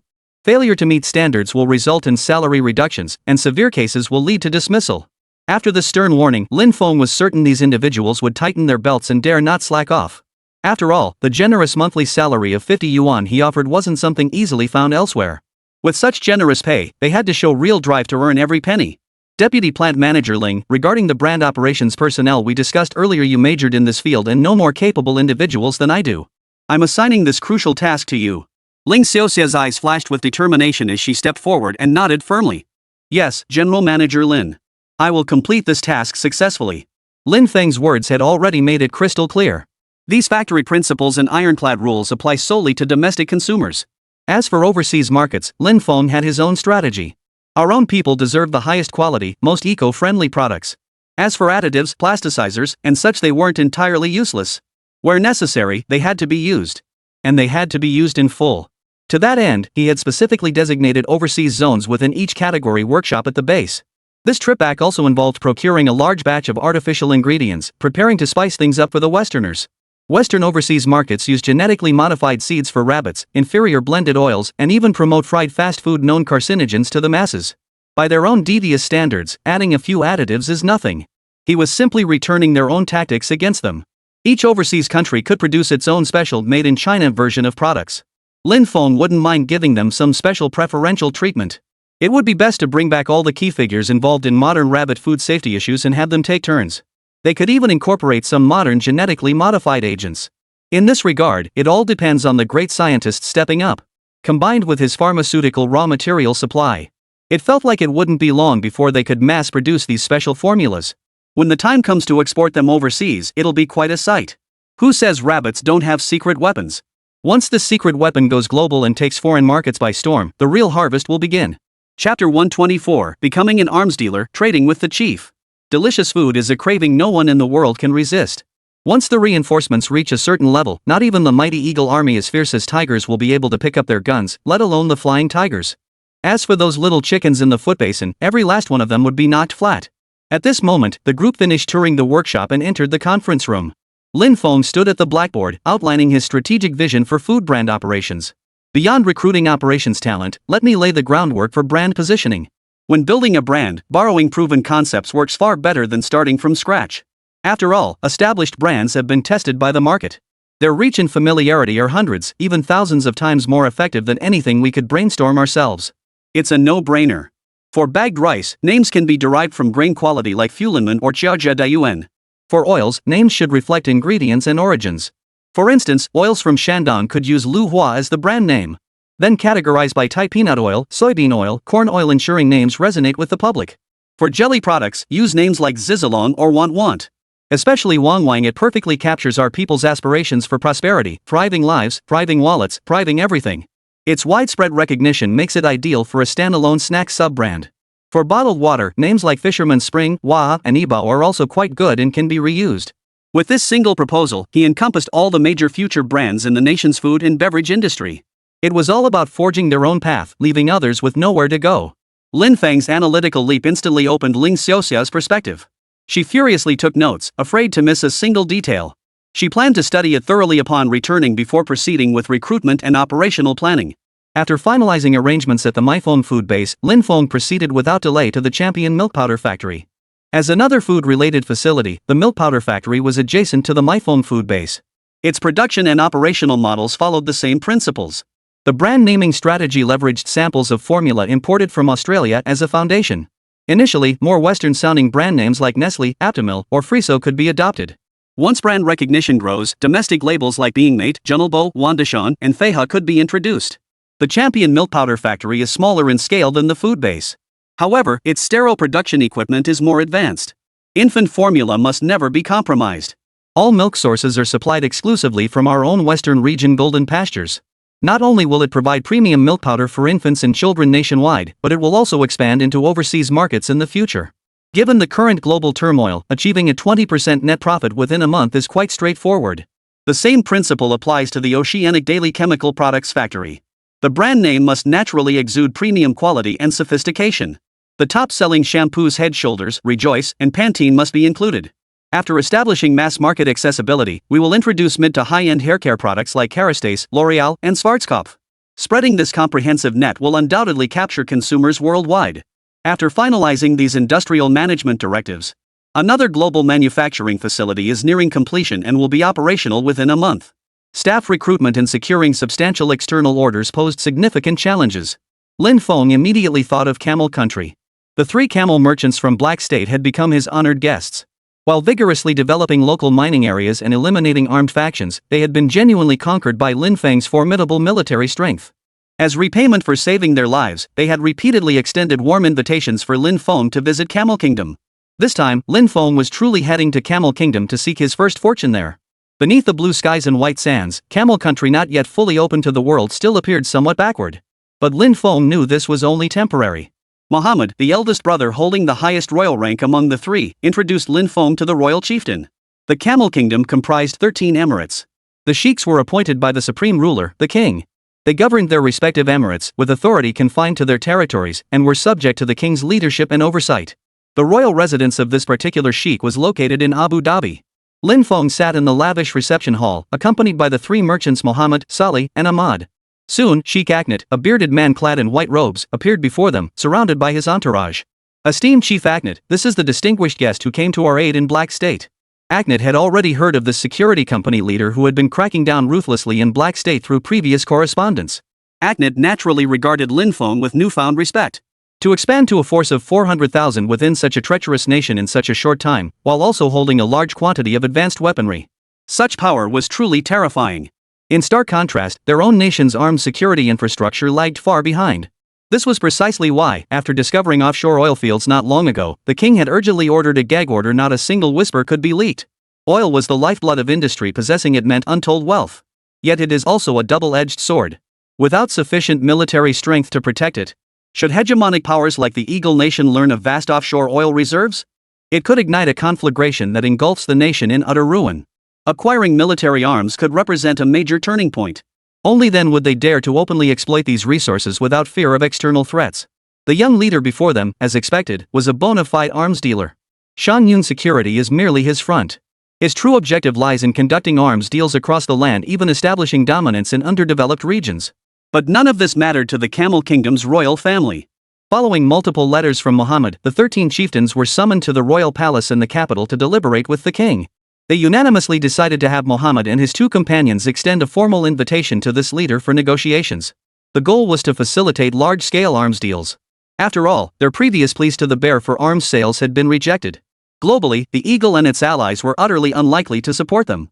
Other Asian nations were too weak, their capabilities comparable to or even inferior to Camel countries. From every angle, purchasing from private arms dealers was the optimal choice. As long as the quality was acceptable and the variety of weapons sufficient, they were willing to pay any price. Once the oil reserves are tapped, they will become a massive source of wealth. Purchasing several batches of arms would be a mere trifle. During the brainstorming session, Akhnat studied the young arms dealer before him. Chapter 125, Camel Oil Wealth Beyond Imagination. Standing at 188 centimeters tall, Lin Feng's physique had grown tall and muscular under the harsh climate and rigorous training of Black State. His handsome face was hidden behind expensive luxury sunglasses, obscuring most of his features, making it impossible to discern his appearance. Dressed in a black casual suit, he exuded an international flair. His demeanor was relaxed and utterly at ease. He seemed less like someone here for crucial business negotiations and more like someone on vacation. His healthy, sun-kissed complexion, coupled with his fluent and versatile command of English and Mandarin, spoke volumes about his intellectual prowess. Attempting to identify his nationality based on skin tone and accent. But that clearly wasn't accurate. The identity guess failed. As Aknet's thoughts flashed through his mind, the two had already shaken hands. "Sir, is this your first visit to Camel Country?" Lin Feng sat down leisurely across from him. He picked up a cup of coffee, took a sip, and nodded in response. The moment it hits your palate, the rich aroma of coffee fills your mouth, carrying not only its natural fragrance but also hints of cloves, cinnamon, fennel, and saffron. Compared to regular coffee, it boasts an exceptionally rich and distinctive flavor profile. I've heard some camel coffee even incorporates pepper for seasoning, quite a bold flavor indeed. Your Highness, I've visited your camel kingdom several times before. I'm quite fond of your desserts and cuisine. This cup, brewed from premium Arabica beans, has a wonderfully layered flavor. I'm very pleased with it. Upon hearing the other party rattle off their country's signature beverages with such familiarity, Aknet was overjoyed. It seemed he held a fondness for Camel Country. This major deal was bound to succeed. Though Aknet strove to maintain his dignity as chieftain, the fleeting spark of delight in his eyes was not lost on Lin Feng. You're quite right, sir. This is our premier beverage for entertaining guests. But it's not the only one. He raised his hand and clapped a few times, and 2 more cups of camel milk arrived, along with some specialty chocolate desserts. He then signaled with his eyes for everyone to withdraw. Now, only Aknet and Lin Feng remained in the reception room. Only then did the meeting truly begin. Lin Feng had long since discerned the other party's intentions. His identity as an arms dealer was so obvious that the chieftain couldn't possibly have missed it. Back in the day, Camel Nation had scoured the globe for arms but found none, which is why they turned to Rabbit, who had just developed their own weapons. It seemed today, this staggering fortune would fall to him. Before long, Chief Aknet could hold back no longer and cut straight to the chase. We Camel Nation people are straightforward and rough around the edges, but we value loyalty and speak our minds. If you're interested, sir, we can establish an arms partnership. As for payment, don't worry. Though our nation is still in its infancy, we have the means. Before long, this land will become the wealthiest nation on earth. Without a doubt. Aknet's words radiated absolute confidence. Such formidable confidence meant there was definitely something to this. It seemed Camel Nation had discovered the offshore oil fields ahead of his predictions. His timing couldn't have been better. I also believe Camel Nation will soon become prosperous and powerful, even rich enough to be rolling in oil. After all, that oil is a gold-grade resource the entire world needs. These words instantly sent Aknet reeling in shock. The royal family had maintained strict control over this major news. How did this arms dealer learn of it? He had even named the very source that would bring immense wealth to their nation.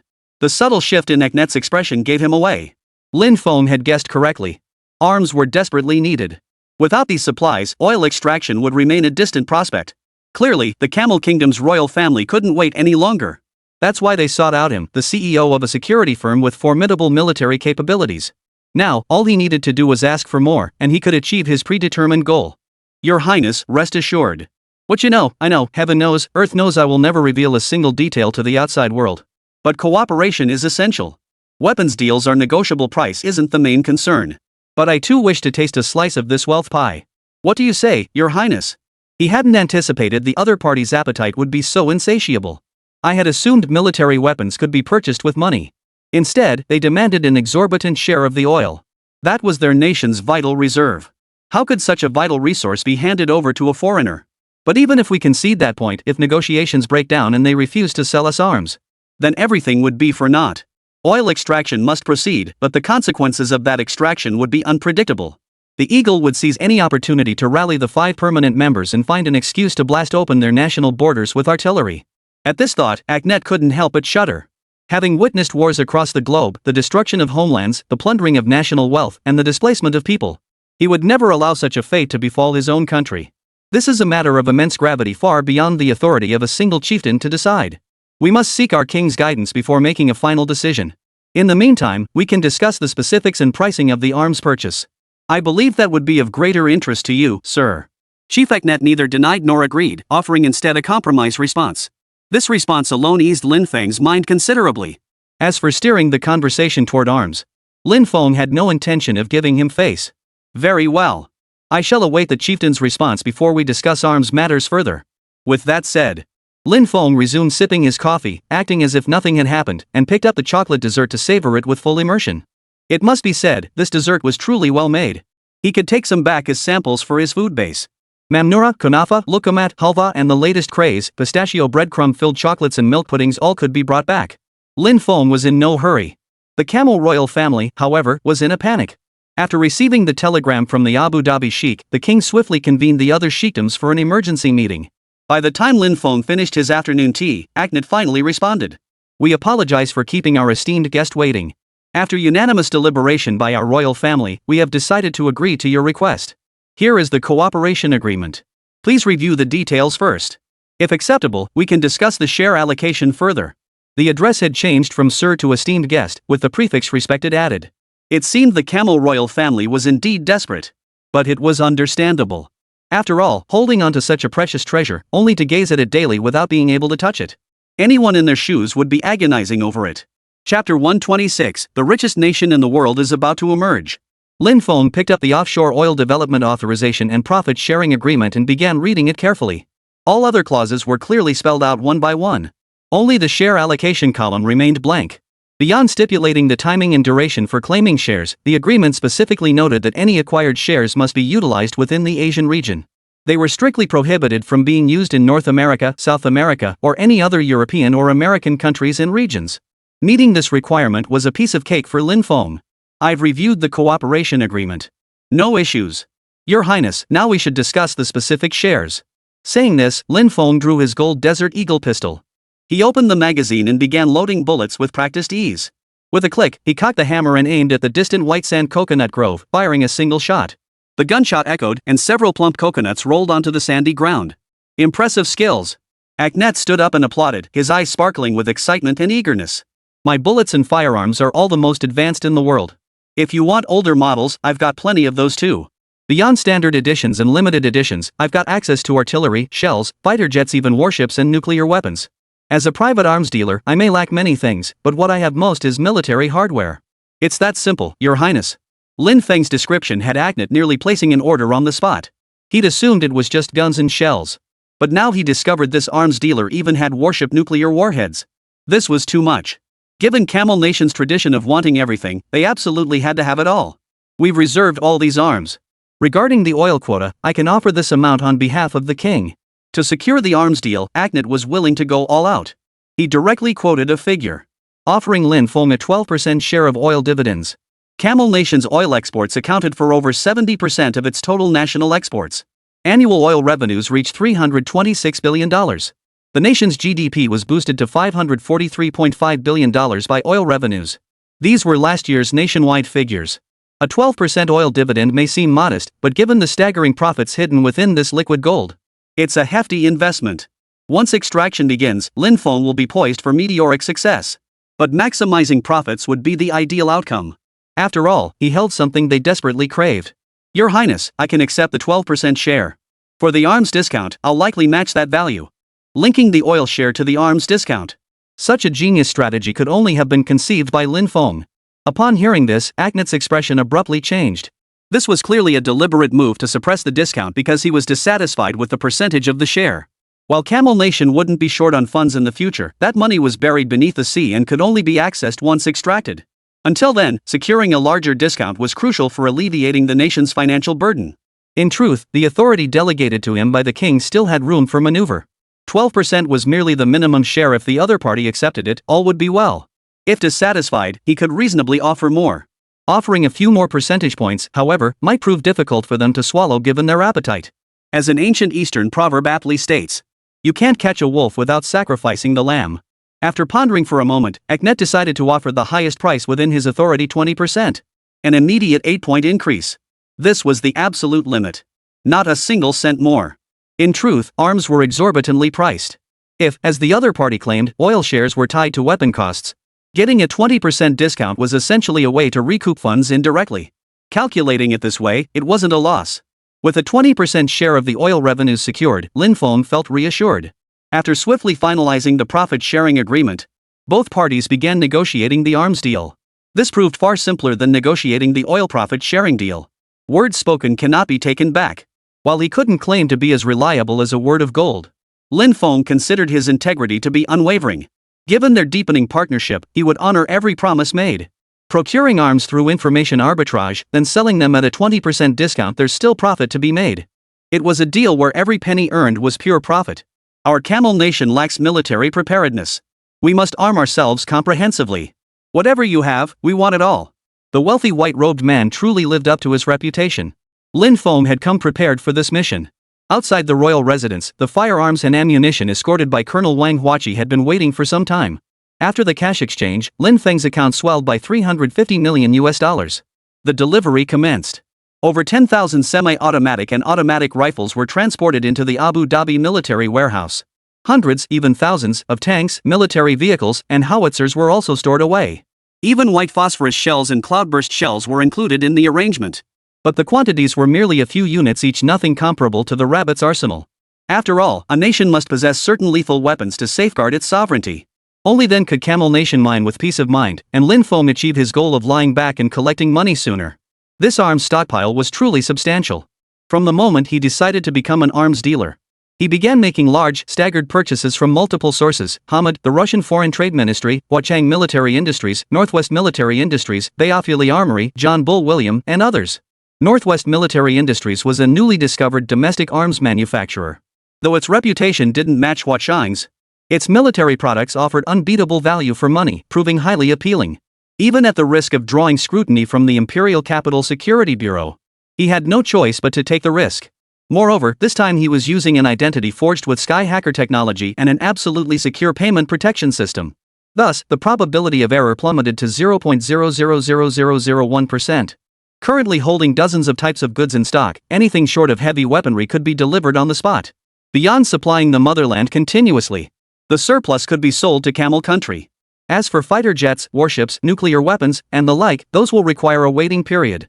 With the swift delivery and the signing of a rigorous arms supply contract, this deal was now finalized. Moreover, it was a long-term arrangement. Lin Feng officially became Camel Nation's sole arms supplier. The Camel royal family, seeing the tangible delivery, now held the highest expectations for the next batch of arms. Ascent placed even greater trust in Lin Feng. Muhammad was absolutely right. You truly are a valued guest of Camel. Now our Camel Kingdom finally has its own weapons. Once the heavy weapons arrive, even if the Eagle Empire grows more aggressive, we'll have the strength to stand our ground. Lin Feng clinked glasses with Ascent and smiled. More than just confidence, even the Eagle will have to give the chieftain face then. Rest assured, once the mining begins, Camel Nation will become the wealthiest country in the world. Don't forget your benefactor when that day comes. Chapter 127, Malaria's Nemesis Artemisinin Strikes. Lin Feng was right. He truly was Camel Nation's benefactor. Ascent wholeheartedly agreed on this point. Had it not been for his suppression of the SARS forces and the rescue of 3 members of his royal family, and for Muhammad's recommendation, they never would have discovered such a top-tier arms dealer, bringing such immense benefit to the nation. Just as Muhammad had surmised in his letter, this distinguished guest truly seemed like a messenger sent by Allah to aid their Camel Kingdom. Now, thinking back, if he truly was a messenger of Allah, even a 20% share of the oil profits would be too little. Upon this realization, Ascent immediately concluded that the other party hadn't profited much from them at all. It was truly a blessing from heaven. Once the liquid gold was extracted, the next time this distinguished guest visited, he must be the king's honored guest. Beyond securing offshore oil reserves, Lin Feng had another purpose for this trip. He aimed to encourage Camel Kingdom to engage in industrial contract manufacturing, securing orders for his global manufacturing network. By channeling some of his own industrial orders through him and having Rabbit handle the manufacturing. First, this would save the cost of building factories. Second, it meant paying for finished products, solving Camel Kingdom's labor shortage. After careful consideration, Ascent concluded this approach perfectly suited his nation's developmental needs. Their nation's industrial sector lagged behind, but development was inevitable. The most challenging aspect was securing a large workforce. Population growth was a major issue that could not be resolved overnight. Once the treasury became more prosperous, they would need to implement pro-birth policies to fill this gap. As for the novel perspective proposed by Lin Feng, was something he had never encountered on the international stage. As is widely known, among Asia's most populous nations, Rabbit ranks among the top 3. If manufacturing orders could be outsourced to Rabbit country, it would indeed be a convenient and beneficial arrangement. However, Rabbit's economy is currently quite underdeveloped. Having only recently established its nation, all available data and circumstances indicate it simply lacks the capacity to undertake such a massive undertaking. I understand what your highness is considering. Though Rabbit Nation is a young nation, it is vigorously developing its economy. From what I understand, they're secretly building a massive global contract manufacturing facility to boost employment and GDP. Rabbit Nation has an abundance of cheap labor. Once they signal their willingness to act as a contract manufacturer to the outside world, orders will pour in endlessly before long. Lin Feng tapped his fingers on the tabletop, deliberately emphasizing his tone and lowering his voice. He masterfully cultivated an air of mystery. This is a once-in-a-lifetime opportunity for an industrially underdeveloped nation. If the eagle-eyed powers like the US find out, they'll definitely swoop in first. Without Lin Feng's guidance, no one would have thought to pursue a circuitous development path by outsourcing manufacturing to other countries. Moreover, the outsourced products could still command premium prices. This arbitrage model was nothing short of a wealth-building blueprint.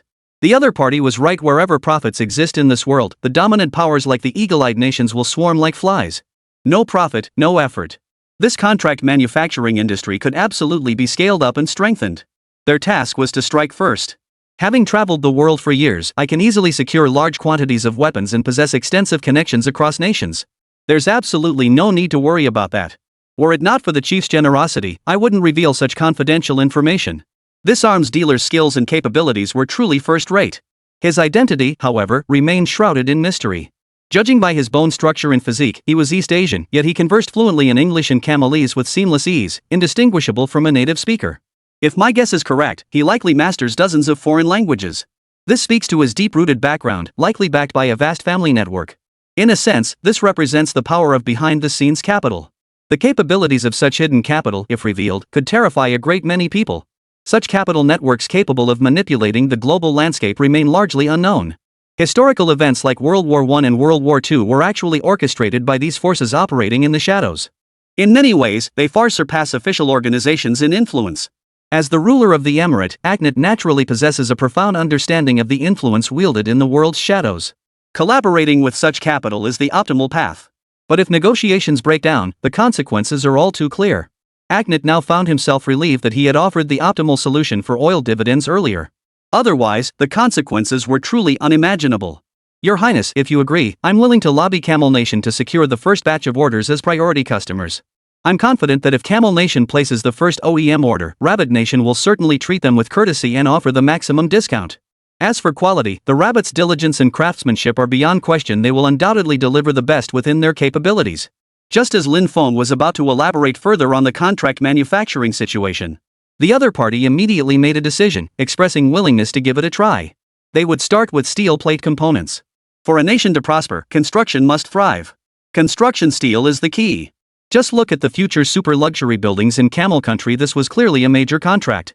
He must hurry to procure a batch of steel processing production lines. Additionally, equipment for glass manufacturing is needed. Since your Highness trusts me, I'll send men to make arrangements immediately. Lin Feng's words made Chief Agnet momentarily believe Rabbit Kingdom was his personal fiefdom. After being hosted in Camel Country, several major matters were settled. The diamond mines in Black State were being harvested with great success, and their influence had expanded many times over. But the filth and squalor were glaringly obvious. Malaria, in particular, was rampant throughout the region. With so many brothers stationed there, he had to ensure their health and safety. If the virus struck, it wouldn't just wipe out 40,000 men, it could decimate 1 million, even 10 million. To treat malaria, artemisinin was needed. It was the fastest-acting treatment. Beyond purchasing artemisinin drugs, Lin Feng also planned to procure production lines, aiming to have the 1950s-era rabbits handle manufacturing. In this regard, no country could match his homeland. China was the first country to discover and extract artemisinin, and remains the sole producer of the drug. The magical mountain city boasts the world's first and only artemisinin cultivation base certified under Good Agricultural Practices GAP. It has also established the world's first GMP-certified ton-scale artemisinin production line. Operated by pharmaceutical giant Sanjiu Pharmaceutical, it possesses an annual production capacity of 150 tons of artemisinin and its derivatives. China's vaccine defense capabilities are now fully established. Regarding pharmaceutical varieties, we have already imported a significant amount from the 3 African countries. The current shortage lies in the relevant production lines. Engaging with Sanjiu Pharmaceutical is essential, as it can facilitate the expansion of equipment for Red Star Pharmaceutical Factory and other newly established pharmaceutical enterprises. Well-known products with a strong reputation among the public, such as 999 Cold Medicine, 999 Dermatitis Cream, and Sanjiu Gastric Medicine, all originate from this large state-owned pharmaceutical company. The company's strength speaks for itself. Chapter 128, Sildenafil, the miracle drug to boost the West. He clicked through to the product overview and production line details on Sanyu Pharmaceuticals' official website. Lin Feng browsed through the listings, noting not only the star products artemether-lumefantrine, artemisinin, and dihydroartemisinin. These 3 drugs specifically target malaria. Additionally, multiple production lines for sildenafil, tadalafil, and vardenafil were listed. The generic 3 non-patented drugs he had procured from the 3 African countries earlier all required minimum orders of 5 tons. Currently, they remained locked in the pharmaceutical warehouse at Rabbit, reserved for the RD department's use. Plans are underway to eventually launch them in overseas markets. Sildenafil, tadalafil, and vardenafil, these 3 miracle drugs, paired with the magic oil, have skyrocketed in global sales and are the most popular among men. Once the production line is established, stable manufacturing can commence. Originally developed as treatments for heart disease. Then somehow, they unlocked a whole new world, and it's been unstoppable ever since. They've even boosted occupancy rates at hotels and inns. This wave of staggering wealth is something the rabbits absolutely must seize. Though these substances carry significant side effects for the human body, they profoundly satisfy fundamental human desires. For those Westerners with beastly appetites, 1 pill is never enough, they must take 2. As long as we ramp up production, dump them into every country, and even infiltrate their military with these effects, we can eradicate their will to fight at its root. As the ancients said, one must conserve energy and build strength to maintain vitality. Once one has taken such drugs, regaining vigor requires even stronger doses. It is precisely at this point that vital energy is depleted and spirit is drained. Therefore, the sale of such drugs must be strictly controlled domestically, with a 100% ban on leakage. The overseas market is a different matter. Vigorous promotion must be undertaken there. After locating the sales department's contact information on the official website, Lin Feng wasted no time getting to work. The transaction proceeded smoothly, requiring no further elaboration. After converting Bitcoin to USD, he secured 100,000 boxes of various artemisinin drugs, 50 boxes per carton. This quantity would be sufficient to combat the dreaded malaria and other intractable epidemics in Black State. Additionally, 10 artemisinin-related drug production lines were secured. 103 non-production lines. Facing orders from major overseas clients, the Sanjiu Pharmaceutical Sales Department offered maximum goodwill. They secured the deal by offering chain store wholesale pricing. Next, Lin Feng approached leading construction material companies, finalizing deals for steel structural components and curtain wall glass. To undertake contract manufacturing of construction materials for Camel Country, samples were essential. After stabilizing production at the Jinqing steel plant, the state had already prepared to build several facilities, with production lines fully equipped. Producing the initial steel structural component orders posed no significant challenge. As for the curtain wall glass segment, this represented entirely new technology. It required significant procurement to conduct independent process RD. We must also acquire a large number of production lines. After handling these matters, he reached out to Hamid, whom he hadn't spoken with in a long time. This village chief Mikalar offered the most cost-effective arms prices. Lin Feng didn't hesitate to purchase 100,000 Type 81 rifles. This longtime customer either didn't buy at all or bought in maximum quantities when he did. This massive order delighted Hamid immensely. He promptly offered the lowest possible price. With this round of transactions, another $100,000 were quickly absorbed. Lin Feng suddenly realized that Baofuli's antique business had been dormant for quite some time. This was precisely the dilution phase for yuan shirkai silver dollars. The supply of antique coins in the secondary market had been largely absorbed. Antique dealers and collectors were desperately seeking scarce issues to acquire. It was time to inject another wave of excitement into the market. If Lin Feng were to sell his 68 signed Republic of China yuan shirkai silver dollars and 19,900 crown yuan shirkai silver dollars now, the valuation would be several times higher than the previous appraisal at Jubao Zhai. He almost forgot that he now holds a unique stake in Jubao Zhai's equity. Selling the silver dollars to Zhai Xiaoxiao would be like shifting them from one hand to the other, a bit lackluster. The giant Baofuli naturally coveted the silver dollars in his possession. Especially after McShervy's consecutive auctions fetching astronomical prices for Wangwali wood, the tycoon harbored immense expectations for his collection. Approaching him wasn't out of the question. Just as Lin Feng was still pondering the matter, a notification pinged on his phone. Swiping open the interface, he saw a new post from a friend on an international anonymous messaging app. To navigate the underworld more easily, he maintained numerous virtual identity accounts. Each account used a custom program to randomly add friends, something he never paid much attention to. But upon seeing this update, Lin Feng's entire body trembled. The IP address originated from the small island across the strait, which immediately caught his attention. What puzzled him most, even stirred him, was that the partial image he'd posted just 10 seconds prior. Though only a fragment, it clearly depicted an ancient artifact. Golden scales lay in neat rows, resembling dragon scales. A horn peeking out from the upper right corner confirmed its design as that of an ancient Eastern dragon. The material possessed a distinctly metallic texture. Most crucially, the base revealed a perfectly flat stone cross-section. The entire artifact, whether in its color presentation or its simple yet elegant design, is absolutely exquisite. It looked as though it had just been unearthed. 2 words immediately sprang to Lin Feng's mind: dragon head. If his conjecture proved correct, the dragon head, the most nationally representative of the 12 zodiac animals, was about to return. Even if it meant exhausting all his resources, he would ensure this national treasure was gifted to the National Museum without charge. As is widely known, the bronze animal heads of the Chinese zodiac are treasures of Eastern bronze artistry and national-level antiquities. They were once part of the Hyantang fountain in the Old Summer Palace. These animal head bronze sculptures are unique in both form and material. Designed by Qing dynasty painter Lang Shining under Emperor Qianlong's directive, they fully integrate traditional folk customs of flower cultivation. Unlike traditional Chinese figurative art, these animal heads feature realistic, meticulously carved details. Even the fur on the zodiac animals is rendered with exquisite detail, making them lifelike and vivid. Originally, all 12 zodiac heads were animal-headed and human-bodied, with copper heads and stone bodies. The hollow interiors connected to water pipes.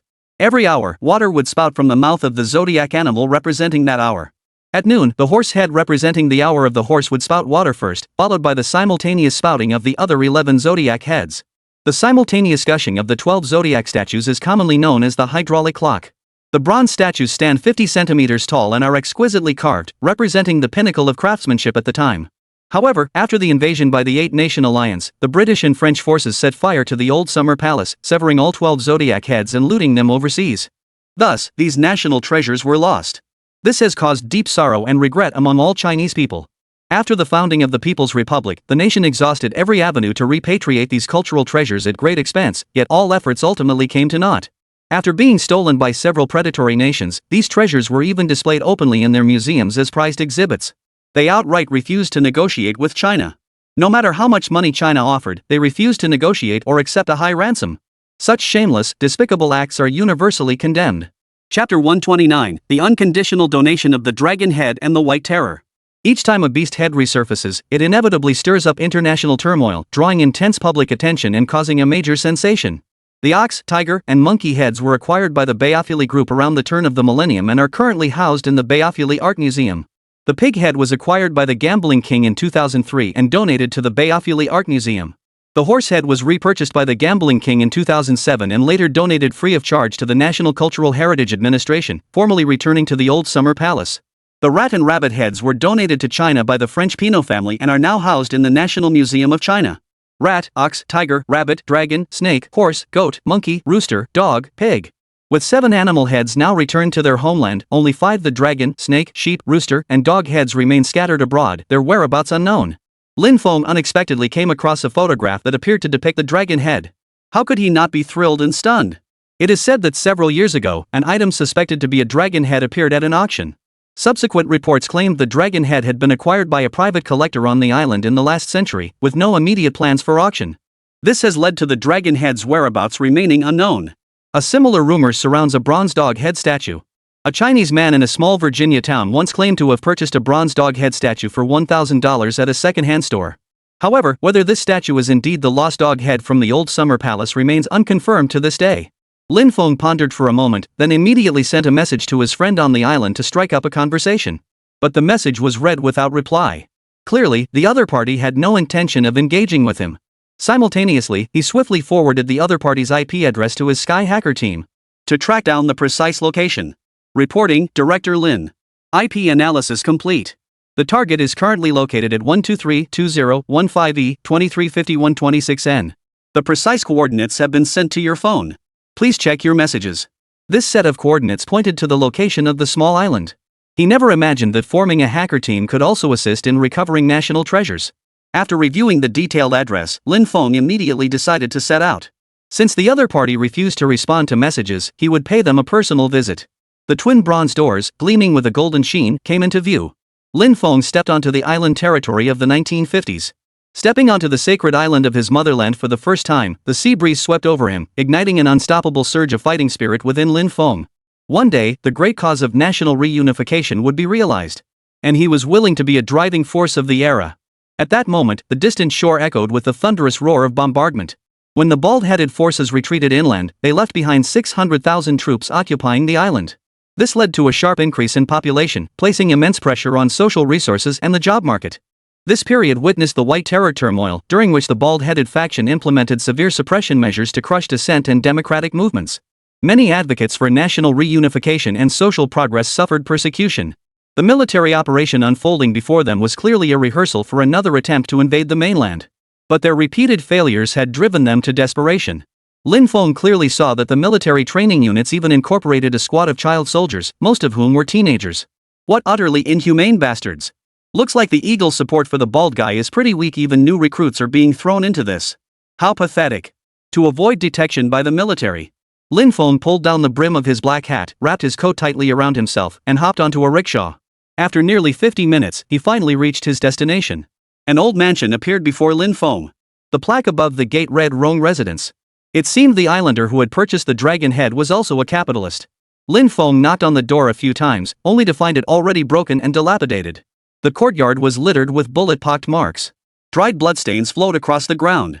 Lin Feng crouched down and picked up several shell casings, discovering the serial numbers belonged to the Bald Army. It seemed this household, too, had been persecuted as patriots during the White Terror campaign. He entered the empty, ransacked inner room.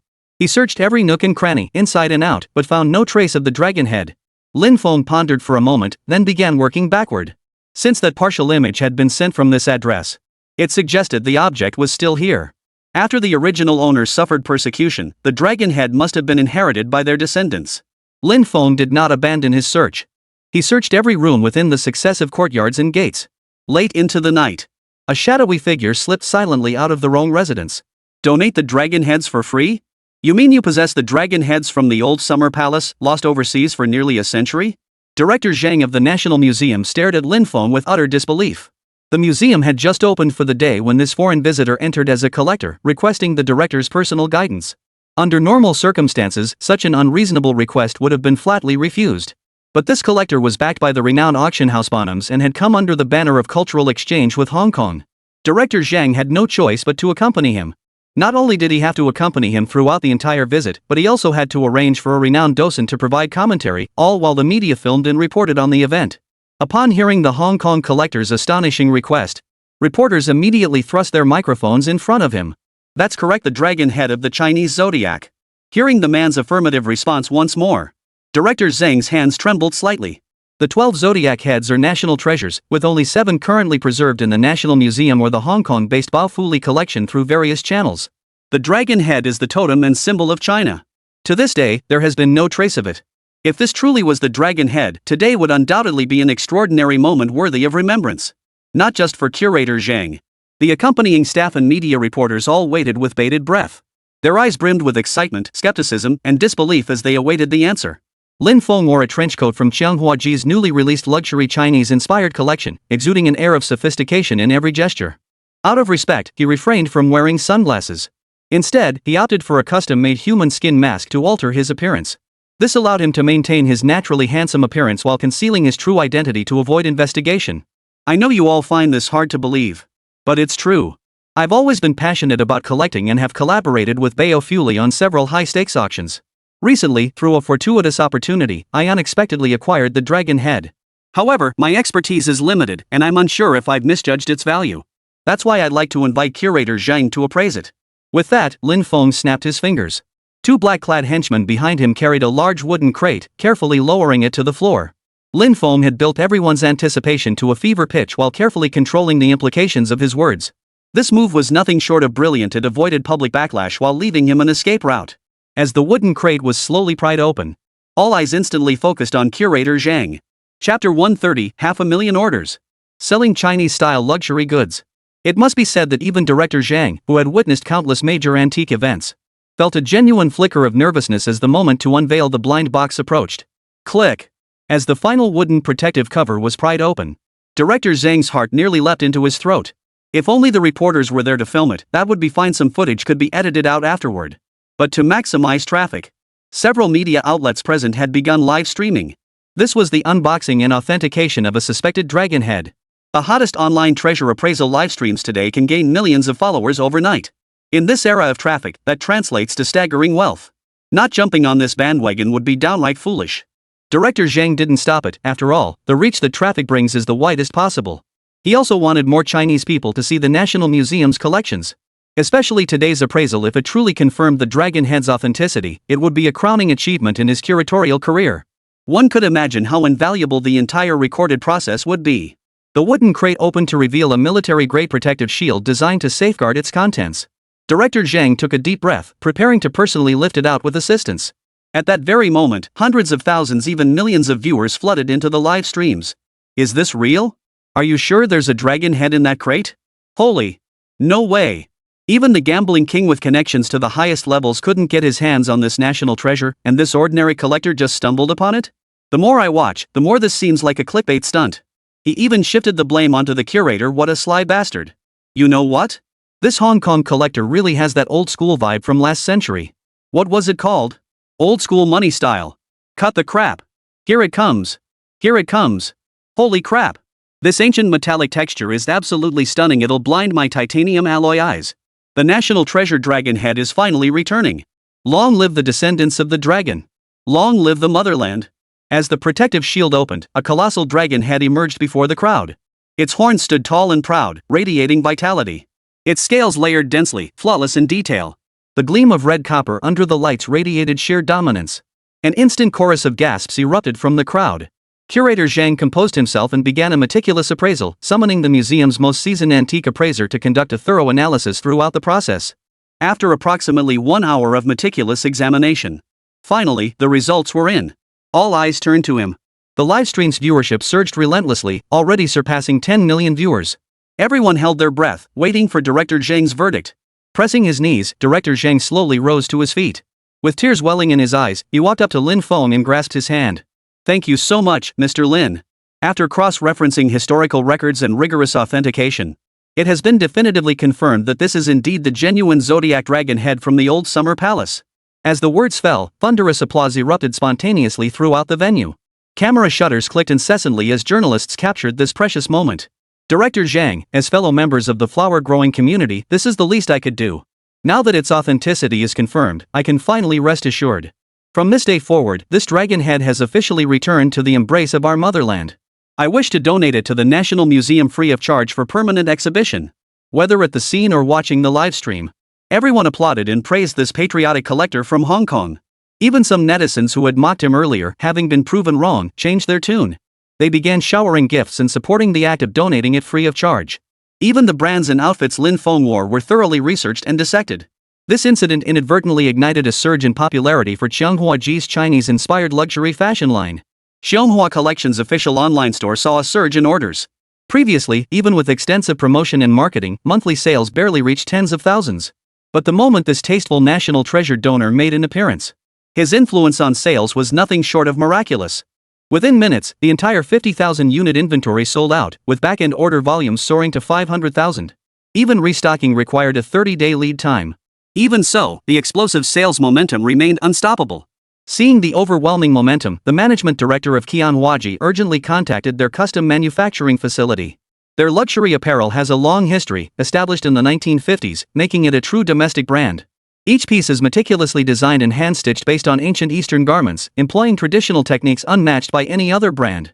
Each piece carries a minimum price tag of around 20,000 yuan. Yet they remained largely unknown to the general public.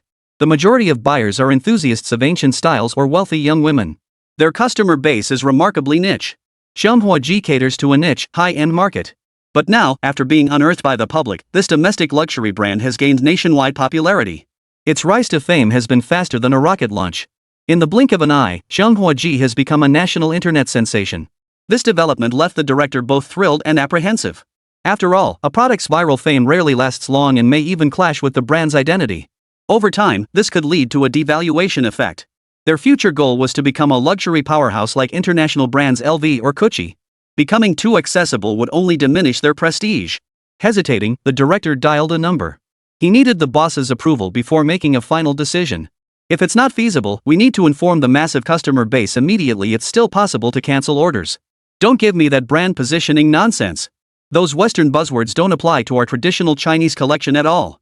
As the creative director, you must know the background of our uniquely Eastern brand. Xianghua Collection emerged from the most challenging years after the founding of the nation, yet it refuses to connect with the masses. This approach is utterly misguided. Lin Feng delivered stern guidance over the phone. For a director at a venerable national-style luxury brand to be so fixated on Western branding concepts was extremely dangerous. This mindset must be curbed immediately and redirected.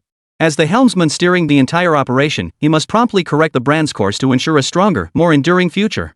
If we can capture this massive wave of traffic, Manhwa collection will undoubtedly secure its place in the domestic and even international markets. This is the way of the noble gentleman seizing opportunities when they arise. Not stubbornly clinging to outdated views while letting wealth slip through our fingers. Effective immediately, increase investment in manual labor. Hire all workers at premium wages. Shipment rates must rise significantly but never compromise quality. Take every single online order. Shorten delivery times to 20 days. This is how we're operating from now on. Got it? The acting chairman's directives were always distinctive in perspective and guidance, delivered with decisive urgency and leaving no room for compromise. The director immediately responded with assurances of flawless execution. Chapter 131, Public-Private Partnership Pilot, the Rong family leads the charge. As Powerhouse acting chairman, Lin Feng always appeared in AI form during group-wide meetings. Apart from founder Su Shinru, no one knew his true identity. Yet his management style was exceptionally unconventional. He never attended meetings in person, instead remotely guiding the company's development direction.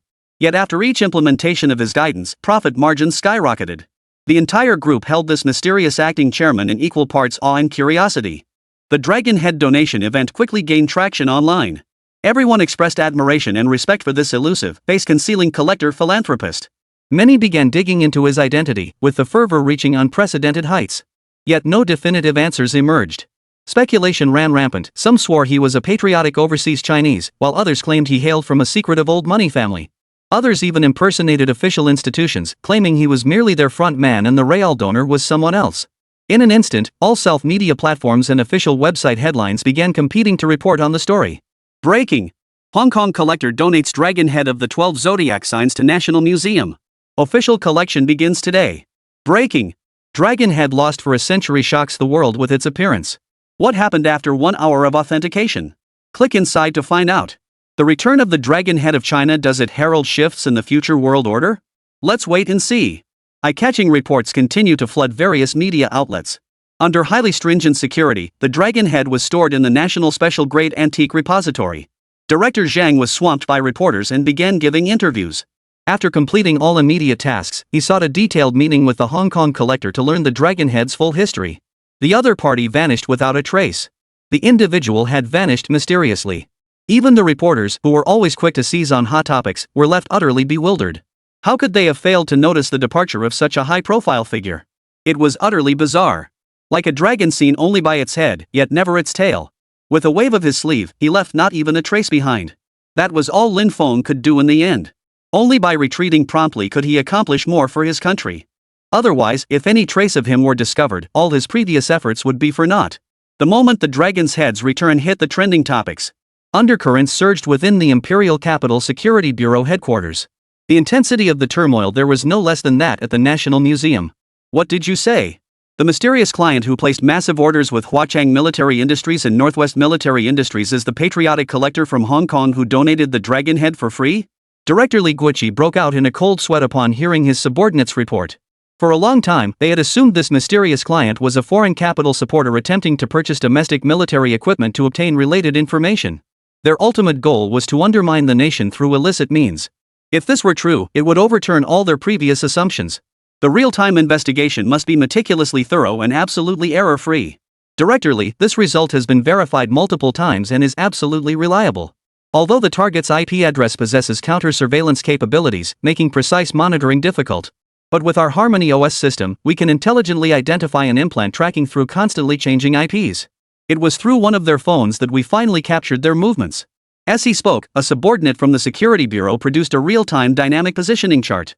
At the bottom of the table, the real-time location was displayed as the National Museum. The time was 9:30 a.m. the exact moment Director Zhang opened the crate for appraisal. Keywords like Hong Kong Island, collector, and mysterious disappearance all pointed to one conclusion: this individual was highly likely the mysterious arms buyer. Continue tracking and investigation. Regardless of whether this person is patriotic, we must get to the bottom of this. Director Li. After handing over the dragon head, as media swarmed toward Curator Zhang, Lin Feng had already slipped into the restroom and used the dual door portal to return to the 1950s. He now needed to go to Gusu to meet someone. A man who, after the founding of the nation, actively embraced the public-private partnership initiative and donated all the assets accumulated over half a century to the nation. The Rong residence on the small island was merely one of his many properties. He was Rong Yanyi, one of the largest capitalists in the early years of the People's Republic, hailing from the renowned Rong family. Initially known as the Flower King and Cotton Yarn King, he later founded China's first trust investment company. His wealth and influence even propelled him to the top ranks of the Forbes list. When Lin Feng obtained the dragon head, he had already surmised this. The partial image he received on an overseas social media platform was likely preserved by descendants of the Rong family. But now that the situation had changed, the motive behind that image had surely vanished long ago. After all, he had single-handedly transformed Qianhuaji into a brand with over 70 years of history. Yet anything was possible. Lin Feng could now confirm that if he made certain decisions at specific points in time, under the influence of the butterfly effect, he could genuinely alter the trajectory of events, even impacting the entire world. This temporal gap creates a window for information modification, significantly amplifying the potential for the rabbit's future ascent. The Rong family possessed the resources to acquire such a national treasure-level antique. They were certainly not middle-class patriots. It must be a wealthy and powerful family. Only such a family possesses the immense capital to emerge unscathed from the bald-headed plunderer's rampage. Undoubtedly, his decision to donate the dragon head without compensation. Even the venerable Mr. Rong, had he lived to see it, would surely approve. Lin Feng's mission here was to expedite that pivotal historical event. After all, with the Great War imminent, there was no time to waste. Within the solemn, ancient-style hall of the Rong residence, upon learning from the messenger that Mr. Lin Feng sought an audience, Mr. Rong, now in his 30s, immediately emerged from his study to personally escort Lin Feng to the main hall and seat him. Through internal channels, it was known that even Qiao Guangbiao, the wool textile magnate who revitalized the industry, had been introduced by this patriotic arms dealer. The rise of Hong Kong's real estate tycoon Hu Yingdong also bore his influence. His extraordinary talents had long been admired by Rong himself. Moreover, he had repeatedly raised military funds and procured military supplies for the nation, established food production bases, and personally funded contemporary scientific research. His heroic deeds were too numerous to count. Few in this world could match his stature. It made him feel ashamed that he wanted to serve his country but didn't know how to begin. Sir Rong, you speak too harshly. As an arms dealer, the only contributions I can make to the nation are raising military funds and procuring firearms, artillery, and heavy weaponry. At most, I can offer general advice and work to develop industrial and economic sectors for the nation's benefit. Your Rong family is different. Your vast enterprise and extensive holdings are far beyond what a lone individual like myself could ever hope to match. Lin Feng spoke the truth. The Rong family's enterprises rivaled half a nation's GDP. If they could contribute, the boost to the nation would be immense. Chapter 132, Baton Open Sea, Handover of the Destroyer. Mr. Lin, you're too modest. I've heard of your remarkable achievements, truly unprecedented and astonishing. Master Rong wasn't merely paying lip service. Capitalists like them had seen their fair share of those who abandoned principle for profit. Especially warlords who wielded guns, stood tall, and had no shortage of money. In the past, every one of them was capable of turning the world upside down. Men like Lin Feng were not merely rare, they were a rarity among rarities. Mr. Rong, my visit today is precisely for matters concerning the nation. The higher-ups are considering a public-private partnership policy, but many in the industrial and commercial sectors are adopting a wait-and-see attitude. If you could set a positive example and lead by example, the impact would be extraordinary. Public-private joint ventures entailed nationalizing all corporate assets and placing them under state management. When Lin Feng first proposed this suggestion, even the chief hesitated for 3 seconds before nodding in approval of Lin Feng's boldness and innovation. But clearly, the industrial and commercial magnates who had come from a feudal capitalist society did not agree. Some even suspected the state intended to seize their property under this guise. Before it could be enacted, the proposal faced imminent demise. This was precisely the outcome the state wished to avoid. If this policy were successfully implemented, it would significantly elevate the nation's overall development.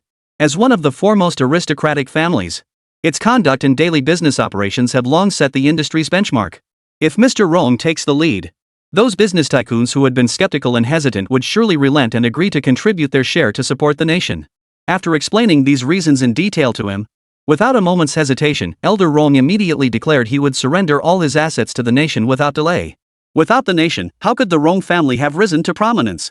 When the nest is destroyed, how can the eggs remain intact? Only with a nation can there be a home. If the nation itself cannot thrive, what use is the Rong family's vast fortune?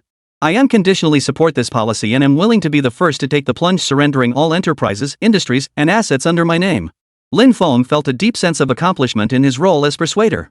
Truth be told, witnessing the resolute tone with which old Master Rong sealed the decision, Even he was moved by the patriotic fervor in those words. Bearing this weighty pledge, Lin Feng mobilized massive supplies and military provisions bound for the capital. Millions of individual rations were being produced at a frantic pace. Other production lines were also operating at full capacity. 100,000 Type 56 rifles, 100 Y-5 transport aircraft, and 1,000 Type 88 tanks were all delivered to military warehouses. 500,000 head of premium cattle and sheep entered the golden pastures of the western regions. Furthermore, Lin Feng secured permission from the Forestry Bureau to lease another large-scale pasture in northern Mongolia. The grasslands, now free of plague, have once again become lush and fertile. Lin Feng immediately introduced another 500,000 head of premium cattle and sheep from kangaroo country to this pasture. Systematic official management commenced. Breeding improvements were immediately implemented, drawing comprehensively from the methods of the western region's golden pastures to expand production. On the naval vessel sales front of the Northwest military industry, 20 Type 07 destroyers were sold to the same client. The international situation deteriorated day by day.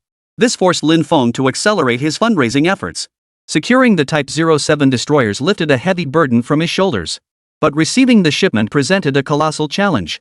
Under such circumstances, the Northwest military industry would undoubtedly report the matter. The scrutiny from the Imperial Capital Security Bureau, coupled with the mission to transport warships in the 1950s, presented pervasive risks at every turn. These 20 destroyers were not empty vessels, they were fully loaded with all combat-ready weaponry. There could be absolutely no mistakes. Village Chief Hamid, may peace be upon you. Lin Feng's opening words became the villagers' blessing for him. Hamid sensed something was terribly wrong.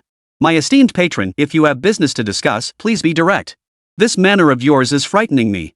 I'd like to live a few more years, village chief. After the other party finished playing coy, Lin Feng immediately shifted his tone from joking. Then he adopted a serious tone. Look how scared you are. This time, I need you to handle another major task for me. I've purchased 20 destroyers. To avoid tracking and complications, the port of call is set for the high seas off Batum. Tomorrow, the cargo I ordered will arrive in your international waters. I expect this will inevitably alert the president of Baton. Only you can defuse all the conflicts and ensure the sellers won't pursue the warship's whereabouts. Hamid hadn't expected his longtime client to play such a high-stakes game. Even warships were now involved. Even more outrageous was his audacity to designate the high seas a domain reserved solely for national military exercises as the delivery location. What if some nation conducted exercises tomorrow and a few bullets shattered the warship? Wouldn't that spark an international war? Frankly, if Hamid took on this hot potato now, he wouldn't just lose his head. It's a surefire way to get yourself killed. Big shot, why do you always dump these ideas on me? Last time I reluctantly placed that order for you with Rabbit Military Industries. If things go south this time, I'm not kidding. Seeing Hamid truly frightened him. Lin Feng remained unhurried. He sent the other party a publicly available 6-month GDP report for the Batan Kingdom. The data was crystal clear. Over the past 6 months, Baton's arms sales had doubled, accounting for 2/3 of its total GDP. The region with the highest GDP was Mikolar Village. And within Mikolar Village, Hamid's transactions were the highest. Who was behind this? Even a fool could figure it out. Got it now? I single-handedly boosted your country's GDP. Not only are you raking in the cash as village chief, but you've even managed to get yourself 5 or 6 wives. Don't think I don't know about it. You hesitate over a simple task like receiving goods. Even if President Baton were here, he'd have to give me some leeway. Seeing this GDP chart, Hamid was truly impressed. It was indeed this major client, Lin Feng, who had driven the entire nation's economic growth. Even if President Baton found out, he'd likely turn a blind eye to such actions. If we defy his wishes this time, and we offend this colossal major client, forget future collaborations, even the next one after that would be impossible. The fact that he could purchase warships outright speaks volumes about his immense wealth and influence. Consider this, even the nation of Baton lacks the capacity to purchase more than a few destroyers, much less the resources or capital to develop and manufacture them. Yet he alone could accomplish it. It's nothing short of a fairy tale. Having said that, Lin Feng hung up without a moment's hesitation. By the time Hamid realized what had happened, he frantically dialed back. After dialing over a dozen times, Lin Feng finally pressed the answer button with deliberate slowness. This sort of person needed a taste of his own medicine before he'd know his place. Chapter 133, in full view of the crowd, the warship vanishes.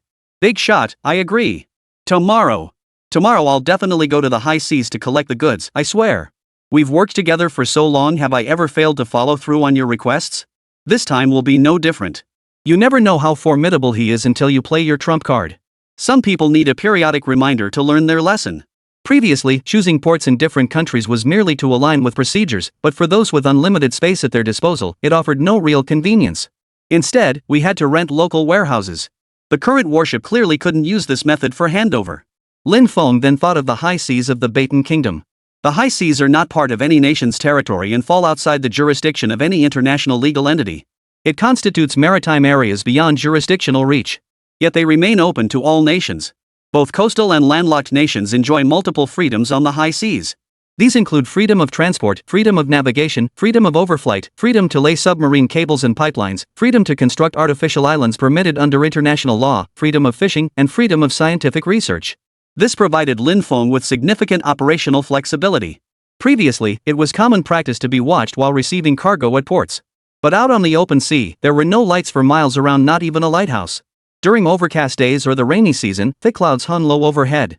Even during daylight hours, visibility was often so poor you couldn't see your hand in front of your face. Especially near the ocean, the probability of abnormal weather increases significantly. Lin Feng glanced at the weather forecast. The open sea area where tomorrow afternoon's delivery was scheduled was forecast to be overcast.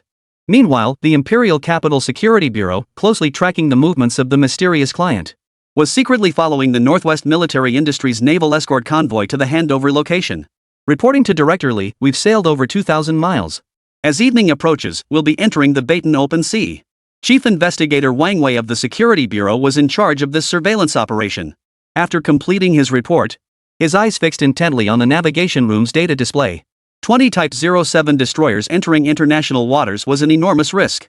It was highly likely to alert the Baton authorities and could even spark international debate and scrutiny. After thorough deliberation, senior officials from the Northwest Military Industry and the Security Bureau convened for deliberation. They ultimately decided to proceed with the deal.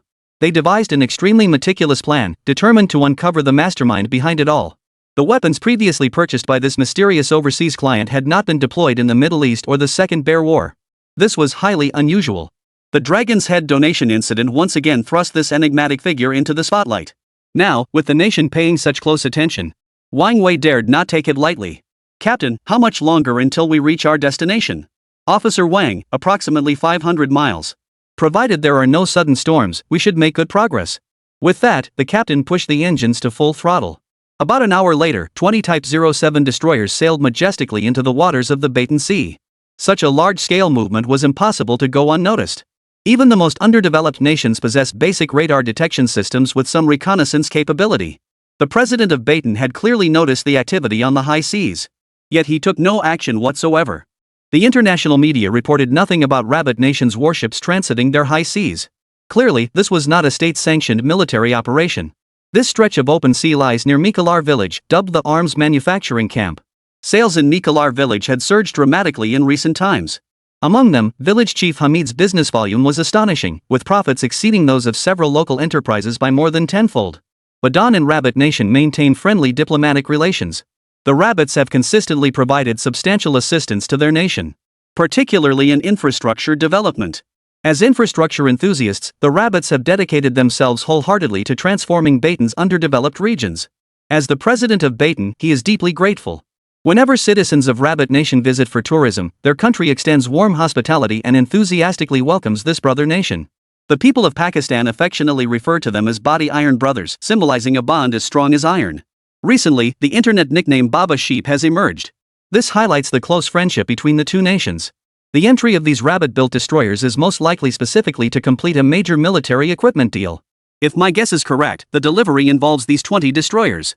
President Baton has no intention of interfering. He has even ordered real-time monitoring of the airspace. This ensures no other nation observes activities on the high seas, preventing unnecessary complications. Only the Rabbits would trust Baton enough to conduct such a long-distance transaction. Reporting to Commander Wang, we're approaching the agreed-upon coordinates. Wang Wei raised his binoculars to scan the distant scene. 10 kilometers from the fleet, a local military off-road vehicle was parked along the coast. Nearby, 20 large marine transport vehicles were docked along the shoreline. The trading party has arrived. Slow down. Make contact at approximately 10 kilometers. Following the command, the 20 destroyers collectively slowed down until they came to a halt at the designated shoreline. Hamid sat inside the vehicle, mounting his live streaming phone on a stand with the screen facing forward. He intended to relay the situation to Lin Feng in real time. This was the most efficient and swiftest method. Hamid, get out and complete the handover. Once Rabbit's team has departed the scene, you leave immediately. I'll come to collect the goods. Lin Feng issued the order. Now Hamid had no choice but to obey. The man was his sugar daddy, he had to listen. Otherwise, he'd risk cutting off his future income stream, something he couldn't afford. I guarantee I'll do exactly as the big customer says. With that, Hamid stepped out of the car, slammed the door shut, and strode toward the warship with the domineering aura of an arms dealer. After all, he was the village chief who ran the arms manufacturing business. His public persona was self-styled. This facade had to be maintained, the aura had to be projected. Wang Wei handled the handover. After observing the man closely, using his keen intuition and experience, combined with the background research he'd done before arriving, he confirmed this man was indeed the village chief of Mikalar. He was also the one who had conducted the electronic transactions with Huachang Military Industries. Arms dealing was one of Barden's primary businesses at present. Rabbit, of course, had no right to interfere. As long as the money came in, that was all that mattered. But was that truly the case? Senior investigator Wang Wei couldn't help but raise an internal question mark. What exactly was the relationship between that mysterious buyer and him? Yet judging by the current situation, there was nothing to fault. Having traveled all this way, nothing else had unfolded as expected beyond completing the handover. It seemed he would return empty-handed once more. Esteemed village chief, I'm delighted we've reached this agreement. I'm equally delighted. Rabbit Kingdom has always been my primary supply source. I look forward to expanding our collaboration in the future. Now, let our captain accompany you for the inspection. Chapter 134, Administering the Special Medicine, Governor John in Critical Condition. After a friendly handshake, 20 Type 07 destroyers commenced the inspection process. By the time the ship tours concluded with detailed explanations of all functions, compartments, and weaponry, it was nearly midnight. The handover was finally complete. All warships were loaded onto large maritime transport vehicles. The warships brought by the rabbits began to depart the waters. Wang Wei climbed to the stern and began closely monitoring the shore's subsequent developments through his binoculars. He intended to see if, after they departed, this mysterious buyer would make an appearance. This was his last chance, perhaps he could uncover some clue. Just as Wang Wei pulled out his binoculars and adjusted the focus, an astonishing scene unfolded within the 4K ultra-high-definition lens barrel. 20 Type 07 destroyers vanished into thin air. And vanished without a trace, as if they had never existed. Even the sea transport vehicle and that military off-road vehicle were erased along with it. Impossible. This absolutely couldn't be possible. Witnessing such an utterly bizarre scene firsthand, no one could bring themselves to believe it was real. Wang Wei blinked and looked back at the footage. He wasn't seeing things, nor was he hallucinating. This was all real. Wang Wei immediately realized this was no ordinary matter and must report it to his superiors. At that moment, President Baton, who was also monitoring the situation, was equally astonished. Though the specific details were unclear, the monitoring radar could pinpoint large equipment with precision. Just moments ago, 20 warships had vanished from the monitoring points right under his nose.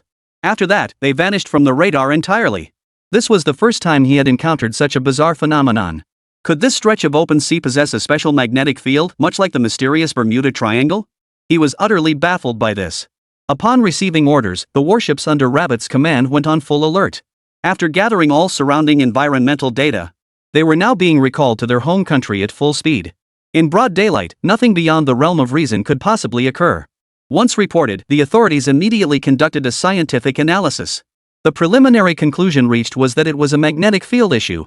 Magnetic fields can affect human visual nerves, even causing misjudgments of the situation at hand. Additionally, it could affect the surrounding environment, causing abnormal phenomena. In short, one thing is clear. This stretch of open sea is unsafe, we must depart immediately. Just as both nations were puzzling over this matter, Lin Feng had already secured 20 Type 07 destroyers. Indeed, the open seas proved far more conducive to his transactions. Once everyone had departed, he need only focus his intent to store the cargo within his personal infinite space, to avoid leaving unnecessary evidence behind. He even brought the seawater transport vehicle along with it. Such actions had long become routine for Lin Feng, nothing out of the ordinary. But for President Baton and Rabbit Nation, this was the greatest unsolved mystery in history. Under comprehensive radar surveillance, it vanished right before everyone's eyes. After the incident, the Baton Bureau immediately launched a covert dragnet search. No traces of the warship were found within a 100-mile radius or at its underwater location. Unless it was a miracle, there was simply no explanation.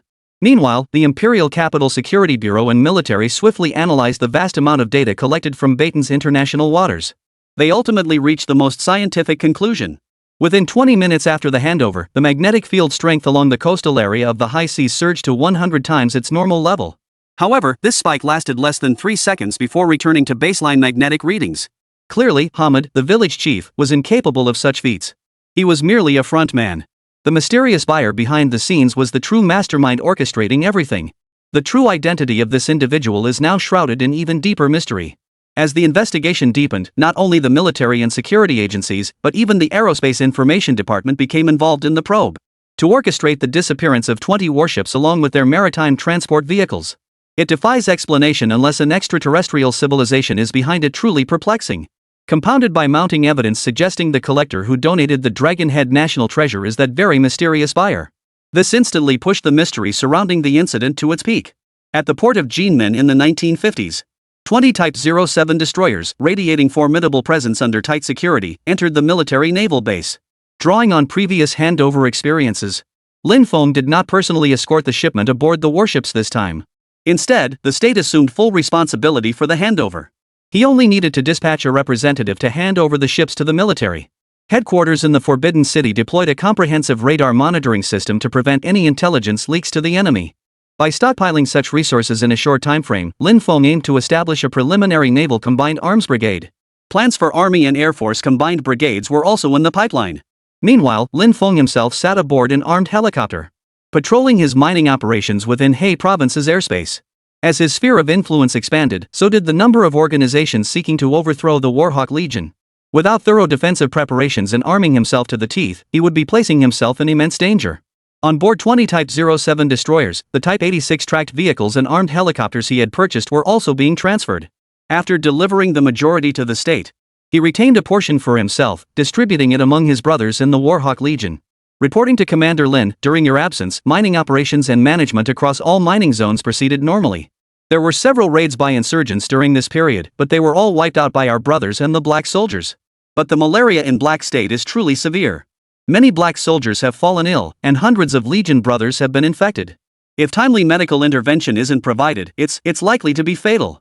Deputy Commander Jiang Ming relayed the latest developments over the walkie-talkie. Wang Huachi piloted the armed helicopter while Lin Feng sat beside him, adjusting his binoculars to closely monitor the unfolding situation below. Large numbers of Black Soldiers and Black State civilians lay scattered haphazardly across the parched, cracked ground. Many had already succumbed to malaria under the scorching heat.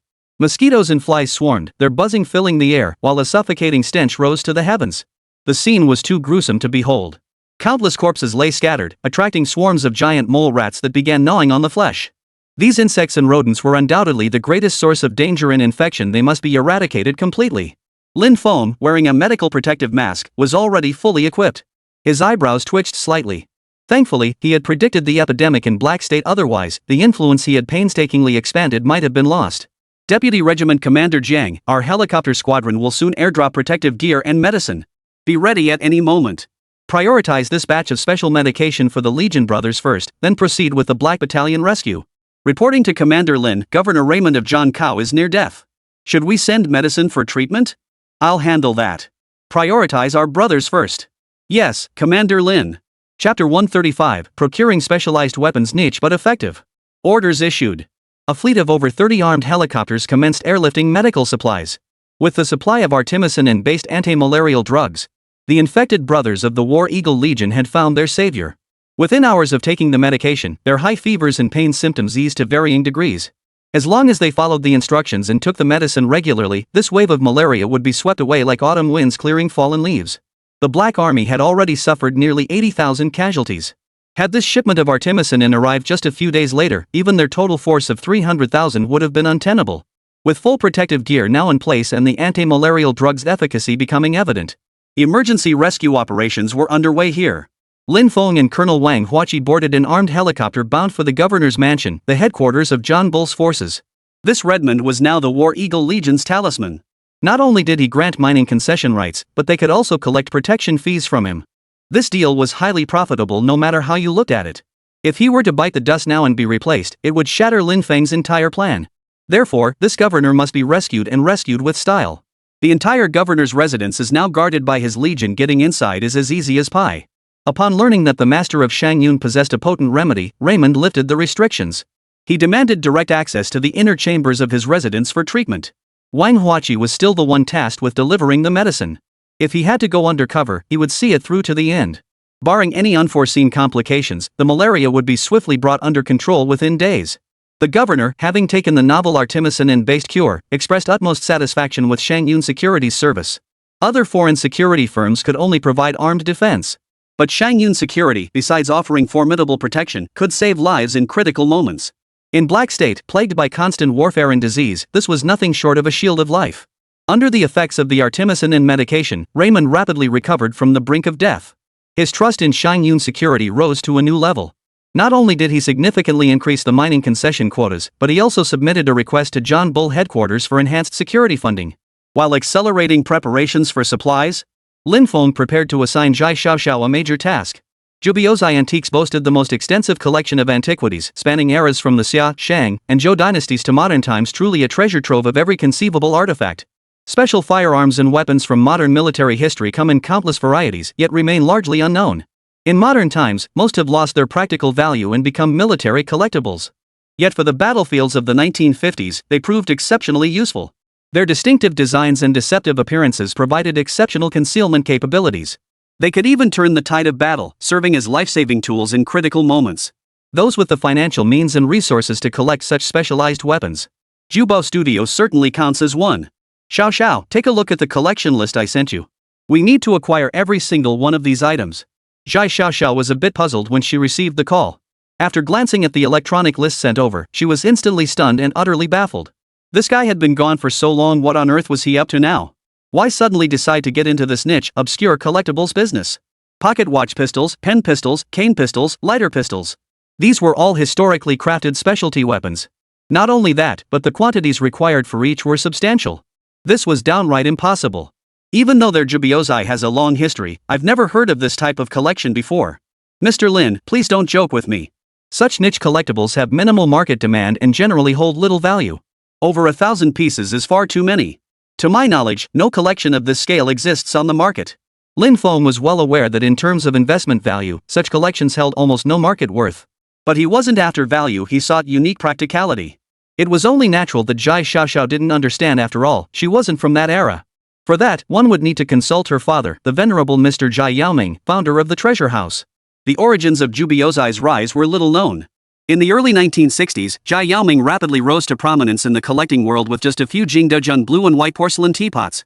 He then aggressively acquired folk artifacts at low prices, establishing the time-honored Jubiozai. As the saying goes, every capitalist's rise to wealth is steeped in a dark history of blood and tears. Don't be fooled by Mr. Zhai Yaoming's gentle, scholarly appearance and his long robe. Back in the day, he was a ruthless operator. Those who made a name for themselves on Hong Kong Island and rose to the top 3 in the industry were never simple characters. Having acquired shares in Treasure House, Lin Feng naturally needed to understand every detail of the Zhai family. The dark web revealed information inaccessible to the general public. Historical records revealed that Zhai Yaoming was a super military enthusiast, with a particular fascination for modern special weapons. During a sensitive period in history, to satisfy his hobby, he secretly acquired a large quantity of specialized weapons through underground channels. This fact remained largely unknown to outsiders. Had it not been for the dark web's ability to unearth such historical secrets, Lin Feng would never have known. Back then, he had an idea. Rather than letting these relics gather dust in a warehouse, why not return them to the battlefield to contribute their strength once more? This matter will likely require consulting your father. I intend to visit your Zhai residence this evening. What are your thoughts on that? Zhai Xiaoxiao hadn't anticipated Lin Feng proposing a visit. Her long-dormant heart suddenly began to race wildly. Overwhelmed by surprise and delight, her voice trembled with excitement. My father would certainly have no objection. He's long been full of praise for your business acumen, otherwise, he wouldn't have invited you to join our family's time-honored enterprise. Just the other day, he mentioned wanting to find an opportunity to invite you for tea. But you've been so busy, we haven't had a chance to arrange it. I'll inform father immediately and have him host a banquet for you tonight at 8 o'clock. Lin Feng had long seen through Zhai Yaoming's intentions. He sought to unite the two families through a powerful alliance, expanding their commercial empire and laying the groundwork for the future. But, what does the custom weapon you requested have to do with meeting my father? Could it be? Zhai Xiaoxiao stopped mid-sentence, suddenly struck by a realization. A profoundly shocking realization dawned on her. As her mind raced with possibilities, Lin Feng on the other end of the line voiced the very thought she'd been suppressing. As if he could read minds, he hit the nail on the head without missing a beat. This man was downright terrifying. Beyond admiration and respect, she now harbored a new layer of apprehension. You're right. Your father's collection far exceeds your imagination. I won't be arriving empty-handed at tonight's banquet. Now that I'm part of the Zhai family's enterprise, I'll shoulder the future of Jubao Studio too. Chapter 136, Courting Li Ka-shing, Forging the Future Conglomerate. The Zhai family mansion stood in the affluent district of Deepwater Bay. Li Ka-shing, Hong Kong's wealthiest man who made his fortune in the 1960s, resided here. If given the chance, this tycoon must be challenged. Shortly after the real estate boom began, Hong Kong Island experienced a severe banking crisis that caused property prices to plummet and real estate companies to collapse one after another. The subsequent years saw the anti-John Bull riots, further plunging the real estate market into stagnation. However, Li Ka-shing remained highly optimistic about the future of Hong Kong's industrial and commercial development, believing that such turmoil would not last long. He took the opposite approach, buying up large amounts of land and old buildings when everyone else was selling at rock-bottom prices. Sure enough, within 3 years, the storm subsided, Hong Kong Island society returned to normal operations, and the economy recovered. Businesses that had fled the city during the crisis began returning en masse, causing property prices to skyrocket. Li Ka-shing seized the opportunity to sell his cheaply acquired properties at high prices for profit, then reinvested in buildings and land with development potential. By the early 1970s, his portfolio had grown to encompass 6.3 million square feet of property. His company, Xinjiang Industrial, controlled the established John Bull Group, valued at over 5 billion Hong Kong dollars, with assets of 700 million Hong Kong dollars. This small snake swallowing an elephant business move significantly increased his wealth and influence. Subsequently, he expanded into multiple sectors including real estate, shipping services, power supply, container terminals, and retail. This multifaceted growth enabled him to build a large, diversified conglomerate. The future landscape of conglomerates was precisely the next step in Lin Feng's strategic blueprint. By forging a powerful alliance with him and Oriental Star, he could undoubtedly weather the impending crisis on Hong Kong Island. It could even turn something seemingly worthless into something extraordinary. He would turn Li Jiaqing into a loyal supporter and bring vast conglomerate resources under his command. By the time the Maserati sports car pulled up before the Zhai family mansion, Lin Feng had completed his brainstorming, forging new strategies and plans. The Zhai family mansion's high arched doorway exuded the grandeur of an ancient noble estate. It perfectly matched the aesthetic of the Jubao collection. As soon as he stepped off the car, Zhai Yaoming was personally waiting at the door to greet him. It was clear he was being treated with considerable importance. Every time he put a collection up for auction, it fetched astronomical prices at the International Bonhams auction house. His mysterious identity and formidable financial clout were self-evident. Moreover, the sheer volume of old mine jadeite rough stones he supplied alone had elevated Lingxiao jewelry to a new level. Not to mention the deep collaboration formed with the jewelry industry giant, Defu Jewelry, using pigeon's blood red and royal sapphires. This leap forward prompted Zhai Yaoming to proactively offer the shareholding agreement through his daughter. To cultivate closer ties with the influential figure Lin Feng. It's truly embarrassing that I, a junior, have been personally welcomed by Mr. Zhai himself. With the proper etiquette befitting someone from the old era. Lin Feng opened the conversation with humble words and extraordinary composure, instantly conveying his exceptional status to the other party. This was entirely unlike the manner of a post-90s youth. Mr. Lin is the benefactor our Xiao Xiao often speaks of. These courtesies are only fitting. Right, Xiao Xiao? Zhai Yaoming smiled and nodded, extending his hand in a gesture of invitation as he ushered Lin Feng through the grand courtyard gates. Zhai Xiaoxiao, dressed in a high-slit cheongsam with meticulous makeup, flushed with coy embarrassment upon hearing her father deliberately mention her in front of Lin Feng. Lowering her eyelids, she pouted, "Dad, you always bring up the most awkward topics." Gone was the sharp, decisive aura of the businesswoman she usually projected. Lin Feng had witnessed this side of her several times before. Unsurprisingly, it was a natural state reserved solely for intimate relationships. With that, Zhai Xiaoxiao slipped her arm free from her father's grasp and fell into step behind Lin Feng. Behind them, Zhai Yaoming watched the scene unfold and shook his head with the contented resignation of an old father. Knowing Mr. Lin would be joining us, I specially invited Hong Kong's most renowned chef to prepare the meal. I hope these dishes suit your taste. The dining room was exquisitely elegant, its walls adorned with rare, collectible Chinese-style paintings. Even the most casual-looking decorative piece carried an eye-watering price tag starting at millions. This opulent Chinese aesthetic permeated the entire Zhai family mansion, truly befitting the owner of one of the premier antique houses in the business. I greatly admire Mr. Zhai's taste in interior design, especially this Ming Dynasty rosewood roundtable, truly a masterpiece. To have such a prized piece serve as tonight's dining table is an honor beyond measure in my lifetime. Lin Feng had mastered the art of business diplomacy to perfection, though he couldn't recall when it had happened. Official praise is the most lethal. And this fellow was presenting nothing but genuine pieces. Given that alone, what dishes followed became utterly irrelevant.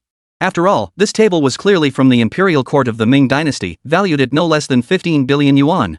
Zhai Yaoming could see it too. This young man wasn't just rich, he possessed genuine connoisseurship. His other hard skills went without saying. He must secure his allegiance at all costs. As soon as Lin Feng sat down, Zhai Xiaoxiao, as the hostess, fulfilled her customary duties. Zhai Xiaoxiao stepped into the role of hostess, personally serving him tea and water. She gathered the hem of her qipao with one hand and crouched slightly. Her curvaceous figure was revealed without reserve. She possessed the ethereal beauty of a maiden, breathtakingly gorgeous, yet radiated the grace and allure of a mature woman. Mr. Lin, this is 9 Dragon's Nest de Hongpao picked from a rare mother tree over 350 years old. Please try it and tell me how it tastes. The 9 Dragon's Nest de Hongpao mother trees numbered only 3, making it the undisputed pinnacle of rock teas. Harvesting ceased in 2006, and the trees are now classified as nationally protected. The final 20 grams of de Hongpao leaves harvested in 2007 are now treasured in the National Museum. Its preciousness and rarity make it the pinnacle of the tea world. Historically, 20 grams of this tea fetched a staggering 208,000 yuan at auction. Yet the purple clay teapot before him contained at least 7-8 grams. Sipping a mouthful is equivalent to drinking 10,000 yuan worth of tea. To the average person, this is unimaginable. Lin Feng cradled the tea leaves in one hand while slowly lifting the lid with the other. The first sip filled his mouth with an intense floral and fruity aroma. The mature honey peach, fresh citrus, and delicate osmanthus notes intertwined in a complex floral fruity bouquet, richly layered and refreshingly sweet. This was followed by the rockbone floral aroma, carrying a weighty, substantial quality, as if one could taste the essence of the rock itself. Grown among the rocky cliffs of Wui Mountain, de Hongpao absorbs minerals and trace elements from the rocks, forming its unique aroma. Finally, the charcoal aroma takes center stage. A deep, enduring aroma from the meticulous charcoal-fired roasting process, leaving a lingering aftertaste. Rich, sweet aftertaste, smooth. The top-tier taste of de Hongpao truly delivers an exceptional experience. Glad you like it, Mr. Lin. Xiao, have the dishes served. Let's dine and converse. Zhai Yaoming clapped his hands in the air, and a lavish Manchu Han imperial feast began unfolding on the exquisite rosewood round table. Chapter 137 Pen Guns, Cane Guns Take Them All. The Manchu Han imperial feast was a lavish banquet from the Qing dynasty, featuring an abundance of dishes served in a meticulously ordered sequence. Lin Feng hadn't expected the Zhai family's hospitality to reach such extravagant heights. Not only did they bring out their treasured, long-stored vintage de Hongpao tea, they even had a renowned chef prepare imperial court dishes once reserved for royalty. Such grandeur was truly unmatched. To serve every single one of the 48 delicacies was truly unheard of. It seemed the Zhai family had pulled out all the stops to honor him. The Manchu Han imperial feast comprises 8 mountain delicacies, 8 sea delicacies, 8 poultry delicacies, and 8 vegetable delicacies. Though the names sound unassuming, the dishes themselves are quite extraordinary. The mountain delicacies include, but are not limited to, camel hump, bear paw, and deer tendon. These are considered the premier delicacies. The 8 delicacies of the sea featured exquisite dishes like bird's nest, shark's fin, giant sea cucumber, fish maw, fish bones, abalone, and Chinese giant salamander. Not only were the dishes exceptional, but the presentation was also remarkably elegant. The 8 delicacies of poultry need no further introduction. Additionally, there are the 8 wild mushrooms, featuring an array of foraged fungi. Prepared by master chefs, you needn't worry about falling ill after eating. After the lavish feast, the main event begins. Mr. Zhai's hospitality is truly overwhelming. As a first-time visitor to your residence, I certainly couldn't arrive empty-handed. Lin Feng snapped his fingers. A row of black-clad figures materialized from the void beneath the hall's square ceiling. Zhai Yaoming instantly grew alert. Lin Feng, however, strode forward, radiating the commanding presence of a leader. 10 black-clad figures stood in formation, each wielding a long blade. Their bodies were clad in tight-fitting armor, their energy restrained, giving off an air of solemnity and gravity. Bring the item over. Yes. 4 figures stepped forward in unison, their response crisp and synchronized, without the slightest hint of disorder. What are these? Zhai Yaoming stared at the row of pitch black boxes, his brow furrowed in confusion. This Lin Feng who knows what he's up to. He'd parachuted in reinforcements without warning. And now he was putting on airs like some high-ranking official, which was starting to rub the host the wrong way. Lin Feng offered a calm smile and replied, "These are all gifts for you, Mr. Zhai." Oh? Zhai Yaoming's eyes lit up. Such an operation could only have existed in Hong Kong Island's underground triad societies. Needless to say, Lin Feng undoubtedly commanded an unknown, powerful organization. Open the box. The command fell. The lids of the black boxes were all flung open. Everyone present was utterly stunned. What lay exposed within was nothing but diamonds.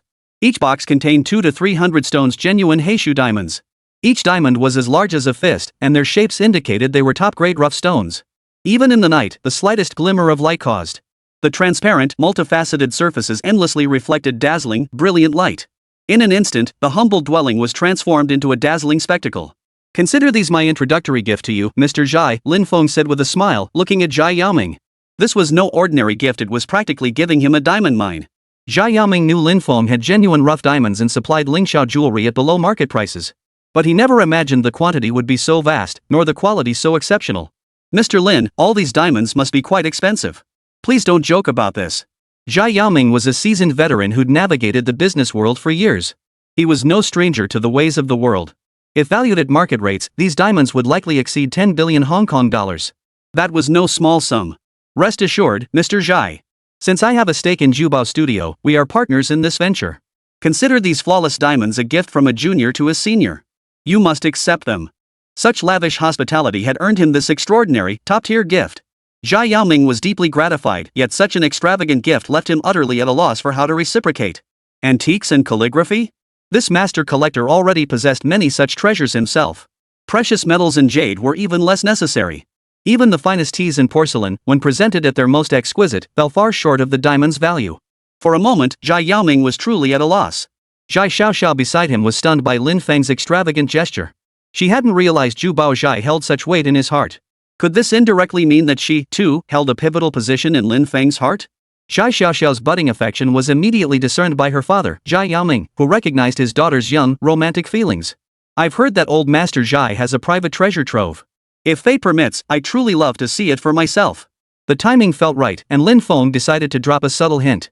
If the other party understood the hint, they would readily agree.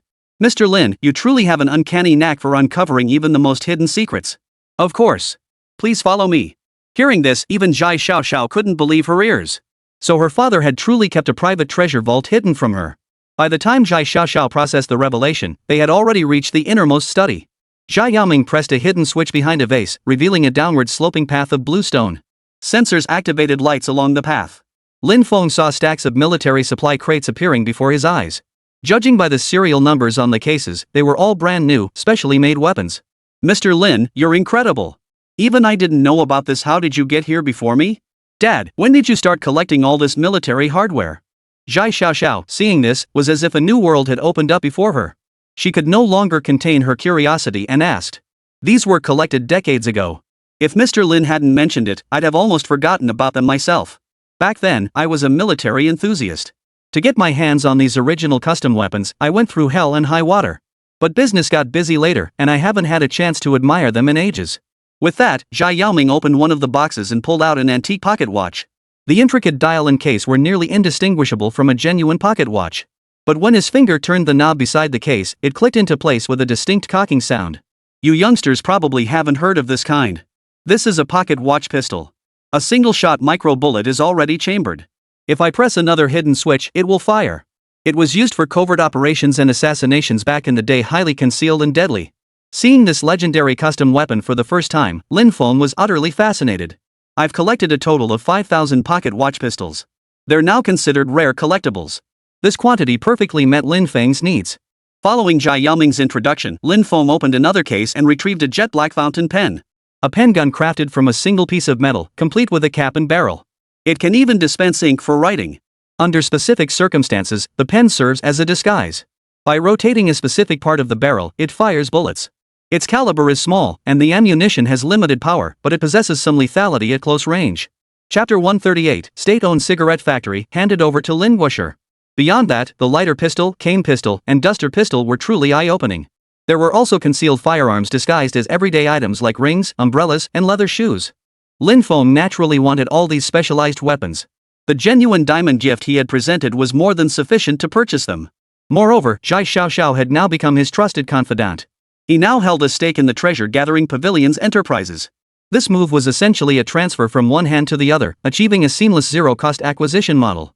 What Lin Feng hadn't anticipated, however, was that beyond the custom firearms, Zhai Yaoming had also stashed away novelty items like custom cigarettes and sausages. The manufacturing realism reached 100% level. Yet the moment they touched the enemy's lips, instant death followed. This was nothing short of a secret weapon for decisive battlefield victories. It could also be utilized in covert operations. It seems General Manager Lin is quite interested in my collection of custom weapons. As one grows older, the passion and impulsiveness of youth fade. If you don't mind, Mr. Lin, I'll gladly gift you everything in this underground vault. This was precisely the response Lin Feng had been waiting for. After accepting all the custom weapons, Lin Feng dispatched his black-clad warriors from the War Eagle Legion to transport them. He wasted no time. Through hacking, he obtained Li Jiaqing's exclusive contact information. At that moment, within the headquarters of the capital, a comprehensive discussion was underway regarding the costs associated with the military equipment Lin Feng had once again transported. Lin Guosher's military aid has been overwhelming. The accumulated costs for these payments have already reached hundreds of billions of dollars. Paying the full amount at this time would be extremely difficult for our nation. The head of the military equipment department spoke with evident distress. Although Lin Guosher has repeatedly stated that this is unconditional aid for various supplies, aiming to help our nation grow stronger in every aspect. But it's simply unreasonable for the state to accept such substantial benefits without compensation, regardless of the perspective. Minister's son of the Resources Department is correct. No matter how difficult it may be, we cannot accept Lin Guosher's supplies without compensation. These are genuine, high-quality items, especially those warships, whose starting price is in the tens of billions. Senior leaders began pooling their wisdom to address this critical issue. Their goal was to devise the optimal solution for appropriately compensating Lin Feng, one he would find acceptable. Beyond that, Lin Guosher is constantly depleting his personal assets and connections to sustain this uninterrupted supply. Eventually, he'll face a cash flow crisis. If that day truly arrives, not only will he face overnight bankruptcy, but the nation's very fortune could be dragged down with him. This matter carries immense weight and demands serious consideration. The Minister of Finance frowned deeply. As a high-level leader who controls the nation's economic trajectory, he knows this better than anyone. For a businessman, a cash flow disruption is fatal. From a purely business perspective, a merchant could still leverage their own strength to start anew from scratch. But the commercial empire and even the top-secret organization hidden behind Lin Feng absolutely could not sustain such a devastating blow. The assistance he offered concealed a grand vision for the Rabbit Nation. It was a dream of national strength, an ambitious ideal to become the world's leading superpower. Now, powers from around the world were eyeing the mysterious backer behind Rabbit with intense scrutiny. Should the venture falter, Lin Feng himself would face extreme peril. And now, Lin Feng and the nation have formed a deeply intertwined and collaborative relationship. If measures aren't taken now to protect the flow of funds, the moment a crisis is detected, all efforts will be rendered futile. But currently, domestic industries are still in their infancy, and the Treasury lacks the capacity to shoulder excessive financial expenditures. If we wish to provide aid funds, this is the only avenue available. Lin Feng's frequent philanthropic contributions have elevated his status within the nation's highest echelons. From being addressed as Mr. Lin, he has now been elevated to the honorific title of national hero. Amidst the escalating international turmoil, Lin Feng's military aid contributions have steadily increased in scale and intensity. This alone clearly demonstrates his profound patriotic devotion. Once the protective measures were unanimously approved, implementation must commence immediately. There was no time to waste. Ministers, several state-owned cigarette factories under our tobacco bureau, such as the Baoding state-run cigarette factory, the Chuandu cigarette factory, and the urban cigarette factory, have remained profitable since the founding of the nation. Regardless of dynasty or historical context, tobacco remains a non-food essential demanded by the masses. Beyond boosting military funds, I propose gifting shares of the cigarette factories to Lin Guosher. This approach would resolve the payment difficulties while simultaneously granting him tangible benefits. Once the nation grows stronger, the profitability of these cigarette factories will undoubtedly increase 100-fold. Combined with the equity and gold mining concessions previously granted by the state, Lin Guosher's financial operations will no longer face critical risks. After Director Yen of the Tobacco Bureau presented his proposal, many senior officials nodded in agreement. Minister Feng, in particular, felt a deep sense of resonance. The acquisition of Lai Mao had originally been proposed by Lin Feng. Later, a portion of the shares was gifted to the other party, including the perpetual equity in the oil group. While these investments would yield greater profits in the future, however, in the immediate term, they were nowhere near as fast or stable as the cigarette factory's returns. Implementing this approach would certainly be ideal. It seems we truly need to pool our wisdom. Baoding Cigarette Factory was China's first state-owned tobacco factory, with a history dating back to 1902. Back then, to resist foreign cigarettes, open up new sources of revenue, and build a national brand, Yuan Shikai, Minister of Beiyang and Governor of Zhili, submitted a memorial to Emperor Guangxu and the two Empress Dowagers proposing to establish a trial cigarette factory. Later, by imperial decree, 20,000 taels of silver from the Zhili Relief and Consolation Bureau were allocated to set up a factory for manufacturing paper cigarettes, pioneering the state-run cigarette industry. The Sichuan Capital Cigarette Factory and the Urban Cigarette Factory were formerly foreign-funded enterprises. Due to changes in the national situation, they are now state-owned enterprises. Cigarette factories have consistently yielded substantial profits. Such lucrative ventures absolutely cannot fall into private hands, hence they must remain under state control. Their revenue contributions consistently rank among the nation's top economic tax sources, a fact universally acknowledged. I endorse Director Yan's proposal to have Lin Feng collect a percentage of profits from these three cigarette factories. After Minister Fong, who supported this proposal, made the final decision, this lingering concern was temporarily alleviated. After all, the nation owed Lin Fong a debt of gratitude that was becoming increasingly difficult to repay gracefully. Beyond the cigarette factories, we should also organize other high-profit industries. When Lin Guosher returns next time, he will make the final decision. Secretary Fang's mind was already clouded with worry. The deployment of the latest strategic plan was now urgent. Once Lin Fong returned, he must immediately convene a closed-door meeting at the national level. Chapter 139, Overturning the Table on Developers, Monopolizing the Real Estate Bonanza. The closed-door meeting primarily addressed the situation on the peninsula. Besides senior leadership, Lin Fong was a key attendee. China's largest financial conglomerate, the Rong family, had fulfilled its pledge to the nation days prior. They had transferred all 50 billion yuan of their assets into state-owned enterprises, becoming the first pioneer in public-private partnerships. Without Lin Feng's extraordinary proposal and his personal visit to the Rong family, the nation would never have secured such substantial seed funding. The next phase of the peninsula's situation would undoubtedly require his pivotal involvement. As time progresses, the Eagle Wing military has been making major moves. Collusion with the South Korean regime has intensified, likely signaling secret plans. Meanwhile, a growing number of capital-backed nations behind the scenes are rallying to follow the Eagle's lead.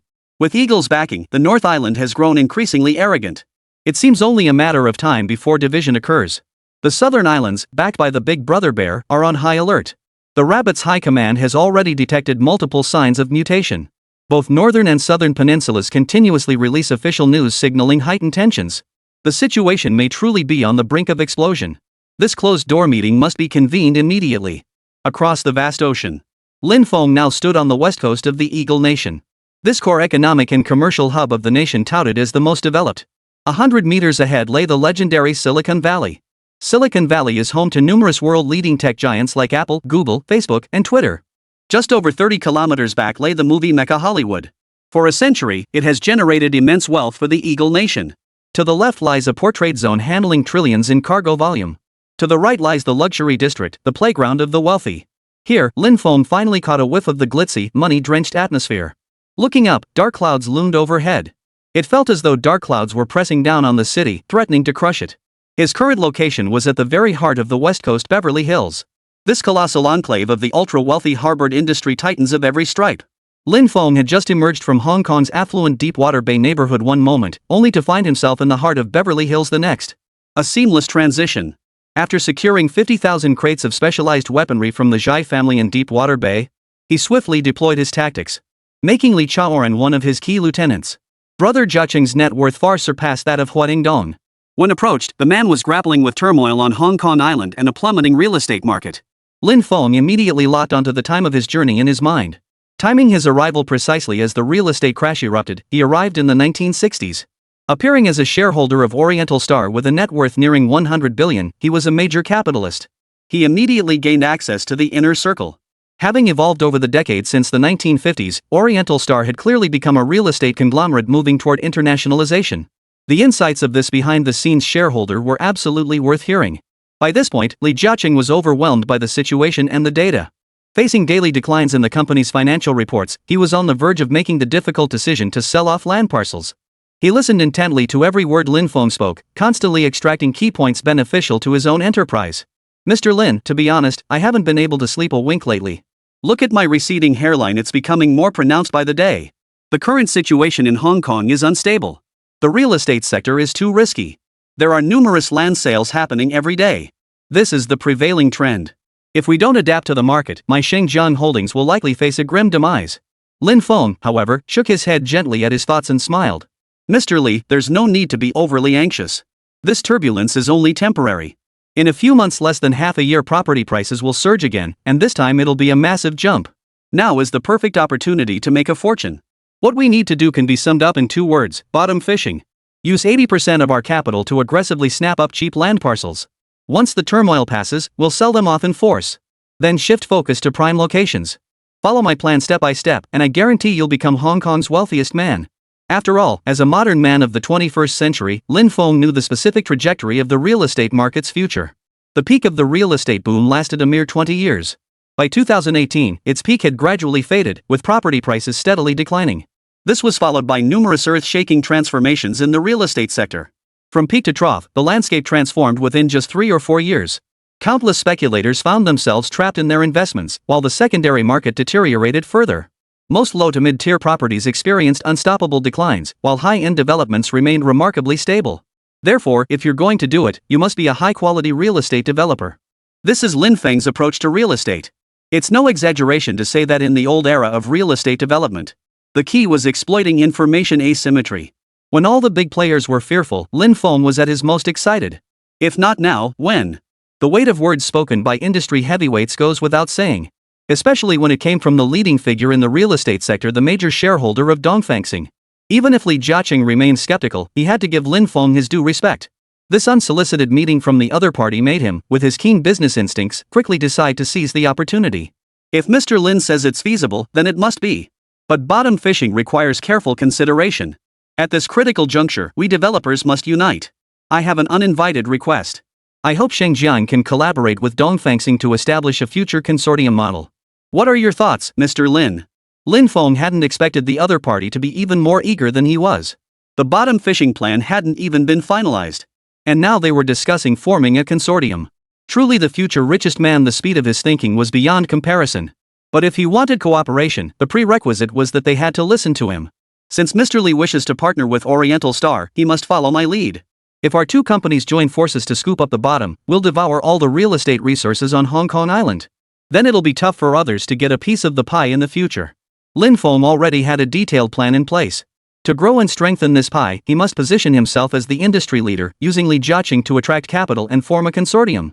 With such a consortium, he could become the true power behind the scenes.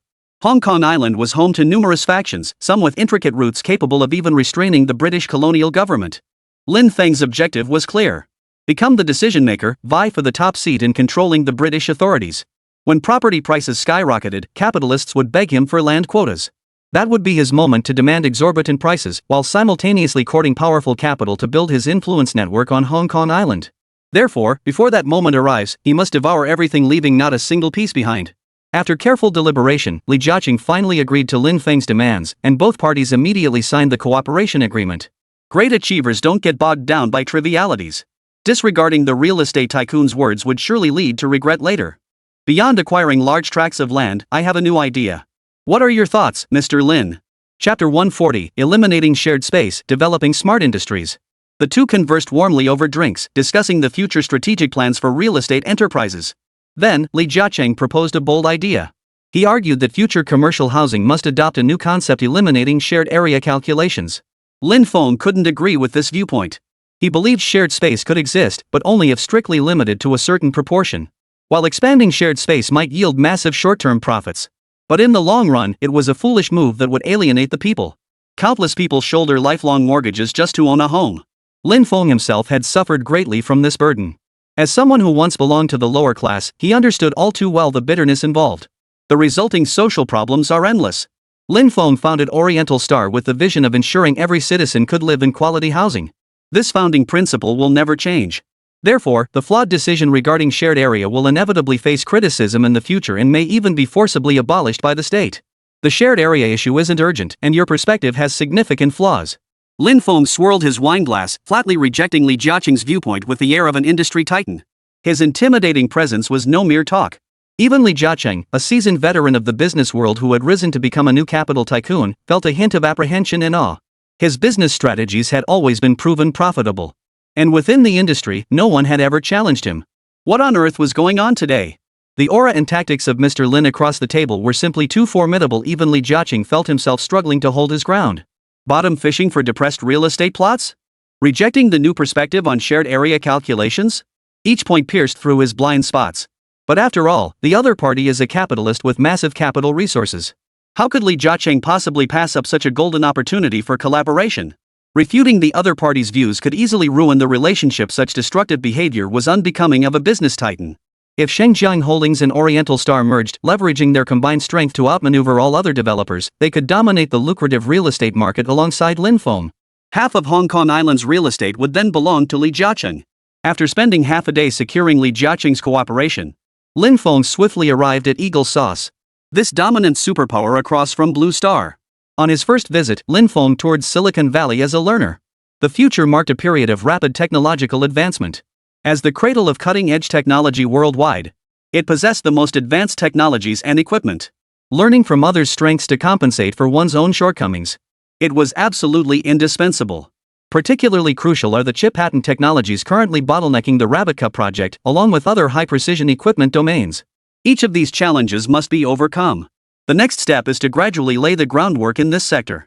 Lin Feng decided to start with domestic contract manufacturers, ultimately leveraging the acquired knowledge, technology, and materials to build his own technological empire. Provided sufficient funding and stable power supply are secured, smartphones, IoT concepts, whole home smart control systems all can be developed. He could even replicate these innovations in 1950s China. Who says rabbits are backward? Lin Feng would make the common people leap 70 years ahead, standing at the pinnacle of global fashion. Preparations and plans in this area must be ambitious and far-reaching. There was no room for impatience. This trip to Eagle Town wasn't just about setting up tech companies and gathering intelligence unavailable domestically. The successful donation of the Dragon Head had sparked a new idea in Lin Feng. He intends to use his financial resources to repatriate the remaining 12 zodiac animal heads and other national treasures to their homeland. Under the sweeping big data search conducted by the formidable Sky Hacker team, he received the latest intelligence. He straightened his collar and took a deep breath. Don't listen to those public intellectuals claiming the air in the land of the eagle is sweeter than honey. The air in this wicked capitalist country stinks far worse than back home. Just now, walking through the double doors, he witnessed several white men in suits and 2 foreign women engaging in public, unnatural activities on the streets of the wealthy district. If such indecent behavior happened back home, they wouldn't be taken to the police station by the hat-wearing officers and locked up for a few days. It just wouldn't satisfy the public. They'd be cyberbullied to death in minutes. But here, it's become commonplace. Especially in the wealthy neighborhoods, where all restraint has vanished. Outwardly, it appears respectable and dignified, but inside, it's already rotten to the core. Lin Feng shook his head. So what if they're rich? They're still just animals that haven't fully evolved. The day rabbits become beasts will be the day we harvest these lowly western monkeys. Beyond this affluent enclave lay the famed Beverly Hills. It was said that only the wealthy and powerful resided there, all top figures in their respective industries. Beverly Hills security access control was the strictest of the strict. Without the owner's authorization and passing through 3 layers of identity verification, entry is absolutely impossible. Lin Feng compared the documents and photos in his hands. He stepped into a bar near Beverly Hills. According to information intercepted from the dark web and hackers, there was an 80% probability that the owner of this bar was the collector who had purchased the bronze dog-headed statue for $1,000 at the antique shop years ago. Finding this collector would mean the second leg of the National Treasure's journey home was finally within reach. As soon as he entered, a blonde-haired, blue-eyed waitress greeted him warmly. After multiple hints, seeing that he wasn't making a move and showed no interest in the services she offered, she immediately changed her tone. My name is Elisa. If you're not interested in our services, you're welcome to browse our liquor section. I guarantee it will meet your requirements, sir. Lin Feng smiled, gently brushing her hand away. No need. Seeing he wasn't taking the bait, the blonde beauty's expression flickered briefly before returning to normal, her seductive smile unchanged. Lin Feng slipped a business card from his suit pocket and placed it before her. I'd like to meet the lady on this card, Ms. Kelly Carr. Could you arrange an introduction? Seeing she was prepared, the waitress abruptly shifted from her usual charm to a cold, stiff tone, firmly refusing his request. Our boss isn't someone just anyone can meet. You've probably heard plenty of rumors about her. Let me tell you, the truth is far more outrageous than the rumors. To see her, you'll have to offer something of your own. After speaking, she eyed Lin Feng with a hint of contempt, as if gauging his reaction. Anyone running a bar in Beverly Hills was either wealthy or influential. According to hackers' stolen intel, this Kelly hails from the Squid faction. The most notorious faction within the Squid clan is the Dark Society. The Dark Society's vast capital had long infiltrated every corner of the Eagle Nation, even placing operatives within the Black House itself. Some presidents throughout history were even said to have come from this organization. Kelly Carr is said to be the most cunning and manipulative woman in her family. With countless businesses under her control and a mastery of financial indices that borders on the supernatural, she is known as the financial world's female demon. Chapter 141, Manipulating Finance is merely an appetizer. Her wealth far exceeds that of overt tycoons by more than 100-fold. To manipulate finance with such ease, treating money as mere numbers to be controlled, what a commanding presence that must be. It's common knowledge that the stock and futures markets fluctuate with lightning speed, generating profits that are both explosive and staggering. To partner with Kelly and become the capital operator within this realm, the implications were self-evident. Acquiring the National Treasure Dog Head was merely an appetizer. Lin Feng's true objective was to gradually infiltrate the core of Eagle's financial operations, even penetrating the Dark Society itself, to steal classified information that would help Rabbit overcome various challenges. This endeavor is extremely dangerous, but for rabbits of any era, the benefits outweigh the risks. Lin Feng decided to give it a shot. This bar represented nearly 1% of Kelly's empire. Her residence lay within nearby Beverly Hills. Countless global power players had personally sought her out, hoping she could introduce them to the dark society, become disciples of its leader, and gain a share of the world's wealth and power. It was said the dark society's leader remained shrouded in mystery, unknown even to its inner circle. It remained unclear whether this Ms. Kelly possessed the standing to know the truth. But gaining entry into the dark society is no mere formality. The various taming tests are beyond what ordinary people can endure. Even those who pass the trials must be the cream of the crop, the elite among elites, to become the lowest-ranking members.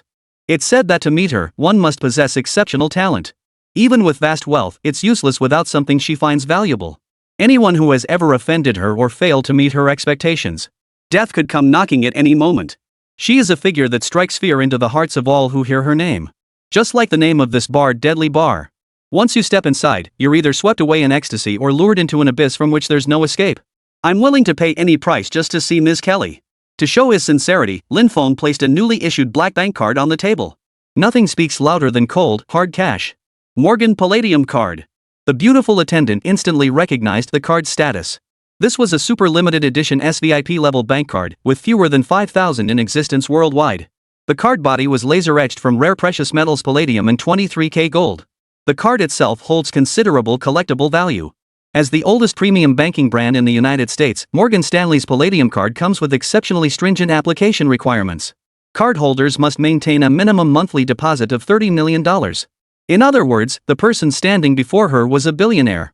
I can offer you the opportunity, but as for the fee. She shot a glance at Lin Feng.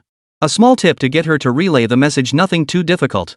Lin Feng flung a stack of US dollars onto the table. Tell Ms. Kelly this, a client wishes to meet with her to discuss business opportunities across various sectors. Funding isn't an issue. If we can collaborate, I absolutely have what she wants. If you can make this happen, all of this is yours. A playful smile touched Lin Feng's lips as he spoke casually. If you try any tricks, don't blame me for being ruthless. As he spoke, Lin Feng extended 2 fingers and effortlessly crushed the stemmed glass in his hand. That display of power left the beautiful waitress with no time to waste. She dialed the number immediately. As for that Kelly fellow, Lin Feng had never taken him seriously, let alone felt any fear. He contemplated his next move. He planned to act on the spot. Using massive funds as bait, he would first lure the big fish. Once a series of maneuvers hooked the big fish, he would proceed to carve it up.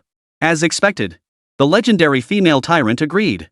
He was instructed to proceed immediately to Villa 621 in Beverly Hills. Then, the beautiful attendant wirelessly transmitted a real-time updating QR code to his phone. With this code alone, he could gain access to the estate and meet Ms. Kelly. Lin Feng had already prepared for this eventuality. To prevent information theft, he had prepared over 20 phones for this mission. After each location, he discarded the used phones into his portable infinite storage space. He would then randomly select another one to use. Once this QR code was used, he'd have to switch to another phone before meeting Kelly. Beverly Hills truly lived up to its reputation as the pinnacle of luxury estates in affluent neighborhoods. Upon entering, the understated luxury inherent in Western architecture enveloped him. Guided by his personal butler, Lin Feng was escorted to Villa 621. The 3-story villa, though not exceptionally large, featured a geometric conceptual design with a distinctly futuristic technological feel. Esteemed invited guest, according to your QR code, you have arrived at the residence of the owner you sought. Should you require anything, please call me using the number below the QR code. The butler is always at your service. With that, the butler stepped aside, bowing slightly and extending his hand to invite Lin Feng inside. The butler spoke with utmost courtesy, yet Lin Feng had already noticed, almost without thinking, the powerful handgun tucked at his waist. No wonder the wealthy preferred to reside here. Security measures here were exceptionally stringent. Smiling on the surface, but cursing inwardly. It seemed the butler had been wary of him the entire time since he entered. Moreover, from the entrance to this spot, hidden high-definition cameras were installed everywhere on treetops, atop fountains. Anyone attempting to commit a crime within the estate would likely be afraid of dying too slowly. Lin Feng gave a polite nod before stepping onto the villa's entrance stairs.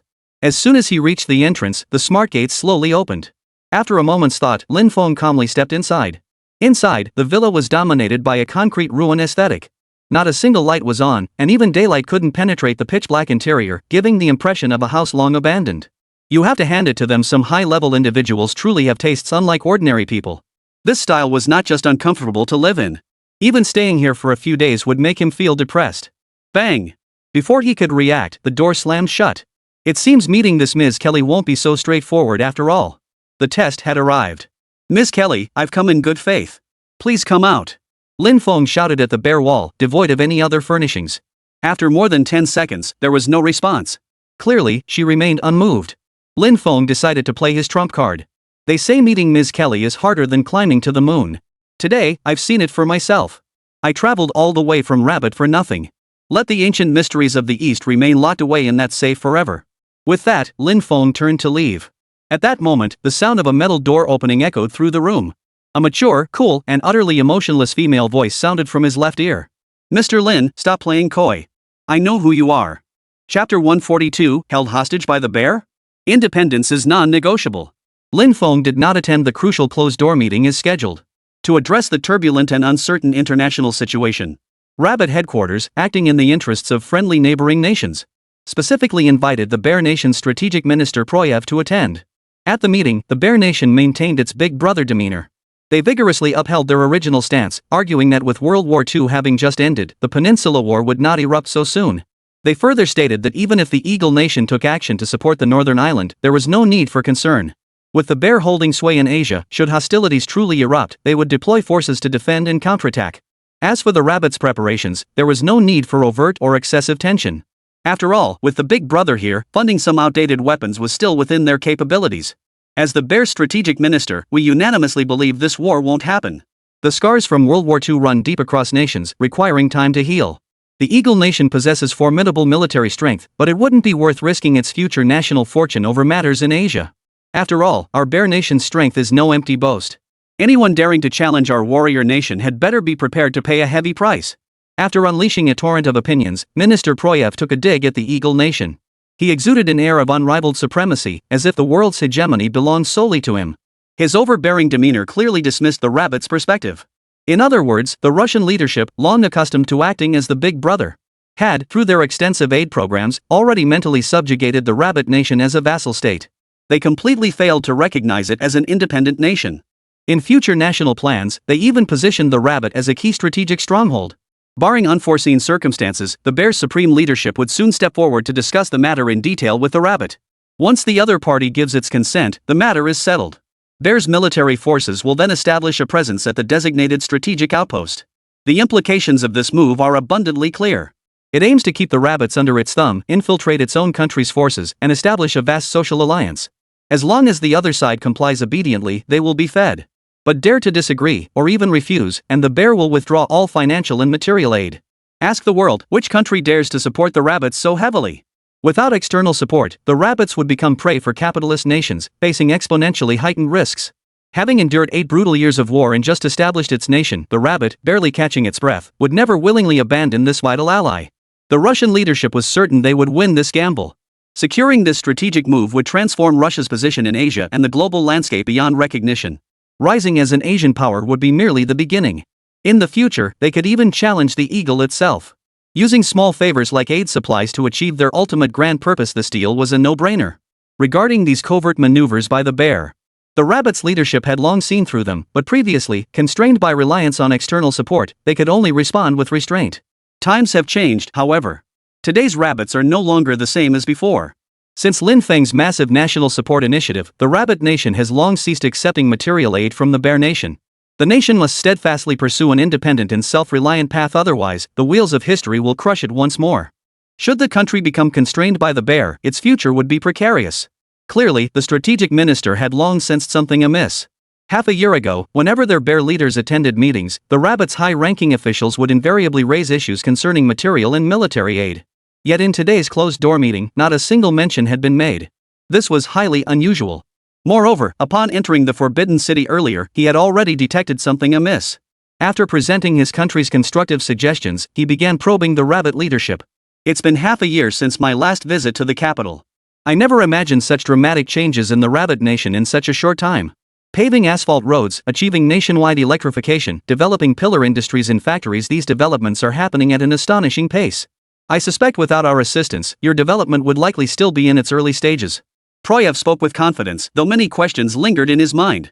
Still, he was quick to take credit for his own company's role. After speaking, he shifted gears and began preaching high-minded principles. While development is a good thing, we must remain vigilant against taking the capitalist path. I hear the Rabbit Nation has achieved nationwide electrification.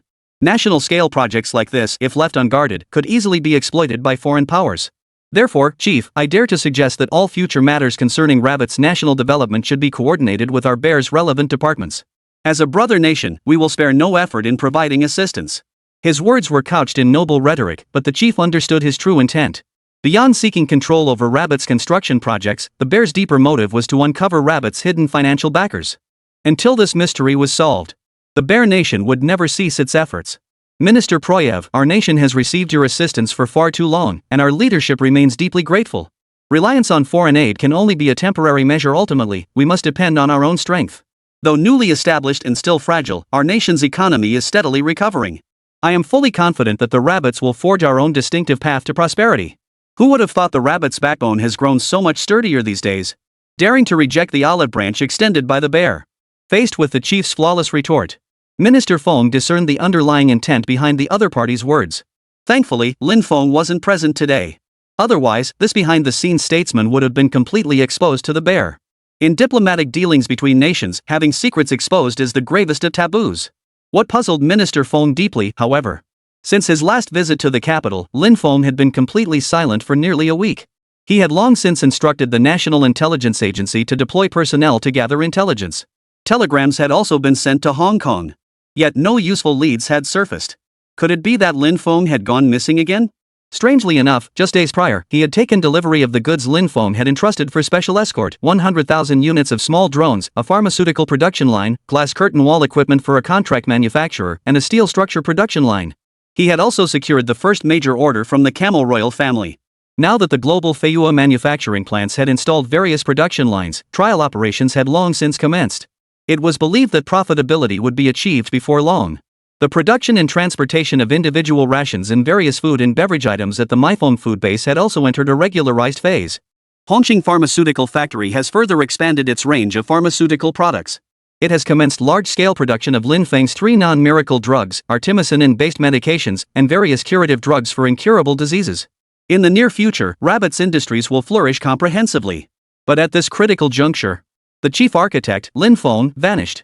For the headquarters in Beijing, this was nothing short of a thunderous explosion. Chapter 143, Unifying the Peninsula, the curtain rises on war.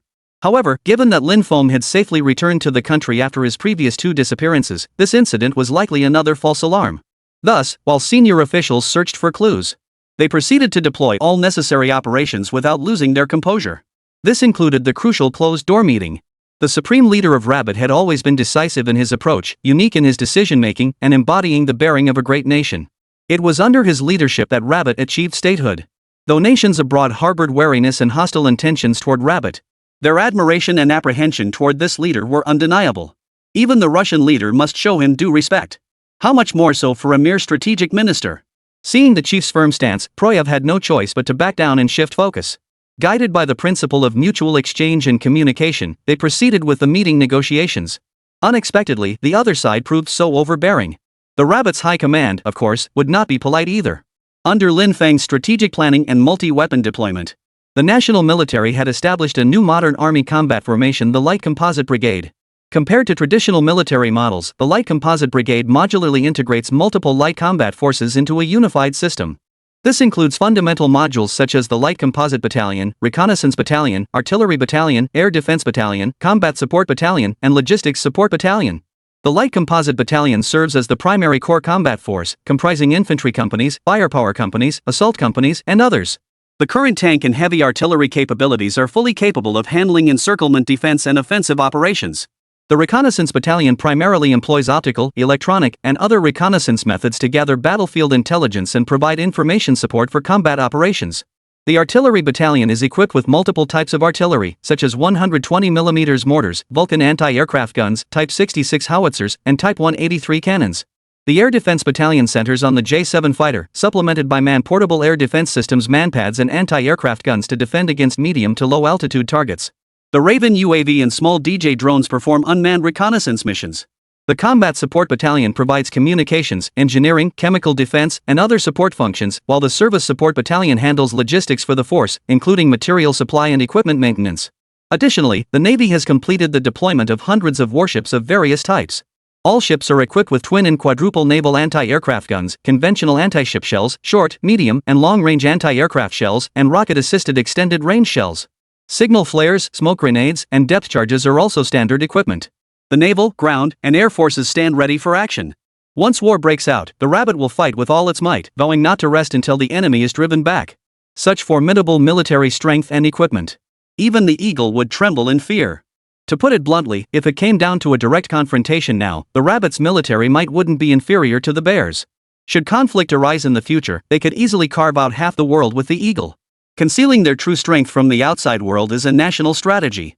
Beyond the highest echelons of leadership, military matters are guarded with ironclad secrecy. Not a shred of information is permitted to leak. Not even brother nations are permitted to leak a single whisper. Based on the Russian defense minister's initial assessment. During this closed-door meeting, the Rabbit's military leadership refrained from offering extensive commentary. Since the other side maintains an absolutely optimistic stance. We'll just have to wait and see. Let's see who ends up with egg on their face. Guided by this principle, the ministers and senior officials present all understood the unspoken agreement, maintaining a balanced official stance. Meanwhile, the hawkish military had already begun full-scale preparations for the Peninsula campaign.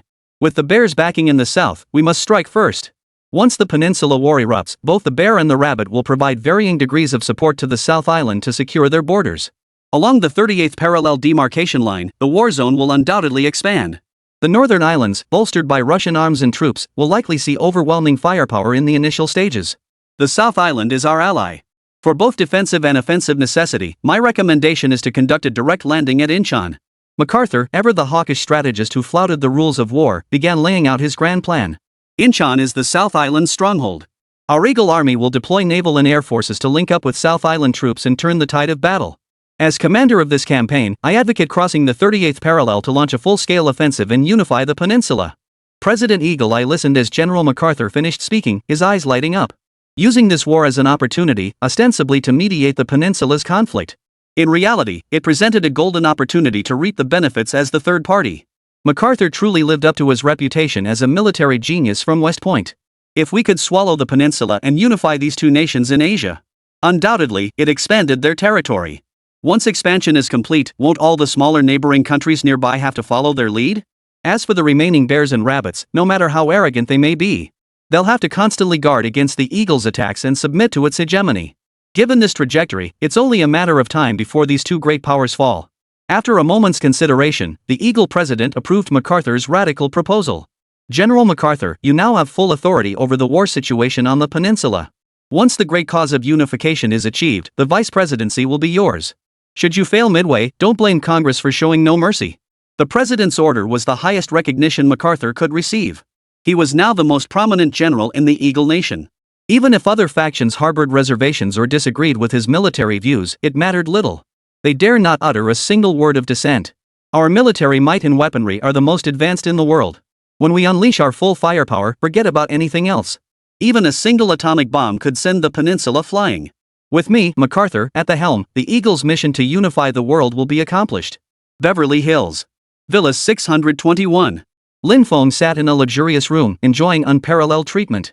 Dressed in a black haute couture suit, his tall, well-proportioned frame leaned back against a $5 million luxury sofa.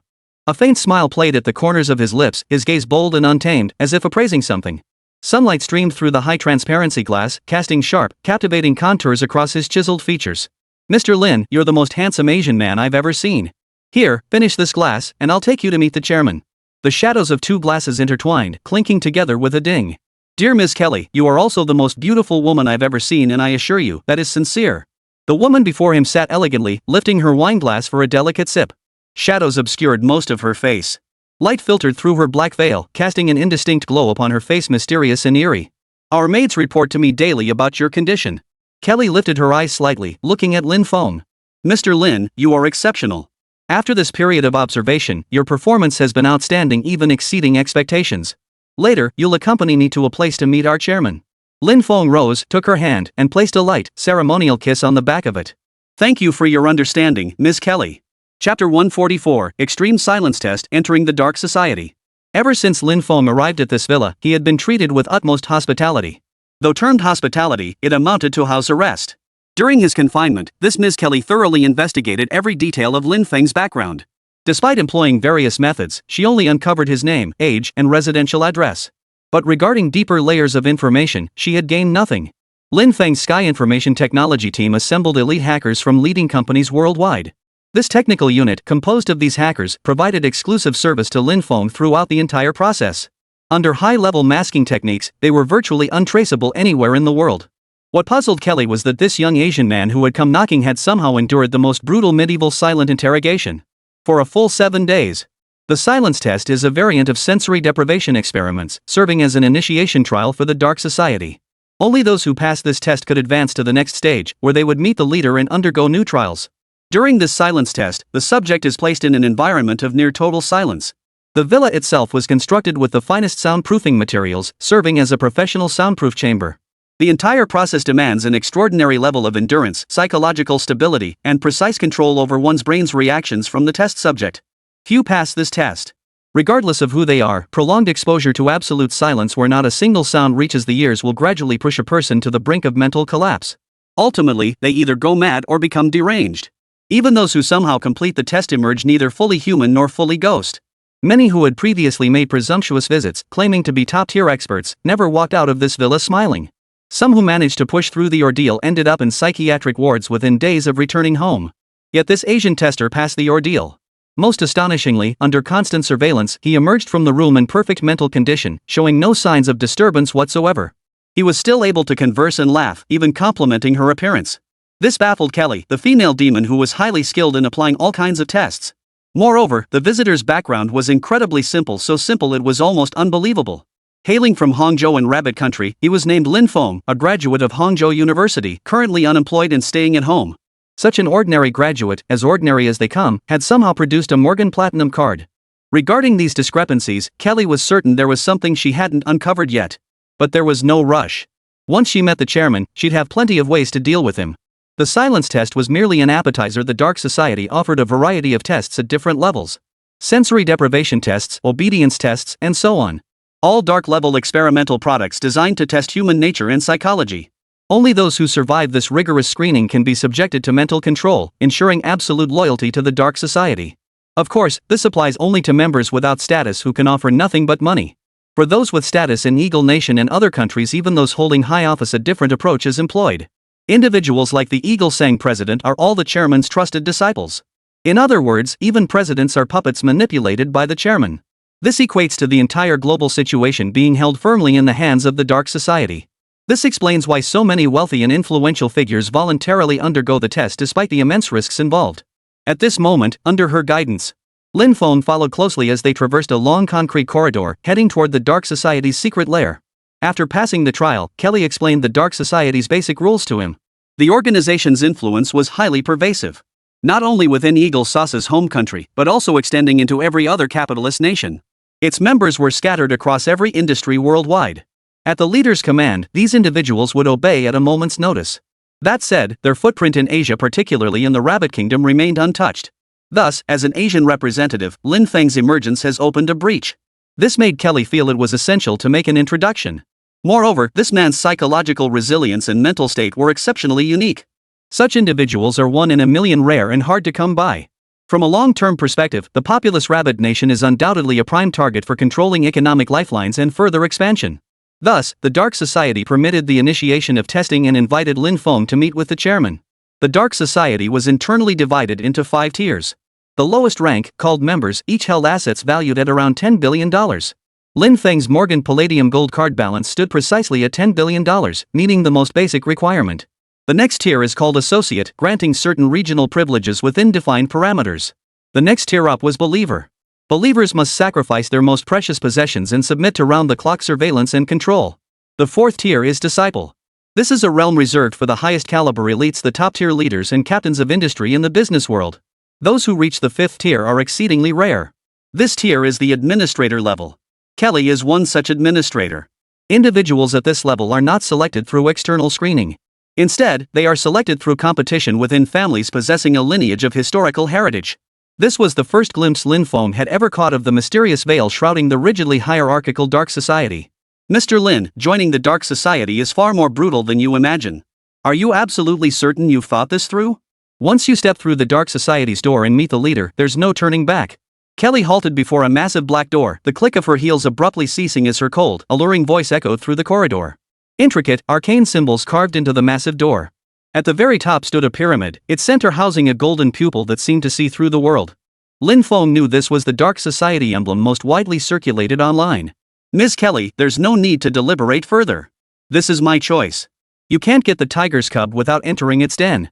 Since the Dark Society claimed to possess the world's most elite resources, then Lin Feng intended to enter and see for himself what it was all about. After all, he was a man with a golden finger. Fear was the last thing on his mind. As for that extreme silence test, he'd exploited a loophole to pass it smoothly. To pass the test, one must endure utter silence. But Lin Feng possessed an infinite pocket dimension. Upon learning the silent test would last 7 days, he swiftly activated the music player on his phone, set it to looping random play mode, and quickly tossed it into the space. The sounds within the space were audible only to him. In other words, Lin Feng spent those 7 days entirely immersed in the sound of music. For this test, it was nothing short of a colossal irony. Then please follow me inside, Mr. Lin. No sooner had the words left his lips than the massive black door, responding to his fingerprint, slowly swung open. Chapter 145, Imperialist Ambitions to Destroy Us Never Die. According to Lin Feng's timeline, in a few more months, the Peninsula War would erupt. The Rabbit's military equipment and troop strength had undergone comprehensive upgrades. Economic recovery was also gradually taking root. But for Lin Feng, this was far from sufficient. Without absolute power and the ability to control the entire global landscape, even with substantial aid enabling rapid development, in the near future, they would still be coveted and counterattacked by various external capital factions. It would be like baking a giant cake to lure wolves to feast. For a newly emerging nation, this was extremely perilous. Therefore, Lin Feng must possess this prerequisite awareness. Before enemy capital forces detect the threat, infiltrate their ranks proactively. In the parlance of Hong Kong films, this is known as a mole. This move carries the highest risk factor imaginable. Should his intentions be uncovered, dying in exile would be the most basic outcome. If his cover proved inadequate, or if enemy hackers peeled back his layers of disguised information, even the most cunning operatives would face grave peril. Lin Feng weighed the risks repeatedly before committing to this perilous gambit. Before arriving, he had already arranged everything. Should he fail to return to Beijing, he had entrusted Hui Yingdong and Xiao Guangbia to handle alternative funding arrangements. The large quantities of military supplies and weapons he had procured were stored in a warehouse on Queen's Road in Hong Kong. To put it bluntly, it was almost like making final arrangements. Yet in the modern world, he hadn't shared a single detail of this plan with anyone.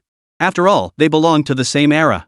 He feared that if the authorities investigated, uncovering any clues would spell trouble for everyone involved. Outwardly calm and composed, Lin Feng was inwardly filled with anxiety.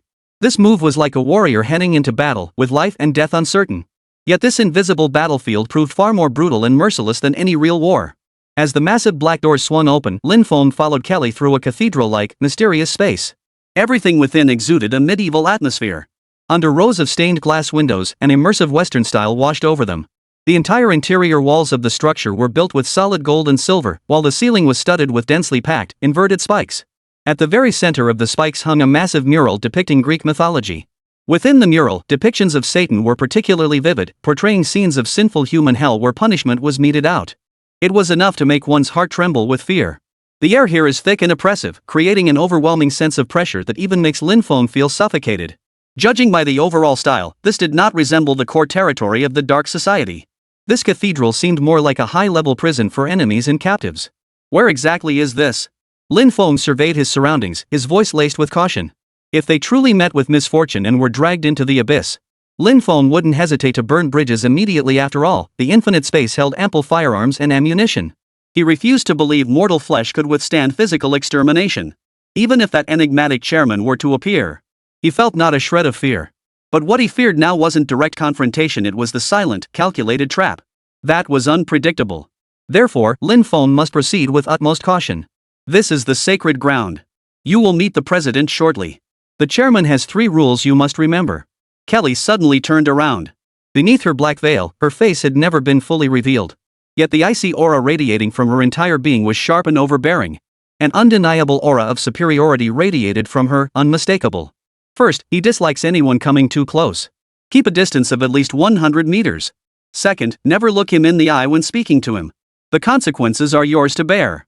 Third, when meeting the guild leader, you must assume a posture of submission and swear an oath before the guild emblem. These 3 points must be followed to the letter.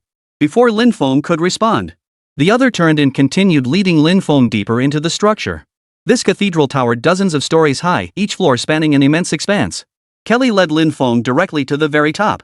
Here, Lin Feng felt an even heavier sense of oppression. Within the vast space at the summit, numerous masked figures clad in gray robes stood in perfect formation. Beneath their uniform gray robes, each possessed a distinct aura, yet they collectively radiated a peculiar, cold, and brutal energy, as if ready to erupt at any moment. Lin Feng knew these must be the lower-tier members of the Dark Society. Each of these individuals was worth over 100 billion. Individually, they were formidable enough to dominate any opponent in the outside world. Yet here, they bowed their heads and submitted, displaying utter obedience. "You may all withdraw." Kelly waved her hand, and instantly, all the gray-clad figures dispersed. As the administrator, she held authority second only to the president. At that moment, the tall figure seated upon the highest papal throne cast a shadow elongated by the light upon the floor. He wore a loose-fitting black robe, with a striking emblem emblazoned across its chest. That pyramid-shaped pupil pattern. His face was shrouded in darkness, while the robe itself was embroidered with intricate, sinister patterns. These designs resembled the scales of snakes, lending him an unparalleled aura of wickedness. Had he not witnessed it with his own eyes, Lin Feng would never have believed it. That such a mysterious faction truly existed in this world. What chilled him to the bone was the realization that it held the fate of the entire world in its grasp. And the source of it all was this man, standing not far away. Lazy yet wicked, he seemed to be waiting for prey. He was none other than the leader of the Dark Society. "Esteemed President, the man has been brought. Shall we proceed with the meeting immediately?" Without lifting his gaze, the leader replied indifferently, "I ask only one thing, who is he? Worthy of you spending 7 days testing him and bringing him here personally?" Facing the Supreme Leader's inquiry, Kelly paused for a few seconds. This man is an ordinary graduate from Rabbit Kingdom, with nothing remarkable about his family background. But he possesses something we desire. Sharpness, composure, extraordinary psychological resilience, and mental stability. If the plan proceeds, I believe he is the most suitable candidate. Lin Feng realized this thing might not be money or anything else. What they sought was an ordinary identity. Using that identity, the Dark Society could promise him anything he desired, thereby controlling him. Through the blank slate of a graduate, he could be molded into any role under their direction, infiltrating Rabbit to execute their schemes. The thought sent a chill down Lin Feng's spine. What a diabolical scheme! Connecting the dots to the Western cultural infiltration, educational curriculum issues, and major incidents that occurred in the Rabbit organization during the 21st century. Perhaps they had been involved in these very events. That famous saying proved true after all. Imperialist ambitions to destroy us remain undying. We must remain vigilant at all times. Chapter 146, Disciple Rank, Infiltrating the Child Family. But what puzzled Lin Feng was this. Miss Kelly did not report the matter of his Morgan Palladium gold card to the chairman. Instead, she went out of her way to recommend him. This led Lin Feng to speculate about the reasons behind it. After presenting a series of documents, Miss Kelly stepped back beside Lin Feng. She had her own reasons for doing so. Beneath the vast Dark Society, as an administrator, she had never trusted anyone, not even the president. All along, she had been searching for a suitable candidate, but none had ever emerged. Lin Feng's emergence broke this deadlock. As a seasoned veteran of the business and financial worlds, she instantly recognized that this man was no ordinary individual. If she could recruit him to her side, her influence within the Dark Society would steadily grow. For someone born into a wealthy family, being a mere administrator could never satisfy her ambition. What she craved was supreme power and unparalleled status. The silent test is merely a stepping stone. Next, assign him several more projects and make him sacrifice his most precious possession. Once all are passed, submit the report for evaluation before assigning his rank. The chairman's voice sounded as if it had been encoded, making it impossible to discern whether it came from a human or a machine. If I'm not mistaken, this must be a voice-altering device, masking the original voice to prevent recognition. The first of those 3 rules no one allowed to approach. This was also intended for protection and to maintain secrecy.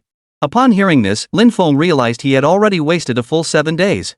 If he let the Dark Society dictate the schedule and wasted more time on those tests, the Rabbit headquarters in the 1950s would likely be driven to desperation. Most crucially, he had no confidence whatsoever in enduring the multiple inhuman devilish tests. If he followed their arrangements, he'd likely be weeded out. Better to go against the grain, perhaps that would catch them off guard. At this thought, Lin Feng abruptly lifted his head, fixing his gaze on the Pope's throne 100 meters away. This rash move immediately infuriated Lady Kelly. Yet it prompted the president to lean back against the papal throne, observing the unfolding scene with a look that spoke volumes. Offending the president is a grave offense. You have forfeited even the lowest rank of membership. This is no offense, Ms. Kelly. The president instructed me to sacrifice my most precious possession. I am merely exercising my special ability. Look. Lin Feng answered candidly, undaunted by the president's imposing presence. As he spoke, he opened his right hand. A golden emblem suddenly appeared on his palm. Within its triangular pyramid, a blood-red pupil stared menacingly at everything around it. This was the exclusive emblem of the Dark Society's president. The president froze, then looked down to find the emblem on the left breast of his black robe had vanished. The answer was self-evident. This new member from the Asian Rabbit Nation possessed extraordinary abilities beyond the ordinary. Since its founding, the Dark Society had gathered many talented individuals. But one with the ability to manipulate objects from a distance? This was the first. Even though the chairman rarely showed emotion, Lin Feng could sense the shock emanating from his heart. This is what I offer as tribute, a mysterious art from the ancient Eastern realm. I trust that with your foresight, Chairman, you will recognize its true value. There must be a place for me within the Dark Society. Lin Feng never imagined his portable infinite space could be used this way. The scope and flexibility of this cheat code were astonishingly vast. With focused intent, he could now transport any object within a certain range. This cheat code was seriously awesome. Kelly, who had been seething with rage moments before, instantly changed her expression. Lin Feng could sense the shock radiating from her very core. Even her former haughty coldness diminished somewhat. Indeed, when traveling abroad, one's status is self-defined. Lin Feng reflected that this performance should not have disgraced the Rabbit Kingdom. Therefore, all tests are cancelled. Arrange for Mr. Lin to be treated as a VIP. Kelly, make the entry and elevate his rank to apprentice. This was something Lin Feng hadn't anticipated. Originally, he only wanted to avoid those grueling tests. He planned to slip through the cracks as a Dark Society member, then climb the ranks step by step through sheer strength. But he never imagined this would lead to an exceptional admission. And he'd even been elevated from a member to an apprentice. Disciples were the second highest rank, just below administrators. Typically, this rank is reserved for high-level leaders and top talents. Yet Lin Feng had leaped upward faster than a rocket. Even Kelly was momentarily stunned before immediately agreeing. Regarding the Child family's financial operations, what positions can be arranged at present? The Child family he mentioned was a European financial dynasty originating from the Squid lineage. It is said that their wealth has surpassed $50 trillion. This family stands as one of the world's most enigmatic and oldest dynasties to date. The Child family, founded in the 18th century by William Child himself, is hailed as the father of international finance and a European banking titan. They initially engaged in currency trading and gradually evolved into financiers. Child's ambition was vast. He dispatched his 5 sons to 5 key European cities: John Bull, Gaul, Oreo, Hans, and Italy to establish an extensive financial network. This enabled the family to rapidly gain control over financial resources across Europe and establish a formidable international financial presence. Their operations spanned a vast array of sectors, including financial services, real estate, mining, energy, mixed farming, winemaking, and non-profit organizations. Numerous family members engaged not only in traditional banking but also in securities, insurance, mining, and other sectors. During the Napoleonic Wars, Child single-handedly secured war funding, safeguarding the army with massive financial backing and providing fiscal subsidies to the European Continental Alliance on behalf of the John Colley administration. They even learned of the Duke of Wellington's victory at Waterloo before official messengers, leveraging this intelligence to reap substantial profits in financial markets. This forward-thinking investment acumen and method of support were almost identical to Lin Feng's. Reflecting on this, Lin Feng couldn't help but question. Could this Child fellow also be a time traveler with a golden finger? They could establish intricate connections with any nation on Blue Star. Such a level of development was nothing short of terrifying. It's no exaggeration to say that since the 18th century, the Child family has secretly ruled the world for over 200 years. And this chairman could directly exercise authority, placing personnel within their financial systems. Such a level of influence greatly exceeded Lin Feng's expectations. It proved that venturing into the Dark Society had been the right decision. Esteemed Chairman, the Child family's financial operations span the globe. Should the chairman so desire, I can immediately summon their head to make arrangements. Chapter 147, Global Financial Data, Full Intervention. This Dark Society was truly audacious. The Child family's head of operations, no need for formalities like please, can be summoned at a moment's notice. Such pomp and circumstance would likely leave everyone speechless. We'll get our hands on that rabbit meat sooner or later. Financially, they're currently in a bear market, the perfect time for foreign capital to enter. Let him lead the way for us. As for the mysterious Eastern arts, we'll decide after the Dark Council's high-level meeting. Starting today, Kelly, you will serve as his dedicated administrator, overseeing all operations. Lin Feng suddenly recalled that his major in college had been finance. Back when he was trading stocks, he lost his entire scholarship. That's why he avoided the stock market ever since. Perhaps it was precisely for this reason that the chairman had made such an arrangement. His purpose for entering Child's financial system was straightforward. The Dark Society wanted to use him as their tool to scoop up the massive potential market of the rabbits. Once foreign capital flows in, forget limit ups, even limit downs would be a breeze. Then synchronized information releases and marketing campaigns would follow. Amplified by online sentiment, countless ordinary people seeking to strike it rich would inevitably flood in. By then, loans in tenfold, even hundredfold leverage would be rampant. Once the bubble reaches its peak, foreign capital will collectively withdraw. This financial war without gunpowder will leave the Rabbit Nation bankrupt and wiped out. The Rabbit Nation has just launched an intercontinental ballistic missile over international waters. They've demonstrated their strength and authority to the world. Yet no one could have imagined. In the unseen corners of the Eagle's domain, these vermin and rats are at work. They schemed relentlessly, exploiting humanity's greed to destroy the hard-won stability of ordinary people's lives. Lin Feng would certainly not let them succeed. Not only that, but he would make the capital elites of the Dark Society taste the sting of retribution. We humbly thank the chairman for his benevolence. After performing the ritual and a series of special ceremonies, he formally donned the Grey Guild robes, pinned the pyramid emblem to his left breast, and became a member of the Dark Guild. Upon his return to Beverly Hills, as the chairman's personally selected disciple, Lin Feng now possessed his own independent mansion. The mansion was fully equipped with every conceivable amenity, all managed through intelligence systems. Surveillance operated 24/7, directly linked to the Dark Society headquarters. Only now did Lin Feng learn that this entire Beverly Hills estate belonged to the Dark Society. Over 90% of the residents were their people. Through real-time surveillance in plain terms, monitoring and controlling members. From this day forward, you are officially a disciple of the Dark Society. Tasks assigned by the leader must be executed without fail. Here are the mission details. Read them carefully. Upon completing your initial assignment, you will receive an equivalent reward. With that, Kelly slid a document across the table toward Lin Feng. He picked it up and flipped through a few pages. The various mission details listed inside were shocking to read. Use financial means to undermine the rabbit economy. Subsequently erode public sentiment to trigger nationwide economic decline. Combined with the Eagle's interest rate hikes and deliberate sabotage, it would be entirely possible to grind the rabbit into the ground. But now that this plan was in Lin Feng's hands, he absolutely could not allow such a thing to happen. A gardener has no regrets in life. Protecting the nation is Lin Feng's unshirkable duty. Upon receiving orders, Child Group will immediately establish an investment team focused on the Asian market. Once preparations are complete, you will lead the team. Lin Feng set the documents down, leaned back on the sofa with his arms crossed, and fixed his gaze on Kelly. The chairman has such confidence in my financial capabilities. If I mess this up, it won't be a minor issue. Ms. Kelly, what are your thoughts? His tone was gentle, yet carried an undeniable authority that made refusal impossible. There was no trace of the deference one might expect from a new member. A similarly powerful aura Kelly had only ever witnessed it in the chairman. For a moment, she felt a confusing sense of disorientation, unable to tell who was who. This is the president's decision. I trust Mr. Lin's capabilities and believe I haven't misjudged him. You're too kind, Kelly. From now on, I'm your person. Just call me by my name. The words made her heart skip a beat. But she quickly composed herself. Before approaching her, Lin Feng had already uncovered through deep data mining that this Ms. Kelly was a seasoned and cunning operator, a core member of the Dark Society. Rumors swirled about her age, a mystery shrouded in mystery, her heart as venomous as a snake's, yet her beauty breathtaking. Yet she had never sought a man, remaining single to this day. Judging by her concealment of certain facts, this Dark Society administrator harbored immense ambition for power and wealth. Lin Feng's task was to breach her psychological defenses and gradually earn her trust. Thus, he could join forces with her to seize control of the Dark Society. Her thoughts swirled as Kelly avoided Lin Feng's gaze, forcing down the turmoil within. Here are all the materials on the global financial markets. You must memorize them within 3 days. Truly, fortune and misfortune came hand in hand. Lin Feng could never have imagined that he now held the lifeline of global financial trends in his hands. It encompassed historical financial data, low, medium, and high from nations across Europe, the Americas, Asia, and beyond, along with in-depth analyses.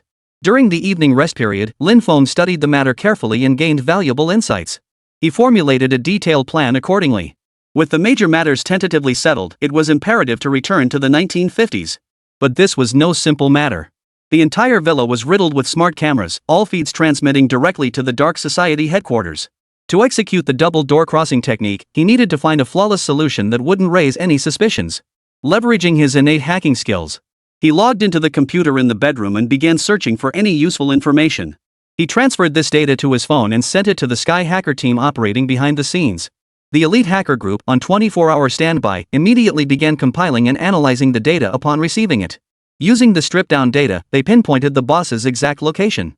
Using the IP address, they proceeded to hack into the computer in front of Lin Feng. Soon, the computer's mouse was being remotely controlled. It began clicking and rapidly inputting code, tampering with the internal software connected to the room's cameras. Lambda equals 10 arrival time equals np.random.poison lambda 1 0 return arrival time. To conceal the intrusion traces, a segment of modified code was randomly fabricated first. Under the cover of multiple layers of code, the hacker began to truly unleash their capabilities. When the clock struck 10:30, the camera module's code tampering was complete. Henceforth, whenever Lin Feng was in this bedroom, the camera footage would be seamlessly replaced by AI-simulated images of real people, thus overlaying the real footage. Mission accomplished. Lin Feng swiftly transmitted his intent and the dual doors opened. Within 3 seconds, he opened his eyes to find himself back at the familiar gates of the Forbidden City. The vivid red flags fluttering in the breeze filled him with a profound sense of security and peace. Chapter 148, Establishing an Exchange, Divine Medicine Sells Like Hotcakes in Europe. Returning to the capital immediately.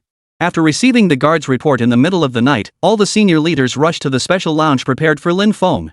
Faced with the concerned inquiries from the top leaders and senior ministers, Lin Feng was genuinely overwhelmed by the attention. Especially Minister Feng, who scrutinized him from head to toe. Only after confirming he was unharmed did the minister finally let out a sigh of relief. The other senior officials were equally relieved. Rest assured, everyone. I've secured the core documents on this trip back. Lin Feng retrieved a manila envelope and placed it on the table. Financial forecast data for Asia over the past decade. With this, our nation's financial strategy will be much clearer. I intend to submit it to the Ministry of Finance and expedite the establishment of an exchange to advance stock market trading. On one hand, this will help navigate the current economic landscape by channeling speculative capital, incentivizing investment, and stimulating economic growth. On the other hand, it will also promote capital circulation, diversify risks, enhance resource allocation efficiency, and optimize asset allocation. Beyond boosting the overall economy, Lin Feng had his own considerations. Only when the domestic financial market becomes the largest pool of capital will high-tier investors reallocate their assets, directing profits from the stock market into the real estate sector. After such a long period of industrial layout, it was time to introduce real estate. Oriental Star's extraordinary performance and reputation in Hong Kong Island have already been established. Soon, Huayingdong will begin establishing a presence in mainland China, launching a new round of land development. The current mainland is a golden frontier for development. Land parcels are abundant and auction prices remain low, with a population ranking among the world's top 3. For real estate development, it was like picking money off the ground. Whether it's a white cat or a black cat, any cat that catches mice is a good cat. With both finance and real estate firmly in hand, plus other industries advancing in tandem, there's no reason the rabbit shouldn't take flight. Brother Lin's ideas and suggestions are, of course, excellent. Your absence these past days had me and the ministers deeply concerned. But you're a lucky one. I knew you'd be fine. Rest assured, I'll deliver this document to the Minister of Finance immediately. Have him implement it immediately. Lin Feng held historical data on global financial trends. For the document destined for the finance department, he had extracted only the detailed data from the 1950s to the 1980s, nearly 3 decades of specific, granular information. This golden era of 30 years was more than sufficient to meet Rabbit's needs. Giving too much at once would be overwhelming. Moreover, as Lin Feng had now become a disciple of the Dark Society, any leaks of early historical data could still be covered up. But later periods, especially recent modern data, were absolutely off limits for now. Only after forming a private alliance with Kelly can the next steps be taken. Otherwise, given the Dark Society's ruthless nature and its global reach, should any betrayal be uncovered, his remains might be scattered across the globe without a trace. The previous closed-door meeting was better than nothing, but deep down, the Rabbit leadership fundamentally disagreed with the Bear's strategic minister's views on current affairs. Every sign pointed to war inevitably erupting in the future. And the mighty Bear, so confident in its strength, would be soundly humiliated. Faced with ostensibly friendly brother nations, headquarters naturally preferred to trust their own people. Especially the strategic proposals put forward by Lin Feng. Each proposal struck at the heart of the matter, compelling the nation to make corrections and advance. Judging by the remarkable strides made thus far, the results have been remarkably effective. Without Lin Feng, what kind of path would the nation have taken? It was too terrifying to contemplate. After ordering a special courier to deliver this top-secret document to higher authorities overnight and submitting it to the Ministry of Finance, Minister Feng then shared some good news with Lin Feng. By the way, Minister Lee from the Health Department mentioned a few days ago that the newly added drug production lines at Red Star Pharmaceutical Factory are operating at full capacity every day. Several other state-owned pharmaceutical factories are also working overtime, racing against the clock to meet production deadlines. Overseas orders are overwhelming demand. The best-selling products right now are sildenafil and two other similar drugs. Since you maintain close ties with our Ministry of National Defense, when he couldn't reach you last time, he entrusted me with Red Star Pharmaceuticals' quarterly financial report. Regarding drug sales, Minister Lee hopes you can offer some constructive suggestions for improvement. With that, Minister Fong handed the financial report to Lin Fong. Red Star Pharmaceutical Factory Quarterly Financial Report. Operating revenue reached 560 million yuan, a 100% year-on-year increase. Net profit achieved 478 million yuan, a staggering 98.5% year-on-year increase.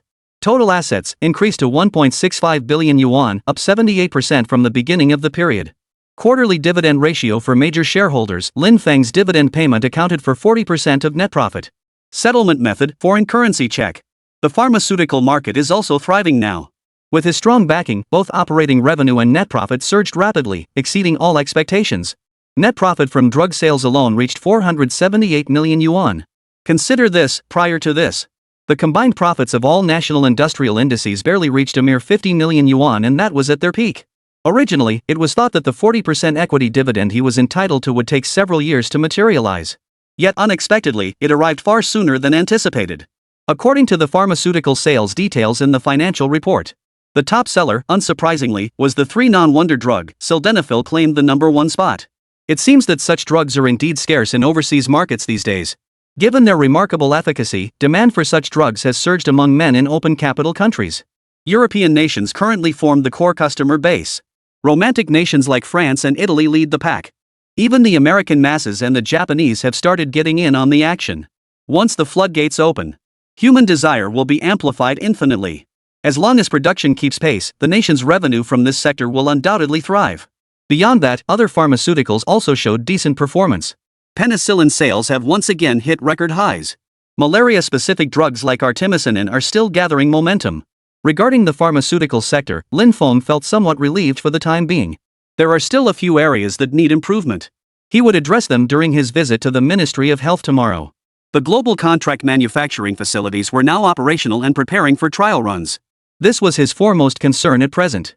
Additionally, preparations for the heavy armored brigade must commence. He must accelerate the process.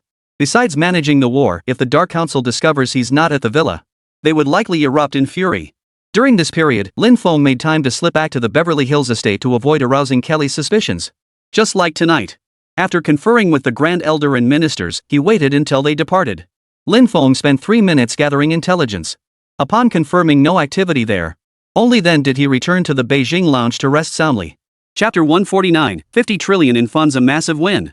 As dawn began to break, Lin Fong arrived early at the Feiyue Global Manufacturing Plant. Within the tens of thousands of square meters of the manufacturing plant, factories of all sizes were densely packed. It surpassed the scale of the Maifeng food base and produced a far greater variety of products. Positioned for global modular manufacturing from the outset, Lin Fong categorized it into at least 20 distinct sectors. Construction, automotive, electronics, heavy machinery, plastics manufacturing, computer hardware, medical equipment, aerospace. Virtually every major manufacturing sector imaginable was encompassed within its walls. With Camel Nation's successful launch as the opening salvo, the construction and building materials sector is poised to take off first. Huge prepayments for orders had already been wired in. Now, bolstered by the weapons supplied by Lin Fong, the Camel Kingdom's royal family has commenced the excavation and extraction of undersea oil.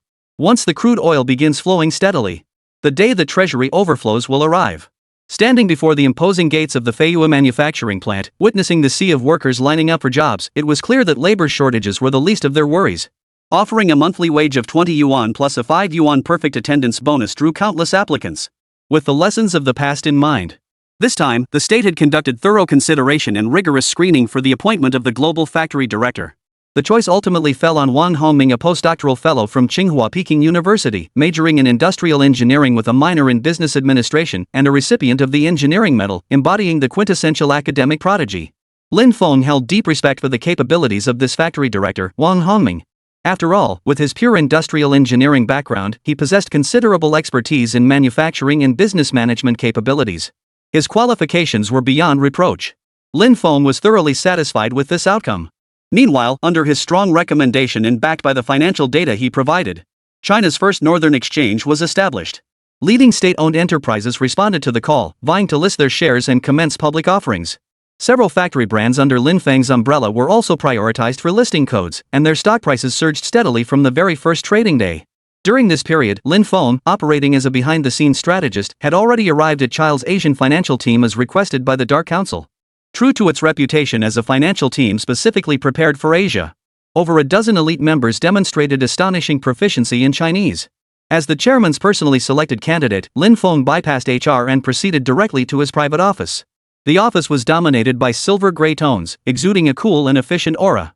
It was technologically streamlined yet exuded an air of luxurious grandeur.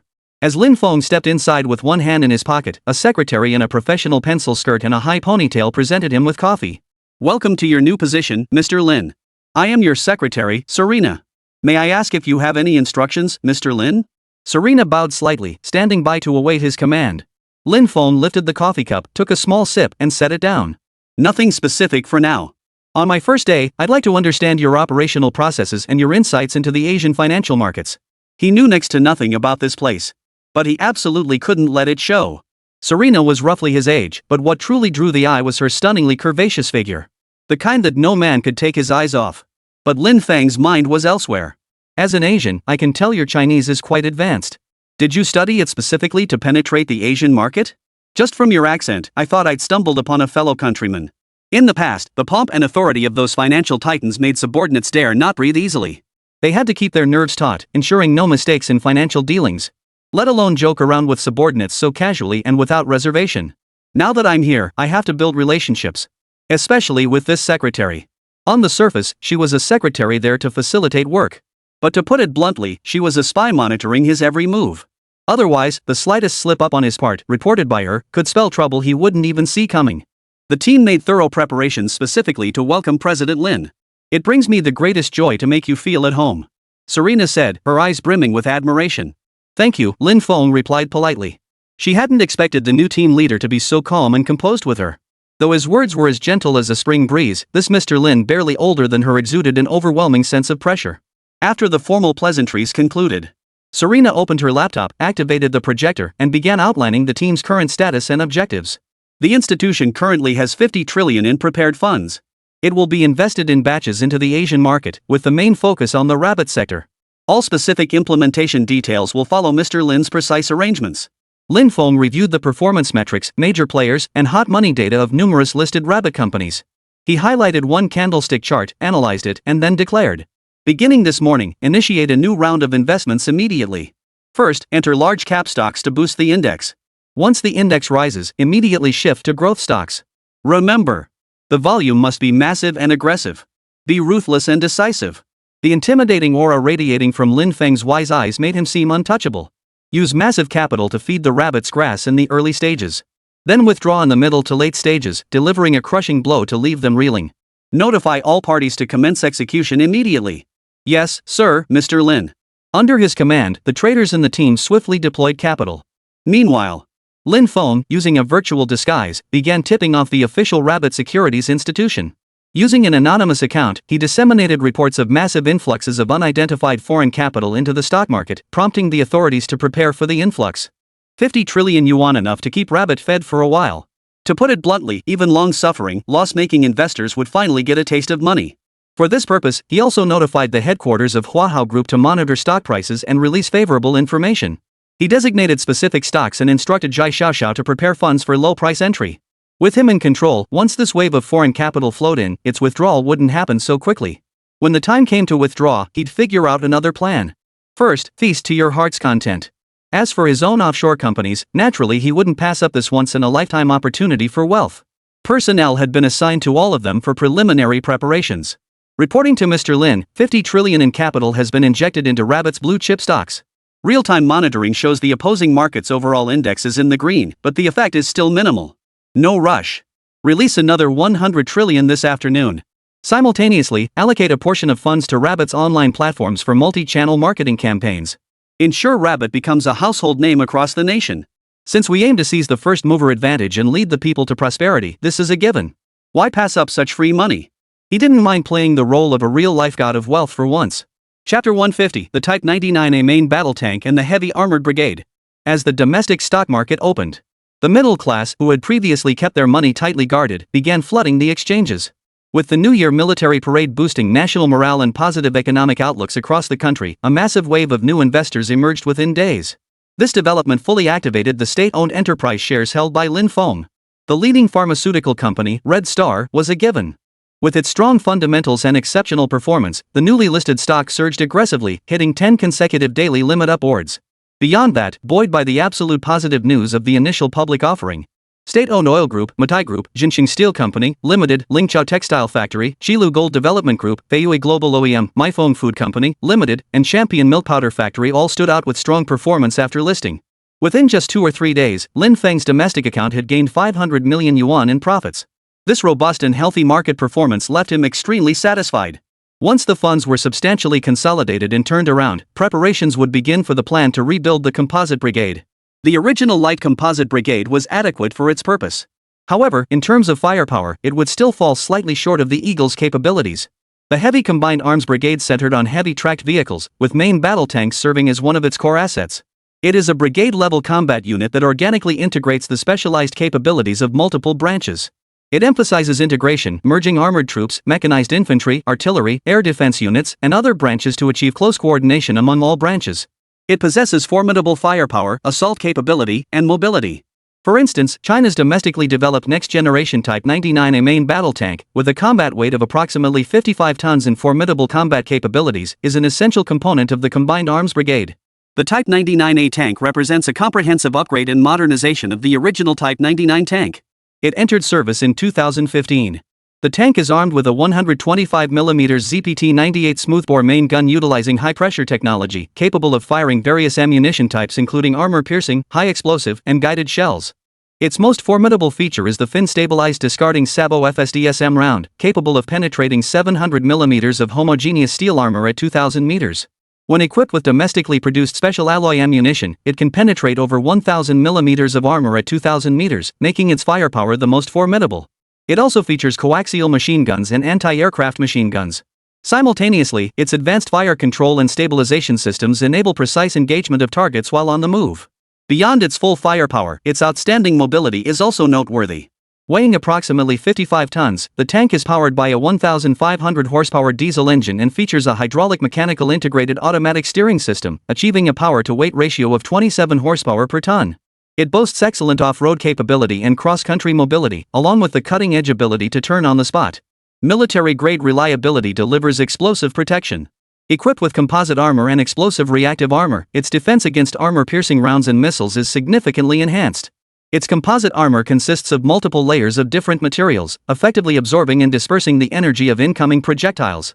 The explosive reactive armor comprises multiple explosive modules that disrupt the penetration effect of incoming munitions upon impact. Reportedly, its composite armor combined with the turret's main armor provides protection equivalent to approximately 1,100mm of steel, effectively resisting attacks from 120mm enhanced armor-piercing rounds. Additionally, the chassis protection has been reinforced to withstand anti-tank mines. It also features a unique active laser self-defense weapon system and laser warning device, capable of automatically emitting laser interference to disrupt enemy systems or issuing alerts while directing the crew to take evasive actions. As a modern weapon, the Type 99A main battle tank is China's first to adopt an information-based combat system. It is equipped with a full suite of advanced battlefield management systems, satellite navigation systems, data link systems, communication systems, and more, enabling real-time acquisition and transmission of battlefield intelligence and other information to achieve information-based command and control. Additionally, the interior features digital instrument panels and other equipment to facilitate crew operations. As for networked information capabilities, the Rabbit variant currently lacks this functionality. This remains a key focus of Lin Feng's strategic planning. After all, the future belongs to the era of technological informatization, where network technology permeates every corner of life. Whether it's daily necessities, corporate operations, government planning, or even strategic systems between nations, all rely on comprehensive and balanced network technology support. All these areas must be developed, not a single one can be neglected. However, the heavy armored brigade remains the primary critical mission in warfare. Beyond main battle tanks, it requires tracked infantry fighting vehicles like the domestically produced Type 04A, capable of operating in extreme environments. The advantages of the heavy composite brigade are evident: formidable assault capabilities, excellent adaptability to complex terrain, and highly efficient coordinated combat capabilities. However, their disadvantages are equally evident. The heavy weight of the equipment imposes high demands on transport vehicles and conditions, leading to difficulties in strategic deployment, high transportation costs, and prolonged deployment times, resulting in poor strategic mobility. Heavy equipment consumes substantial fuel, features complex components, and demands high-level logistical support. During operations, it requires massive material supplies and maintenance forces, creating significant logistical pressure. These disadvantages, however, are precisely the strengths of light combined arms brigades. The strengths of the former are precisely the weaknesses of the latter. Therefore, only by combining light and heavy assets can deficiencies be compensated for, achieving an optimal combat posture. Under Lin Feng's command, the traders under his command were injecting massive funds into the market at precisely timed intervals. Meanwhile, Lin Feng transferred the profits from the accounts into his Bitcoin wallet. Preparations were underway to procure the Type 99A main battle tank and the Type 04A tracked infantry fighting vehicle. Only when the beast is unleashed does one know its true power. While wielding immense influence in the stock market, he simultaneously directed Hamid to initiate a new round of military equipment reconnaissance. Ever since that last transaction in the Baton Open Sea, where he had 20 warships vanish on the spot and transported them into his personal infinite space, Lin Feng knew such a feat could not be repeated. The rabid military's heightened vigilance guaranteed they had already discovered something. They were undoubtedly conducting an intensive search for his whereabouts during this period. Lin Feng was already on high alert and knew he had to remain vigilant at all times. Directly approaching domestic military factories for transactions carried risks too immense to calculate. Given the current situation, he absolutely dared not take that risk. If state authorities uncovered his deeper connections or worse, ties to the underworld, he'd be beyond redemption. Therefore, he planned to take a roundabout approach this time. First, he would send Hamid to scout the international arms market for intelligence. If he could find second-hand Chinese main battle tanks or tracked infantry fighting vehicles that had been diverted to the Middle East or second-rate battlefields, he would decisively purchase them as long as their damage levels weren't too high. After all, China's military exports had already made a name for themselves on the international war market thanks to their excellent quality, reliable performance, and unbeatable cost-effectiveness. If luck favored them, it would be even better if the second-rate powers, needing to recoup funds, offered brand-new replicas. Chapter 151, Thousands of stocks soar, foreign capital reaps the rewards. Faced with the major client's request, Hamid naturally couldn't refuse. This was a major deal. The profits extracted from this venture were also quite substantial. Having learned from the previous incident where Lin Feng dissed him, Hamid readily agreed this time. He guaranteed the major client would receive satisfactory arms. After completing this deal, Rabbit's stock index had soared to the 3,000-point mark thanks to Lin Feng. It's important to note that prior to this, the domestic index had hovered around the 2,000-point mark. Following the stock market crash, the economy had been in a prolonged state of instability and decline, eroding confidence among both investors and businesses. But now the situation was different. After the nation launched intercontinental missiles into international waters near the Eagle's territory, deterring the entire world, even the Hawks are beginning to take the Rabbit's asset allocations seriously. The underworld maintains intricate connections with official institutions. The selection of Lin Feng as the vanguard is precisely to use foreign capital as a conduit to siphon off vast amounts of liquidity from the Rabbit nation, thereby draining the very lifeblood of its citizens. The initial phase serves merely as bait to lure more victims into the trap. The sheer malice behind this scheme is chilling. But since this is merely the opening phase, it's entirely feasible to reap the rewards before withdrawing. Thus, even as citizens rushed in en masse, Lin Feng remained utterly unconcerned. After all, he was steering the ship in this grand scheme. Once the midterm phase arrives, he will naturally release the floodgates and reel in the net. Faced with the stock market's sudden surge of bull-like rally, even the state-backed teams were utterly stunned. The management of the Imperial Capital Stock Exchange convened an emergency meeting to address the current market fluctuations. This phased influx of foreign capital is highly suspicious. 5 trillion yuan poured into blue-chip stocks, driving the index skyward and triggering a frenzy of surging shares. The objective is crystal clear: to create the illusion of a major bull market. Once foreign capital withdraws, the massive influx of private funds will rapidly evaporate, triggering an economic downturn. This is madness. All leading stocks are hitting limit up. This momentum is dangerous, we must suppress it. I see this as an opportunity. Foreign investors, recognizing our nation's military strength, are positioning assets in this sector for appreciation. We should leverage this momentum to boost our own. Leveraging the momentum is sound, but we must exercise restraint and avoid being led by the nose. Multiple securities executives began voicing their assessments regarding the surging market trend. The discussion was intense, with opinions flying back and forth. The current global situation remains unfavorable, causing the stock market to fluctuate at low levels. However, the influx of foreign institutional capital has directly triggered a sharp upward surge in the market, with the index opening dozens of points higher within a single day. On the surface, this appears positive. Yet the underlying implications sent a chill down many spines. The CSRC leadership, seated above and listening to the arguments from all sides, shared their perspective. Everyone, please remain calm. Discussion is beneficial, and change isn't necessarily a bad thing. Regarding this unusual phenomenon, the national team has conducted an in-depth analysis internally. We've discovered that this overseas hot money force is exceptionally powerful, injecting massive capital with no intention of withdrawing in the short term. After positioning in large cap stocks, they've begun exploring the bottoming out Chi-next board. Once quantitative effects materialize, a chain reaction will follow. I actually believe this could present an opportunity. From now on, we must closely monitor the movements of this foreign capital force. Should they signal an exit, the national team will immediately step in to stabilize the market. Given the sheer momentum of this wave, we absolutely must ride it out. We aim to transform this rapid bull market into a steady one, using the stock market to drive the housing market and stimulate consumer spending, thereby further enhancing economic allocation. Regarding the leadership's bold move, senior officials voiced considerable reservations. While the intentions were good, reality was harsh. The current global landscape is marked by ongoing conflicts both large and small, while the domestic economy continues to decline under multiple pressures. Entering the market, now putting it nicely, it's propping up the market. To put it bluntly, it's just cleaning up the mess as the fall guy.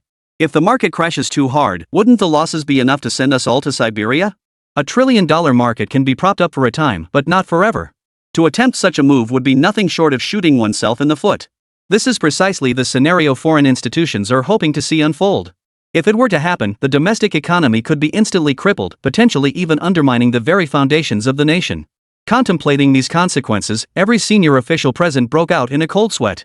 I know you have many doubts, but today I pledge my personal integrity. The national team absolutely possesses the necessary foresight. Because before foreign capital entered, we received a mysterious anonymous tip. Verification indicates its reliability is 99% certain. This intelligence indicates the massive influx of foreign capital is directed by the Eagle's official authorities. The purpose is to harvest our nation's vast pool of speculative investors, requiring high vigilance and prevention. It further advised that initial foreign capital flows are unproblematic and can be handled with confidence. Once the market is stabilized, further instructions will be issued in the mid to late stages. The message was traced to an IP address belonging to the Eagle's charter financial institution. Child is the primary institution behind this foreign capital operation. Based on multiple factors, the source of this information is likely an insider. The motive behind their assistance to our financial markets remains to be further investigated. Faced with widespread skepticism, the leadership offered this explanation. It left everyone in disbelief. The Child family's enterprises span the globe, renowned as the most enigmatic and formidable capital alliance. The notion that someone within their ranks could be secretly aiding the rabbits. This was harder to believe than any Arabian Nights tale. After all, the Squid faction was the type eager to crush other nations to monopolize everything. For them to show such kindness? This was highly likely not a trap, a feigned invitation to lure someone into a pitfall. The game between nations has never been straightforward. Especially when dealing with the treacherous and ruthless Eagle, one must remain ever vigilant. When the truth remains elusive, the leaders of the China Securities Regulatory Commission will undoubtedly act first according to the messenger's approach, presenting an appearance of complete trust. They would observe what signals emerged next before formulating countermeasures. As the directive was issued, the state-backed teams began closely monitoring every move of foreign capital. They stand ready to act at any moment. Should any irregularities appear in the opposing side's capital pool, they could execute financial strategy interventions at the fastest possible speed. Meanwhile, on Lin Feng's side, he was enjoying the perfect afternoon tea brought by his secretary, reviewing detailed financial reports from various Rabbit Group enterprises. These were first-hand materials obtained by the Dark Society through special channels. Reviewing the financial statements of the nation's leading conglomerates, Lin Feng finally got a taste of what it felt like to be a tycoon commanding trillions in assets. Know yourself and your enemy, and you will never be defeated. Only by understanding his nation's true weight could he seize the right moment to act. Serena, bring me the analysis reports on Rabbit's military-industrial enterprises. Chapter 152, The Little Blue Pill Patent, Adopting a Chain Store Model. Mr. Lin, Rabbit's military enterprises are our primary research focus. They're expanding rapidly right now. Their military products are exported to dozens of countries overseas. Even Persia and Squid purchased their weapons after their war broke out. In this financial war, we must crash these military enterprises to scare Rabbit investors away from the market. Only then can we achieve the desired suppression effect. I believe your initial strategy, Mr. Lin, was too lenient. If the Rabbits exploit this, we may face pressure in subsequent capital releases. Of course, these are merely my personal suggestions. What are your thoughts, Mr. Lin? Secretary Serena appeared quite pleased with her strategic proposal. She moved closer to Lin Feng, casually brushing against him. Her seductive smile and voluptuous figure clearly signaled ulterior motives. A secretary who had risen to become the project lead for a major initiative at an international financial institution possessed considerable skill and cunning. Serena knew that if she could use her wiles to lure Lin Feng, uncover his preferences, and cater to them, it would propel her straight to the top. She could be personally dispatched by President Child himself to become the driving force behind the Asian financial markets. This person undoubtedly possesses considerable strength and talent. And with the ability to manipulate finance, their net worth is undoubtedly substantial, at least in the tens of billions. To such individuals, the stock market is like entering an empty field, nothing more than a portable, convenient, and limitless ATM. He would betray his own country for power and profit. He has completely cast aside any sense of loyalty to his homeland, proving himself a complete traitor. But the Eagle Nation seeks precisely this, using rich, tempting rewards to make traitors from other countries fight for them. Once unleashed, such individuals become terrifying forces. Yet immersed in this world, Serena, corrupted by distorted values of money for years, is profoundly self-serving. She would submit to anything that served her interests, even sacrificing the most noble principles. Without such sacrifices, she would never have climbed to her current position. Even when dealing with the elderly 14th descendant of the Child family, Serena showed no mercy. Special office scenarios, orphanage-style scenarios, and restroom-assisted elderly murder mystery scenarios all had been played out one after another. Her repertoire of bizarre tricks was unheard of, endlessly inventive. And that was before mentioning the dashing young prodigy. How dare you? You're merely my secretary. How dare you overstep your bounds and question my implementation plan? This will be the last time. Repeat offenses will result in immediate dismissal. Lin Feng instantly shed his approachable demeanor, his eyes flashing with icy glare as he fixed Serena with a cold stare. That icy stare, like a 1,000-mile frozen expanse, sent a shiver down Serena's spine. This type of woman with a bus-like personality needed to be shown her place, given a taste of her own medicine, or she'd never know her own limits. But having navigated the corporate jungle for years, her mental fortitude was extraordinary. She quickly regained her composure, her obsequious expression growing even more pronounced. Ms. Lin, please don't be angry. I was just joking earlier. I'll follow your every command from now on. Whatever you ask of me, I'll do without question. I won't dare think otherwise. Having said that, to curry favor with her superior, she knelt directly on the floor, bowing her head to the ground in a posture of submission. Serena's groveling display failed to stir any pity in Lin Feng. Without even lifting his head, he waved his hand dismissively, signaling her to leave. He felt no interest in this woman whatsoever, only utter disgust. He detested women who resorted to any means to achieve their goals. Yet he also felt a sense of relief that this secretary's methods of probing him were utterly crude. In his estimation, her skill level was nothing special. Even so, he couldn't afford to let his guard down. Earlier, he had faintly caught the scent of perfume on Serena. It was deliberately arranged to have a catalytic effect. Under such influence, combined with her provocative actions, it was nearly impossible to resist. The extreme temptation he'd just experienced, had it been anyone else, the outcome might have been entirely different. Lin Feng dared not dwell on the consequences such an outcome might bring. Fortunately, his constitution and endurance had been vastly amplified by the divine favor of the dual gate. So this level of temptation was nothing but a drop in the bucket for him. Financial strategies were running concurrently, with Rabbit's initial setup already in place and generating massive momentum. This left Kelly thoroughly satisfied. She sent a direct message to Lin Feng.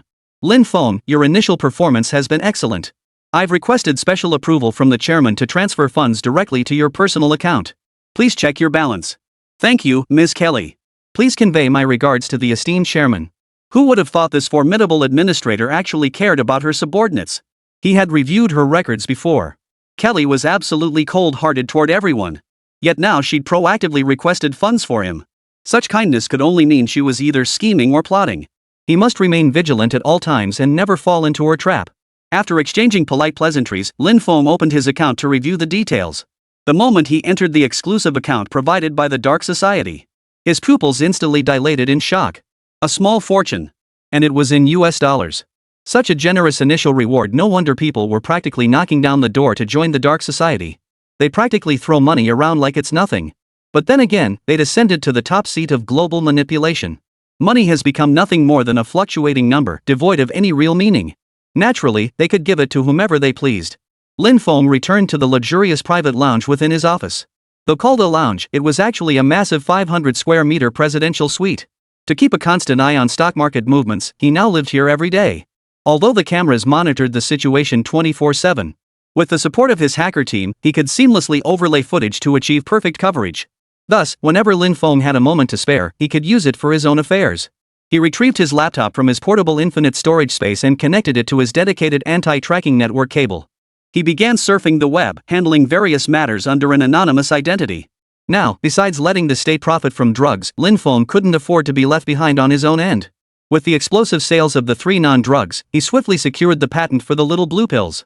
With the patent in hand, even if other countries wanted to replicate it in the future, they could only produce generic versions. Any manufacturer producing it based on his formula would face hefty damages and court summonses. As for the little blue pills, he naturally had his own plans. He and Huang Dong would jointly establish a pharmaceutical business on Hong Kong Island, developing it into a chain pharmacy model. If this model succeeded, the profits would be unprecedented. The chain could expand across the entire Hong Kong Island, even branching out overseas to reach every corner of the world. Chapter 153, Oriental Star Properties advances into mainland China. Within moments of returning to Hong Kong Island, Lin Feng immediately began discussing the matter with Huang Dong. Is this medicine truly that miraculous? Huang Dong watched as Lin Feng pulled a small bottle from his pocket and poured a blue pill into his palm. The color was peculiar, yet it appeared utterly ordinary. He found it hard to believe such a pill could deliver such explosive results. Faced with the other's skepticism, Lin Feng knew that no amount of explanation would suffice. Hearing is deceiving, seeing is believing. To prove his claims, Lin Feng projected footage of foreign clients' actual experiences using a film projector. And you know what? These blockbusters found online showed a different kind of charm when projected through a vintage projector. But for people of this era, it was like an atomic bomb. It delivered a powerful shock to Huang Dong's psyche. After all, as a seasoned business tycoon, he'd witnessed countless grand and minor spectacles. Yet nothing had ever truly stunned him before. This time, it truly opened Huang Dong's eyes in an instant. Lin Feng simply closed his eyes, typed keywords into the dark web, and casually selected a few videos. After playing them for a few minutes, he immediately turned off the power. After all, this wasn't the time for appreciation. Discussing business was the priority. But clearly, a lingering sense of unfulfilled desire still shone in Huang Dong's eyes. But that was only natural. When it comes to food and romance, people inevitably get distracted. Especially for someone at the top of the business world. Huang Dong, with his keen business instincts, snapped back to reality and immediately realized this was a once-in-a-lifetime opportunity for massive profits. No matter what, he had to seize it. Brother Hua, I trust you've witnessed the power of these little blue pills. Our mainland pharmaceutical plant has been producing rabbit for some time now, and sales have skyrocketed. Customer feedback has been overwhelmingly positive. All orders are from overseas. This alone proves its remarkable effects are no mere claim. The profit potential here is enormous. I'm sure Brother Hua understands that well. After a moment's thought, Huang Dong immediately proposed that the two of them partner to establish a private pharmaceutical enterprise. They would handle the distribution of various pharmaceuticals. Everyone gets sick. Medicine is an indispensable necessity. Amidst the current turbulent times and scarcity of medical resources, cases of untreated illnesses are all too common.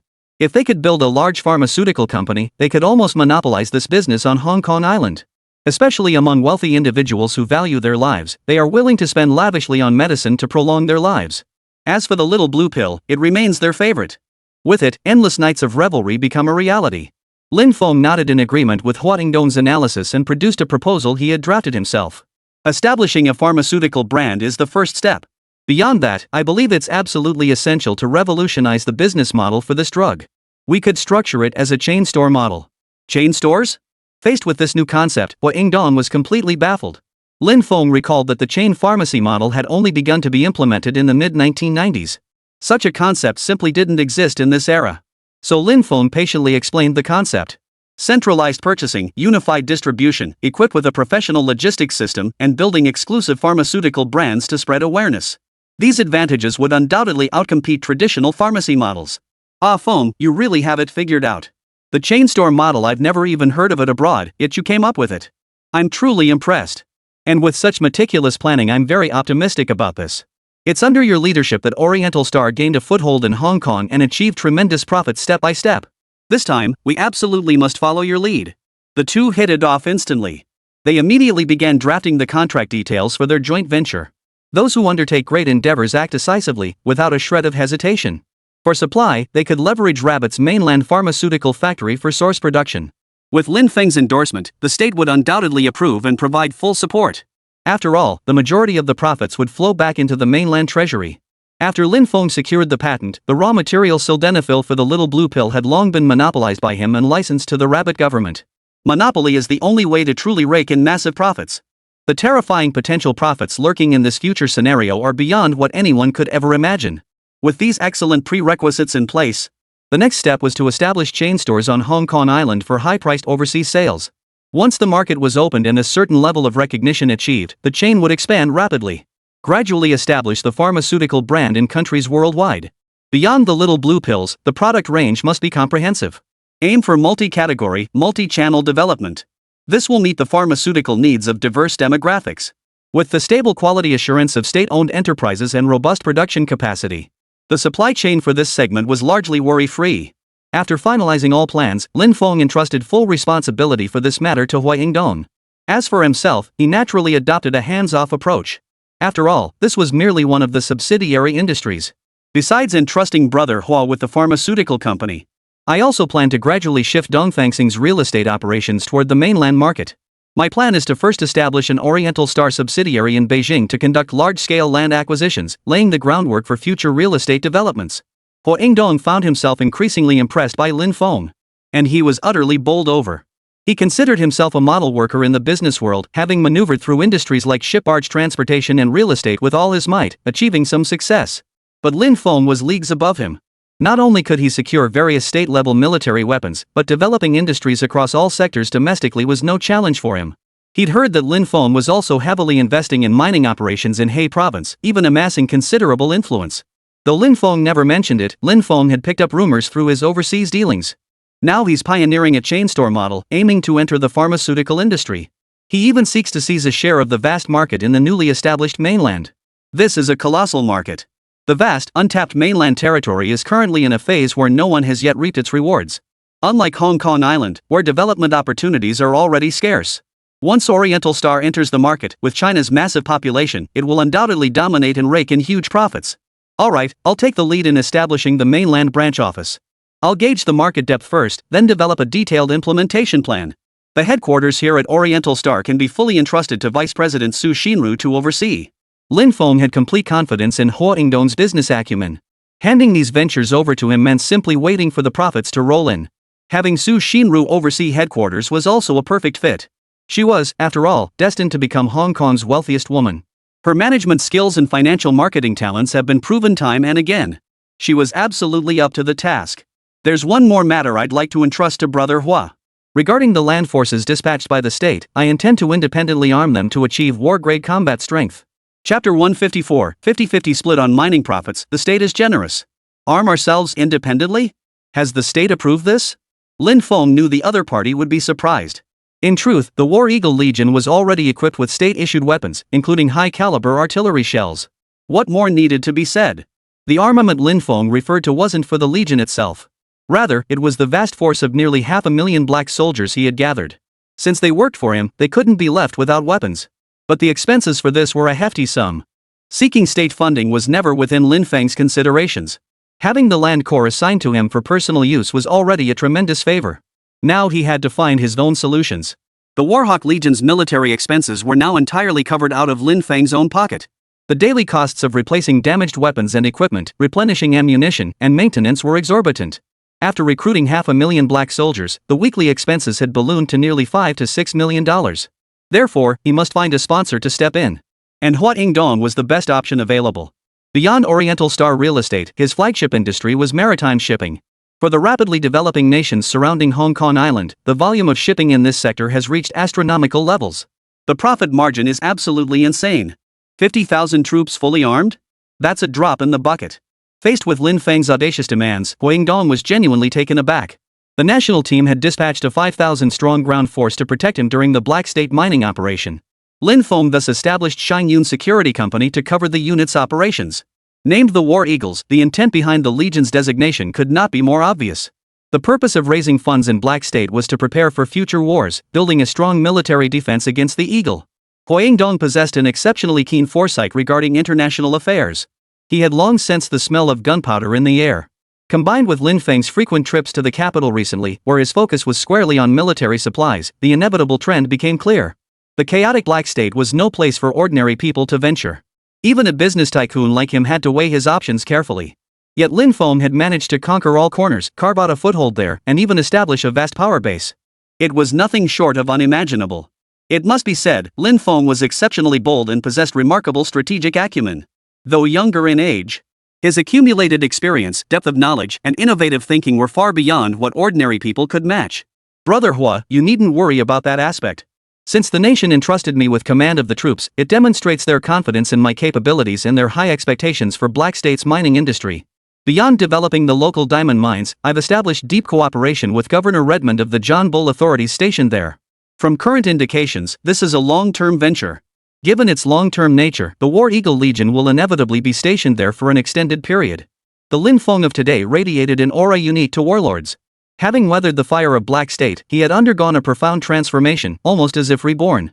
He radiated confidence and vigor, tempered with an undeniable air of dominance. For defensive security, harvesting black soldiers and strengthening our own forces is also essential. In a sense, the War Eagle Legion has now detached itself from the state, becoming a vast private military force. Only with this legion can we establish a firm foothold in Black State. In just the first month alone, I've already funneled over 10 billion in diamond mining profits to the capital. After finalizing the specific mining site, Lin Feng submitted the corresponding revenue plan to his superiors. The agreement was ultimately ratified. Regarding Black State's mining profits, the state and he split them 50-50. Guided by the principle that no one should be shortchanged, especially a national hero. The higher-ups made a decisive ruling, allocating the other half of the profits to Lin Feng personally. This was not only a reward for his efforts, but also a key source of funding for future military supplies, equipment procurement, and industrial development. Regarding logistics operations, Hua Yingdong has always been in charge. He was well informed about the overall situation of national support. With Black State's factions now temporarily stabilized and the malaria virus repelled, it was now safe to inform him. To possess a private army in such a short time, and a force of 500,000 soldiers anywhere in the world, such a power would make the government wary. Yet the state has given him free rein to pursue his ambitions. Such boldness, vision, and magnanimity are beyond the reach of other nations. Moreover, Lin Feng showed no selfishness regarding the mining profits. It seems the profits from Black State's mining operations are truly enormous. In such a short time, it could generate over 1 billion yuan to bolster the national treasury. This was something previously unimaginable. Lin Feng made no attempt to conceal this from him. Hua Yingdong's trust in him grew even stronger. For a nationally recognized figure of his caliber to show such openness was truly rare. He absolutely could not let such a valuable partner slip away. Without delay, Hua Yingdong made a decision. So, you're covering all the Legion's expenses at the moment. Feng, your affairs are my affairs. The portion of military funding you've been covering, I'll assume responsibility for it going forward. Since we co-founded Oriental Star and are now establishing a pharmaceutical company, we must stand united. I can't assist with the Black State matter, but I can support you financially. Don't even think about refusing. Satisfied with the response, Lin Feng readily agreed. He and Hua Yingdong complemented each other perfectly. They were now a community of shared interests. They were inseparable. After settling matters on Hong Kong Island, Lin Feng set off for Camel Country. The arms business there could not be neglected. Most crucially, according to the timeline, Camel's oil exploration was nearing results. He must be on site to keep a close watch. If Camel reneged on the agreement and refused to pay for his oil-related interests, he could revoke the license for subsequent arms deals. After all, as an international arms dealer, moving advanced equipment across 2 eras was now child's play for him. It was all about the middleman's profit margin skyrocketing profits. As the saying goes, he who controls the oil controls the world. Although the development of the Daqing oil field in China was progressing smoothly and its reserves were substantial, but this resource, as precious as gold, is something you can never have too much of.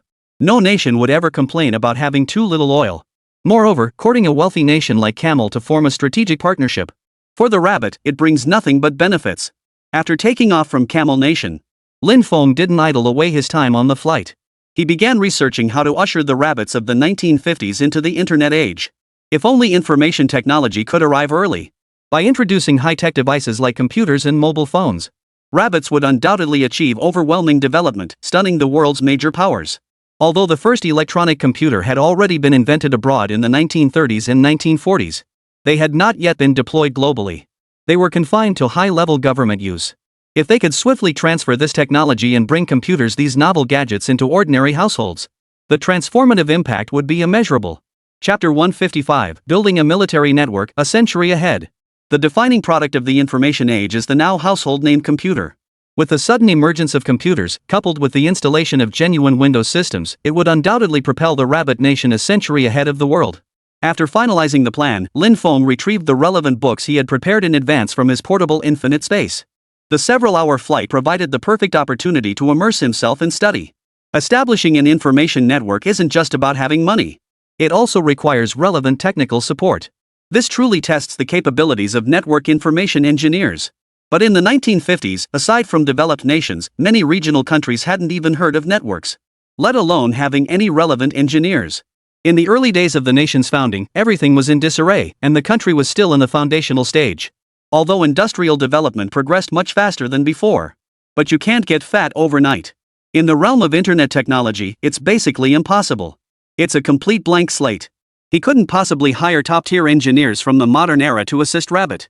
Such a move was simply unfeasible. Therefore, as the leader, Lin Feng must take the initiative to learn the relevant knowledge. Only then could he wage a battle with proper preparation. That's why Lin Feng didn't choose the dual-door system. Instead, he boarded a long flight. Ever since shouldering the great responsibility of reviving the Rabbit, his personal world has grown increasingly scarce. He was constantly busy, barely finding time to rest. The flight offered a rare chance to settle his thoughts and calmly consider the path ahead. After meticulously reviewing the documents, Lin Feng discovered an unexpected surprise. Once the network coverage is fully realized, the first beneficiaries will be the people nationwide, enjoying the convenience and efficiency of rapid information access. The other major beneficiary is the strategic deployment of military informatization. This military informatization strategy is a multi-layered, multi-dimensional advanced system. It is indispensable in modern warfare. It primarily involves constructing a high-speed, stable, secure, and extensive military communications network. This includes military fiber optic networks and wireless communication networks such as satellite communications and tactical communication networks, ensuring rapid and accurate information transmission between all units and combat platforms within the military. This enables real-time command and control. It also involves the gradual establishment of high-capacity, highly reliable data centers for storing and processing massive amounts of military information, including operational data, intelligence data, and equipment information. These data centers require robust computing and data processing capabilities to rapidly analyze and extract insights from vast information, providing strong support for operational decision-making. Therefore, large-scale computing power is indispensable. Beyond information infrastructure development, it is also crucial to fully develop an integrated combat system known as C4ISR. In joint operations involving multiple branches of the military, this system enables real-time tracking of each branch's location, status, and mission assignments, facilitating coordinated operations in unified command. The system rapidly analyzes and processes vast battlefield data, providing commanders with scientific and precise decision-making recommendations to facilitate swift, accurate decisions in complex combat environments. This is the convenience and magic brought by intelligent network technology. By meticulously recording enemy combat records, the intelligent decision-making system can analyze and predict patterns to formulate optimal operational plans for our forces. This feature alone is worth the investment. Lin Feng must deploy the system in the Peninsula War. When the time comes, the Eagles will face the Rabbit Army and won't even know how they died. Forget about General McSally's 5-star rank, he'll be knocked off his pedestal. Additionally, leverage artificial intelligence and big data technologies to develop intelligent command support and decision-making systems. Equipment informatization and intelligence reconnaissance, and cybersecurity must also be included in the multifaceted deployment plan. But for now, the initial few initiatives are more than enough for the Rabbits. As long as they can play this trump card. Even if we take a step back. Even if our weapons and equipment are slightly inferior to the enemy's, we can still turn the tide and win a decisive victory. After completing the cyber technology training, vast stretches of desert from Camel Country had already appeared outside the aircraft window. From the high altitude, this nation remains largely undeveloped and untouched. But in the near future, after offshore oil development, the steady flow of liquid gold brought them immense wealth. Landmarks like the Burj Khalifa, Palm Islands, and Kingdom Towers would all be completed one after another. And the contractor for these massive projects? It has to be Rabbit. The money is in the bag for the Rabbits. The Burj Khalifa employed unique design principles and high-quality steel for structural support during construction. Extensive use of glass elements in its construction ultimately transformed it into an iconic international landmark. Currently, Fayue International's manufacturing plant is accelerating production of premium steel structural components and glass curtain walls to fulfill the Camel Nation's newly placed order. Once the initial order is successfully completed, subsequent orders will be virtually guaranteed. Given the Camel Nation's extravagant spending habits, no matter how high the price tag, they'll only see it as a bargain. That's the confidence wealth brings. After the plane landed, Lin Feng received exclusive royal hospitality. Upon learning he wished to tour an oil extraction site, to accommodate this sole arms dealer, Chief Agnet specially arranged a warm welcome ceremony for him. At the ceremony, the Minister of Defense and the Minister of Trade of Camel Nation were both present. Even the young Crown Prince was present. When they saw Lin Feng, who was several times more handsome than the prince, their faces lit up with bright smiles. Hello, Mr. Lin. This is His Royal Highness Salman Abdul, Crown Prince of Camel Nation. Chief Agnet introduced him from the side. It is an honor to have you visit our Camel Kingdom's oil extraction site. As our nation's honored guest, you deserve the most solemn welcome ceremony. Salman placed his left hand over his heart and bowed respectfully. Everyone present understood. Without the arms dealer's assistance supplying them with a full arsenal, their nation would likely be in turmoil. There would be no such stability today. You people from Camel Country are too generous. Since our cooperation has been so smooth, we're all friends now. Your Royal Highness, there's no need for such formality. Lin Feng returned the greeting, his demeanor relaxed and natural. He clearly had experience navigating high-stakes situations. Mr. Lin, you're too modest. If not for your daring decision to supply us with weapons, we wouldn't dare to extract oil now. It was only right. With that, Lin Feng graciously accepted the gesture.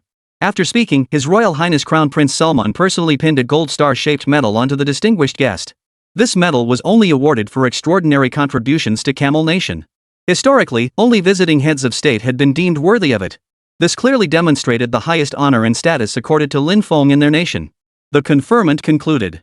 At that moment, the official ceremony at the oil extraction site commenced. Chapter 156, The Camel Prince appears, awarding the highest medal. Across the vast, boundless seas of Camel Nation, the sun poured its warmth onto the shimmering sea surface while the sea breeze carried the salty, humid air, blowing freely. Lin Feng stood at the center stage, wearing dark sunglasses. Such a distinguished guest deserved nothing less than the highest honors. A magnificent offshore oil drilling platform stood like a steel colossus in the center of the sea. Various mechanical installations gleamed with metallic sheen, creating a spectacular sight against the backdrop of blue skies, white clouds, and azure seas.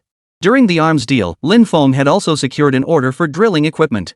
Thus, all these mechanical installations bore his signature.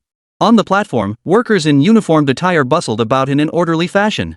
They were making final preparations for the historic moment about to unfold. Beside Lin Feng, a camel oil engineer enthusiastically introduced the advanced technology and equipment of the drilling platform to His Royal Highness Crown Prince Salman. Your Highness, observe that drilling rig over there. It employs the world's most advanced automated control system, capable of precisely drilling into deep-sea oil reservoirs. Even the leak prevention measures are top-tier, ensuring minimal impact on the marine environment during extraction. All this mining equipment was purchased from Mr. Lin, and its professionalism and advanced nature completely exceeded my expectations. Faced with the petroleum engineer's high praise and affirmation, His Highness Salman shot Lin Feng a look of utter astonishment. Originally, he had assumed this arms dealer only dealt in weapons, yet here he was procuring such large-scale, advanced drilling equipment that surpassed the engineer's expectations. Oil is a strategic reserve resource. The design and sale of related equipment are strictly controlled by nations and cannot be exported abroad. Yet this arms dealer not only possessed the channels but also supplied the most cutting-edge equipment. One had to admit, this man had formidable connections and operated with extraordinary audacity. Even during the official meeting just now, His Highness Salman sensed the formidable aura emanating from the other party. That composure, that unwavering confidence in every gesture, it was a model worth emulating. Only by attaining such a level could one be fully confident of fulfilling the role of king in the future. His presence was even more imposing than his father's, rendering him utterly inscrutable. Given his current standing, he absolutely deserves respectful treatment. With the current situation unstable, gaining such an ally was far preferable to creating an enemy. Prince Salman instantly felt satisfied with his decision. The engineer spoke fluently while gesturing toward the platform's core area. Lin Feng followed his gesture and saw the massive drilling rig towering overhead, like a sharp sword pointing toward the ocean floor. Various indicator lights flashed across its surface, as if showcasing its cutting-edge technology and formidable capabilities. Your Highness, your team's operational efficiency is truly remarkable. I am confident that once the oil is extracted, your nation's wealth will skyrocket like a rocket. Don't mistake this for diplomatic niceties, it's the plain truth. Hearing Lin Feng's vision for his nation's future, Prince Salman instantly felt a surge of warmth toward this distinguished state guest. At that moment, the extraction ceremony commenced. Stirring music filled the air as Saudi officials and project leaders ascended the elevated podium. Dressed in traditional white robes and adorned with red and white headscarves, they exuded an air of solemn dignity and authority. The Minister of Petroleum Resources delivered an impassioned speech on behalf of the nation, his voice amplified across the entire platform. Today, we gather here to witness a monumental milestone in Camel Nation's offshore oil extraction. This is not only a crucial step in our nation's energy development, but also a day that will establish our significant position in the world. I swear by Allah that the Ministry of Petroleum Resources will employ the most advanced technology and the strictest standards to extract premium oil resources for our nation and the global energy market. The Minister of Petroleum Resources' words resonated with power and conviction, drawing thunderous applause and cheers from the crowd.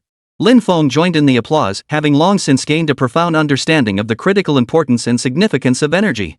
In the era of globalization, energy cooperation serves as the vital bond connecting nations.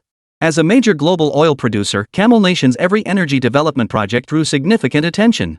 He used arms deals to win over this nation. This would undoubtedly benefit future infrastructure projects in Rabbit Country. As the ceremony progressed, the most thrilling moment arrived, pressing the extraction button. As a high-ranking royal representative, Salman slowly approached the massive golden button embedded in the platform's control console under the gaze of the crowd. His face bore a solemn expression, his hands trembling slightly, clearly overwhelmed by the significance of this moment. As silence fell over the entire venue and all eyes focused on him, Salman took a deep breath and pressed the button with unwavering resolve. Instantly, the entire mining platform seemed infused with powerful vitality. The roar of machinery thundered like a storm, echoing across the vast ocean's surface. The drilling rig began its slow, deliberate motion, the drill bit plunging rhythmically toward the ocean depths, its steady vibration pulsing through the structure. Lin Feng watched intently, a profound sense of emotion welling up within him. He witnessed humanity's exploitation and utilization of natural resources, and felt the power of technology and industry. In that moment, he envisioned oil surging from the ocean depths, flowing to every corner of the world, bringing light and energy to people's lives. This represented an immeasurable treasure trove of wealth for the future. Therefore, Rabbit's oil industry must also expand on a large scale. The Daqing oil field was clearly insufficient. The next step was to intensify exploration efforts. In the future, oil prices would continue to climb. Lin Feng had conducted relevant research. From the 1950s to the early 1970s, crude oil prices were artificially suppressed by the 7 major companies, averaging around $1.80 per barrel. Then the Fourth Middle East War erupted, triggering the first oil crisis. Camel countries, holding the power to impose oil sanctions, immediately decided to use oil as a weapon to teach Western powers a lesson, causing oil prices to surge rapidly. Subsequently, oil prices soared to $11.65 per barrel, a 3- to 4-fold increase from the pre-hike price of $3.01. Shortly thereafter, the Persian Gulf War commenced. The second oil crisis arrived. By the end of 1980, oil prices reached $41 per barrel. Later, as supply exceeded demand, oil prices experienced several declines. After the turn of the millennium, oil prices soared again, reaching a historic peak of nearly $150 per barrel. Even now, the average crude oil price remains around $70 per barrel. This demonstrates the staggering profits inherent in oil reserves. It could be described as nothing short of astronomical. Chapter 157, heading to Urmao to establish a heavy armored brigade. Faced with such colossal future profits and wealth, Lin Feng had already secured his opening move. At this moment, the offshore drilling rigs, having penetrated deep into the earth, emitted a continuous rumbling that shook the heavens. With the groundwork laid by prior exploration efforts, streams of crude oil soon gushed from the wells, flowing into specialized filling equipment. As tanker trucks hauling tons of oil departed the extraction site, the inaugural extraction mission concluded triumphantly. Lin Feng witnessed this historic moment for Camel Nation. He felt even more assured about his 20% share of the oil. After receiving lavish and grand hospitality, Lin Feng immediately set off for the Second Mao Kingdom. Prior to this, he had already received intelligence from Hamid. After extensive inquiries, the man had finally confirmed that Urmao was indeed shipping goods. They possessed all the heavy-duty synthetic brigade equipment Lin Feng required. And it was all imported from the Rabbit Kingdom. Reportedly brand new, never used. To recoup funds, Urmao's higher-ups had no choice but to sell it off cheaply. But neighboring countries simply lacked the capacity to acquire these massive iron beasts. Word spread of a major buyer expressing interest in their arms. The Second Mao leadership was overjoyed and eager to close the deal. Amidst the ongoing war, they lacked the resources to transport the weapons out of the country. Thus, only one path lay before Lin Feng. He must personally travel to Second Mao. As a former part of the Soviet Union, a nation with complex dynamics yet possessing unique resources and expertise in the arms sector, Lin Feng's mission was clear: to procure suitable and advanced weaponry for the rabbits. Purchasing domestically produced weapons yet conducting the transaction in Russia was somewhat perplexing. Yet for security and insurance purposes, this journey was far from redundant. The plane touched down at the capital's airport, a facility showing its age yet retaining a distinctive charm. As Lin Feng stepped out of the cabin, an unfamiliar, slightly tense atmosphere enveloped him. He wore a low-key yet practical dark bulletproof suit, sunglasses, and carried a simple black briefcase. Inside were various documents and materials, along with emergency cash reserves and encrypted devices for critical situations. After all, this is a war-torn nation, and payments are nowhere near as convenient as in other countries. He had to be prepared for multiple contingencies. Moreover, the firearms he carried were top-tier, all of the highest caliber. The Long brothers were now permanently stationed in Black State on his orders, to prevent any discovery of his use of the double door technique. In this perilous nation, lacking bodyguards for his protection posed an immense risk. But Lin Feng felt no fear after all, he possessed solid military training. Having witnessed warlike scenes in Black State, he had naturally developed immunity. In the distance, artillery fire rained down, and gunfire rang out frequently. The man who came to meet him at the airport was a middle-aged man named Victor from the 2nd Mao State's Military Affairs Department. Victor was tall, sporting a thick beard, and his eyes betrayed a shrewdness and worldliness. He greeted Lin Feng warmly in heavily accented English. Welcome to Mao, Mr. Lin. I'm Victor. I'll be assisting you with your procurement mission over the coming days. Lin Feng smiled and shook Victor's hand. Pleased to meet you, Victor. I hope our collaboration goes smoothly. Victor led Lin Feng to a black SUV waiting outside the airport. A faint tobacco scent lingered inside the vehicle as local music played on the radio. As Victor drove, he briefed Lin Feng on the basic situation in Mao Nation and the current state of the weapons market. Mr. Lin, you know, our country once had a glorious history in military industry. Although the situation has changed somewhat now, we still possess advanced weaponry technology and equipment from many other nations. However, during the procurement process, you'll need to be mindful of certain procedures and regulations.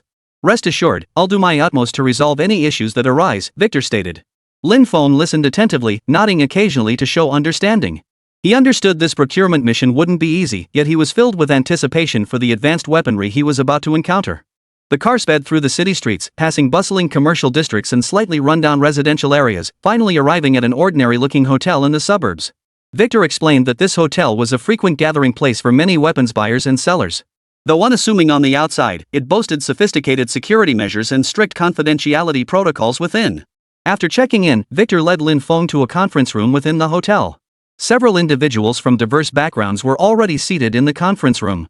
Some were representatives of weapons manufacturers, others were arms dealers, and still others were intermediaries and consultants.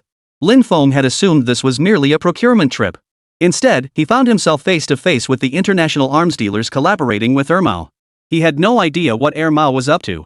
Was he planning to establish an arms alliance to facilitate multi-party weapons transactions for their nations? But doing so would effectively shatter his plans to remain hidden in the background. Now that he'd stepped into the spotlight, his identity as an arms dealer was permanently sealed. Had he known this would happen?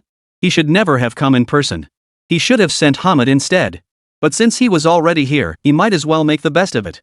Lin Feng decided to observe the situation and adjust his strategy accordingly. Victor introduced Lin Feng to the group, and the meeting formally commenced. The first to speak was Alexander, a representative from a weapons manufacturer. He was a burly man dressed in a crisp military uniform. Though he wore no rank insignia, his bearing clearly indicated extensive military experience. Mr. Lin, our company possesses advanced anti-tank missile technology. Our missiles boast high precision, long range, and formidable armor-piercing capabilities, making them highly effective against various armored targets. Here are the detailed specifications of our products for your review, Alexander said, handing Lin Feng a thick folder. Only then did Lin Feng shift his thinking and realize something was wrong. Turns out these guys were all here to make a deal with him. Which meant the weapons weren't with Mao. Mao was essentially acting as a middleman, pocketing the difference. This line of reasoning was utterly mind-blowing. Lin Feng had never encountered anything like this before. If word of this leaked internationally, it would likely cause jaws to drop in astonishment. He never imagined Mao Nation would sink so low as to become a middleman. It was truly a national disgrace, a pitiful state of affairs. The entire table was filled with sellers, all gathered today specifically for him, their top-tier client. Lin Feng took the folder and began flipping through it carefully. It detailed the missile's technical specifications, performance characteristics, and combat deployment cases. As he read, Lin Feng posed several technical questions, each answered by Alexander. Chapter 158, Private Military Arsenal, Long-Range Rocket Artillery Arranged. Lin Feng was actually deeply displeased with Mao Military Affairs Office for acting unilaterally without consulting him. During his exchange with Alexander about anti-tank missile technology, he gave Victor no friendly looks. Major clients simply couldn't be offended. Failing to address this situation risked deepening misunderstandings and jeopardizing future cooperation. Noticing this, Victor promptly whispered a few words into Lin Feng's ear. Mr. Lin, these are all influential foreign arms manufacturers and intermediaries. They've gathered in our country precisely to promote their own military hardware. These guys are backed by armed forces. I can only take you through the motions. If anything catches your eye, we can discuss it. But if you're not satisfied, our 2nd Army Depot absolutely has what you need. I see. Profiting from war has always been a favorite pastime and money-making scheme for foreign capital. Since these are established arms manufacturers, With some doubts cleared up, Lin Feng felt much more at ease. Now he had more options before him, allowing him to carefully select the best one. Mr. Alexander, your company's anti-tank missile technology is highly advanced, but the pricing still requires negotiation. Technology and price are commensurate. I believe Mr. Lin understands this principle. All purchasers of this technology receive a complimentary 10-year patent. As he spoke, Alexander presented Lin Feng with the relevant certificates, qualifications, and military manuals. After just a few glances, Lin Feng could gauge the company's capabilities. This company possessed strong manufacturing capabilities, yet its annual profits remained modest. Ranking among the lesser-known arms dealers globally, it belonged to the category of small-scale operations lacking significant renown. That's why they'd risk coming to War Nation to solicit business. This indicated that if the deal was worthwhile, there was room for further price negotiation. Beyond anti-tank technology, the arms catalog featured precision-guided artillery shells, extended-range munitions, and air defense missile systems. These technologies are urgently needed by the Rabbit. Each item carries a price tag ranging from hundreds of thousands to tens of millions of dollars. 10 years of patent protection included. That's a nice perk. If they also cover post-sale maintenance, that would be even better. Lin Feng must consider every aspect thoroughly. Only then could he alleviate more of Rabbit's concerns. If Mr. Alexander agrees, I won't just buy the anti-tank missile technology, I'll take the other high-tech weapon patents too. Earlier, Ermao had declared that today's visitor was a major client. The arms dealers were skeptical. But to sell their arms, they had no choice but to see it through. To their surprise, Ermao hadn't deceived them after all. This time it's settled. As for the price, before Lin Feng could finish, Alexander cut in, offering an absolutely perfect psychological price point. Since Mr. Lin is so straightforward, I'm definitely closing this deal. A bundled price for several military technologies, $20 million. If acceptable, we'll sign the contract immediately and deliver the technology. $20 million for several weapon manufacturing technologies with 10-year patents. For Lin Feng, this was an incredibly lucrative deal. He readily agreed. With the first transaction smoothly concluded and Lin Feng's financial strength demonstrated. Immediately afterward, the other representatives began introducing their products, including assault rifles, sniper rifles, armored vehicles, and more. Lin Feng listened attentively to each presentation while internally evaluating and comparing the weapons. He didn't place many orders for firearms. Instead, he selected types of firearms that the Rabbits lacked. As for armored vehicles, of course he would purchase them and in large quantities. Faced with the super customer's massive bulk purchases, not only the manufacturers and intermediaries were utterly astonished. Even Victor beside him was a bit stunned. This arms buyer from afar possessed astonishing resources. Lin Feng had no intention of stopping there. After all, these were merely appetizers. He still needed to see the secret weapons Ermao had stashed away. Ermao was currently a nation at war, locked in a prolonged stalemate with the bear. Due to historical reasons and the eagle's unyielding ambition for world domination. When the conflict erupted, Ermao, backed by the eagle, received massive military equipment support. Initially, this included light equipment like helmets, body armor, pistols, and rifles. As the conflict intensified, defensive weapons also increased, with Stinger shoulder-fired anti-aircraft missiles and Javelin anti-tank guided missiles arriving in quick succession. Recently, heavy weapons have also gradually made their appearance, including M113 armored personnel carriers, M777 howitzers, HIMARS long-range rocket artillery systems, M270 rocket launchers, and other formidable weapons. Advanced weaponry like the long-range Army tactical missile system has even been provided, significantly boosting the military capabilities of the Second MA. Additionally, military training support from the Eagle has been provided. The system conducted relevant military training for the 2nd MA forces, helping them improve combat skills and tactical proficiency, making 2nd MA soldiers better equipped to confront the Mao Bear battalions. After completing the initial arms procurement, Victor returned to the hotel room with Lin Feng. Mr. Lin's financial resources are truly formidable. I never imagined you'd acquire so much on the very first day. But I understand you're not particularly interested in these overt weapons. I've just received orders from higher-ups. Over the next few days, I'll take you to tour our weapons production facilities, testing grounds, and most importantly, the National Armory. This will give you a more direct understanding of these weapons' capabilities. Victor gave a mysterious smile, lowering his voice. I'm confident Mr. Lin will be thoroughly satisfied. Although Ermao had the backing of the Eagle-Eyed superpower, the toll of war was no mere figure of speech. As the front lines stretched ever longer, the domestic economy had temporarily declined, nearing the point of deficit. Therefore, the higher-ups had to find their own solutions. When it came to funding, the Eagle wasn't foolish enough to provide support for nothing. Such is the fate of a traitor.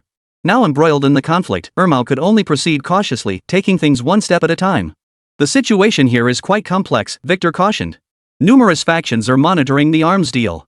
We must remain vigilant throughout this process. Lin Feng nodded. Understood, Victor.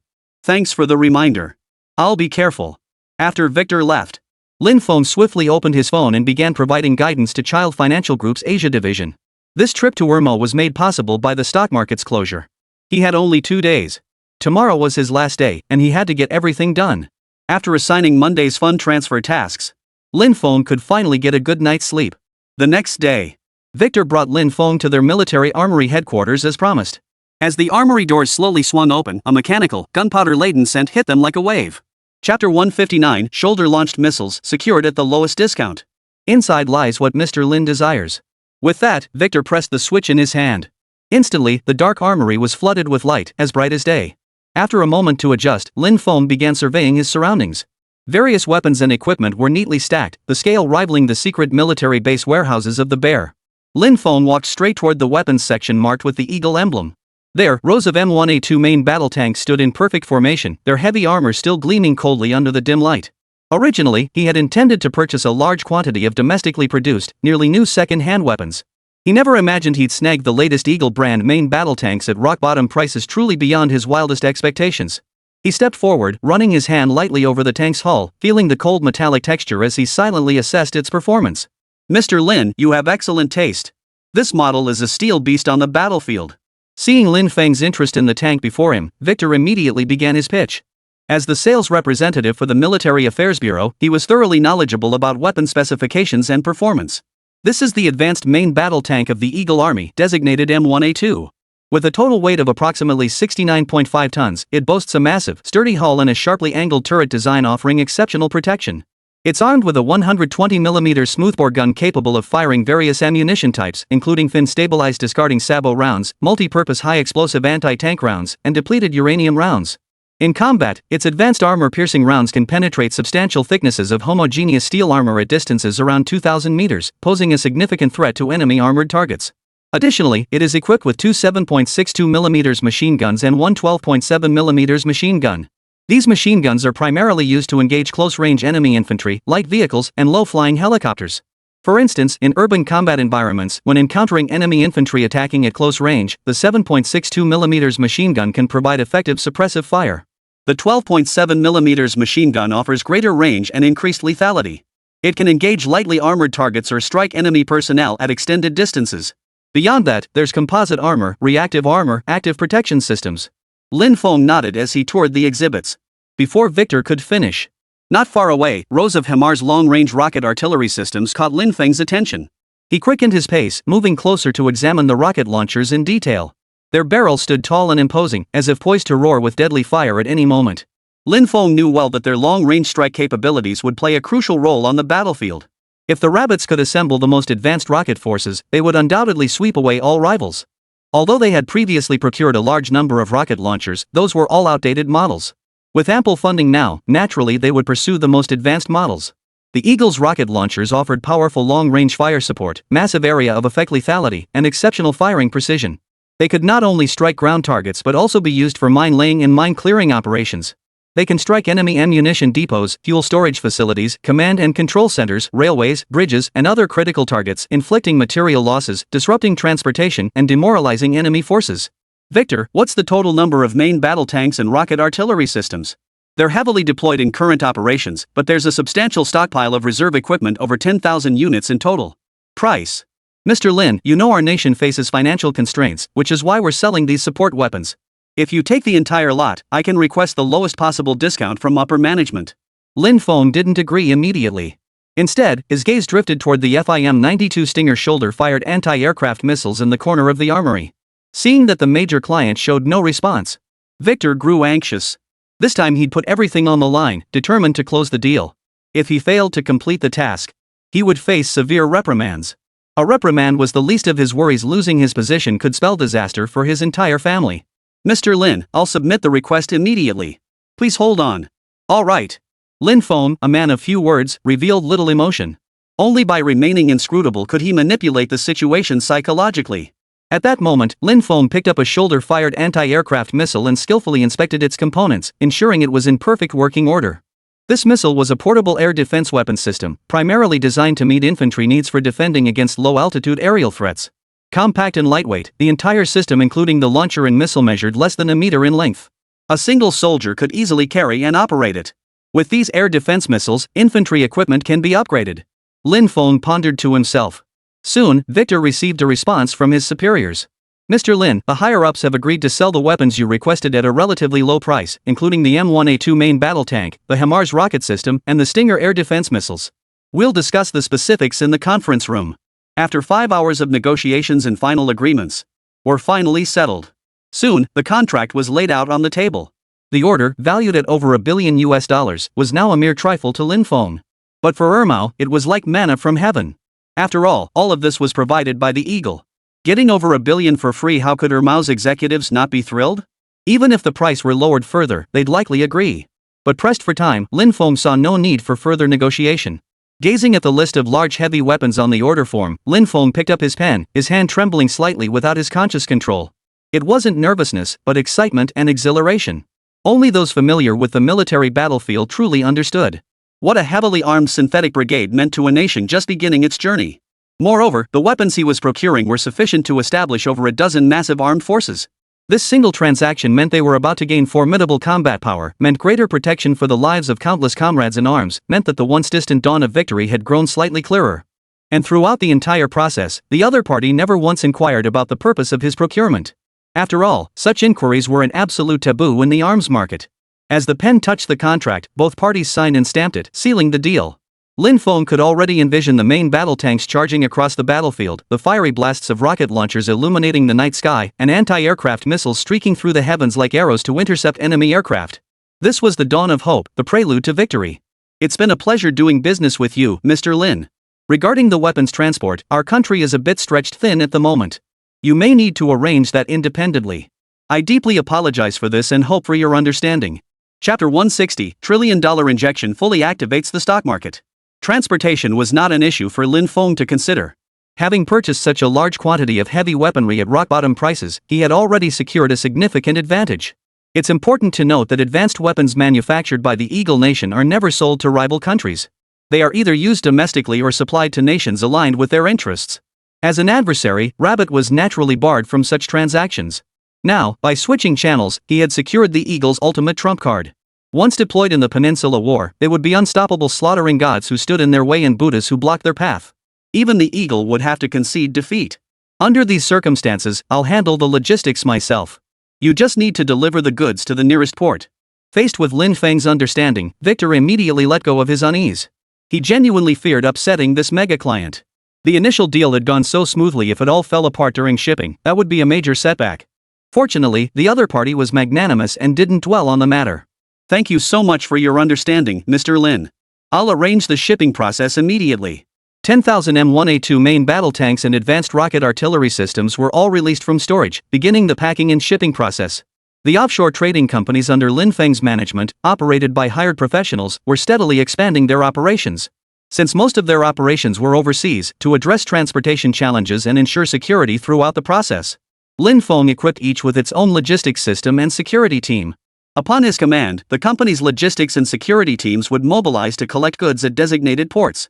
Once arrangements were finalized, Lin Feng sent a message to Kelly. All communications with his Dark Council superior were conducted through a specially designed internal app.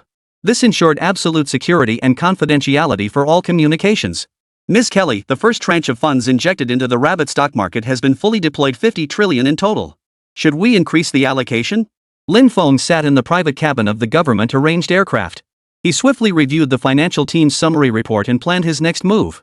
The influx of 50 trillion in foreign capital had already begun to activate the Rabbit stock market. The incredibly smooth manipulation made Lin Feng truly feel the illusion that money was merely numbers. Yet he knew all too well. These numbers could spark a stock market boom, yet just as swiftly reduce every citizen to poverty, leaving them utterly destitute. The Dark Council's plan was to initially inject 50 trillion yuan to probe the Rabbit market's conditions. If igniting the market proved effective, they would swiftly move into the harvesting phase. The entire process was precise, ruthless, and left no room for retreat. Lin Feng sought Kelly's opinion to gauge her stance. If she agreed to increase the stakes, they could afford to give the Rabbits a bit more breathing room. Otherwise, if the Eagle shuts the gate, the domestic financial markets might truly collapse this time. Lin Feng, you've done an excellent job. The initial impact of the 50 trillion yuan injection is already evident, and market sentiment in the rabbit market is highly positive. But it's still far from sufficient. I've requested an additional 10 billion from the chairman, with full authority delegated to you. To Kelly and the Dark Council's leadership, money was merely a number. But Lin Feng hadn't anticipated being entrusted with such a colossal sum of 10 billion. I will do my utmost to fulfill the task entrusted to me by Ms. Kelly. Beyond financial maneuvers, I have another idea that could swiftly infiltrate the rabbit organization. Lin Feng paused briefly, choosing not to reveal his plan outright as he gauged the other party's reaction. After all this scheming, he hadn't forgotten why he sought out Kelly in the first place. That was to reclaim his nation's national treasure, the dog head, one of the 12 zodiac heads. He hadn't mentioned it earlier because the timing wasn't right. Raising the demand rashly would only make the other party harbor resentment. Only after lowering their guard could he proceed to act at the opportune moment. Now the moment had arrived, the perfect opening. As your superior, you can share any thoughts with me freely, no need to hold back. Within 3 seconds, the other party was already eager to ask him questions. Lin Feng knew this was promising. Many national treasures are currently scattered overseas. If we could repatriate them and donate them to museums as patriotic merchants, without seeking compensation, I believe the higher-ups there would be very receptive and might even bestow some honorary title upon me. After hearing this, Kelly, the administrator at the Dark Society headquarters, felt her heart pound wildly. This Lin Feng was no ordinary man. Beyond possessing extraordinary skills and mastering the mystical Eastern art of telekinesis, he could betray his own country with such decisive resolve. Clearly, he hadn't risked joining the Dark Society merely for money or power. Like her, this man harbored immense, hidden ambitions. Kelly suddenly saw him in a new light. Using a dog's head to defect and infiltrate the rabbit's high command was a move the Dark Society never anticipated. Yet Lin Feng had seen right through it. At that moment, Kelly found herself genuinely impressed by Lin Feng. Lin Feng, your idea is unique, but it requires thorough discussion. To be honest, I have several national treasures in my possession, the long-lost bronze-headed series, no less. This is what we'll do, come directly to Beverly Hills. I'll be waiting for you there. The earlier intelligence had been accurate after all. The dog-headed one was indeed in his possession. What astonished Lin Feng most was that she possessed an entire series of bronze heads. Could he possibly sweep them all away this time? At that thought, Lin Feng glanced at his Patek Philippe watch. Only 2 hours left before landing in Eagle Town. He believed the dream of returning the national treasure to its homeland would soon be realized. Beverly Hills. When Lin Feng returned here once more, Kelly had already moved to a new residence. Unlike the concrete-style villa from his first visit, instead, it was the epitome of opulence.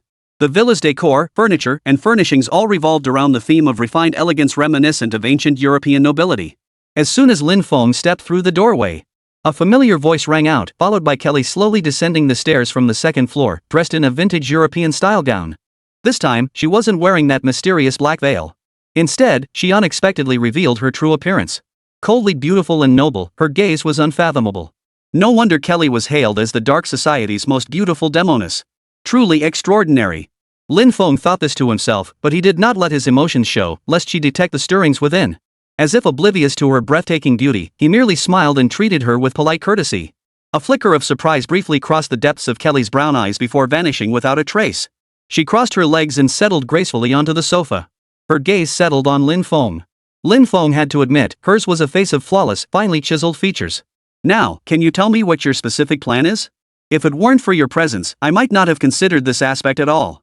Kelly swirled the red wine in her glass, her tone tinged with playful teasing. Chapter 161, Shocking Revelation. The 12 zodiac heads are complete. Then I suppose I should thank my very existence. Lin Feng chuckled lightly. Kelly's lips curved slightly, her eyes sparkling as she pointed at Lin Feng. To be honest, the missing bronze heads of the Chinese zodiac are all locked away in my safe. I know your ambitions. Beyond dismantling the rabbit economy and infiltrating their national leadership, you're also part of another plan I have in mind. So you're proposing an alliance? Lin Feng countered. It seemed Ms. Kelly was finally ready to make her move. Lin Feng had been waiting for this very opportunity. I've been screening qualified candidates all along. You're intelligent and meet all my requirements.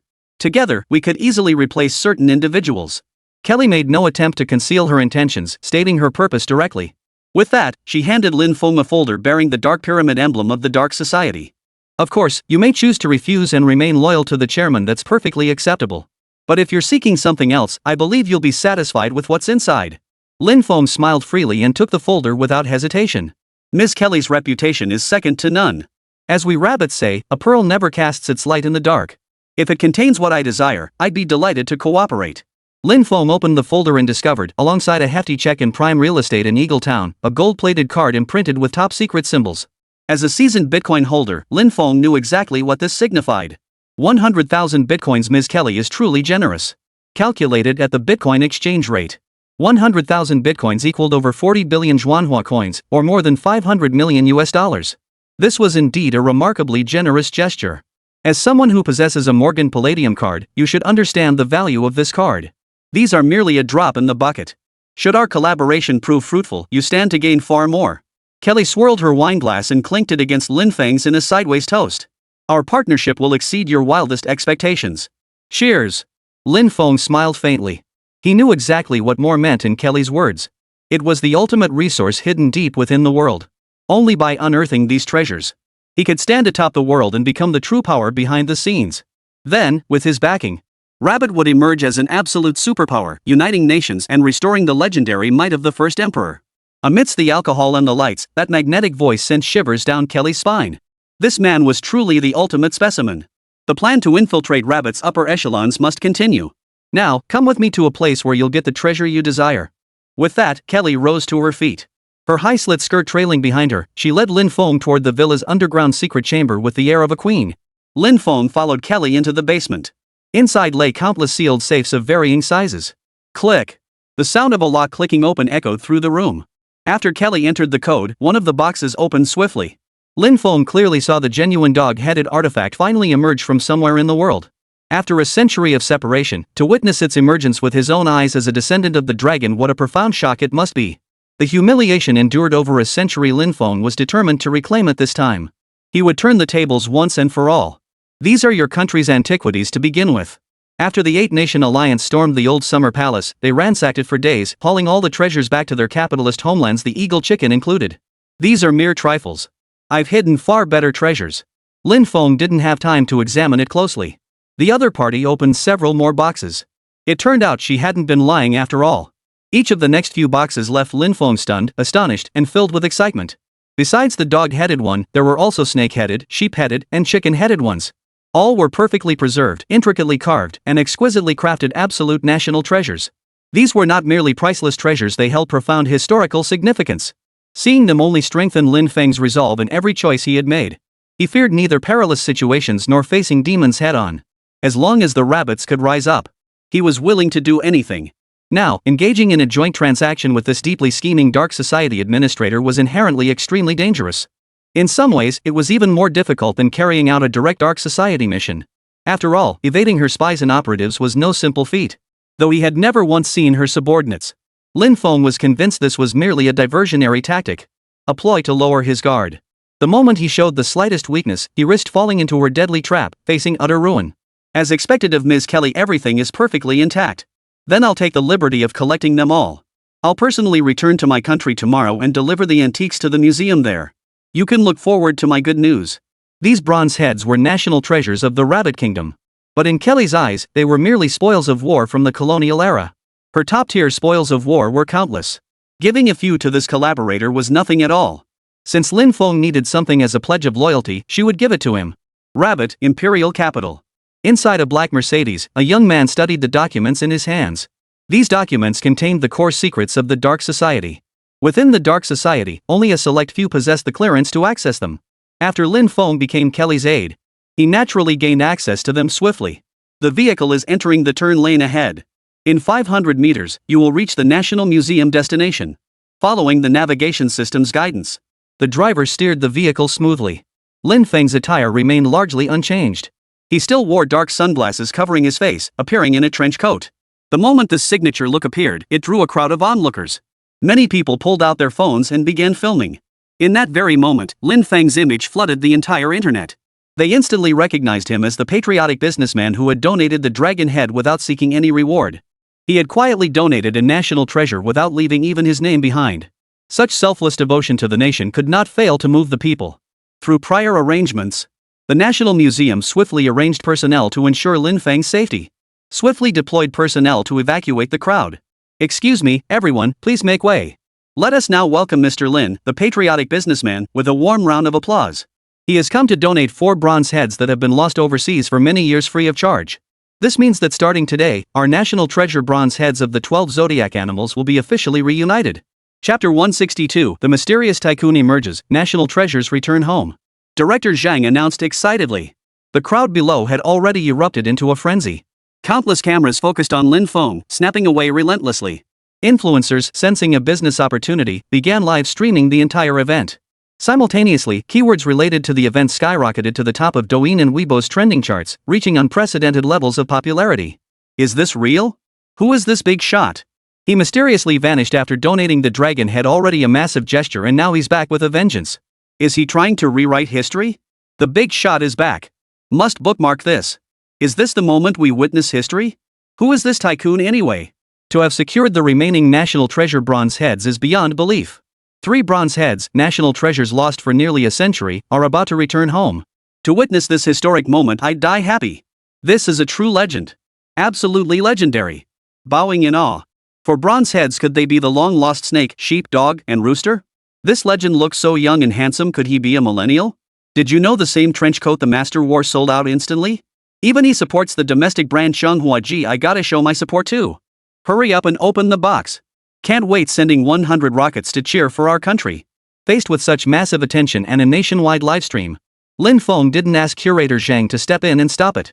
His purpose in coming was precisely to raise his profile and, through his new identity, ascend to become a nationally honored talent receiving preferential treatment. To maintain consistency, he once again chose the lifelike mask from before. Under Lin Feng's direction, 4 large briefcases were carried onto the exhibition platform of the National Museum. All eyes were now fixed upon them. The eyes of the entire nation were fixed upon them, filled with anticipation for the outcome of the unboxing. During the previous unveiling of the dragon head, the National Museum had made no preparations whatsoever. But this time was different. Upon receiving advance notice of the national treasure's return, officials had arranged personnel to receive it. Due to previous oversight, there had been no opportunity to honor this patriotic businessman. This deeply regretted by senior officials. Therefore, they were determined to do everything possible to retain him this time. Overseas businessmen with such substantial financial resources and patriotic sentiments are already few and far between domestically. The nation must spare no effort to recruit him. Following the high-level meeting's resolution, it was ultimately decided that this mysterious Mr. Lin would conduct the live unboxing segment. With the eyes of the entire nation upon him, it was impossible for him to remain low-key and avoid taking credit. With bated breath and focused attention, at Director Zhang's sincere invitation, he stood poised and composed before 4 large briefcases. Taking a deep breath, he could feel the intense stares piercing through him. Lin Feng raised his hand slightly, signaling for silence. The room fell completely silent, broken only by the occasional click of camera shutters. He approached the first briefcase, slowly crouching down. Under the tense gaze of the crowd, he began turning the combination lock.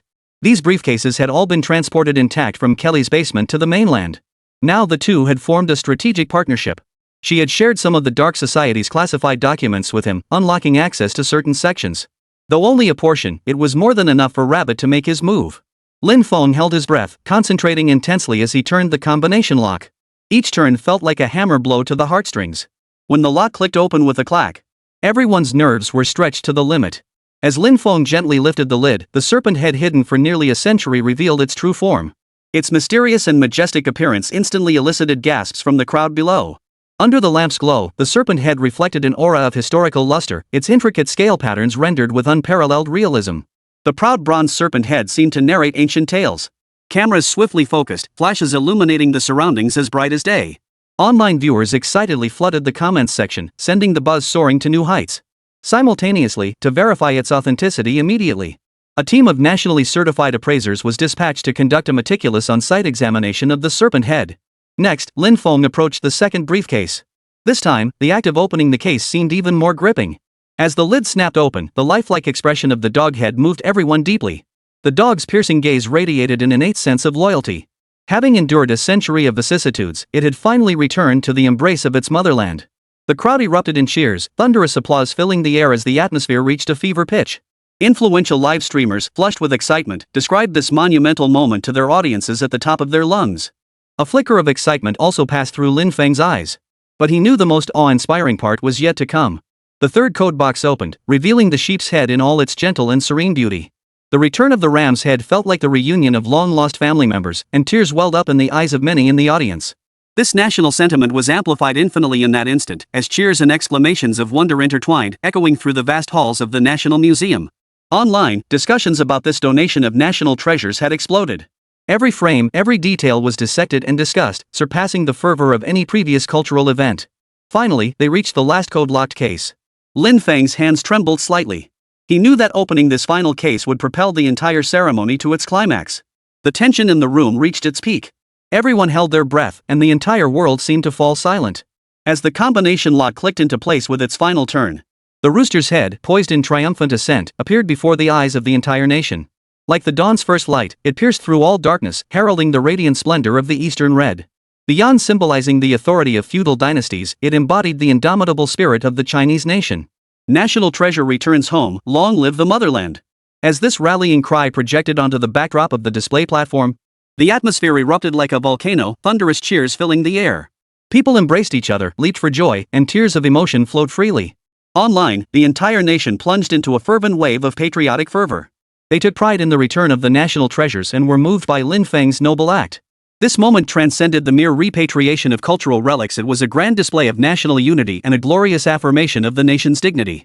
The humiliating history of slaughter and plunder by the Eight-Nation Alliance would finally be consigned to the past. Only a strong nation will never be bullied or oppressed. Descendants of the dragon across the globe will charge forward, bolstering the motherland to complete its grand mission. As Lin Feng finished unboxing the artifact, the internet erupted in a deafening chorus of excitement. The findings of the National Appraisal Panel began to emerge. A venerable authority in the appraisal field, a man with reading glasses, his temples long grayed, who had devoted his entire life to the cause of cultural relics and antiquities, began solemnly announcing the findings. Chapter 163, $1 billion subsidy, advancing into semiconductor chips. Regarding the grand return of the repatriated bronze head, the national-level cultural relics appraisal team conducted a comprehensive examination of every detail. The venerable expert held the documents, reading word for word in the order the artifacts were unboxed. The room fell deathly silent. He met the gazes of the crowd, sensing the weight of their expectations. Yet he could not suppress his intense emotion, his voice trembling slightly as he spoke. After thorough examination and authentication, these 4 heads are indeed the missing animal heads from the old summer palace. The scales and patterns of the serpent head, the intricate craftsmanship of the dog head's fur, and the marks on the base all match historical records. The ram's horns stand tall and are exceptionally well preserved. Most remarkably, the rooster head, its feathers, comb, and beak were meticulously crafted from high copper bronze, embodying the distinctive image of our nation's rooster. The value of these national treasures cannot be measured in monetary terms. They are utterly priceless. Therefore, on behalf of the National Cultural Relics Appraisal Team, I hereby declare that all 4 bronze animal heads are authentic. With that statement, the atmosphere in the hall grew even more electric, with thunderous applause filling the air. The news quickly went viral, topping the front pages of major online platforms. Shocking news! The final 4 overseas lost bronze heads return, completing the grand reunion of the 12 zodiac signs. This moment, the nation celebrates the reunion of the complete set of 12 zodiac heads. Exclusive, mystery benefactors unconditional donation facilitates National Treasure's homecoming news 24 hours to conduct on-site interview. After the bronze heads were finally secured and sealed away in the National Treasury, Lin Feng was surrounded by a swarm of media outlets. Mr. Lin, hello. Were the 12 zodiac animal heads part of your personal collection? Could you elaborate on how you acquired these national treasures? I'm a reporter from News 24 Hours. May I ask, each bronze head is priceless. Are you truly willing to donate them without compensation? Mr. Lin, after donating the dragon head, you vanished from the public eye, instantly becoming a mysterious figure to the media and the entire internet. Could you reveal your true identity? I hear you donated the bronze animal heads to help our nation rise again. Do you have confidence in achieving national rejuvenation? One question after another came flying at him. A faint smile touched Lin Feng's lips. Faced with a barrage of pointed questions from journalists, Director Zhang swiftly dispatched staff to provide official responses. This spared Lin Feng from further trouble. Overnight, Lin Feng rapidly became the nation's most talked-about figure. Specialized reports poured in from all directions. Meanwhile, the state swiftly made a decision. It was decided that Lin Feng would be awarded the National Honorary Contribution Award.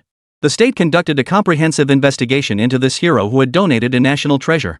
Under the protection of advanced hacking techniques and the formidable influence of the dark society, Lin Feng's true identity remained undisclosed. To the nation's highest authorities, he now appeared as a pure-blooded Hong Kong businessman engaged in overseas trade. It must be noted that for years, both at the national level and among compassionate merchants in the private sector, the whereabouts of these 4 bronze heads have been relentlessly sought. Yet no trace has ever been found. It was as if they had vanished from the face of the earth. Yet this young Hong Kong businessman's 2 appearances have enabled the nation to recover its bronze-headed national treasures. This alone demonstrates that his channels and resources are extraordinary. Mr. Lam, your donation of the bronze heads has drawn significant attention from high-level officials. In recognition of your generous act and respect for our national treasures, the National Museum will award you a lifetime honorary medal, and the donation certificate will be personally signed by the highest authorities. Faced with such a national honor, Lin Feng accepted it with humility. A donation certificate personally signed by the nation's highest leadership represented immense recognition. Across the entire nation, few individuals could claim such an honor. Thank you for your kindness, leaders. After receiving the honorary medal and the donation certificate, Lin Feng bowed slightly in gratitude. He was quite satisfied with this title. From the state's perspective, the recipient's acceptance of the commendation signified a willingness to further align with the motherland in cultural development.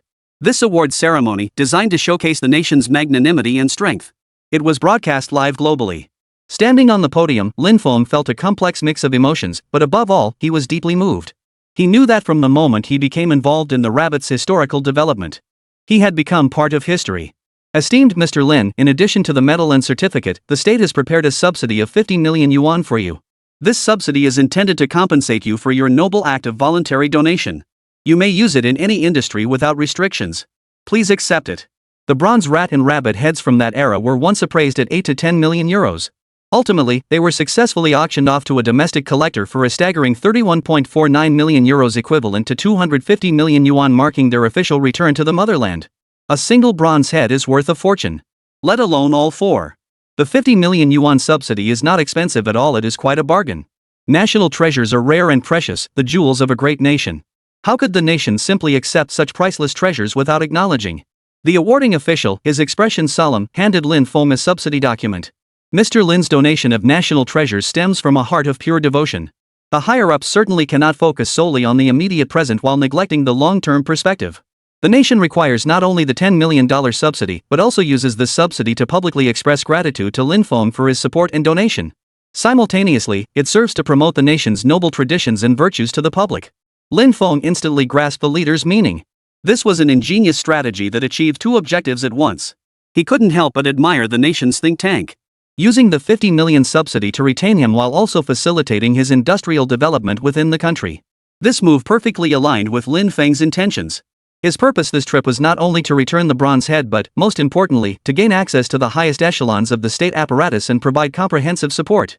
Without access to the highest echelons, the classified dark matter documents in his possession would never gain credibility, let alone be put to practical use. Though only partial, the classified information touched upon multiple technological resources, including heavy industry, technology, agriculture, food production, and more. His initial reaction was utter shock. The capital families controlling the hegemonic nation had already amassed such vast, deep-seated resources. Lin Feng intended to submit it to the state. But the most crucial step was missing. Now, with the 10 million yuan subsidy in hand, this concern was completely alleviated. For years, domestic electronic chip technology had been held hostage by capitalist nations. Lin Feng would leverage this subsidy to enter the semiconductor technology sector. He would lead the nation into this blue ocean market, breaking through the barriers imposed by foreign dominance in the chip industry. Chapter 164, Founding Blue Core Technology and Exploring Lithium Mines. Shortly thereafter, Lin Feng swiftly registered and established a chip manufacturing company with state support. The company was named Blue Core Technology. Its ambition was vast. If they were going to do this, they would make the strongest chips on Blue Star. The 50 million subsidy barely covered the initial factory construction costs. To recruit a seasoned professional manufacturing team, Lin Feng decided to cover the costs out of his own pocket. Once the high-salary recruitment notices went out, they spread like wildfire throughout the industry. Technical elites harboring chip-related dreams were swiftly drawn to Blue Core Technology's vision. Among them were engineers with extensive experience at international chip giants, scientists who had spent years researching semiconductor materials, and young talents proficient in chip design algorithms. He first invested a portion of the funds into building the R&D laboratory.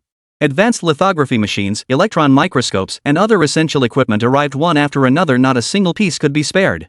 Regarding Lin Feng's deep dive into the chip industry, Kelly chose to turn a blind eye. After all, to infiltrate Rabbit's inner circle, the chip was currently an impeccable stepping stone. Currently, Eagle's chip technology was top tier. Leaking even a tiny bit to the Rabbits, or even providing some outdated semiconductor equipment, posed almost no threat to them. She remained confident in this regard. But to Lin Feng, each piece of equipment represented a loyal warrior, poised to play a pivotal role in future scientific battles.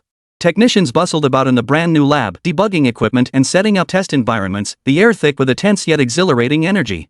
Meanwhile, Lin Feng understood that talent was the core of the company's development. He used part of the subsidy to provide team members with superior living and working conditions, comfortable offices and comprehensive benefits so they could focus without worry. Next, he deployed plans for the company to collaborate with major universities and research institutions. Scholarships and research projects were established to attract fresh talent and cutting-edge ideas.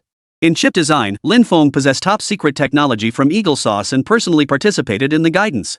Their goal was to design a chip architecture with independent intellectual property rights, high performance, and low power consumption. The design team engaged in intense discussions in the conference room while Lin Feng envisioned future plans in his mind. Guided by his proposals, designers filled the whiteboard with intricate circuit diagrams and algorithmic logic. This is fantastic. This design is flawless, the precision is incredible. If we follow Mr. Lin's blueprint, we'll definitely create the most powerful chip. Every designer marveled at Lin Feng's insight, analytical prowess, and formidable resource capabilities. After all, this was a key technology under embargo by the Eagle Nation. Yet Lin Feng had managed to obtain it and first-hand data at that. This man is simply too mysterious. Not only did he repatriate national treasures, but he also provided core semiconductor chip technology. In any era, such a stroke of genius would leave people in awe. Beyond the blueprints, Lin Feng took no chances with the chip manufacturing process. To ensure high chip yield rates, he personally led his team to collaborate with top domestic chip manufacturing plants, integrating his design philosophy and technical specifications into the production process. From wafer fabrication to chip packaging and testing, every step was meticulously controlled to ensure the chip's quality and performance reached internationally advanced standards. After completing all these preliminary arrangements, Lin Feng took the opportunity to return to Beijing. In the future, a certain mineral will become inextricably linked to daily life, transportation, and work. That mineral is lithium. As soon as he shared his vision, the Ministry of Natural Resources immediately convened a high-level meeting. In that confidential and solemn conference room, the atmosphere was so heavy it felt as though the air itself had solidified. Seated solemnly around the massive conference table were the nation's top leaders and the Minister of Energy. Their piercing gazes were fixed uniformly upon Lin Feng. They dared not take a single word from this national treasure lightly. Lin Feng stood before a vast map, his finger resting firmly on the vast and mysterious lands of the western regions. Clearing his throat, Lin Feng spoke with solemn gravity. Distinguished leaders, the Ministry of Energy has gathered you here today to discuss a strategic mineral resource essential to our nation. That resource is lithium ore. This resource holds a crucial position in modern industry and technology, and we must take it seriously. His steady, authoritative voice resonated throughout the conference room. Lithium is an exceptionally unique metal. In the future energy landscape, as global demand for clean energy continues to grow, energy storage technologies centered on lithium batteries have become the driving force behind the new energy revolution. Lin Feng paused briefly, reading the expressions of the leaders present. They clearly did not grasp the significance of this new mineral resource. In this era of rebuilding, you may find it hard to imagine. In the near future, lithium will permeate every corner of our lives. From the smartphones and laptops in our daily lives to the burgeoning electric vehicle industry of the future. Lithium batteries, with their high energy density, long lifespan, and lightweight properties, hold an irreplaceable position. As Lin Feng spoke, he sketched a simplified diagram on the whiteboard illustrating lithium batteries' applications across various fields. His pen danced across the whiteboard with the fluidity of flowing clouds and water. In an instant, a grand panorama of lithium battery applications across various fields unfolded before the audience. From densely packed circuits to intricate automotive structures, every detail was clearly visible. The executives leaned forward slightly, their eyes filled with astonishment. To them, the concepts Lin Feng described were novel inventions they had never heard of before. Especially terms like mobile phones and laptops. These seemed like tales from Arabian Nights. Beyond daily life, consider industrial applications. Lithium and alloy materials can significantly enhance material performance. For instance, in aerospace, lithium-containing alloys can reduce weight. Simultaneously, they can improve material strength and heat resistance. This holds extraordinary significance for the development of our nation's high-end equipment manufacturing industry. Lin Feng's eyes gleamed with understanding. He fully grasped the weight of this information. However, China currently faces significant pressure in lithium resource supply. It can be described as extremely scarce. Comrade Lin, what you propose is certainly compelling, but this ultimately concerns a decision affecting our nation's major strategic layout. How certain are you that lithium deposits exist in the western regions? We cannot commit substantial resources based solely on speculation. Lin Feng lifted his chin slightly, his eyes radiating an unwavering confidence. Chapter 165, Grassland Strategic Reserve, 500,000 secured. Minister Shen, I am not speaking off the cuff. I have a series of data points and indicators showing that the geological conditions and stratigraphic structure of the western regions align with the characteristics of lithium deposits. Moreover, I've already organized a small-scale exploration team for preliminary surveys, and the results are highly promising. What we need now is national-level support to deploy our professional state exploration teams deep into the region and launch this major project that could reshape our nation's resource landscape. Senior leaders exchanged glances and nodded in agreement. They understood this was a critical decision for the nation's future development, and Lin Feng's proposal shone like a beacon, illuminating a new strategic direction for resource development. Lin Feng was also prepared for the skepticism of Minister Shen from the Ministry of Energy. He had researched historical national records on lithium mining. The earliest domestic enterprise engaged in lithium mining development was the Western Nonferrous Metals Group, which established a complete lithium industry in Koktake in the late 1950s. By the 21st century, the Western Nonferrous Metals Group had invested 2 billion yuan to successfully bid for rare metal exploration rights. The current primary mining area has proven and controlled reserves of 50 million tons of spodumene ore and 700,000 tons of lithium oxide. Upon completion of all exploration, the estimated lithium ore reserves are projected to reach 100 million tons, with lithium oxide reserves reaching 1.5 million tons. This rare metal mining area will become Asia's second largest pegmatite-type lithium spodumene single deposit. He handed over a detailed future development plan for the lithium mine that he had prepared for review. In this plan, Lin Feng detailed and firmly outlined every aspect of the lithium mine. It immediately won over Minister Shen. Instantly, the atmosphere in the conference room shifted from skepticism to enthusiasm. Senior state officials and the Minister of Resources began earnest discussions on the exploration and mining plans for the Western region lithium deposits. An initiative concerning the nation's resource strategy had thus commenced. A few days later, members of the National Exploration Team assembled in formation before the Energy Ministry building, resembling soldiers preparing for deployment. This time, they bore a monumental mission to journey into the mysterious western regions to explore and mine lithium deposits. Team leader Li Guowei stood at the front of the formation, his expression solemn as he delivered his final pep talk. Comrades, lithium deposits hold extraordinary significance for our nation's energy strategy. We are the vanguard entrusted with great expectations. The western regions are harsh, but we must never retreat. The team members, clad in professional exploration gear and hard hats, were fully equipped. Each pair of eyes burned with passion for exploring the unknown and determination to serve the nation. Meanwhile, Lin Feng, who had already arrived in the western regions, stood on the grassland, enjoying the cool breeze. His deep eyes reflected shrewdness and decisiveness. This time, he was heading to inspect the golden pasture in the western regions, one of his most vital enterprises. More significantly, he had successfully imported 500,000 high-quality cattle and sheep from the land down under, which would become the new lifeblood of the pasture. Once these herds were settled, he would join the National Exploration Team. At that moment, the National Exploration Team's convoy roared past on the highway, their vehicles emblazoned with conspicuous exploration insignia. Inside, geological experts meticulously studied Western region geological data, discussing potential lithium deposit locations. Young technician Xiao Li exclaimed excitedly, "Team Leader Li, based on the preliminary data and analysis provided by General Manager Lin, there's a high probability of high-grade lithium deposits in that area a kilometer away. If we can find it, we'll be making a major contribution." Li Guowei nodded slightly, his gaze fixed on the road ahead.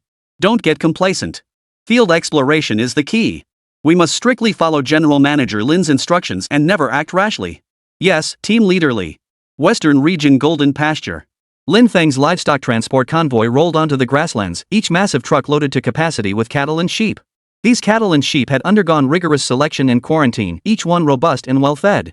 Lin Feng sat in the command vehicle, monitoring the livestock's condition through an advanced surveillance system. Local grassland bureau administrators dispatched to oversee the operation stood nearby, visibly thrilled. "Mr. Lin, the quality of this batch of cattle and sheep is truly top-notch. They're even better than the last batch. They'll thrive on our golden pasture."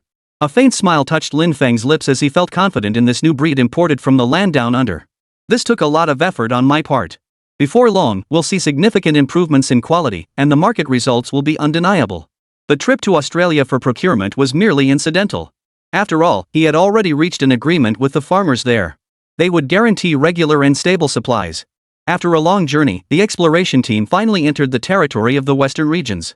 Before them lay a vast, boundless expanse where Gobi and desert alternated, while distant mountain ranges revealed a majestic beauty under the sunlight. They established a temporary camp on a flat area near a valley, swiftly unloading and setting up various exploration equipment. Geologists, tools in hand, began collecting rock samples from the surrounding area for preliminary analysis. At the pasture, Lin Feng methodically directed the unloading and settling of cattle and sheep. Each cow and sheep was treated like a precious treasure, carefully guided to their designated areas. While directing operations, he conversed with the ranch's veteran herders. These cattle and sheep are of excellent breed. Pay close attention to their diet and environmental adaptation. Initial care is crucial. The veteran herders nodded in agreement. Having learned from past experiences, they fully understood the significance of these new additions to the ranch. As the cattle and sheep gradually dispersed across the pasture, happily grazing on the fresh, tender grass, Lin Feng could finally take a brief respite. Standing atop the ranch's observation tower, he gazed into the distance, his thoughts turning to the progress of the exploration team. He understood that if lithium mining proceeded smoothly, its economic impact on the entire region and even the nation would be immeasurable. Over at the exploration team's site, the temporary camp was fully set up and bustling with activity. Analysis results trickled in from the laboratory as technicians intently cross-referenced the data. Team Leader Lee, based on the current rock sample analysis, the geological conditions here largely match Mr. Lin's preliminary predictions. The likelihood of lithium deposits is extremely high.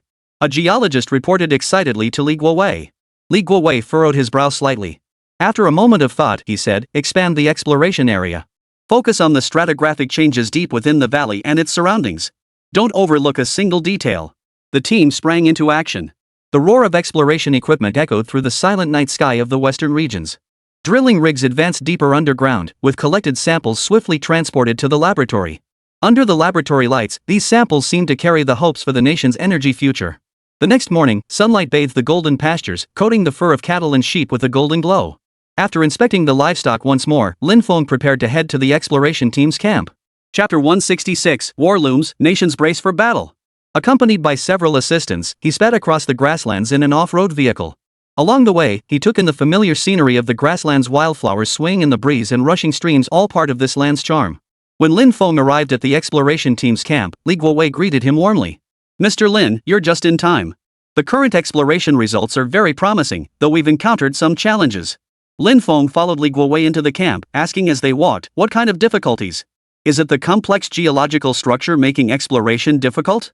Li Guowei nodded, pulled out the relevant detection reports, and briefed Lin Feng. Yes, the rock hardness in the deep valley exceeds our expectations. Our drilling equipment is struggling, and fluctuations in the groundwater level are also affecting the exploration. Lin Feng relaxed visibly, waving toward the trucks parked behind them. I knew you'd run into this kind of problem. For this trip to the western regions, I've already arranged for more advanced drilling equipment. Once we replace it, this problem will be solved. As for the water level issue, it's not a major concern either. I've already invited a hydraulic expert to assist with that aspect. With both manpower and resources secured, the exploration team's confidence surged instantly. Once the new drilling equipment was in place, efficiency soared dramatically. The hydrologist also successfully devised a plan to address fluctuations in the groundwater level. As time passed, the exploration team's work grew increasingly intense. Inside the makeshift laboratory, analytical instruments hummed at high speed, while data streams flashed across screens. Unlike the previous two mining site explorations, this time, Lin Feng brought analytical instruments directly, enabling on-site testing and saving the country a lot of hassle and worries. After multiple tests and analyses, thrilling news arrived: the lithium reserves here far exceeded expectations and were of exceptionally high quality. The entire camp erupted in celebration as team members embraced each other, their hard work finally paying off. Meanwhile, at the golden pasture, 500,000 head of cattle and sheep had gradually acclimated to their new environment. Pasture staff were accelerating pilot breeding programs for them. If successful, Rabbit would soon boast a livestock industry boasting tens of millions, even hundreds of millions, of high-quality animals. Lin Feng stood atop the exploration camp, his heart filled with anticipation for the future. He knew that both the exploration team's major discovery and the ranch's new developments would bring prosperity to the nation and its people. And all of this was merely the beginning. As time passed, tensions on the peninsula gathered like storm clouds before a tempest. The eyes of nations worldwide were fixed on that land, where war could erupt at any moment. Inside the Pentagon's war room, a group of high-ranking generals and strategists sat around a massive conference table. The dim lighting cast a somber glow over their stern and arrogant faces. The deterioration of the peninsula situation has exceeded our expectations. We cannot let it develop unchecked. We must act now to prevent others from beating us to the punch. Five-star General McSally asserted his position emphatically. The senior officers below nodded in agreement. While the strategists beside them agreed with McSally's offensive stance, they also voiced differing opinions. The stance of the bear is crucial at this moment. They wield significant influence across the peninsula, and current intelligence suggests they haven't taken this seriously yet. Before they heighten their vigilance and prepare defenses, that is our window to launch a joint offensive with the southern islands. The Russians have no reservations, but recent CIA intelligence indicates the rabbits have been making frequent major moves. They've likely already sensed the smell of gunpowder. We must be prepared. During surveillance of the rabbits, the Eagle detected increasing anomalies. Beyond large-scale shipping operations, official industrial construction projects were also progressing at a fever pitch. It seemed as though their funding constraints had vanished overnight. This plunged the Eagle's authorities into perplexed contemplation. Not only Eagle, but also within the Prime Minister's residence on Downing Street in Bull Country. The Prime Minister listened intently to the MI6 briefing, his brow furrowed.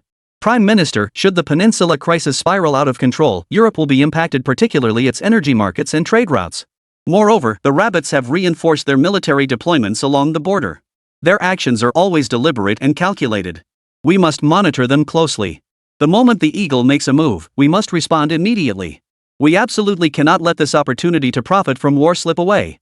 The Prime Minister nodded slightly, lost in thought, fully aware that this crisis unfolding far to the east could trigger a global chain reaction. They began secretly preparing military measures, ready to respond to the Eagle's call at any moment. At the Élysée Palace in Gaul, the President, Foreign Minister, and Defense Minister were also in consultation. The Foreign Minister stated solemnly, "We must call for restraint from all parties, but we must also prepare for shifts in the European landscape. The situation on the peninsula will determine the landscape of Asia and alter the course of the entire world. In the face of this international crisis, we must demonstrate strong strategic resolve." Given the Hawks' military preparations on the peninsula and their pessimistic assessment of the situation, they are highly likely to become a new variable in the evolving dynamics. We Gauls must also be fully prepared. Should hostilities break out, we must march forth to harvest the spoils at any moment. We cannot let other nations beat us to it. Meanwhile, in the distant east, the Rabbit had completed its comprehensive deployment. Along the coastline, warships stood in orderly formation at military bases. Radars spun ceaselessly, scanning the horizon, while naval personnel stood at the ready in their respective stations. Their gazes were resolute and determined, filled with the resolve to defend peace.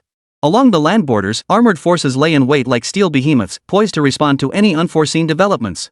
Advanced fighter jets stood ready on the runways. The aircrew stood ready for action. Guardians of the skies and the Imperial Guards of the homeland's defenses. Rabbit knew this peninsula crisis posed a grave challenge to regional stability, yet they stood ready to meet it, defending peace with strength and wisdom. At the command center on the northern island, generals stare intently at the battle control console. Our objective is to uphold peace on North Island. We will not tolerate the spread of conflict to our borders while ensuring the safety of lives and property across the region. All units proceed according to plan.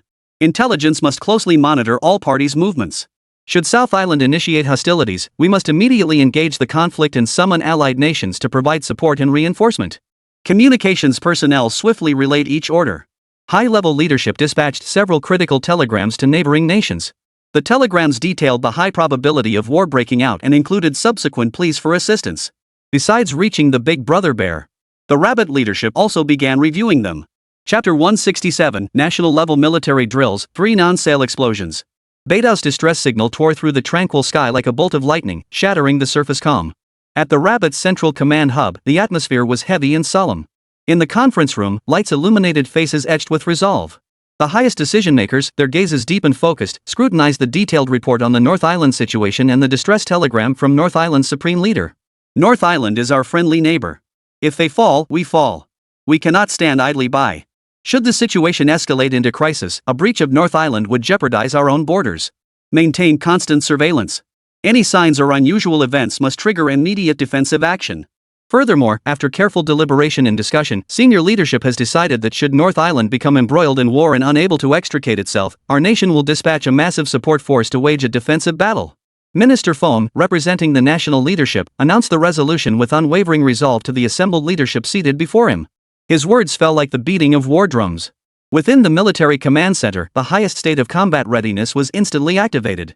To ensure faster, more precise, and more efficient deployment in future combat, our forces will conduct a large-scale military exercise today. The order was given, and the entire army prepared for action. Generals from each unit assumed their respective duties, marking the geographical features of North Island and its surroundings on the map. The naval commander spoke first. Our naval fleet responds unconditionally to the exercise call. We will set sail immediately and head for the designated waters. This first large-scale military exercise will center on an aircraft carrier strike group, with destroyers and frigates forming a protective network to ensure maritime route security and control of the seas. Submarine forces will submerge into the deep sea, like concealed blades, monitoring potential enemy underwater threats. The fleet's artillery stands ready to open fire on the enemy at any moment. With Lin Feng's absolute financial backing, all three branches of the military, naval, ground, and air have been equipped with advanced electronic warfare systems. Though not yet fully intelligent, these systems far surpass the capabilities of other nations in this era. The screen now displayed the spectacular sight of the fleet departing port in perfect formation, the roar of warships seeming to echo across time and space. In the Air Force Command Center, the commander stood before a massive tactical display, issuing orders with precise efficiency. Fighter squadrons, take to the skies. Patrol the surrounding airspace. Early warning aircraft, deploy comprehensive surveillance to prevent enemy airstrikes. Strategic bombers stand ready on standby. Our air defenses must be impenetrable. At the airfield, J-7 fighters like agile eagles accelerated down the runway and took off. Their exhaust flames illuminated the grassy edges of the runway as they prepared to form an iron defense line in the blue sky. The army showed no sign of slackening either. Elite forces from major military regions rapidly assembled, while well-equipped armored units raced day and night along railways and highways. Inside the transport vehicles, the soldiers' faces were stern, yet their eyes burned with fighting spirit. They knew that although this was an exercise, they must fight as if their lives depended on it. Their mission was to defend justice and peace. Artillery units stood ready for action, their rows of rocket launchers resembling a forest of steel. Once fired, they would deliver devastating blows to the enemy. Special forces had already been secretly transported to their designated locations via strategic transport aircraft. They would launch special operations behind enemy lines, becoming the surprise force on the battlefield. When the commander-in-chief at headquarters issued the order to fire, across the vast expanse of Rabbit's territory, the sharp, piercing roar of the People's Army's artillery erupted in an instant. This military exercise will last for half a month. In response to the nation's call, the combat scenarios must be recreated with absolute fidelity. We must lay a solid foundation to crush all hegemonic powers with unstoppable momentum in the future. Domestically, all sectors are simultaneously accelerating production of essential reserves. The populace has demonstrated remarkable unity. In factories, workers are putting in overtime to produce military supplies, from medical supplies to weapon and ammunition components, with meticulous attention to every detail. Researchers are accelerating the debugging and refinement of new weaponry and equipment to provide more advanced technological support to the front lines. In cities, responding to the Ministry of Health's call, medical personnel and volunteers are actively organizing to prepare the medicines and medical treatments needed to treat the wounded and sick, as well as providing them with a warm and caring environment for treatment. Meanwhile, warriors on the information front are fighting with all their might. National Security Agency experts closely monitor domestic and international developments to prevent enemy agent attacks and information interference. Communications units ensured seamless information flow between all combat units, guaranteeing flawless command and control systems. The Rabbit responded to the impending emergency war with comprehensive and efficient measures. This is not merely a military operation, but a grand journey to safeguard peace and uphold justice. Every action, every deployment, demonstrates the unwavering resolve of this Eastern power to safeguard its own security and that of the region. Lin Feng watched Rabbit's tremendous transformation, his heart filled with immense excitement and emotion. He also kept a close watch on the evolving international situation. The slightest hint of trouble would prompt him to accelerate the transport of supplies. After all, for the Rabbit, more supplies and military resources were always better. The chain of pharmacies he had co-founded with Hua Ingdong earlier was now showing remarkable results under strong promotion. After Hong Kong ignited demand for these drugs, the trend swiftly spread overseas. Major newspapers began publishing articles extolling the miraculous properties of these three non-drugs. A quiet yet devastating storm was sweeping across the international pharmaceutical market. The Westerners never imagined that sildenafil produced by the Eastern giant they deemed backward had such magical power that it caused a huge stir on American soil. In pharmacies across major American cities, customers flocked to inquire about three no drugs, especially the most renowned sildenafil. From bustling New York City to sun-drenched Los Angeles, from tech hub Silicon Valley to historic Boston, this unassuming medication swiftly became the talk of every street corner. Pharmacists faced countless pairs of hopeful eyes daily, their voices clamoring for stock nearly drowning out the pharmacies. In hospitals, many doctors also showed keen interest in this Eastern-origin sildenafil when faced with patients' special needs. They were surprised to find that in clinical trials and practical applications, although it had significant side effects, its efficacy was remarkable. Beyond treating specific conditions, it also addressed heart-related symptoms. Moreover, it generates substantial profits. This has led more and more doctors to recommend it to their patients.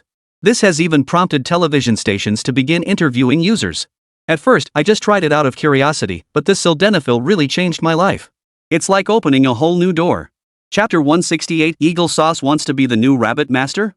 Such testimonials spread like wildfire across the internet, igniting a frenzy of demand. In major pharmaceutical trading markets, shipments of sildenafil from the East were snapped up the moment they hit the shelves. Pharmaceutical agents argued fiercely, each desperate to secure more supply. Outside the warehouse, trucks waiting to pick up shipments formed a long line. Drivers anxiously awaited loading the precious cargo, preparing to transport it to distribution points across various cities. In some underground trading venues, illegal reselling even emerged, driving prices sky high. Yet despite this, countless Eagle Sauce citizens were still willing to pay exorbitant sums to obtain the drug. The entire Eagle Sauce society seemed to be caught up in a frenzy over this miraculous medicine from rabbit. It was like an irresistible vortex of charm, drawing countless people in and leaving them unable to resist. Beyond Eagle Sauce, other nations also cast scorching gazes upon this drug, as intense as the blazing sun. The deepest desires of human nature were swiftly ignited. Once ensnared, escape becomes nearly impossible, an inescapable law of the world. Among these covetous nations, the Eagle Squad personnel displayed particular urgency. After obtaining and testing small quantities through covert channels, these self-proclaimed military powerhouse troops, they had unlocked a new world. Their eyes, once filled with skepticism and disdain, were instantly replaced by shock and craving. This miraculous drug allowed every user to rapidly feel an increase in combat effectiveness, transforming them one by one into formidable warriors charging into the fray. Several prominent pharmaceutical companies within the Eagle Squad, led by seasoned business tycoons who had navigated the commercial seas with cunning and experience, were like sharks sensing blood in the water. They swiftly recognized the immense commercial opportunity it presented. Their eyes, gleaming with greed at the prospect of profit, were eager to embark on a breathtaking gamble. That gamble was placing massive bulk orders with the rabbit government. On one hand, these pharmaceutical giants were utterly astonished and curious that the rabbit nation could develop such drugs. They couldn't fathom how a nation so recently established could possess such advanced pharmaceutical R&D capabilities. In their minds, rabbit was likely still grappling with basic healthcare challenges. Yet the reality before them delivered a crushing blow. On the other hand, they couldn't help but admire rabbit from the bottom of their hearts. Not only did this nation possess sufficient financial resources to support such high-cost, high-difficulty drug development, but it had also gathered such outstanding pharmaceutical talent to create this miraculous medicine. Even more astonishing was Rabbit's ability to promote this drug on a large scale, both domestically and internationally, a feat they considered nothing short of incredible. After all, the current market for 3 non-drugs was unprecedented, harboring enormous profits. This inevitably made them set their sights on Rabbit. They fully exploited their unshakable advantage in international pharmaceutical trade, employing intricate sales tactics. Amidst the ravenous demand for this drug across nations, they effortlessly reaped the mouth-watering intermediary profits. In their blueprint, this was to be a once-in-a-lifetime deal, one that would make their wealth snowball. Before long, these American pharmaceutical giants, acting under official guidance, and the Rabbit Pharmaceutical Factory. Soon, as a leading domestic pharmaceutical enterprise, Red Star Pharmaceutical Factory was the first to receive the collaboration proposal. Upon receiving the news, Red Star Pharmaceutical swiftly convened a high-level meeting. Lin Feng sat at the head of the conference table, his expression grave as he surveyed the senior executives. A tense atmosphere filled the room. Everyone understood that while this appeared to be a tremendous opportunity, the interests and international relations involved were incredibly complex.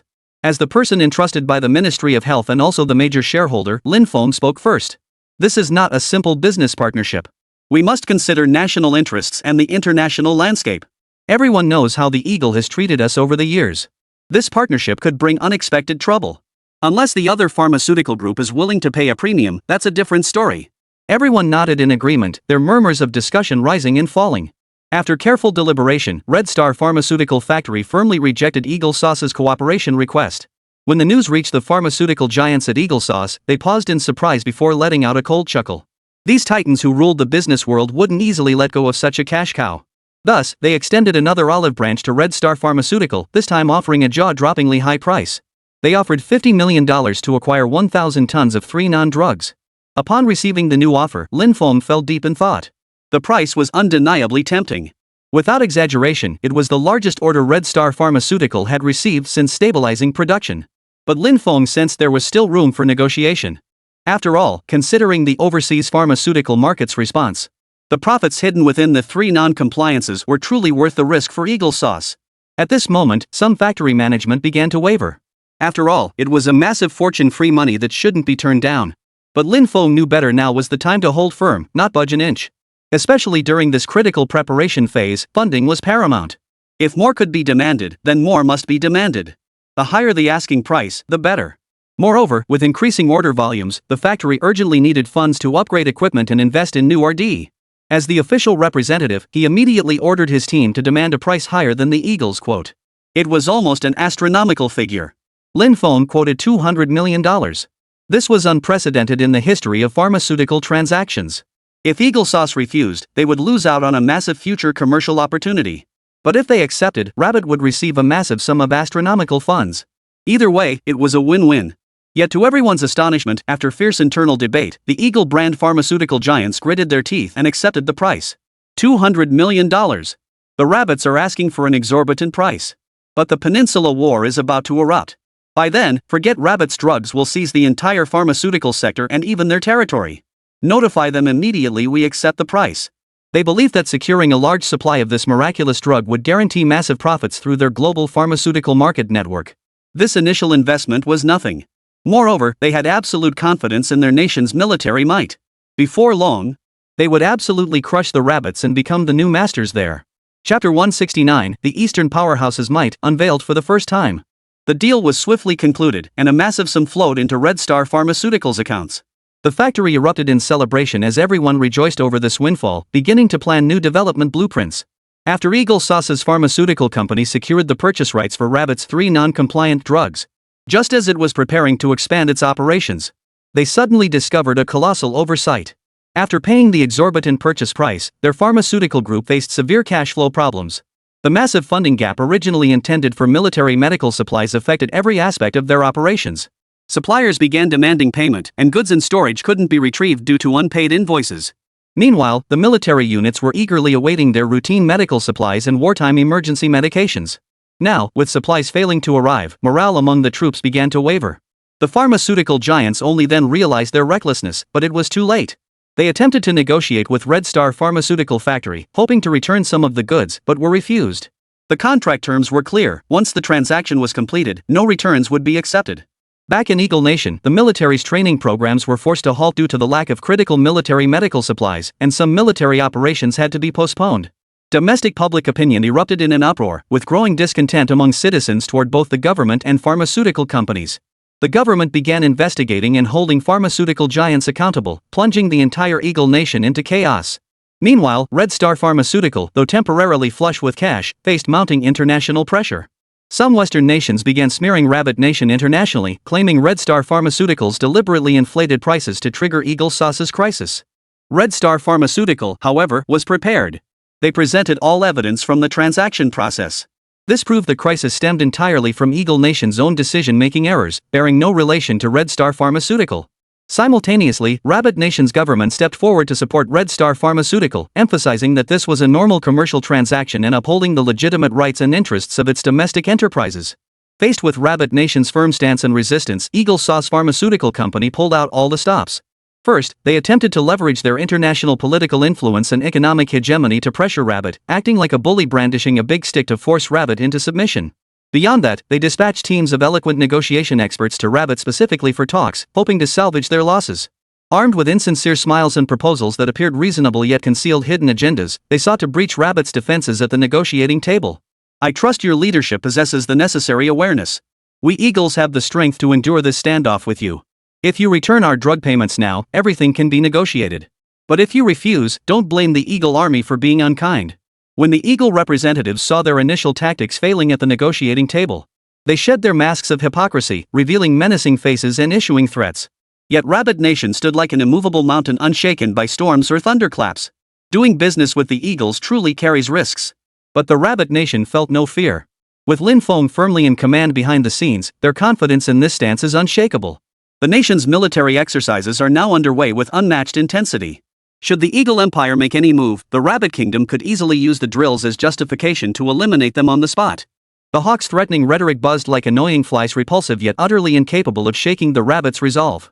The Rabbit faction remained composed, their gaze fixed and unwavering on their opponents, as if observing a troop of unreasonable clowns. Just then, a deafening roar erupted outside the window, like rolling spring thunder exploding on the horizon. Immediately after, the sky filled with the relentless, continuous crack of artillery shells. This was not the call to arms, but the Rabbit Kingdom's ongoing military exercises. Shell after shell shot skyward like dragons emerging from the sea, streaking across the azure sky, leaving white trails in their wake as they roared toward predetermined targets in the distance. Each explosion sent massive plumes of dust into the air, the earth trembling beneath them, as if showcasing Rabbit Kingdom's formidable military might to the world. The Eagle Sauce pharmaceutical reps turned pale at this sudden spectacle. Their previously arrogant expressions froze instantly, replaced by terror and disbelief. The thunderous shell impacts pounded their hearts like heavy hammers. For the first time, they felt the hidden might of this Eastern superpower and its raw, visceral intensity. They knew that if they issued any further defiant warnings, they might not even make it back to their own country. The atmosphere in the negotiation room grew exceptionally tense. You Americans are a great power, that's the world's consensus. As a great power, you must act like one. Breaching a contract signed in black and white is prohibited under international law. Moreover, the efficacy of our Red Star Pharmaceuticals drugs is already evident. You stand to gain substantial profits. There's no need for such elaborate maneuvers that damage the friendship between our two nations. The Rabbit faction representative remained as steady as a rock, only a faint smile playing at the corners of his mouth. His words carried weight with effortless grace, deflecting heavy blows with feather-like precision. The sarcasm was palpable.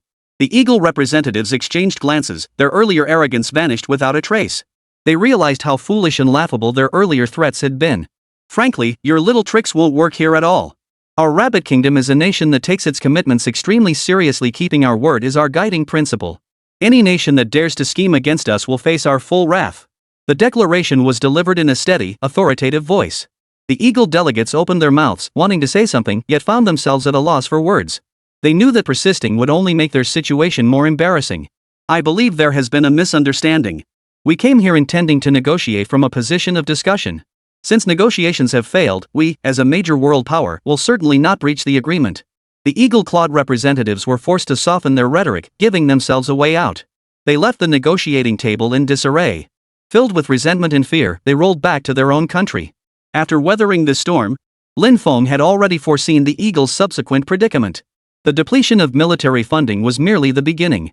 More problems would pile up in the days ahead. The real show was only just beginning. Following this turmoil, the nation's leadership had come to realize that Eagle Sauce was nothing more than a paper tiger. As long as they remained sufficiently strong, the Eagle Diva would dare not launch a forced invasion. Yet simultaneously, the Rabbit Nation's government closely monitors international developments, ever prepared to counter any potential Eagle's retaliation and safeguard the dignity and interests of both nation and enterprise.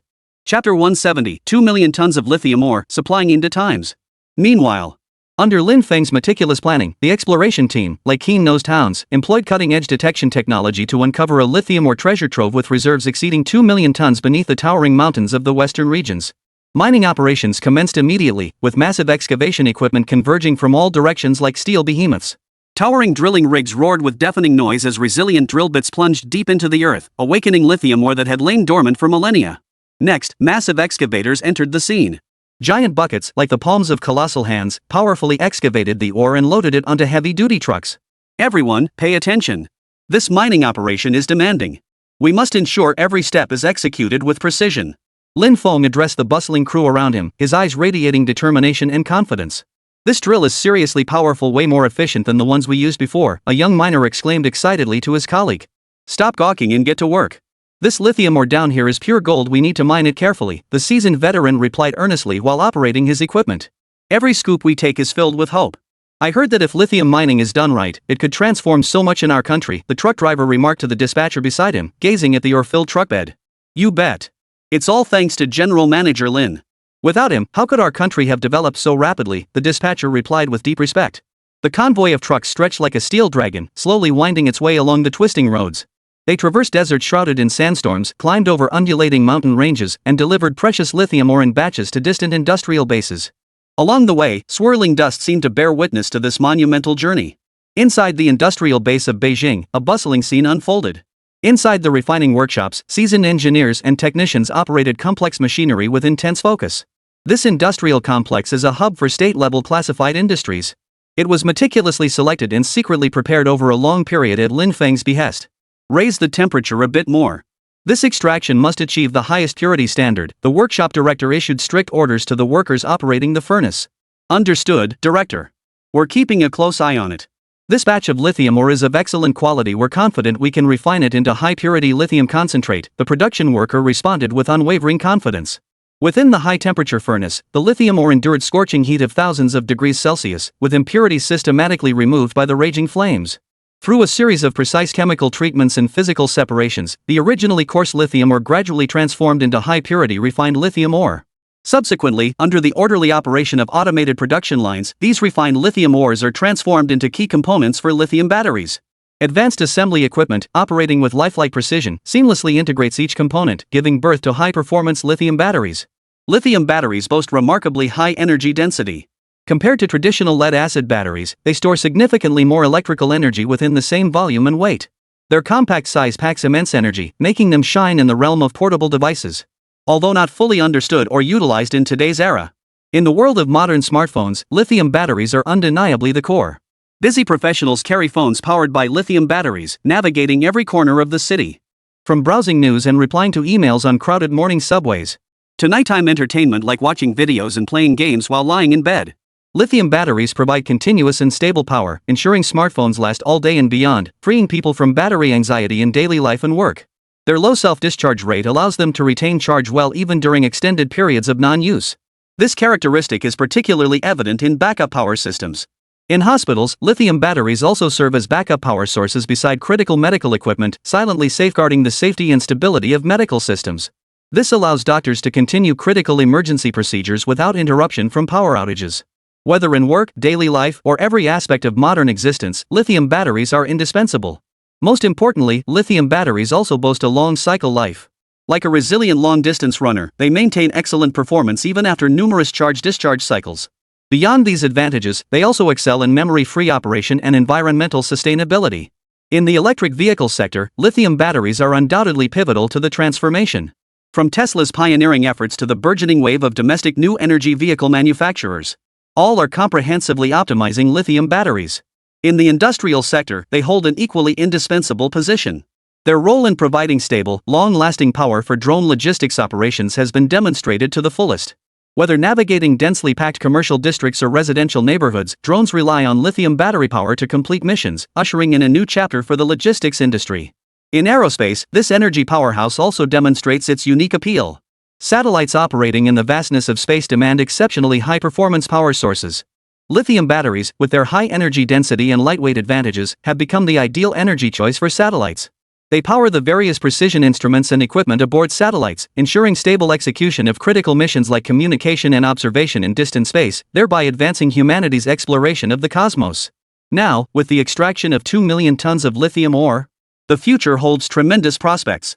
However, constrained by the limitations of the era, Lin Feng swiftly focused his attention on a particular company. He then opened the enigmatic double door. On the other side of the door lay the eager anticipation of Inditimes, a domestic battery giant. Mr. Lin, you're truly a godsend. We've been struggling with lithium ore resources. The head of Inditimes clasped Lin Feng's hand firmly. This batch of lithium ore is of exceptional quality. I hope our collaboration will be fruitful and contribute significantly to our nation's battery industry. The large quantity of premium lithium ore carefully selected by Lin Feng for this trip now appeared in Inditimes' warehouse.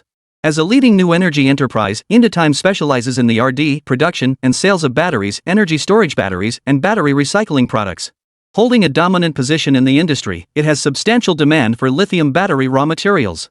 However, constrained by market supply, shortages have persisted. This unexpected shipment of lithium ore arrived like a godsend, bringing boundless hope and opportunity to Inditimes. Chapter 171, Peninsula War Escalates, Acceleration Imperative.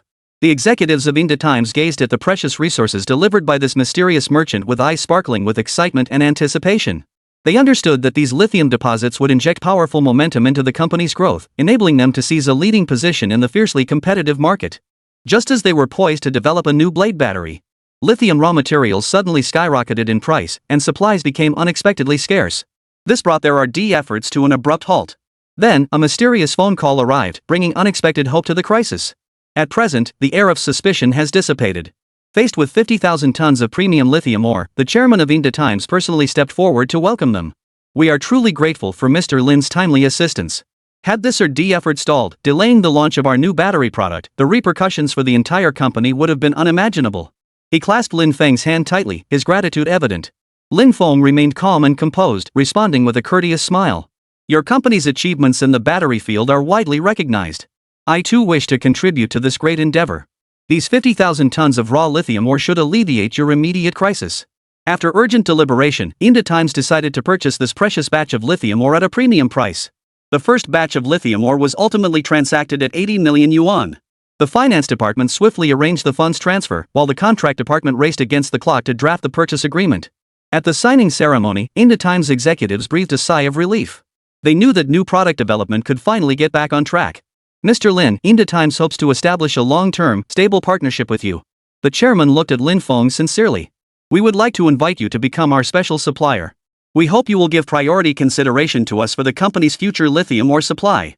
Lin Feng nodded slightly, pleased with this unexpected surprise. I greatly admire Indatime's vision and capabilities. It is my honor to become a special supplier. I hope that throughout our future collaboration, whether in quality control or price negotiations, we can maintain fairness, impartiality, and transparency. That goes without saying. Indatimes has always adhered to the principle of integrity in business. The chairman quickly added, to demonstrate our sincerity, we are willing to offer you the most reasonable pricing assessment. Furthermore, in our subsequent collaboration, we can jointly establish a rigorous quality inspection system to ensure every batch of lithium ore meets our high standards.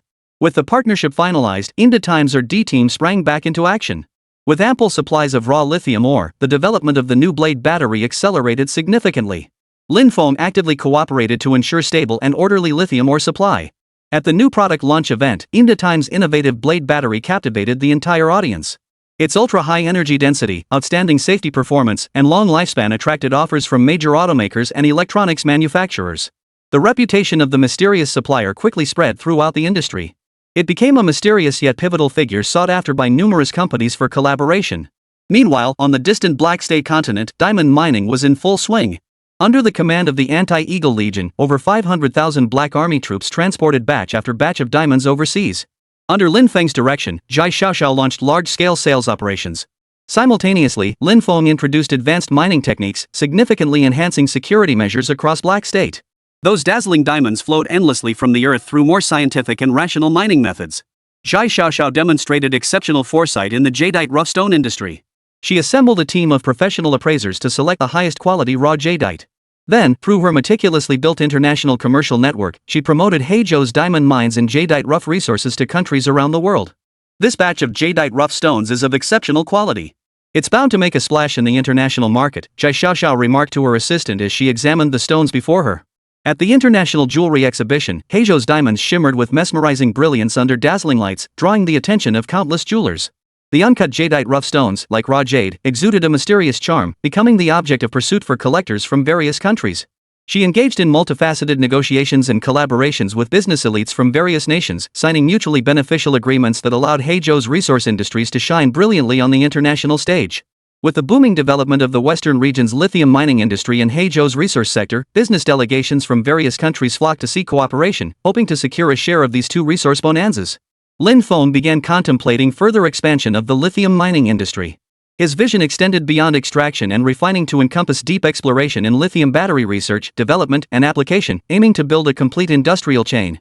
He and his research team worked day and night, exploring new lithium battery technologies to reduce costs while increasing energy density and lifespan. We aim to make our lithium batteries the most advanced globally. This requires everyone to step up their efforts, Lin Feng encouraged his team during a research meeting. As Lin Feng deepened his strategic in the lithium battery industry and Heizhou's resource sector, wealth flowed toward him like a tidal wave. He understood that in this ever-changing global landscape, formidable strength was the key to safeguarding both personal and national interests. After securing substantial profits, Lin Feng began secretly planning a major operation. Soon, the Peninsula War loomed on the horizon. He had to act swiftly and accelerate the process. Leveraging his extensive network and resources, he initiated covert contacts with nations and organizations possessing advanced heavy weaponry technologies. These included arms manufacturers such as the Bear, the Second Bear, Persia, and the John Cow. After arduous negotiations and mediation, Lin Feng successfully secured a series of procurement agreements. These weapons included the latest air defense systems, advanced main battle tanks, high-performance armed helicopters, and other cutting-edge tools for modern warfare.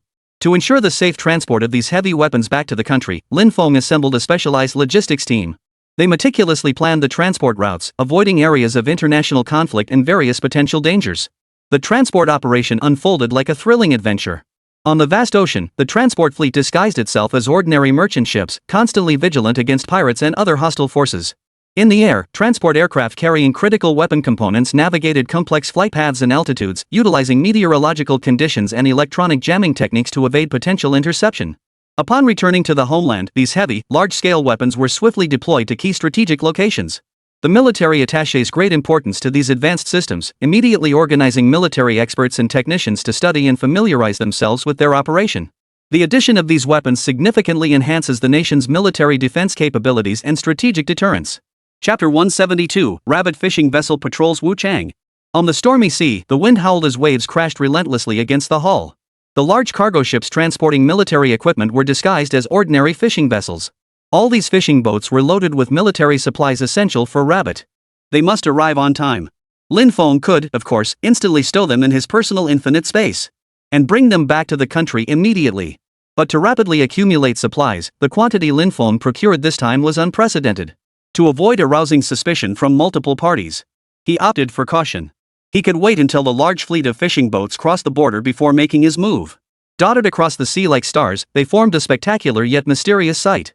These vessels, appearing as fishing boats on the surface, but were in fact specially modified vessels capable of concealing vast quantities of cargo. With ingenious camouflage, they traversed the waters between nations. The rapid rise of Eagle's economic and military power, coupled with its formidable industrial capacity, provided the Allied forces with vast quantities of weapons, equipment, and supplies.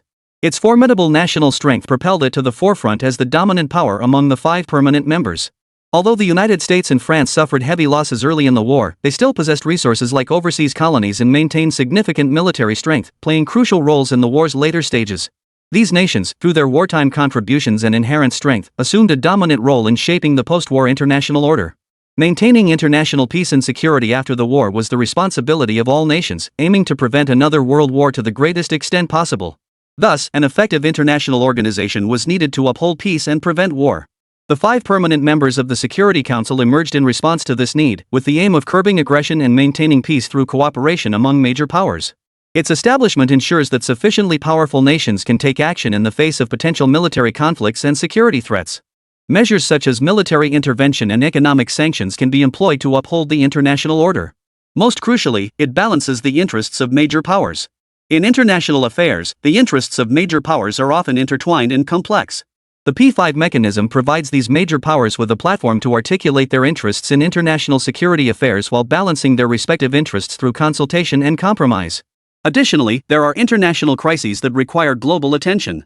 Since the end of the war, various international crises have emerged one after another, such as regional conflicts, ethnic tensions, and nuclear weapons proliferation. The 5 permanent members, with their combined political, military, and economic strength, possess the capability and resources to address these complex crises. Beyond these factors, advancing international cooperation and rulemaking is also crucial. Therefore, the 5 permanent members are of paramount importance to the entire Blue Star. At this very moment, the atmosphere within the Security Council chamber at the United Nations was as tense as a bowstring about to snap. The representatives from various nations wore solemn expressions, their eyes brimming with confusion and wariness. The Eagle Nation representative frowned, tapping the table as he declared, "What the hell are those rabbit ships up to? Do they really think this poses a threat to us? It's laughable." The American representative chimed in, "Yeah, they're just fishing boats. Maybe they lost their way and wandered into waters they shouldn't have." The Gallic Rooster representative frowned slightly, musing, "I don't think it's that simple. Rabbits are known for their cunning. We can't afford to be complacent. The course of these fishing boats looks like they're patrolling the 5 permanent members?" The Bear representative stared intently at the intelligence reports, expressing astonishment at this brother nation. When had the rabbit grown so powerful and audacious? After all, their nation had always relied on the Bear Nation's sponsorship. Now, it seemed they had truly underestimated the rabbits. The sheer number of vessels on the surveillance screen, moving with such precision and order, could not be coincidental. This must be premeditated. Yet no intelligence had been obtained beforehand. Combining this with the rabbit's previous unusual activities, the Eagle launched a focused investigation. Back in Rabbit's homeland, the military command center was ablaze with lights. Generals were meticulously deploying every detail of the exercise. This exercise is a crucial opportunity to demonstrate our strength to the world. We must ensure it goes flawlessly. For years, we've endured suppression from certain hegemonic powers. This time, we'll make them understand we possess the capability to defend our own interests. Precisely. We've prepared for this operation for years. With Linguisher's assistance, every step from developing new weapons to formulating strategies and tactics embodies the dedication of countless researchers and soldiers. The generals voiced their deployment strategies. Meanwhile, Eagle Nation vessels conducting maritime reconnaissance witnessed a startling discovery. Through advanced detection equipment, they glimpsed a corner of the weaponry concealed beneath a fishing vessel. It was a new missile launch system whose technological sophistication and ingenious design far exceeded their wildest expectations. The commander of the Eagle Nation vessel stared wide-eyed, his face frozen in disbelief. This can't be possible. When did the rabbits acquire such advanced equipment? The news swiftly reached the Eagle Nation, plunging the entire country into shock. Military experts exchanged stunned glances, their former mockery and contempt vanishing, replaced by deep concern. Upon learning the news, nations like the United States and France were equally stunned. News outlets worldwide reported this astonishing discovery, sending shockwaves through the international community. Nations that had once dismissed rabbits began reassessing the Eastern powerhouse's rise in the military sphere. They even realized that the global military landscape might be on the verge of a major shift due to the rabbits' actions. Military exercises within rabbits' borders intensified, with new main battle tanks charging like steel behemoths, their formidable firepower and exceptional mobility striking fear into enemy ranks. High-performance armed helicopters circled the skies, demonstrating extraordinary combat range and striking precision. Air defense systems form a dense net, safeguarding the nation's airspace. At this moment, the fishing boat incident began to escalate. Lin Feng, of course, noticed this, but he had no intention of having the fishing boat evade. Now that the nation had grown increasingly powerful and possessed its own formidable military capabilities, revealing a hint of its strength might not be a bad idea. It could even serve as a warning to adversaries. He now harbored immense confidence in the future development of Rabbit. Through multiple strategic deployments, the cash flow at his disposal had grown immense enough to underpin half a nation's finances. Especially the massive funds from the Dark Society, now entirely at his disposal. Beyond injecting capital into modern rabbit financial markets, he could also allocate a portion to support the motherland of the 1950s. In other words, it's essentially a zero-cost acquisition. Chapter 173, A Nation's Hero, Undeservedly So. This major military operation that sent shockwaves abroad. Under Lin Feng's guidance and support, the event was an overwhelming success. He was now universally regarded as a national hero. The nation's leadership highly commended his foresight and patriotic spirit, bestowing upon him special honors. The brightly lit Grand Hall was filled with a solemn and dignified atmosphere permeating every corner. Today marked the National Hero Award ceremony for Lin Feng. Elites from all walks of life, military and political dignitaries, and invited representatives of the public were seated in orderly rows. On the podium, a golden trophy, the highest honor bestowed upon a hero, stood surrounded by bouquets of flowers. Centered on the stage, a large portrait displayed Lin Feng's resolute countenance. Beneath it, a red silk cloth draped over a mysterious and solemn certificate of honor. As stirring music filled the air, Lin Feng strode onto the stage in a crisp national uniform, his chest adorned with medals, his steps firm and resolute. His posture stood tall as a pine tree, his eyes radiating fearlessness and loyalty. The entire audience rose to their feet, erupting in thunderous applause. Despite the fervent and solemn atmosphere, no filming or recording was permitted. This measure was taken to ensure Lin Feng's absolute safety. He had now become a figure shrouded in state secrecy. Absolutely no mishaps or leaks could be tolerated. All key attendees had signed confidentiality agreements and were bound by the nation's strictest protocols. The slightest breach would spell utter ruin. After the stirring national anthem played, the chief stepped forward, a smile on his face and eyes brimming with admiration for Lin Feng. He clasped Lin Feng's hand firmly, expressing his gratitude. Lin Feng, you are the pride of our nation. In our nation's darkest hour, you stepped forward and earned immortal glory for our country and its people. Your heroic deeds will forever be etched in the annals of our nation's history. Lin Feng saluted slightly, his voice loud and resolute. This is my duty as a soldier. Whenever our nation and people require it, I will defend our dignity and interests at any cost. At that moment, the trophy and certificate were solemnly presented to Lin Feng. This honor is well deserved. You are a model for all our citizens, and your spirit will inspire generations of our people. At that moment, thunderous applause erupted. Many eyes welled up with tears of emotion, respect for the hero, and pride that the nation possessed such a great hero. The warmth of the award ceremony had barely faded when a news story that shook the world exploded like a bombshell across the globe. Large fleets of rabbit fishing vessels appeared patrolling near the waters of Wuchang Nation. This news swiftly dominated headlines across international media. In the Black House conference room, President Eagle frowned as he studied the intelligence report, addressing his advisors. What exactly are these rabbits fishing boats up to? This is no simple fishing operation, there must be a larger scheme behind it. The advisors nodded in agreement and began urgently discussing countermeasures. At the Prime Minister's residence, John Bull convened an urgent meeting with grave expression. We must discern the rabbits' intentions behind this move. It could significantly impact our maritime strategic deployment. Meanwhile, on a television program, a military expert from the Bear Nation began his analysis. While these rabbit actions appear sudden, they are actually the inevitable manifestation of their enhanced comprehensive national power. This indicates new strategic thinking and positioning in their maritime strategy. But these changes have passed us bears by unnoticed. Could it be they harbor resentment toward our nation? Meanwhile, on the streets of Gaul, crowds gathered around newsstands, poring over the front-page headlines and buzzing with discussion. The rabbits have changed so dramatically in recent years. Could these actions alter the global landscape? A young man asked doubtfully. An elderly man beside him replied thoughtfully, perhaps the global balance of power is undergoing subtle shifts. We must reassess this Eastern superpower. The entire world was watching the rabbits, trying to understand what profound changes had occurred in this once underestimated nation. Meanwhile, Lin Feng never slowed his progress. He channeled a portion of his earnings into military research and development. Additionally, through collaboration with domestic research institutions, we aim to achieve breakthroughs in independent weapons development, reducing reliance on foreign technology. This will enable the nation to develop more robust autonomous capabilities in the military sphere. He understood that the world situation was unpredictable and ever-changing, and that the nation needed stronger military power to defend its sovereignty and interests. Deep within his secret military base, Lin Feng gathered with a group of top military strategists and scientific experts. In the vast operations conference room, the lighting was dim, with only the flickering map on the projector illuminating their solemn faces. Today, Rabbit has achieved full military digitization, far surpassing major world powers. Walls were covered with intelligence reports and military deployment charts, the air thick with tension and solemnity. Lin Feng stood at the front of the room, his gaze piercing as he scanned each person present. His voice was deep and commanding as he declared, "Comrades, the current international situation is complex and volatile.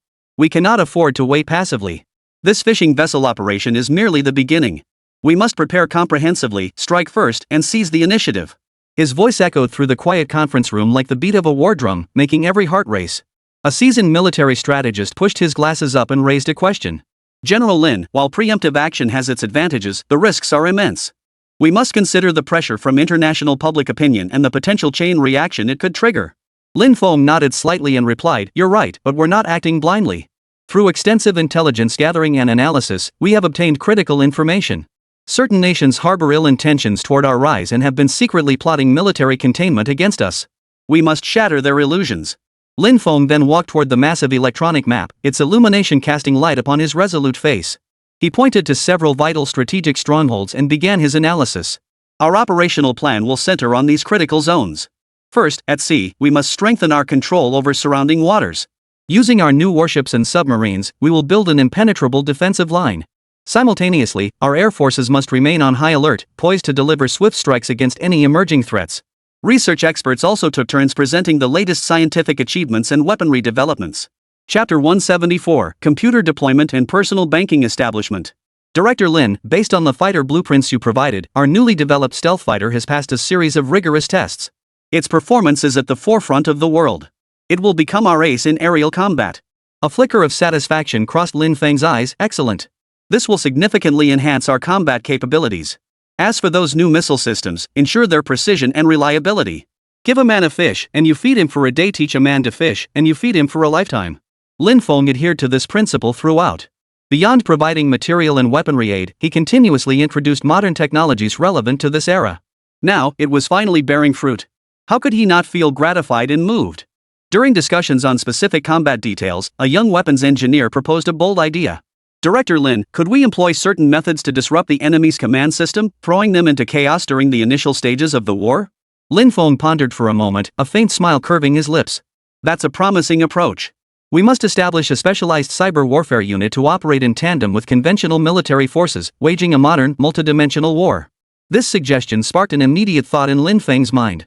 Lin Feng immediately resolved to accelerate the advancement of cyber information technology and introduce modern communication networks domestically. The nationwide power grid had already been successfully completed. Combined with his mastery of network technology, the integration of computer equipment was imperative. Though people of this era did not yet grasp the immense potential of the internet. But he believed that in the not-too-distant future, they would undoubtedly applaud and cheer for his decision today. Procuring computers in bulk was straightforward in the modern era. Soon, under Lin Feng's initiative, the first batch of computer equipment was carefully transported into the operations department. These machines, commonplace to modern eyes, appeared to the people of the 1950s as if they had come from another world. When the officers and soldiers of the operations department first laid eyes on those computers with their metallic casings and mysterious flickering lights, their eyes brimmed with curiosity and awe. They were neatly arranged in a specially designated room, and those around them instinctively softened their footsteps, as if afraid of disturbing these wondrous creatures. Lin Feng personally demonstrated the computer's basic operations and functions. As he powered up one machine and the classic lawn pattern lit up the screen, a low murmur of awe rippled through the crowd. The blinking cursor seemed like a key unlocking the door to a new world. He demonstrated how to input simple commands, and the computer swiftly responded with relevant information, causing the officer's eyes to widen in astonishment. A seasoned general leaned closer, pointing at the characters on the screen and asking curiously, "General Lin, how can this thing provide answers so quickly? Is it more capable than our most brilliant staff officers? Lin Feng explained with a smile. It's called an electronic computer, commonly known as a computer. While it lacks human intelligence, it can process vast amounts of information quickly and accurately according to the programs we set. Take intelligence analysis, for instance. Data that used to take days to compile manually might only take it a few hours. This explanation left everyone gasping in awe. In an era where information transmission and processing were relatively slow, the computer's speed seemed almost mythical. And when Lin Feng demonstrated how computers could connect via networks to share information and enable remote collaboration, everyone was profoundly stunned. Previously, communication between the front lines and the rear suffered from delays. The advent of computer networks seemed to transform the entire combat system into a tightly interconnected whole. Soon, computers caused a huge sensation in high-level departments as well. Lin Feng, this national treasure, was simply too mysterious. After all, even the technological powerhouse Eagle Nation was only just beginning to develop its information technology.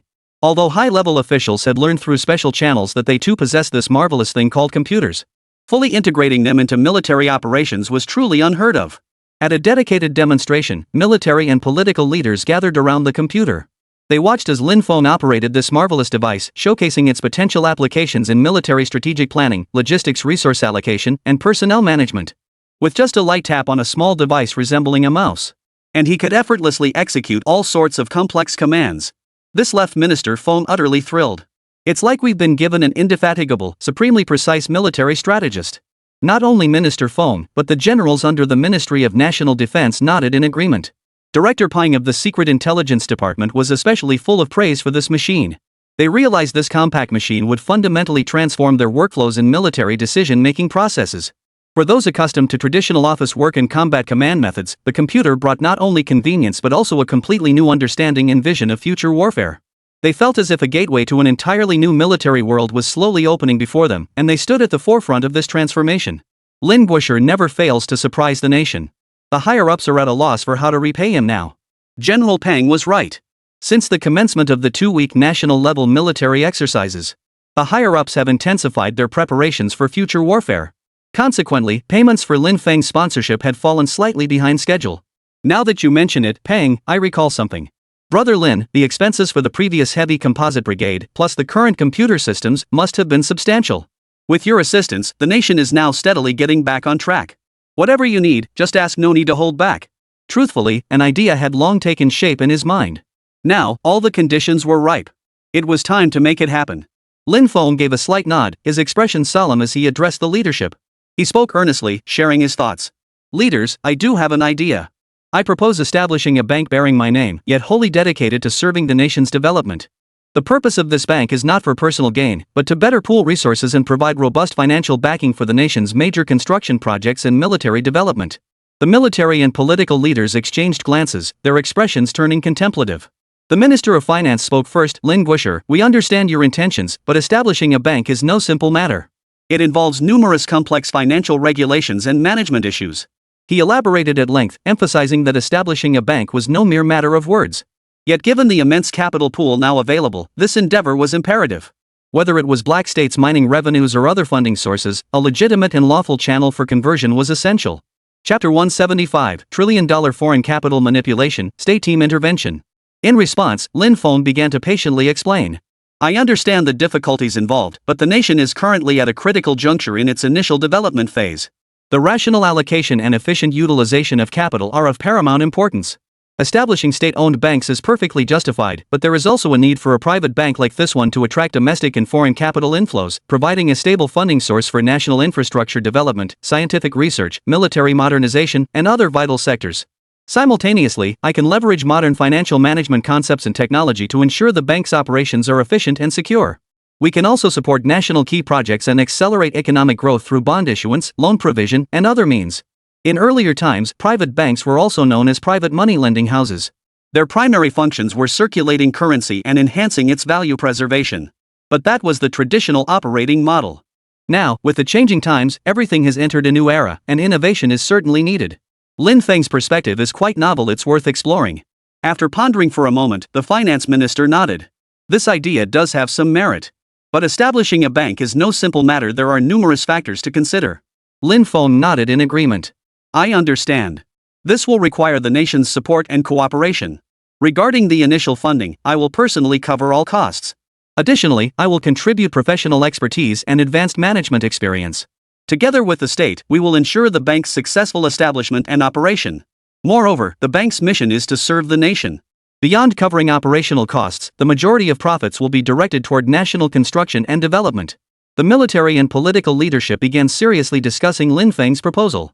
They recognized that during this unique period, innovative financial approaches could present new opportunities for the nation's advancement. After thorough deliberation, the leadership decided to endorse Lin Feng's vision and established a dedicated task force to collaborate with him on the bank's preparatory work. In the days that followed, Lin Feng devoted himself entirely to the preparatory work for the bank. Thanks to Child Corporation's financial institution team, the financial data he obtained was the latest and most up-to-date, representing the absolute cream of the crop within the industry. With advanced financial management systems and technology, coupled with the state's active cooperation in providing policy support and necessary resources, soon, his personal bank would be formally established. At that time, the bank quickly attracted domestic and international capital attention with its efficient services and innovative financial products. The influx of substantial capital will provide powerful momentum for national development, enabling the smooth advancement of key projects. Lin Feng envisioned this personal bank as a vital pillar during a critical phase of the nation's economic development, poised to make significant contributions to its prosperity and strength. Meanwhile, as computers gradually found their way into the operations department and senior leadership offices, more and more people began to appreciate their potential. Young leaders actively learned computer operations, seeking to uncover more application possibilities. Even those old-school military officers who were originally skeptical of new technology began to praise computers after witnessing the efficiency gains they delivered in practice. Across the entire military system, a quiet yet profound transformation began under the influence of computers. After achieving tremendous success in the military field, computer technology rapidly spread across all industries. In industrial production, computer-controlled automated assembly lines dramatically increased production efficiency and product quality. In factories, massive robotic arms methodically completed complex assembly tasks under the precise command of computer programs. The machining precision of each component reached unprecedented levels. Real-time data from the production process feeds back to the central control system, allowing engineers to precisely adjust and optimize the production process via computer. Tasks that once required substantial manpower and time. Now, with the aid of computers, it is not only faster but also significantly reduces the rate of defective products. The field of education has also undergone profound changes due to computers.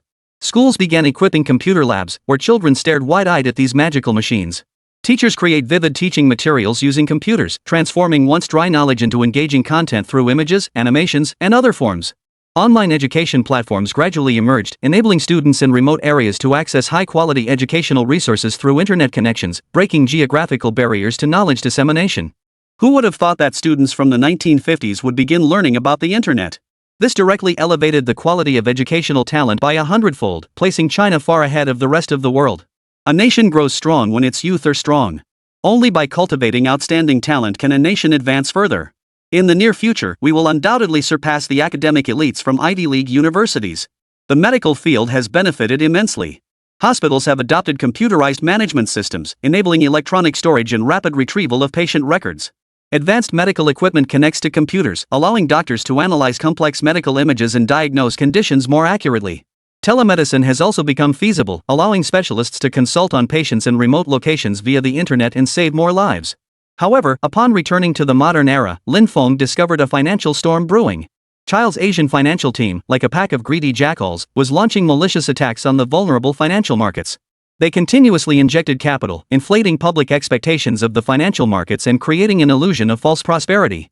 Unaware of the truth, the public was lured by this seemingly rosy outlook and prepared to flood into the market, unaware that they were about to become the prey. The national team detected the anomaly and swiftly mobilized to stabilize the financial landscape. Through a series of policies and measures, they suppressed foreign capital to restore market equilibrium. Lin Feng knew that if he didn't quickly thwart Child's team's scheme, the consequences would be unimaginable. Thus, he decided to take a risk and accelerate the injection of foreign capital, deploying a massive 500 billion yuan in a single move. Simultaneously, Lin Feng assumed the role of a mysterious anonymous tipster. He provided detailed intelligence on the movements of foreign capital to securities executives. Armed with this critical intelligence, the state-backed team swiftly implemented defensive contingency plans.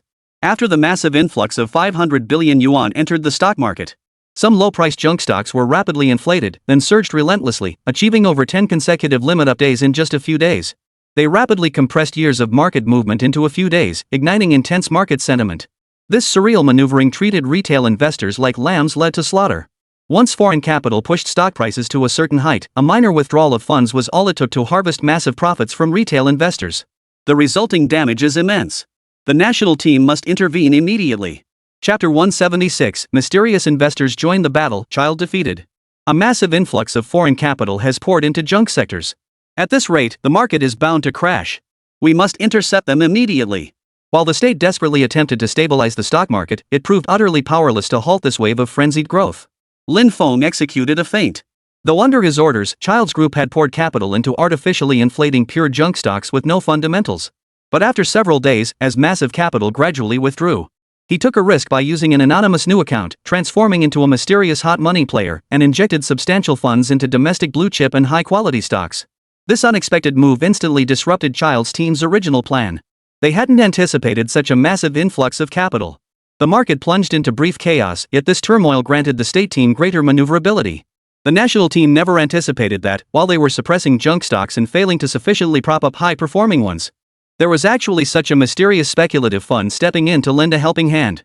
Through a series of intricate and tightly coordinated financial maneuvers, the rabbit market was temporarily stabilized. This decisive intervention instantly thwarted Child's team's scheme, safeguarding the stability of the national financial markets and protecting the wealth of the people. Meanwhile, within the opulent yet secluded Beverly Hills villa, flickering candlelight illuminated the coldly elegant and noble features of Ms. Kelly. Lin Feng, a man with piercing eyes and cunning intelligence, arrived bearing his plan. He knew full well that persuading the powerful Kelly before him would be no easy task. Ms. Kelly, look at the current state of the world. It's ever-changing, like a vast and intricate chessboard. Various factions check and balance each other, yet one force, the rabbit, is rising steadily with immense potential.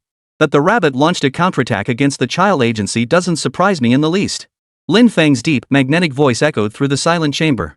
His orchestration had already cost the Child Capital family and the Dark Society a staggering 100 billion. The botched plan had the Dark Society's leaders seething with rage.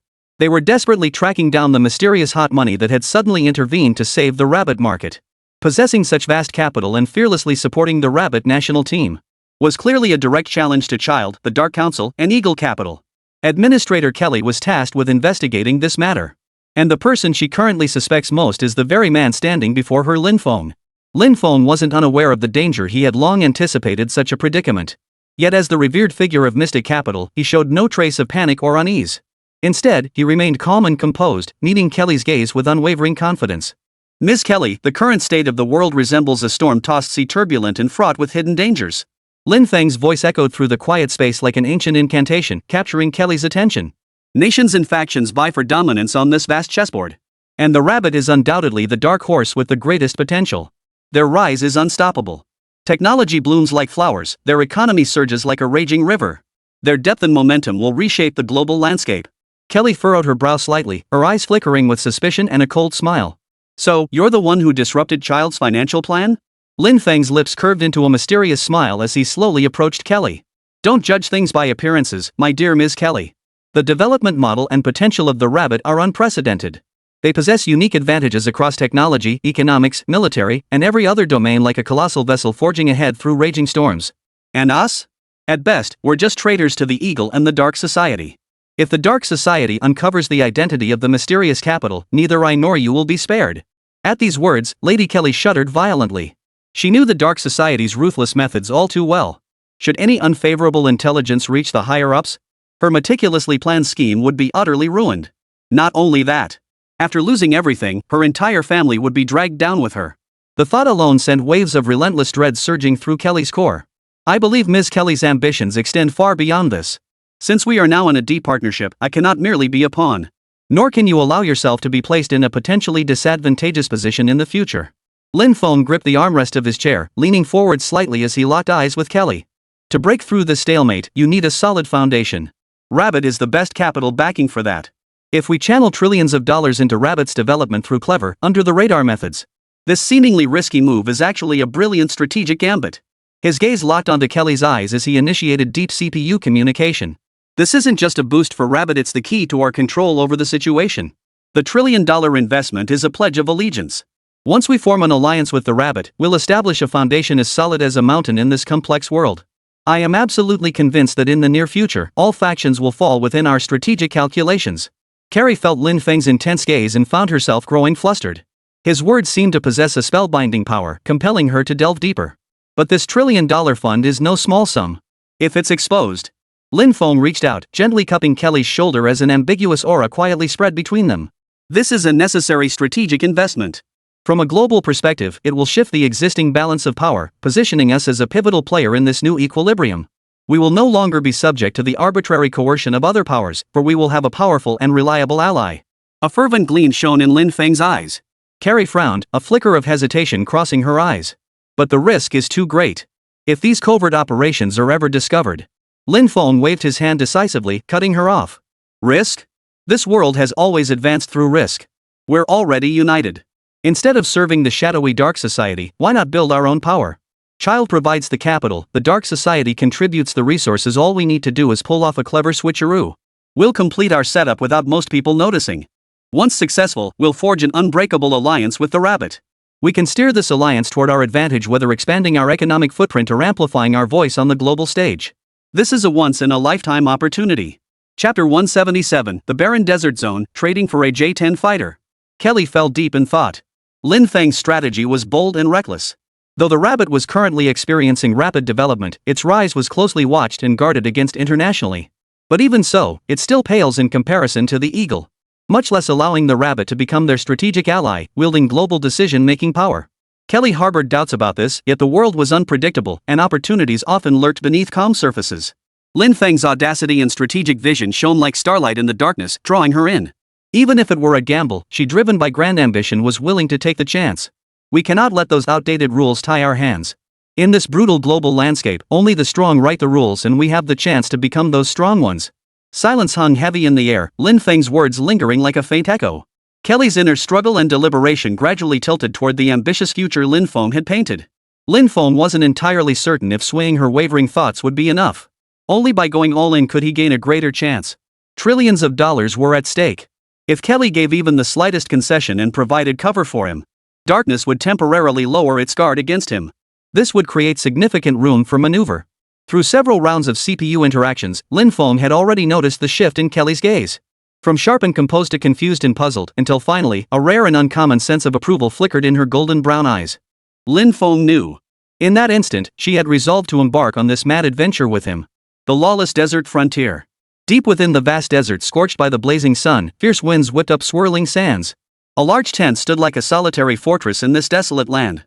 Inside, the flickering yellow light danced erratically in the sandstorm, illuminating a group of arms dealers from across the globe, each wearing a different expression. This is the heart of the underground arms trade, where danger and greed intertwine. And Lin Feng stood right at the eye of this storm. Ever since their last deal with these arms dealers in Ermao Nation, they quickly tasted the rewards. To avoid potential risks and drawing the attention of international authorities, they had simply moved their arms deals to lawless territories. Lin Feng wore a black trench coat and a wide-brimmed hat. Eyes as cold as ice peered out from beneath the brim, scanning his surroundings with piercing intensity. Beside him stood several hired international assassins, each wearing solemn expressions as they vigilantly scanned the surroundings. These are the Type 86 infantry fighting vehicles, Mr. Lin. A scruffy arms dealer explained in broken English, patting the cold, hard armor of an IPV beside him. As you can see, they're all brand new, acquired through legitimate channels. Of course, that was before they became our merchandise. He grinned, revealing a somewhat ingratiating smile. Lin Feng frowned slightly and stepped forward. His hand lightly traced the rough tracks of the IFV, his gaze scrutinizing every detail like that of a predator examining its prey. I want them in peak condition. The slightest flaw could put us all in danger. His voice was deep and commanding, brooking no argument. Rest assured, friend. These IFVs are like brand new brides straight from the factory, pure and flawless. The arms dealer patted his chest in assurance. Lin Feng didn't close the deal immediately. With so much military equipment, he naturally had to inspect each item individually. On the other side of the tent, 200,000 drones were neatly arranged, densely packed across a vast expanse. Their bodies gleamed with metallic sheen under the lights, while the weapons suspended beneath their wings resembled slumbering beasts, awaiting the moment they would be awakened. These drones are top-notch. Another arms dealer approached, his eyes gleaming with greed and satisfaction at the sight of the weapons. They can infiltrate enemy defenses silently and deliver a fatal blow. Whether for reconnaissance or assault, they excel at any mission. Lin Feng crouched down, picked up a drone, and examined its internal structure closely. I need detailed specifications on their range, payload capacity, and control systems. Don't try to pull any tricks with me on this, he said coldly, his tone utterly unapologetic. As the primary financier of these arms dealers, Lin Feng held absolute authority over the selection. Haha, sir, don't misunderstand, we're all professionals here. All the specs are right here. One of the arms dealers eagerly handed over a document, his face plastered with a fawning smile. The specifications were indeed in order. Lin Feng looked up. Not far away, the empty fighter jets were the centerpiece of today's entire transaction. They stood majestically on the makeshift runway outside the camp tents, like kings of the sky. Their massive wings trembled slightly in the wind-blown sand, their sharp noses pointing skyward, as if poised to pierce the clouds at any moment. These fighter jets were sourced from a decommissioned airbase and have undergone our modifications and maintenance, said the arms dealer handling the fighter jet transaction. Their performance will absolutely exceed your expectations. In aerial combat, they are invincible. Lin Feng gazed at the fighter jets, a gleam flashing in his eyes. I need to personally inspect the cockpit and weapon systems immediately, he commanded. During the inspection, the weapons specialist accompanying Lin Feng periodically reported his findings. Boss, everything looks fine so far, but some equipment's serial numbers have been altered. There might be potential issues. Lin Feng's brow furrowed as he turned to issue an ultimatum to the arms dealers. I didn't spend over $1 billion to buy trouble. If these issues aren't resolved, the deal is off. The arms dealers immediately grew tense, crowding around to explain and assure him they would handle it promptly. They pledged to refund half the payment or even the full amount if any problems arose. After tense negotiations and adjustments, finally, Lin Feng nodded in satisfaction. I hope you won't disappoint me. Otherwise, the consequences will be beyond your capacity to handle. With the deal concluded, Lin Feng had another major task to attend to. Across the ocean, in the heartland of the United States, night descended like a heavy black silk drape, enveloping the ancient and solemn John Bull Museum. This building, housing countless historical treasures, appeared serene and mysterious in the night. Yet, a breathtaking operation was unfolding in the shadows. The elite forces of the Warhawk Legion had already silently infiltrated every corner surrounding the museum. Clad in custom black combat gear, they blended seamlessly with the darkness. Each soldier carried the most advanced weapons and gear, their eyes reflecting unwavering resolve and fearlessness. The Long Brothers, the core force of this operation, approached the museum's security perimeter like Black Panthers in the night, agile and stealthy. Chapter 178, Raiding the John Bull Museum. Eldest brother Long Jie whispered into his high-tech earpiece, issuing orders to his two brothers. Second brother, third brother, proceed as planned. Avoid the patrols. Roger that, big brother. Long Ji and Long Yao responded immediately. After introducing a professional mining management system and numerous high-tech devices in Black State, under Lin Feng's guidance, the three brothers had gained new insights into various modern technologies. Long Ji flickered and easily dodged an infrared scan. These foreign security systems aren't all that impressive. Long Yao utilized his climbing skills, swiftly ascending the museum's exterior wall in search of the optimal entry point. Brother, I found a ventilation shaft. We can get in through here. Alright, be careful, Long Jie replied. Once the three Long brothers successfully infiltrated the museum's interior, they were stunned by the dazzling array of treasures before them. This entire floor held their nation's national treasures. Seeing them displayed in glass cases on foreign soil stirred an indescribable feeling. These rare artifacts had all been looted during the Boxer Rebellion by the Eight-Nation Alliance. They represented not only the precious weight of history, but also national pride and the dignity of their homeland. That was why General Lin had issued the order. These national treasures must be brought back to China without exception. To ensure the reliability of the operation and the integrity of the artifacts, Long Jie clipped a miniature camera Lin Feng had given him to his lapel. It recorded the entire journey. Tonight, they would repay them in kind. They would use their own methods against them. They would plunder the renowned John Bull Museum. In the footage, matching the treasure list provided by Lin Feng, numerous national treasures appeared in sequence. A stone pillow engraved with eternal peace for home and country, rectangular in shape, adorned with exquisite yet simple patterns. A Shang Dynasty bronze double ram vessel, featuring two conjoined rams in a unique yet auspicious design. The word sheep is homophonous with auspiciousness, giving it high archaeological and aesthetic value. It is one of the museum's 10 most prized artifacts, with only one known surviving example worldwide. The Western Zhou Dynasty Khan Hogu, looted by capitalists and smuggled overseas, served as an ancient ritual vessel and symbol of authority. It features a square body with a curved belly, a ring foot at the base, horizontal grooves decorating the body, and animal head-shaped handles on both sides. Numerous rubbing plates are found inside the belly. It bears inscriptions chronicling the rebellion and warfare of the Shang people, holding significant historical importance for archaeology. The most renowned examples include the Admonitions of the Court Ladies scroll and the Dunhuang murals. The original Admonitions of the Court Ladies has long been lost. The extant Tang Dynasty copy is widely recognized as the closest representation of the original style and stands as one of the world's earliest scroll paintings. This scroll depicts the daily life and behavioral norms of women in the ancient imperial court, possessing immense artistic value and historical significance. The Dunhuang murals date from the late Tang dynasty and include a large sutra transformation painting and 3 arhat portraits. These murals are well preserved, with vivid colors and dynamic scenes that are truly breathtaking.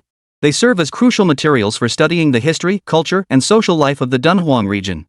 Beyond these, the collection includes Western Zhou Dynasty bronze bells and jade discs, Tang Dynasty tomb figurines, the Yuan Dynasty blue and white porcelain de wide vase, a white marble Umatba Buddha statue, and the Qianlong era complete map of the unified territory of the Great Qing Dynasty for 10,000 years. Though these national treasures are exquisite and magnificent, exuding an extraordinary aura and atmosphere, they never forgot their mission. After finishing the video recording, Long Jia began preparing for action. The trio exchanged a knowing glance and swiftly drew specialized tools from their belts. These tools, specially developed by Lin Feng for this operation, could open display cases without triggering alarms. Moreover, before taking action, Lin Feng had already instructed the Sky Hacker team to infiltrate the John Bull Museum's surveillance system. Thus, this moment presented an ideal opportunity as easy as taking candy from a baby. Longji moved with agile precision to the display case housing the Western Zhou bronze bell. With practiced skill, he manipulated the tools, unlocking the mechanism in mere seconds. He carefully lifted the bronze bell, its ancient aura enveloping him like a lament for its tragic journey across oceans. Long Yao moved toward the jade disc, which emitted a soft, gentle glow. He held his breath, carefully removing the jade disc and placing it securely into a specially designed protective pouch. Within half an hour, the vast majority of the national treasures had been safely secured for their return to China. Meanwhile, outside the museum, the War Eagle Corps had already begun their operation. Using high-tech equipment, they jammed nearby communications and surveillance systems while skillfully evading patrolling police forces. The newly appointed commander bore the codename Falcon. For this overseas treasure retrieval operation, Lin Feng's command objective was to repatriate all national treasures stolen by capitalist nations worldwide at zero cost. Mr. Lin's style and patriotic resolve had always been sharp and decisive. His subordinates couldn't help but respect him. They were utterly convinced, bowing in complete admiration. He reported to Long Jia via the encrypted channel walkie-talkie. "Boss Long, the perimeter is secured. We've bought you 2 hours." Long Jia responded, "Copy that. Ensure absolute security." Inside the museum, the Long brothers methodically collected the national treasures according to their checklist. Long Jia carefully lifted the Tang Dynasty tomb figurines. These clay figures seemed like envoys emerging from the river of history, bearing the splendor of the Tang Dynasty. He handled the Yuan Dynasty blue and white porcelain vase, the Great Vanderbilt vase, with particular care. Its exquisite blue and white patterns shimmered under the lights, as if thrilled at the prospect of returning to its homeland. Once all the national treasures were safely secured, Long Jia double-checked the camera footage to ensure every artifact had been documented. They arrived at the pre-arranged evacuation point. There, the War Eagle Legion had prepared specialized transport vehicles for them. These vehicles could evade conventional detection methods. Whoa! Just as they were preparing to depart, the museum's alarm suddenly blared. It turned out the backup security system at the John Bull Museum had been triggered. Long Jia frowned and whispered, "Speed up." Long Ji and Long Yao swiftly loaded the national treasures onto the transport vehicle, while Long Jia set up several jamming devices around them to delay the enemy's pursuit. The transport vehicle roared to life and shot toward the exit like an arrow released from its bowstring. The John Bull military reacted swiftly, dispatching helicopters and armored vehicles to intercept them. However, the War Eagle Legion was prepared. All weapons and equipment employed stealth technology. Even airborne radar couldn't detect them. Even if accidentally intercepted by the John Bull forces, their formidable, foolproof weaponry could instantly annihilate the enemy. After the Warhawk Legion's snipers precisely struck the critical components of the enemy helicopters, achieving a perfect surprise attack, the Long brothers immediately boarded the rendezvous cargo ship. Once aboard, the national treasure was securely stowed in a specially designed compartment. The ship swiftly set sail, vanishing into the vast night. Chapter 179, Secret Investigation. Who exactly is Anonymous? Late at night, the side door of the National Museum opened silently amid the stillness.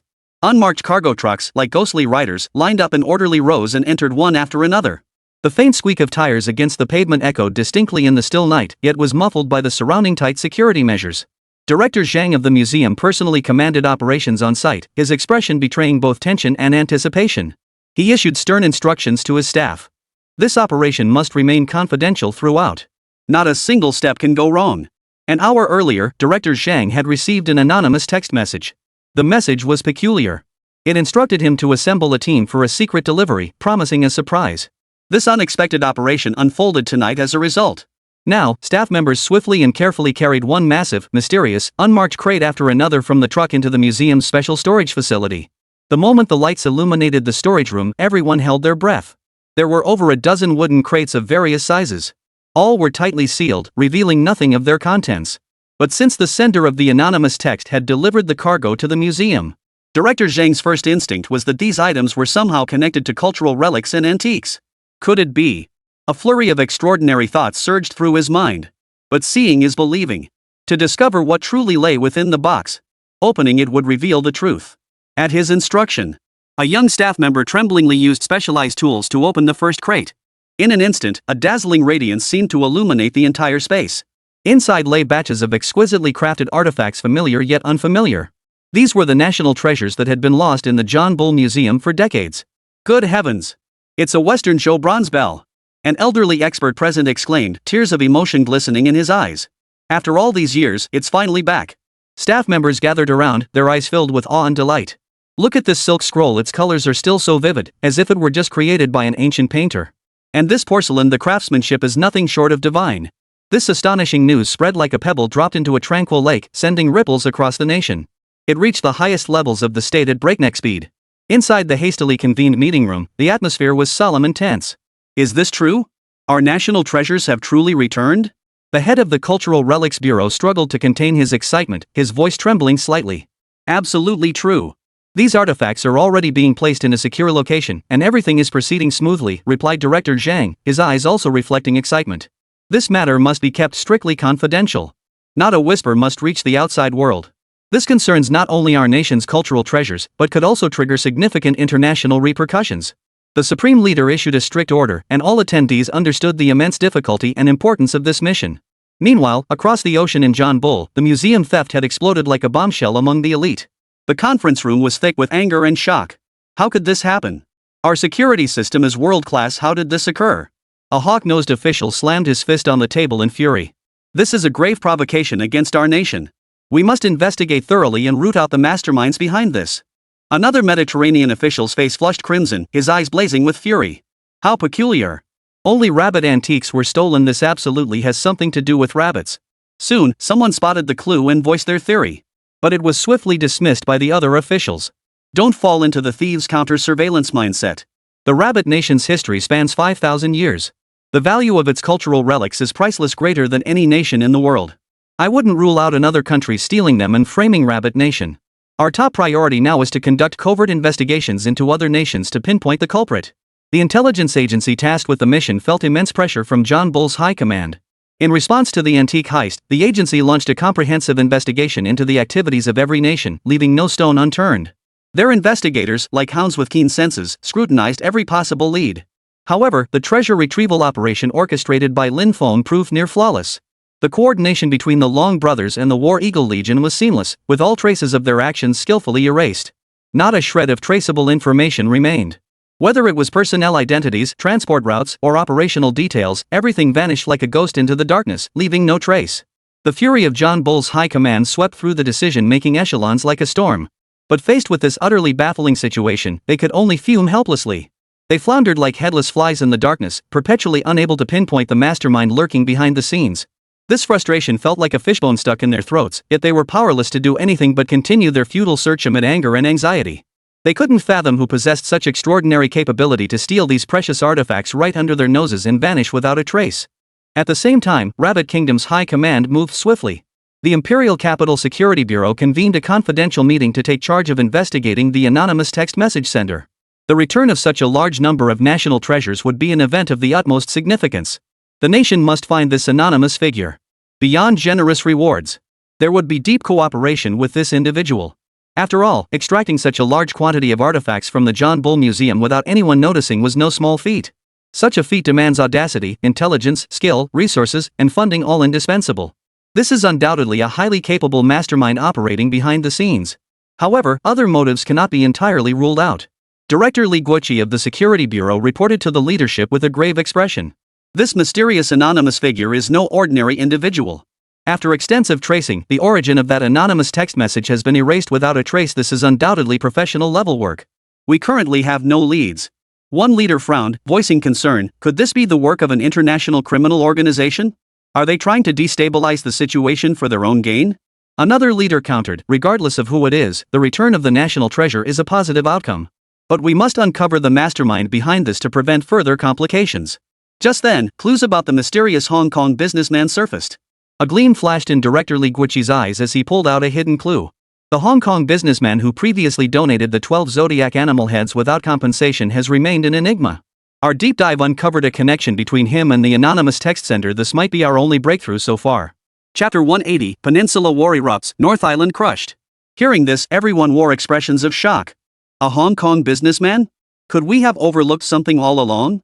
If there's a connection, could the Hong Kong businessman who donated the animal heads and the anonymous text sender be the same person? The Security Bureau swiftly established a special investigation team. Employing cutting-edge high-tech surveillance methods, they gathered intelligence on the Hong Kong businessman from every available channel. During the investigation, a young detective named Zhang excitedly made a discovery. Director Li, look. Here's a lead. There were unusual financial transactions around the time the Hong Kong businessman donated the animal heads. Moreover, these funds appear to be linked to certain mysterious overseas accounts.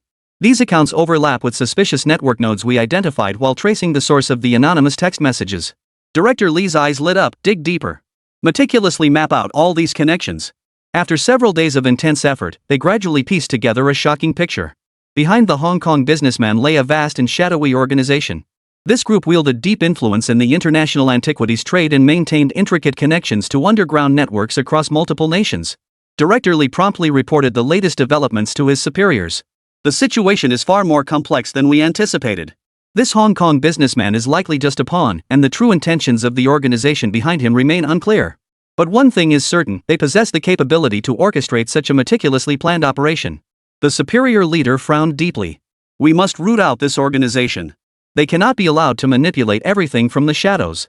Simultaneously, we must strengthen protection of national treasures to prevent further schemes. Among the public, rumors were spreading like wildfire within the cultural and collecting circles. Have you heard? Something big seems to be happening lately, and it feels connected to cultural relics. I've heard too. Some speculate that a national treasure might be about to surface. These rumors caught the attention of certain individuals with ulterior motives. Among them are international antiquities smuggling syndicates. They began stirring in the shadows, seeking any opportunity to exploit the situation. Meanwhile, back in John Bull's camp, the conference room remained a scene of chaos and fury. The hawk-nosed official roared, "After all this time, still not a single lead? What the hell are you intelligence agencies doing?" The Mediterranean official roared back, "Those stolen artifacts are crucial to us. Find them."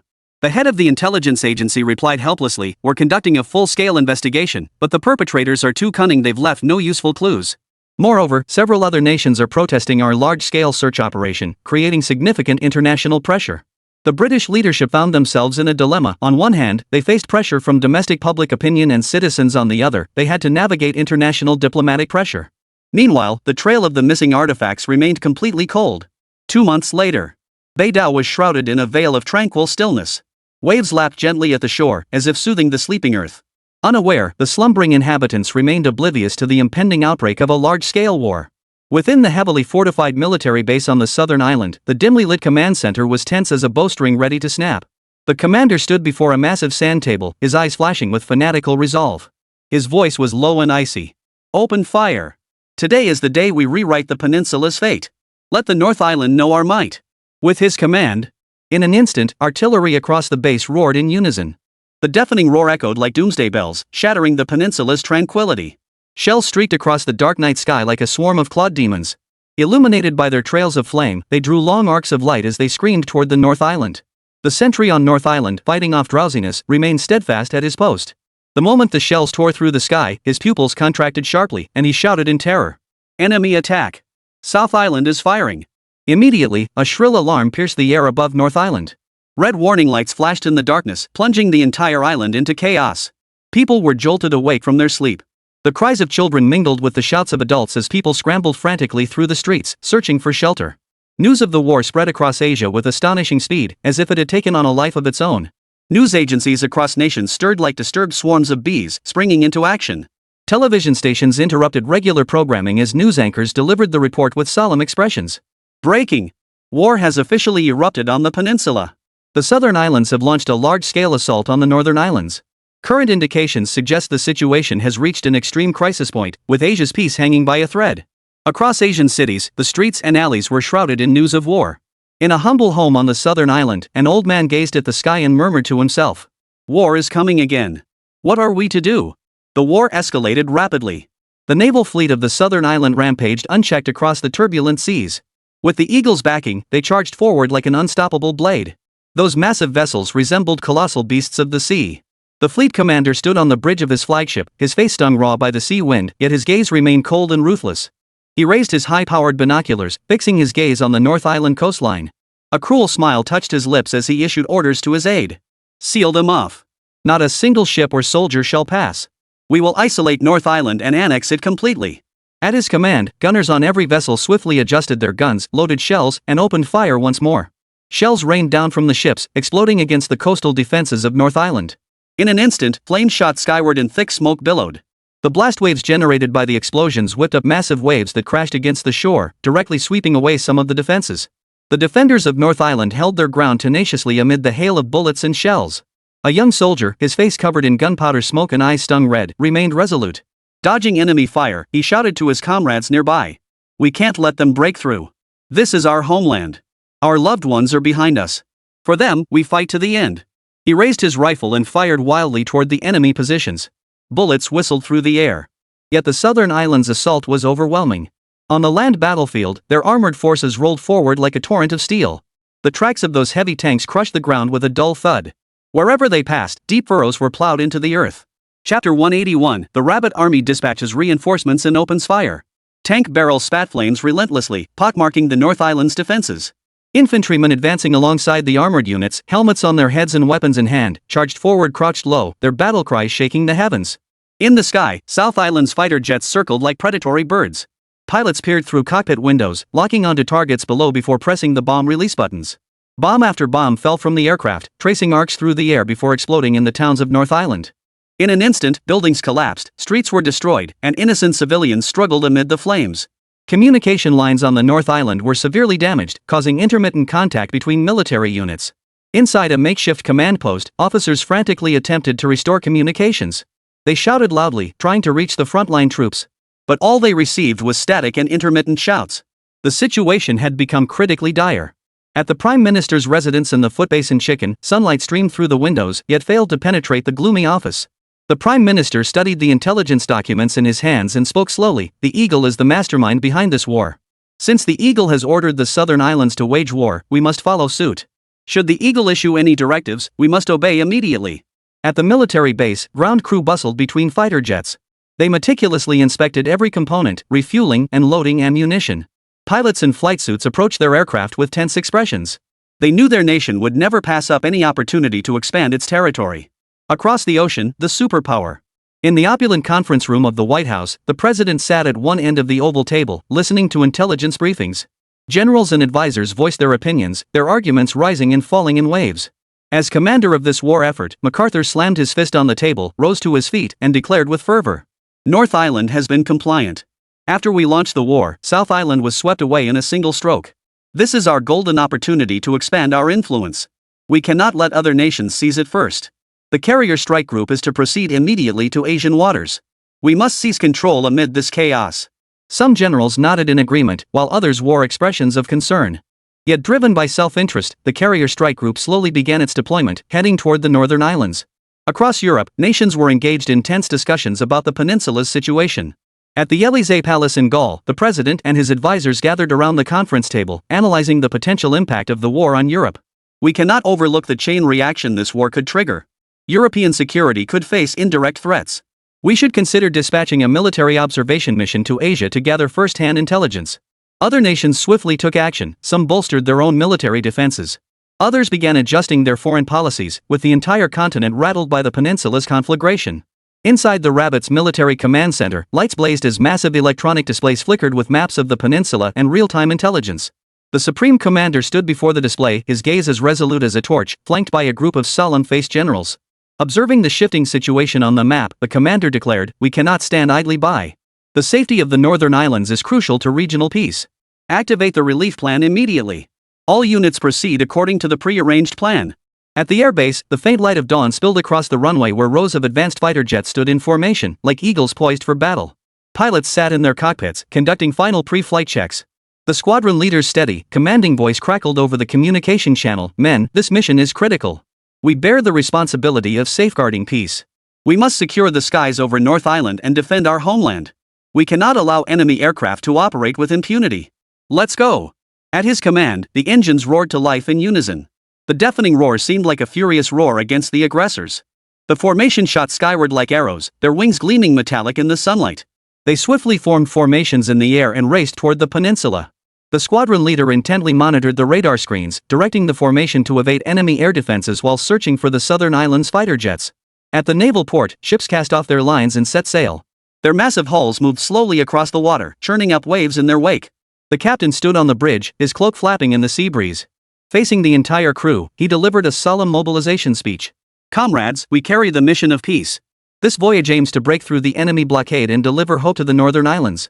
We shall show the enemy that the forces of justice cannot be stopped. Prepare immediately. Full speed ahead. The vessel plowed through the waves. Upon encountering the naval blockade forces of South Island, a fierce naval battle erupted. The Rabbit Navy's vessels, equipped with advanced radar and fire control systems, locked onto targets with precision. Gun barrels roared as shells streaked across the sea like meteors, striking Southern Island's vessels with deadly accuracy. Explosions sent massive columns of water skyward. Some Southern Island vessels were struck directly and burst into flames, while others rocked violently from the impact and began scrambling to evade. At the Army's border camp, elite troops stood in formation. The soldiers, clad in camouflage combat uniforms and equipped with state-of-the-art gear, bore eyes burning with the hunger for battle. Minister Foam stood atop a platform, raising his arm and roaring. We are the Army of Justice. To safeguard peace, we fight across borders. Behind us stands the trust of our motherland and its people, before us lies the atrocities of the aggressors. We will show the aggressors our might. The soldiers roared in unison, for peace. Kill. With soaring morale, they advanced toward the heart of the peninsula's conflict aboard armored personnel carriers and helicopters. During their march, they encountered resistance from small enemy units. On the smoke-filled battlefield of the peninsula, the flames of war raged like demons across the land. The Southern Island forces had believed their initial surprise attack and military superiority would swiftly bring the Northern Island to its knees. Yet they never imagined that the Rabbit Army's intervention would strike like a heavy hammer, shattering their illusions and completely altering the course of the war. When the Rabbit Army's air squadron streaked across the sky like silver lightning, the air defense radar station on the Southern Island was filled with the blaring of alarms. The radar operator shouted in terror, "Sir, multiple unidentified objects are approaching at high speed. They're moving too fast. We've never seen anything like this before." Chapter 182, Eagle Squad deploys, full firepower. The commander on the South Island stared wide-eyed, rushing over to fix his gaze on the radar screen. Staring at the dense cluster of rapidly approaching blips, he was overcome with disbelief. What is this? How could they have such a massive and fast-moving air force? It's impossible. His voice trembled slightly as beads of sweat formed on his forehead. Before he could recover from the shock, the Rabbit Army's J-7 fighter squadron materialized like ghostly apparitions within the Southern Island Force's field of vision. Their sci-fi-like, razor-sharp silhouettes gleamed with an eerie sheen under the sunlight, their advanced stealth coatings making them appear like ghosts from the future. Panic-stricken shouts erupted over the South Island pilots' communication channels. My God, what are those? They just appeared out of nowhere. The South Island's ground air defense units also descended into chaos, scrambling to enter combat mode. Quick! Lock on and fire. Yet their air defense missiles proved clumsy and ineffective against the Rabbit Army's advanced fighters. The Rabbit Army fighters executed dazzling maneuvers in the sky with super-agile performance, effortlessly breaching the Southern Island's porous air defense network. The Rabbit Army fighter squadron leader calmly issued orders over the communication channel. All teams, maintain formation. Prepare to engage enemy aerial targets. Upon entering the attack range, the captain gave the command again. Fire! The air-to-air missiles launched by the Rabbit Army fighter jets, equipped with advanced guidance systems, streaked toward their targets trailing long plumes of flame. The South Island fighters scrambled to intercept, but against the Rabbit Army's advanced aircraft, they resembled clumsy old crows. A terrified South Island pilot tried every maneuver he knew, but it was all for naught. I can't shake it off. It's like it's glued to me. Before he could finish speaking, a missile struck his fighter jet with pinpoint accuracy, instantly turning it into a fiery ball plummeting through the sky.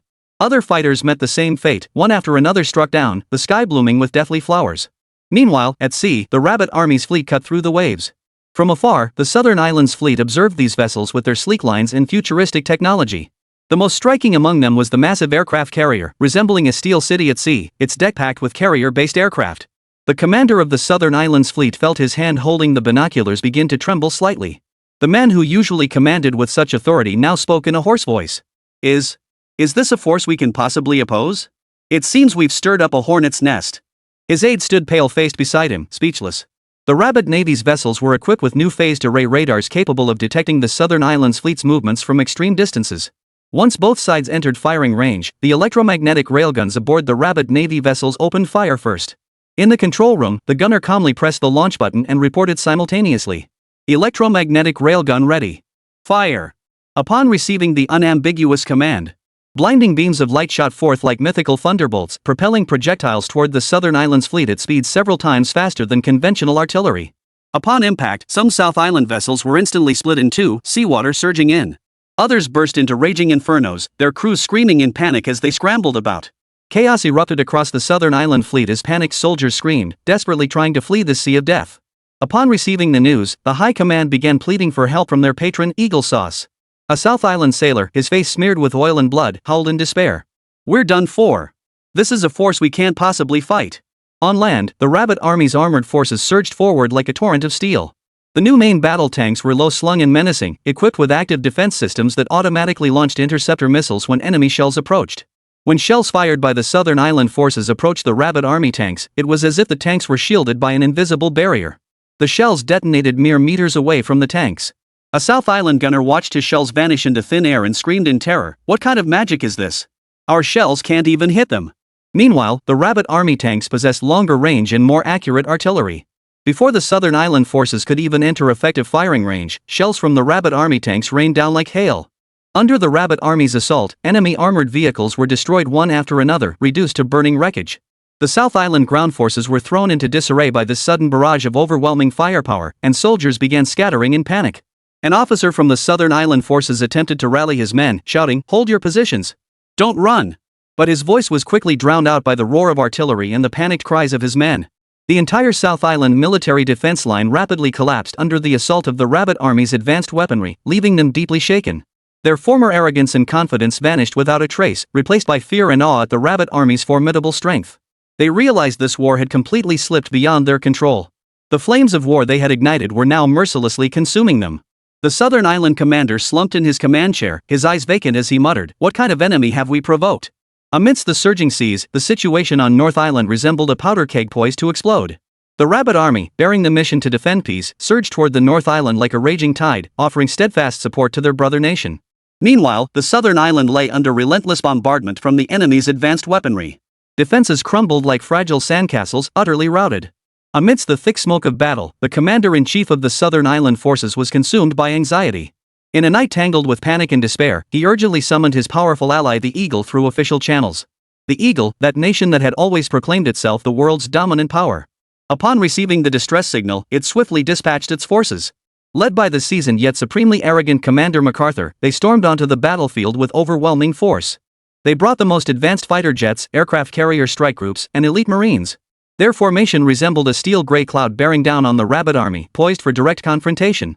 When Eagle's forces arrived at the battlefield, standing in the carrier's command bridge, MacArthur watched the Rabbit Army grow clearer in the distance through his binoculars, a faint, contemptuous smile curling his lips. Poof. Just a bunch of rabbits. What tricks could they possibly pull?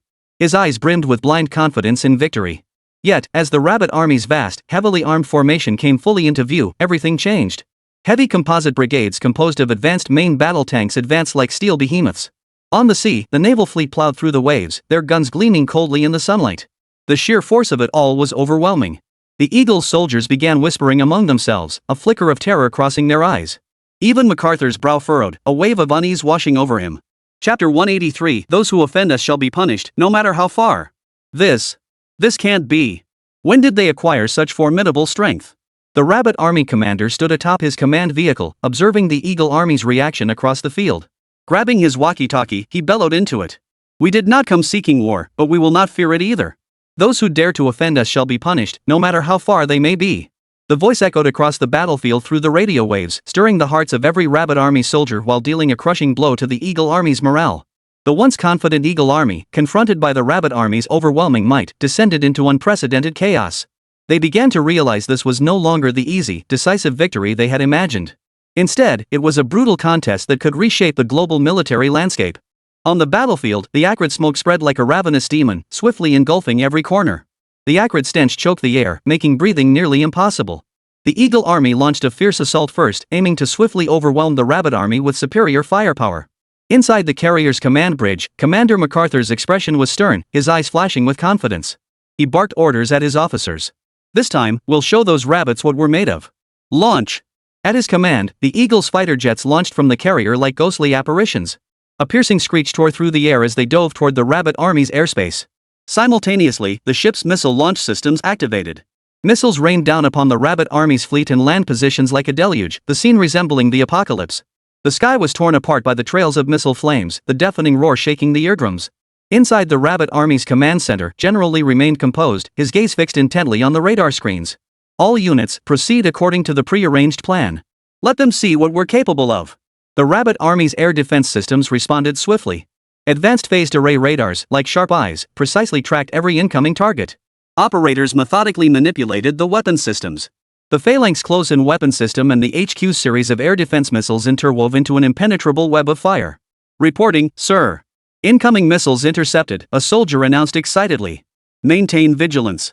The enemy won't give up easily," General Lee responded.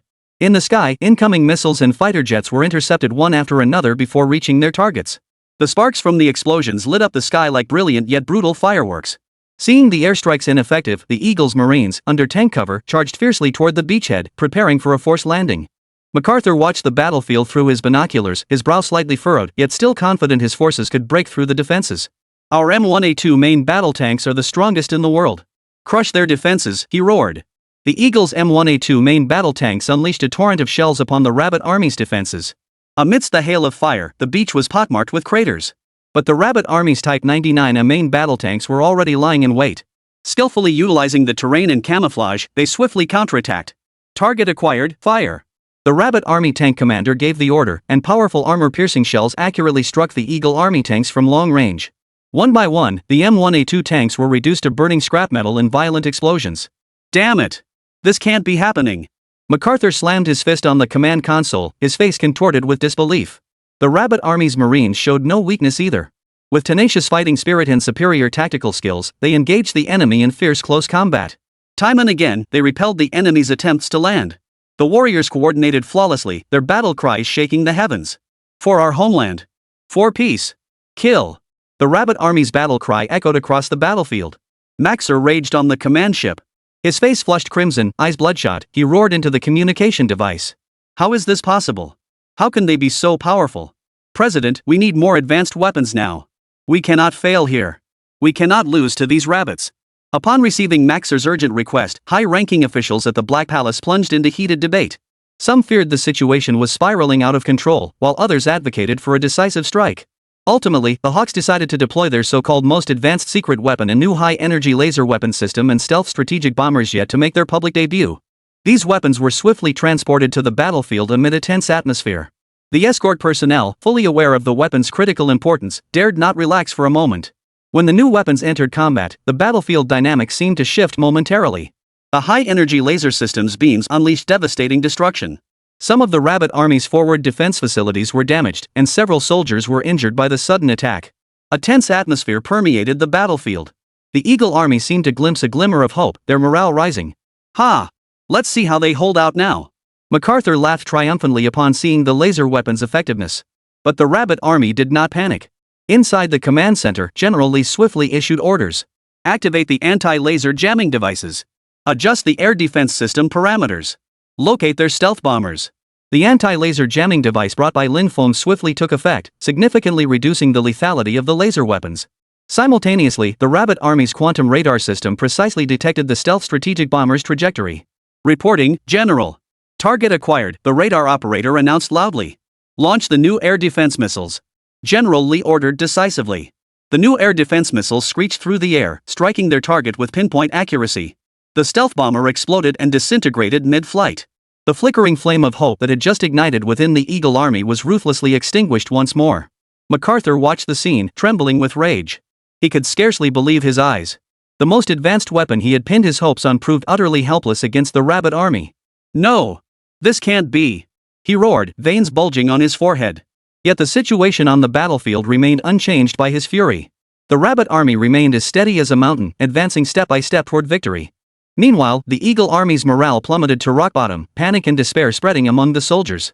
They began to realize the outcome of this battle might far exceed their expectations. As the Eagle Army's morale was temporarily crushed. In the capital's official residence on the northern island, Lin Feng was strategizing for the upcoming battles. Seated beside him were North Island's supreme leader and a group of generals. Minister Feng was also present among them. Chapter 184, The Supreme Commander Takes Personal Command. As part of the military cooperation between the two nations, as a national-level figure, Lin Feng, with Minister Feng's full backing, naturally assumed the role of Supreme Commander for the peninsula's situation. His previous concealment of identity had been to better orchestrate the peninsula campaign. Now that war had arrived, such concealment was no longer necessary. He stood tall and erect before the sand table.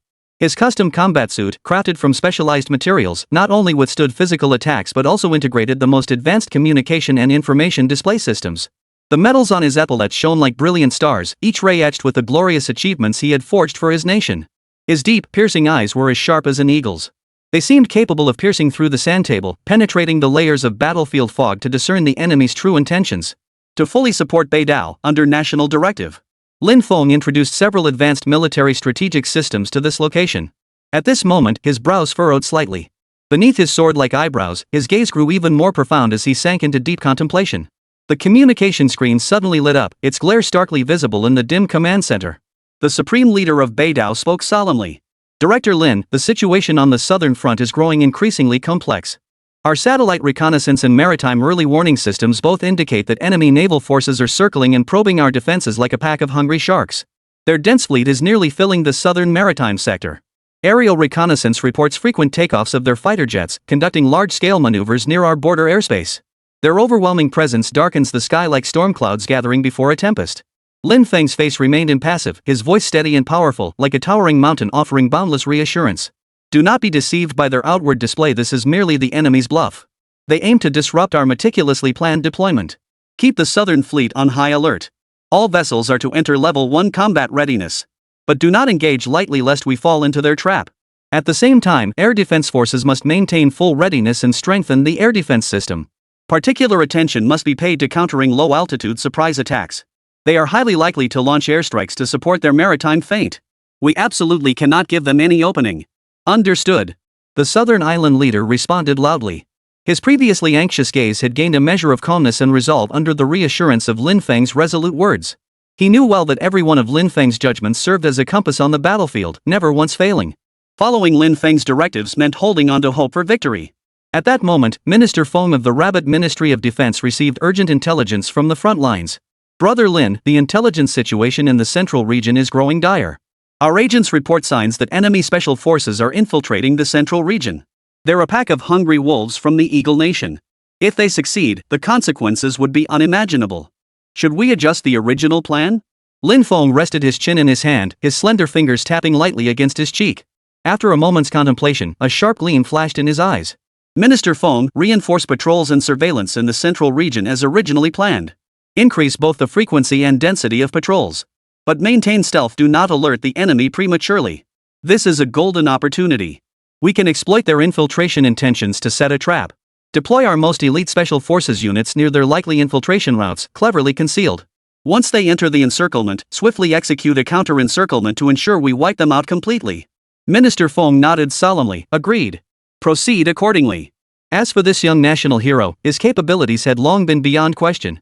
Lin Feng's lips curved into a faint, confident smile. That smile seemed to dispel the tense gloom within the command center. Beidao is our nation's steel bastion along the border. It must be impregnable, leaving them no way to breach it. I have deployed multiple layers of defenses in the surrounding waters, like solid walls.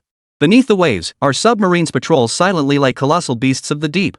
Their sonar systems and weaponry are in peak condition, poised to deliver a fatal blow to the enemy at any moment. In the air, early warning aircraft serve as the eyes of the sky, monitoring the airspace in all directions. Fighter squadrons stand ready in nearby airspace. Should the enemy dare show their face, they will taste our wrath. Lin Feng then convened a meeting with commanders of all ranks from Beidao in the operations conference room. Seated within the chamber were a group of soldiers as resolute as steel, their faces etched with rugged lines by the trials of war and the passage of time. Each scar was a badge of their honor. Seated in perfect order around the conference table, their gazes fixed on Lin Feng brimmed with trust and anticipation. Their gazes seemed to declare, with Lin Feng at their helm, they feared nothing. Lin Feng walked to the enormous wall map at the front of the room, which detailed every mountain, river, and military stronghold. His strong fingers pointed at the map as his voice boomed out, firm and resolute. Everyone, this war is an unprecedented challenge facing our two nations. But I firmly believe I have the capability and confidence to lead us all to ultimate victory. Our northern island is the pivotal point of the entire campaign, a fortress the enemy dreams of breaching. Therefore, we cannot afford even the slightest lapse in vigilance. The coastal defense batteries must undergo thorough inspections and calibrations. Every single gun must be guaranteed to strike enemy landing forces with pinpoint accuracy when the moment comes. Shells must undergo rigorous inspection to guarantee their quality and performance. Simultaneously, calibrate firing parameters to guarantee precision in our fire coverage. An army commander stood at attention, snapping a crisp salute. Commander, we are fully prepared. The men are itching for battle, ready to fight the enemy to the death. But what if the enemy resorts to using weapons of mass destruction in a desperate move? We must consider such extreme scenarios. Lin Feng's eyes sharpened, gleaming like cold stars. Our missile defense systems and air defense networks aren't pushovers. The missile defense system must maintain the highest alert status, ready at all times to intercept incoming missiles. Radar systems within the air defense network must conduct continuous scans, immediately locking onto any suspicious targets. Simultaneously, have the chemical defense units stand by at all times, with all decontamination equipment ready for deployment. Ensure we can respond to the worst-case scenario at a moment's notice. Additionally, intelligence agencies must intensify their efforts. Mobilize every available resource to obtain enemy operational intentions and weapon deployment information as early as possible. Do not allow the enemy to pull any tricks under our noses. Chapter 185, Victory is certain, achieve total triumph. All present nodded in unison, each gesture radiating strength and resolve. Each took their orders and departed, their resolute footsteps echoing down the corridor like the beat of war drums. Lin Feng returned to the command center, gazing at the sand table as he silently vowed. We must win this battle for our nation, for our people. In the days that followed, all parties prepared for battle according to Lin Feng's strategic plan. Coastal defense guns gleamed with cold metallic sheen under the sun, soldiers poised at their positions, eyes burning like torches. Submarines glided silently through the deep sea, guardians in the darkness. Special forces units lay concealed in the jungles and mountains of the central region, blending seamlessly with their surroundings like cheetahs waiting for their prey. The entire battlefield stretched like a taut giant net, every thread taut with tension. All that remained was for the enemy to approach, and they would be ensnared. Lin Feng, the weaver of this net, commanded from North Island, overseeing the entire operation. Every decision he made determined the course of the entire campaign, carrying the hopes of countless lives. He stood as the steadfast anchor on the battlefield, instilling courage in all who fought. After a long and arduous struggle, the Peninsula War finally reached a decisive turning point. On the battlefield, smoke hung thick as dark clouds over the land, the deafening roar of artillery echoing across the terrain. Every inch of land was scorched by the flames of war. With the Rabbit Army's powerful intervention and exceptional support, the previously deadlocked battle began to tilt decisively in their favor. In the tense and bustling command center at the front lines, General Lin Feng stood tall before the battlefield situation map. His face appeared slightly gaunt from days of relentless exertion, yet his eyes remained as sharp as an eagle's. It seemed as though he could pierce through the thick smoke to see every detail of the battlefield. Beside him, an aide waved a report excitedly, his voice trembling slightly with anticipation. Commander Lin, we have major good news. Our combined forces have just breached the enemy's core defenses. The Eagle Army is now in complete disarray, scattering like ants from a destroyed nest. Lin Feng nodded slightly, a faint smile of satisfaction flickering across his resolute face. His gaze swept firmly over the officers surrounding him. Comrades, this is a hard-won victory, but we must not let our guard down. Now, we must press our advantage and pursue the enemy relentlessly, driving them completely from North Island. We must not give them any chance to catch their breath. We must not only defend our brother nation, North Island, but also ensure the absolute security of our motherland's borders. This is the sacred mission we bear. The Rabbit Army soldiers surged forward like a raging torrent of steel, charging at the enemy with overwhelming force. The intertwined roar of guns and cannons sounded like an apocalyptic symphony, while battle cries rose and fell, echoing across the heavens. The Rabbit Army's advanced weaponry gleamed coldly in the sunlight, each volley and charge radiating an indomitable fighting spirit. This plunged the Eagle Army into deep terror, rendering them utterly incapable of mounting effective resistance. In one particularly fierce engagement, the Rabbit Army's armored forces came face to face with the remnants of the Eagle Army. The Rabbit Army tank commander roared into his comrades' radios through the communicator. Brothers, we've waited far too long for this moment. For our homeland, for victory, for peace on the peninsula, charge. The tank's massive, sturdy hull roared forward across the battlefield like a steel beast. Shells streaked across the sky like shooting stars, landing with pinpoint accuracy on enemy positions. In an instant, the enemy's painstakingly constructed defenses were reduced to rubble, sending clouds of dust and smoke billowing into the air. The Eagle soldiers' faces contorted with terror. Under this overwhelming assault, their will to fight vanished completely. They scattered like headless flies, screaming in panic. This is terrifying. The rabbit army is simply unbeatable. As the battle progressed, the Eagle army was gradually squeezed into a cramped area as confined as a cage. They were trapped in a desperate situation, surrounded by opponents as fierce as wolves and tigers. Eagle Commander Maxer gazed at the scene of utter defeat unfolding before him, his eyes filled with despair and helplessness. His hands trembled as he grasped the communicator, his voice raspy as he called out. "We request peace talks. We surrender." At the makeshift negotiation table, the atmosphere was heavy and oppressive. Commander Maxer's face was as dark as the sky before a storm. He bowed his head, appearing utterly defeated. "We have lost this war utterly. The might of your rabbit army surpassed our wildest expectations. We are willing to lay down our arms and end this." Lin Feng, representing the rabbit side, sat across from him with an imposing demeanor. His gaze was piercing as he locked eyes with Maxer, his tone unwavering. "Your invasion of the southern islands has brought endless calamity upon the people of the northern islands. Countless families have been torn apart, and this land lies scarred and ravaged by your war. We hope you will genuinely learn from this defeat and never again attempt to provoke war."